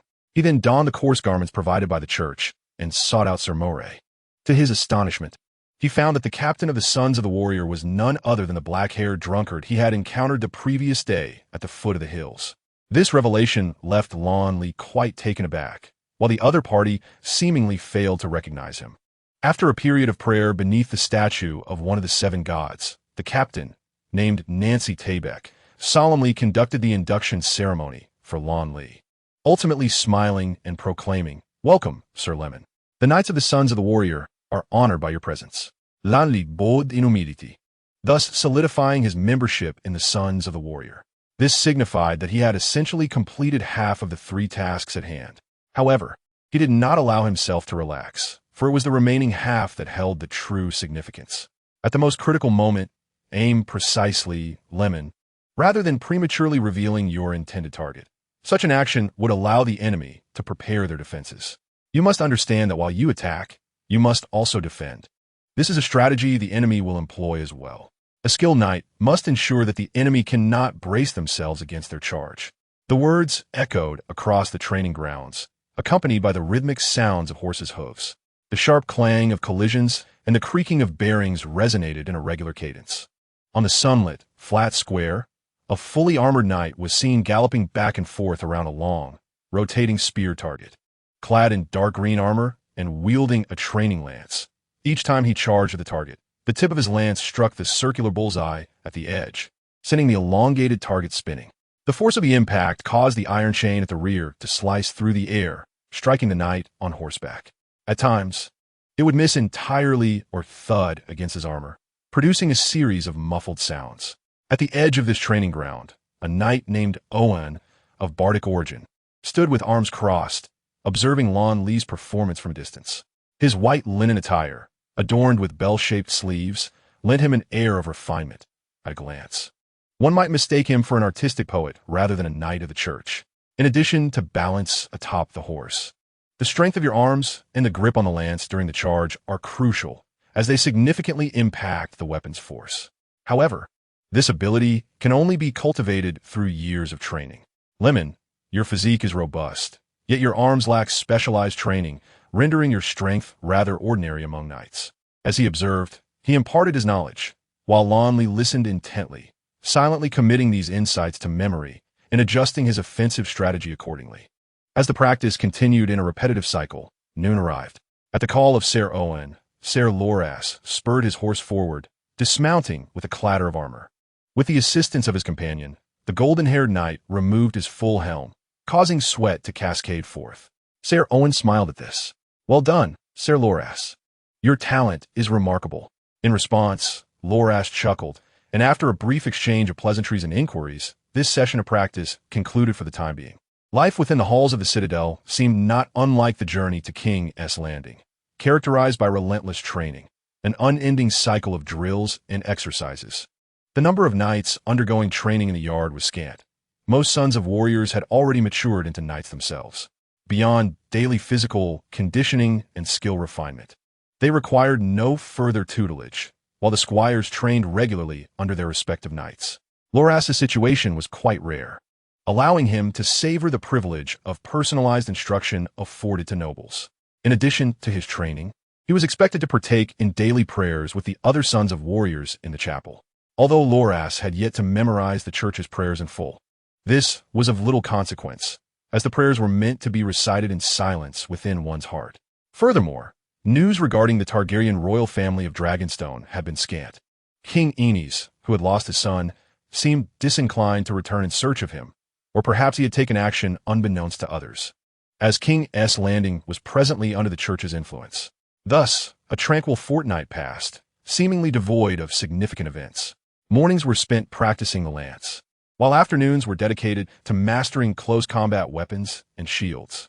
In sword and shield practice, his opponents were not mere squires, but rather formidable knights, two exceptionally skilled twin knights. At this moment, hundreds of warrior sons had gathered in King's Landing, among whom many excellent knights were present. Loras believed the two he sparred with ranked among the elite. Their exchanges appeared evenly matched, yet a slight shift in their focus would lead to his immediate defeat, leaving him no time to react. An adept swordsman must learn to anticipate the enemy's attacks.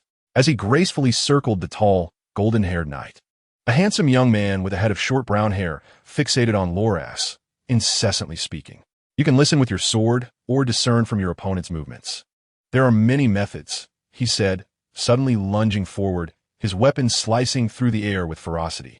Loras instinctively raised his sword to block, but his opponent abruptly retracted the strike. I excel at exploiting my opponent's instincts to lead them astray. This is another form of anticipation, the brown-haired youth explained as he halted, sheathing his sword. However, one must exercise caution with such feints. A single misstep could lead to genuine defeat. After speaking, Lannister nodded thoughtfully. Suddenly, he blinked and posed an absurd question. "Well, that concludes today's training. It is now time for questions. Pray tell, Sir Lemon, am I Almond Caswy or Mon Caswy?" "You are Almond Caswy," Lannister replied with a hint of resignation. "Are you certain?" the other inquired, narrowing his eyes. "Absolutely certain. What makes you so sure? Yesterday, you were Almond, and today you are as well? This defies logic. The young man with brown hair appeared to be offering a reminder with utmost seriousness, yet Lannister merely chuckled in response. Because I deliberately left a mark on the nape of your collar yesterday, and, clearly, you do not have the habit of washing your clothes frequently. This statement caught the other off guard. He then raised his hand to touch the back of his neck, discovering a tear in the collar that he had not noticed before, prompting him to laugh and curse lightly. You sly fellow lemon. I shall savor a few lemons from you to soothe my irritation. Lannister shrugged in response. He trained with two individuals, the one before him, Almond Caswy, and the other, Amon Caswy, a pair of twins. Initially, Lannister mistook them for one person, as their appearance and attire were identical. It was only later that he learned the truth. The brothers exchanged places every other day, seemingly treating their practice with Lannister as a form of entertainment. And they were quite curious about when he would truly be able to distinguish between the two.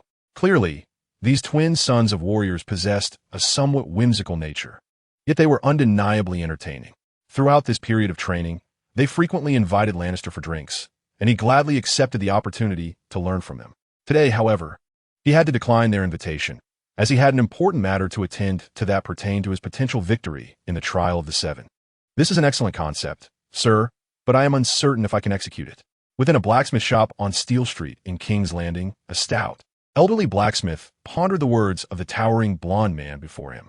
I have never heard of such a method of incorporating fixed adornments into breastplates.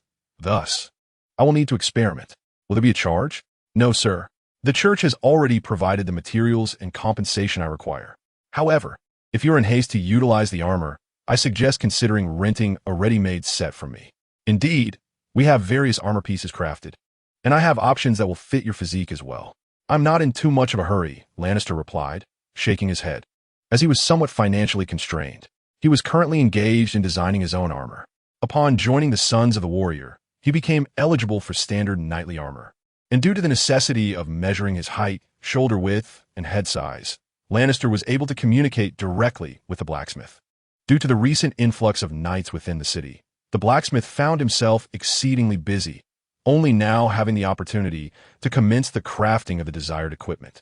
Thus, Balerion presented his concept, or rather, he introduced the notion of a widely popular piece of equipment among the knightly class 2 centuries hence in the realm of Westeros, a lance rack.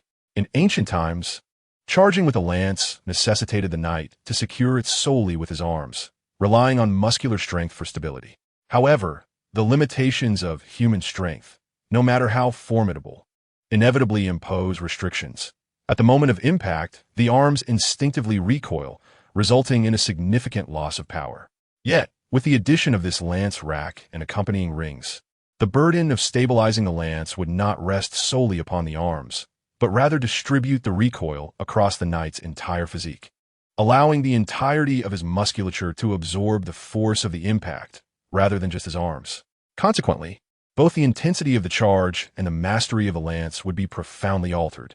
This insight had struck Balerion during his training en route to King's Landing, as he observed the absence of such an unassuming yet crucial piece of armor in the current era.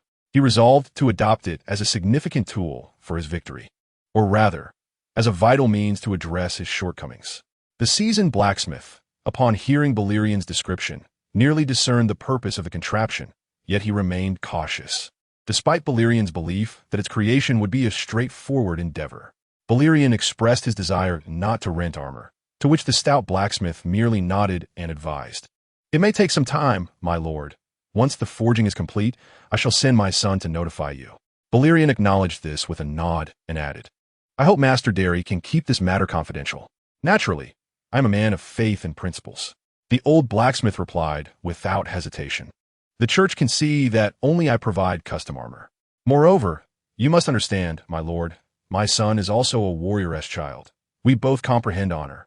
This statement momentarily took Balerion aback, but the blacksmith then cheerfully called to the back of the forge, and shortly thereafter, a sun-kissed, bald man emerged from behind the sooty curtain. Father, what is it? The blacksmith responded, This is Sir Lemon. You should meet him. Upon hearing this, the bald man turned to Balerion, appraising him momentarily before breaking into a smile. May the gods bless you, Sir Lemon. I have heard of your exploits. Am I truly that renowned? Balerion mused, surprised. The man explained, I am tasked with guarding the 2 captives you secured from the Riverlands. One of them incessantly claims you are a monster, a merman. He raves on about it, appearing quite mad. As he spoke, the bald youth grinned broadly. I am quite curious how you managed to frighten him so. Perhaps the methods employed by those interrogating him were somewhat excessive, Balerion replied. After exchanging a few pleasantries with the blacksmith's son, named Dane, he took his leave. In terms of armor modification, it could compensate for his shortcomings, and daily training would allow him to continuously evolve. However, he remains uncertain about how to join the judging order. Of course, this notion is contingent upon the continued occurrence of judgment, a prospect that Lannery cannot firmly ascertain. Nonetheless, it is always prudent to prepare in advance. As he pondered this dilemma along the way, Lannery soon returned to the sanctuary's residential area atop the Renly's hills. Yet, upon entering his abode, he discovered that his young attendant was nowhere to be found. This left Lannery momentarily taken aback, prompting him to exit the house and venture into the narrow alleys outside. He initially intended to inquire whether anyone nearby had seen the child, but shortly after stepping out, he unexpectedly heard some familiar commotion from another direction. This compelled him to stride toward the sound. The buildings in the sanctuary's residential area were densely arranged, and the alleys between them were narrow and somewhat intricate. However, having resided there for some time, he found such complexity had become rather straightforward. As he progressed further, the noise grew increasingly distinct, resembling a child engaged in a heated dispute with a woman, which quickened his pace and piqued his curiosity. His young attendant was typically quite well behaved, understanding that he could not venture far on his own, thus rarely leaving the house. Even if he did go outside, he would always appear shy and reserved, speaking very little. Why, then, did it seem he was embroiled in an argument now? Perplexed, the golden-haired knight turned a corner, and the words of contention became completely unobstructed and remarkably clear. Just at that moment, a figure suddenly collided with him, letting out a muffled grunt before tumbling to the ground. Lannery looked down to see a nun clad in a white robe with disheveled black hair. Are you all right? He inquired, and as she raised her gaze, he was met with an extraordinary sight. Eyes that were bright yet filled with trepidation, adorned with molten golden irises, partially obscured by her unkempt locks. This unique hue momentarily startled Lannery. However, she quickly scrambled to her feet and fled, leaving him with an inexplicable sense of regret for not having observed her longer. Then, he suddenly noticed a necklace, embellished with agate leaves, that had been left behind on the ground where the nun had fallen. Frowning at the sight, Lannery bent to retrieve the precious ornament, then lifted his gaze toward the source of the commotion ahead. In the shadow of the wall, a boy named Egan, clad in coarse fabric, was fiercely disputing with a middle-aged nun, her head wrapped in a nun's veil. His small face was serious, his words righteous. Regardless of the circumstances, striking someone is simply wrong. If one errs, they must face the consequences. This is a rule mandated by the gods. Then perhaps you could enlighten me as to what sin she has committed, good sister? Egan retorted, I cannot divulge that to you, child. Which knight is your master? I wish to speak with him. As the nun spoke, she noticed Balon approaching and quickly inquired, My lord, is this boy your squire? Balon nodded in affirmation. Then you must discipline him well. Impulsiveness is not a trait befitting a proper squire. How can you blame me for being impulsive when you were the one who struck first? The boy retorted, astonished. So, if I merely come to observe while you bully others, that makes me non-impulsive? She is a sinner, child. If you do not comprehend, you may consult your master. The nun replied, Is it customary for you to seek such excuses before bullying someone? The bald boy scoffed, crossing his arms. So before hitting her, you label her a sinner, and that justifies your actions? Pray tell, how is she a sinner? I have asked you repeatedly, and you have remained silent. Now that my master is here, surely you will enlighten me? I cannot explain this to your master. The middle-aged nun's face flushed slightly, revealing a tinge of embarrassment and helplessness. Balon observed her with curiosity, but refrained from pressing further. Instead, he patted the boy's shoulder and handed him the necklace he was holding. Upon glancing at the necklace, the bald boy's expression transformed into one of astonishment. My necklace? He asked, extending his hand to feel his pocket, only to find it empty. It was in my pocket. How did it end up in your possession? That is a question for the so-called innocent sinner you mentioned, Balon replied, playfully tapping the boy's forehead. The boy paused, scanning the surroundings. Yet he did not spot the black-haired nun who had been there moments before. Suddenly, comprehension dawned upon him, but rather than feeling anger or shame, he appeared somewhat bewildered. I came to her aid. How could she still steal my necklace? Having regained his composure, the squire, Igo, felt a strong indignation at being deceived. Though he did not express his feelings at the time, he seemed increasingly agitated as the day wore on. Thus, the following morning, he set out to gather information, determined to confront the young nun. Undoubtedly, the tranquility of recent days had allowed the young prince of House Targaryen to relax considerably. Balon remained non-committal about Igo's quest. While it posed a risk of exposure, it seemed rather peculiar to confine his squire within the confines of a room all day. Weighing the pros and cons, he felt the little fellow had a sense of what he was doing, so he chose not to intervene. Moreover, Balon was preoccupied with training, often exhausted from his exertions, and found little interest in such trivial matters. Igo's efficiency was commendable. By the time Balon returned home from training the next day, the boy began to chatter incessantly, answering his own questions. Her name is Leia. She grew up here, not far from where we reside. Without parents? Balon inquired casually as he removed his sword and placed it against the wall. I have heard she's an orphan, Igo replied. An elderly nun took her in, but that old nun has since passed away. As he spoke, he wrinkled his nose, saying, I heard she was driven to her demise by that mute. Mute? Indeed. My lord, she is a mute, the boy replied, a hint of disdain gracing his features. Not only is she mute and peculiar, but she is also quite wicked, always fond of pilfering from others. I pondered, my lord, perhaps we should refrain from confronting her. After all, it is unreasonable to expect a mute to apologize to us, is it not? Clearly, the incident involving the necklace had thoroughly soured his feelings towards the nun named Leia, his tone lacking any semblance of courtesy. However, Beric had no intention of questioning her, merely nodding in agreement, sensing that she might indeed be an odd individual. Yet he remained indifferent, for the world is replete with peculiar characters. Nevertheless, the boy's incessant chatter gradually captured his attention. Yet she is truly a vile person, my lord. Not only does she relish in thievery, but she also delights in destruction, reveling in all manner of hideous insects. She shuns the sunlight, lurking about in secrecy. It is said that wherever she goes, calamity follows, which is why the elderly nun who took her in never allows her to leave this place. I suspect it is some sort of curse. You know what a curse is, do you not, my lord? Is that true? Beric disregarded the boy's final question, instead musing. You mean to say that wherever she goes, misfortune befalls? The capital once suffered a great fire. The boy nodded in affirmation. I recall that inferno. Many lives were lost. The nuns claimed it was her flight that sparked it. He continued, additionally, there was an uprising at a flea market, resulting in numerous casualties as well. I cannot speak to that event, but I have heard it was also after her appearance that it transpired. Then, one might wonder why no misfortunes have befallen the chapel. Perhaps it is due to the gods above, the boy replied without hesitation. Do you believe in the divine? Beric shot him a curious glance. My father believes, as did my grandfather. Why should I not? The boy answered. However, this has little to do with the church. I do not believe the church can represent the deities above. Beric shrugged at this, choosing not to engage further in the topic. The boy, sensing a shift, redirected the conversation. Sir Lemon, do you think my father has indeed sent someone to rescue me? It is likely, Beric responded. However, given the current circumstances in the capital, even if he did send someone, they would have to be discreet, which diminishes the likelihood of you being found. He spoke without trepidation, unafraid of the boy's potential escape.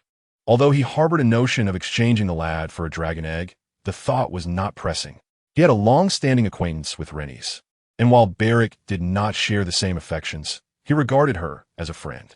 Faced with the offspring of this friend, he found it difficult to cultivate any mercenary inclinations, especially while ensconced in the hills of Renly's and within the hallowed walls of the Chapel of Remembrance. Over time, the boy had evidently discerned some of the blonde knight's demeanor, gradually lowering his guard. Particularly during this recent period, upon realizing that his parents exhibited no inclination to seek him out, he became markedly more subdued, contrasting sharply with his earlier propensity for retorts. His willingness to assist in the cleaning of armor serves as evidence of this transformation, although it is, in truth, a task befitting a squire. Can we not take the initiative to search? The boy inquired with a flicker of hope after hearing Lannister's words. And where do you suggest we look? Who should we seek? Upon hearing this, the boy was momentarily at a loss for words, and then, With a tone of frustration, he lamented, "Why did my father not come to rescue me himself? Even if the entirety of King's Landing were filled with the church's adherents, what would that matter?" Lannister shook his head, unable to comprehend the situation himself. Logically, one would expect that even the most feeble of parents would not remain indifferent in the face of their missing child. Yet this father displayed none of the anticipated reactions. Historical analyses have suggested that King Aenys refrained from confronting his enemies on Dragonback due to the trauma left by his mother's death in Dorne. However, in this altered epic, his continued weakness is perplexing. This matter was not discussed for long. The exhausted Lannister soon lay down on the wooden bed and fell into a deep slumber, while the young squire, Igo, silently scrubbed the armor with a bucket of sand, his expression taut and clearly not cheerful. The following day began with the usual training regimen. Yet Lannister concluded the afternoon session prematurely, as he had certain matters to ascertain. Upon returning to his quarters, he removed his armor with the assistance of the bald squire and donned a set of light, ordinary clothing before venturing outside. Under the sun's embrace, the Rhaenys Hill resembled a realm of towering mountains, and within it, one could faintly discern the subtle sounds emanating from the surrounding city, the shouts of knights, the restless horses, the prayers of the faithful, and a myriad of other trivial noises. Currently, King's Landing lay under the church's dominion, with even the royal red keep not spared from its grasp. The warrior sons within the city appeared to lead leisurely lives, yet the higher echelons of the church seemed to be stirring beneath the surface. Discussions regarding the fortification of King's Landing's defenses, the royalist faction within the city, strategies for confronting the Targaryen dynasty, and the various rebellious noble families across the continent were all unfolding. Yet Lannister paid little heed to these matters. His thoughts were consumed by considerations of the impending judgment, as well as the nun he had encountered the previous day. 3 tasks lay before him. The first had been accomplished, the second was ongoing, and Igo's remarks had led him to contemplate the last task, one that seemed most enigmatic: guiding the child of chaos towards the righteous path. This title alone struck him as inexplicably odd, let alone the prospects of its realization. Lannister had always felt adrift regarding this matter, harboring several suspicions yet lacking certainty. However, after yesterday's encounter with the nun, or rather, after learning certain details about her, his interest was unexpectedly piqued. A child of chaos? It appears that this might be a moniker for a boy or a man. However, it would not be entirely inconceivable if it referred to a girl, particularly one as extraordinary as this. She possesses a pair of eyes that are rare in the world, and her past seems to be intertwined with chaos. Nevertheless, having been misled by rumors before, Bran did not wholly trust this information. He resolved to investigate personally and observe with his own eyes. The results of his inquiries were quite promising. The boy's claims were corroborated by numerous elders, each of whom appeared to speak the truth. To ascertain the veracity of these accounts, Bran even ventured to the site of the fire and the ensuing riot to gather information. Subsequently, he embarked on a series of discreet observations over the next few days. This was no simple task for Bran, as his large stature made him conspicuous in the nunnery's residential area. However, it was not overly arduous, for his keen hearing and skills related to stealth granted him a modicum of proficiency in silent maneuvering. That very afternoon, he discerned several intriguing signs. For instance, the nun named Lya seemed to have a penchant for thievery. Seated quietly on a bench in front of the church, she appeared both demure and solitary. Yet her gaze often strayed to the beautiful adornments worn by passers-by, and on several occasions, she even attempted to touch them, thwarted only by their vigilance. Furthermore, she exhibited a penchant for vandalizing her surroundings, deliberately marring the surfaces of stable tables and wreaking havoc upon the blooming flowers in the garden. Even the walls of the shelters within the residential area bore the marks of her mischief, with several holes she had gouged out, through which she would insert insects or spy on others. She seemed to wrestle with suicidal tendencies, often pausing by the well to peer into its depths and occasionally brandishing stones near her forehead, although she appeared to fear pain, preventing her inclinations from materializing. Additionally, she relished the act of spitting into the food of others, and although she was caught and punished for it, she remained unrepentant, continuing to engage in her mischievous behavior whenever she believed she could do so unnoticed. One might wonder why, when the other nuns were so busy, she found herself with so much idle time. The nuns residing nearby held the mute nun in disdain, Each encounter with her was met with derision and indifference, and none wished to share their space with her, offering not a shred of companionship or warmth. Yet Bran perceived that this isolation was entirely of her own making. As he eavesdropped into the night, the darkness enveloped him, and as the nuns returned to their respective quarters, he could faintly hear peculiar sounds emanating from behind him, evoking deep contemplation. He could not help but sigh in exasperation at the thought of such a wretched individual. The question arose, do respectable individuals require others to guide them onto the righteous path? This inquiry seemed evident, and although everything he had witnessed was disheartening, Bran found himself bolstered with newfound confidence after reflecting on the matter. He felt as though he had finally discovered his objective, or rather, among the individuals he encountered, none seemed more fitting than her. However, after further inquiries and a thorough understanding of the nun named Leia, he was utterly taken aback. She was mute, not due to a physical impairment of her vocal apparatus, but because her inability to hear the sounds of the outside world rendered her speechless. In simple terms, she was a deaf mute, a young girl of about 15 or 16. In such circumstances, even basic communication posed a significant challenge, let alone guidance. Renly possessed limited knowledge about such individuals, and this world lacked the sophisticated sign language methods of his previous life. Upon realizing this, he felt as though he faced an insurmountable task, yet he was reluctant to abandon it. So for the following days, although he did not initiate any action, he maintained a consistent observation of his objective and contemplated strategies. Everything he witnessed was disheartening, even severely undermining his self-confidence. Yet Renly discerned certain patterns in her daily life. For instance, every morning, she would rush to a particular chair in the square before the chapel to pray for about 10 minutes, appearing most serene during that time. She exhibited a genuine fondness for various insects, scouring the area daily to catch them and store them in her small jar, treating them as treasures.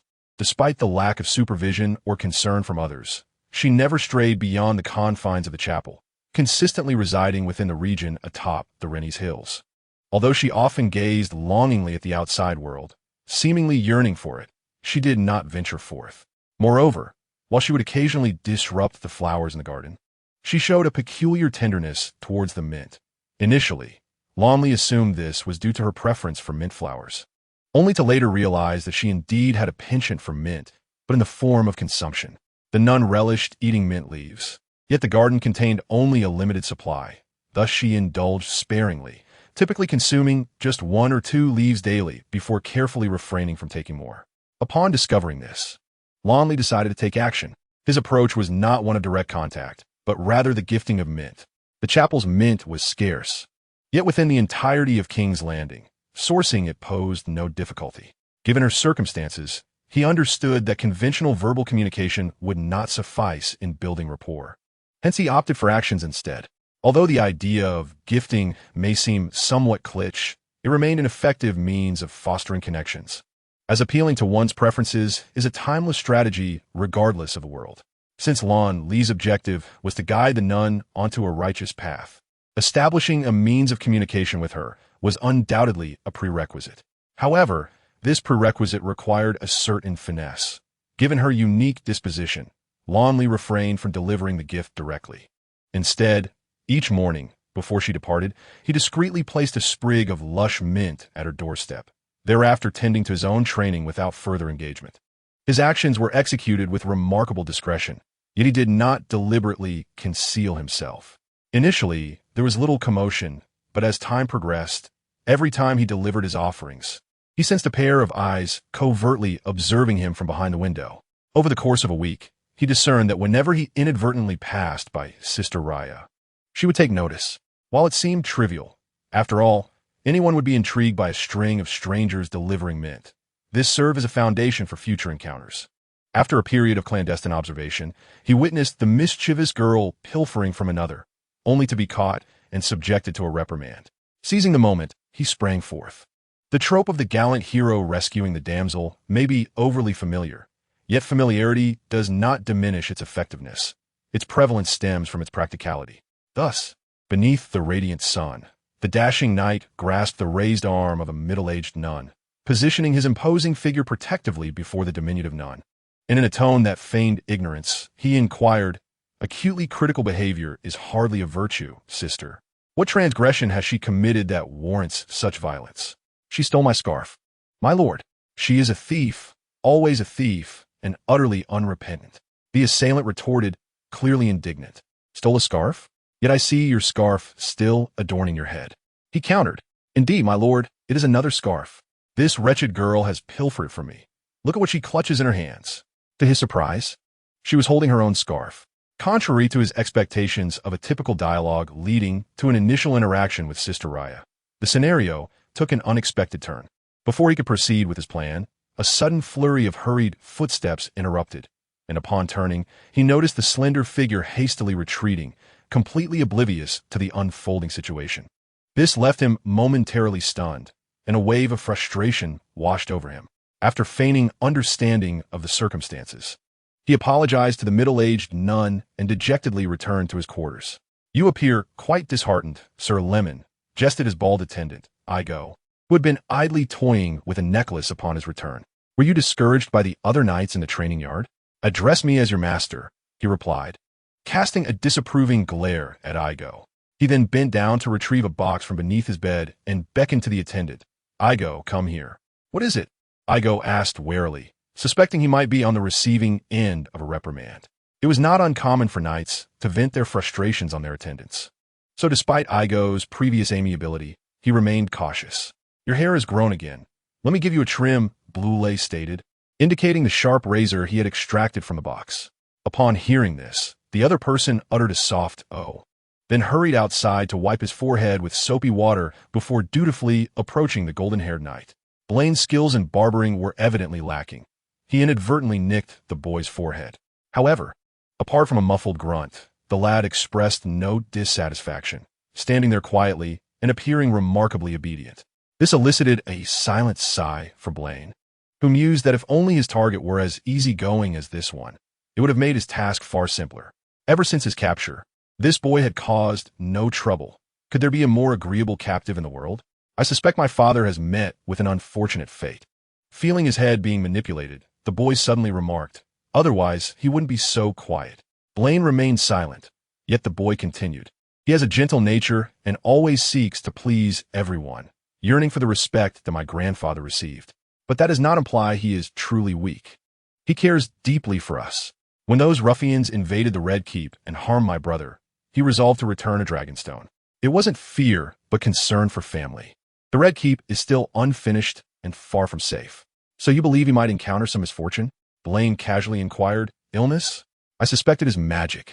The boy replied seriously. Dark magic. Though unspoken, Blaine understood the implication. Rumors circulated that Aegon the Conqueror's queen, Visenya, was at odds with the line of Aenys. And it was said that Visenya had studied dark magic and poisons since childhood. Some even claimed that her only son, Maegor, was born through the use of dark sorcery. Blaine dismissed such claims as unreliable, recognizing that people often cast aspersions upon those they disfavor, particularly the future King Maegor, who would be known for his cruelty. Yet, if there were any truth to it, he would not be surprised. After all, this was no simple medieval realm, but a fantastical world. The two fell into silence thereafter. Blaine pondered his own troubles while the boy appeared distracted. Nightfall quietly enveloped the surroundings, and after finishing the haircut, they prepared for bed.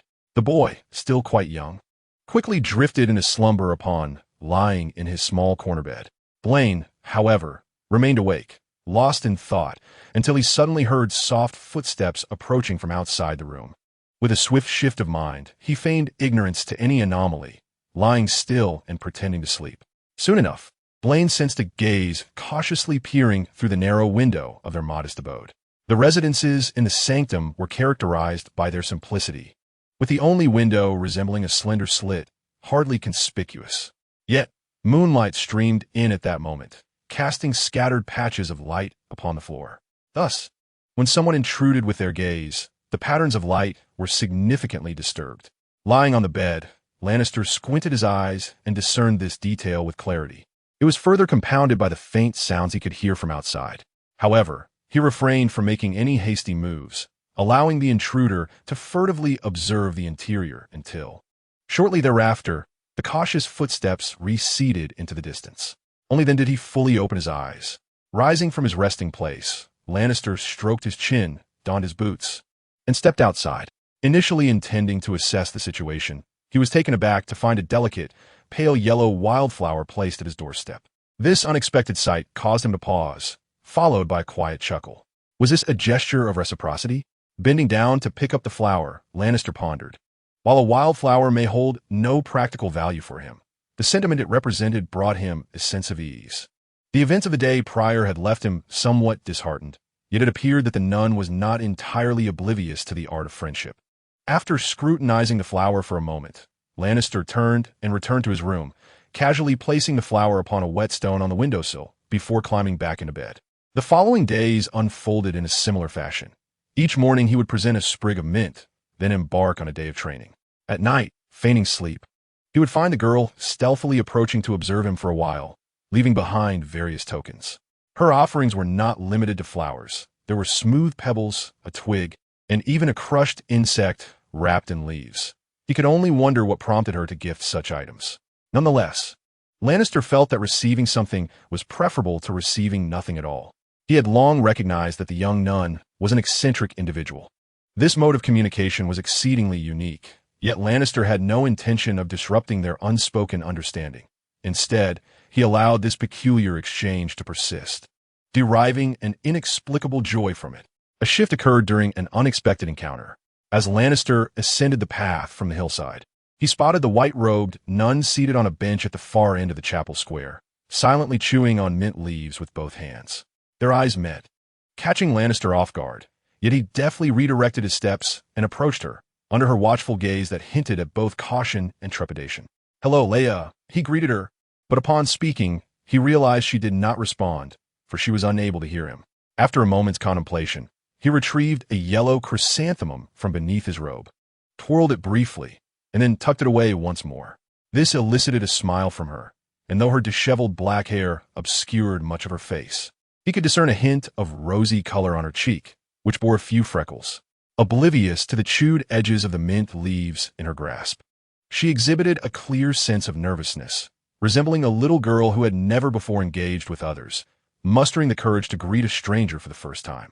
Lannister found this rather surprising, for in his observations, she had always appeared to be a somewhat aloof and mischievous presence, seemingly unaware of the concept of embarrassment. Yet now, she appeared remarkably shy. However, he did not linger for long. After casting a smile at the young nun, he bent down to place a sprig of mint on the chair beside her and then turned to leave. It was only after he rounded a corner that the gaze following him vanished. In the days that followed, at that same hour, the mute nun would make her way to the chair, appearing to idly nibble on leaves or daydream. Yet in truth, she was awaiting a greeting from Balin. Although such encounters often concluded with a mere glance, she still arrived early each day to wait. This made Balin feel as if he were nurturing a small wildcat that had come to him for sustenance, or perhaps engaging in one of those popular nurturing games from past life. However, while games could be easily exited or reset, this reality stirred within him a sudden hesitation, as he felt he was inadvertently exploiting the affections of an innocent girl, prompting thoughts of Rhaenys. Nevertheless, after some contemplation, Balin chose to persist in this interaction, albeit with a newfound sense of caution. Aside from his dealings with Sister Leia, Balin was also attentive to other matters. Recently, there had been no significant events. The city's situation seemed to have settled into a temporary calm. Though each time he observed high-ranking church officials in the cathedral or the square, they appeared hurried, as if preoccupied with urgent tasks.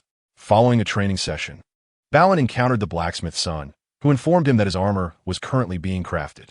However, due to errors in the forging of the first suit, it was being remelted and remade. Balin was not overly anxious about this.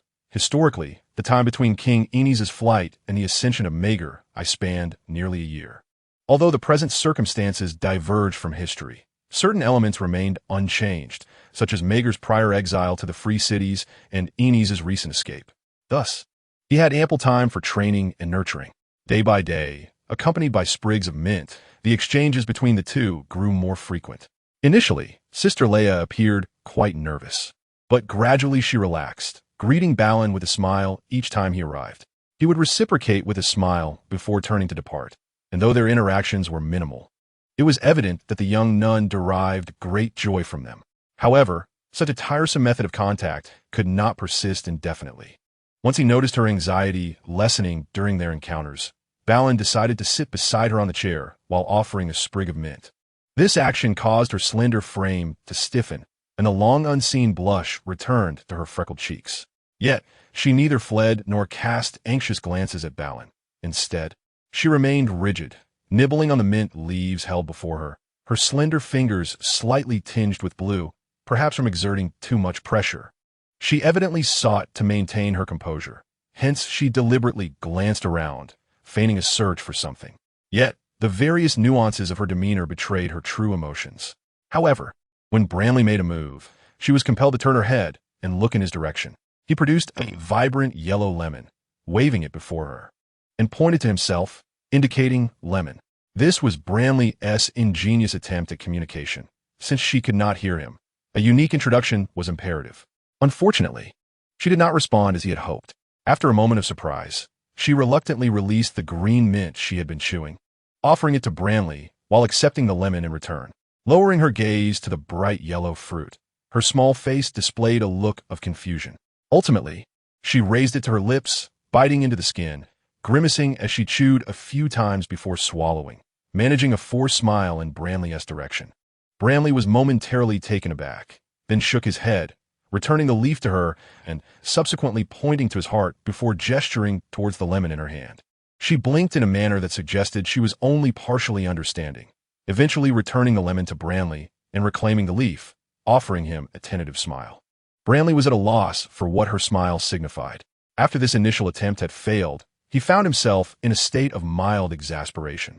His lack of experience in interacting with such individuals was glaringly evident.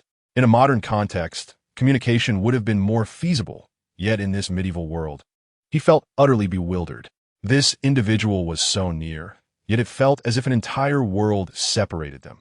He was oblivious to her thoughts, the meaning she sought to convey, and even the cognitive framework within her mind.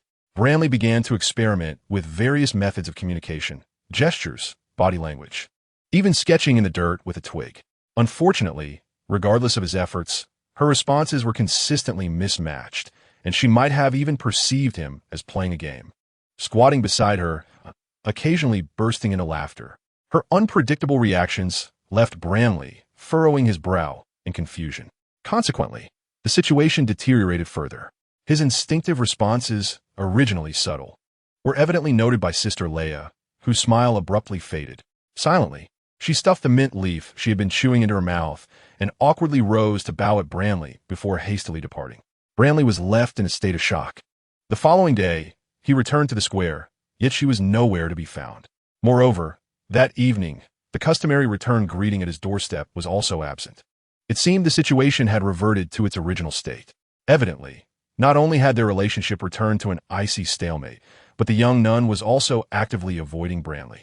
Whether during communal meals or in daily encounters, he could not catch a glimpse of her, and even when she was present, she would hastily sidestep him. This left Lannister feeling rather melancholic, prompting a multitude of speculations within him, and he inadvertently recalled fragments of his past life. Perhaps due to the reincarnation, certain memories from his previous existence remained hazy, yet at times he would find himself stirred by the sights around him. Recalling various details, such as the intricate plots of the Game of Thrones, along with an array of knowledge and understanding that did not belong to this world. If memory serves him correctly, in another realm, he was but a child in an unfamiliar elementary school, where he felt lost and disoriented. Yet, there was a friend with whom he shared a close bond, walking to and from school together every day, playing during recess, introducing him to other companions, and even inviting him to his home. For a child who had just arrived, filled with trepidation and alertness towards a strange environment, this friendship was indeed something to be cherished. However, due to a jest made by the friend in front of classmates about severing ties, he chose to ignore him. Whenever the friend was present, he would instinctively avoid such remarks, which were, in truth, expressions of affection. Yet, the child's mind lacked the rationality to grasp certain fundamental truths. In retrospect, such behavior seems exceedingly immature and utterly incomprehensible. But his reaction stemmed from a different emotional cause. Was it wounded pride? Or perhaps the pangs of insecurity? As Lannister pondered these thoughts, he was interrupted by his servant. "I go," returning with a bundle of freshly laundered garments, inquiring curiously about the persistent minty scent that clung to the knight's attire. The squire was typically responsible for various menial tasks for his master, including laundry. However, within the residential quarters of the Holy Hall, there were helpers who voluntarily assisted with the washing. One merely needed to deliver the dirty clothes and remember to collect them later, and today, the boy was returning with the cleaned items. Mint, it seems, is known to combat bad breath. Lannister responded absently. Just chew a couple of leaves, and your mouth will feel much fresher. Can bad breath really be contagious? Upon hearing this, the boy appeared to contemplate something, oblivious to the tenuous connection between bad breath and the odors that cling to clothing. Spreading disease and plague? They all say so, including Master Gawain. My brother never speaks to anyone with halitosis. If a foul mood is considered an ailment, then indeed it can spread, Lannister replied, casually, suddenly lifting his gaze to meet Igo's. Igo, do you have any reclusive friends, those who are difficult to get along with, whom you cannot quite fathom what they are thinking all day? I have no friends. The boy's response left Lannister at a loss for words. Perhaps Bean could be considered one, but he essentially takes the blows for me. Whenever I err, my parents would chastise him. I feel sorry for him. Yet I suspect he does not regard me as a friend. He spoke with a hint of despondency. The Red Keep is quite desolate. My brothers seldom play with me. My sister might be my only friend, but is kinship equivalent to friendship? This matter is beyond Lannister's ability to address. Yet after some contemplation, he declared, family can indeed be friends, provided that one is willing to heed your counsel, treat you as an equal, embrace you, comprehend you, and engage with you. As he spoke, an epiphany washed over him. Was it merely the sensitivity of pride or inferiority to live in one's own world, perceiving the individuals and objects around as mere decor, while yearning for genuine interaction with them? However, upon taking that step, one discovers an insurmountable barrier to integrating into the unfamiliar world outside, leading instead to potential harm. What then remains but to retreat? Thus, the root of the dilemma may not lie within the superficial self, he pondered aloud. What are you saying, my lord? I mean, you ought to brush your teeth, Igo. Your breath is foul. How is that possible? The following day, after training concluded, Lannister made his way to the residence of Sister Rya.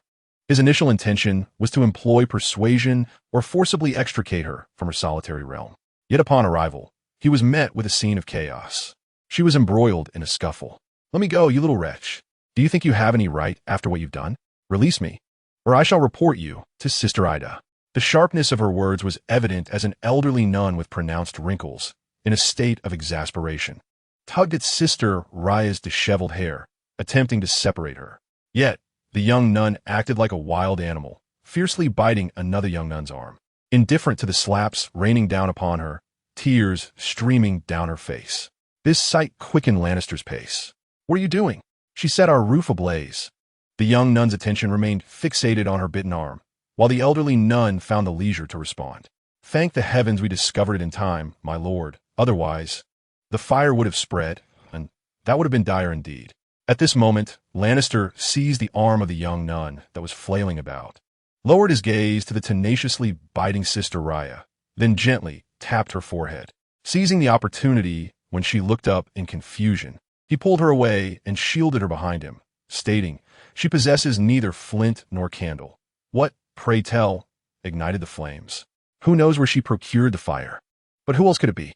The young nun retorted angrily, clutching her arm, marked by 2 rows of bloodied impressions, her frustration palpable. The truth may not be so clear-cut. To condemn her as an arsonist based solely on reputation seems rather tenuous, does it not? Lannister's words left the elderly nun momentarily speechless, yet the young nun immediately countered. Aside from her, no one else would cause such a disturbance. Furthermore, even if not for this, she deserves punishment. She has been a nuisance since childhood. My lord, if you doubt me, feel free to inquire. You shall uncover the myriad of mischief she has wrought. I am well aware of her history. Upon hearing this, Lancelot replied thus, I am aware that she has been both deaf and mute since childhood. I believe you ought to be cognizant of this as well. Consequently, you should also recognize that she may not comprehend whether certain matters are good or ill. After enduring such repeated beatings, how could she still be unaware? One nun inquired, astonished. That is the reaction of an ordinary person, yet she may not even grasp the concept of what constitutes a good person. What do you believe she can understand? This statement caused the two nuns to exchange glances, their anger somewhat tempered, though their countenance remained uninviting. Lancelot is kind-hearted, but his compassion is of no utility to her. The elder nun remarked, "She is a pitiable child. Not only is she an orphan, but she also bears physical afflictions. We do not always view her with disdain. Initially, we treated her kindly and were understanding of her transgressions. Yet, behold, after more than a decade, she remains unchanged, even less obedient than a feral cat. You must understand, dear sir, we are not averse to patience. The efficacy of our actions can only be discerned through experience." Lancelot responded, "Before we proceed, I suggest you inform the Sister Ada you have mentioned. She alone can discern who is responsible for the fire." Upon hearing this, the two nuns shook their heads in resignation and cast a disapproving glance at Raya before departing. They seemed to harbor doubts that notifying Sister Ada would yield any punishment for Raya, a notion Lancelot subtly understood. It was said that the elder nun who initially adopted Raya held a significant position in the St. Hwai Church and continued to wield considerable influence even after her death. As he contemplated this, Lancelot's gaze shifted to the girl in the white robe behind him. She was huddled, appearing as if she wished to flee but felt somewhat embarrassed to do so, her robe besmirched with dirt. Her hair was disheveled, and it was the first time Lancelot beheld her true visage. Her face was petite, with a slightly upturned nose adorned with freckles, which also graced her cheeks. Though not conventionally beautiful, she exuded an air of innocence. Strangely enough, despite having endured several slaps, her face bore no signs of swelling. Instead, it appeared remarkably unscathed, albeit somewhat grimy, as though she had not washed her face in days. "Are you truly innocent?" Lancelot inquired softly, fully aware that she would not respond. He held no expectation of an answer. Alternatively, after raising his hand to sniff his palm, he had already arrived at a conclusion. At that moment, his hand bore the distinct scent of waxy candle grease, the very odor he had acquired when he had pulled Raya behind him. In his past life, a girl of her age would likely be a high school student. Gazing at the seemingly naive and innocent girl before him, Lancelot's emotions were complex. This girl named Raya was indeed an enigmatic individual. She would invariably face punishment for her misdeeds, yet it appeared she never learned from her mistakes. Even if one were to chastise her severely, she would continue to repeat her actions as if nothing had transpired. Lancelot had discerned this trait even before their initial interaction. He had never given this matter much thought, believing that it could be addressed once their relationship improved. However, Bluely now found himself questioning whether he could truly fulfill this guiding task. He believed that nurturing feelings first, followed by attempts at guidance, was the right strategy. Yet, the other party had grown up in this church. Would anyone ever seek to correct her many flaws? The overall atmosphere of the thinking hall was rather pleasant, not at all dark or malevolent as depicted in certain novels from memory. Although it was sometimes challenging to comprehend the thoughts of these ancient clergy, Bluely felt that most of the people here could be deemed virtuous. Just as the elderly nun had previously remarked, they were not devoid of patience.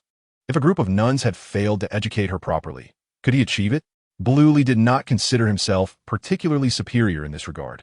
While he hailed from a modern society and was exposed to many progressive ideas, he would never underestimate the ancients. Thus, could this task truly be accomplished? Was it even necessary to continue engaging with her? Should his primary focus shift to the impending judgment? Bluely found himself lost in contemplation. Originally hesitant for some reason, his deeper reflections only amplified his uncertainty. Just as he stood there, lost in thought, a dirty little hand suddenly waved in front of him, jolting Bluely from his reverie.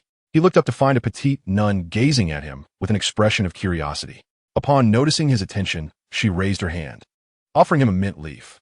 Her golden eyes blinked with innocence, sparkling brilliantly in the sunlight. After staring at the girl for a moment, Bluely let out a sigh. He accepted the mint leaf and placed it in his mouth, disregarding the fact that she could not hear his mumbled words. Let us consider this an experiment in pausing time. Should I teach you to read? The main issue seems to be communication. As he spoke, he began to walk forward. For some reason, the girl, who had previously seemed to shy away, now obediently followed beside him, her curious gaze fixed on Bluely, leaving him to wonder what thoughts occupied her mind. Bluely was not merely indulging in fanciful notions. He genuinely began to instruct the girl in literacy. However, he held little hope for success, given that she could not even grasp sign language. And it seemed even more challenging to teach her reading. He even doubted whether the concept of written language existed in her thoughts. He initially viewed this endeavor as a peculiar game, expecting minimal returns. Yet, as Bluely commenced his teaching, he was astonished to discover that she could indeed attain a certain level of comprehension. Bathed in the twilight glow, in a desolate alley of the quiet residential area, he sat on the ground, inscribing the word kindness in the common tongue, gesturing towards a girl squatting across from him who was intently observing him. Upon witnessing this, she blinked her peculiar large eyes, hesitantly accepting the branch from Bran's hand.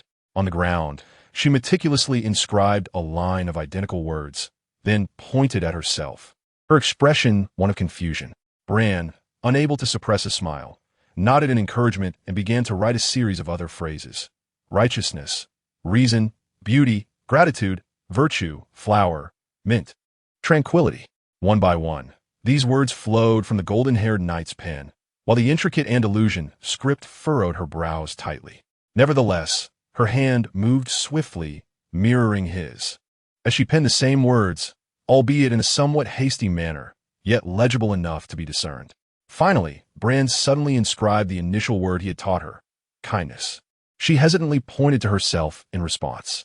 Bran smiled at this. She undoubtedly struggled to grasp the meaning of the word, and he found himself at a loss for how to convey its essence. Nonetheless, it was a promising beginning. Over the following days, aside from their training, he devoted himself to teaching her the written word. Gradually, this bewildered girl began to communicate using simple expressions such as eat, happy, and hello. The most coherent and fluid sentence she crafted was, kindness wants mint. As encouragement, each time she wrote this phrase, Bran rewarded her with a mint leaf, which brought her immense joy, as if she were reveling in this newfound means of communication. Bran also felt delighted. He believed that if this continued, she would eventually reach a level of communication that would allow him to address her various shortcomings, offering a glimmer of hope. Moreover, the benefits extended beyond mere tasks. He realized he would not remain here indefinitely, and if she could master the written word, her future life would be significantly easier. The only question that lingered was how long this endeavor would take. Bran found himself pondering whether, if he failed to complete this task, he might be able to stay here indefinitely. Yet he hesitated to entertain this thought, as time in the real world would not come to a complete halt simply because he was immersed in this scenario. It continued to flow. If he lingered here for too long, would his true body succumb to starvation? This notion unsettled him, but he dismissed it for now, as he had yet to complete his second task. Contemplating the duration of a potential third task seemed futile, so he chose to set aside such thoughts for the time being. Day after day, he toiled in the training grounds, sweating profusely, and then returned to the quiet residential area to teach the girl, repeating the cycle of training and instruction. Though the days felt monotonous and busy, lacking in upheaval, Bran found a sense of satisfaction in this routine. However, on a somewhat overcast day, an unexpected change occurred. On that day, it had been nearly a month since he had joined the Sons of the Warrior. A blacksmith's son named Dane approached him to inform him that his armor had been forged. Thus, Lannister temporarily departed from the training grounds and descended the hills towards King's Landing's Iron Street. However, before he could reach his destination, he suddenly felt the unsettling sensation of being followed. Though peculiar, Lannister possessed an extraordinary sense of hearing, allowing him to discern the frequency and characteristics of a person's footsteps, which unveiled numerous concerns. At present, as he rode through the bustling streets, he could vaguely detect a powerful yet unmasked sound of footsteps trailing closely behind him. Regardless of his movements, even when he deliberately veered into secluded pathways, that sound persisted, leading Lannister to a swift conclusion. As he passed a filthy alley, he spurred his horse into it. Once inside, he leaned back on the saddle, retrieved a short bow from his saddlebag, and silently aimed an arrow towards the alley's exit. It wasn't long before a tall figure cloaked in black emerged from around the corner, and he found himself staring down the arrow pointed in his direction. The newcomer appeared astonished yet composed, the face obscured beneath the hood, but a prominent dark beard was discernible at the chin. A knight with a bow?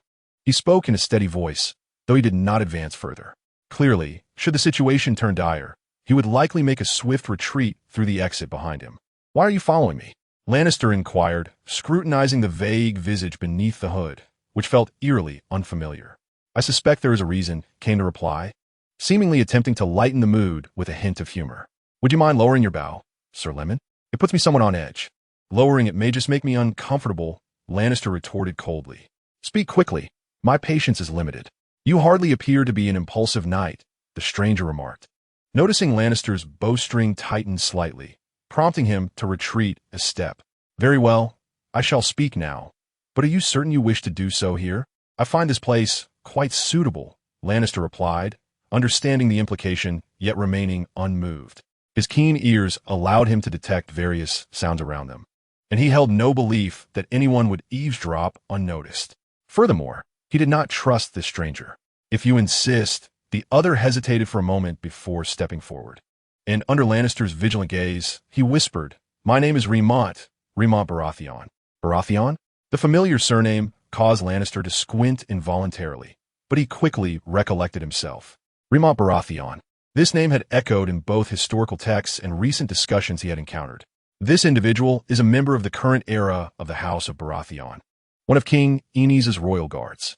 He valiantly saved the king's life when the Red Keep was infiltrated by frenzied members of a destitute assembly. Of course, that is the original history. In the present narrative, it is not the king who has been assassinated, but rather one of his sons, and it remains uncertain whether it was this very guard who intervened. Do you seek me for a specific purpose? Despite his inquiry, Larys had already anticipated the words that would escape the other's lips. True to his expectations, the first utterance from his interlocutor concerned his squire, Aegon. I know that you have hidden Prince Jaehaerys. What did you say? Larys feigned ignorance. He could not be certain that this man was indeed the royal guard, Ser Raymond Baratheon, and thus refrained from making any direct admissions. The other, undeterred by Larys' act, continued. I gleaned tidings of the young prince from two beggars and spent considerable time investigating in King's Landing, ultimately confirming that it was you, Sir Larys, the illegitimate son of House Hightower of the Reach, who absconded with Prince Jaehaerys. As he spoke, a scruffy beard quivered slightly, as if in mirth. Am I correct? So you plan to seize him from me? Larys countered. The other paused, taken aback, and then spoke with an air of astonishment. You are admitting it? I have no reason to deny it, Larys replied with composure. Especially since you appear already convinced of my involvement. Why would I then attempt to feign innocence? This declaration left the Baratheon somewhat astonished, yet he hesitated not, observing Larys still aiming his bow at him. He remarked, No news has come from the church regarding the young prince, so I surmise that you have not surrendered him to the church, but have concealed him instead. What is your objective? Objective? Larys pondered for a moment before responding, A dragon egg? He believed the truth would be met with skepticism, and to simply present himself as a benevolent figure would clearly lack justification. Thus, attributing a motive of coveting a dragon egg seemed considerably more plausible. Besides, if he could indeed acquire a dragon egg, it would be a fortuitous outcome. This was akin to his previous ruse with Rhaenys. The other fell silent for a moment, yet when he spoke again, he appeared considerably more at ease. Well, your explanation suffices for my understanding, but I cannot promise you such a request on behalf of His Majesty, so you shall need to await further news. However, I wish to inquire about the current condition of His Highness. To be candid, he may have gained quite a bit of weight, Larys inquired. Do you wish to see him? Where is he? The other asked eagerly, clearly taken aback by such a fortunate prospect. At the House of the Undying, Larys replied. This revelation left the royal guard momentarily stunned. He then regarded Larys intently from beneath his hood and stated, At dusk 10 days hence. I shall await you beneath the statue in Fisherman's Square, bearing His Majesty's response. With that, he turned and departed without a trace of hesitation, nor did he attempt to extract further information. It was only after the sound of his footsteps faded into the distance that Larys lowered his bow and fell into deep contemplation. The absence of a grand search on the part of the other party is understandable. They must fear that the enemies of the royal family, particularly those within the church, might catch wind of their intentions and be the first to locate the young prince. However, the decision to dispatch a royal guard to seek him out is rather delicate. The royal guard, tasked with the protection of the king, hold a position of great honor, with only 7 such appointments available nationwide. In a sense, each of them is akin to a celebrity, and those who recognize them are bound to be numerous. Of course, that is a reflection of the later status of the royal guards. At this moment in time, the guards have only recently been established, and their specific roles remain somewhat nebulous. Nevertheless, as close confidants of the king, the likelihood of being recognized is significantly high. Lannister mused that if he were in such a position, he would never allow a royal guard to undertake such a covert task. Yet, Innis had chosen precisely that course of action. Was he truly so foolish? Lannister did not attribute this to mere stupidity. Instead, he speculated that it might be due to the king's lack of other available personnel. If that were indeed the case, the implications behind it would be troubling. Shaking his head, he reflected on how the games of power, regardless of the era, seemed universally distasteful. Upon returning to the chapel, his attendant, Igo, was busily airing out the rainbow cloak, a hallmark of the warrior's son. The small figure stood precariously on a stool, attempting to hang the cloak on the line. Observing this, Lannister stepped forward to take the cloak from him and hung it himself. He then engaged the lad in conversation, refraining from divulging any information regarding the royal guard, but instead inviting him to assist in removing the new armor he had brought back from the blacksmith. The new armor consisted of a cylindrical helmet, a fitted breastplate, gauntlets, leg armor, and steel boots, forming a complete set of knightly plate armor, all beautifully silver-plated and glimmering in the sunlight, appearing quite dashing and not dissimilar to the standard armor of the warrior's sons. However, there is a subtle protrusion of metal on the right edge of the breastplate, where the blacksmith had ingeniously crafted a small mechanism, allowing this novel component to be easily retracted or extended. Previously, when at the blacksmith's, Lannister had conducted an experiment and found it to be quite similar to the lanceholder he remembered. He had another idea regarding this new attachment, though he had yet to determine how best to implement it. Given the current situation, there seemed no need to rush. After removing the armor, he glanced outside at the sky and then made his way to a familiar alleyway. Upon arrival, he spotted a slender figure scanning the area and, upon noticing him, the figure hurried over, excitement and pride evident on their face, obscured as it was by their long dark hair. In their hand, they presented him with an object, a single light gray cotton slipper, wider at the back and narrower at the front. The slipper's surface was adorned with small fragments of purple garnet, glimmering softly under the sunlight, appearing as if freshly polished and decidedly clean. However, it was but a single slipper, not a pair. However, it is evident to Blurry that the girl must have stolen a pair of slippers rather than a single one. The absence of the other is simply because she has kept it for herself. Indeed, it was theft, not her possession, and although there is no tangible evidence, Blurry is resolutely convinced of this. With a sigh, he acknowledges the weight of his responsibility. Given the current circumstances, it is difficult to deem Blurry's plan as sound. For since he began interacting with the young nun, her penchant for thievery has not only persisted, but has worsened. The only difference now is that she shares her pilfered treasures with him. Raya has begun to consider him a friend and has learned the value of sharing, which is a positive development. Yet, the fact that her offerings consist of stolen goods presents a rather delicate situation for him. Nevertheless, Blurry refrains from reproaching her, for she is unlikely to comprehend his intentions. Even if he were to scold her, she would remain oblivious, and physical reprimands are out of the question, as she has undoubtedly endured far more than the average child throughout her life. Despite this, he feels compelled to express his stance. Thus, whenever she brings home stolen items, Blurry takes it upon himself to escort the little rascal back to the original owner to return the goods, offering apologies. On occasions when the rightful owner cannot be located, he entrusts the items to a venerable nun of high esteem among her peers, requesting her assistance in handling the matter. He believes that, in time, Raya will come to understand the significance of such actions. Moreover, he does not anticipate that his proactive stance will lead to complications, given Raya's long-standing notoriety. Even without his intervention, others would have their suspicions, perhaps even accustomed to her reputation. Had she not received inexplicable protection within the convent, she would have been expelled long ago. Now that she remains, acquiring an additional layer of infamy seems inconsequential. This behavior has elicited a mix of reactions among the nuns. Sir Lemon is a good man. Yet, what good is that if Raya is beyond redemption? Still, the fact that she listens to him is a silver lining, alleviating many potential troubles. May the gods bless him. The residents here are mainly elderly nuns, most of whom are thoroughly exasperated with the mute nun, who is both impossible to expel and impossible to educate. Thus, the arrival of someone who can effectively manage her is met with relief. However, alongside the favorable discussions, there are also negative murmurs. The The clergy, known for their asceticism and sensitivity, find it hard to overlook the frequent association of a warrior's son with a nun, which inevitably invites scrutiny. This gossip has persisted and even spread widely. One day, while Blurry was engaged in training, he received a summons from Sir Moray's knight to discuss the matter at hand.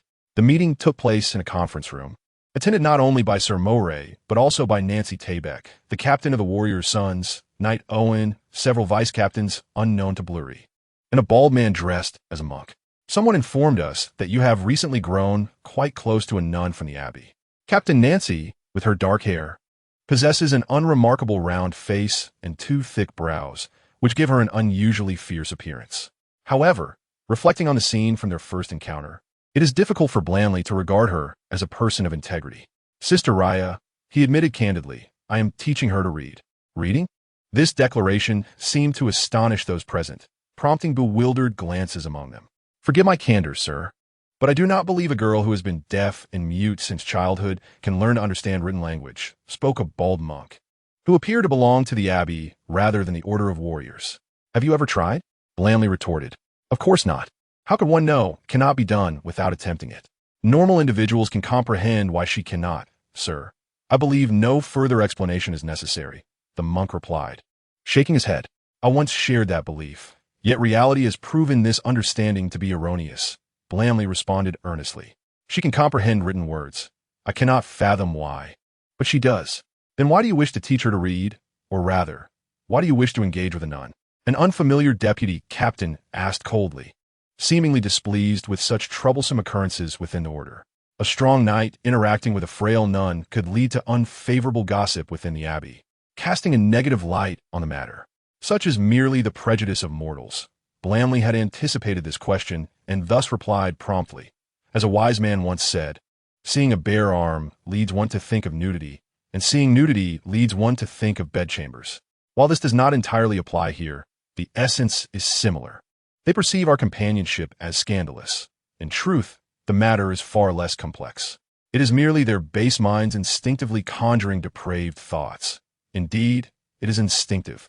Forgive my frankness, gentlemen, but such individuals are likely not very devout. This statement caused the bald monk to cough awkwardly, while the others exchanged uneasy glances. Only Sir Moray remained impassive. What, then, is the truth? He inquired. The truth is redemption, Blandly replied. A girl who has neither heard nor spoken since childhood, who, aside from the primal needs of sustenance, understands nothing of reason, is akin to a beast, yet she is human. When a person has fallen to the level of a beast, do they not require redemption? Our nuns will certainly guide her, the monk responded. Your nuns can do little more than strike her. There are many who suffer in this world. In comparison, she is hardly significant. Indeed, yet she is a nun living within the abbey, Blandly declared resolutely. We proclaim that the gods save humanity. Yet beneath the very roof of the abbey, under the watchful eyes of the gods, there remains one who has not attained redemption. Is this not a grave error? Do we not need to make amends? The remark prompted a shared glance among the attendees in the conference room, yet none dared to speak. Balon felt he had articulated all that was necessary, and thus uttered his final statement. This is my objective. Despite the inevitable scrutiny, I shall persist in my endeavors. Should you deem my intentions dubious, I am always open to supervision. Once he fell silent, an air of solemnity enveloped the space. However, it was not long before Sir Moray gestured towards him, prompting Balon to bow in acknowledgement and allow the others to engage in their discourse.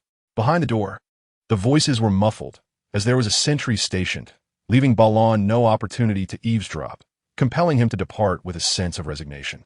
His previous statements were mere rationalizations.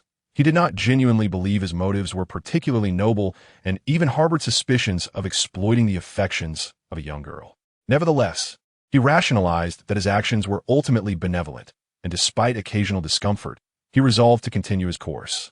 He had been preoccupied with the mission itself, failing to anticipate complications arising from such trivial matters. Upon reflection, however, Balon dismissed his concerns and turned to walk towards the hills, intent on procuring the mint he required for the day. On the evening of the scheduled discussion, Sir Moray visited to inform him, "We have accepted your explanation. No one will trouble you regarding this matter." In the small dwelling, Balon gestured for his attendant. "I go," to prepare a cup of mint tea for Sir Moray, while inquiring, "Will there be someone overseeing this?" The knight smiled subtly in response. Who would admit to harboring ignoble thoughts? Balon nodded, though Sir Moray's smile faded as he continued.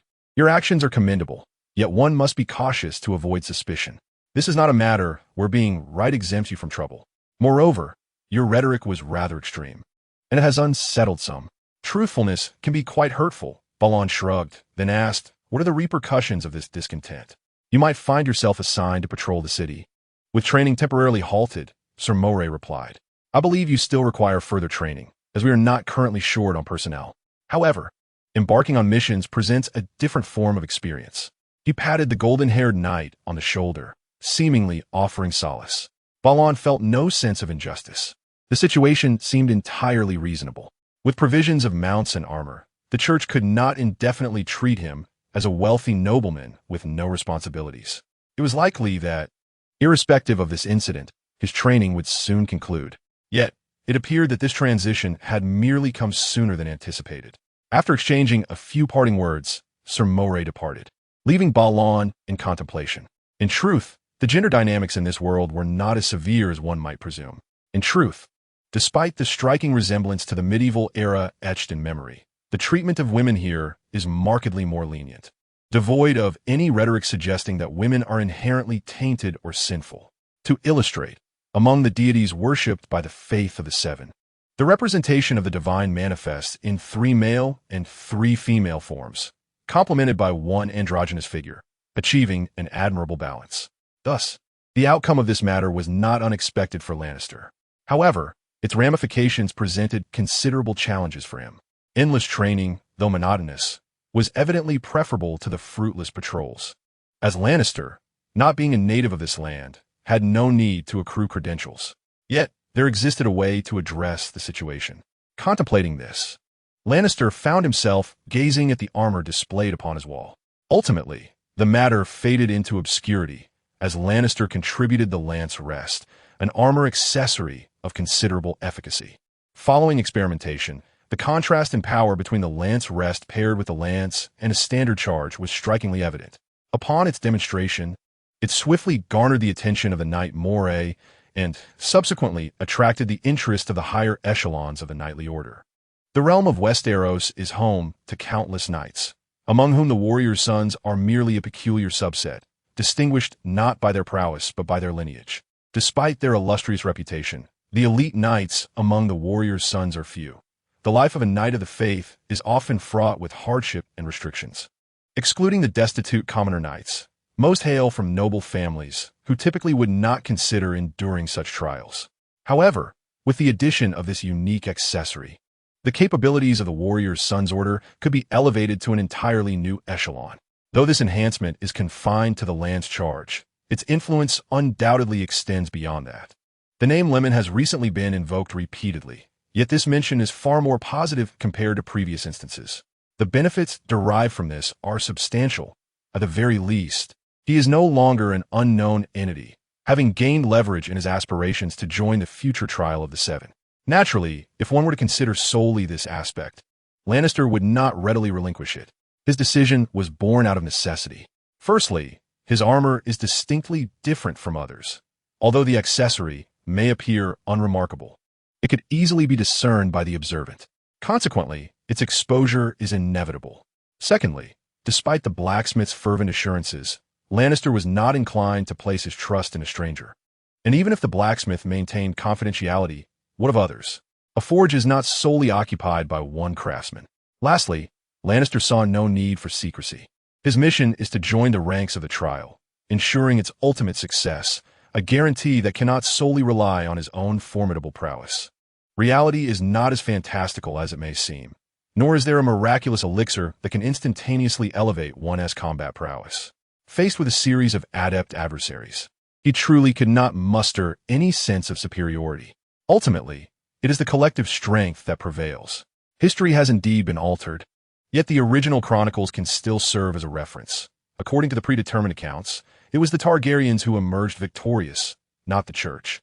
Thus, he had no reason to keep the matter of the lance a secret. The only concern was whether such information might be leaked and exploited by foes. But Lannister did not believe that the church would permit such a breach at this critical juncture. The indigenous people could not foresee the impending judgment, yet they would undoubtedly keep such knowledge under wraps, as it constitutes a formidable weapon. It would be a disgrace to the gods to fail to achieve some progress prior to its exposure. Of course, if there were a traitor to divulge such secrets, that would be a different matter, but to dwell on this was akin to worrying about one's own stomach troubles on the day of judgment, while not entirely unfounded. It was indeed a sign of timidity. Consequently, life returned to its usual rhythm, yet the explanations he had offered before the higher-ups began to circulate for reasons unknown. Some expressed admiration, while others feigned agreement, secretly harboring skepticism. Nevertheless, none of this affected Lannister. After days of training, he had attained a grasp of the lance to level 4 upon arriving at King's Landing, though his swordsmanship remained unchanged and his shield usage also reached level 4. While this level still fell short of seasoned knights, it was not significantly inferior when compared to newly minted knights of similar age. Though he felt unworthy before the judgment, Lannister was content with his progress. Regrettably, despite appearing little different from a knight and having acquired the necessary skills, he could not comprehend why he had not awakened to the knightly vocation. After all, in his understanding, the bard profession merely entailed a blend of musical instruments and singing techniques, lacking any peculiarities aside from derived traits. Logically, one would assume that knights would follow a similar path. Perhaps there were intricacies he had overlooked, Lannister pondered. Or perhaps the vocation could not be attained solely through self-directed study. In addition, he had witnessed initial success in guiding the wayward child. For instance, although Lya's penchant for thievery remained unaltered, when Lannister led her to apologize, she mimicked his bow, leaving a number of nuns astonished, and consequently altering their perception of her and regarding Lannister, the self-proclaimed son of a warrior, with newfound respect. However, Lannister sensed that Lya was oblivious to the significance of her actions, likely engaging in mere imitation, as she appeared quite bewildered. Nonetheless, this was a promising beginning, and Lannister believed that in due time, she would come to understand the concepts of good and evil. Alas, it seems that events seldom proceed without their share of complications. In the midst of a mundane, yet fulfilling busyness, time swiftly elapsed. 10 days had passed since that day when Lannister retrieved his armor. On the afternoon of the 10th day, he approached the Fisherman's Square in King's Landing for his appointment, bearing a sense of vigilance. Initially, Lannister had anticipated the possibility of a trap within this arrangement, yet he was unexpectedly greeted by the royal guard of the family. Regrettably, the individual did not bring the dragon egg, but instead delivered disconcerting news. Dragonstone is now under the control of Queen Visenya. I am unable to approach His Majesty. The middle-aged man, draped in a black cloak and sporting a beard, stated solemnly. Moreover, His Majesty's condition has deteriorated significantly. He is nearing the end. This revelation momentarily stunned Lannister. Although he had speculated about the king's illness, he had not previously received any concrete information regarding it. Hearing directly about King Aenys's worsening health was jarring, and the timeline was considerably advanced for what he had remembered. This alone did not pose an immediate concern, yet the implications were glaringly apparent. Following the death of King Aenys, a new sovereign would undoubtedly ascend the throne, and according to the established historical narrative, it would be Maegor Targaryen. Upon his ascension, Maegor would immediately journey to King's Landing, leading to the ensuing judgment. This was the original trajectory of history, and if events were to unfold in accordance with this course, it meant that Lannister had precious little time remaining. The royal guard, Ser Remont Baelish, was evidently oblivious to the precise changes that might transpire. His communication of the news to Lannister was merely a caution against any impulsive actions. After delivering this information, he prepared to take his leave. However, Lannister suddenly halted him and, under the guard's wary gaze, inquired, "What do you believe to be the Queen Mother's motives behind her actions?" The Queen Mother desires her son Maegor to inherit the Iron Throne rather than Prince Aegon. He replied, despite sensing Lannister as an adversary rather than an ally. She has long wished for Prince Maegor to be named the Prince of Dragonstone. Yet His Majesty has not acquiesced to her wishes, resulting in a strained relationship. This matter seemed devoid of the need for secrecy, allowing the royal guard to speak without concern. "And how likely do you think her success is?" Lannister pressed. "She will not prevail," the guard stated without hesitation. Prince Aegon is the legitimate heir to the throne, not Maegor. You must be aware that your Prince Aegon is currently ensnared by the church's forces in the Riverlands. Lannister reminded him. By the time he learns of this news, it may be too late. Historically, Prince Aegon had also been besieged during a post-wedding tour. However, the location of his entrapment had been in the Westerlands rather than the Riverlands. This deviation sparked a fleeting memory of the ambush Lannister had encountered in the Riverlands. Yet he chose not to dwell on it, for their conversation was still ongoing. Thus, I must inform His Highness the Prince. Raymond Baratheon remarked, furrowing his brow. What is the purpose of Sir Lemon speaking to me about these matters? Renly did not directly address his inquiry. Instead, he evasively stated, what do you believe is the most straightforward solution to the conflict with the church? To incinerate them all with dragon fire. The bluntness of this declaration left Renly momentarily speechless, prompting him to respond, are you not aware of the circumstances surrounding Dawn's initial plight? While dragon fire may compel some to submit, it equally incites rebellion in many others. The other party fell silent upon hearing this. Observing the stillness, Renly continued, Conqueror Aegon established the vast Targaryen dynasty with 3 dragons, seemingly a display of great power. Yet, few recognize that after the dynasty's inception, Aegon devoted his entire life to traversing the realm with his dragons, intimidating local lords, and thereby solidifying this nascent kingdom.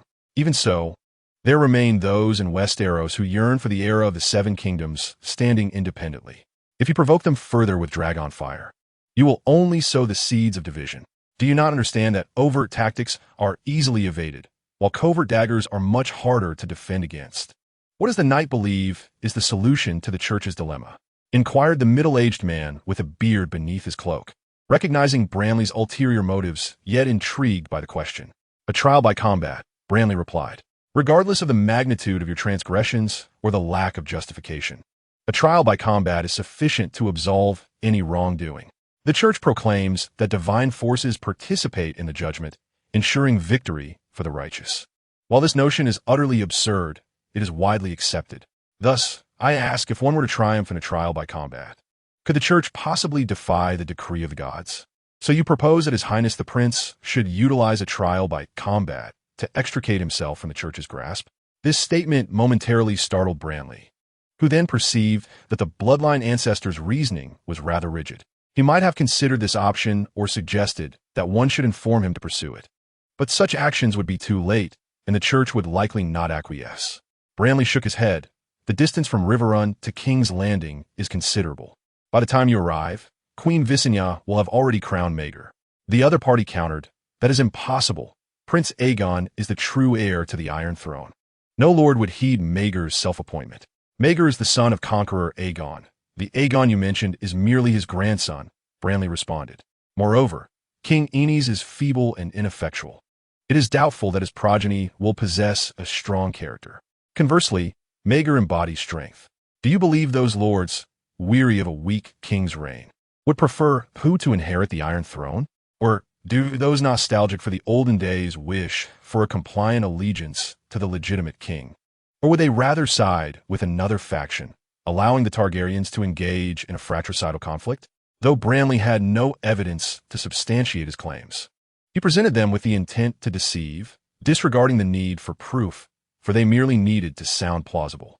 The Iron Throne is not merely a seat that one can occupy based on desire, replied the Kingsguard, though his tone had shifted from its initial demeanor. What then? Is it possible to ascend the Iron Throne solely based on those ethereal principles and regulations? As a member of the usurper's family, Lancel has a significant perspective on this matter. However, he refrains from elaborating, instead shifting the focus. Upon the demise of His Majesty Aegon, it is highly probable that Maegor will claim the Iron Throne. Yet, the greatest challenge he faces is not the line of succession you mentioned, but rather the church, especially considering the prior scandal of Maegor's bigamy, with his first wife being the niece of the High Septon, making him the very target of the church's animosity. He stated, therefore, let us return to our earlier discussion. What measures can be taken to alleviate the troubles posed by the church, or how can we persuade the church to temporarily lay down their arms and refrain from immediately opposing the newly crowned king? Trial by combat? Indeed, Maegor is likely to pursue this route, and even if he were to overlook it, Queen Visenya would surely consider employing a trial to legitimize her son's claim to the Iron Throne while simultaneously addressing the church's concerns. Upon hearing this, his interlocutor fell silent, lost in contemplation. Clearly, he harbored some foreknowledge regarding Maegor's ascension to the throne, yet was reluctant to acknowledge it. The twilight glow gradually waned as the two stood face to face in a narrow alley beside the Fishmonger Square in King's Landing, one deep in thought, the other patiently awaiting. Shortly thereafter, the bearded Baratheon raised his gaze to Lancel. What is your purpose in stating all this? As a member of the Kingsguard, your position is unique. I suggest you seek another to convey your message to Prince Aegon while you remain in King's Landing. Lancel replied, when Maegor is crowned and issues a challenge to those who oppose his rule, you must rise against him in the name of Prince Aegon. Why? Naturally, it is for the sake of Prince Aegon's claim to the throne. If events unfold as you speculate, why not wait until Maegor and the church have battled it out? What concern would that leave for you? If Maegor wins the trial, it would effectively legitimize his claim. And if he loses, do you truly believe that the victors from the church would engage in negotiations with your Prince Aegon? His counterpart remained silent, prompting Lancel to continue. Once Maegor issues his challenge, you should respond. This would leave him no room for refusal. Should you triumph in the trial, it would signify the resolution of the royal schism, and the church would likely acknowledge the trial's implications. Conversely, if you win and Maegor's faction refuses to comply, it would amount to defying the god's judgment, thus providing you an opportunity to sway the church to Prince Aegon's side. In any case, this presents a favorable scenario. That does sound plausible, his companion nodded, then candidly remarked, unfortunately, the likelihood of my failure is considerable. Lancel smiled at this, revealing his true intent. Thus, you must insist on the trial of 7. The trial of 7 resembles a standard trial by combat, but involves 7 pairs of combatants, diminishing the significance of individual prowess. This trial is profoundly sacred and cannot be easily dismissed. However, it is not solely the domain of the church to initiate such proceedings. Anyone facing accusations or wishing to lodge a complaint may request it, subsequently gathering personnel to engage in combat with the opposing party. Of course, this anyone does not include commoners. The royal guard Remont by Lashen harbored many reservations about this, and upon hearing the proposition, he refrained from making an immediate decision, instead opting to return to his lodgings to contemplate further. Balin did not press the matter, or rather, it was futile to do so. If there truly remains a year, then the latitude for maneuvering is considerable. However, the situation has suddenly become quite abrupt, compelling him to resort to alternative strategies, shifting from a passive to an active stance. Within the church, Balin is merely a gifted newly appointed knight, having contributed a significant invention, yet this does not correlate with his combat prowess. Conversely, on the side of the royal guard, although Balin cannot be deemed their sole ally, he represents a point of potential leverage. Should the applicant for the trial of the 7 sons shift from the church to this royal guard, his chances of inclusion would markedly increase, or rather, Balin would have greater confidence in joining forces with him. Nonetheless, this approach is inherently precarious, as detaching from the church to act independently raises questions about alignment with mission objectives.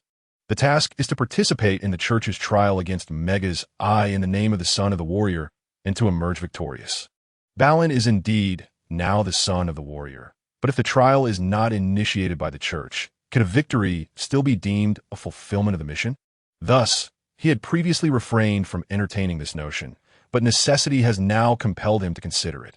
However, if the church were to become involved, he pondered this question continuously as he unwittingly stepped into the precincts of the sanctuary. Under the dim night, upon reaching the plaza atop the Renly's hills, Balin, lost in thought, was suddenly startled by the sound of hurried footsteps. Turning his head, he caught sight of a slender figure tumbling to the ground, yet under Balin's gaze. The individual promptly rose and continued running towards him. With disheveled long black hair and clad in a white robe, they appeared at first glance like a creature of the night.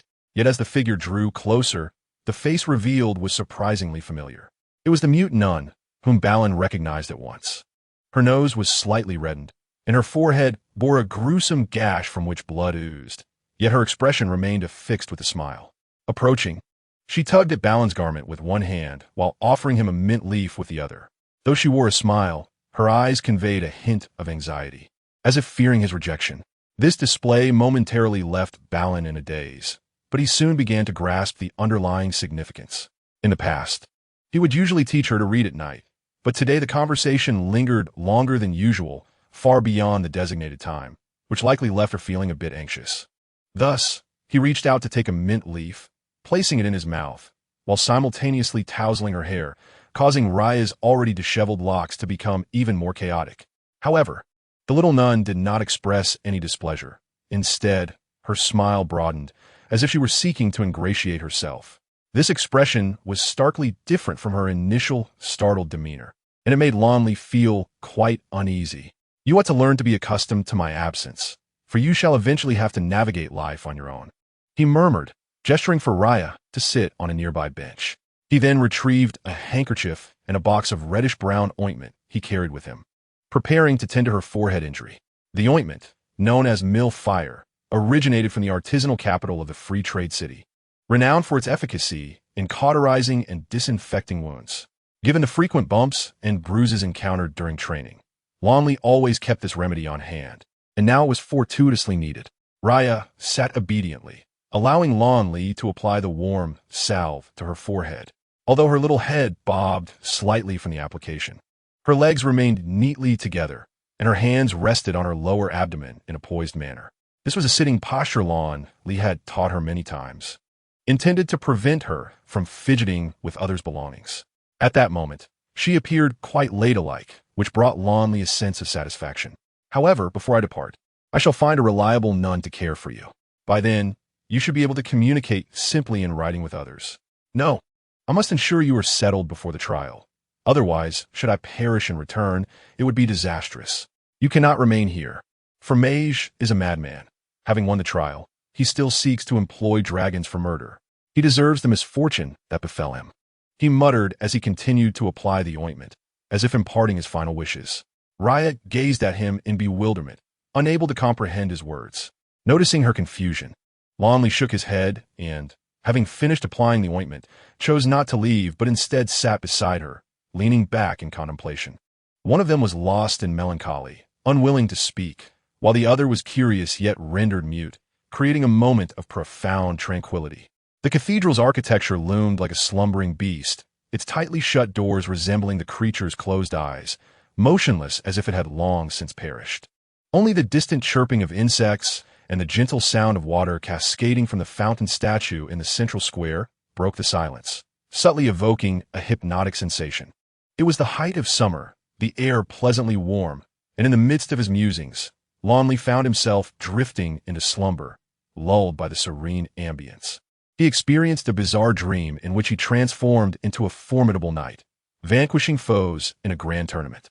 Ultimately, he awakened to discover he possessed the ability to communicate telepathically, subsequently becoming a renowned master of languages.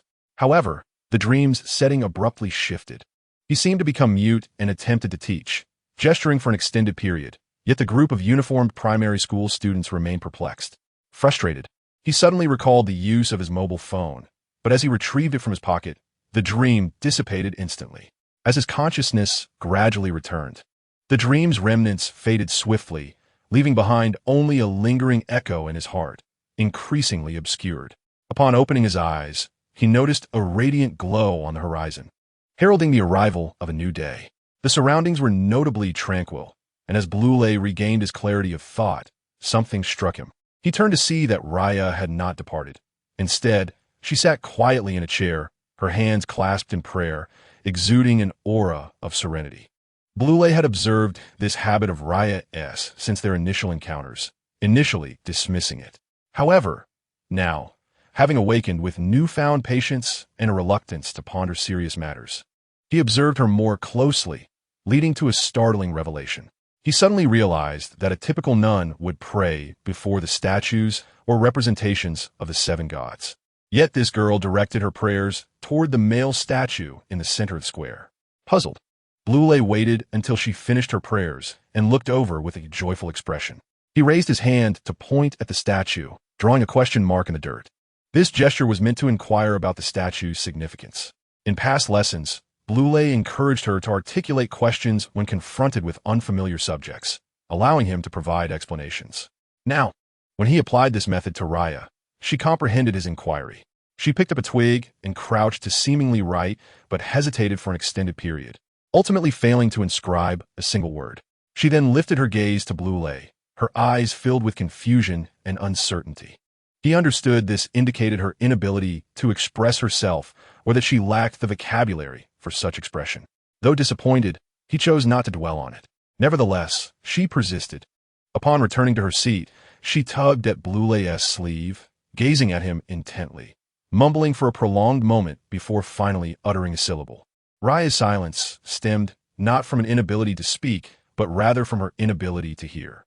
Throughout their interactions, she had often emitted various unintelligible sounds, some resembling incoherent babble, while others vaguely aligned with the universal language.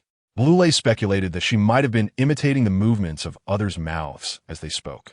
Typically, such mimicry was difficult to decipher, but today's attempt sounded distinct. Although not exceptionally clear, it was comprehensible enough to catch his attention. This syllable, in the universal language, signified father. As the first light of dawn gradually radiated from the horizon, the desolate square began to awaken with the presence of monks. Some strolling leisurely while others engaged in animated conversation, creating a scene brimming with vitality. The towering statue at the center, half illuminated by the morning glow, seemed to emanate a resplendent aura, exuding an air of sanctity. However, the atmosphere near the benches at the square's edge was tinged with subtle tension. Leia, seemingly anxious that Blanley might not comprehend her words, repeated a particular phrase several times, her gaze fixed on him with hopeful anticipation, as if she yearned for him to grasp her meaning. Blanley, taken aback by the innocence of her youthful features, eventually chuckled and gently tapped her forehead, pondering that this must have been some whimsical lesson imparted by a nun during her childhood. After all, when speaking to children, adults often avoid directly stating the unknowns of their parentage, preferring instead to provide a suitable explanation, perhaps suggesting they were found amid a heap of refuse or spirited away from the streets. To attribute blame to the statue, which existed in tandem with the sanctuary, was not entirely incomprehensible. Feeling the gentle touch upon her head, Leia took it as a sign that Blanley understood her, and she let out a sigh of relief, her face blossoming into a warm, affectionate smile. At that moment, a beam of morning light enveloped her cherubic visage, and the smile hidden beneath her tousled black hair left Blanley momentarily transfixed, stirring a sense of déjà vu within him. He instinctively reached out to part her hair, scrutinizing her features more closely. Her upturned nose, round cheeks adorned with a sprinkling of freckles, all appeared familiar. Thanks to Blanley's guidance, she had developed the habit of washing her face and brushing her teeth daily, resulting in a pristine complexion and brilliantly white teeth. A rosy hue crept on her cheeks, as if she were blushing from the attention. Yet, she neither resisted nor displayed any displeasure. Instead, curiosity illuminated her expression. Her large, molten gold eyes blinked inquisitively at the towering figure of Blanley, clearly perplexed by his current actions. Blanley himself felt equally bewildered. Perhaps it was a trick of the mind, but he suddenly perceived a resemblance between her face and that of a former identity, albeit with fairer skin and remarkably unique eyes. It was impossible. He had done nothing to leave behind descendants, and the ages simply did not align. He murmured to himself, wrestling with this notion. Yet his brow furrowed in contemplation. The girl, who had been gazing at him with her head tilted, might have misinterpreted his expression as annoyance, prompting her to lift her small hand to smooth the lines of worry on his forehead. Her tiny hand darted toward him with remarkable speed, nearly causing her to poke his eye, and the unexpected ministrations left him in a state of bewilderment. He quickly raised his hand to grasp her arm, signaling her to cease her actions. In response, Leia, perhaps believing that Blanley was displeased, hastily retrieved a small iron container from the sleeve of her nun's robe and offered it to him, her words tumbling out in a flurry as her eyes glistened with unshed tears, as if she were on the verge of crying. The jar had always been used to store insects, and Leia cherished it dearly, refusing to part with it even if asked. Yet now, without hesitation, she gifted it to him. Blue felt a tumult of emotions within, but he understood that this situation could not persist. Thus, he refrained from accepting the jar and instead raised his hand to gently pat her head, offering a reassuring smile to convey that he bore no ill will. Lya appeared skeptical of his calm demeanor, persistently attempting to thrust the jar into Blue Leia's arms, displaying a determination that left him no choice but to accept it. Only then did her frown transform into a smile. Seizing a moment of inattention from Blue Leia, she cautiously glanced at the jar, as if reluctant to let it go. However, when Blue Leia's gaze returned to her, she blinked innocently and beamed at him. She seemed to believe that his acceptance of her cherished jar had resolved everything. Even when Blue Leia, a bit reticent, urged her to return to their dwelling for rest, Lya remained cheerfully in tow, insisting on having him teach her several new words. Her eagerness to learn evident. Eventually, after Blue Leia departed and his figure vanished from sight, she reluctantly withdrew her gaze from the window, retreating to her bed to embrace her faded, earthen-colored blanket and drift into a peaceful slumber. While Lya found solace in rest, Blue Leia could not find such ease. He continued to ponder the syllable he had heard earlier. Logically, he did not believe he would leave behind any offspring in this world, as he had done nothing to merit that outcome. Yet, the face that haunted him grew increasingly familiar, although over 40 years had elapsed since the time of the Targaryens. In his memory, it felt only mere months had passed, making any confusion impossible. But it had to be a mistake, otherwise it would defy explanation. Could it be that, even after separating from the host, he remained alive? That notion seemed implausible. If he truly survived, as the one who had saved the Targaryen queen, it was inconceivable that he would leave no trace beyond Blue Leia. Had the jealous conqueror silenced him? Or had he sired descendants before Blue Leia's arrival? As he made his way back to the dwelling, a myriad of thoughts raced through his mind, each seeming plausible, yet deep within him lingered an indelible thought. What if it were true? What if Lya was indeed his descendant, or her existence was somehow intertwined with his? After all, the named Child of Chaos could not exist in the original Westeros, yet had emerged here. Was that not due to his own status as an outsider? If that were the case, what did it mean for the Child of Chaos? How had she come into being? Child of Chaos, Chaos Child. Blue Leia found himself engulfed in a whirlwind of thoughts, appearing somewhat distracted. As he walked, his right hand inadvertently brushed against a cool object at his side, stirring his curiosity. He instinctively grasped it, pulling it forth to examine. It is a handheld iron can, draped in a dull gray hue, adorned with a black and purple cord for convenience in carrying. Its surface bears the indistinct markings of rust, a testament to years of friction. When grasped, it feels weighty, as though it conceals a multitude of contents within. This is the can that Raya had previously entrusted to him. She was often seen inserting insects into it, yet seldom did anyone witness her extracting them. Initially, Bran had little interest in this peculiar behavior of the mute girl, but curiosity now stirred within him. As the morning light bathed the surroundings, he unscrewed the lid of the iron can and peered inside. Logically, one would expect to find a collection of insects or their remains within. Bran steeled himself for the onslaught of a foul odor. However, to his astonishment, the interior revealed no traces of filth whatsoever. Instead, 3 exquisitely crafted, half-moon-shaped discs gleamed softly under the dawn's embrace, reminiscent of gold. It resembles an eggshell, Bran mused, as he carefully extracted one of the discs for closer examination, narrowing his eyes in contemplation. Suddenly, a thought struck him. Raya believed that the statue represented her father. Yet she could not have known this innately. Who had imparted this knowledge to her? The life story of the mute girl is rather simple, or perhaps monotonous. Bran had already gleaned the details. She was initially an abandoned infant taken in by a high-ranking old nun. After the passing of the nun named Maria, Raya became a neglected child. Year after year, she grew up within the sanctuary, provided for by its resources. Aside from causing mischief, her daily activities were limited. The only skill she seemed to possess was laundry, presumably taught by the deceased nun. Due to this, the management of the sanctuary once considered assigning her the task of washing for the other nuns to validate her labor's worth. But that idea was ultimately abandoned. However, another nun named Ada, who appeared to have a close relationship with the late Maria, held a prominent position among the nuns. Thus, despite Raya's numerous transgressions, Ada did not cast her out. Rather, she often provided her with protection and care.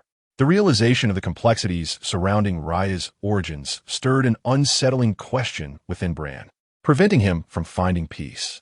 Consequently, despite the early hour and having just arrived at his own doorstep, he altered his course, venturing towards another destination. having resided in this community for an extended period. He possessed some knowledge of its notable figures and was aware that the nun named Ada was likely tending to the flowers in the garden. Sure enough, as Bran navigated through the labyrinthine alleys of the residential area, he arrived at a small square encircled by buildings, where he beheld the esteemed figure revered by the nuns. However, when he inquired about the nun who had adopted Raya, the response he received was unexpectedly surprising. I was not particularly acquainted with Maria. She hailed from the eastern continent. An elderly nun with a head of mixed black and white hair gently watered the flowers while she spoke. We hold her in great esteem because she has generously donated a substantial sum to the chapel. However, she is quite reclusive, aside from her interactions with that child, Raya. She seldom converses with us. The eastern continent is a colloquial term for the landmass across the narrow sea, officially named Essos, the continent where the free cities reside. What does she look like? Asked Bran. She has no hair. One side of her face bears the scars of burns, and the rest is rather vague. Time has blurred the details. The elderly woman, appearing to be in her 50s, replied slowly, her frail fingers caressing a vibrant red rose. I remember her as being very beautiful. Bran frowned at her words and suddenly inquired, if there is no connection, why do you care for Raya so much? They say it is out of old affection. Because my patience exceeds that of the average nun, my lord, she chuckled softly. You were right in what you once said.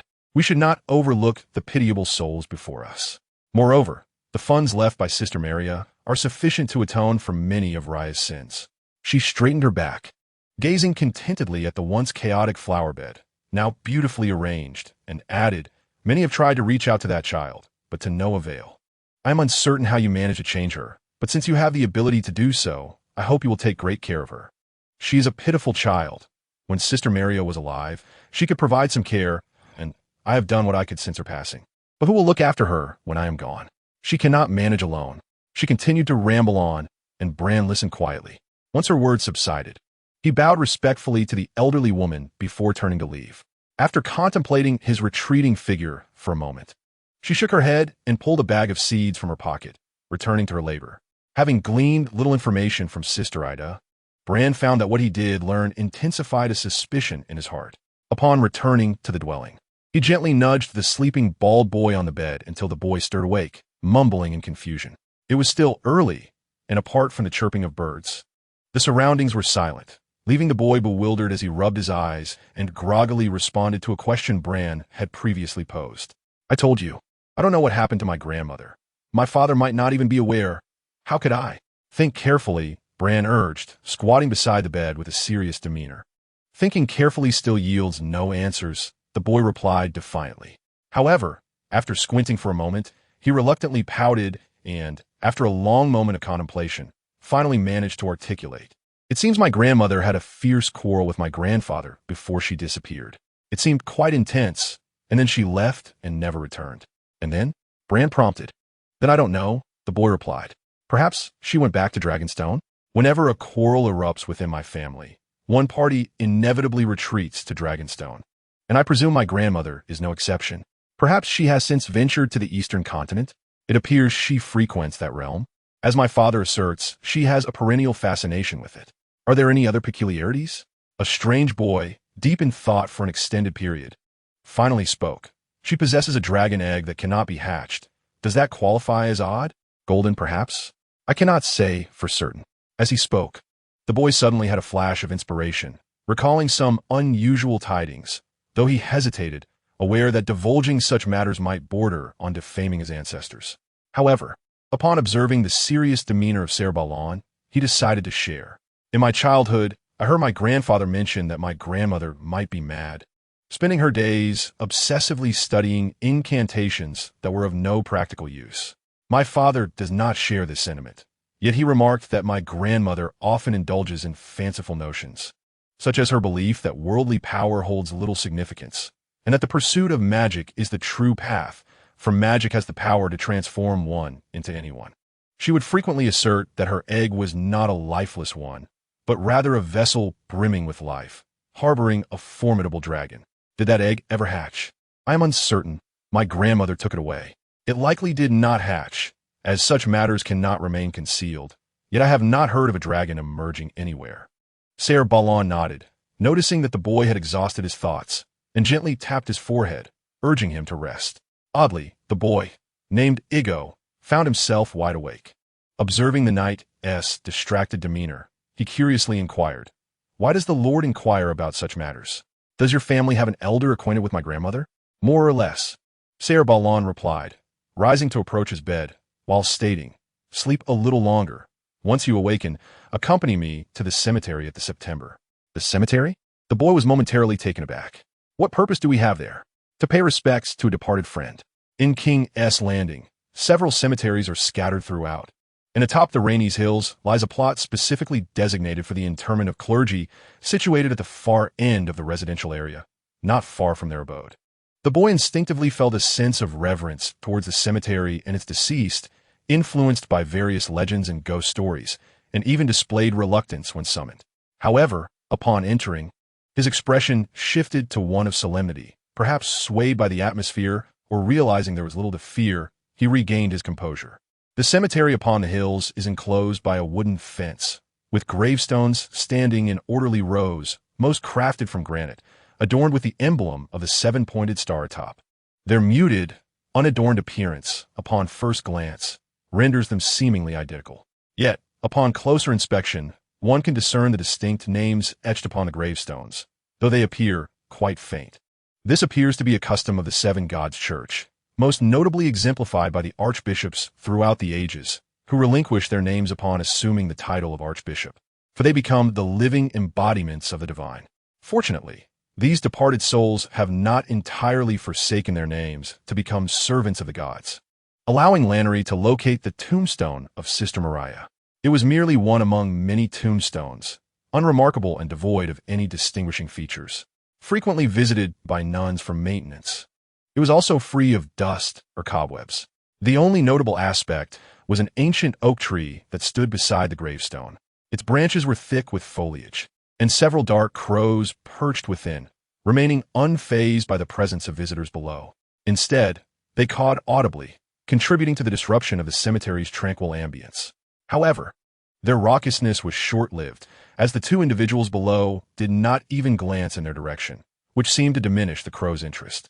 They then resumed preening their feathers, their beady black eyes peering through the leaves, scrutinizing the two figures beneath, as if plotting something mischievous. Lannery remained oblivious to the crows, or perhaps he simply lacked the inclination to acknowledge them. He stood quietly before the rather ordinary gravestone, his expression somewhat dazed. The chaotic child, the golden eggshell, hailing from the eastern continent, of high status, harboring within it the powerful dragon egg. Various clues converged, though many uncertainties lingered, and the situation seemed utterly incredulous. He nonetheless began to piece together certain notions in light of events prior to his departure. It dawned upon him that the elderly nun who had taken in Leia might very well be Renice, and Leia was that very egg. Yet, how could that once resilient yet fragile figure, in just a matter of months, have transformed into mere dust? Immersed in this contemplation, the passage of time inevitably led to a perception of wilting flowers.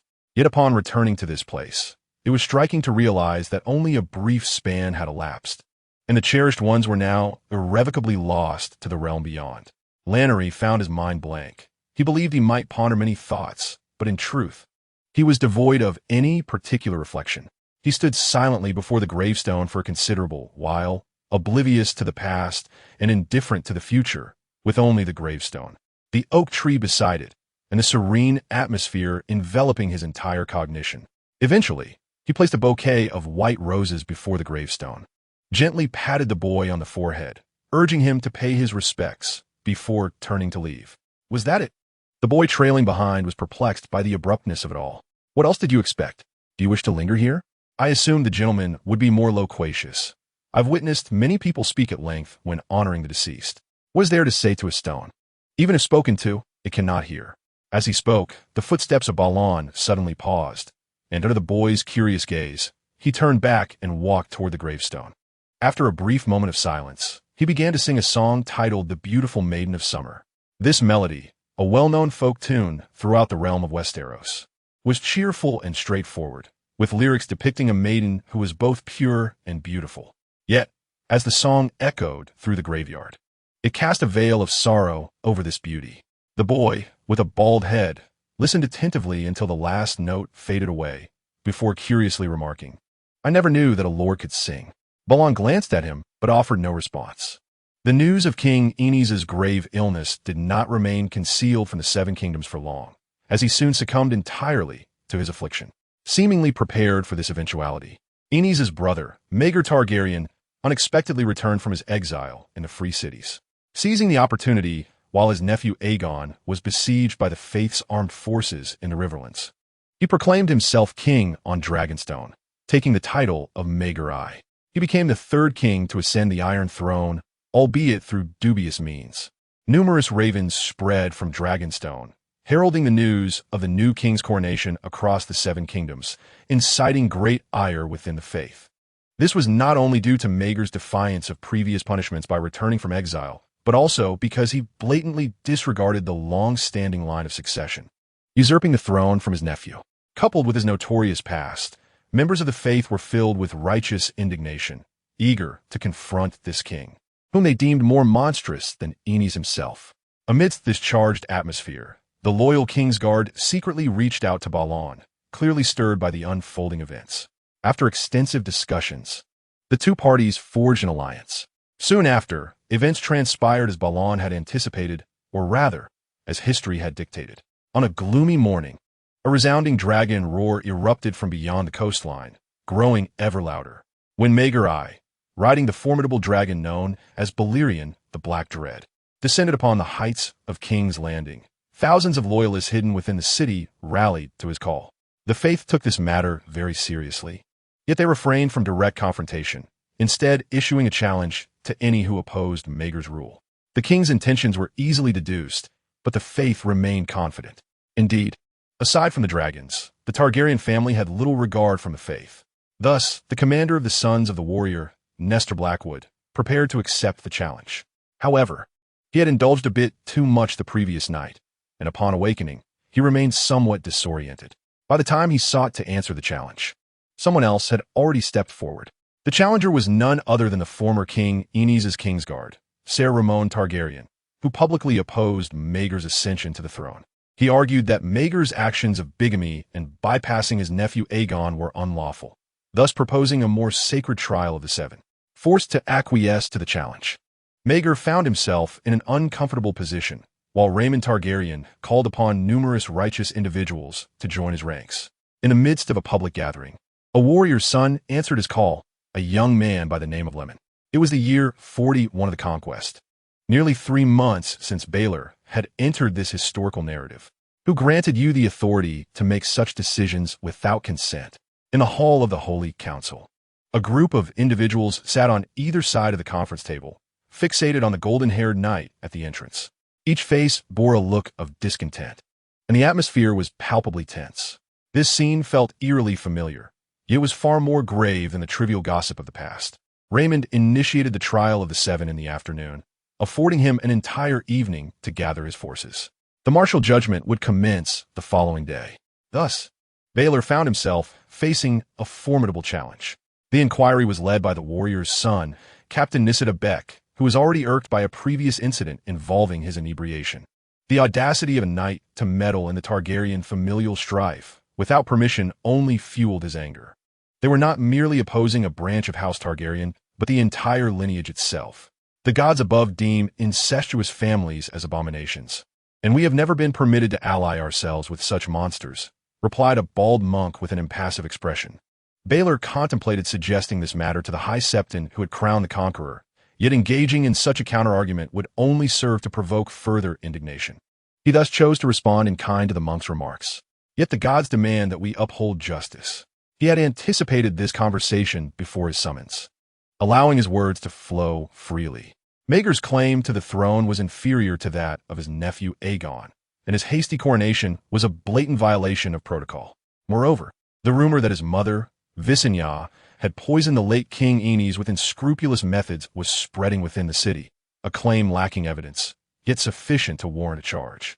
Upon hearing this, another red-haired knight interjected, "We certainly must participate in the trial, yet there is no necessity to align ourselves with the Targaryens.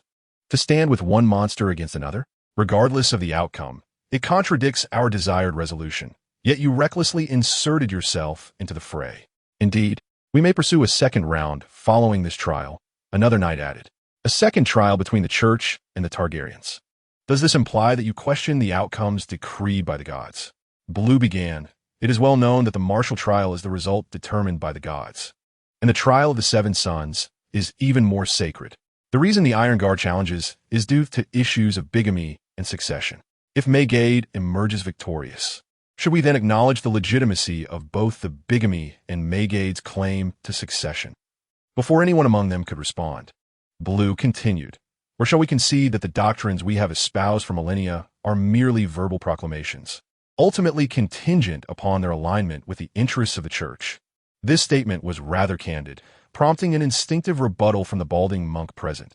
We are servants of the gods, and our only duty is to uphold their glory. In the admonitions of the gods, does Maegade's conduct not tarnish their radiance? Blue queried rapidly. If so, what is wrong with my involvement? Some circumstances are rather unique, Lemon, interjected the quietly seated knight Moray. While it is indeed imperative to protect the glory of the celestial deities, we must not act with undue haste. Your reckless engagement is undeniably imprudent. I am unacquainted with the notion of imprudence. I only recognize that Maegade is malevolent and unworthy of the Iron Throne. Thus, I shall pursue him.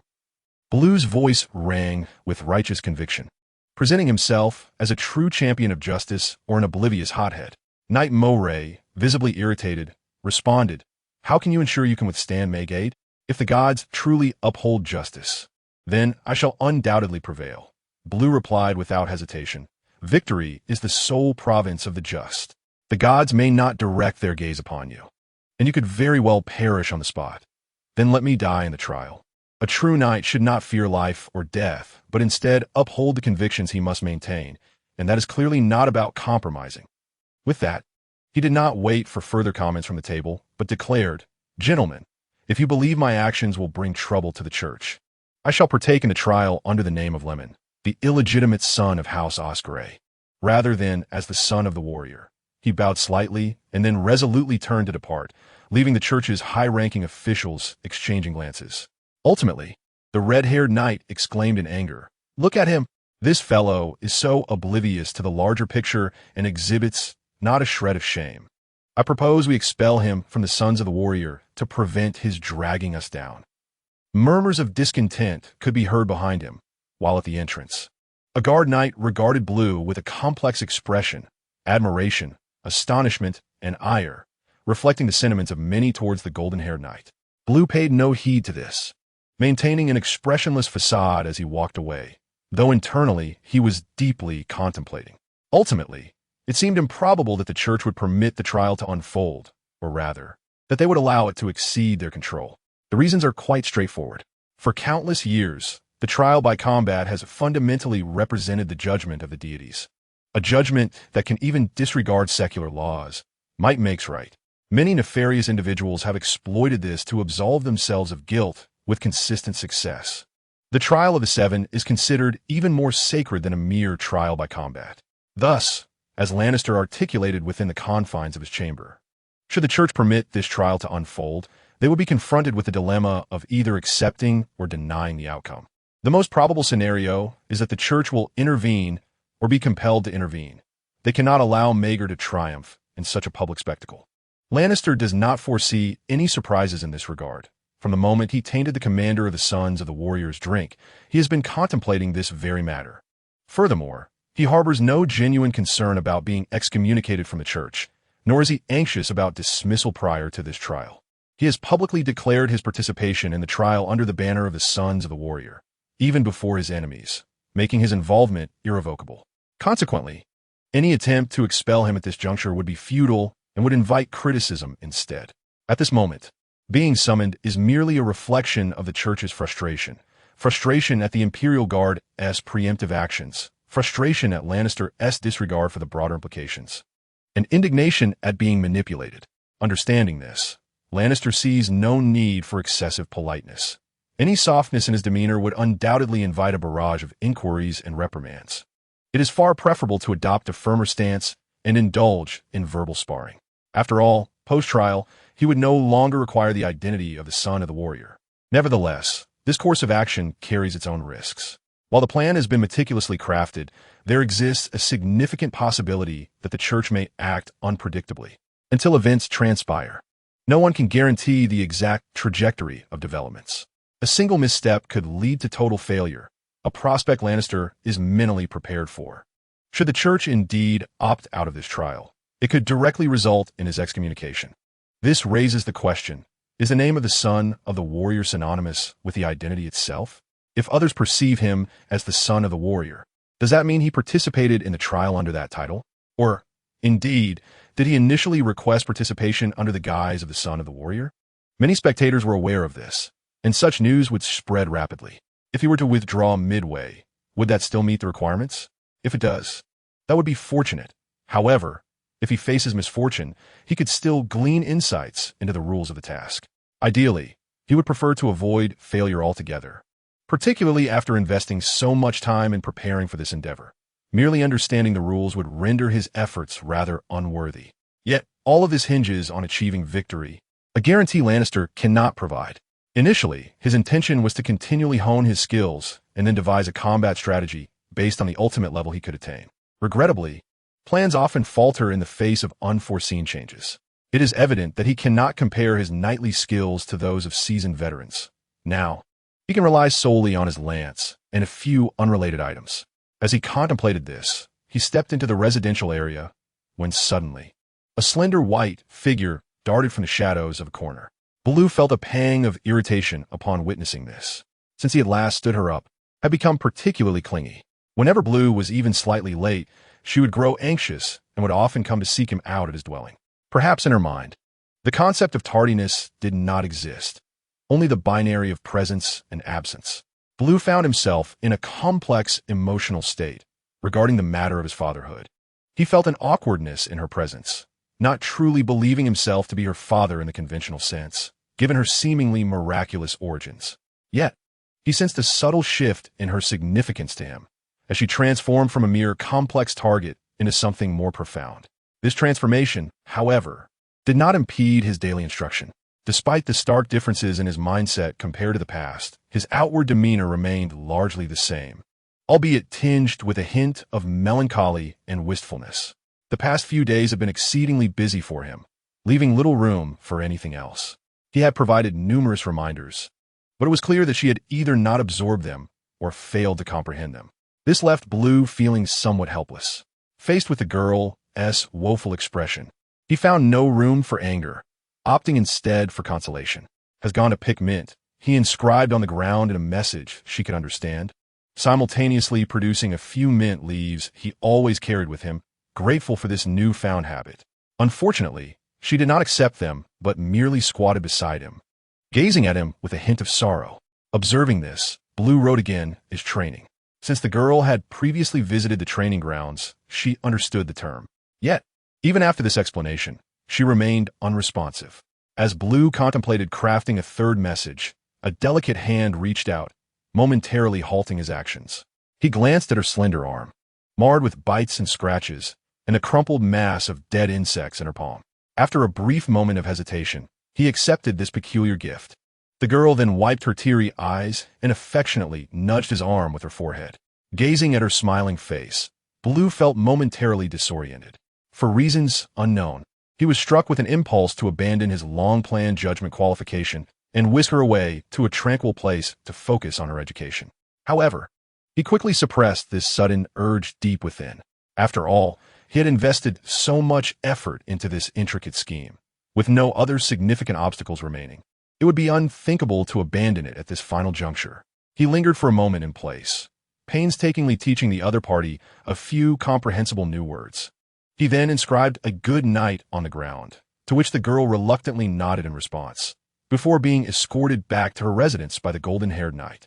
By this time, the hour had grown late, and he returned to his own dwelling, preparing to rest in anticipation of the martial trial that awaited him the following day.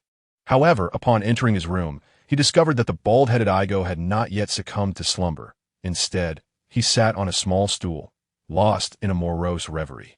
As Blue entered, Igo eagerly broke the silence with a question. "My lord, do you truly intend to participate in tomorrow's trial of the Seven?" The news of King Innes's demise had sent the boy into a fit of tears, clutching his blanket in sorrow.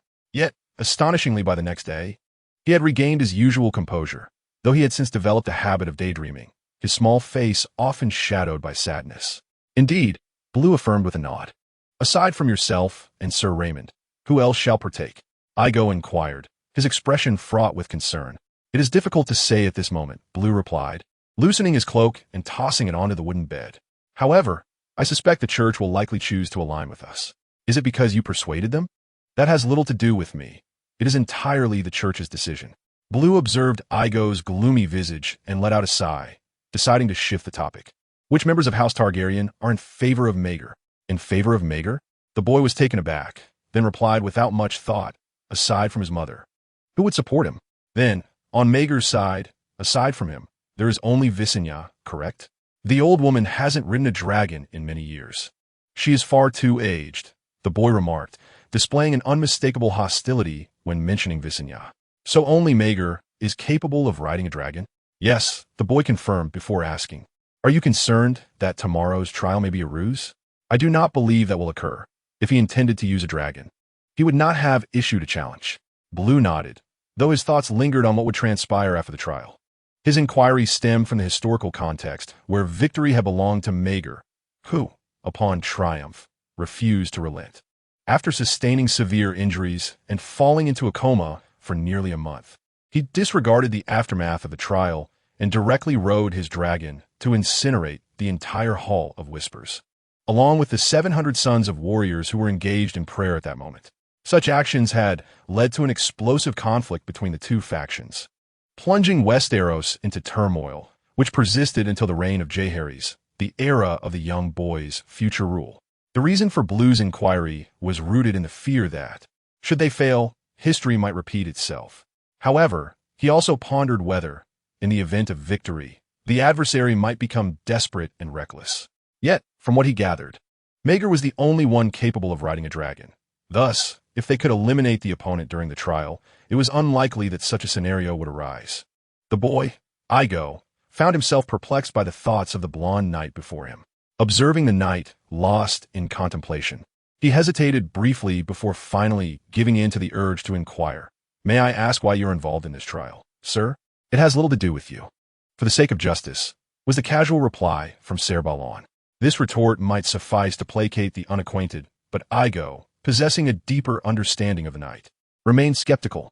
Nevertheless, he refrained from pressing further and instead, with a solemn expression, expressed his gratitude. Regardless, thank you, sir, for fighting on our behalf. The boy's earnest demeanor struck Balon speechless for a moment. However, it soon prompted a thought, and he spoke up. If you wish to show your gratitude, promise me one thing. What is it? Igo asked with unwavering seriousness. If I should meet an untimely demise, please take care of Leia for me, he stated. In truth, Balon had initially intended to seek out the elderly sister Ida, known for her wealth of experience and gentleness. However, she had mysteriously left the sanctuary, and her whereabouts remained unknown. Leia? Why do you care so much for that mute? The boy was puzzled. It was impossible for him to be unaware of what others understood. He had even encountered Leia a few times and was somewhat aware of Balon's undertakings. Thus, he was intrigued by Balon's unusual concern for someone so seemingly disagreeable. Shouldn't a normal person feel repulsion or simply ignore her? She's my half-sister, Balon replied without divulging the full truth or discussing notions of redemption. Instead, he feigned seriousness. I have observed her for quite some time and have come to this conclusion. My purpose in coming to King's Landing was to find her, but I kept it to myself, hence my request for you to look after her. This revelation left the boy momentarily bewildered, yet upon seeing Balon's serious expression, he quickly grasped the weight of the matter. Is no one aware of this? Not even she herself? You're the first, Balon confirmed. The boy pressed his lips together, then suddenly asked, Are we friends now, sir? Of course, and, as such, you must assist a friend in need, Balon declared. I swear. That evening, Balon imparted numerous instructions to the boy, ensuring he would remember them well. And only then did he feel somewhat at ease as he succumbed to slumber. The unfolding events did not stray from his expectations. Before dawn broke, he was roused by Nancy Taybeck, the leader of the Sons of the Warrior. After a brief exchange, he was dispatched to the city to invite the Kingsguard, Sir Raymond Tyrell, to discuss the proceedings of the trial scheduled for noon. The implications of this invitation were abundantly clear. Consequently, Balon swiftly sought out Ser Raymond, who was residing in an inn within the city. Their prior scheming involved drawing the church into the fray. Hence, Ser Raymond, having deliberately evaded many impassioned individuals eager to join, would certainly not refuse such an invitation. Thus, Balon successfully escorted him back to the Hall of Justice, prioritizing the safety of Ser Raymond above all else. As the dawn gradually broke, 7 fully armored knights stood in a circle beneath the statue in the sacred square, commencing their deliberations regarding the impending trial. It was astonishing to note that these individuals were all known to Balon Greyjoy. Among them were the valiant leader of the Sons of the Warrior, Nancita Beck, the seasoned training officer, Sir Owen, the humorous twins of House Caswell, the solemn Sir Maury, along with 2 members of House Valerion. Should the charges against Lady Meg result in the death of Sir Raymond, it would signify a resounding victory for the opposition. And thus, we must avert such a fate. As Commander Nancita Beck spoke, his visage was grave, and the onlookers, cradling their helmets, bore expressions of utmost seriousness. Sir Raymond Valerion, the subject of the matter, bowed in gratitude towards them, while we remained unaware of whom the enemy had summoned. We could surmise some names: Wit of House Rosthand, Dells of House Darklyn, the bastard Ron from the city of Newfountain, and others from the Crabclaw Peninsula. After mentioning a few names, Commander Nancita shifted his tone. Yet, regardless of who they were, our chances of victory appeared substantial, for we possessed what our adversaries lacked. He glanced at Balon, his gaze a mixture of irritation and relief, revealing a complex, emotional landscape. The others mirrored similar expressions, except for the Kingsguard, Sir Raymond Valerion, who seemed perplexed, still grappling with the intricacies of the jousting polearm. Provided we made no missteps during the charge, we could ascertain the outcome in a single round. At the very least, we could eliminate more than half of the enemy combatants, rendering the remaining forces inconsequential. This proclamation elicited smiles from those surrounding him. The straightforward task of forging a breastplate consumed considerable time, yet if one were to melt down an existing breastplate and incorporate a modest additional component, the process became significantly simpler. Thus, despite the limited time frame, they were adequately equipped with those special auxiliary parts.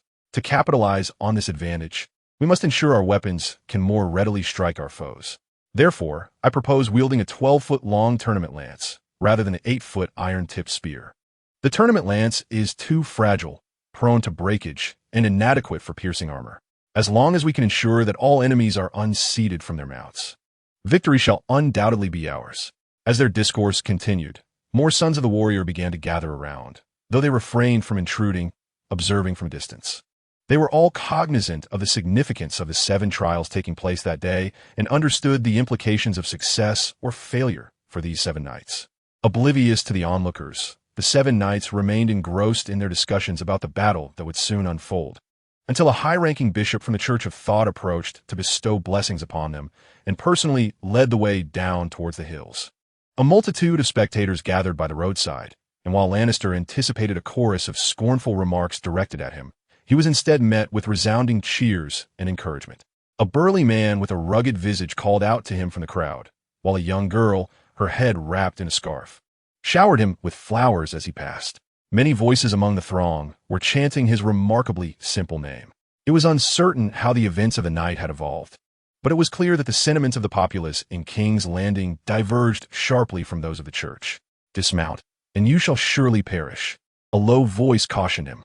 Turning, he found the square-jawed knight, Moray, gazing at him intently with his dark brown eyes. "You must ensure that you unseat the enemy without fail during the charge. Only then can you survive this trial. Fortunately, you have devised a remarkable tool for yourself, one that will significantly enhance your chances of victory."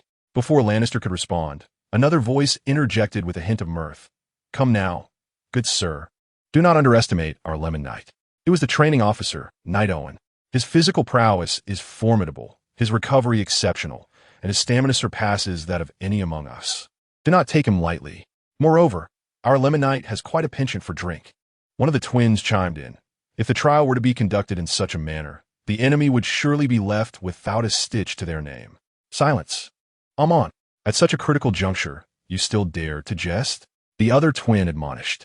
By the gods, Amon, even now you would slander me? The first speaker stared incredulously at his brother. "I am Armin."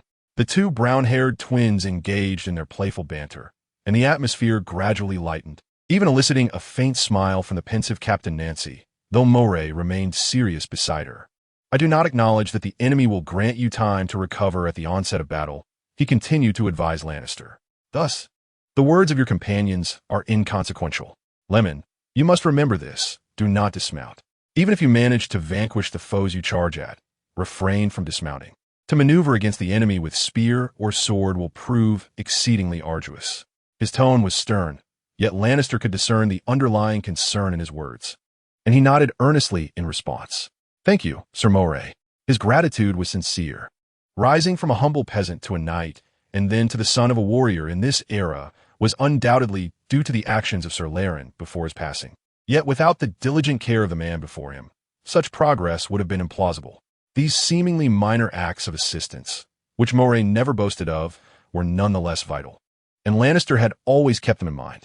"I have long been an old friend of Sir Laren. It is my duty to look after his progeny," Moray said, giving Lannister a reassuring pat on the arm. "The gods shall bless you, Lemon." With that, he spurred his steed and moved closer to Captain Nancy, resuming their dialogue. At this moment, the procession had ventured beyond the confines of the Renny's hills. At the forefront strode a high-ranking archbishop clad in a brown robe, leaning upon his staff, followed closely by 7 knights on horseback. A multitude of warriors' sons trailed behind, surrounded by clusters of monks and nuns. The throngs of impoverished members of the congregation and common folk were countless, resulting in a vast assembly that was impossible to overlook upon its emergence. Furthermore, the entire city of King's Landing stirred in response. When viewed from the sky, one could discern countless shadows emerging from various corners of the city, spontaneously forming lines of travelers akin to industrious ants, navigating through the bustling and spacious thoroughfares towards the 3 gates of the city: Lion's Gate, King's Gate, and River Gate, leading to the tournament grounds just beyond the city limits. These 3 gates were the closest access points. Ordinarily, a tournament would not evoke such grand spectacle. However, the rare judgment of the 7 was an unprecedented event, especially given the confrontation between the church and the Targaryen family, an occurrence never witnessed before, and no one wished to miss it. Yet, this orderly advance was abruptly transformed into chaos following a resonant and thunderous roar. People hastily looked skyward or surged towards the nearby buildings, and those who had just stepped outside decisively retreated indoors, opting to avoid the commotion. A single dragon's roar sent the crowd into disarray. The 7 warriors' sons, participating in the judgment, were momentarily taken aback, halting their march. However, the roar subsided swiftly, and they resumed their journey, ultimately passing through the gates of King's Landing and reaching the tournament grounds without further incident. All they encountered were 7 adversaries, each adorned in distinct attire. The tournament grounds, adjacent to the King's Gate, consisted of an expansive grassy field, flanked by spectator stands separated by fences. A large crowd was currently surging forth from the distant, mist-shrouded Ochre City, making their way towards the stands, while many had already settled into their seats. At the center of the stands sat the 2 judges of this tournament. One was the aforementioned brown-robed archbishop, and the other appeared to be a woman in her 60s. Draped in a long black satin robe, her expression stern, with delicate brows and a face lined with wrinkles, yet her posture remained erect, exuding an aura of authority. Standing on the southern edge of the field, Loras Tyrell had not previously encountered her, but surmised she must be the Conqueror's esteemed queen, the current Dowager Queen Visenya. Her advanced age struck him as peculiar, yet his attention was predominantly drawn to the 7 individuals arrayed opposite them, a few hundred yards away. To his left stood Ser Meryn in silver-plated armor, while to his right was one of the brown-haired twins. Like Loras, they donned standard armor overlaid with white linen cloaks embroidered with crystal longswords, as acolytes dressed in monk attire meticulously inspected their armor, ensuring each buckle was securely fastened, leaving no detail overlooked. The individuals across from him mirrored his own apprehensions, adorned in armor and helmets of various designs, some unadorned and simple, while others were ostentatious, flaunting vibrant enamel finishes, or merely the cold steel hue that glimmered with an icy sheen in the morning light. Among them, Blondly particularly noted 2 figures. One was a robust, middle-aged man with a mane of chestnut hair, clad in resplendent armor overlaid with an ornate surcoat. This surcoat, in hues of orange and black, bore an embroidered emblem resembling a castle aflame. As anticipated, this was the adversary he would soon confront, positioned at a distance that obscured any distinctive traits. Yet Renly could ascertain the man's lineage from the heraldic symbol. He was a scion of the Harroway family, the current rulers of Harrenburg and Riverlands. This noble house had long since faded into obscurity in Renly's time, yet now basked in prominence, poised for resurgence, especially since Meeg had wed his second wife from this very lineage, contrary to the tournament's established rules. The judgment of the Seven Sons mandated knights to charge headlong with their lances, eschewing the protective barriers that characterize conventional justs, leaving no room for leniency. The brutality and mortality rate of this contest were unparalleled. The formidable stature of his opponent instilled a sense of caution in Renly. Yet another figure captured his attention, a towering man clad in obsidian armor embellished with black dragon motifs, his dark cloak featuring a scarlet dragon insignia. He leaned on a long sword, its muted hue radiating an unmistakable sharpness, engaged in conversation with a companion, his gaze occasionally drifting, seemingly indifferent to the clergy present. This was Meeg Targaryen, the third king to ascend the Iron Throne and the future tyrant of the illustrious Targaryen dynasty. However, Renly's scrutiny was soon obstructed as Nancy de Beck, the commander of the Sons of the Warrior, strode forth to address the knights. The upcoming battle is of paramount importance. We must each exert our utmost effort. Failure equates to death. He paused, his piercing gaze settling on Renly, a mix of ire and encouragement evident. You are not without a chance. The charge relies heavily on horsemanship, and yours is commendable. What you bring to the table compensates for your shortcomings. Therefore, upon entering the fray, maintain unwavering focus on your opponent's every move, outpace their reactions, for only then will you harness your strengths. The informed members of the clergy harbored grave doubts about Renly's survival, given his recent knighthood and humble origins as a commoner. Despite having achieved a remarkable feat, it bore little relevance to the tribunal's expectations. From any perspective, in this specialized knightly contest, he seemed outmatched by seasoned knights. In truth, had it been possible, they would have long since requested that Lannister relinquish his position, as this matter is of utmost importance to the church, allowing for not a single misstep. Unfortunately, a certain individual's preemptive action left them powerless to intervene, compelling them to reluctantly accept the situation. In a sense, this behavior resembles a brazen imposition, and it is no wonder that many high-ranking officials within the church harbored discontent toward Lannister. The same can be said for Captain Nancy, who previously shared this sentiment. Yet now he gazes intently at Lannister, stating, "Your adversary is Cole Harroway, a knight of considerable renown, albeit prideful. Your information is readily accessible, which may lead him to underestimate you. This may present an opportunity. Seize it, and victory shall be yours." At that moment, the officiator from the central stand summoned the representatives of both parties to advance. Captain Nancy then patted Lannister's shoulder and concluded, "If we survive this trial, I hope to have a proper discussion with you." With that, he mounted his horse and rode alongside the royal guard, Raymond toward the designated area, while the opposing leader, Meg, followed suit. They were headed for a final meeting, heralding the imminent commencement of the duel. Consequently, the atmosphere grew increasingly tense. Lannister felt a sense of foreboding in Captain Nancy's demeanor, and it seemed that someone nearby shared this sentiment, prompting an inquiry. "Lemon, are you feeling nervous?" The question came from one of the brown-haired twins, who was now looking at him with a serious expression. "A bit," Lannister replied candidly. "It seems you cannot guess who I am," the other expressed with disappointment. "I was hoping to ask you one last time before I die, but never mind. Nervous individuals tend to lose their wits." "You are Amon," Lannister retorted, rolling his eyes, and upon witnessing the astonishment on his companion's face, he added, "Because Amon has halitosis, while Almond does not."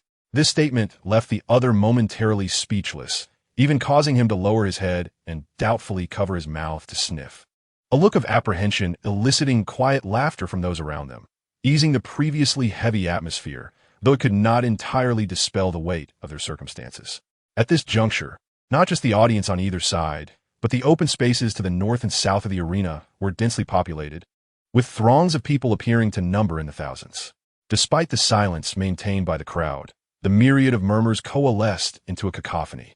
The sheer volume of humanity rendered any view of the outside world impossible. Scanning the area, Lannister spotted two familiar figures among the clergy in the stands, Igor and Raya, which caused him to furrow his brow.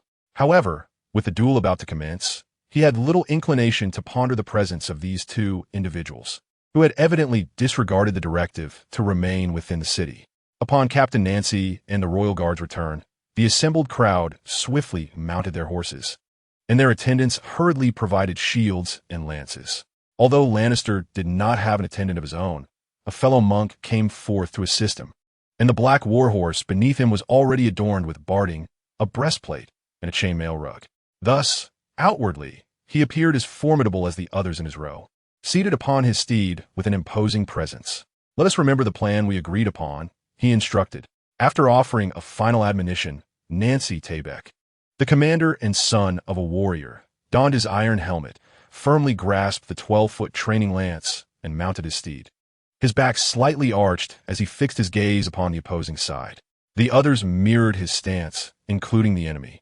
As both factions silently faced each other across the arena, an invisible tension seemingly birthed in the air. Upon the sounding of a horn, 7 warhorses began to trot toward the adversaries. Leaning forward, their bodies swayed in rhythm with the galloping of the horses, while Bluely clutched his lance tightly. The rising wind enveloping him, the faint sounds of plate armor and chainmail clashing barely audible, and his heart pounding violently like a drum, drowning out all other noises, the cheers of the crowd, the rushing river, the fluttering birds, and the whinnying of horses. The tempo of his steed quickened, transforming from a gentle trot into a fierce gallop, the thunderous sound of hooves striking the ground resonating like an earthquake. The helmet restricted Bluely's vision, rendering him unable to see his companions on either side, only catching sight of the numerous lances adorned with colorful stripes pointing forward. Yet, he soon disregarded everything in his peripheral vision, focusing intently on the enemy, a figure clad in ornate armor, charging toward him with increasing prominence. The formidable physique, the billowing dark yellow cloak, the castle emblem emblazoned upon the shield, and the lance, angled upward yet seemingly dull at the tip. Most crucially, Bluely suddenly realized that the opponent wielded the same 12-foot training lance as they did, rather than the 8-foot genuine battle lance with a sharp point. However, this realization came too late, for the moment of clash had already arrived. From above, one could observe 7 fully armored knights from each side, racing across the grassy field like 14 arrows released from a bow, their lances suddenly aimed at their respective targets at the opportune moment. In that fleeting instant, a series of thunderous impacts erupted as the forces collided, the horses whinnied, and anguished cries rang out, a cacophony of sounds seemingly birthed in unison, akin to a long-anticipated judgment suddenly erupting, a scene of death and bloodshed, mingled with exclamations and roars of fury. In a final moment, Bluely resolutely directed his steed to collide with the opposing horse rather than veer to the side, thus bypassing the enemy's precisely positioned shield. His lance struck the flamboyant cloak on the left chest of the adversary with tremendous force. The combined speed of the charge and the heavy impact resulting in splintering would as the opposing figure was violently lifted and hurled away, crashing to the ground with a resounding thud. The arm twitched slightly, then lay still, as if drained of all strength. Yet, this did not signify victory for Bluely. The collision of 2 galloping warhorses generated a shockwave that left him dizzy and disoriented. He could not evade the enemy's assault, resulting in his breastplate being dented. Fortunately, the adversary had not anticipated his reckless charge, thus failing to fully harness the power of their own offensive. This allowed Lannister to lean back for a moment before he managed to regain his balance, feeling a surge of excruciating pain coursing through his veins, as if his very heart were on the verge of shattering from the impact. To add to his misfortune, the horse beneath him had its eyes pierced by splintered fragments of a shattered lance, causing it to stumble and ultimately collapse with a mournful cry. The knight atop the steed was unceremoniously thrown to the ground. In an instant, a multitude of events unfolded. The enemy's strategy evidently involved using longer training lances to unseat the warrior's sons, yet they encountered a similar response. The situation did not unfold as anyone had anticipated. At the moment of clash, Captain Nancy, the leader of the warrior's sons, deftly evaded the charge of his opposing foe while using his lance to unseat the adversary. However, his companion, Knight Owen, was caught off guard when the enemy suddenly targeted his horse's eyes, leading to a miscalculated attack that resulted in both horse and rider tumbling to the ground. A horrific scream escaped him as his legs were crushed beneath the weight of the fallen steed. As the enemy sought to capitalize on this moment to deliver a fatal blow, Knight Moray, having successfully dispatched his opponent, charged forward to engage them directly. One of the twin warrior's sons managed to thrust his lance into the neck armor of his foe, delivering a tremendous impact that seemed to snap the enemy's neck, while he himself effortlessly deflected the opponent's attack with his shield. Regrettably, his brother, who had jested with Lannister before the battle, did not share such fortune. His lance struck the enemy's shield, sending him tumbling from his mount. After a prolonged struggle, he found himself embroiled in hand-to-hand combat with an equally dismounted adversary. In this judgment, the most crucial showdown featured Meg, adorned in intricately carved black dragon armor, confronting the white-robed Iron Guard, Lamont.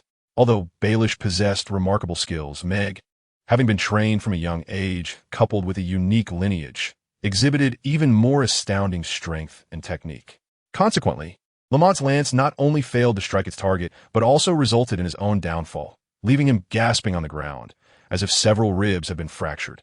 Thus, Captain Nancy, having achieved victory, hurriedly advanced to address the unfolding crisis. In the aftermath of this fleeting battle, the situation left everyone unprepared. Only Captain Nancy, Knight Moray, and the twins remained actively engaged on the side of the warrior's sons. On the enemy's side, only 3 remained, seemingly possessing the upper hand. However, in the clash with the formidable Targaryen, Nancy, the leader of the warrior faction, found herself utterly outmatched. From the onset of the confrontation, she was forced into a retreat, and it was only when her effortlessly dominant twin companions joined the fray to create a 2-on-1 scenario that they managed to hold their ground. Among the remaining 2, Sir Moray fought to a standstill with the adversary, while the last twin was at a distinct disadvantage, appearing to have sustained a broken hand from a prior fall, rendering him exceedingly vulnerable and on the brink of defeat. Though martial prowess is of paramount importance, fortune can prove equally critical. The jousting lance's presence, while enhancing the charge's potency and the lance's handling, had its advantages diminished when faced with an opponent wielding a weapon of similar length.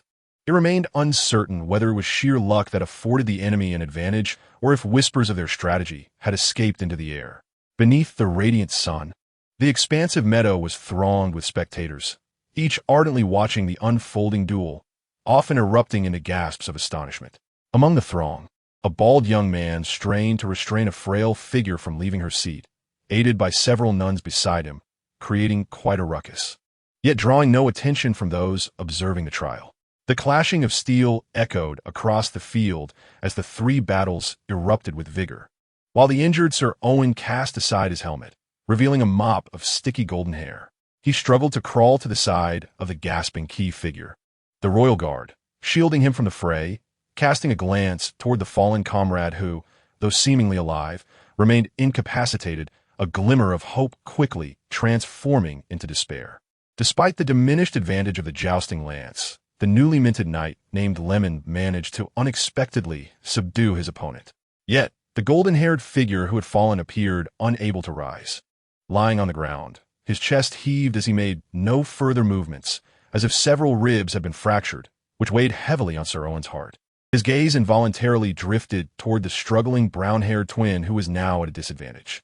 "You jest before the battle begins, and now you reap the consequences," Sir Owen murmured between labored breaths, a bitter expression crossing his face. Yet, he suddenly noticed that the tall comrade lying on the ground had stirred slightly. This caught him off guard. Scanning the battlefield, he clenched a handful of dirt and shaped it into a small ball, hurling it toward the forehead of his towering companion at the edge of the combat arena. The helmet, now stiflingly hot from his heavy breathing, muted much of the surrounding clamor, yet he could still hear the distant sounds of encouragement from the onlookers, urging him to rise, intermingled with the faint shouts of discontent from the enemy supporters, who seemed incensed by his presence. Confronted with all of this, Lannister felt an overwhelming sense of confusion. His mind clouded, as though he were trapped in a dream, unable to grasp the reality of his situation. In that moment, all he could do was instinctively breathe and remain in a daze. The combined force of 2 horses and the attacks from his adversaries rendered him unprepared, leading to a heavy fall to the ground, followed by an additional impact that exacerbated his injuries. Under such circumstances, he found himself dizzy, with an irregular heartbeat. His thoughts ensnared in a curious state akin to a dream or a liminal space between wakefulness and slumber. Time passed in this nebulous state until a series of knocks echoed in his ears, evoking the sensation that someone was at the door. Lannister felt compelled to rise and answer, yet the instinct of his dreamlike state kept him rooted in place, suggesting that remaining still was the appropriate response. Thus, he listened to the persistent knocking, his mind wandering to a timeless question. Who am I? The knocking continued, while the question lingered in the recesses of his mind. Important yet elusive. The pervasive haze and dreamlike quality surrounding him clouded his thoughts, rendering him unable to comprehend the essence of the inquiry. Suddenly, a chilling sensation, akin to falling into an ice vault, surged within him, as the color of his eyes, hidden behind the steel of his helmet, shifted from emerald to icy blue. The frantic beating of his heart began to subside. With the birth of this feeling, the fog of confusion in his mind was swept away like mist before tempest, jolting him into action as he sat up abruptly. Though his helmet obstructed his vision, it did not hinder Lannister from discerning his immediate surroundings. Before him lay an expansive field of deep green grass, where disheveled horses engaged in fierce combat. Across the field, a densely packed audience seemed to be shouting something towards him, their voices merging with the deafening roar behind him. Turning to glimpse the throng, he caught sight of an elderly face, flushed and shouting at him, spittle flying as it mingled with the expectant glances directed his way, splattering upon his soiled silver-plated armor. Stand up, Sir Lemon. Quickly. Rise to defeat those monsters. They need you. Indeed, we all need you. You have bad breath, Lannister mumbled in response, unable to resist glancing down at his own chest. What did the knight say? The old man bellowed. The surrounding noise was too overwhelming for normal conversation to penetrate. With no reply, Lannister had already risen to his feet. As he surveyed the scene, he suddenly realized that both sides of the battle had commenced hand-to-hand combat, with no one remaining mounted to confront the enemy. This stirred something within him, momentarily dispelling a meticulously crafted battle plan as he swiftly made his way towards a nearby, unharmed companion steed. As he ran, a refreshing sensation gradually spread through his body, alleviating the sharp pain in his chest and the aches stemming from his fall, akin to the soothing relief of ice applied to a burn, imparting an inexplicable sense of comfort. This seemed to be the influence of the mutated bloodline power within him. Lannister could not fathom why this force still manifested in a body that was not his own. However, he had no time to contemplate this long-standing mystery, and, upon nearing the warhorse, he effortlessly vaulted onto its back. The throng of onlookers erupted in fervent cheers at this spectacle of resurrection and the impending changes that the golden-haired knight would bring to the fray. In that moment, an indescribable force surged forward, causing knowledge of horsemanship, weaponry, and knightly arts to flash through the golden-haired knight's mind as if summoned from the depths of his being. Simultaneously, his heart, which had begun to steady, resumed its rapid beating. The impacts from earlier charges had yet to fully subside, and this sudden shift in pace brought forth waves of sharp pain from within his chest. Yet almost instantaneously, a long-awaited notification materialized. You have acquired the profession, Knight. You have acquired the professional trait, Spirit of the Ballad. The dual notifications left Lannister momentarily dazed, but soon his thoughts sharpened into clarity and focus, reminiscent of the awakening he had experienced previously, yet far more pronounced. His entire being seemed infused with vigor, igniting a restless warrior spirit as he surveyed the battlefield. This phenomenon was perhaps a result of the newly acquired professional trait. Yet the urgency of the situation left no room for contemplation or explanation. Therefore, he chose to set it aside for the time being. The warhorse beneath him, initially resistant to this familiar yet unfamiliar rider, whinnied and danced before Lannister managed to soothe it into calmness. Once steadied, the towering knight clad in silver armor reached down to grasp a weapon hanging from the horse's side. It was a fearsome spiked mace, its handle wrapped in cloth, the sharp edges of the head gleaming with a cold, fierce brilliance in the sunlight. Casting a glance at the current state of battle, the knight tightened his grip with his legs, and charged towards the cloaked adversary adorned with a black bat insignia, who was engaged in combat on foot with the horse's original owner. The arena was vast, and amidst the cacophony of countless spectators' shouts, the brown warhorse, bearing the armored knight, transformed from a trot into a full gallop. The unmistakable sound of hooves could not escape the ears of the bat-emblazoned foe, prompting a shift in his movements as he sought cover. At this moment, one of the brown-haired twins, Amon, suddenly threw himself recklessly at his opponent, entangling him fiercely. His sword, though clumsy, was wielded with astonishing speed, disregarding the gaping vulnerabilities in his armor. Within mere moments, a fresh wound was added to his body. However, this distraction allowed his enemy to be momentarily held in place. As the foe bent to retaliate, a steel-clad knight charged forward, swinging a heavy mace directly toward his face. The adversary, bearing the insignia of a bat, instinctively rolled to avoid the oncoming assault. Yet, the knight on horseback seemed to anticipate this maneuver. As the enemy tumbled to the ground, the knight tightened his grip on the reins and leaned slightly to the side of his steed, swinging the hefty mace downwards with tremendous force toward the unsuspecting foe's head. The mace, cleaving through the air, struck its target with a resounding thud, sending the knight, adorned with a black bat insignia, crashing to the ground, the sound of armor scraping against the earth accompanied by a faint crack of bone, followed by blood seeping from beneath the visibly dented helmet. Though Blue Lace struggled with his weaponry, his horsemanship proved commendable. The adrenaline coursing through him heightened his focus and seemingly amplified his strength and bravery, enabling him to undertake such a perilous yet spectacular maneuver. The action was fraught with danger, yet its effectiveness was undeniable. The fallen enemy twitched momentarily before lying still, clearly dispatched by that single blow. The surrounding spectators gasped in astonishment, many calling out his name. In a daze, Blue Lay felt an invigorating surge of vitality. The brown-haired twin, Amon, clad in armor, let out a hearty laugh before collapsing to the ground, blood seeping from his joints, evidently exhausted. Nonetheless, he hoarsely urged Blue Lay, "Quickly, go assist. Forget about me." Despite his apparent vigor, his true condition remained uncertain. The knight on horseback had no time to ponder this. Nodding to Amon, he turned his steed and galloped toward the remaining foes.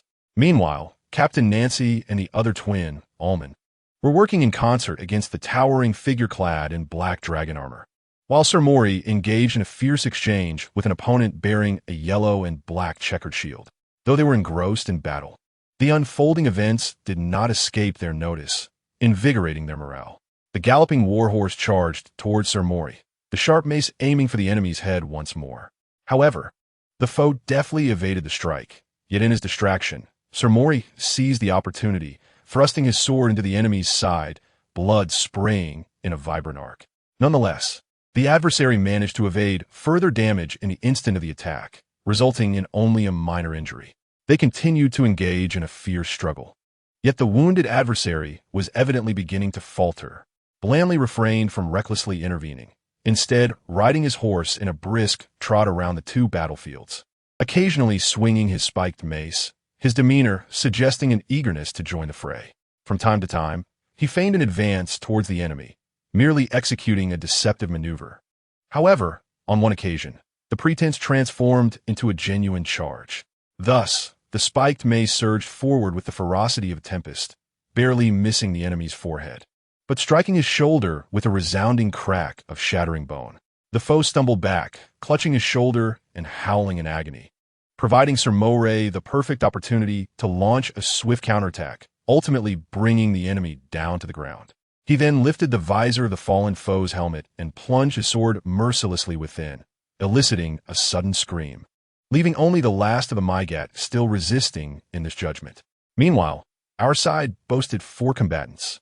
Cheers erupted once more, as the spectators and those gathered outside the barriers gazed with a mix of satisfaction and lingering reluctance at the unfolding battle, widely believing that the outcome of this judgment was already sealed. The dignified elderly woman seated at the judgment stand, however, wore a grim and fearsome countenance, clearly unprepared for such a turn of events. Yet in an instant, everything transformed.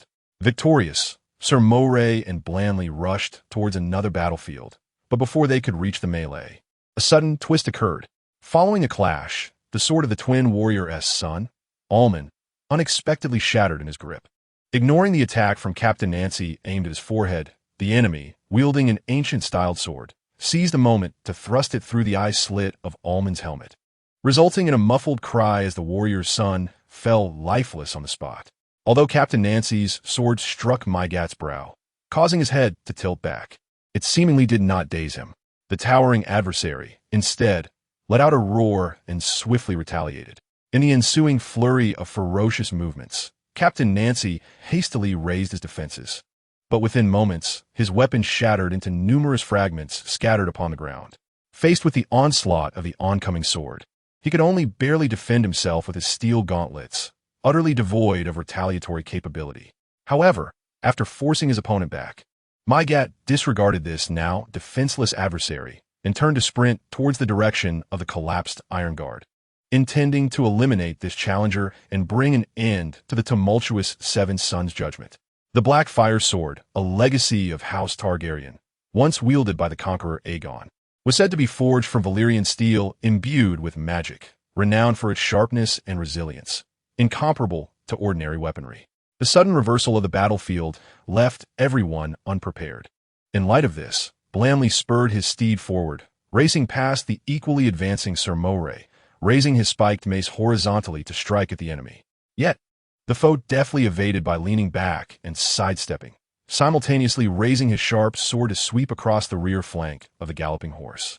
The hindquarters of the steed were devoid of protective coverings, and it was said that the Valyrian steel sword forged by magic was exceptionally sharp, inflicting wounds deep enough to reveal bone. Following a pained neigh, the warhorse stumbled as it galloped forward, its hind legs giving way, nearly collapsing to the ground. Blaine hurriedly reined it in, preventing a total collapse, yet it was evident that further charges were impossible. However, glancing back, he noticed that the lagging Captain Nancy had ensnared the formidable figure clad in black armor, Maegor, who was desperately defending himself with a shield salvaged from the ground and a dagger, awaiting an opportunity to counterattack. At that moment, the only combat-ready warriors aside from Blaine, who was rather inexperienced, were Captain Nancy and the approaching Knight Moray. The remaining twin lay nearby, grieving in anguish and fury over his brother's death. But the earlier battle had seemingly injured his joints, rendering him unable to rise, forcing him to drag himself slowly toward the fray. Knight Owen, whose leg had been shattered by the warhorse, sat helplessly on the ground, shielding the pale-faced royal guard behind him.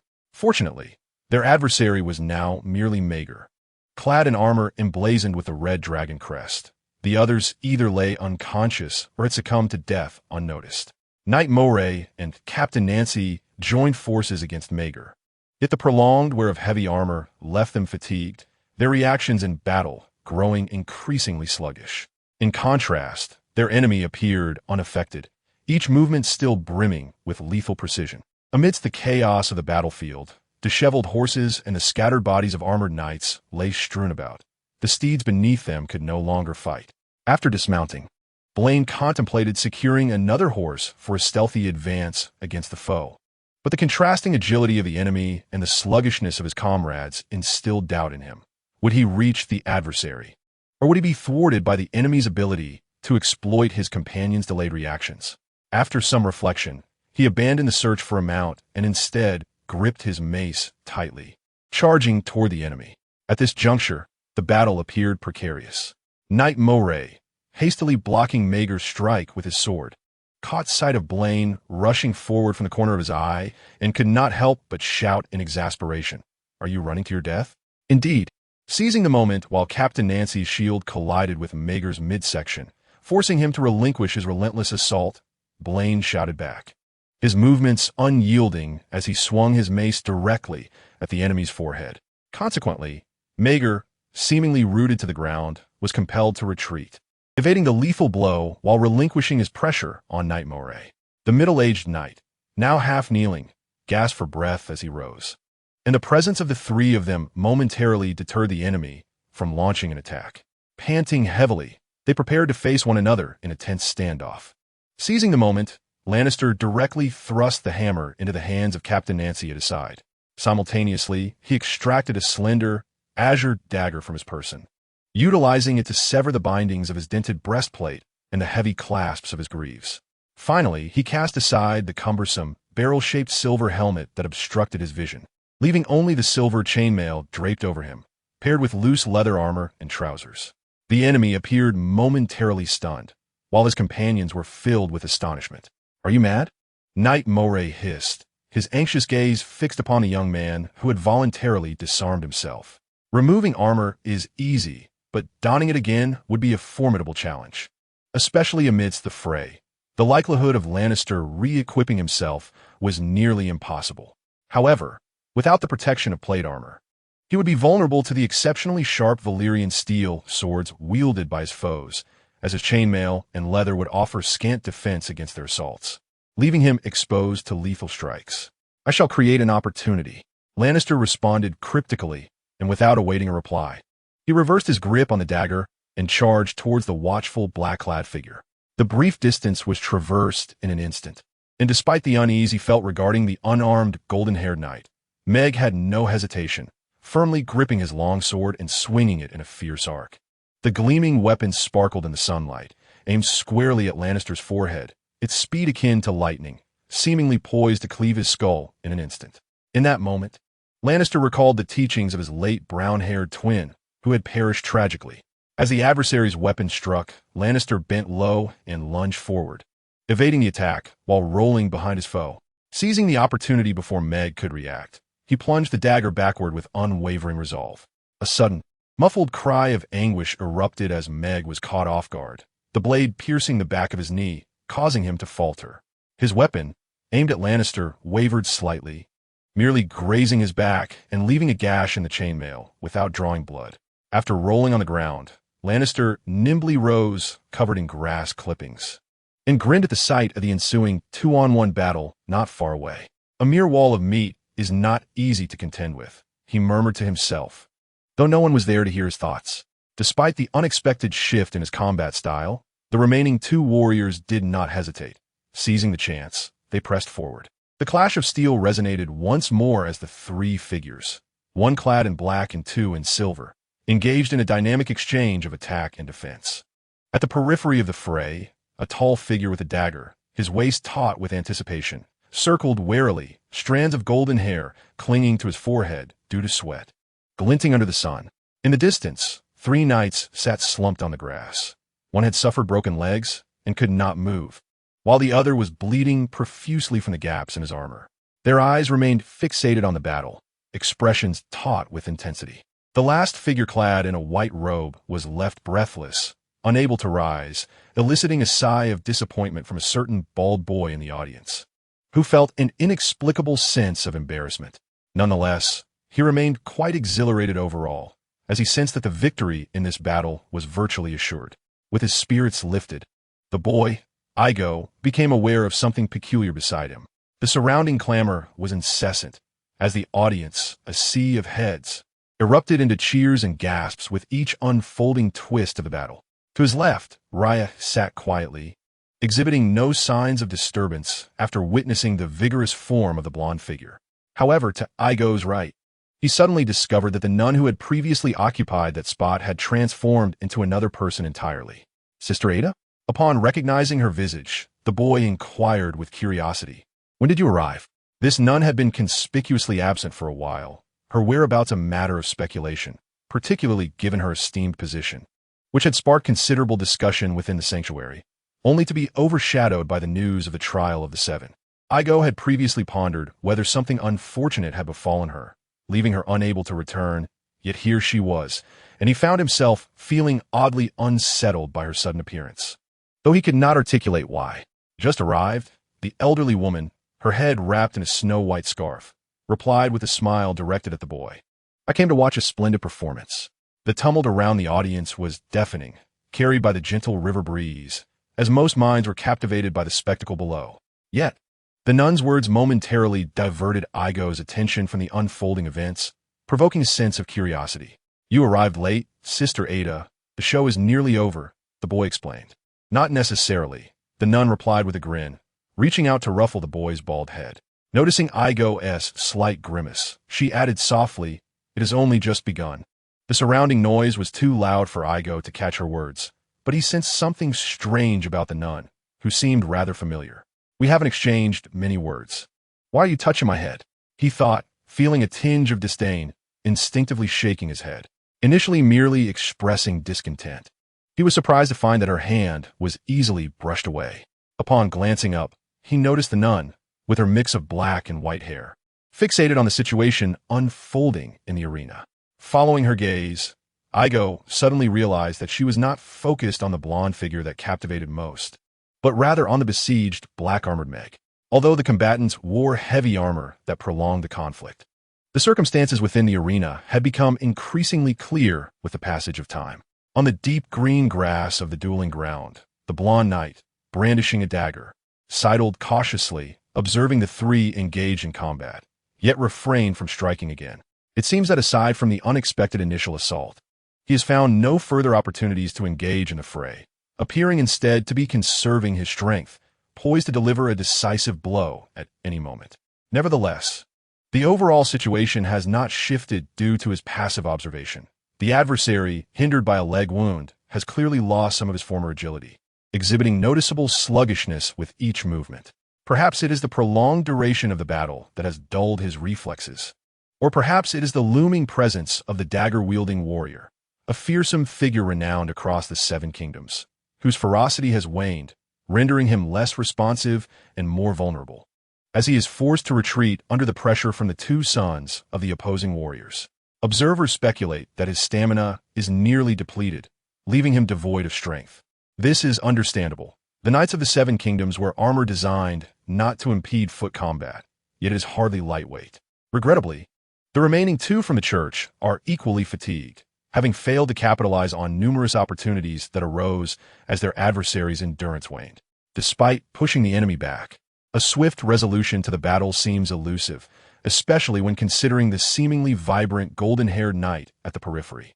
Although his actions starkly contrast with the traditional methods of knightly combat, the majority of the populace, aside from a few noble supporters of the royalist faction, were visibly excited, urging him to advance and deliver a lethal strike to Maegor without further delay. Evidently, the golden-haired figure disregarded the cacophony of shouts surrounding him, as he circled the battlefield with a deliberate intensity. However, perhaps incensed by the relentless pressure or overwhelmed by the din, Maegor, retreating to the confines of the arena, suddenly absorbed a strike from Sir Moray aimed at his underarm, merely to bring his sword crashing down upon Captain Nancy's brow. His endeavor succeeded, but did not fell Captain Nancy. Instead, it merely left him dazed and staggering. Observing this, Sir Moray swiftly positioned himself in defense, yet Maegor chose to ignore him, charging instead toward the nearby Lannister, his voice muffled beneath his helm, seething with rage. "Wretched scoundrel, I shall flay you alive." The heavy thuds of his footfalls, accompanied by his guttural growls, elicited a mixture of boos and cheers. Despite the injury to his leg and the blood streaming from his underarm, he appeared to disregard the pain and his various wounds, moving with surprising speed. However, stripped of his armor for agility and swiftness, Lannister wasted no time in turning to flee upon seeing his adversary approach, provoking furious shouts from Maegor, yet he could not even graze the hem of his enemy's garment. Such behavior certainly undermined knightly decorum, but Lannister remained indifferent to the crowd's judgment. Yet, as he retreated, he noticed that the unique enhancement that had once surged within him had further diminished, becoming almost imperceptible. This realization provided him with a fundamental understanding of the characteristics endowed by the knightly profession, yet now was hardly the time for such reflections. The furious adversary, finding it impossible to seize him in the moment, redirected his efforts towards the distant Imperial Guard. However, the two sons of warriors, who had been left trailing behind, swiftly re-engaged him. Captain Nancy, despite suffering a blow to his head, appeared relatively unscathed. Although his weapon was rendered useless, he wielded a round shield adorned with a border, primarily for defense, while the knight Moray focused on offense. Thus, the exhausted duo, one brandishing a shield and the other a sword, continued their entanglement with an enemy who, despite appearing spirited, was increasingly sluggish in his movements. The clashing of metal resonated like a peculiar symphony, until, shortly thereafter, a watchful Lannister perceived an opportunity. His sudden advance disrupted the rhythm of the skirmish. The adversary's formidable defenses, coupled with the presence of the two warrior sons, made it impractical for him to replicate his previous tactic of rolling and striking. Hence, Lannister aimed his dagger at the opponent's armpit. Yet before he could strike, the enemy, unexpectedly turning to face him, disregarded the sword swung by Knight Moray and delivered a fierce kick towards the golden-haired figure, accompanied by a guttural roar that signified his profound anger at Lannister's presence. The dagger in Lannister's hand could not withstand such an onslaught. In a moment of desperation, they did not retreat, but instead advanced, seizing the opportunity to grasp the adversary's kicking thigh just before impact. Ignoring the tremendous force, he propelled himself forward, slamming the enemy backward to the ground. Knight Moray's sword thus veered off course, striking the enemy's shoulder, while Captain Nancy seized the moment to lunge at the adversary, gripping the right hand that wielded the Valyrian steel sword with both hands. What transpired was a rapid sequence of events. The previously entangled figures suddenly became a chaotic tangle, one grasping a leg, another restraining an arm, and the last seizing the opportunity to thrust his sword viciously towards the neck of the enemy sprawled on the ground. However, the enemy managed to evade the attack with a slight turn of his head. In the meantime, his unbound left hand, clad in iron, shot up to grasp the sword deeply embedded in the ground, and with a furious roar, he yanked it free with a resounding crack, simultaneously wrenching it from the unprepared Knight Moray, who stumbled and collapsed onto the foe. The situation swiftly devolved into a scenario where three pressed down on one. Lannister, still clinging to the enemy's leg, was suddenly met with a brutal kick to his ribs from the adversary's other foot. The pointed tip of the iron boot delivered a jarring impact that caused Lannister to wince in pain. Nevertheless, he maintained his grip, seizing the opportunity to clutch the opponent's other leg tightly. The enemy's muffled roars grew louder, and the overwhelming strength that surged in his right hand nearly overpowered the exhausted Captain Nancy. As Moray, rising, hastily lifted the visor of his helmet, he unleashed a powerful punch towards the adversary's handsome yet defiant visage, while his other hand struggled against the relentless thrashing of the enemy's left hand. The sound of a nasal bone fracturing was accompanied by the muffled, anguished cries of the opponent, intensifying the struggle as he collapsed to the ground. The surrounding uproar surged like a tidal wave, plunging the entire world into chaos. Sir Moray's second punch was intercepted by the opponent's raised left hand, yet it remained a mere act of passive defense. With a fierce determination, the middle-aged knight, despite his exhaustion, unleashed a flurry of brutal strikes. Third and fourth punches echoed the clash of steel against flesh, resulting in a cacophony of shattered teeth and continuous, muffled screams. On the other side of the arena, the surviving knight, Owen, watched in agitation, oblivious to the fact that the figure in the white robe he had shielded had quietly ceased to breathe. Meanwhile, one of the twins, Armin, lay sprawled on the ground, attempting to crawl toward the fray, seemingly intent on avenging his brother, though his injuries hindered his movement. In the audience, the Empress Visenya had risen from her seat, shouting fervently, yet her voice was drowned amidst the overwhelming tumult. It was time. Sister Ada, concealed among the spectators, glanced at the animated figure in the judgment seat, a pang of anguish flickering in her eyes, but it was eclipsed by a greater sense of satisfaction.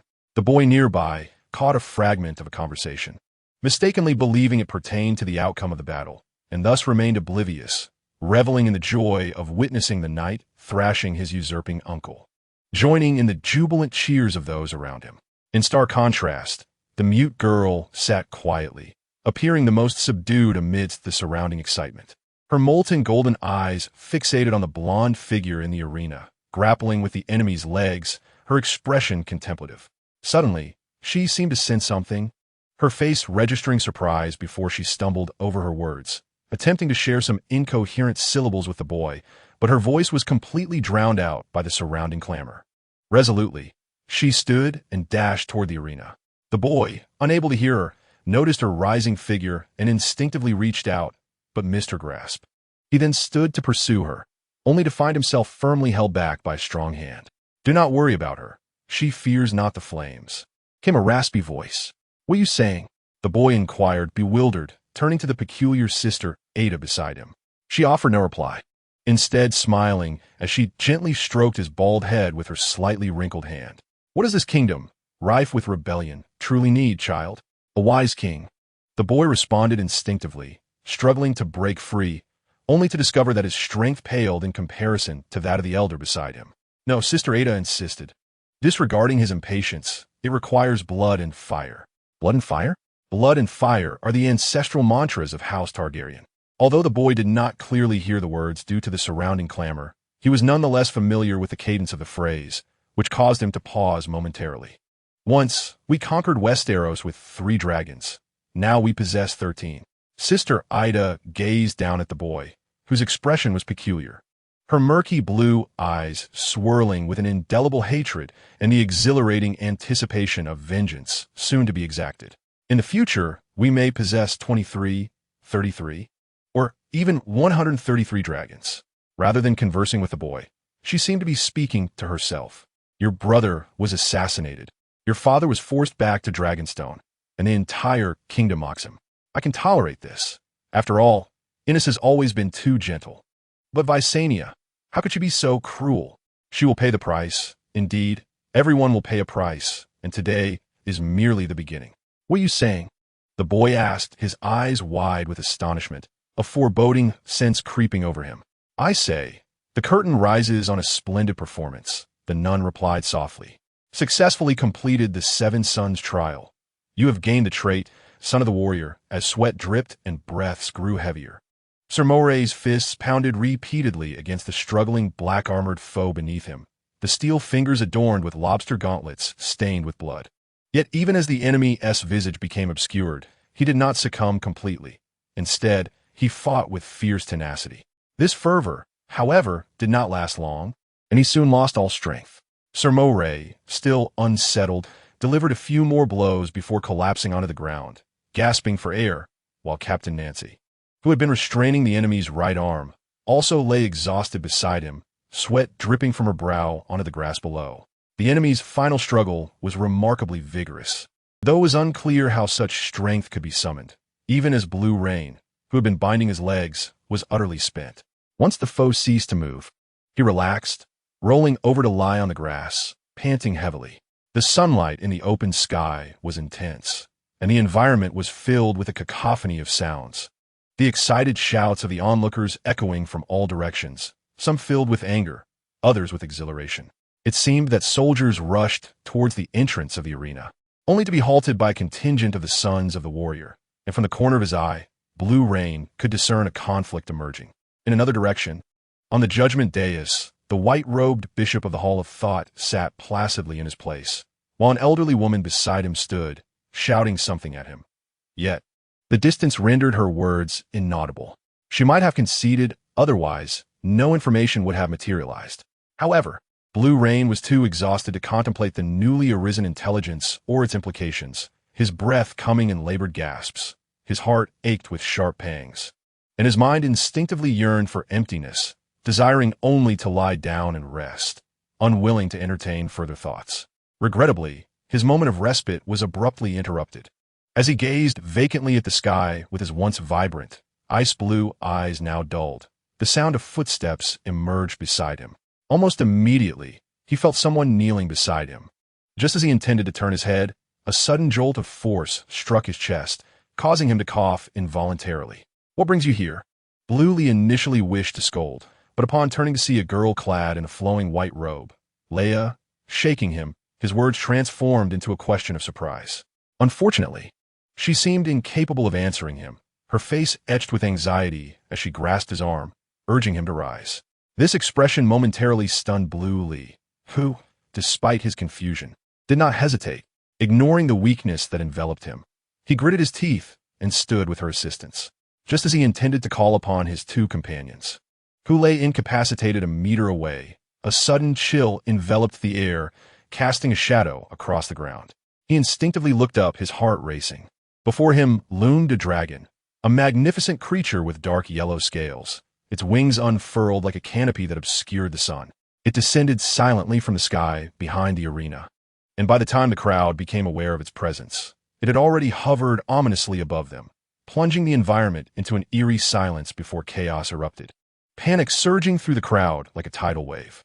In the ensuing turmoil, everyone frantically rushed toward the exits of the spectator stands. Some onlookers, standing on either side, turned and fled without hesitation. From above, the arena resembled a building that had been suddenly demolished, with debris and dust cascading in all directions. Amidst the grassy arena, without needing Blue Lee's prompt, the two warrior sons who had been lying down hastily scrambled to their feet. Captain Nancy, while rising, shouted furiously, "Using a dragon just because you've lost the match? The Targaryens deserve to be damned to the depths of hell. A bunch of wretched mongrels." In that moment, he disregarded any semblance of authority, resembling a reckless street thug, though his expression carried a hint of despair. Rather than fleeing immediately, he dashed towards the nearby knight, Owen, who had suffered a broken leg. At the same time, Knight Maury raced towards a closer survivor, a brown-haired twin, and called back to Blue Lee without looking, "Protect the girl and get her safety." In truth, even without his urging, Blue Lee had already taken Leia. Her face filled with panic, and was sprinting toward a corner of the arena. Unfortunately, just a few steps later, the dragon suddenly swooped down upon them. With a thunderous and furious roar, a surge of dark red dragon fire erupted towards them. In that critical moment, Blue Lee instinctively pulled Leia down to the ground. The searing heat rushing from above, singeing a few strands of hair, a faint smell of charred hair wafting through the air. Fortunately, the angle spared him from the flame's wrath. The two individuals sprawled on the ground narrowly evaded the oncoming inferno, yet those behind them were not as fortunate. The swift-reacting Sir Moray rolled to the side, barely escaping the dragon's flames, but the brown-haired figure nearby, along with Captain Nancy, who had yet to reach Sir Owen, could only let out a furious cry before being completely engulfed by the fire. The heat surged, and, as Sir Owen, with a shattered leg, gazed at the terrifying sea of flames descending from the sky, his eyes widened in horror. He glanced at the two surviving companions behind the dragon's flames, gritted his teeth, and seized his sword, hurling it with all his strength toward the descending dark yellow leviathan, shouting in fury, "Monster, come for me!" Alas, his blade missed its mark, and the dragon paid him no heed, instead veering in the sky and charging back the way it came. "Die, you beast!" At that moment, as Lannister had just risen to his feet, a familiar voice suddenly emerged from behind him. Turning, he saw Sir Moray, desperately wielding a spear he had retrieved from the ground, flinging it toward the descending dragon. Unlike Sir Owen, his spear struck the dragon's belly mid-flight, yet inflicted no damage whatsoever. "Quickly, take the girl and flee," Moray shouted desperately towards Lannister before stepping back and turning to run. Unfortunately, the dragon merely sneezed, unleashing a surge of dark red flames that engulfed the fleeing figure. The anguished cries of despair and rage turned hoarse and muffled as the towering form, wrapped in flames, collapsed at the edge of the spectators, its struggles gradually fading. The dragon then circled in the sky, its cold, cruel crimson eyes glinting in the sunlight, as its massive body dove toward Lannister. The dark yellow scaled dragon surged forward without uttering a sound, its wings stirring a tempestuous wind. For reasons unknown, it seemed solely interested in the 7 knights within the Judgment Arena, or perhaps more specifically, the 3 who had participated in slaying Meeg. The chaotic throngs fleeing around it, as well as the anguished and enraged Sir Owen, failed to capture its attention. In this tumultuous scene, Lannister, recognizing this unsettling fact, cast a worried glance at the girl who was dragging him along. He then broke free from her grasp and sprinted in another direction. However, his speed could not rival the dragon's pursuit, and soon he heard the thunderous rush of wind behind him. Resigned to his fate, Lannister sighed and stood at the edge of the grass, offering no resistance. Yet, after several seconds, he felt no searing heat. Instead, a resounding thud echoed as something heavy landed nearby. Unable to contain his curiosity, he turned to see a petite, frail figure standing with arms outstretched before him. The spiny, earth-toned dragon had now descended to the ground, tilting its head, its deep crimson eyes fixated on the frail white figure, its violent demeanor seemingly subdued.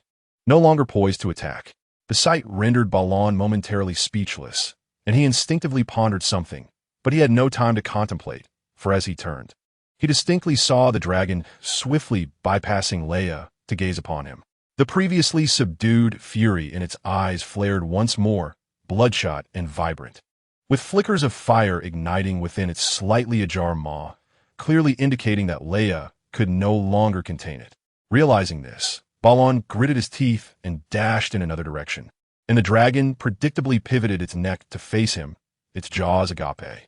The emaciated figure in white, witnessing the dragon shift its focus, hurriedly extended her arms and sprinted a few paces to once again position herself before Balon. Though her expression remained obscured, her silhouette radiated unwavering resolve. However, Balon could not permit Leia to shield him. Seeing the dragon's blazing maw poised to unleash its fiery breath, he forcefully shoved her to the ground. Attempting to replicate his earlier evasion of the dragon's flames, Balon found himself thwarted this time as the colossal beast stood upon the surface. Due to the angle, the torrential crimson inferno, while not directly descending, cascaded over the expansive back of the golden-haired figure like boiling water. The countless rings of silver armor rapidly heated to a scorching hue, and muffled cries of anguish erupted from beneath as the slender body struggled in desperation, emitting a series of frantic shrieks. This cacophony seemed to provoke the dragon, which abruptly ceased its fiery assault, shrieking as it turned and fled, as if sensing a formidable force drawing near. Yet, nothing unusual transpired at the sight, save for the towering body, its back armor molten and fused with flesh, the wounds faintly glowing with a ghostly white light.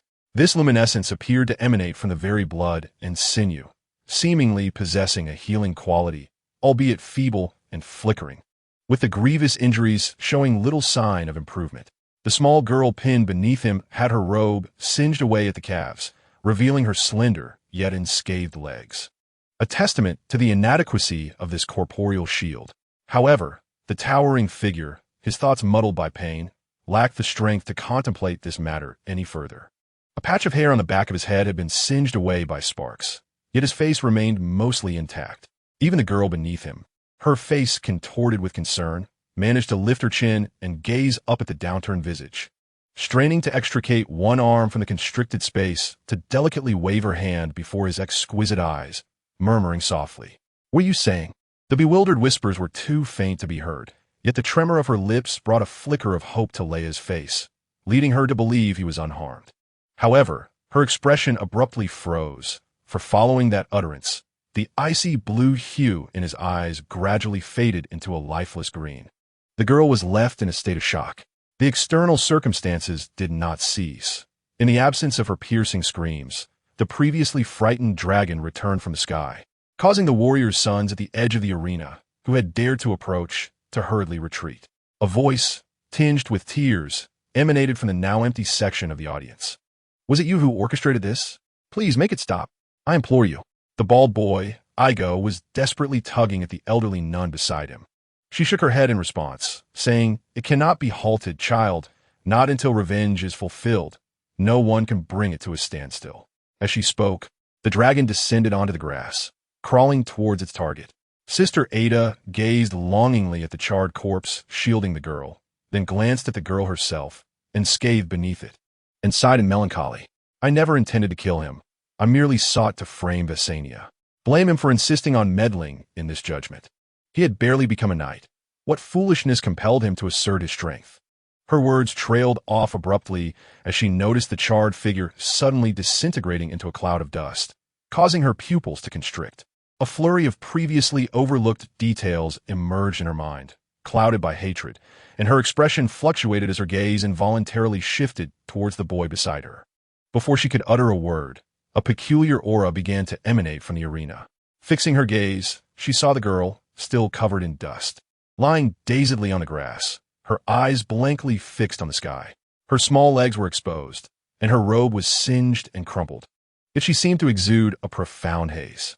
This haze rendered her somewhat ethereal, as if she were a reflection upon water, and the surrounding space transformed into a tranquil lake. Amidst the shifting reflection, invisible ripples radiated from her, causing the grass-covered earth to tremble faintly. The sunlight streaming from the sky was persistently repelled, or perhaps absorbed entirely. The formless ripples spread outward, and the dragon on the verdant ground sensed the disturbance, hastily turning to flee. Yet it could not outpace the dispersal and engulfment of these ripples, ultimately shrieking as it morphed into a pig-headed dragon with leafy wings. Plummeting from the sky, the once stoic Sir Owen, his face ashen in the arena, was caught in the embrace of the ripples, his golden hair swiftly turning white. A group of warriors' sons in a corner were filled with horror, but moments later, they shrank and became diminutive knights, some even transforming into females. The now empty seating area emitted creaks as the ripples swept through, causing a section of wooden railing to darken and splinter, while another area sprouted fresh green shoots that grew rapidly. Suddenly, a chasm resembling nothingness opened beneath the trembling earth, causing the grassy ground to collapse inward, as if vast quantities of soil were being consumed by an insatiable void. In the audience, Sister Ada, oblivious to the unfolding events, instinctively grasped the boy's hand and turned to flee. Yet, she had scarcely taken a few steps when a soft, almost dreamlike laughter echoed from behind them. The sound was both familiar and alien. A tumultuous impact surged through her body, akin to the agonizing descent of hell itself, radiating from her back. The sensation was so intense that one might wish for unconsciousness. However, under the influence of an inexplicable, intangible force, her mind remained alert, refusing to succumb to the primal instincts of her body, while still pursuing her purpose. This torment felt endless, each second stretching into an eternity, rendering existence more unbearable than death. When the onslaught from behind finally ceased, that mysterious force quietly dissipated, leaving behind a searing pain that muddled her once resolute will, plunging her into a profound darkness. In a daze, she seemed to return to her original self, the oppressive heat replaced by a comforting softness enveloped in a slick substance. The scents filling her nostrils were no longer the acrid smell of charred flesh and earthy grass, but rather a delicate fragrance reminiscent of fruits, apples, strawberries, and the blood oranges of Dorne. This pleasant aroma mingled with faint conversations and footsteps, cocooning her in a comforting environment. The lingering agony from her back faded into a mere phantom of her memories, while her vitality gradually restored to its normal state. Yet, she remained engulfed in a haze of confusion, drifting aimlessly, the residual pain causing her thoughts to stagnate, rendering her indifferent to her surroundings. Time seemed to stretch. Perhaps it was an eternity or merely a fleeting moment, when two pieces of information suddenly crystallized in her mind, prompting her tightly shut eyes to snap open. Clarity returned, her icy blue gaze fixated on the velvet drapery above her bed, her expression a portrait of disbelief. Successfully guided the child of chaos onto the right path. You have earned a mark of chaos. You have completed all events. You have acquired the trait, heart of divination. Completed? She murmured, her face devoid of joy, overshadowed instead by a look of bewilderment. How could this be?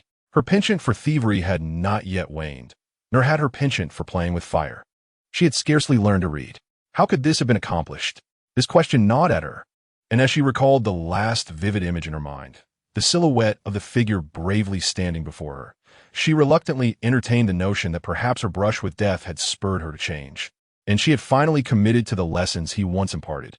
Yet, an unsettling feeling persisted within her. A peculiar burning sensation emanated from her left wrist. Raising her hand to inspect it, she noticed two intersecting black and white arcs etched upon her skin, forming a simple yet disorienting pattern. A frown instinctively creased her brow. Before him lay the object that was undoubtedly the mark of chaos, resembling a tattoo. As he focused intently, he discerned no explanatory text nor any peculiarities. Apart from a distinctive sensation of dizziness, the object seemed devoid of purpose. A mixture of confusion, intense regret, anger, and unease swirled within him, coupled with a lingering attachment to that other world. After a period of dazed observation, he suddenly retrieved a dagger from beneath his soft pillow, gripping it tightly despite the gnawing hunger in his abdomen. Regrettably, after a prolonged moment of pressure, the dagger yielded no response from either itself or him, signifying that this fragrant relic was yet incapable of facilitating his entry into that extraordinary realm. After a brief stupor, he returned the dagger to its place and stepped onto the soft, pale green carpet, making his way to the balcony of the exquisite room, where he seated himself at a table and chairs. Outside, dawn was breaking, and beyond the castle parapets lay a coastline dotted with a few moored vessels. Gazing out over the ocean, a brilliant sun gradually cast its radiant light, illuminating the deep, bluish-gray surface of the sea with a dazzling glow. The tightly shut windows insulated him from the external clamor. Yet his keen ears could still detect the subtle sound of the tides and the various mundane noises within the castle. As he remained still, observing the world outside, he found himself devoid of any other thoughts, wishing only to empty his mind and immerse himself in the lingering echoes of another realm. However, it was not long before a sudden knock at the door interrupted his reverie. "My lord, His Majesty Robert invites you to breakfast." The maid's words, a daily refrain, now sounded strangely unfamiliar. "I do not wish to have breakfast," replied Lord Bran, his voice tinged with fatigue. "Please inform my brother that I have eaten a few pieces of fruit this morning and am already satisfied."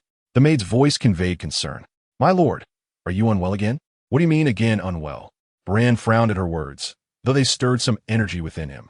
Taking a deep breath, he raised his voice. "I merely do not wish to rise. I am not fully awake yet. Just tell him I am already full. Do you understand my meaning?" "Very well, my lord.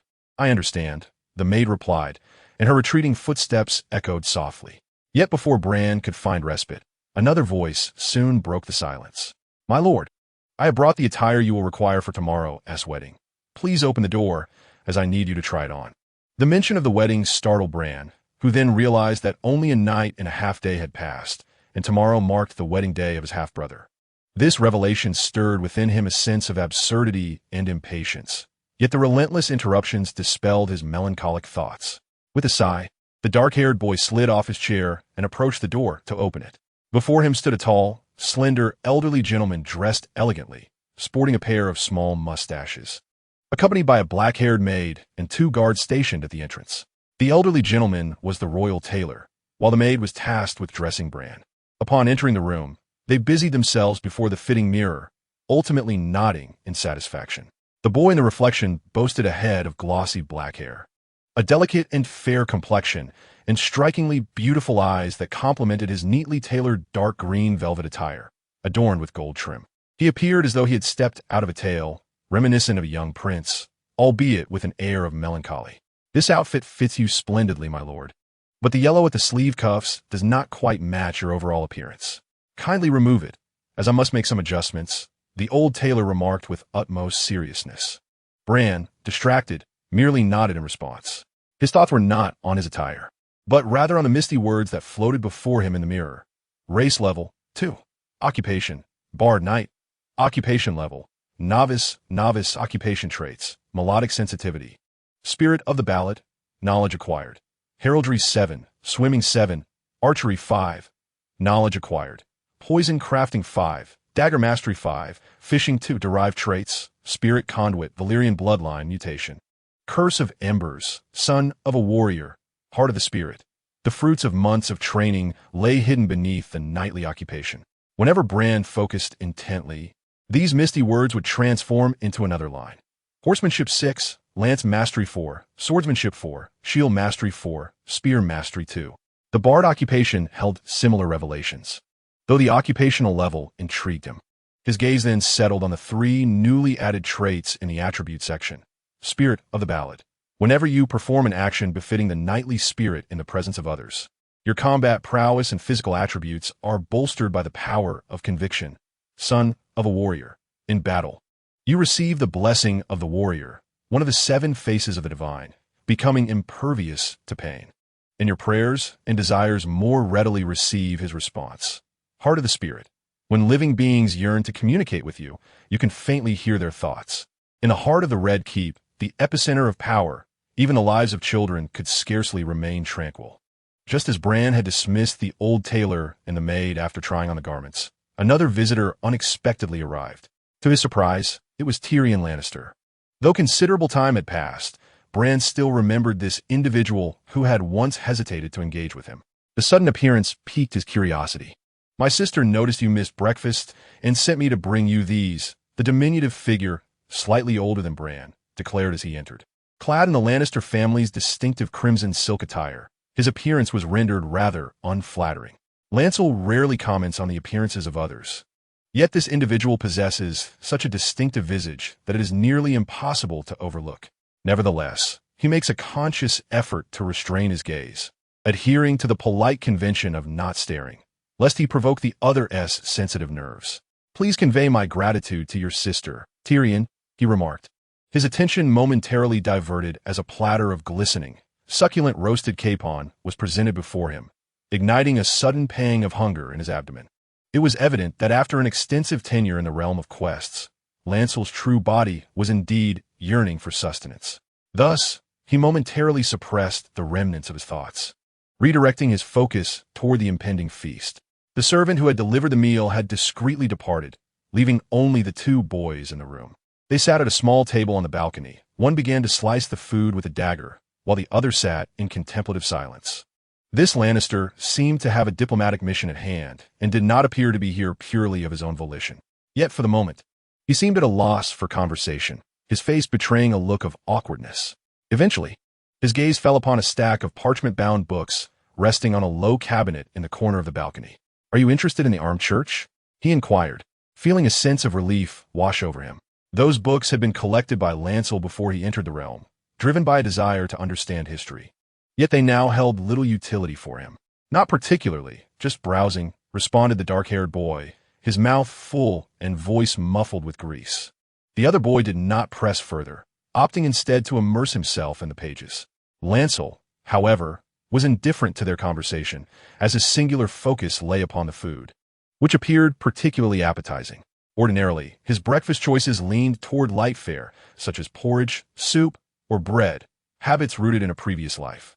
But now, with his stomach vociferously protesting, the platter of butter-laden roasted capon had transformed into a delectable delicacy, and he paid no heed to the balance of his diet. As the name suggests, capons are roosters that have been castrated or otherwise altered, raised by farmers and sold at high prices for the enjoyment of the nobility, or even kept by the lords themselves. Typically, rooster meat is not particularly palatable, yet these specially treated capons are tender, juicy, and far more flavorful than ordinary chicken. The subtle creaminess imparted by the butter, combined with the aromatic spices stuffed within, creates an extraordinary roasted flavor. Each bite unleashes a symphony of textures and tastes, the rich aroma lingering in the air, compelling one to indulge in yet another mouthful. Particularly for Lancel, while the church does not impose a prohibition on the consumption of meat, it is clear that food is seldom exquisite. Thus, one boy devoured the meal with abandon, while the other remained engrossed in his reading. The balcony windows, previously opened by the departing servant, allowed a gentle sea breeze to waft in, creating an atmosphere of serene tranquility. The other party appeared to have momentarily forgotten the purpose of his visit, and Lannister chose to disregard such trivialities. However, it was not long before Tyrion seemed to recall the matter at hand, and after a brief pause, he inquired, "Do you know why dragons became extinct, Bran?" "Because being scorched by dragon fire is quite painful," Bran replied vaguely, his words somewhat misaligned with the topic. The other individual was momentarily at a loss for words. Yet upon observing his dark-haired companion so leisurely indulging in food and drink, he gradually shed his earlier awkwardness. Glancing at the parchment concerning the church's armaments in his possession, he continued, "My uncle claims that the extinction of dragons was orchestrated by the church's machinations. This person seemed particularly fascinated by dragons." As the conversation repeatedly gravitated toward this theme, just as it had before. "Is that so?" Bran inquired casually.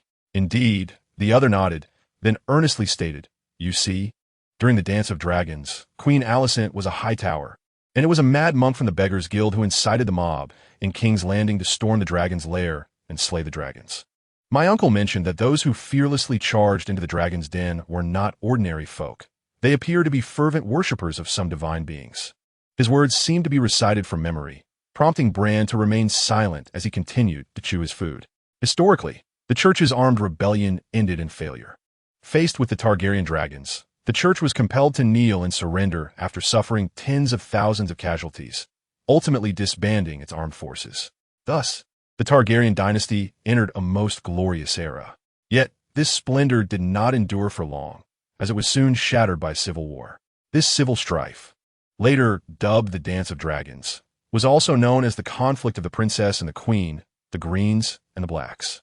As the name suggests, the opposing figures in this war were two women. One was the Targaryen princess entitled to the Iron Throne, while the other was the stepmother who claimed her son had a more legitimate right to the throne. The rivalry between these two women led to the division of the Targaryen dynasty, igniting a fierce confrontation between dragons, resulting in the demise of numerous royal dragon riders and their dragons. By the time the conflict concluded and Aegon III ascended to the throne through a compromise between the two factions, only 3 dragons remain alive, and eventually, they too perished without exception.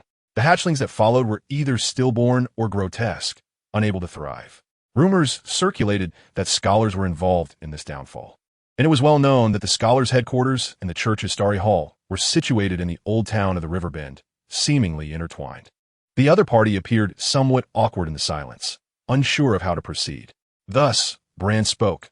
Although the Hightower family were the lords and rulers of the old town, it does not necessarily imply that they would align themselves with the church. Moreover, Queen Alicent at that time surely aspired for her son to inherit the throne and rule the 7 kingdoms. It is improbable that she would conspire to instigate internal strife.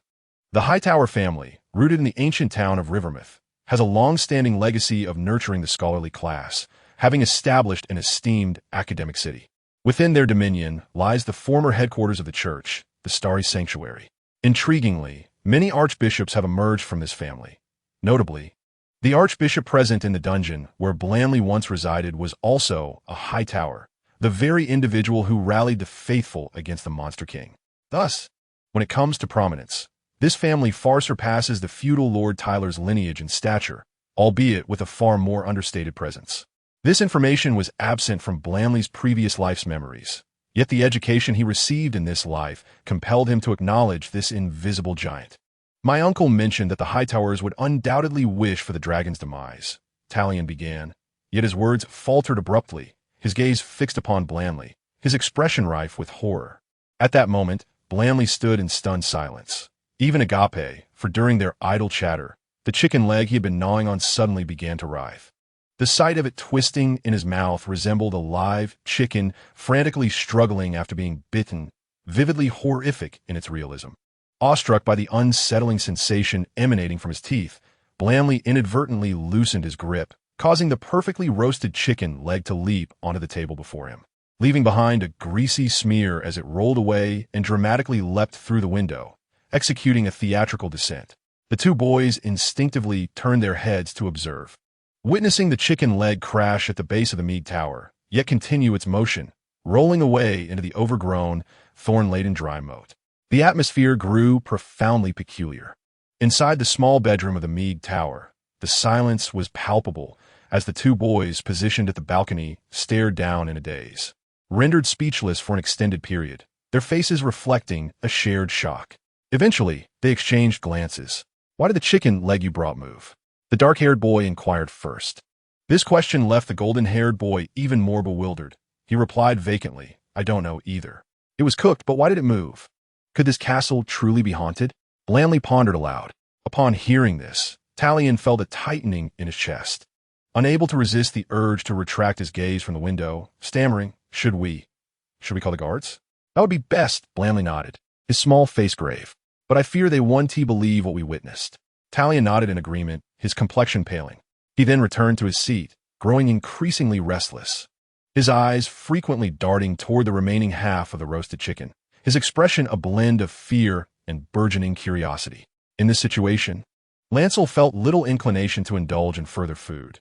Thus he shifted his chair back a few steps and gestured to the dishes on the table, saying, "This chicken is peculiar. I believe we ought to present it to Master Pycelle. Perhaps he can discern why its legs have a mind of their own. I'll take it outside." The other party suddenly interjected, "Then I shall inquire of our scholar. Master Pycelle has been preoccupied with wedding preparations and is unlikely to have any spare time." "Very well, but do exercise caution. It is possible that this remaining half of the chicken may come to life as well," Lancel kindly cautioned. Upon hearing this, Tyrion gritted his teeth and nodded, rising with a slight tremor as he lifted the plate, preparing to take his leave.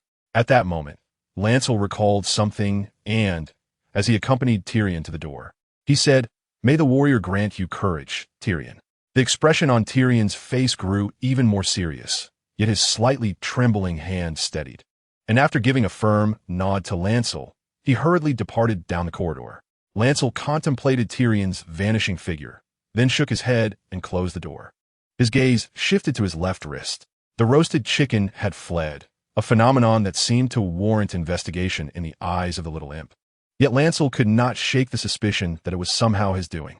After all, he had grasped the chicken with his left hand, which bore a tattoo known as the Mark of Chaos. Frowning, Lancel scrutinized the emblem on his wrist, uncertain of its implications. He touched the door and the wall. But nothing extraordinary occurred. His thoughts wandered aimlessly. The girl's affectionate smile remained vivid in his memory, and the questions he had previously hesitated to ponder now surged forth uncontrollably. What exactly is the Child of Chaos? This inquiry appeared shrouded in mystery.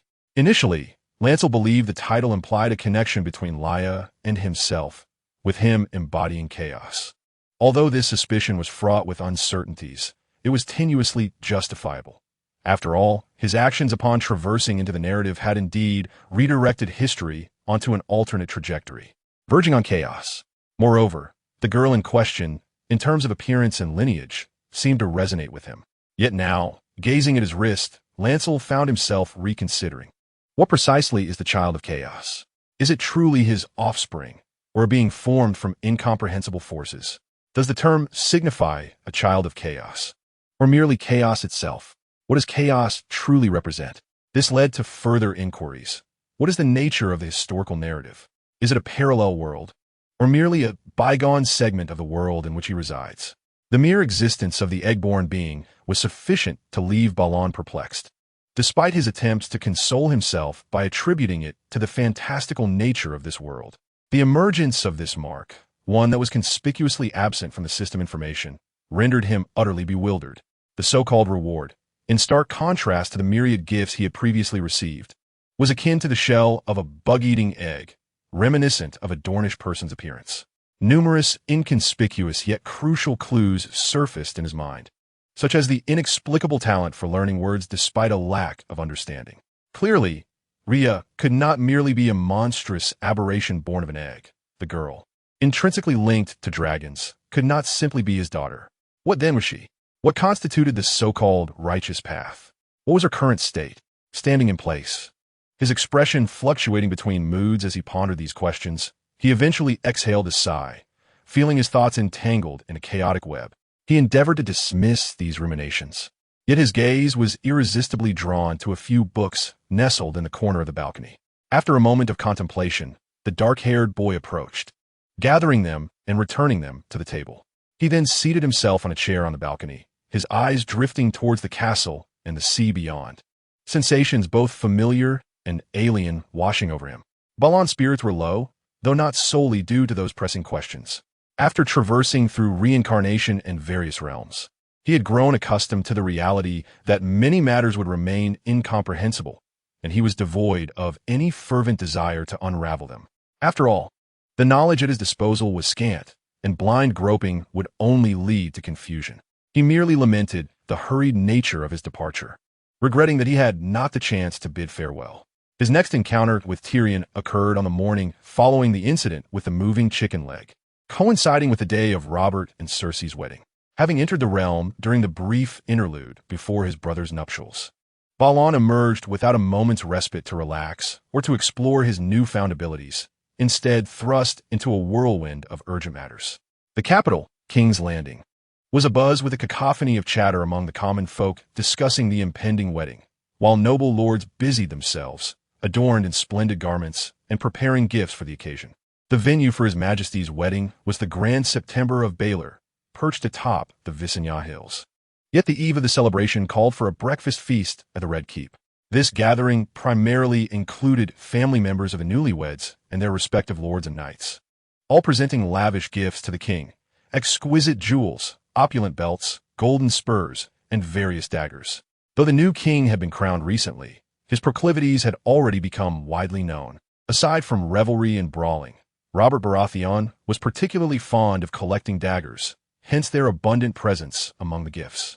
Though young, Balon felt compelled to contribute a gift as well. Initially, he contemplated rummaging through his own collection of odds and ends to find something suitable, reasoning that no one would particularly care about what he presented. However, the royal steward had already devised a plan for him. Thus, the gift presented by Bran was transformed into a golden cloak clasp, neither particularly extravagant nor entirely inexpensive. Nevertheless, The act of gifting was not the only task awaiting Bran on this day. A middle-aged steward, distinguished by his prominent nose, incessantly murmured reminders into the boy's ear about his forthcoming duties at the wedding. In truth, it was nothing overly complicated, merely to hold the cloak for his elder brother and to act as a flower boy for the newlyweds. Yet, even with such simplicity, the royal steward appeared far from reassured, causing Bran to feel a twinge of impatience. Therefore, upon spotting Tyrion amidst a throng of golden-haired Lannisters, he resolved to stride over to him, disregarding the incessant babble of the steward who regarded him as a mere child. "Good morning, Tyrion," he greeted as he approached, to which the impeccably attired, yet unappealing boy responded in kind. After a brief exchange with a blond gentleman who held his hand, Tyrion and Bran made their way to a secluded corner of the breakfast banquet. For reasons unknown, the little Lannister seemed rather despondent. Bran, curious, inquired about his demeanor. Tyrion cast a glance at Lord Tywin, who was engaged in conversation with the king, and replied in a hushed tone, "Father has taken that chicken to feed the dogs." His voice carried a hint of melancholy. "Why?" Bran asked. "Because he said that the sight of the chicken reminded him of a beggar encountering a golden dragon." "Did you not send the chicken to your maester?" Bran queried, puzzled. "I intended to, but then I thought I might see if it would come back to life, so I refrained from sending it," Tyrion explained, seemingly apprehensive that Bran might chastise him for his indecision.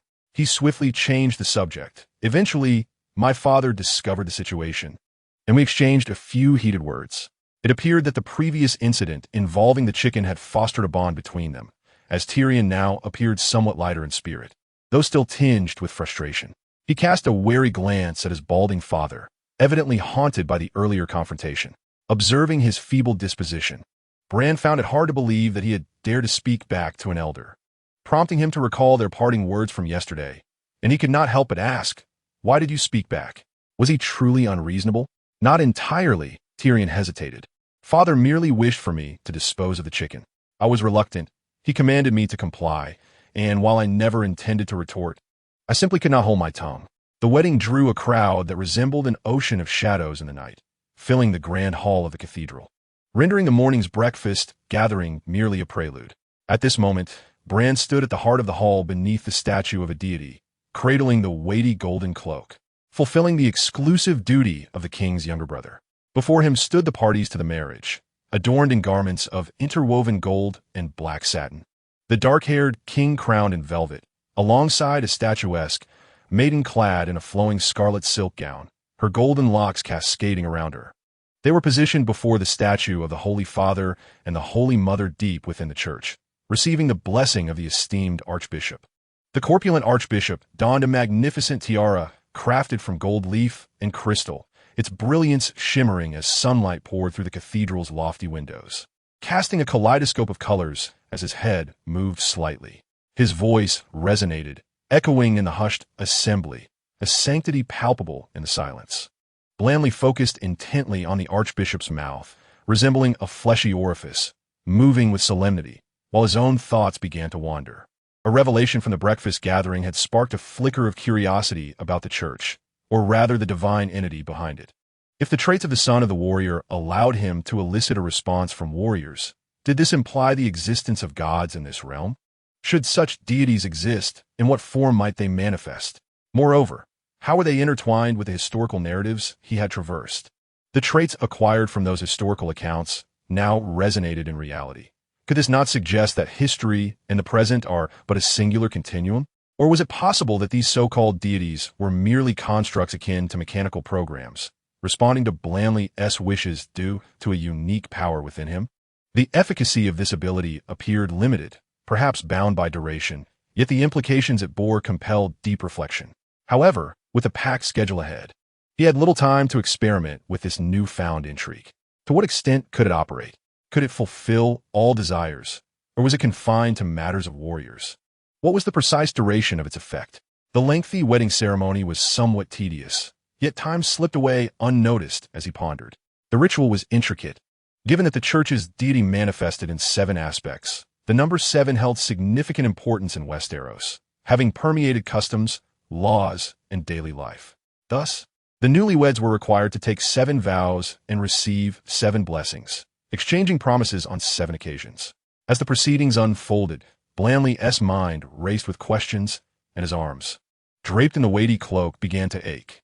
Yet, the moment the choir began to sing the wedding hymn, his spirits were lifted. Did the onlookers harbor doubts regarding the legitimacy of this union? The Archbishop's commanding voice reverberated throughout the cathedral, resonating with authority. Such inquiries were customary in wedding ceremonies, and typically, no one would disrupt the proceedings. Today was no exception. Thus, the ceremonial exchange of cloaks, signifying the bride's entrance into her husband's family, commenced in earnest.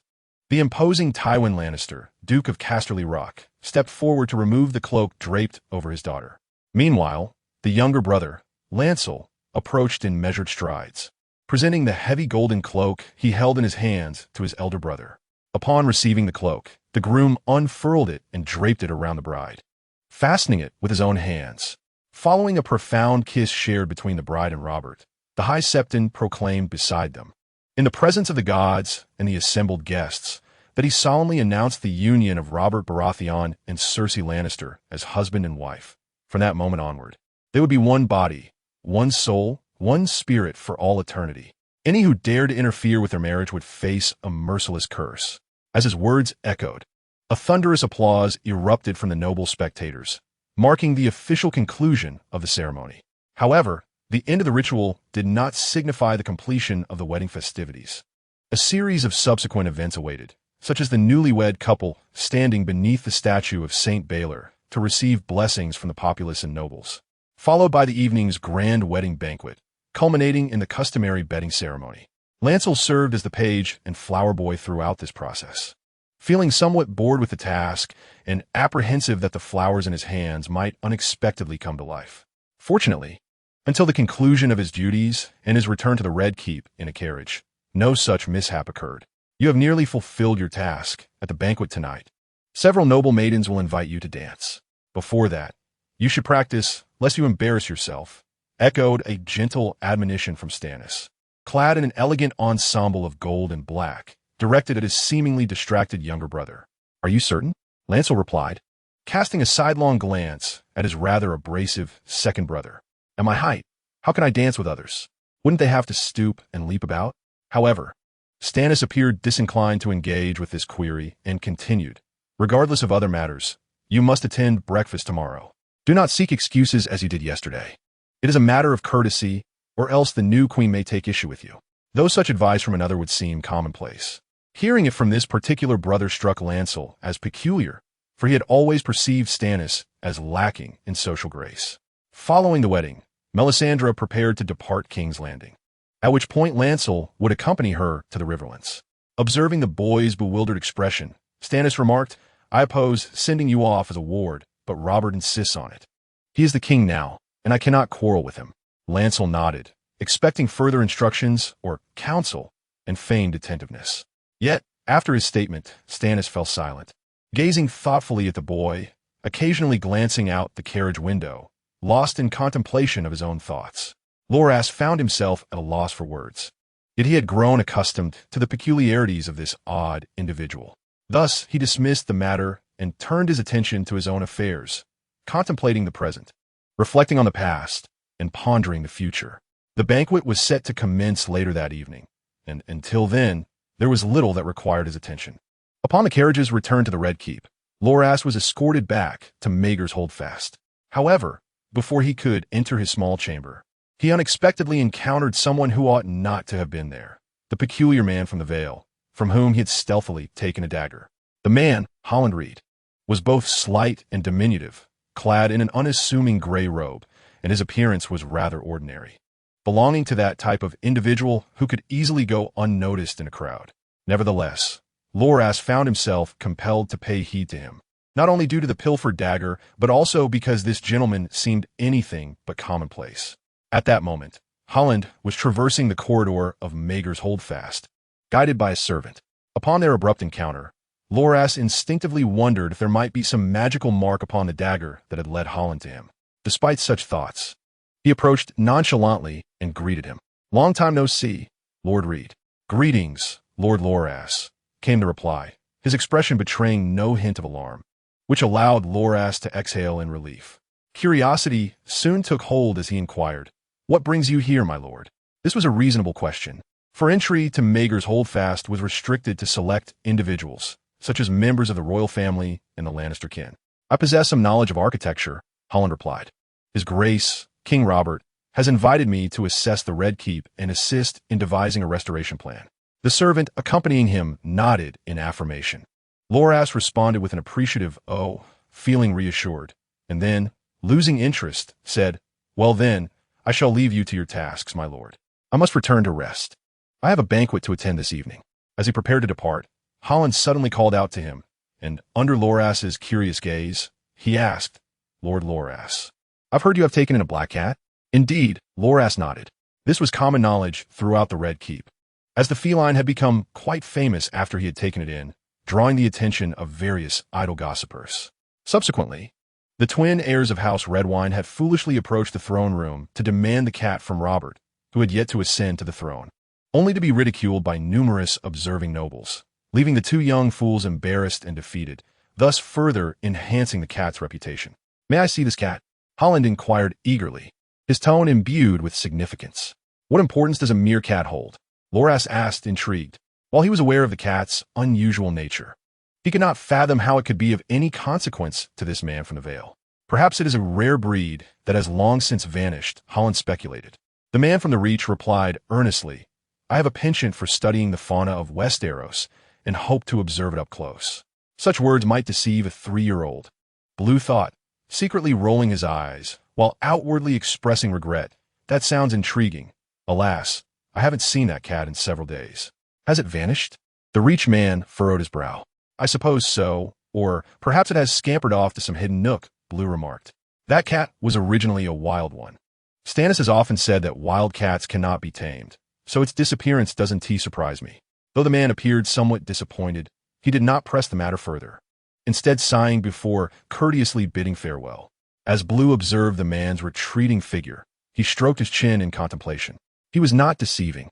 Ever since he had departed from the storyline, the cat had been absent, and its whereabouts remained a mystery.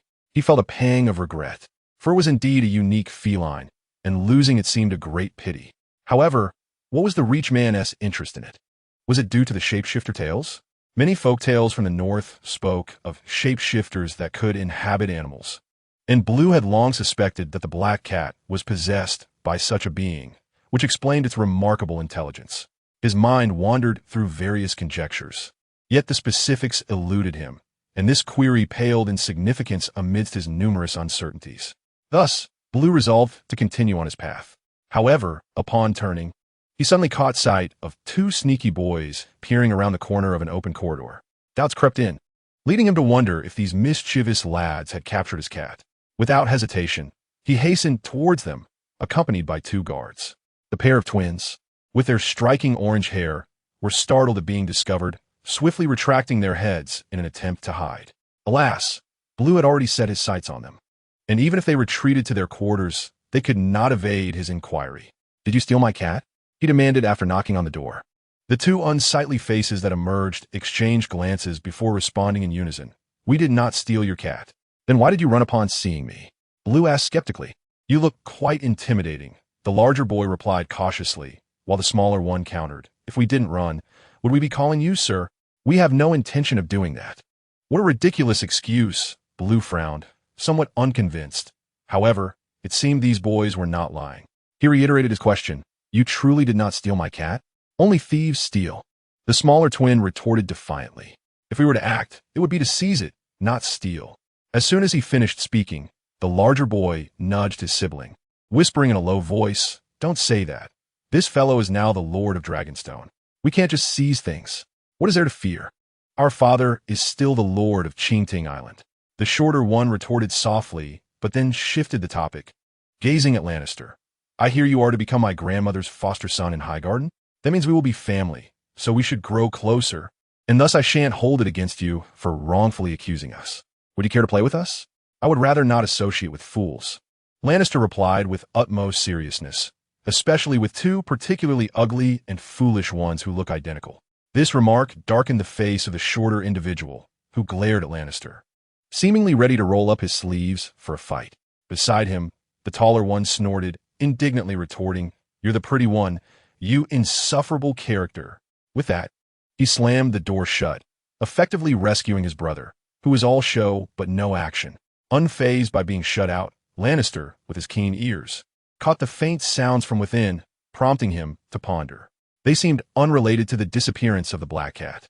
So, where could his cat have gone? Initially, Lannister had not regarded the matter with much importance.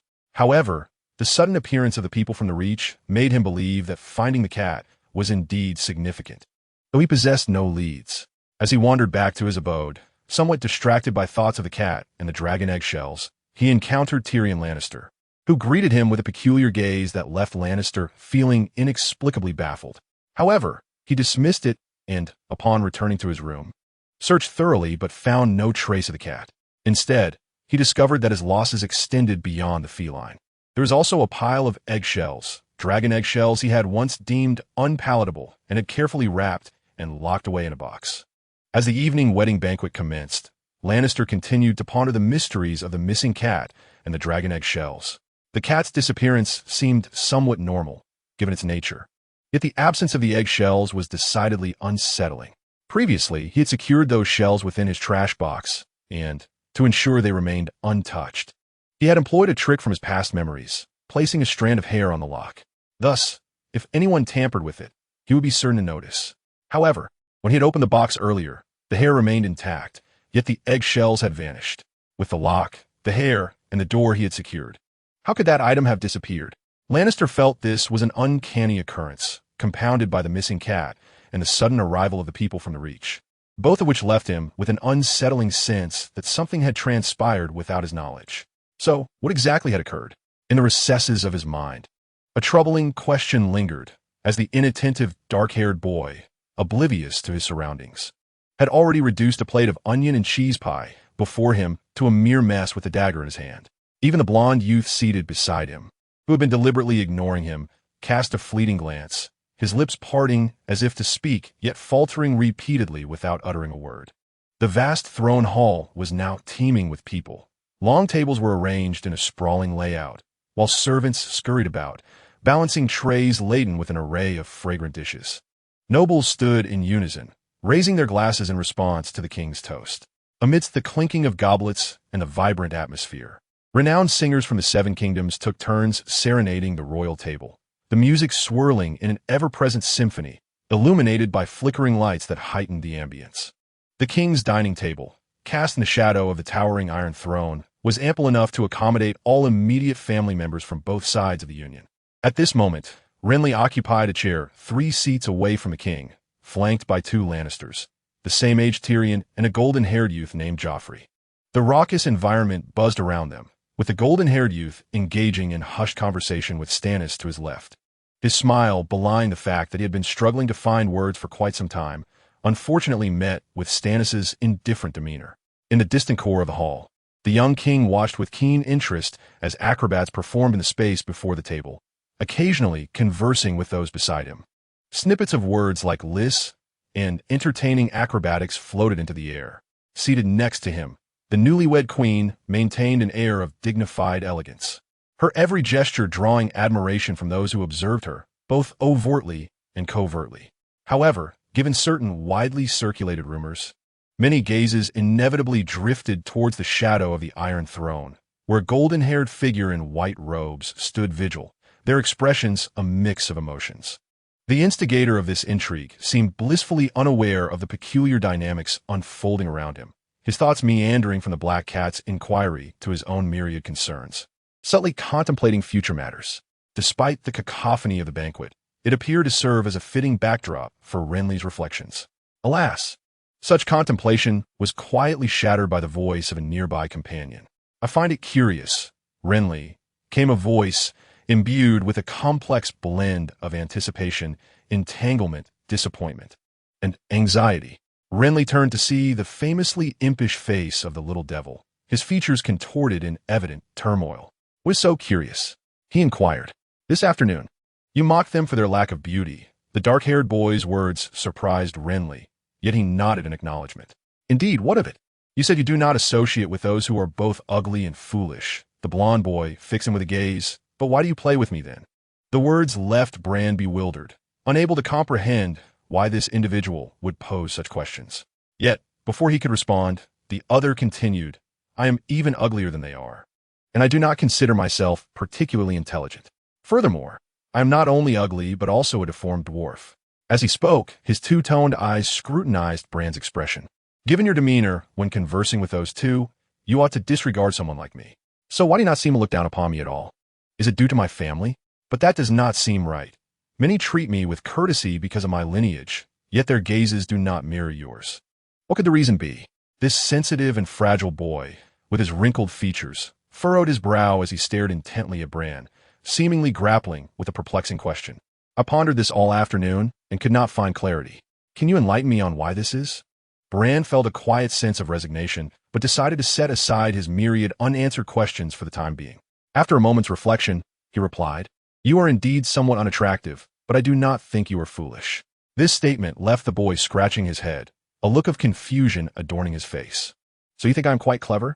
No. Bran shook his head, observing the other's astonished expression. I believe you will become very intelligent in the future.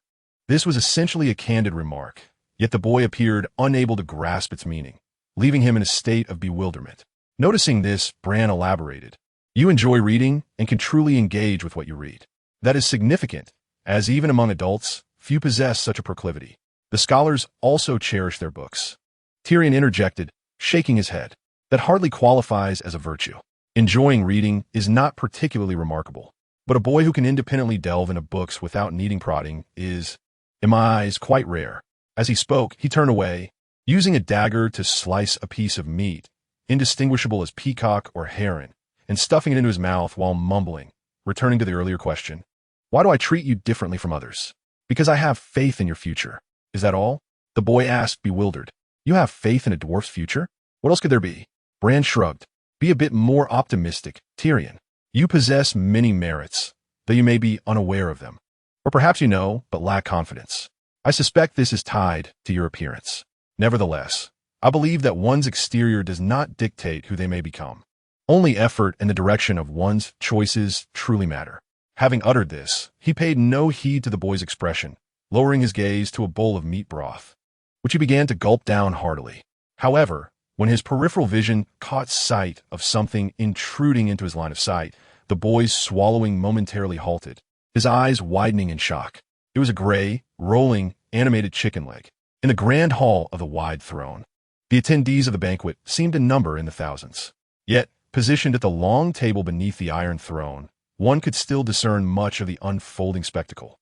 This clarity stemmed not only from the elevated surface of the table compared to the rest of the hall, but also from the ample space left in the center, where acrobats and singers performed in succession, soon to be joined by numerous noble men and women who would dance gracefully amidst the revelry.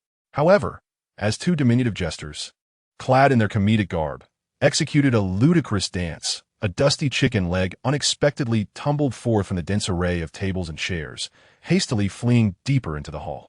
Close behind was a dog, a long-eared, white-furred pet, its short legs bounding with each joyful leap, barking excitedly, though its voice was drowned out by the greater cacophony of the banquet, rendering it almost inaudible. At the edge of the performance area, a middle-aged nobleman, engaged in jovial conversation with a companion, was the first to spot the white dog racing past. His gaze then fell upon the object of its pursuit, leaving him momentarily stunned. Others nearby, drawn by the commotion, gasped in astonishment. An elderly man adorned with a shield emblazoned on his chest rubbed his eyes in disbelief, murmuring in confusion, "What is that?" No one answered his query, for the frenzied pup had now darted towards the jesters, one of whom, with ketchup smeared upon his face and a pig's bladder in hand, was twirling on one leg. Suddenly, the dog collided with him, sending the jester tumbling to the ground with a loud thud and a cry of pain. Many bewildered spectators initially thought this was part of the performance, erupting into laughter, but those who grasped the situation wore expressions of confusion, fear, or stunned silence. The Duke of Tully, seated near the head of the table and engaged in light-hearted banter with the Duke of the North, was taken aback when a dusty object leapt onto his table, only to plunge into a bowl of bacon and mushroom soup. The scalding soup splattered everywhere, drenching the Duke, who typically would have reacted with displeasure. Yet at that moment he found himself swallowing hard, his gaze fixed in horror upon the rolling object within the bowl. Before he could utter a word, this seemingly inanimate thing suddenly overturned the bowl with a crash and sped away to the side. Beside the Duke, Eddard Stark's expression mirrored shock, but rather than remain passive, he swiftly brandished a dagger, attempting to stab the creature as it passed. Remarkably agile, it evaded his strike and continued its rapid escape. The clattering of dishes and cries of astonishment echoed from the long table as the now-soaked, dark yellow chicken leg ultimately rolled into the lap of the Duke of Tully, who, startled, jumped to his feet as it careened away, swiftly rolling off to freedom. Upon witnessing this, the little dog lurking beneath their table immediately dashed forward in pursuit. By the gods, what on earth is this? Under the dining table, atop it, in the open spaces, and along the aisles, chaos erupted as chickens flapped and dogs scrambled, accompanied by a cacophony of shouts and terrified cries. Even those who had not witnessed the actual scene found their attention captivated, and the escalating panic prompted many to hastily vacate their seats, while others drew closer. The young king, seated at the head of the table, would not overlook this commotion. His eyes widened as he fixated on the dog weaving through the crowd, chasing after a chicken leg, while his new queen beside him gasped in shock. Not far off, two little boys stared wide-eyed at the familiar sight, their thoughts diverging sharply from those of the onlookers. The farce was ultimately halted by a foot. Stannis, who had quietly slipped away from the table, stealthily positioned himself in the path of the bouncing chicken leg, and, seizing the moment, he swiftly stomped it down. He felt an unexpected struggle beneath his foot, a resistance that the chicken leg should not possess, causing him to furrow his brow. However, before he could bend down to retrieve the creature, he felt his grip loosen, and to his astonishment, the peculiar entity wriggled free by shedding its outer layer and fled rapidly. Yet it did not roll far before the nearby white dog, keenly observant, pounced on it, eagerly sinking its teeth into the morsel and commencing a frenzied chewing. The dog appeared utterly impatient, as though it believed it had stumbled upon a delicacy of the human world. The chicken leg writhed in its mouth and paws, yet it could not escape the relentless grasp, ultimately reduced to mere bones by the dog's voracious appetite.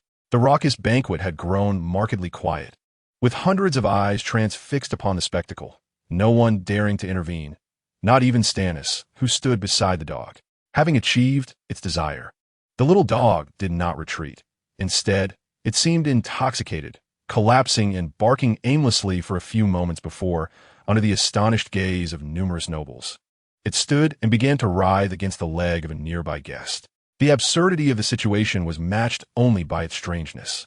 After a brief silence, the crowd erupted into uncontrollable laughter, shattering the tranquility of the throne room, as one by one, onlookers succumbed to fits of giggles. The subject of the amusement remained remarkably composed, observing quietly without making a fuss, noticing that the dog exhibited no unusual behavior apart from its evident arousal. He gave a swift kick. Caught off guard, the little dog yelped and flew backward, yet upon landing, it did not relent, instead its eyes blazing. It rolled back to embrace the leg of a figure in a red robe, continuing to express its primal urges. The laughter of the crowd grew even more raucous, while the red-robed figure, seemingly intoxicated and slumped in a chair at the dining table, glanced down in bewilderment after feeling an unusual sensation in his leg, mumbling in confusion. "What a good little dog you are, so full of enthusiasm." He was evidently oblivious to the events that had transpired earlier. Yet his words elicited peals of laughter from those around him, including several dukes and even the young king himself, who burst into hearty guffaws. However, amidst the laughter lingered an indelible question. Unconstrained by strings or any external influences, the illumination within the banquet hall was not particularly bright. Yet it did not hinder the assembly from discerning the truth. A moving chicken leg? It appeared to be cooked? This was a sight that had never graced the memories of any present. So beloved by dogs, henceforth you shall be known as Soros, the spawn of a dog. The young king jested, feigning ease as he laughed, though his brow inadvertently furrowed, accompanied by knowing chuckles from those nearby. Surely the gods above have grown impatient, dispatching this dog to urge our king to expedite the conclusion of the banquet. Whether this remark was a genuine jest or a form of self-soothing remained ambiguous. Yet the revelry persisted, albeit with many guests becoming increasingly distracted. Not long thereafter, The perpetually animated dog was hastily whisked away by a member of the Fry family from the river bend, evidently a pet belonging to one of their own.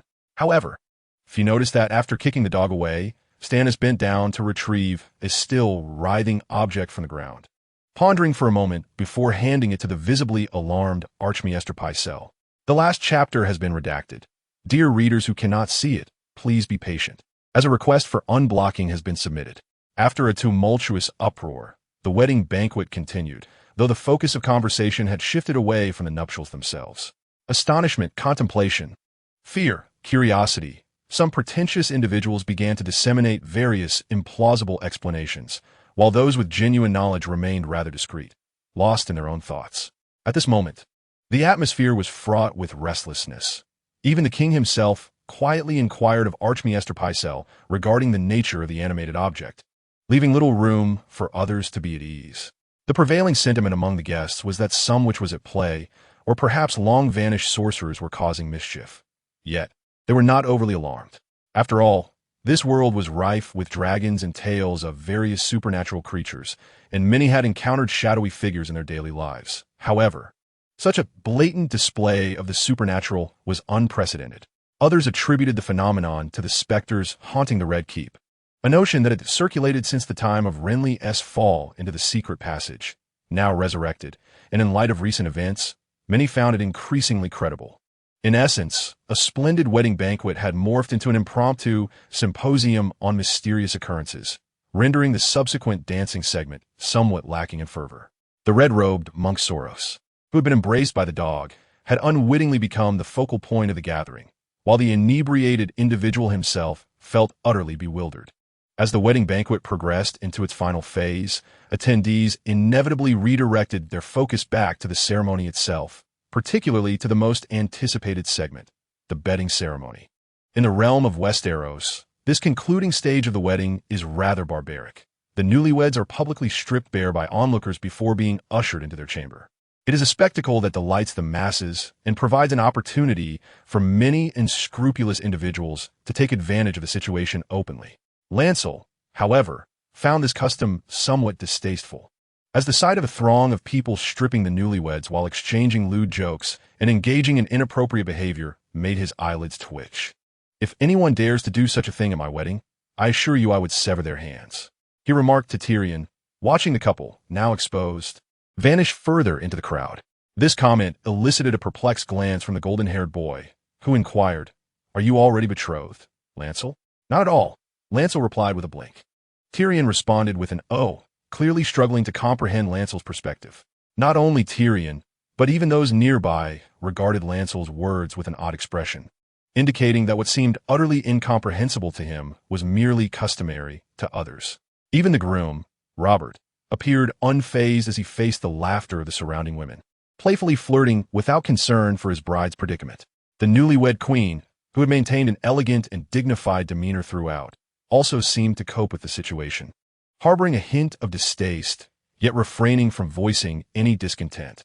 Shaking his head, Lancel withdrew his gaze, choosing instead to beckon his companion to exit the corridor and step into an open courtyard for some fresh air. The moonlight cast a cold glow, but the atmosphere remained vibrant. The newlyweds had been ushered into their room, marking the near conclusion of a bustling day. By the following morning, the Baratheon dynasty would welcome a new lady of the house.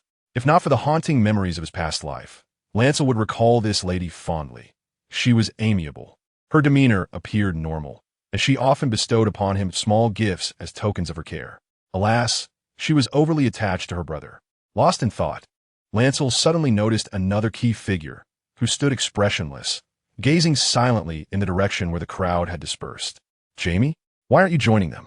The boy beside Lancel inquired curiously, having spotted him as well. Jaime furrowed his brow at the question, then feigned nonchalance with a smile.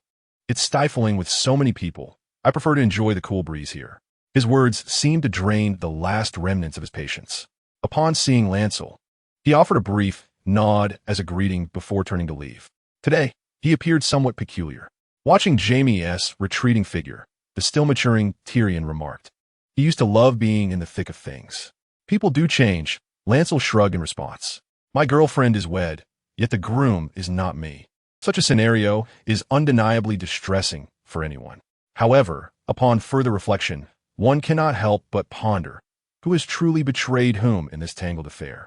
Tyrion, oblivious to the dreadful thoughts swirling in the mind of his dark-haired companion seated at the edge of the courtyard railing, faintly perceived the distant clamor outside. With a contemplative tone, he remarked, "That dog has devoured the chicken leg." Blaine nodded silently, absorbing the words. "I heard it belongs to a girl from House Fry the twins. I saw their knight retrieve the dog." As Tyrion spoke, he suddenly exchanged a conspiratorial glance with Blaine. The Red Priest seemed rather reluctant to part with it. "I hope he remains in a sentimental mood once he sobers up." Blaine stroked his chin, contemplating the loss. It would indeed be a pity if that dog consumed it. Tyrion sighed wistfully. Such an intriguing object, and just like that, it vanishes. If only it truly were gone, Blaine mused inwardly. He sensed that the dog's sudden lust after devouring the chicken leg was rather peculiar, though he could not quite articulate why, as he too was left in the dark regarding the chicken leg's significance. He hoped that no unforeseen circumstances would arise. Casting a glance at the peculiar markings on his left wrist, he involuntarily frowned. On his way back to the bachelor's quarters, Master Pycelle found himself in a state of heightened anxiety, for the iron jar he cradled was quaking incessantly. The ruckus behind him faded with each step, and he lamented missing the long-anticipated revelry of the wedding night. The gray-bearded elder could not help but grumble about why Stannis had entrusted this nerve-wracking artifact to him, prompting his hasty retreat before the ceremony concluded. But alas, did he not realize that, as a weathered elder, he was particularly susceptible to fright? Sending 2 soldiers along would have sufficed. As he felt the jar tremble in his arms, trepidation coursed through him as he traversed the serene paths of the Red Keep, his mind racing with fanciful thoughts. Magic does not exist. This must be a manifestation of something beyond our understanding. Indeed, it must be so. Murmuring to himself, he seemed to adopt this notion as a protective incantation. Yet, just as his words hung in the air, he suddenly felt the jar cease its tumultuous movements.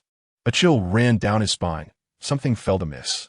However, he prudently refrained from opening the jar, continuing instead toward his destination with the intention of riding to Old Town to report the day's events at the Citadel, and promptly dispatching the jar to the Citadel for further examination.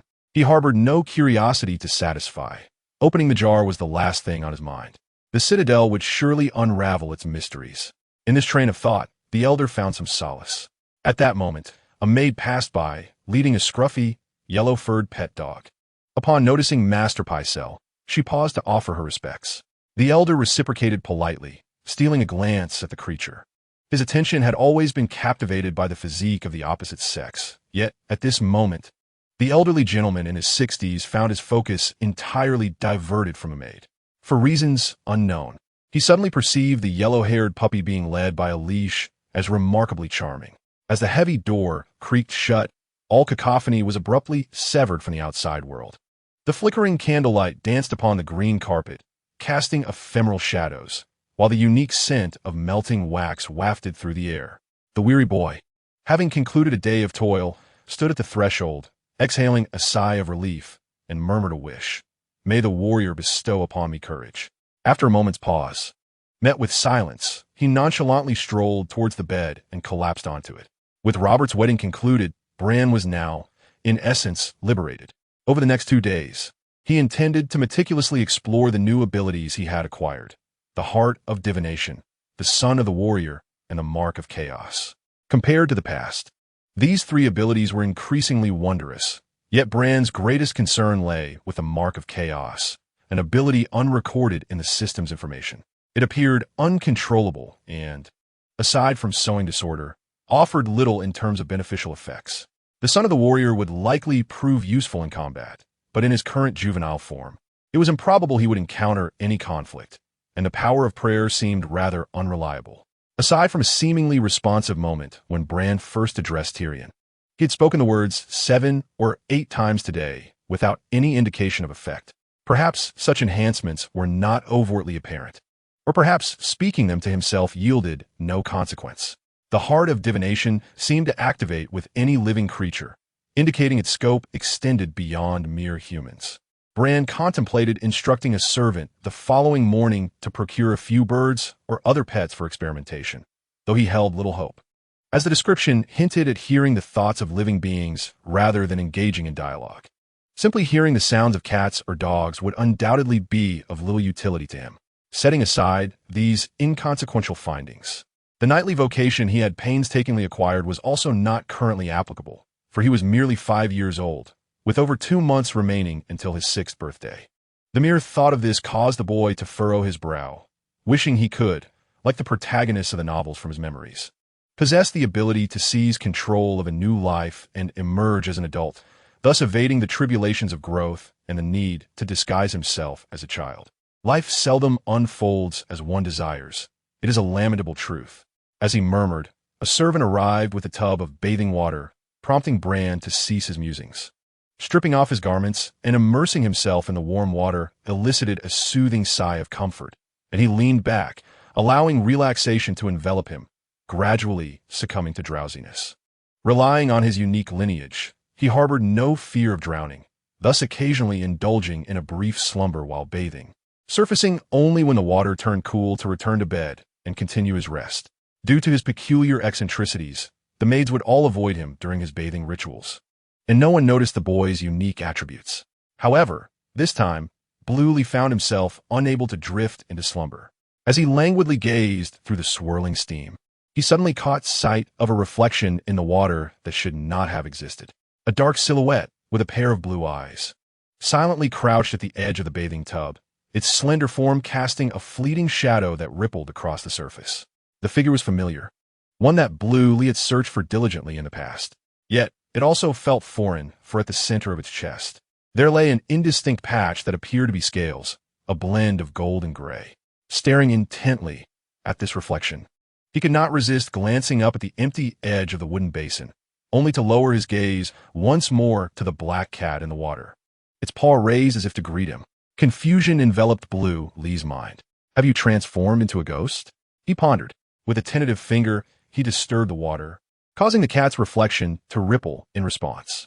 It seemed to comprehend his unspoken words, tilting its head in apparent bewilderment. Perhaps it was yet unaware of its current form, as it opened its mouth to meow several times, though no sound reached Bluely's ears. In a daze, the dark-haired boy found the scene somewhat chilling. He disregarded his bathing and leaped out, donning the silk nightgown prepared by the maid, before returning to peer into the tub once more. The cat had vanished without a trace, leaving Bluely in a prolonged silence. The animated chicken leg and the amorous dog had seemingly disappeared, yet the black cat, along with the scales resembling an immediate vision, lingered in his thoughts. Initially, Bluely assumed the cat had simply fled, but it now appeared that was not the case. What had transpired to alter its appearance? And those scales, were they connected to him? Reflecting on this, the boy couldn't help but glance at his left wrist, where a black and white mark rendered him momentarily dazed. Was this the cause? With no answers forthcoming, his mind was a tumultuous blur in the face of such supernatural occurrences. Bluely felt an overwhelming sense of helplessness. Clearly, this state of affairs would hinder his ability to sleep well that night. Thus, when breakfast arrived the following morning, he appeared rather fatigued. "Bluely, you look like you've seen a ghost. Did you, perchance, marry a wife last night?" chuckled the young king seated at the head of the table, while the blonde lady across from him cast a smile in Bluely's direction, though her expression seemed oddly strained. "I was contemplating that chicken leg," Bluely replied, prompting Robert to suppress his smile, clearing his throat before saying, "Why should a child ponder such things? The world is teeming with oddities. I once witnessed a headless chicken wandering about while I was in the valley, far more unsettling than last night's encounter." Uncertain whether he was offering sincere comfort or merely speaking without thought, Lancelot responded with a soft acknowledgement, returning to the task of spreading cream upon the slices of white bread. At the table, besides the royal couple, sat Stannis, a man of few words. Meanwhile, Cersei, who had once displayed a vibrant personality, appeared rather discontent on her first day as queen, leaving only the king's incessant chatter to fill the breakfast silence. 2 days hence, the Duke of Tyrell would set forth for the Reach, accompanied by you, ensuring your safety. Thus I shall not dispatch guards for your protection. However, household servants are indispensable. Furthermore, Tyrell has assured me he will cover all your expenses in Highgarden, for his family is quite affluent. Yet, We Baratheon shall not take advantage of such generosity. Upon your arrival, make an effort to befriend a couple of individuals, particularly the Tyrell children, who are well-suited companions, and also the Tarleys of Hornhill. I have heard that the wretched Lannister has recently welcomed a son, which I find quite disagreeable, though it bears no relevance to you, should time permit. You might explore the area. Do not isolate yourself as you did at Storm's End. I must remind you, this task has been entrusted to you by the king, so take it seriously. Ah, Lancelot, once you reach the Reach, I expect you to be diligent. Ser Seaworth mentioned you have never sought his guidance, and that simply will not do. At your tender age, it is imperative that you immerse yourself in learning. How he could drone on. The black cat, Balerion, nestled by the feet of the dark-haired boy, gazed up at his young master with a serious expression, though impatience flickered beneath the surface. Observing this, its fluffy tail swayed slightly, reflecting a hint of contentment. The feline harbored a deep-seated aversion for the man seated in the prominent position. Inexplicably, it felt an overwhelming urge to claw at his face. However, it had heard that this man was the boy's brother, so it refrained from acting on such impulses. Now, witnessing its young master's visible annoyance towards the man, the cat felt a surge of joy, yet upon glancing at the strikingly handsome boy beside it, a wave of sorrow washed over. Why had the young master been so distant in recent days? Confusion and a tinge of melancholy filled its little heart. The other day, seeing the boy sleeping soundly, it had summoned the courage to leap onto the bed and nestled within his embrace for the night. Yet, upon awakening, the boy had ignored it. Had he grown angry? With its bright blue eyes glancing at the boy's legs draped lazily over the chair, the cat instinctively yearned to nuzzle against him to curry favor, but recalling that its master found such gestures bothersome, it settled for a soft meow, hoping to capture his attention. Alas, the boy remained unresponsive. Thus, the black cat despondently rested its head upon its paws, sensing, with a heavy heart, that it might be losing its cherished place in the boy's affections. As an astute feline, the clever black cat believed it was imperative not to remain idle. After stretching and yawning, it nonchalantly began to rub a hard object beneath its paw against the ground, hoping the resultant noise would garner some attention. This object was a diminutive knight's helmet, roughly the size of its paw, which the black cat had discovered the previous day. Last night, a peculiar little knight had been chased by a dog, shouting in sheer terror. So much so that the helmet had slipped from his grasp and fallen to the ground without being retrieved. The black cat, perched behind its young master, had seized the opportunity to retrieve the helmet by carrying it back in its mouth. The cat's instinct suggested there was nothing of great import about it, yet a nagging voice within implied that this small, lifelike helmet held some value. Thus, the black cat carried it around, treating it as a treasured possession. However, in its quest to capture its young master's attention, it disregarded the notion of the helmet's worth and focused intently on scraping it with its claws, hoping for a glance from the indifferent human. Its efforts succeeded in creating a cacophony. The sound of the helmet scraping against the surface was even more pronounced than the annoying chatter of the human. Alas, the young master remained oblivious. Frustrated, the black cat exerted more force, causing the diminutive iron helmet to scrape and scrape against the ground, producing a clattering sound that echoed across the marble surface. As an intelligent creature, the black cat, Balerion, had been feeling quite perplexed in recent days. The charming young master possessed an alluring quality that instilled a sense of security in the cat. Consequently, it seldom directed its attention towards other humans. Though seldom did not equate to never. Since its master had never provided food, during moments of hunger, the cat found itself compelled to stray from its side. Each time it did so, a wave of irritability washed over it, accompanied by an impulse to lash out at passers-by. This urge was immensely tempting. Yet the black cat consistently repressed this instinct, unwilling to cause any distress to its beloved master. However, over the past few days, when it realized that its master continued to ignore its presence, even its deliberate antics aimed at courting reprimand failed to elicit any attention. The black cat could no longer contain itself. During a foray for food that morning, it leapt from the walls of the Red Keep and assaulted a passing nobleman, leaving his face marred with scratches, as blood splattered across its fur, and the man cried out in terror and fled in panic. The black cat experienced a peculiar sense of fulfillment, as though a craving for vengeance had been satiated. Deep within, a number materialized, 43. This figure emerged instinctively, Though it had not always been so, it had once been greater, gradually diminishing over time. The black cat sensed that this number held immense significance for it, yet it could not fathom the nature of its importance. At times, when boredom enveloped it, the cat pondered why it, merely a cat, should possess knowledge that seemed reserved for humans. What is knowledge? What is a cat? These bewildering thoughts surged through its mind, leaving it perplexed. Consequently, the black cat shook its head and, gazing at the hurried figure that had vanished, began to lick its bloodied paws. Based on its scant but vivid experiences, the cat anticipated that soon a group of menacing humans would come rushing after it, intending to intimidate or even kill it. Although it was mentally prepared for this, as it waited in vain, no one appeared, igniting a resurgence of its previously subdued agitation. It felt that those individuals should not disregard its presence. There was no justification for their indifference. Were they not fearsome? Why did they not come to inflict harm upon it, to pierce it, to spill its blood, to hear its screams, to drag it from beneath the bed again and again? The images that surged within its mind only fueled its fury, prompting the black cat to dash through the corners of the castle for quite some time, ultimately launching an attack on another individual, a furtive old man clutching a dog. The cat sensed a faint familiarity about this person, yet it mattered little. All it desired was to shred him to pieces. It successfully subdued this seemingly imposing, yet fundamentally cowardly elderly human.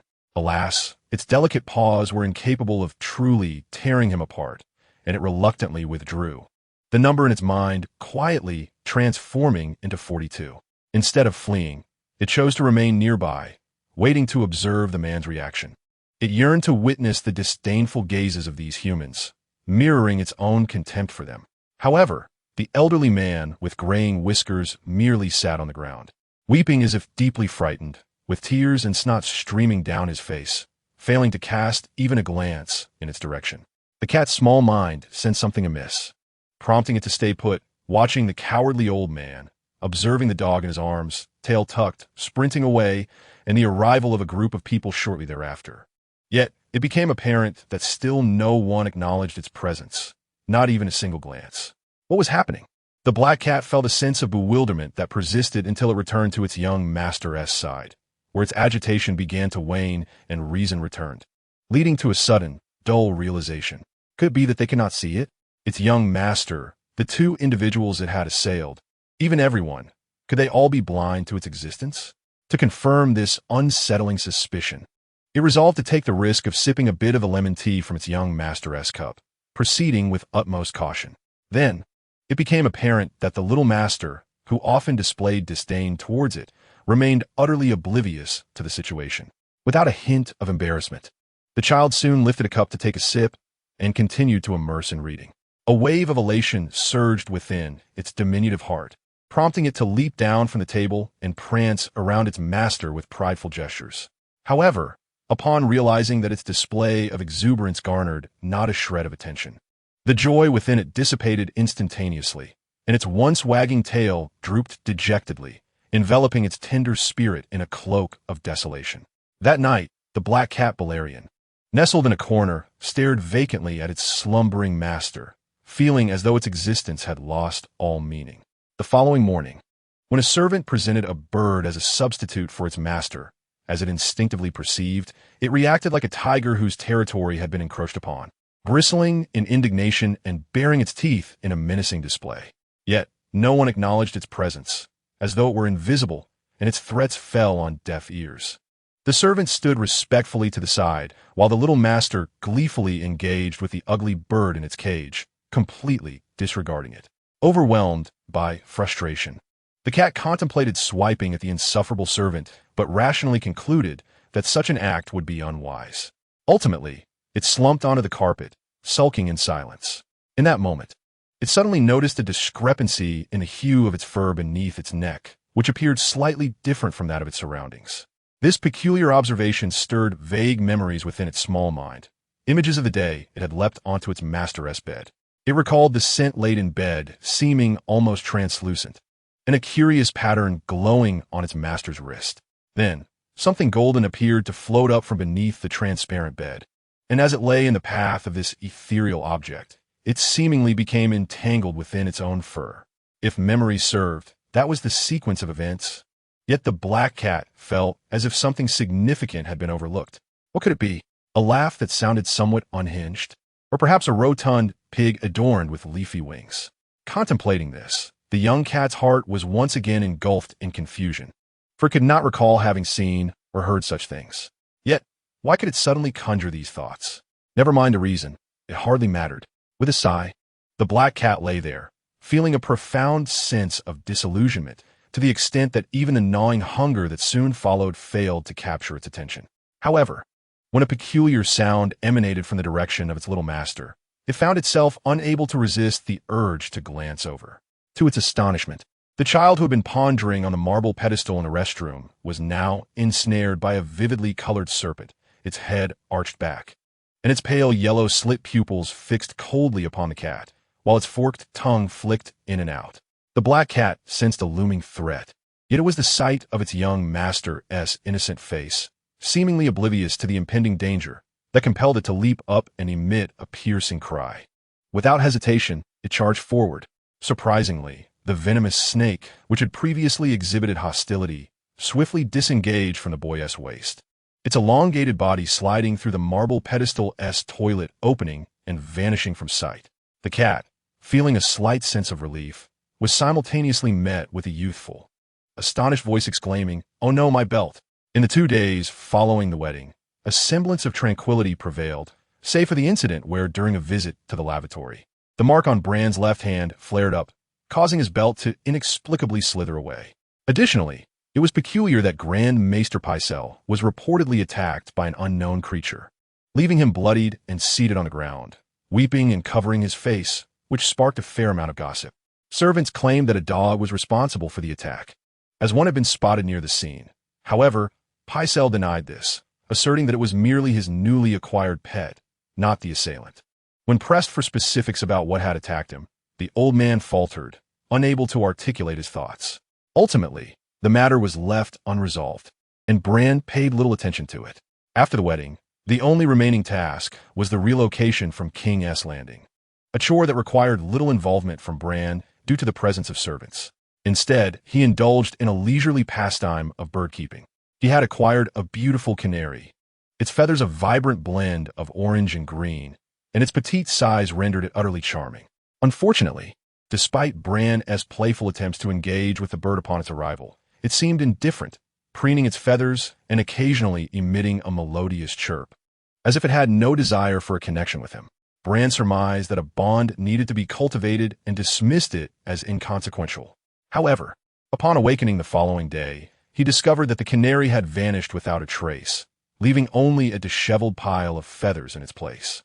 Bran grew wary, yet he had no time to seek out the culprit, as the departure time had arrived. The King's wedding had effectively marked the conclusion of prior events. Although a tournament to celebrate the nuptials was scheduled to follow, not all were inclined to partake in it. Thus, aside from the knights preparing for the competition, many others departed the bustling city of King's Landing, returning to their respective realms. Lords from the north, such as the Starks and their vassals, the Lannisters from the west, the Tullys from the Riverlands, and the Tyrells from the Reach, hundreds of lords dispersed from King's Landing, making their way across the expanse of Westeros, with the Tyrells as one of the 7 kingdoms' foremost noble houses, drawing particular attention. In stark contrast to their initial humble beginnings, the current entourage boasts no fewer than 100 individuals, including grooms, cooks, servants, loyal knights, and crossbowmen. Over 20 wagons laden with armor, tents, and supplies accompany them, while a grand carriage adorned with resplendent golden roses stands at the heart of the procession, flanked by valiant knights and surrounded by soldiers stationed at the periphery. At the outermost edge, industrious servants bustle about, each with their designated tasks, all in service of the 2 occupants within the carriage, a man and a boy.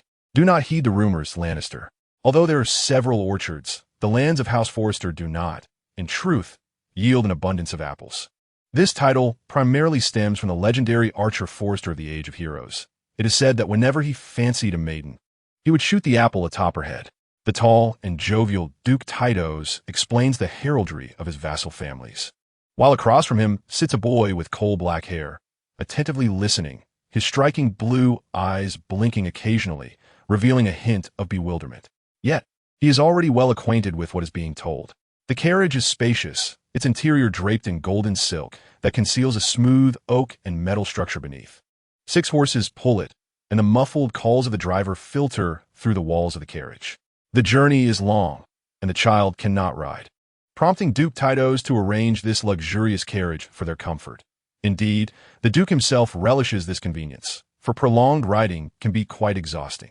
As the procession advances, a cacophony of sounds fills the air, and the large ochre-hued city gradually fades into the misty green fields behind them.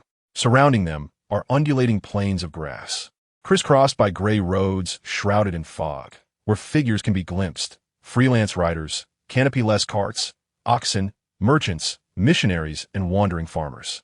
King's Landing serves as the epicenter of the entire continent of Westeros, and its surrounding roads are naturally well-connected, allowing access to any castle or territory in the Seven Kingdoms. It is widely known that the earliest knights hailed from the Vale, as did the first scholars, singers, and gardeners. Thus, you need not worry about your studies in Highgarden. Lannister, if you have studied the history of the North, you should be aware that the ancestors of House Stark are also descendants of our own illustrious Houseguards, attesting to the Vale's ancient heritage and rich legacy. Bored during the journey, the young Duke with curly brown hair begins to regale Lannister with various historical tales and legends of the Vale and its noble vassals. While Lannister is already familiar with some of these stories, many others remain a mystery to him. However, he does not absorb all of Duke Tytos' words, as they are often tinged with embellishment. For instance, the assertion that the founder of House Stark, Brandon the Builder, descended from the shared ancestry of the noble Houseguards, lacks substantial evidence beyond certain folk tales. In certain legends, it is said that even the founders of House Lannister of the West and House Baratheon of the Stormlands are descendants of Gars. The tales recount that the shared progenitor of the Riverlands during the Age of Heroes could render barren women, including elderly crones, fertile with merely a touch, illustrating the exaggeration inherent in these myths. For Lancel, departing from King's Landing evoked little sentiment, as he was acquainted with only a handful of individuals there, primarily his 2 elder brothers. The former, as king, was preoccupied with affairs of state, while the latter, serving as the master of ships, was equally elusive in his engagements. Thus, Lancel's departure did not affect their fraternal bond, which had always been tenuous. Beyond that, Lancel's acquaintances included Ser Davos, the Onion Knight under Stannis, and Barristan, the Kingsguard. However, Davos had already set off towards the Rainwood of the Stormlands post-wedding to inspect the lands bestowed upon him by Stannis, while Barristan had come to bid farewell. Though his inquiries left the dark-haired boy at a loss for words. Where has that black cat, Balerion, gone? Lancel pondered, responding with an explanation that the cat, being of a wild disposition, had run off, and he was uncertain of its whereabouts. This left the somewhat melancholic Kingsguard feeling rather despondent. Fear not, Lancel. Along the way we shall encounter many castles, but you must believe that only Highgarden is the most splendid of all the Riverlands, nay, of the entire 7 Kingdoms. The words from across the carriage interrupted the boy's thoughts. He beheld the Duke of Tyrell, with his tousled brown curls, gazing proudly at a distant, swaying castle. This nobleman was a man of great vanity, repeatedly extolling the virtues of his lands and lineage. Yet Lancel found no irritation in his words. Aside from his desire to comprehend his own unique fate, Lancel's greatest aspiration was to become a traveler, deeply intrigued by the legends, stories, and customs of diverse locales. Is Old Town as foul as King's Landing? He posed a rather pointed question. Foul? The Duke replied, shaking his head. I must say, King's Landing is the most odorous city I have ever encountered, given its overpopulation. Old Town, while not entirely fragrant, is a place I seldom inspect. I am unaware if there have been improvements in the past 2 years. Is the water of the Red Lake truly red? Of course. How else would it earn such a name?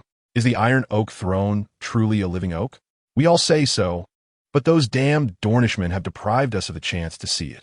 As their conversation unfolded, Lancel harbored a certain anticipation for the life that lay ahead, primarily due to the liberation from his brother's oversight, which made him feel remarkably freer. However, within the carriage, the boy involuntarily furrowed his brow, his left hand discreetly concealing an object that had suddenly appeared. From a corner of the carriage seat, a tender green sprout emerged, appearing to be merely an ordinary blade of grass. Yet, Its presence on the fur-covered cushion was far from conventional, a consequence of the inadvertent touch from Bran. Setting aside this peculiar circumstance, he still harbored a quiet hope for the future. Over the past few days, the mark on his left hand had manifested thrice, once transforming a button on his garment into stone, another time rendering the dagger in his grasp utterly limp, and finally, turning the wooden cup he held into a pile of sand, dousing him in its contents. One could only consider it fortunate that he was within the confines of his own tent at the time, shielded from the eyes of others. Though the childish rumors that ensued left him rather vexed. It seemed both wondrous and amusing, yet Bran only found the uncontrollable ability a source of trouble. The party continued its advance, each individual preoccupied with their own thoughts. Outside the ranks, discussions regarding the travelers never ceased. News of Prince Bran being sent to Highgarden as a ward had spread throughout the Riverlands, fueled by the insinuations of certain individuals. Nobles of the upper echelons busied themselves with preparations for the king's wedding, while merchants and even hired knights engaged in spirited discussions about the event. Even after the wedding concluded, such conversations persisted. For the folk of the Riverlands, their chatter revolved not only around the wedding and the king himself, but predominantly about the young Prince Bran. Since King Robert had dispatched his brother to become a ward in Highgarden, it signified that he was no longer pursuing accountability regarding the Riverlands' allegiance to House Targaryen. Within the bustling wilderness inn, a plainly dressed merchant spoke to a companion. Of course, there will be no repercussions. The Stormlands have lost a significant portion of land. He shrugged. It matters little to us. Indeed, as long as taxes remain unchanged, we can tolerate anything. Dragonstone should rightfully be bequeathed to the king's eldest son. How could that lad Bran ever be our future king? It is impossible. He lacks the claim to the throne. But traditionally, what could the Duke Bran possibly look like? What can a mere child be like? The inn was never devoid of hired knights, mercenaries, traders, travelers, and minstrels. Hence the flow of information was particularly abundant. Though much of it was falsehoods.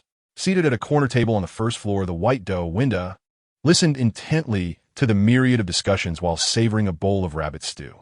Her presence attracted little attention, as she was wrapped in a headscarf and donned a drab robe, projecting a modest appearance. Women traveling alone across the Seven Kingdoms were a rarity, yet not entirely absent. Moreover, she resembled a simple peasant from the vicinity.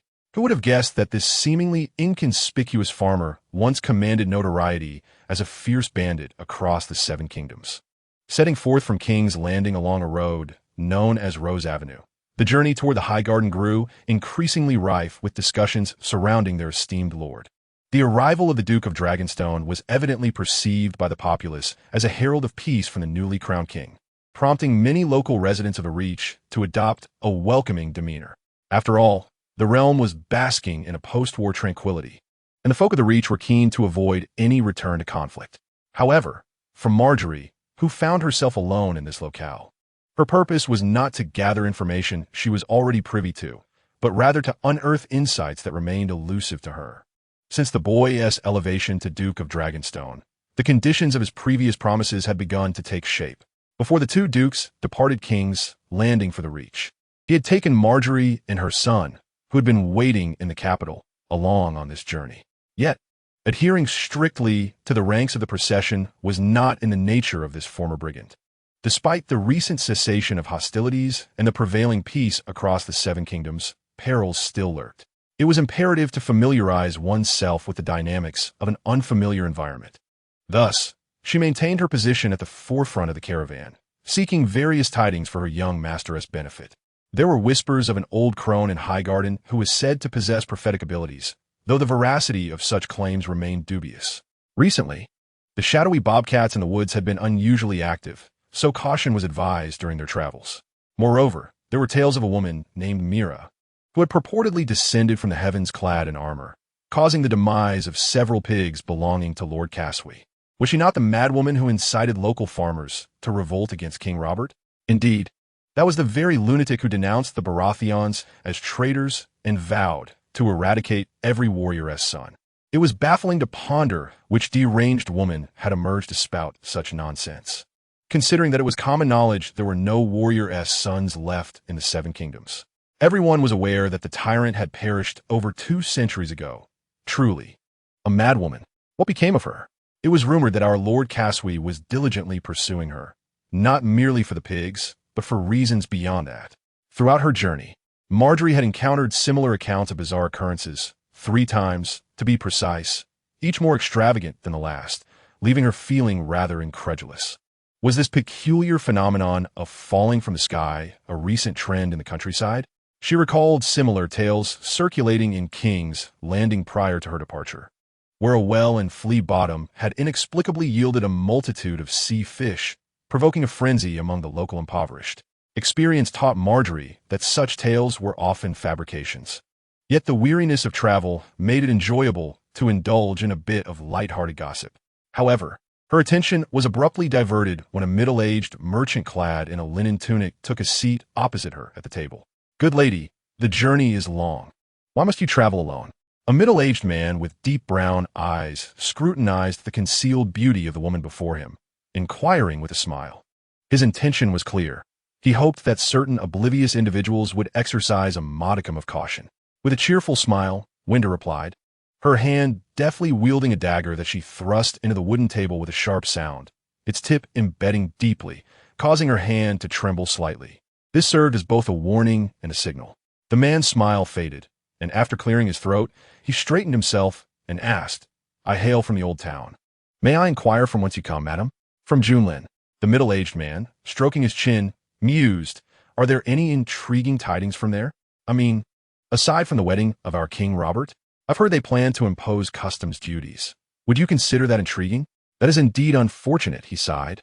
Then continued without waiting for Wenda's response. "Recently, a group of furtive individuals has appeared in the old town, seemingly from the eastern continent. They are proclaiming that the gateway to the old world has been opened, and everyone must seek this door and close it. Otherwise, chaos will engulf the world due to what spills forth from beyond it." Cough, cough. Many doors in the old town have been shattered by these lunatics. I hear that Count Hightower is contemplating expelling them from his territory. Wenda chuckled softly at this revelation. This world has never lacked for lunatics, and religious fanatics are particularly numerous.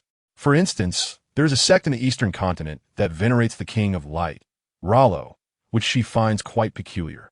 She is also aware of a religion called the Cult of the Stars, where adherents obsessively worship a meteor that fell from the sky, proclaiming it can save the world. Such news is too impractical for Wenda, rendering it largely irrelevant. She dismissed it and redirected the conversation. "Do you have any insights regarding the Iron Islands?" For millennia, the Iron Islands have been the principal adversaries of the Riverlands, so to speak of threats while residing in the Riverlands would inevitably bring the Iron Men to mind. "We only know that the gentle King Corlin met his unfortunate demise in battle at Shield Islands, and his son, Balon, has ascended as the new king," the merchant replied. "Thus, we have refrained from venturing to the Iron Islands recently. Until we discern the temperament of King Balon, none can guarantee he will uphold the previous regulations." Wenda nodded and then revealed another piece of information. The former Prime Minister of House Eagle has gone to Dorne, ostensibly to discuss peace talks. This could potentially restore your trade routes to Dorne. The merchant raised an eyebrow, intrigued. Restore trade routes? That is indeed promising news. May the gods bless the process and ensure Prime Minister Island success. A golden-haired woman dressed as a farmer chuckled lightly in response and exchanged a few more words with him before the merchant concluded their exchange of information. As she watched him depart, Wenda narrowed her eyes thoughtfully. The exchange of information is quite commonplace during journeys. She had encountered similar occurrences along her previous travels, often acquiring news of little practical value. However, the individual who appeared far from a merchant resembled more a professionally trained scout. Could there be a lord engaged in battle nearby? She pondered silently. As they continued onward, the temperature gradually dropped, not due to their southerly direction, but rather the impending arrival of autumn. The climate of this world is remarkably peculiar, with seasonal transitions occurring without any discernible pattern. For instance, this summer has persisted for nearly 2 years, while in Blue's recollection, there were 2 consecutive years shrouded in heavy snowfall. Summer and winter dominate this realm, whereas autumn and spring are fleeting. The carriage progressed at a leisurely pace, making stops at numerous castles along the river bend. By the time the entourage arrived at the High Garden, the principal fortress of the Riverlands, over a month had elapsed. The group was substantial, with soldiers dispatched by the lords of the Riverlands accompanying them for protection, thus avoiding any unforeseen incidents. except for Blue's left hand. The chaotic affliction manifested uncontrollably and was unpredictable, causing Blue to exercise caution even for the simplest of tasks, such as urinating, severely impacting his daily life. He wore gloves, yet at times, this peculiar ability would disregard their presence, occasionally affecting the gloves directly. Eventually, he devised a rather unorthodox solution, wearing 2 pairs of gloves. This method, despite sounding implausible, proved unexpectedly effective. Although Blue found it perplexing, it nonetheless provided him with some relief. Beyond the troubles wrought by his left hand, fatigue from relentless travel was his only remaining burden. Over a month of continuous journeying was tiresome. Even though they frequently paused to partake in grand banquets hosted by various families of the Riverlands, Blue was fortunate to have improved in health compared to before. He did not succumb to illness during their arduous trek, while his companion, Duke Tiller, inadvertently caught a chill on the road. Fortunately, considering the frailty of the children in the party, a scholar from the Riverlands accompanied them, preventing the Duke's condition from worsening. Thus, by the time they reached their destination, Duke Tiller's ailment had nearly subsided. Highgarden is renowned as the most beautiful castle across the 7 kingdoms. This statement was the most frequently heard by Blue during their journey. Initially skeptical, he now found himself convinced. The carriage traversed hilly meadows, and as he gazed into the distance, he beheld a castle constructed entirely of pristine white marble, perched atop a gently sloping hill. 3 ascending walls encircled the hill, and from afar, the towers, verdant foliage, and the orderly array of fortifications presented an exquisite aesthetic, clearly the result of meticulous design. Beyond the castle, a dense grove of pine trees envelopes the land, and as the procession departs the open fields and enters the woodland, a broad river gradually comes into view. Bathed in sunlight, the river glimmers with a radiant sheen as it flows past the terminus of the pine forest. Small boats drift leisurely upon its surface, and the verdant isles are lush. On the opposite bank stands the elegant white castle known as Highgarden, majestic and exquisite, resembling a citadel inhabited by woodland spirits. This castle is not only aesthetically pleasing, but also substantial in size. Its architecture ascends gracefully along the contours of the hills, resembling a diminutive town at first glance. However, it serves solely as the exclusive residence for the illustrious Tyrell family. In contrast, Storm's Inn pales in comparison, Bluebell mused. The procession, having traversed the pine forest, ultimately halted at the riverbank before the castle. A straight stone bridge spanned the river, connecting to the first gate of the castle's formidable walls. Bluebell and Duke Mace dismounted their carriage and proceeded on foot, with others following closely behind. The air was filled with the melodious chirping of birds, while the crystal-clear waters flowed at a leisurely pace on either side. At the bridge's terminus lay the entrance to Highgarden, and as prior notice had been given, the gate stood open, flanked by a throng of elegantly dressed noblemen and women. The welcoming party was numerous and appeared quite grand, which was only fitting, as Bluebell represented not merely himself, but also the king he served. "Welcome, Lord Bluebell. We have eagerly anticipated your arrival."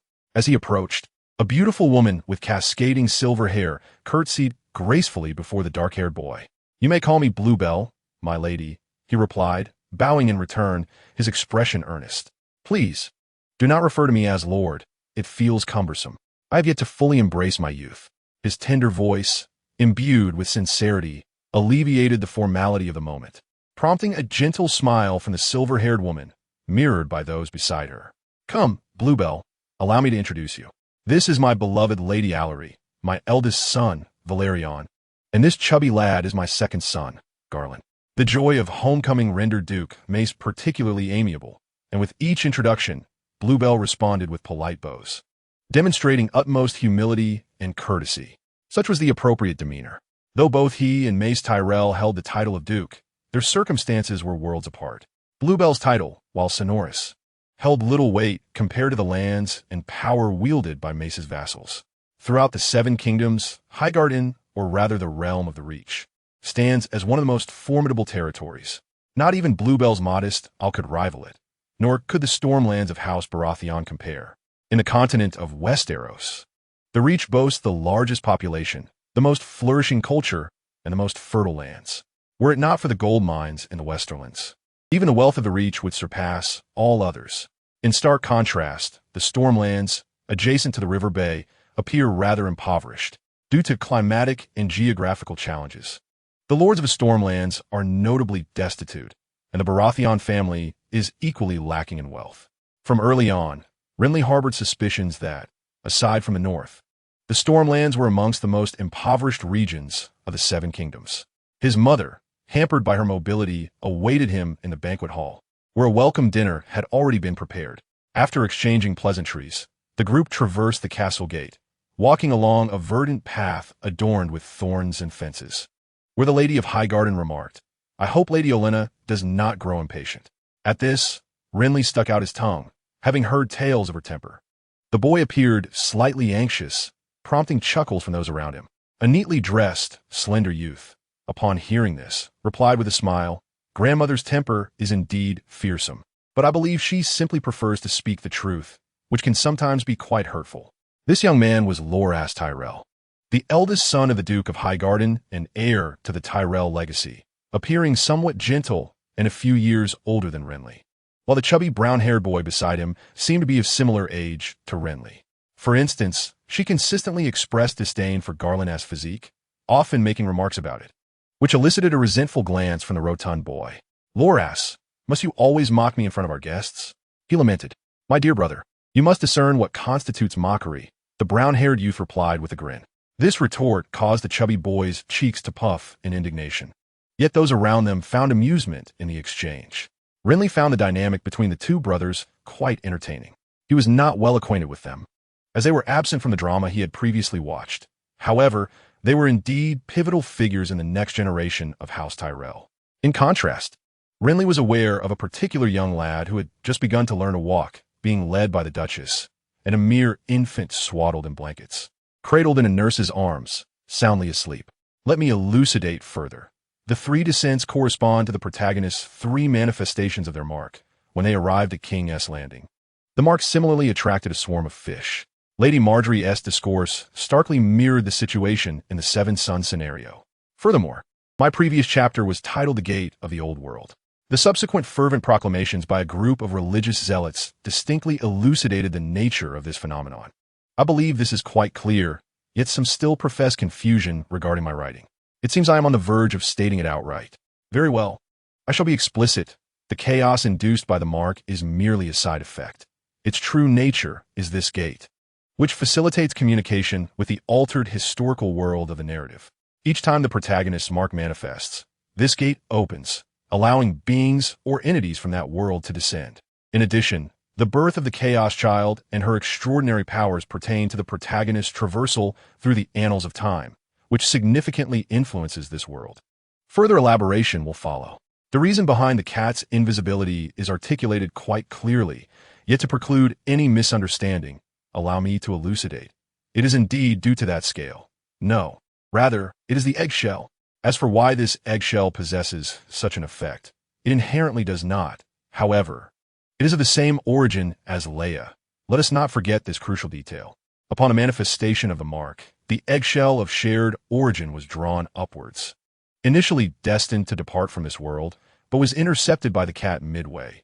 One might say it collided with the cat, resulting in its invisibility, or, more accurately, its existence in a liminal state, thus providing a perspective that diverges from the ordinary world. I had intended to address this point later, but I shall divulge it now, as it is impractical to depict it indirectly. A character abruptly interjecting to explain would appear rather foolish and unreasonable. Therefore, I shall conclude this matter here. Lastly, I wish to express that I have endeavored to orchestrate the integration of a narrative with reality while preserving certain characteristics of the original work. However, it is inevitable that the portrayal will not be a pure representation of political intrigue. From the outset, this book has not been merely a game of power, and I hope for your understanding. If that is unacceptable, I am at a loss. This premise is of great significance, for if the two realms were entirely disconnected, the sense of disjunction would be quite severe. The welcome banquet held at Highgarden was grand and resplendent, attended by the direct and collateral branches of House Tyrell, loyal vassals, and nobles from neighboring regions. During the festivities, singers and jesters took turns performing, reminiscent of the proceedings at the Red Keep's feasts. Yet, unlike the gatherings at the Red Keep, the attendance here was more intimate, with participants exhibiting a refined sense of decorum. The overall ambience was elegant and tranquil, fostering an atmosphere conducive to relaxation and ease. As the focal point of the celebration, all eyes inevitably gravitated towards Lannister, who felt a measure of discomfort under their scrutiny. Nevertheless, having weathered numerous storms, including the overthrow of 2 kings, he managed to maintain composure, displaying a noble grace that belied his youth, which elicited surprise from many of those observing him, whether openly or covertly. However, this astonishment remained within the bounds of normalcy. Having donned the guise since infancy, Lannister adeptly controlled his demeanor, ensuring he did not arouse undue suspicion among the attendees. Though the banquet was populated by many, only a few were truly noteworthy. The heir to the castle, Velus Tyrell, was a gentle and astute youth in his teens, his mother hailing from the esteemed Hightower family, possessing both beauty and an air of dignified elegance. His younger brother, Garland Tyrell, exhibited the characteristic playfulness and vivacity of childhood, coupled with an endearing earnestness that endeared him to all. In addition to this, the direct lineage of House Tyrell includes 2 infants, Loras and Marjorie. Due to their tender age, currently lack any noteworthy attributes. Nevertheless, Ser Loras did not overlook the most esteemed member of the Tyrell family, the Dowager Duchess Olenna Redwine, widow of the late Duke and his future guardian. She was a petite, wiry old woman clad in green, seated at the head of the table, her every movement exuding brisk efficiency, though the flickering candlelight accentuated her sparse teeth as she spoke. Your grandfather was a good man. He married a Targaryen. She greeted Ser Loras upon his arrival. In fact, they wanted me to wed a Targaryen myself. How many years ago was that? I can scarcely recall, but it matters little. In any case, dear child, enjoy your time in Highgarden. Clearly, she had no intention of engaging in lengthy discourse with her foster son, and Ser Loras, understanding her disposition, made a polite exit, thereby missing the ensuing conversation. Observing a dark-haired boy mingling with the grandchildren and their companions in the hall, the diminutive matron turned her head to regard her towering son. What does mother mean? The Duke of Mace inquired, taken aback. I meant that your grandfather and I belong to the same generation. You fool. What were you thinking, allowing a 5- or 6-year-old child to be my ward? Am I to have a younger sibling, smaller than your own son, without my consent? The Duke intended to assert that he was of similar age to Robert, and if Robert's younger brother was not to be his ward, then what else could he be? Yet, fully aware of his mother's formidable nature, he opted for silence. Regrettably, she had no intention of letting him off easily. I wonder what your late, simple-minded father would think of this matter, she remarked, massaging her jaw, her previous words seemingly drawing upon her dwindling teeth, which only deepened her dissatisfaction. That hardly matters, the Duke cautiously replied, sensing the shift in tone. Indeed, it is of little consequence, the old woman conceded, her blunt response leaving the Duke quite astonished, only to be met with further pressure by her next utterance. And what of Jenna? She is nothing but a foolish, plump hen. You truly wish for her to be queen of the 7 kingdoms? I thought perhaps this might restore our family's former glory. You understand, mother, how could that stag choose to honor his lion while approaching us? A mere cluster of thorny roses? Do you perceive him as an imbecile like you? The elderly matron interrupted her son without reservation. I'm not a fool, mother. I was on the verge of success. If you're not a fool, then what are you? I am your son, mother. The Duke replied with a tone of discontent, emphasizing the word son. That particular phrase is my least favorite. The elderly woman replied, does this not make me question whether, in a drunken stupor, I inadvertently caused harm to my own belly? How else could I have given birth to such a dim-witted son? The Duke found himself at a loss for words and clearly had no intention of contradicting this venerable matron. With a heavy sigh, he turned to leave, seeking solace in the notion that out of sight would be out of mind. However, the old woman abruptly grasped his garment, her expression turning grave as she inquired, now, look at what you have done in King's Landing. Word is spread. What do you think the Apple family will think? After all, they are merely a landed knightly house. With a little appeasement, what more could they possibly think? The Duke replied dismissively, like soothing a dog? The old woman retorted sharply. How do you suppose the lords will react to your treating them like mere hounds? No, a pack of hounds? Is that truly jesting? Well, it is somewhat accurate. But Lady Jenna has not ascended as queen, and the betrothal remains valid. I believe it will bear no consequence, the the Duke answered. You must understand. Even a corner dog will bite, the elderly lady remarked with a cold smirk. And what do you propose I do? The Duke replied, his tone tinged with dissatisfaction. Do you expect me to apologize? The old woman did not respond directly, but abruptly shifted the topic. You mentioned in your previous correspondence that someone has taken advantage of you? Indeed, the Duke confirmed. Otherwise, I would not have entertained such thoughts. It was evident he was beginning to rationalize his actions. Who is it? Have you identified them? The Duke hesitated, his thoughts having been primarily focused on how to deal with Robert, neglecting this matter. We lacked sufficient manpower, and there were too many in King's Landing at the time. He replied evasively. The old woman, rubbing her jaw, responded, Do you think I derive any pleasure from your excuses? Not at all, the Duke answered promptly. There are no leads. Splendid. Not only have we been played for fools, but we are still unaware of who orchestrated it, she remarked, her gaze drifting toward the dark-haired boy in the banquet, who was laughing with her grandson. With a sigh, she continued, Not to mention, you have tarnished your reputation for trustworthiness and respect towards your vassals, and attracted the notice of the lions. What do you have to show for it? A mere child of House Baratheon? Pray tell, what utility does he serve beyond causing me toothache? Was it your intent to bring him back to vex me? This is enough to demonstrate that, Robert. What do you think allows us, as the vanquished party, to retain so much of our interests? The favor of that stag? Having something is better than nothing, the Duke retorted, his discomfort evident. Indeed, the elderly lady nodded in agreement, leaving her son, Mestral, momentarily speechless. Yet, a phrase that soon reached his ears caused his expression to harden. What was that saying? A Lannister always pays his debts? The old woman asked pointedly, clearly alluding to the deteriorating relationship between House Tyrell and House Lannister in light of recent events. Are we to fear them? The Duke of the Riverlands responded with righteous firmness. Absent unforeseen circumstances, the next king would possess the blood of a lion coursing through his veins. While our esteemed neighbors to the east have now become the Stannis whom you have besieged for nearly a year. The elder reminded him, What are your plans? Will you choose inaction and wait to see if these minor issues escalate into major problems? The Duke of Mace remained silent, seemingly untroubled by such considerations. Observing this, the elder sighed and remarked, You have yet to identify the culprit? Excellent. It appears the sea creature has been rather docile of late, which is unacceptable. Bring it forth. Mother, are you referring to the Iron Islands? The Duke of Mace was taken aback by this inquiry. What does that have to do with our dealings with the Lannisters? Use your mind, my dear son. The elder lamented. What benefit is there in me being driven to frustration?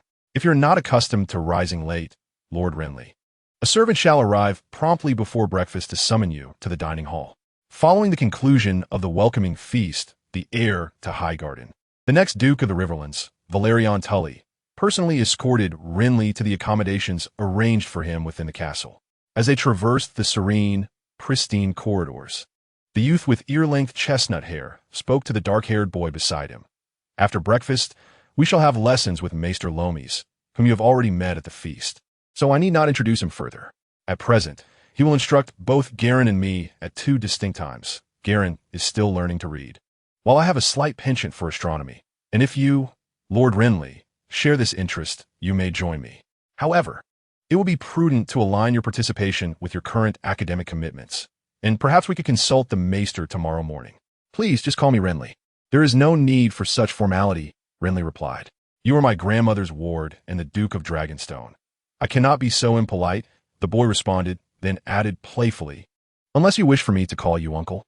Renly chuckled at this, prompting the boy to continue. I shall need to study etiquette with my mother before noon, which I believe you will accompany me for. In the afternoon, my father will meet with the lords from the Riverlands Seeking Council and will also attend to various matters concerning our commoners. During this time, I shall remain by his side. Should you be interested, you are welcome to join us without reservation, as my father has previously instructed. The youth spoke in a gentle tone, his gaze soft and inviting, presenting an air of hospitality. He was clad in a simple brown leather garb common among the nobility, save for the golden rose embroidered on his chest, making him appear akin to a squire. From what Renly gathered during the feast, he was indeed an apprentice knight, currently under the tutelage of Highgarden's master-at-arms, learning the chivalric arts. In the afternoon, I shall practice horsemanship and spear play. I regret that you cannot join me, Lord Renly, as you are still too young. However, you might be able to practice swordsmanship with my brother, Garland, provided that your physique can withstand a certain level of training. If you're interested, we can assess this tomorrow." Upon hearing this, Lancel's nod conveyed his acknowledgement, though he remained silent. The other party continued to offer reminders regarding the daily necessities of Highgarden. As he spoke, the golden-threaded rose upon his chest slowly unfurled in Lancel's gaze, reminiscent of a book fluttering in the wind. Upon arriving at the entrance of the residence, the courteous brown-haired youth bowed slightly to the boy. "It is a pleasure to meet you, Lord Lancel, and welcome to Highgarden." Lancel returned the gesture and watched the departing figure, stroking his chin thoughtfully. He found this Velaz to be far more intriguing than his father. Despite his tender age, he exhibited a remarkable maturity and composure, coupled with a sincere and friendly demeanor, devoid of the typical pampered arrogance often seen in noble scions. Yet, he seemed a tad overly polite. With these thoughts in mind, he turned his gaze back to the room that had been assigned to him. This chamber was substantially larger than the small room he occupied in King's Landing. It retained an air of refinement. The milky white marble floor shimmered softly under the candlelight, and a brand new green carpet lay impeccably arranged, devoid of any dust. The boy glanced to his left, where the ornately carved wooden door of the bathroom caught his eye, not unlike the ones in the Red Keep. Moreover, his survey revealed a writing desk, a bedside table, a fireplace, a bookcase, an exquisite silvered round mirror, a wardrobe, and even a wine cabinet. All the furnishings one could desire were present. The bed, though not excessively large, was ample for his solitary repose. Draped in silver silk and cushioned with a goose-down mattress, while delicate light blue curtains enveloped it, exuding an air of elegance and cleanliness. Everything within the room was captivating. The only lament was that the glass windows were not as grand as the floor-to-ceiling ones in the Red Keep. Though not small, they resembled oval mirrors. As the glass was not entirely clear, the moonlight seeped through, casting a hazy glow upon the milky surface below, creating an ethereal ambience. Situated at the pinnacle of the pristine white tower, opening the window revealed a breathtaking view of the vast fields surrounding the colossal castle, now shrouded under a tranquil starry sky. The fields of roses swayed gently in the nocturnal breeze. It was said that the eastern fields of Highgarden were adorned with golden roses, the emblem of House Tyrell. Yet in the dim light of night, their beauty remained elusive. Nonetheless, Lancel eagerly anticipated the sight that would greet him when the sun gradually ascended from the east. In summary, as a newcomer, he found himself thoroughly content with everything around him, be it the people or the environment.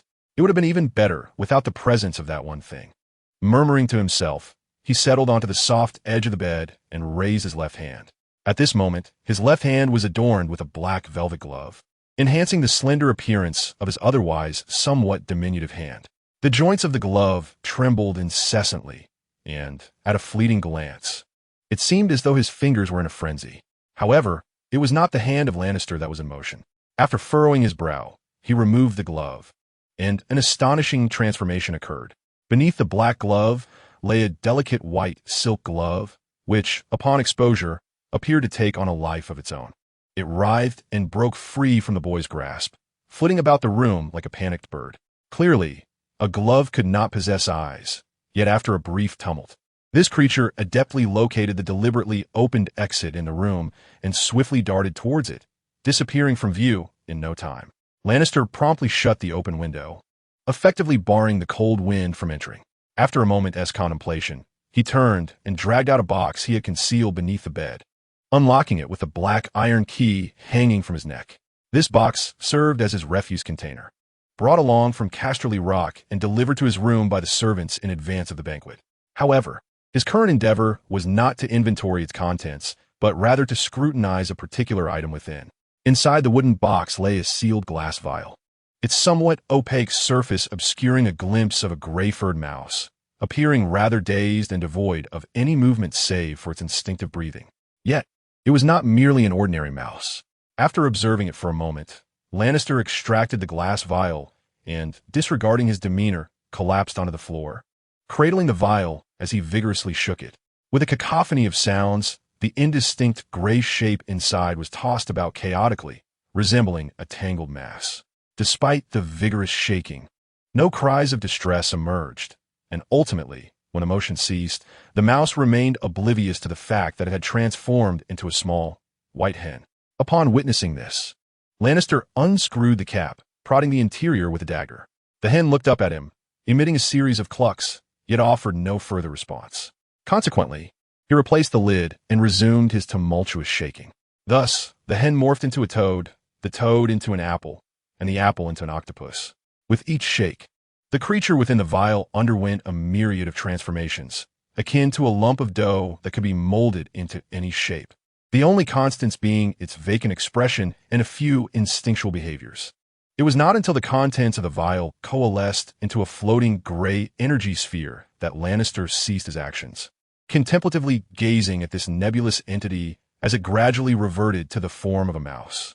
This mouse was, in fact, its true essence, and the reason for its remarkable transformations was simple. He had fed it a tender sprout that had grown from the carriage seat.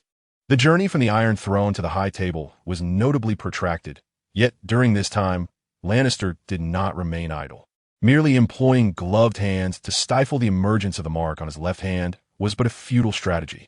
If he could not comprehensively resolve the turmoil caused by this sigil, he feared he might never again lead a life akin to that of an ordinary person. Thus, throughout this period, he clandestinely conducted experiments. To address the mark, he first needed to comprehend it, and this was the initial premise of his inquiry. The mouse contained within the jar represented a facet of his understanding, alongside various other peculiarities: the cup that had turned to sand, the limp dagger, the stone-like button, and the glove that had morphed into a bird. The mark manifested itself numerous times along his journey, providing him with ample experimental materials and reference items. Consequently, he arrived at several conclusions. The most fundamental realization was that the manifestations produced by the mark could be categorized into two types: those imbued with life and those devoid of it. Or in other terms, the animate and the inanimate. The animate included the initial chicken leg, his belt, the unexpectedly animated velvet cloak, and, naturally, the gloves that had transformed into birds. These phenomena appeared bewildering at first. Lannister initially surmised that the mark endowed these objects with life. However, he later arrived at an alternative conclusion. The mark had instead encapsulated various creatures within these items. This hypothesis had already begun to take shape with the belt. Despite being somewhat distracted during his visit to the lavatory, Lannister keenly observed the actions of the belt after its transformation. It slithered like a serpent. Subsequently, during his travels, his cloak similarly animated, its form distinctly folding and coiling, resembling a hollow fabric fold. The later transformation of the glove into a bird mirrored this occurrence. To further validate his hypothesis, Lannister attempted to stab the most conspicuous foal within the camp, although the cloak only encased air, rendering his efforts seemingly ineffectual. Once his dagger pierced the surface of the cloak, the creature writhed and staggered as if genuinely wounded, evoking a sense of horror. Eventually, when it succumbed, reverting to a lifeless cloak with a gaping hole, Lannister discovered the presence of an invisible foal-esque corpse. This revelation led him to conclude that the manifestations of the mark did not bestow life upon inanimate objects, but rather concealed living creatures within them. This begot further inquiries. How was this illogical encapsulation achieved? What was the origin of these creatures? Were they summoned from thin air? Or did they hail from some other realm beyond his comprehension? These myriad questions plagued Lannister, and upon noticing a tendril-like flower sprouting from the sleeve of the arm gripping the dagger, he gleaned yet another insight. Although the horse has perished, the force that caused it to be ensconced within the cloak has not dissipated. Rather, it is transferred into the sleeves of the garment, which were subsequently filled. From this alone, one can draw a straightforward conclusion. The process of the mark's manifestation is essentially the act of embedding one existence within another. However, the creations born from this mark are not limited to the living beings that have been inserted. They also encompass the buttons that have turned to stone and the cups that have transformed into sand. When considering these two forms, it appears that the process involves not merely insertion, but rather replacement, an exchange where one existence supplants another. The buttons and cups have undergone such complete replacement that their appearances have altered drastically, while the belt, chicken leg, and gloves have experienced a less thorough substitution. Thus, they retain their original forms while engaging in actions that starkly contrast with their outward appearances. Without delving into the origins of this replacement, the mechanics of how it occurs, the existential dilemmas post-replacement, or the peculiar phenomenon of incomplete substitutions, Grasping the concept of replacement has offered some relief to Blanley. However, he soon found himself grappling with another perplexity. If it is indeed a mere replacement, then what of the small blade of grass that sprouted from the leather cushion? Has this grass supplanted a portion of the cushion's surface? Initially, Blanley entertained this notion, yet upon conducting an experiment where he juxtaposed the grass with a mouse, he retracted his earlier hypothesis and expanded his understanding.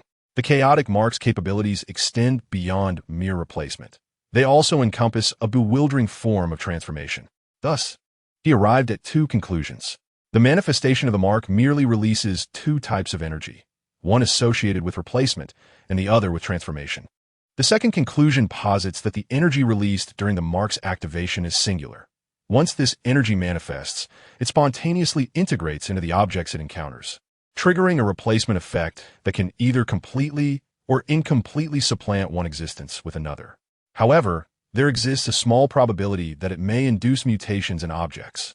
This mutation has led to the grass sprouting from the cushion and has transformed the mouse that consumed this grass into a shape-shifting magical creature. While this transformation may seem inconsequential, the implications it evokes have altered Blanley's anticipation of the chaotic mark entirely. The duration of the mark's energy emission is uncontrollable. Yet once released, this energy becomes relatively fixed. Objects that have been completely replaced do not contain this energy. However, by eliminating those that have undergone incomplete replacement, this energy can be released anew. Furthermore, situations akin to the transformation of the small grass can also be manipulated by him. In essence, if his hypothesis proves correct, he could actively create peculiar beings akin to the aforementioned mouse. The utility of this potential remains uncertain for Blanley, as he has yet to ascertain its value. Due to the uncontrollable secondary emission of that intangible energy and its inherent uncertainty, Bran feared that when he took action himself, that energy might seep into his own body. Thus, apart from the initial experiment involving the slaughter of a young colt, he had only used that peculiar herb to feed a single mouse along the way, refraining from creating any other experimental subjects. This implies that he could not yet ascertain whether the emission of energy was singular or dual in nature, nor could he determine if the aberrations produced would merely alter form as with the mouse, or if they might possess other capabilities. In the elegantly appointed chamber, illuminated by the flickering candlelight, the dark-haired boy sat slumped upon the cold surface, contemplatively gazing at the tattoo on his left wrist. The transformation of a mouse after aberration sparked a profound question. What might occur if such energy truly infiltrated a human body? The following morning, after enjoying a sumptuous breakfast with the Tully family, Bran was led into the scholar's chamber by two brothers, one large and one small, to begin outlining his future academic aspirations. The scholar serving the castle of Highgarden was named Lomies. He appeared to be in his 40s with a rugged visage. Standing beneath the sole window of the room, his baldness was strikingly apparent, and the remnants of hair on the sides suggested he had once been a handsome blonde. But the harsh realities of life had prematurely revealed the signs of aging. I excel in the study of ravens, linguistics, history, astronomy, and medicine, and I also possess a modicum of knowledge regarding the training of hounds and falcons, he declared after exchanging pleasantries. Pray tell, what subjects did Lord Bran study during his time at Windspire and Red Keep? I need not continue with heraldry. My foundational knowledge of the common tongue is nearly sufficient. Bran replied, there is little else to mention. In truth, he possessed a considerable breadth of knowledge, albeit much of it was not appropriate to disclose. Nevertheless, these two areas of study were already adequate evidence of his diligence, for such knowledge typically permeated the formative years of every noble child. Under ordinary circumstances, one would not expect a child under 6 to be so well-versed. Are you certain you do not wish to continue your studies? Scholar Lomies remarked, furrowing his brow, sensing a hint of boastfulness in the child. Heraldry encompasses the noble families of all Westeros, Lord Bran. Our studies extend far beyond the sigils of the Stormlands. Bran merely shrugged in response.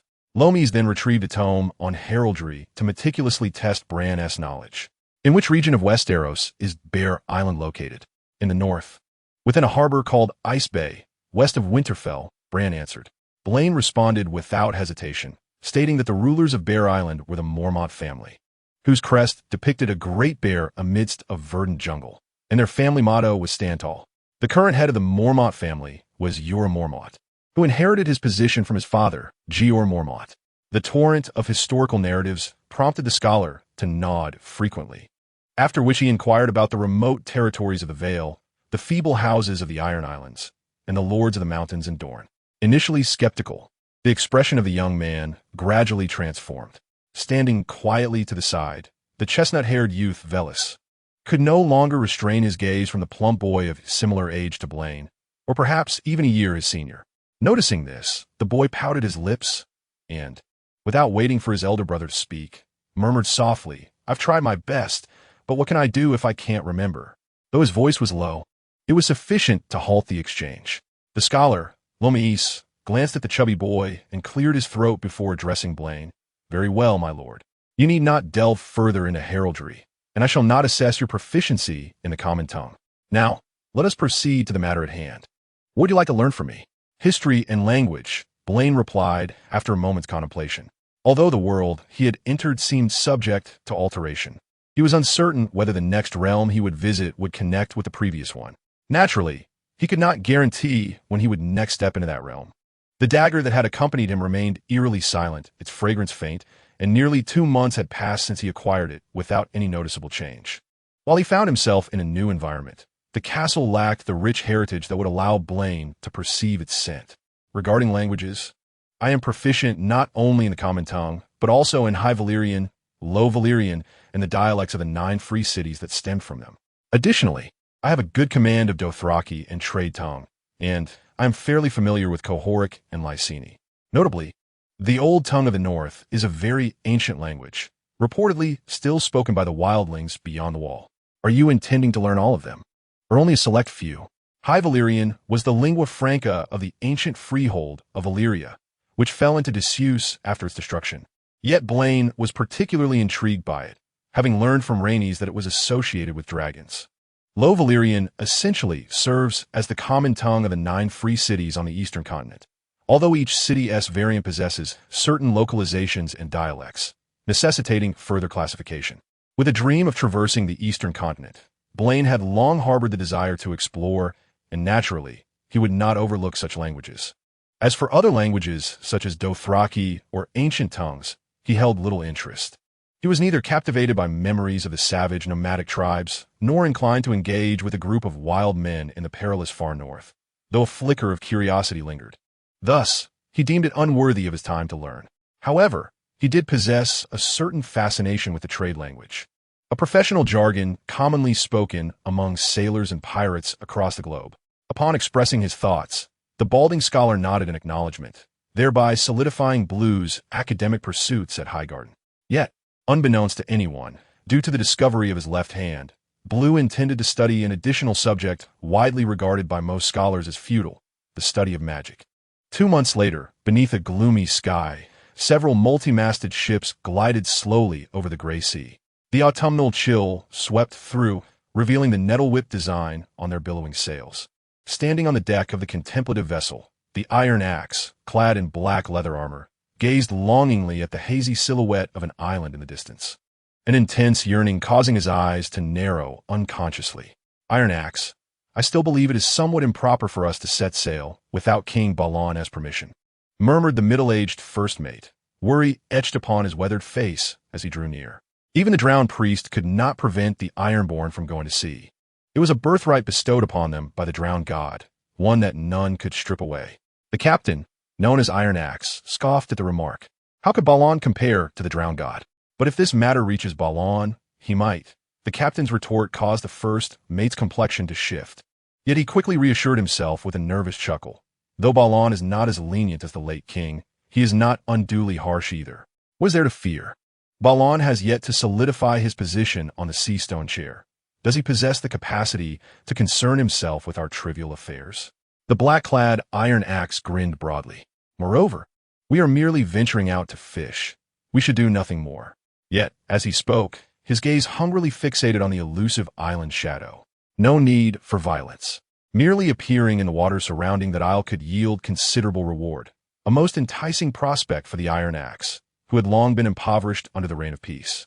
Nevertheless, deep within his heart lay another desire, one that yearned for the ancient ways that sustained the Ironborn before the Targaryen dynasty's rise, a path of pillage and destruction rather than merely fishing and mining from a destitute isle. Alas, the time was not yet ripe. Lost in such wistful thoughts, the iron axe was suddenly startled by a fleeting white shadow. Its peculiar form drew the black-clad captain's attention, prompting him to furrow his brow. He then signaled for his first mate to retrieve a bow and ready an arrow to take aim. He set his sights on a white bird soaring gracefully around the three-masted vessel, its leisurely demeanor betraying no awareness of the danger it faced. Thus, when an arrow whizzed through the air, it had no time to react before being impaled with a dull thud against the mast, struggling briefly before falling still. The precision of the shot elicited cheers from a few sailors nearby, prompting Captain Ironaxe to chide them with a laugh. Following his command, a sailor ascended the mast with the agility of a monkey, making his way towards the spot where the arrow had landed. Initially perplexed by his captain's insistence on retrieving what he believed to be a bird, the sailor was taken aback upon his arrival at the target, discovering not a bird but a small white glove fluttering in the sea breeze. What a peculiar phenomenon! What kind of wind could possibly make it resemble a bird? His musings did not hinder his actions, and with one hand gripping the mast, he forcibly dislodged the arrow pinning the glove, biting down to secure it in his mouth. He then began his descent. As he climbed down, he sensed an unusual movement within his mouth, but the strong winds distracted him, and upon landing on the deck, he presented the fluttering glove to his captain. Yet, as strange as it seemed, the surrounding sailors were equally bewildered. "Did you hide the bird and trick Captain Ironaxe with this glove?" One exclaimed. "Are you foolish, Dolong? This glove is far more valuable than any bird." "But why would it be a glove? How should I know?" The captain, clad in black and standing at the end of the deck, paid no heed to his crew's chatter, instead focusing intently on the pristine glove in his hand, his brow furrowed in silence. An odd sensation crept over him, as if the glove were moving of its own accord rather than merely swayed by the wind. Suddenly, the glove flipped and fell towards the deck, prompting him to reach out and grasp it tightly. Just as he did so, an inexplicable sense of trepidation washed over him, causing his expression to falter momentarily as he glanced at his crew. A peculiar thought flickered through his mind. The ancient path is eternal. In the courtyard, the dull yet resonant sounds of wooden swords clashing filled the air, where two boys, clad in armor fashioned from wooden planks, were sparring, their brows glistening with sweat. Perhaps due to their exertion, their movements appeared rather clumsy. "Faster, quicker! What is the matter, young Master Gallon? Haven't you had enough to eat today?" A middle-aged instructor, dressed in dark brown leather trousers, stood nearby with his arms crossed, his light brown hair tied back in a ponytail, his keen brown eyes fixed on the boy's actions, occasionally offering reprimands. Meanwhile, amidst the fervent training atmosphere in the courtyard, a cascade of crisp and serene harp notes cascaded from above, intertwining with the sounds of clashing weapons and shifting footsteps, evoking an inexplicable sense of a battle-esque backdrop. What a foolish brain, Tob. When you had the chance to strike his head, why do you always hit his arm? Do you think this is merely child's play? If you remained so restrained in a true battle, you would have long been slain by the enemy. The instructor's voice bore a hint of ire, and upon hearing the reprimand, the boy's face flushed with embarrassment. Yet, his opponent in this training session fared no better. His portly figure appeared rather clumsy, and the instructor, with his acerbic disposition, often took jabs at him. "Young Garland, do you know why the pig raised by Wilder is always beaten? Why? Because it doesn't know how to dodge." The chubby boy's face contorted with indignation, tinged with a sense of grievance. "I simply can't help but listen to Lisa's harp, which distracts me," he muttered, casting a glance at the figure lounging against the wooden railing in the loft above. The black-haired boy, of the same age yet exempt from training, played the harp with an air of leisure that the chubby boy found utterly irksome. "No excuses, young Garland. The sounds on a true battlefield are far more jarring." The instructor continued, directing his gaze towards the green-eyed boy opposite the chubby one. "Look, even though he holds back, Tob has not been affected by those sounds." The words caused the boy named Tob to blush once more. He cautiously glanced at the chubby boy before seeking help from his lord in the loft above. As a common child, being assigned to spar with the offspring of nobility made him exceedingly anxious, and the instructor's ambiguous praise only deepened his sense of panic. Despite having engaged in this practice for over 2 months, the timid boy remained profoundly unsettled. However, in response to his gaze, his lord merely offered an encouraging smile. As a joyful note emanated from the harp in his hands. Thus, Tob had no choice but to continue the practice, his heart fluttering with trepidation. The harp's sound resumed, weaving a melodious and rhythmic tune, seemingly played at random. The two boys, engrossed in their combat, paid it no mind, or made an effort not to, yet the passers-by in the corridor of the loft could not ignore it. Accompanied by waves of admiration and attention, someone's bardic experience points were quietly accumulating. Indeed, accumulating. Although it did not manifest on the system panel, the immersed Lisa could still vaguely sense an invisible force converging around him, drawn by the attention of those nearby, a stark contrast to his solitary practice sessions. Lisa believed this was the true path to his career advancement. The earlier method of practicing alone was, in fact, a misstep. After all, the skills encompassed within his knighthood are undeniably commendable, yet his level remains merely entry-level. Coupled with the circumstances surrounding his initial acquisition of the knightly vocation, he easily surmised that certain aspects would only receive nourishment in conjunction with relevant actions pertaining to his profession. The reason for this eludes him, much like the understanding of his left hand's condition prior to the 2 months of experimentation. Regarding such extraordinary phenomena, he could only faintly speculate that they might pertain to some form of belief or power, but the specifics are known only to the heavens. Regardless, he senses that, if this trajectory continues, his profession will inevitably advance. Thus, he refrains from dwelling on the reasons behind this matter, although the timing of his advancement remains an enigma. Lost in thought, his fingers abruptly stilled, and he hastily shook off his previous nonchalance, adopting a more dignified posture as he lowered his head to play, feigning immersion in the ocean of music. Unfortunately, this behavior did not escape the notice of others. A silver-haired woman approaching from a distance furrowed her brow and quickened her pace, prompting a gaggle of maidens trailing behind her to hastily follow suit. Maintain decorum. Do not behave like a country ruffian, Blair, the woman admonished as she drew near the dark-haired boy. Without awaiting a response, she continued with a serious tone. Come with me. Though the timing is improper, I find it necessary to reiterate the proper etiquette of seating. At her words, Blair blinked and obediently followed her, while a chubby boy below caught sight of the exchange and erupted into gleeful laughter, only to be chastised by a stern instructor moments later. It is difficult to imagine that during these 2 months spent at the Grand Court, the most challenging individual to engage with was not the renowned Thorn Queen, but rather this seemingly dignified and graceful Duchess. Your hand posture must be relaxed and natural, devoid of stiffness akin to a piece of wood. Yes, relaxed, just so. Your head should not be overly elevated, and crossing your legs is strictly prohibited. Avoid fixating your gaze on another's eyes, as this can induce anxiety. Such behavior is only appropriate when you are offering or receiving opinions. Most importantly, maintain the cleanliness of your garments. You must never casually sit on wooden railings or filthy places. Servants may wash your clothing, but your appearance is solely your responsibility. The strict voice of the woman echoed from a bright and spacious room as the dark-haired boy dutifully adjusted his posture in accordance with the silver-haired lady's instructions, his focused demeanor exuding an eagerness to learn. However, after merely 2 months of acquaintance, the Duchess had come to realize that this boy's lazy disposition, while appearing remarkably diligent in her lessons on etiquette, reverted to a casual demeanor as soon as he stepped away from the curriculum, leaving onlookers in exasperation. Certainly, given that the boy is not yet 7 years of age, such a situation is indeed quite normal, or one might say that he has demonstrated remarkable capabilities. However, Lady Alleris feels that her husband's adopted brother possesses the potential to excel even further, though his focus seems to lie elsewhere. I understand your sentiments, Lannister. Maintaining proper etiquette can be quite exhausting. Yet once you acclimatize to these norms and incorporate them into your own habits, everything will become second nature. You should strive to achieve this, and I have faith that you will find it easier to do so. Apart from the earnest voice of the lady, the spacious room was enveloped in silence.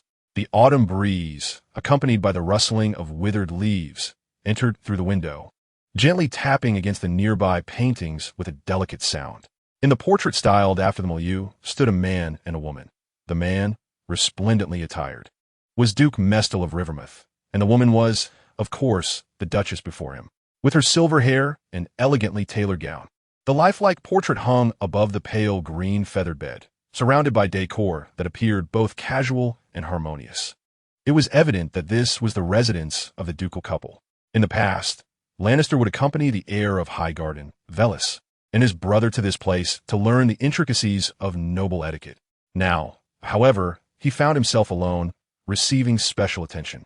The lesson continued for quite some time until dusk descended, when a young nursemaid, her ample bosom heaving, hurried in with a wailing infant in her arms, forcing a halt to the proceedings. "Madam, you must think of something. Miss Marguerite has been crying incessantly, and I cannot soothe her." The nursemaid's anxious voice, mingled with the sharp cries of the infant, caused the previously stern-faced Duchess to rush over, her expression now fraught with concern. Curious, Lannister approached to catch a glimpse of the rosy-cheeked baby swaddled in cloth, his only impression being that of an undeniable lack of charm. "What a loud one," he muttered under his breath. He then respectfully excused himself from the Duchess, and, as he exited the door, encountered another familiar face from his memories. A charming young child with a head of thick brown hair and large, expressive eyes stood outside the door, being led by another nursemaid. Upon seeing the dark-haired boy emerge, he cheerfully greeted him. "Brother Lannister, you should address me as uncle," Lannister corrected gently. "Brother?"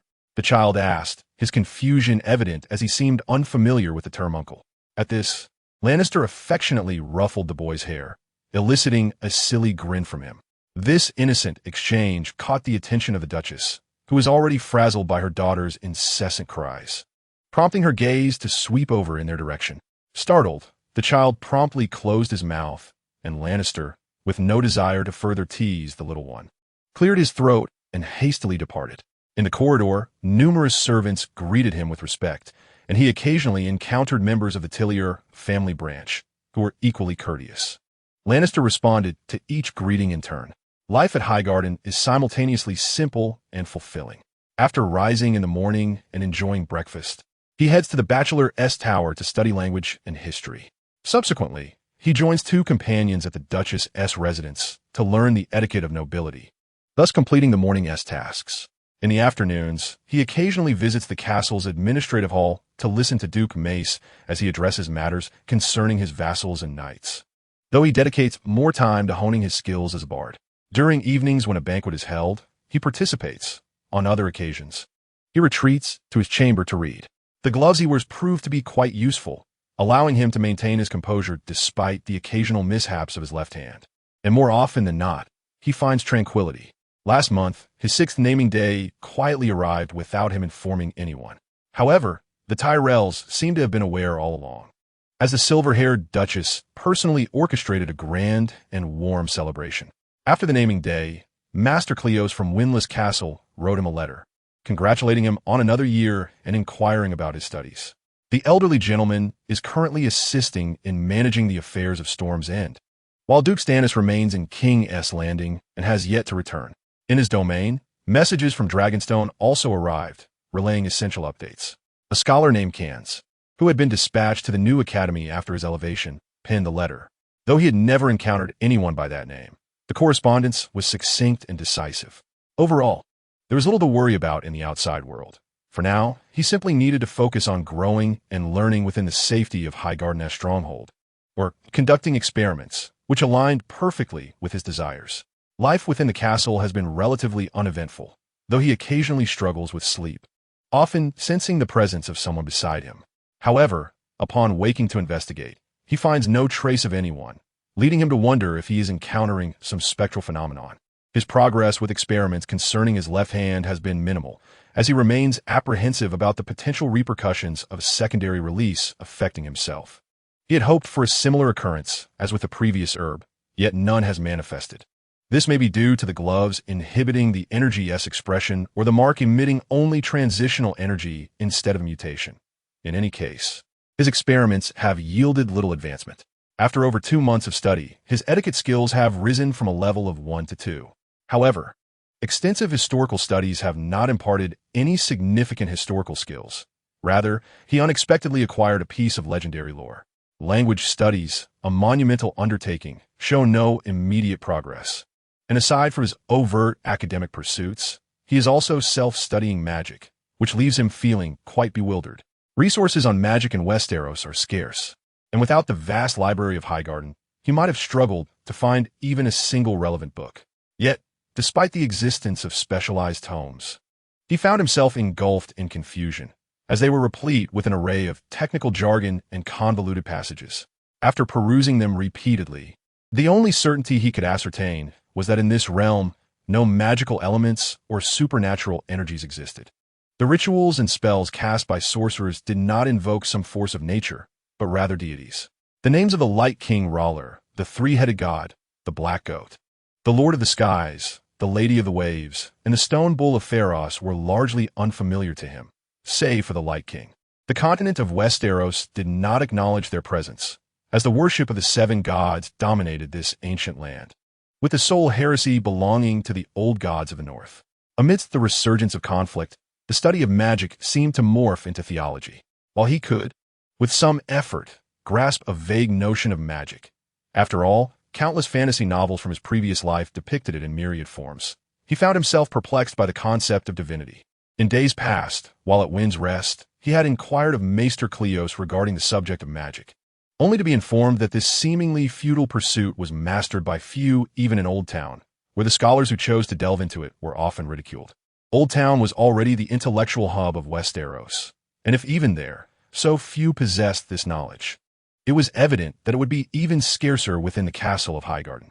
Yet, his solitary study yielded little understanding.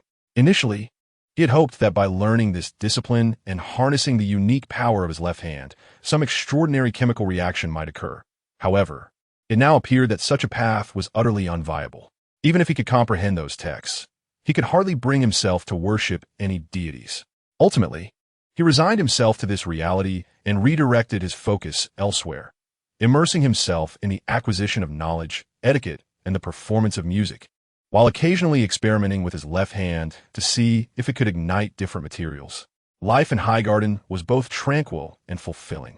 Yet after nearly 3 months of residing there, he unexpectedly heard news that piqued his curiosity. On a dreary afternoon, while in the castle's outer hall of governance, a scout was reporting to Duke Tyrell, who sat regally upon an oak chair. The scout's words caused the young duke to momentarily halt in his absent-minded caress of the ruby ring on his left hand, prompting him to repeat the query. Several iron-born longships attacked the Isle of Tears? Indeed, my lord, replied the weary scout clad in leather armor. However, their numbers were few. They seized some goods and women amidst the chaos and retreated hastily, inflicting minimal harm upon the locals. Fairy Island is a fiefdom belonging to the formidable Faman family, situated not far from the Lannister stronghold of Casterly Rock, and thus enjoys the protection of the Lannister fleet.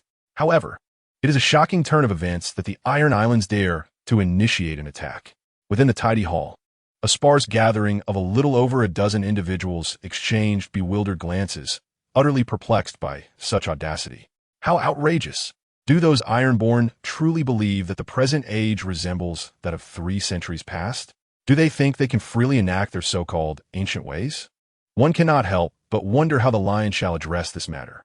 The knights and vassals beneath the Duke's command murmured among themselves, while the Duke himself pondered deeply, his thoughts drifting back to his mother's recent words and his subsequent actions. Yet, by all accounts, such madness should not occur. What has driven them to such insanity? He could not restrain himself from asking, could it be that Balon harbors rebellious intentions? Our informant has reported that this is the captain's unilateral decision, replied the scout. It is said that King Balon is also quite furious. A black-bearded vassal nodded in agreement, stating, Balon Greyjoy has only recently ascended to the Seastone chair and has yet to solidify his position. It would be both illogical and unwise for him to provoke the West at this juncture. However, since King Robert's ascension, no one from the Iron Islands has come forth to pledge fealty, another pointed out. Balon ought to present himself in King's Landing and bend the knee to the new king, yet he has chosen not to. Perhaps he indeed possesses rebellious thoughts? Standing beside the Duke, the steward of Highgarden, Gales, spoke up. Those Ironborn are consumed by their desire to restore their ancient ways, oblivious to the fact that the current era is entirely different. The brazen acts of pillaging they once executed are no longer feasible. To provoke the unified 7 kingdoms is sheer folly. Before he could finish his thought, he inadvertently let out a loud flatulence, plunging the entire assembly into an immediate silence, as everyone quickly clamped their mouths shut or held their breaths, casting their eyes to the ceiling. Gales, the young Duke's uncle, was affectionately known as the Corpulent One, possessing a round face, a bulbous nose, and a substantial belly. His digestive issues often led to such incidents, which the others had grown accustomed to, and he chuckled, displaying no hint of embarrassment. Thus, the atmosphere remained heavy and taciturn until the wind that swept through the hall dispersed the unpleasant odor, prompting someone to resume the conversation. "He may have the inclination, but perhaps not the capacity," remarked the black-bearded vassal. "Recently, a band of deranged individuals from the Iron Islands has emerged, proclaiming themselves as holy warriors under the banner of the drowned god. They deem submission to the Iron Throne a disgrace for all Ironborn, and the Greyjoy family surrender during the Conquest War is viewed as the utmost humiliation. They are thus rallying the Ironborn to rise against the dominion of the Greyjoys and the Iron Throne. Given these circumstances, it seems unlikely that the Greyjoys would entertain any thoughts of rebellion. Sons of the Drowned God, the title intrigued many, for although not everyone delves into history, and even fewer possess knowledge of the Iron Islands past, the adage holds true: your fiercest adversary may well be your most astute observer. The nobles of the Vale, embroiled in a centuries-old vendetta with the Iron Islands, could attest to this. The rotund steward of Highgarden chuckled, remarking that no matter how ancient the Ironborn might be, they could not possibly still be loyal to a charlatan who had perished over 2 centuries ago. Had they lost their sanity? Perhaps they had. For what other explanation could there be for their assault on the Isle of Tears?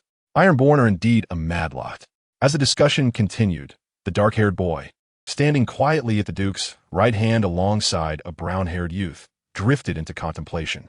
Though much time had elapsed, he had only traversed 3 realms, and thus could not forget his inaugural encounter. Indeed, he had personally extinguished the life of that deceiver, the son of the Drowned God. Historically, this very son had met his demise at the behest of King Aenys, a fate no less ignoble. Yet, that event transpired nearly 3 centuries ago. How could he, or rather, his followers, have resurfaced now? Was this a deviation from the original narrative? As he meticulously recalled memories from his past life, he set aside the education and experiences acquired post-rebirth. His understanding of the Iron Islands was limited to a eunuch and a lunatic, and through the upbringing of the Greyjoy family, eunuch in the north. He vaguely remembered a rebellion against the Baratheon dynasty orchestrated by the Ironborn. However, the specifics of this insurrection and its unfolding remained elusive, for his unique insight was hardly akin to an encyclopedia. With certain memories from his previous life muddled, he struggled to recall even the most rudimentary facts, let alone the convoluted backdrop of a poorly concluded television series. Ultimately, he found no answers to his queries and resigned himself to the notion that such events were simply part of this world's inherent tapestry. Yet, for reasons unknown, an inexplicable sense of déjà vu lingered within him, as if something were amiss. What could it be? He pondered deeply but arrived at no conclusion. In the days following the assault on the Isle of Tears, the political landscape of the continent simmered with unrest. However, for one ensconced within the castle's walls, the upheaval seemed to have little immediate impact. It was not until nearly a month later that he chanced upon pertinent news. Allegedly, King Balon Greyjoy of the Iron Islands had penned a missive to King Robert on the Iron Throne, asserting that internal strife had hindered his ability to maintain control over his vassals.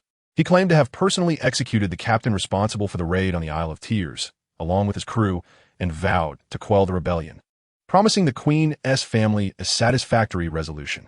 Furthermore, regarding King Robert's summons for him to travel to King's Landing to pledge his fealty, he expressed his intent to comply, provided the insurrection was subdued. It appeared that this newly ascended King of Iron was relatively forthright and seemingly devoid of any rebellious inclinations toward the Iron Throne. However, during the 5th month of Lancel's arrival at Highgarden, an unexpected piece of news spread like a tempest, swiftly traversing the entirety of Westeros. Under the veil of night, the formidable fleet of the Iron Islands stealthily navigated into the coastal territories of House Lannister in the Westerlands, launching a surprise assault on the pivotal city of Lannisport, and reducing the numerous warships anchored outside the port to mere ashes. Consequently, the naval forces of the Westerlands were dismantled, leaving vast stretches of coastline devoid of armed defenses, thus creating an open invitation for the Ironborn to unleash their ancient ways. The smoke of war engulfed all, catching everyone off guard. This sudden insurrection stirred the hearts of countless souls. Even Lancel, who typically shunned such matters, found himself contemplating whether his elder brother's rule might falter as a result. Many lords who harbored animosity toward House Baratheon secretly watched, eager to see how King Robert, the usurper of the Iron Throne, would respond to this unforeseen rebellion. The king's reaction was straightforward. Without hesitation, negotiation, or unnecessary discourse, he summoned the lords and knights of the Seven Kingdoms to march westward and confront the threat. Thus, the continent of Westeros was engulfed in tumult. Are you not the least bit concerned, Lancel? In a courtyard of Highgarden, the brown-haired youth, Velas, leaned against a pristine white marble pillar, contemplatively observing the dark-haired boy perched on the balustrade, engrossed in a book. The passage of over 5 months had rendered the air of Highgarden considerably less impolite than at the outset, signifying a burgeoning closeness between the two. "This is your brother's kingdom," he remarked. "I am but a child," Lancel replied without lifting his gaze. "Worrying accomplishes nothing, so I choose not to worry." This sentiment, while seemingly juvenile, bore an element of truth upon reflection. After months of acquaintance, Velas perceived that this boy possessed a rather precocious intellect, which stirred within him a certain inclination. If you could witness this war firsthand, I believe you would find greater peace of mind, would you not? He ventured cautiously. Waiting within the castle for news is quite arduous. Perhaps, Lancel replied casually, a year ago, Robert was waging war, and we were besieged in Storm's End for an entire year. That was far worse than our current predicament.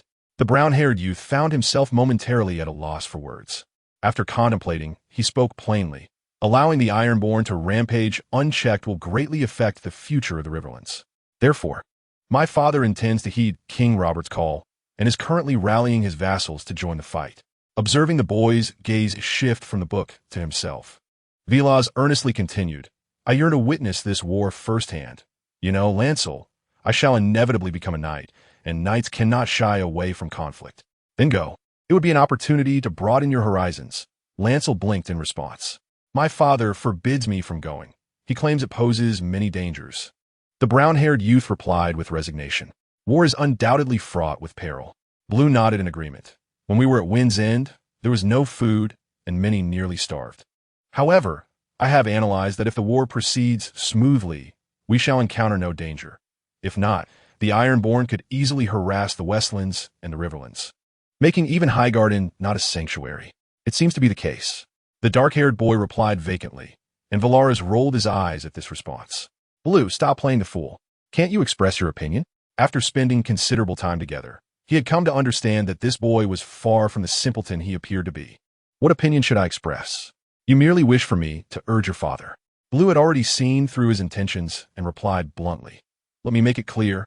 That is impossible. You're the next heir to Highgarden, and I'm a guest of the royal family. If something were to happen to you, it would be a significant loss for Highgarden. And if something were to happen to me, how would your father explain it to my brother?" The abrupt shift in tone was rather uncomfortable, yet Velaris found it invigorating. "Do you not desire to experience the ocean and war? And the Iron Islands? I hear their customs are quite unique. I have seen enough. It is merely two factions clashing, with the battlefield simply replaced by the sea," Blue casually remarked. "As for the Iron Islands, there is nothing of interest there, just a desolate place." Velaris believed he was boasting or simply dismissing the topic, and he sighed. "Have you not grown weary of staying in the castle? The world outside is vibrant and filled with many things we do not understand. Intelligent and mature, yet somewhat indifferent to most matters." He appeared rather lackadaisical. This was Velaris's perception of Blue. However, he had a penchant for the novel, such as magic or the mysterious legends of the Children of the Forest and the others, driven by an insatiable curiosity. Unfortunately, Velaris was unaware that for Blue, who possessed a peculiar left hand, the surprises and novelties of life were already abundant, rendering him disinterested in further adventures. The Duke makes a valid point. War is perilous, and maritime conflict cannot be determined merely by numbers, the boy said, lowering his eyelids. "Thus, I prefer to remain safely within the castle. It is the safest option. Besides, did we not speak of going hunting recently? Walking the hound, flying the falcon, I was quite looking forward to that." The escapades in the realm of the copy had sufficiently quelled Blue's inner yearning for adventure. In reality, he simply wished to lead a tranquil life. not wanting to endure the constant turmoil of worrying about personal safety both in and out of the copy. That would be utterly dreadful. Moreover, he was still quite young. Yet what held no interest for Blue was, for many young nobles who had not faced adversity, brimming with allure, and thus the brown-haired youth did not relent. We need not venture to the front lines. Remaining in the rear suffices, alongside my father and Count Redwine, unless the tide of battle turns overwhelmingly against us. We are unlikely to encounter any peril. Upon hearing this, Bran remained unmoved.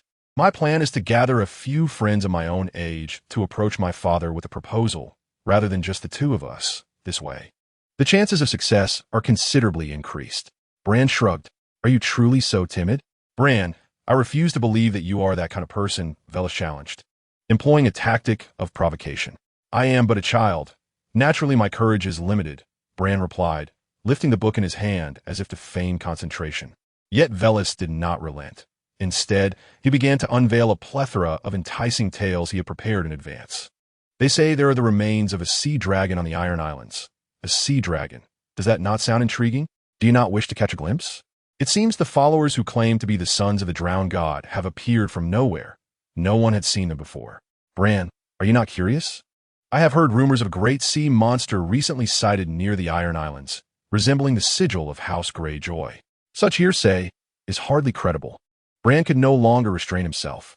Sailors often claim to have seen mermaids, ice dragons, and even the storm god. One wonders whether they truly beheld such sights or merely dreamt of them after a night of revelry. As for mermaids, the brown-haired youth shook his head. A sea specter did indeed emerge recently, and it even has a name. Oh, what name? Bran inquired, intrigued. Tales of mere phantoms may be dismissed, for superstitions abound in feudal societies. Yet a named specter carries a certain weight of credibility. He had not forgotten that this world does acknowledge the existence of supernatural forces, however rare they may be. I believe it was called Jaspies, the brown-haired youth replied. Many sailors along the western coast claim to have encountered it. They say this sea specter inquires how to reach White Gull Village, and upon receiving an answer, vanishes without a trace. Jaspies? White Gull Village. Bran furrowed his brow, finding these names strangely familiar. The atmosphere grew heavy following this last remark, and under Velis's astonished gaze, Bran pondered for a moment before ultimately agreeing to the proposal. What prompted this sudden change of heart? Velis asked, puzzled. I am curious to see what this sea specter truly looks like, Bran candidly replied. White Gull Village, Jaspies. Although much time has passed and the information holds little significance for him, he still managed to recall from the recesses of his memory what these two names represented. The first time he entered the Drowned Man's quest, he had met a boy from his village named Jaspies, while he himself was called Hal, hailing from White Gull Village. Thus, a question arises, why do individuals from the past, or those who have perished, suddenly manifest in the realm of the living, transforming into what is referred to as a sea demon? Is it because Jasper had, in the original narrative, metamorphosed into a sea demon? Or has there been a subtle yet significant shift in this world that he fails to comprehend? His thoughts inevitably drifted towards the so-called followers of the drowned god. This inquiry seemed of paramount importance, prompting Lannister to reconsider his stance. However, prior to that, he needed to contemplate and prepare extensively. For instance, if he truly ventured out to sea, would the curse upon him manifest? Additionally, how could he persuade Duke Tyrell to permit his inclusion? The likelihood of success in his petitioning plan appeared rather bleak to Lannister, leading him to harbor little hope.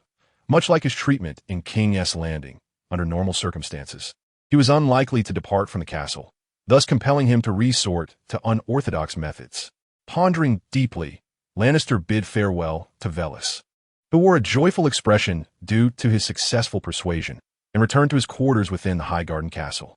He then retrieved a piece of parchment from his bookshelf, typically used for practicing calligraphy, and skillfully trimmed it to an appropriate size with a dagger. Ultimately, the boy seated himself at his desk. Grasping a quill and dipping it into an inkwell, he began to fervently inscribe upon the letter. As dusk approached, soft sunlight streamed through the translucent, pale green glass, casting a hazy yet exquisite glow, illuminating the solid black paragraphs of the common tongue, resembling a wondrous riddle emerging from the depths of a dimly lit ocean.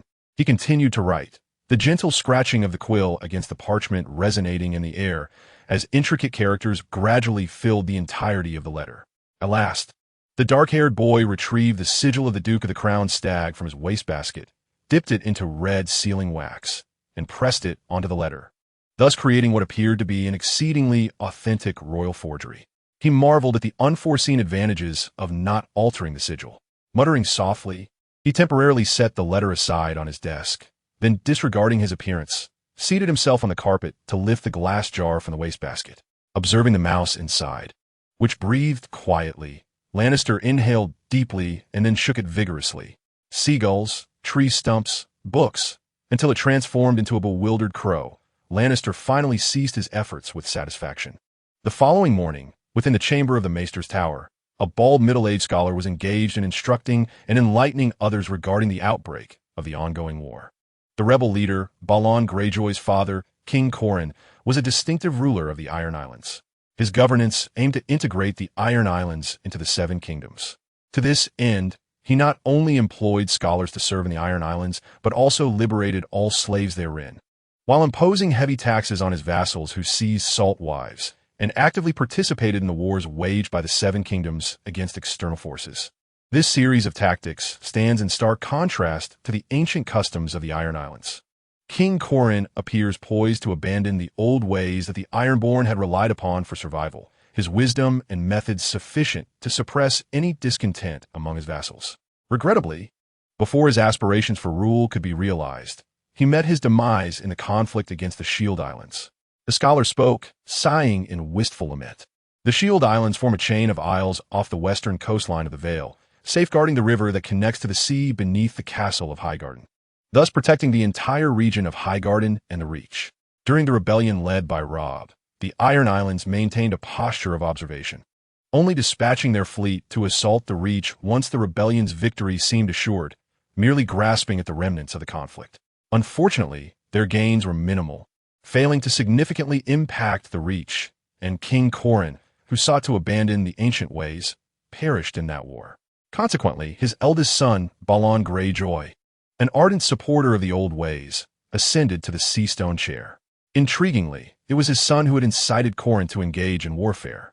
With Corran slain, Balon Greyjoy now occupied the Seastone chair, but time was of the essence, and his foundation was precarious. Thus, how to garner the support of his vassals after becoming the new king. Addressing the three attentive students, the balding scholar articulated a conflict, one that starkly contrasts with his father's objectives, would rally the Ironborn, who revere the old ways, around Balon. Additionally, with King Robb recently crowned, the timing of the war seemed opportune. Corran's peaceful reign had been lengthy, and many likely embraced his vision of integration with the Seven Kingdoms. At this moment, the silently listening Loras interjected with a question. How did Balon manage to persuade the lords to forsake Corran's efforts and support his rebellion in such a short span? This inquiry delved into the reasons behind the outbreak of war. Although Loras recalled the existence of this conflict, it seemed premature for it to erupt. And stemming from the burgeoning suspicions of yesterday, he could not shake the notion that perhaps he was somehow implicated, despite believing this thought lacked substantial basis. He certainly needed to secure the allegiance of those lords. The naval strength of the Iron Islands was formidable, but that relied on the unity of all Ironborn. If he could not even pacify his own stronghold, initiating warfare would be particularly unwise, or rather, excessively perilous. Valerion, nearby, nodded in agreement. The answer to this question would have to await our victory in war, the scholar cleverly sidestepped, signaling the conclusion of today's lesson. As he too found the matter perplexing, my plans are already underway. I am preparing to reach out to the brothers Brian and Edwy of House Fossaway. The balding scholar remarked as he departed. The brown-haired youth whispered to Loras, when shall I be invited to petition? Loras replied, what are you discussing? The chubby boy nearby sensed a subtle feeling of being excluded, but the two mysterious figures exchanged a glance without responding to his inquiry and proceeded to leave the room. This left the boy pouting in disappointment. Meanwhile, after concluding his teaching, the bald scholar, Lamus, traversed the stone staircase leading to the Raven Chamber. Lost in thought about his three students, young Master Velis remained ever astute, while the young Duke from House Baratheon possessed a remarkably surprising insight and distinct thought process. The only one requiring closer attention was young Master Gallon, who, as a second son and still quite young, did not need to learn much about certain matters. Perhaps he ought to consult the Duke regarding this? Lost in contemplation, a sudden and forceful bump on his forehead halted Lamuz's steps. He looked up to find he had arrived at the entrance of the Raven Chamber. The scholar's daily responsibilities, aside from serving as a physician, primarily involved the care of ravens and the handling of correspondence. Teaching was merely a secondary task. Thus, Lamuz frequented the Raven Chamber with remarkable regularity, often visiting after each teaching session. Rubbing his pained forehead, he retrieved the key and unlocked the door, only to be greeted by a cacophony of clamorous sounds. Gazing into the brightly lit, chaotic room, he observed rows of raven cages, each filled with numerous small black eyes staring intently at him. Occasionally, a few would call loudly, chanting "Baldy, Baldy, Baldy! If I discover which insufferable wretch taught you this, I shall surely shave their head," he muttered to himself. Suddenly, his attention was drawn to a peculiar raven perched at a table by the window. Its diminutive size struck him as odd, yet the insignia tied to its leg allowed him to instantly recognize it as having arrived from King's Landing. What command does the king issue now? Or perhaps a missive from Scholar Seal? He speculated, approaching the bird and, with an air of curiosity, extracting the letter secured to its leg. Upon unfolding and scrutinizing the contents, Lamuz could not suppress a frown after a moment. What a preposterous decision. Shaking his head, he tucked the letter away, then confined the obedient raven in an empty cage before hastily departing, intent on reporting this matter to the Duke. In the resplendent garden of the High Court, after completing his report, the bald scholar quietly withdrew, leaving the couple seated across from one another at a stone table, engaged in conversation. Duke Mace, with his brown curls and resplendent attire, pondered over the letter in his hands, while the silver-haired lady opposite him frowned and spoke. "I do not agree with your decision to take Balin on this voyage, Mace. It is far too perilous." "I concur." Duke Mace nodded in agreement. "Yet, it is the king's command. Our dissent holds no weight. That child is not yet 7, Lady Alleris reminded him. The brown-haired Duke chuckled lightly. Perhaps the traditions of Storm's End dictate that no opportunity to nurture a child should be overlooked. Lady Ellen, with her silver hair, sighed, "What a savage bunch they are." In response, Duke Mace cleared his throat and cautioned, "Spiders weave their webs not only in King's Landing. Some matters are best left unsaid." Lady Ellen complained, "Must we remain so cautious even in our own garden? What else can we say? Wasn't it like this during the reign of the Mad King?" Duke Mace scoffed. "I had thought that once King Robert ascended, that Spider would face the axe or be banished. Yet he has managed to retain his position." He shook his head in regret. "It is a pity. I still believe it poses significant risk to have Gendry accompany us." Lady Ellen shifted the topic. "The boy appears relatively healthy, but he was frail while in King's Landing. What if he falls ill aboard the ship?" "I shall bring the maester," the Duke replied. "If the maester proves ineffective, then I shall bear no blame.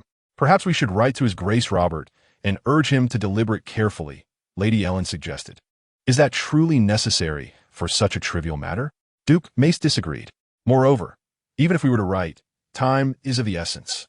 His Grace should have already departed King's Landing. He is always the first to charge into battle." At that moment, he recalled how his eldest son had recently expressed a desire to witness the affair firsthand, and he pondered aloud, given that his Grace feels so confident. Perhaps I should take Valerion along to broaden his horizons as well. Duke Mace Targaryen, a man with grand aspirations, always hoped his eldest son would become a premier knight and an exemplary ruler, as understanding war was essential for any sovereign. Thus, he found himself swayed by the notion. "Absolutely not. Valerion must not accompany us." The Duchess interjected without hesitation. "One is risky enough. Do you wish to take 2? If we must bring Gendry, why not let Valerion join as well? They could keep each other company. This is not merely a hunting expedition," she continued. "I believe we are practically assured victory in this battle and face little danger," Duke Mace explained. "That is beside the point. Young Valerion, unaware that his singular opportunity to accompany them had been dashed by his mother, was currently fervently persuading 2 boys of his own age who were visiting the castle. He could hardly fathom that someone had already deviated from his plans, focusing solely on their own affairs. In the quiet chamber, gazing at the somewhat reserved and slender boy before him, Gendry was filled with reflection. Who could have anticipated that this lad, once ensnared with a golden dragon, would become so adept in the arts of lockpicking and theft, disguised as a messenger from King's Landing, and under the guidance of the traitorous Lancel. They stealthily entered the maester's tower to eavesdrop. Seizing the moment when the maester and his servants were distracted, they clandestinely ascended to the top floor, where they delivered the bird. Thus, a meticulously orchestrated act of deception was accomplished with remarkable ease. Although Lancel could achieve his objectives without the boy named Tob, this method was undeniably simpler. "Tomorrow morning, you shall accompany me again and stealthily retrieve that bird," Lancel instructed, his internal thoughts not betraying his composed exterior. He patted the boy's shoulder, commending, "Well done." Encouraged, the boy blushed slightly and hesitantly inquired, "My lord, may I join you?" He sensed that this nobleman intended to depart. Yet the specifics eluded him. "That is not permissible," Lancel firmly replied. "Your current task is to remain here in the castle and undergo training. But my mother said I must stay close to you." "The Lord has commanded you to stay here," Lancel answered, leading the boy to lower his head and fall silent. The boy's mother was not present in the castle, but rather active near the eyrie, believing that being a female guard would attract too much attention, while serving as a maid would be too restrictive. Thus, she deemed it wiser to act as an informant on the outside, ensuring that any developments could be relayed to Lancel promptly. Lancel found her reasoning sound, allowing it to stand, though he doubted the advantage of having such an informant. Unless an invasion reached the Eyrie's secluded heart or the Eyrie rebelled against the Baratheons, he believed even an informant would prove futile. However, the female brigand, deemed ineffective by Lancel, could indeed be valuable if she were to accurately report the whispers she had overheard during their recent travels. Yet, even without such insights, she proved useful at this moment, as she unexpectedly encountered a peculiar woman inquiring about her young master. "Under 7 years, are you certain? In the desolate inn?" A woman cloaked in black conversed with the innkeeper, her voice raspy and strange. "I cannot say for certain. I only remarked that the young lord appears to be under 7, the plump innkeeper replied. "Blue eyes, black hair?" "Indeed, those eyes are strikingly beautiful," the innkeeper mused. "I've seen many children, but a child with such exquisite eyes is a rarity." "You cannot imagine, madam, how politely he greeted me.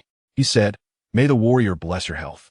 My lady, truth be told, that was the most sincere blessing I have ever heard in my life." "And where does he reside now?" "Where else?" The innkeeper responded. "Naturally, he is staying at the home of our Lord Tydos of Tyrell. If you ask me, madam, such a beautiful and courteous child deserves to dwell in a magnificent castle. What right do ordinary folk like us have to such privilege?" The woman nodded slightly, leaving behind a few coins before turning to depart. Her head was shrouded in a black hood, obscuring her features, yet as she turned, a glimmer of silver hair became visible. In the corner, Wenda squinted upon witnessing this, then rose to follow her outside. Although she could not discern any specific intent, it was evident that the woman, inquiring about her master, was not merely asking out of curiosity. Wenda resolved to trail her, adapting her approach as the situation demanded, whether by interrogation or stealth. However, upon exiting the inn, she was abruptly struck by the realization that the peculiar woman had vanished without a trace. How could this be possible? Frowning, she scanned the desolate dirt road before the inn, the female bandit momentarily taken aback. Yet before she could ponder further, an immense force collided against her from behind, plunging her into darkness. The sudden eruption of war afforded no respite. On the 3rd day after the royal letter's arrival, fully equipped knights and soldiers from Highgarden boarded the numerous transport vessels moored in the river outside the castle. While armored combat at sea proved cumbersome, if the battle unfolded favorably, land engagement would ensue, necessitating that the knights retain their plate armor. Even Duke Tyrell was no exception. The core contingent, under the imposing leadership of the Duke of the Bay, embarked upon their vessels. Among them, the diminutive Bran Stark served as the designated observer for His Majesty the King, though he encountered a dilemma before boarding. "You are quite heedless of our friendship, Bran," lamented the brown-haired youth, Vilas, as he arrived to see him off, his gaze filled with reproach. "I was the one who suggested this first. How could you abandon me and go alone?" His plea had faltered, for the Duchess had personally discussed the matter with him the previous evening, leaving Vilas with no choice but to acquiesce. It was frustrating to realize that while he had failed, this lad had succeeded. "I have no choice," Bran replied, blinking innocently. "It was your father's decision." "Then why did you forge that letter without including me?" Vilas, unaware of the intricacies of Bran's deception, was certain that the unexpected letter was a fabrication, leading to an obvious conclusion. adding you would be too peculiar and would provoke your father's displeasure, Bran replied earnestly, then rose on tiptoe to pat Velas on the shoulder. Rest assured in Highgarden. I wish you joy in the forthcoming hunting expedition. Upon my return, I shall recount the particulars of the war. You shan't expect me to assist you in concealing this matter, Velas retorted, displeasure evident in his voice. I trust you will, Bran responded with a smile. Disregarding Velas's expression as he stepped aboard the ship, guided by his guards towards the designated quarters. Meanwhile, he began to silently contemplate the voyage ahead. Soon, these transport vessels anchored along the riverbank would navigate along the Mandrick River towards the western coast. Their destination is the Shield Islands beyond the west coast, where they are to rendezvous with the lords of the river bays.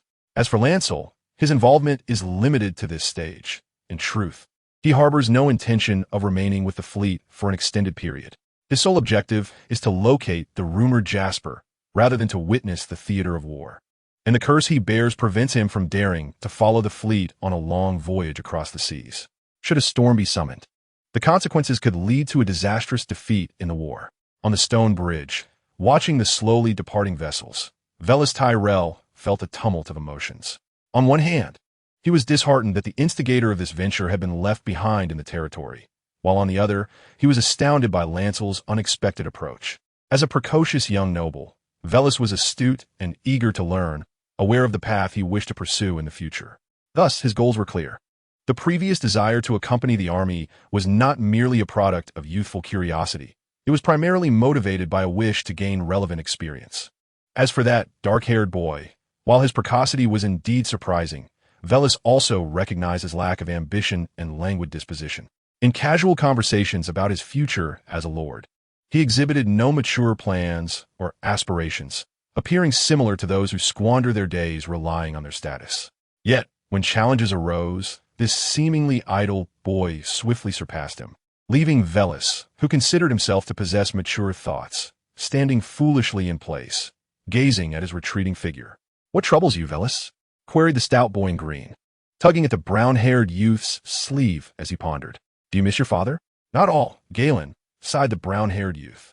"I suddenly feel that there is much I still need to learn." This statement left the stout boy somewhat perplexed. "Are you saying you wish to learn to identify the stars in the sky? There are so many stars above. Of course, there is much for you to learn."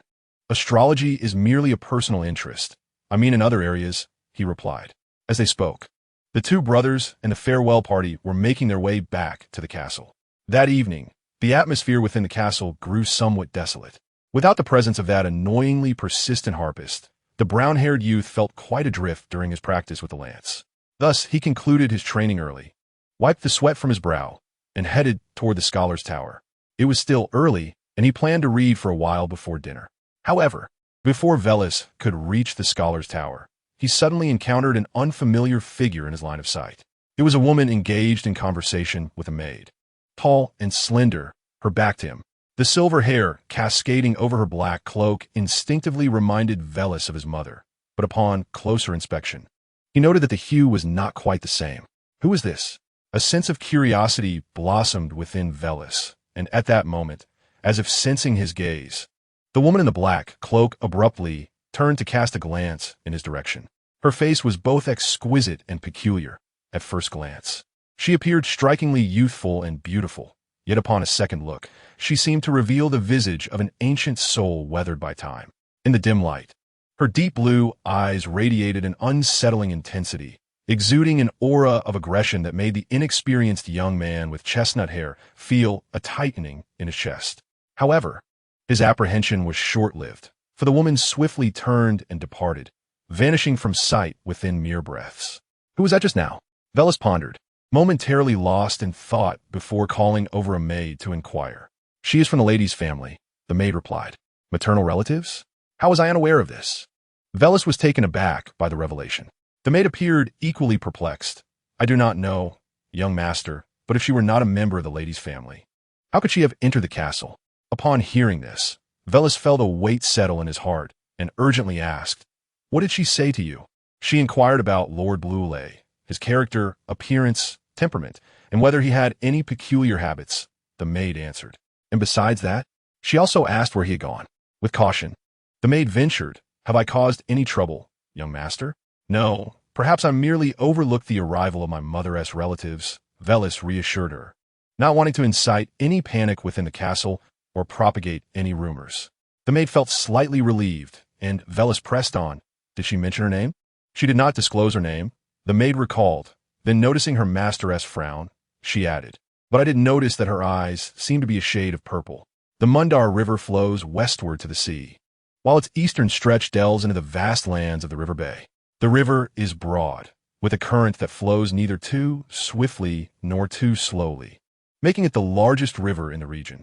The Iron Folk once relied on this river for their raids along its banks until the ancient royalty of the River Bay fortified the 4 islands in the western estuary. This strategic move effectively curbed their aggression.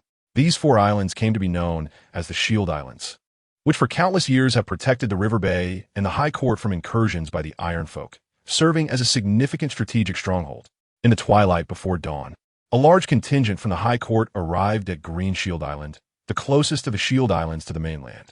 The local ruling family, the Chaystars, warmly welcomed Duke Mestel and his entourage, having prepared accommodations and provisions in advance. Thus, before the sun had risen, the island was already alive with bustling activity and flames reaching for the sky.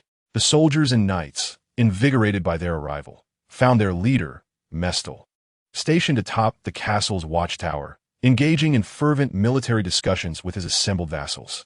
Just as their meeting concluded, Blulay, who had been taking a brief respite within the castle, suddenly appeared at their doorstep. Standing atop the observation tower, while others had already descended, the dark-haired boy, with a serious expression, addressed the towering Duke of Mace. I believe my presence is merely a source of inconvenience for you, my lord. Oh, what prompts such a claim? Duke Mace, momentarily taken aback by the interruption from a child amidst his busy affairs, asked with a hint of impatience. It is quite evident, replied the boy Lannister, as he spread his hands in a gesture of emphasis. I am far too young to endure the rigors of a long journey. My brother, Robert, has shown a lack of consideration. His candid words reflected a touch of dissatisfaction, causing the Duke, who harbored similar sentiments, to instinctively nod in agreement. However, he quickly cleared his throat and replied, perhaps the king believes there is no possibility of defeat in this war, Lannister, which is why he wishes for you to learn something from this experience. At the very least, he should have consulted my opinion first. Frowning, the boy responded, I believe he ought to have inquired about my personal feelings. Observing the boy's apparent trepidation, Duke Mace sought to reassure him. Fear not, Lannister. There will be no unforeseen circumstances. Remain at ease in the cabin, with servants to attend to you. It will be no different from your time at Highgarden. No, my lord, Lannister replied earnestly. I still believe my presence is a burden. Thus, I have devised a solution. A solution? Duke Mace expressed surprise. What might it be? Simply assign me to a merchant ship. Lannister responded with the innocent candor characteristic of youth. They say merchant vessels do not engage in battle, and I see many such ships anchored by the island. Since they are idle, it would be preferable to place me on one of them rather than aboard a warship. Merchant ships lack any means of defense. The Duke chuckled, amused by the boy's suggestion. You will be safer with me. However, when the fighting commences, merchant vessels need not partake in the conflict. Lannister insisted with hopeful eyes. You could instruct this ship to remain distant from the military fleet, merely cruising near the coastline. In that manner, I would still be involved in the war, and should danger arise, we could swiftly retreat to land. Absolutely not. Duke Mace shook his head. Such a half-hearted approach would not suffice for an explanation to your brother. Just say it was my request, Lannister asserted with utmost seriousness, or claim I fell midway, necessitating my return to land for treatment. Robert would hardly blame you for that, would he? The Duke found himself intrigued by the boy's reasoning. It was indeed inconvenient to have a child amidst the chaos of war, especially one who was the king's brother. An unforeseen incident could lead to complications. If they were to proceed with this plan, it could serve as a viable solution. The boy displayed a remarkable level of understanding, though his ideas lacked maturity. Duke Mace stifled a smile, then said, I have a better proposal, Lannister. What is it? The boy blinked in curiosity. Feign an illness now and remain on the island. This way, should you encounter Lord Robert, I would possess a legitimate excuse for your absence.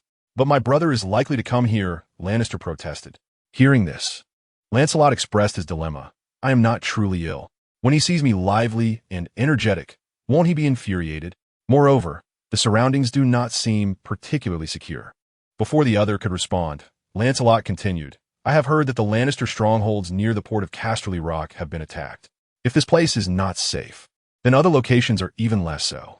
Duke Mace waved his hand dismissively, saying, in the event of true danger, you can always retreat back to Highgarden. Rest assured, Lancelot, I will make proper arrangements before your departure. This statement elicited a sigh from Lancelot, who then replied, very well, my lord. Truth be told, I wish to explore a bit. Otherwise, staying cooped up in the castle would be utterly stifling. However, during wartime, wandering about is hardly safe. Duke Mace shook his head. Only around the coastal castles. I believe there should be no issues. Lancelot remarked, if we encounter Ironborn, we can simply flee back to land. Did this boy truly believe that the Ironborn could only operate at sea? The Duke chuckled softly at this thought. Let me ponder it, Lancelot. I shall provide you with an answer before you leave. All right. Lancelot sighed upon hearing this, a hint of disappointment in his voice. May the warriors bless you with victory. Duke Mace thanked him with a smile. The boy then turned and made his way down the watchtower's ladder, his earlier disappointment masked as he walked and contemplated. The phrase let me think it over and then provide you with an answer essentially equated to a polite refusal, a sentiment Lancelot had anticipated before speaking. The ideal scenario would have been for Mace Tyrell to agree to his proposal of dispatching a merchant vessel to accommodate him, allowing Lancelot the freedom to pursue his objectives. Yet, it was evident that the Duke was not foolish enough to disregard an important guest, allowing him to roam aimlessly.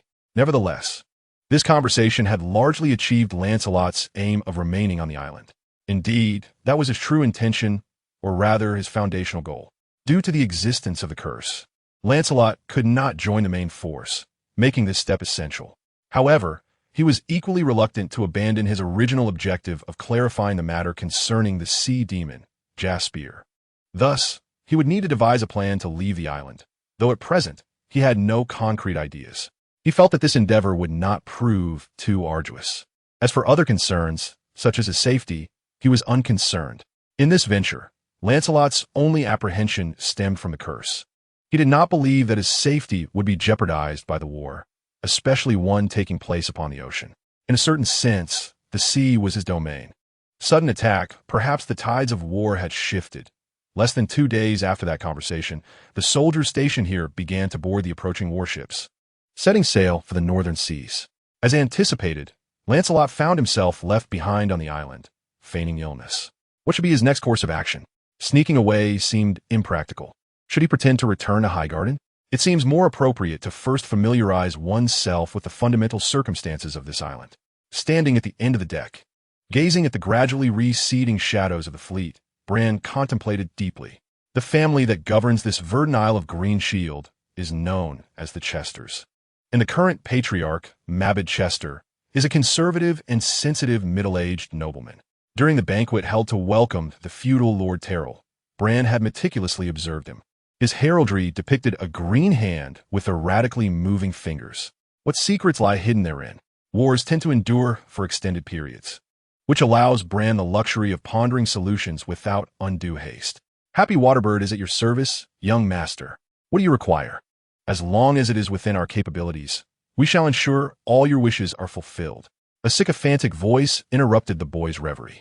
Turning to look, he found a short, plump, round-faced, middle-aged man standing beside him, beaming broadly as he slapped his chest. His name was Pusley, the captain of a merchant vessel, whose ship, along with several others, had been requisitioned due to the outbreak of war and was currently docked at the port of Greenshield Island. Although Bran feigned illness on the island, this did not equate to house arrest. Despite not having devised an escape plan yet, it did not hinder his quest for information. After all, it was said that the so-called sea specters had initially been discovered by these merchants. Thus, he found himself aboard this ship. Of course, he was not alone. A few guards were stationed nearby, and numerous soldiers outside the port periodically cast their scrutinizing gazes in his direction. I wish to visit Fairy City. Can you take me there? Bran inquired, blinking curiously. That is out of the question, young master. There's currently fighting in that area, and it is perilous. Captain Pusley quickly shook his head, though he glanced curiously at the handsome lad without pressing further. Only the Count Chester on the island and the guards left by Duke Terrell were aware of Bran's true identity. Others remained oblivious, primarily for his safety, as being the king's brother was a most exceptional circumstance. Therefore, Captain Pusley only recognized the boy as a young master from a noble family, without any further knowledge. He harbored little curiosity, realizing that matters concerning noble families could often be intricate, and probing deeper rarely yielded benefits. Shall we take a stroll through Old Town? There are many intriguing places to explore, suggested the rotund captain, eagerly hoping the young lad would acquiesce, thus allowing his ship to evade the war's repercussions. Unfortunately, the boy's next utterance dashed his hopes. "Never mind, I do not intend to go there," Bran replied with a shake of his head, redirecting the conversation. "I have heard that a sea specter named Jaspy haunts the vicinity of Fairy City. Do you know anything about this, Captain Pusley?" "I'm somewhat aware," the stout captain responded, which brought a flicker of joy to Bran's heart, though it was swiftly followed by a frown. Nonetheless, the news was essentially no different from the usual tales, such as the frightful, ghostly young master who could appear and vanish at will. To speak candidly, while the seas are rife with strange occurrences, most are merely the ramblings of sailors who have long suppressed their frustrations. After all, such tales are best suited to deceive the likes of courtesans. "What else is there?"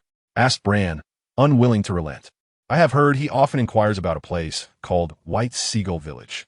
Surely, it is a fabrication of some sailor's imagination." Captain Pusley chuckled in response. "In my years of trading, I have yet to encounter such a place. Perhaps it exists on land? It appears I must seek it out myself." At this, Bran sighed inwardly. However, soon a thought struck him. He felt as if someone were observing him. Turning his head, he saw a tall woman clad in coarse fabric leaning against a nearby mast, gazing in his direction, and upon meeting his gaze, she offered him a slight smile. The woman appeared to be in her 20s, with short silver hair and a strikingly handsome visage, though her expression seemed somewhat awkward. Curiously, Bran felt an inexplicable sense that the woman was not quite normal, yet he could not articulate what precisely was amiss. He turned to Captain Pusley and inquired, "Who is that person?" "That is Miss Tiana," the portly captain sighed. "She was originally aboard my ship, intending to travel to Cliff City. Alas, with the outbreak of war, we can draw no nearer, and she is left waiting in vain. I pride myself as a man of my word. Yet it is a disgrace that I cannot fulfill the transaction after receiving payment." Bran, upon hearing this, merely pursed his lips in silence. In their brief encounter, he sensed that she was somewhat slick and not the sort to uphold principles. After pondering for a moment, yet finding no evident flaw in her demeanor, he decided to abandon the thought. After exchanging a few casual remarks, he turned it apart with a group of guards nearby, contemplating whether to inquire further on other vessels. However, before he could take more than a few steps, his progress was abruptly halted. The peculiar woman had stepped forward to block their path. "Miss, do you require something?" A guard interjected, stepping forward to shield the boy. "Something of importance," she replied, taking a few steps closer before delivering a sudden, fierce headbutt that sent the guard staggering back with a cry. In the ensuing chaos, she deftly seized the sword from his waist. As another guard lunged at her with his weapon drawn, she adeptly sidestepped the attack and, with a seemingly casual flourish of her own blade, slashed across his palm. Blood spattered as the seasoned guard from House Tilly dropped his sword, unable to maintain his grip. The surrounding guards surged forward, but the suddenness of the event left significant gaps in their formation. With a nimble duck and sidestep, the woman deftly escaped the encirclement, and with a long stride, she crossed a considerable distance to stand before Lannister.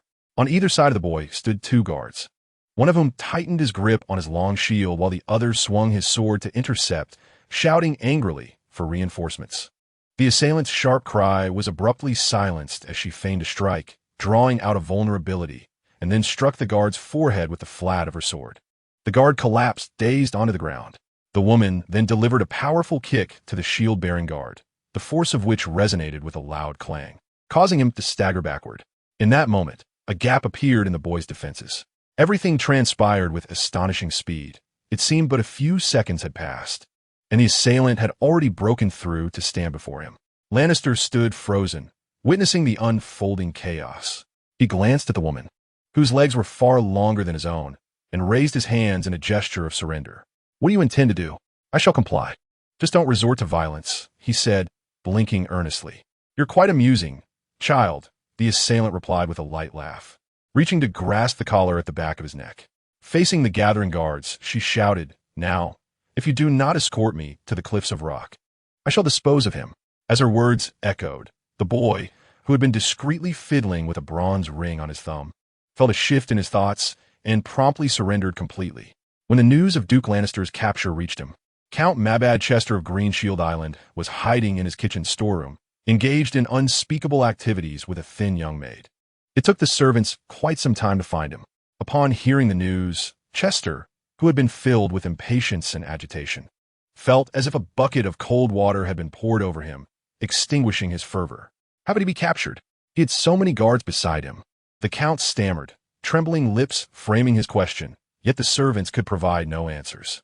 Thus, the disheveled, middle-aged count hurried toward the scene of the incident. At that moment, many ships involved in the conflict had only recently departed, and the islanders were still busy with cleanup efforts, largely unaware of what had transpired at the port, only vaguely aware that something had occurred. So when they saw their disheveled master rushing toward the harbor, curiosity piqued among them. What has happened? I heard there was a disturbance at the port. Who had the audacity? Could it be the Ironborn? How is that even possible? The high court had been inundated with visitors, and amidst the throng, few noticed a child in their midst. Even those who did would scarcely fathom his true identity, especially with the presence of numerous vassals accompanying Duke Tyrell. However, while the onlookers remained oblivious, Count Chester was acutely aware, and his anxiety was palpable, surpassing even the distress of his son's capture. The port area had been cordoned off by stationed soldiers. Upon his arrival, the count approached with a retinue to negotiate. Yet the demeanor of the woman holding the captured young duke was resolutely obstinate. She declared that unless a ship was dispatched to ferry her to the vicinity of the cliffs of Westlands, she would not release her hostage. Count Chester's attempts at persuasion, whether through threats or earnest pleas, bore no fruit. Ultimately, he had no choice but to comply with her demands and arrange for the vessel's departure. With all due respect, my Lord Chester, this course of action leaves us ill-equipped to account to the Duke, remarked the captain of the Tyrell Guard, his expression grave. I cannot bear the consequences of losing Duke Lannister, nor do I believe you can either. Rest assured, I am not idle in this matter, Count Chester replied, wiping the cold sweat from his brow while forcing a smile towards the captain. Every sailor, cook, servant, and oarsman aboard that ship is under my employ, and there will be an opportunity to rescue our young Duke, so do not fret. I find it hard to be at ease, my lord, the captain retorted, equally of noble lineage and unyielding in his demeanor. Before the young Duke was captured, he was surrounded by your men, yet it was that woman who prevailed. I question how such a perilous figure could infiltrate your port. If memory serves, your men were much closer than mine. At this, Count Chester's smile faded, and he replied coldly, Shall I remind you? Your negligence far exceeds my own. The atmosphere grew tense, and the two men exchanged a knowing glance, tacitly agreeing to abandon the topic. What shall we do now? The middle-aged count asked, gritting his teeth. We must contain this information. We cannot allow this incident to affect the Duke's campaign. I have long warned that Green Shield Island may not be secure, yet my words fell on deaf ears. In the swaying captain's quarters, the dark-haired boy seated at the table spoke with an air of inexplicable emotion, casting a glance towards the woman nearby, who was diligently polishing her newly acquired sword. Otherwise, I would not have been captured by you, he added. Such a Na'vi child, the woman replied without turning, her focus unwavering on the weapon in her hand. If I wished, I could extract you from a castle with ease. She appeared as a strikingly youthful woman, her combat style wild and fierce, yet in her current posture, she exuded a poised elegance that stirred memories in Lannister of the lessons imparted by the Duchess during his time at Highgarden. This piqued his curiosity about her. Are you of noble birth? He inquired. No one is of higher nobility than I, she answered with an air of certainty. Then why are you doing this? The boy continued to inquire. Because I want to, came the reply, accompanied by a sidelong glance. Now close your mouth. You shall not speak without my command. Why? The dark-haired boy blinked innocently. Are you annoyed now? If you utter another word, I shall either cut out your tongue or sever your fingers. All right, I shall be silent, Bluely responded, promptly turning to sit in the chair behind the table, adopting a demeanor of utmost obedience. His target was Fairy City, and the city of Jagged Rock mentioned by the other party was also within that maritime vicinity. Hence, despite his current capture, it was precisely to Bluely's advantage. Therefore, he did not intend to disrupt the existing situation, merely probing with a few words to glean some understanding of the other's character. However, He did not anticipate that this woman, who introduced herself as Tiana, would become intrigued by his compliance or perhaps even curious about this young lad who remained remarkably unperturbed despite his abduction. Observing the boy's visage, she particularly noted his striking eyes and raven black hair, posing the question, "Whose child are you?" Bluely remained silent, prompting her to raise an eyebrow. "Answer my question, or I shall remind you of your own request for silence." The boy feigned innocence, fully aware that he did not exhibit the behavior of a typical child. Yet, he clearly could not afford to weep and wail, so he opted to appear more resilient. This, he reasoned, might facilitate a closer rapport. "I command you to respond," she insisted firmly. This inquiry proved challenging to answer, until he discerned the woman's true identity. Bluely felt that revealing his lineage bore the risk of exposure, for she did not seem of humble origin. Yet, if he were to speak the truth, he hesitated momentarily. However, upon sensing her impatience, he sighed and confessed, "I belong to House Tully." "House Tully of the Vale?" the woman queried, her deep blue eyes narrowing instinctively. "What brings you to Green Shield Island?" "To broaden my horizons," he replied. "Who is your father?" Bluely's mind raced at her question, and he replied, "Blaine Tully." "The current head of House Tully?" she inquired. "Indeed," the boy affirmed. "He is quite formidable." The woman nodded thoughtfully. "Samwell Tully is also a notable figure," she remarked, casting a few contemplative glances at Bluely before turning away to continue polishing her sword. Bluely, in turn, fell into a reverie. House Tully of the Vale was one of the most powerful families in the Riverlands, and its current head, Blaine Tully, had dealt a significant blow to the ostentatious Baratheons during Robert's rebellion, to the extent that Robert was compelled to abandon his stronghold of Storm's End, fleeing in panic to some town in the Riverlands, resembling a dog without a home. Thus, it can be said that Lando Tarly is a figure of considerable renown throughout Westeros, his fame in the Reach rivaling that of his liege lord, Mace Tyrell. Moreover, many, especially the nobility of the Reach, are aware that Lando Tarly's firstborn has only been alive for a little over a year. Yet, the woman before him seems entirely oblivious to this fact. Gazing at the tall silhouette seated in the chair, Bran contemplates. At the very least, he is now certain that this woman, who ostensibly hails from a noble lineage, is not a local of the Reach. Additionally, the name Samwell Tarly, which she mentions, is quite familiar to Bran, as he has learned about the individual it represents in both his past life and the present. In the series of his previous existence, there existed a timid and corpulent character named Samwell, who inexplicably ascended to the position of a maester. In truth, he is the legitimate firstborn of Lando Tarly, who should currently be just over a year old. Therefore, the individual she refers to cannot possibly be him. Bran deduces correctly. The person she speaks of is likely Samwell Tarly from the era of Aegon I, the esteemed head of House Tarly during that time, renowned for his martial prowess and countless victories against the Dornish, earning him the moniker of a barbarian. However, while extolling the virtues of ancient figures to praise contemporary ones may lack uniqueness, the manner in which she speaks strikes Bran as peculiar, as if she is more acquainted with the Earl of Hornvale from over 2 centuries past than with Lando Tarly himself. The tall woman named Tiana, an ignorant individual, is indeed a most curious person. By the 3rd day of captivity, Bran arrives at this conclusion. As a significant captive, she is obliged to remain in close proximity to Bran at all times, sharing a room for sleep, and even accompanying him outside on deck, watching closely as he relieves himself. Though this proximity makes Bran somewhat uncomfortable, it affords him the opportunity to observe this female captor closely. Firstly, she possesses a volatile temperament and is exceedingly conservative. Excluding Bran, a mere child, any male on board who dares to glance at her chest for even a moment will provoke her wrath, leading her to strike out in anger. Yet at times, when she believes herself unnoticed, she will touch herself, her expression shifting to something rather strange. Secondly, she is a heavy drinker.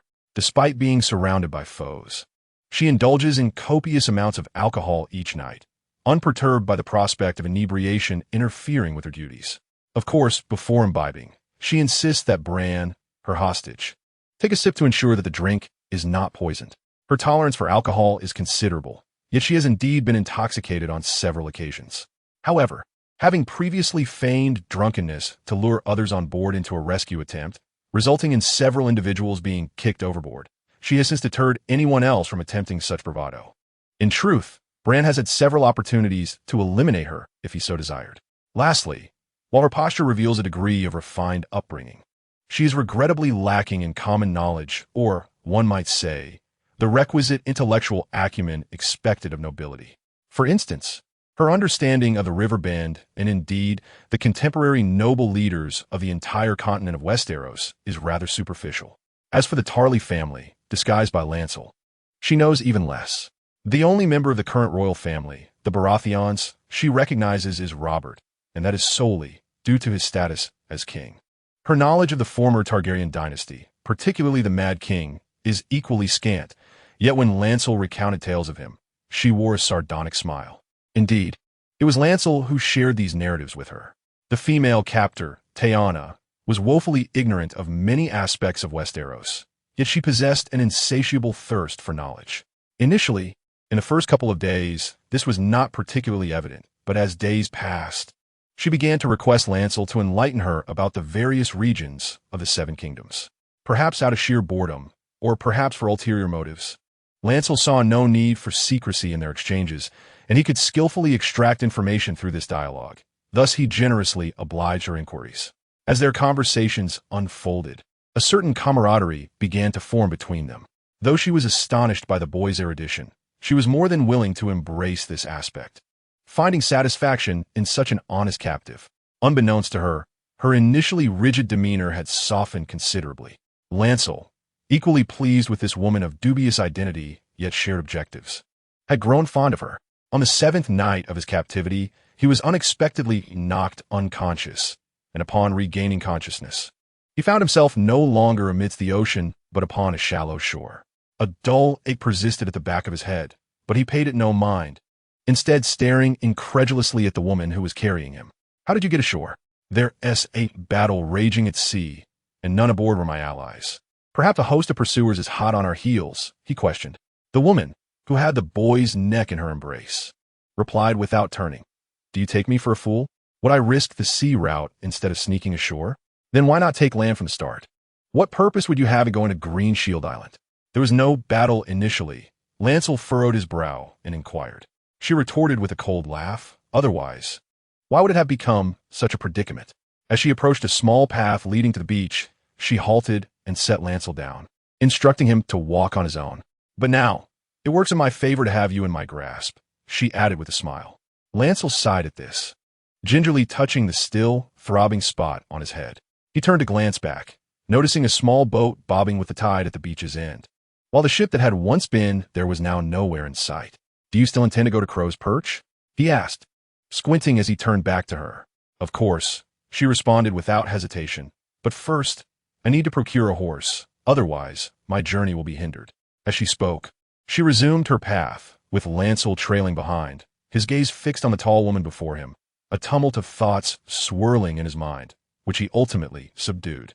Then he ventured to ask, "Why do you wish to go to Crow's Perch? Do you have familial ties with the Westerlings there?"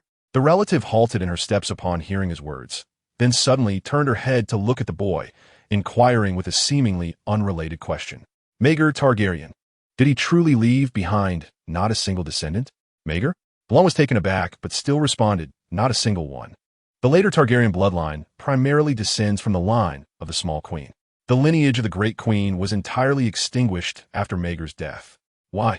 She couldn't help but ask. He married 7 wives. How could he possibly leave no children? 6, not 7, Blount corrected her. So why? Perhaps there was an issue with him, Blount replied casually, but upon hearing this, she instinctively touched her chest, a look of skepticism crossing her face. However, the next statement sent a shiver through her entire being. "Yet it is said that the reason Maegor I had no children was that all his women were poisoned by one of his queens." "Who?" Blount paused, suddenly thoughtful, then glanced at her. "It was Tyanna, the same name as yours, Tyanna of Renly from Pentos." She fell silent, turning back to continue walking, her expression inexplicably darkening. Blount followed behind her, wisely refraining from further chatter, while also descending into contemplation. The woman before him clearly possessed a manner of speech that was not typical of commoners, even surpassing the etiquette of many minor nobles. Yet, she seemed utterly ignorant of the knowledge customary to the aristocracy. Or perhaps, her understanding was peculiarly skewed. She was aware of the surnames of lords from the Seven Kingdoms, yet knew nothing of the current rulers of her time. Initially, Blunt speculated that her ignorance might stem from origins beyond the continent of Westeros, perhaps from one of the free city-states of the eastern continent, which would account for her lack of knowledge, aligning with her hair and eye color, traits not uncommon in the East. However, a different thought suddenly burgeoned within him. Could this woman, named Tiana, be an ancient soul? A soul reborn in the modern era? After several days of close interaction, a multitude of clues surged forth, intensifying his suspicions. Her evident noble demeanor was entirely out of sync with the present era. Not only was she unfamiliar with the current great houses, but she also lacked knowledge of many kings from the previous Targaryen dynasty, while simultaneously exhibiting a keen interest in such matters. The concepts of reincarnation and time travel were ones Blunt found easy to accept, as he himself was a perfect example. Yet, the idea of an ancient person traversing into this world of ice and fire warranted profound reflection. Lost in thought, Blunt unconsciously glanced at his left wrist, a look of doubt crossing his features. One of the known abilities of his mark was replacement, and he remained curious about the origin of this replacement, whether it stemmed from his immediate surroundings or other realms of the world. Yet, why could it not be the other end of time? After all, he possesses the ability to traverse history, and within the memory of that drama, there were indeed individuals capable of observing and even interfering with the past. However, such a notion feels distinctly amiss. Although occurrences are not infrequent, Blue has always been vigilant. If a living person were to truly materialize, he would undoubtedly notice. As thoughts raced through his mind, Blue abruptly lifted his gaze and inquired of the woman ahead. "Are you the Tiana from Targaryen? The Tiana from 2 centuries ago?" Upon hearing his words, her steps faltered momentarily. At this early dawn, the sky remained dim, and they found themselves on a desolate path not far from the sea, where gusts of chilly sea breeze swept past, mingling with the impending chill of winter, sending shivers down one's spine. After Blue spoke, the silver-haired woman halted in her tracks and turned to face him. "What did you say?" Tiana, looking up at this woman with a stern and resolute visage.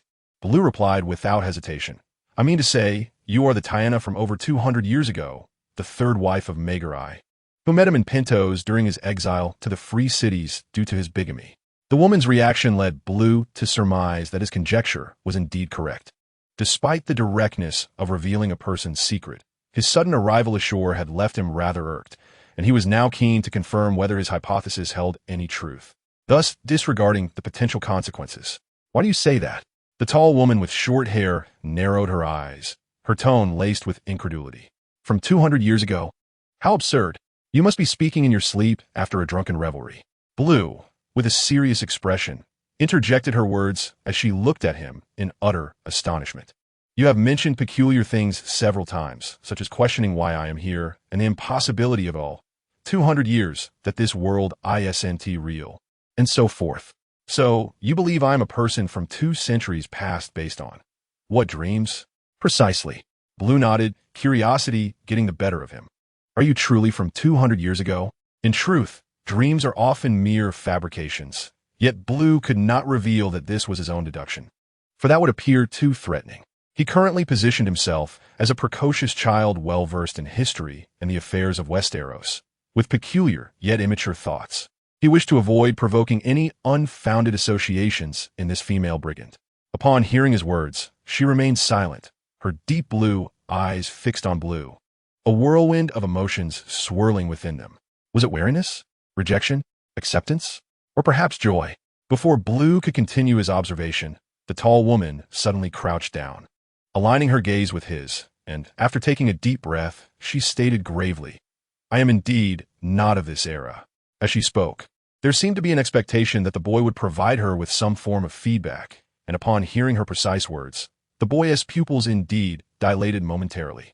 This appeared to satisfy her, prompting her to continue. "Just as you have heard, I hail from more than 2 centuries ago, precisely 242 years.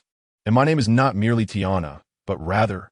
At this moment, she seemed to hesitate slightly, but perhaps recalling something, her expression gradually firmed, and she resolutely uttered, "I am Maegor Targaryen." Upon the conclusion of her statement, the boy instinctively took a step back, his eyes widening in disbelief. This is impossible. Maegor? Maegor is a man. Are you implying this? The boy nodded vigorously, his expression of terror utterly unfeigned, emanating from the depths of his being. It is the will of the gods. The woman who identified herself as Maegor declared solemnly. The maiden? The mother? The crone?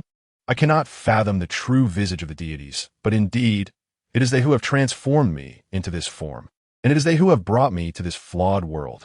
The boy, momentarily dumbfounded by her words, found that she did not cease speaking. Instead, with clenched teeth, she continued, dragons are the treasures of the world and the eternal truth. They cannot truly be extinguished. All conspirators who seek to annihilate them shall inevitably bear the wrath of the dragon's return. The feeble House Tully was a mistake from the very beginning. The Iron Throne has barely endured 300 years in their hands. That wretched Aegon Targaryen is merely a dog raised by his father. What right does his progeny have to usurp the throne? How can the foolish bastards of the Seven Kingdoms support him? What is the reasoning behind this? Where's the justice? Her words were laden with numerous points of contention. Yet at that moment, the boy was not inclined to counter her arguments, but rather, as her speech subsided, he hastily inquired, is it truly the case that the gods sent you?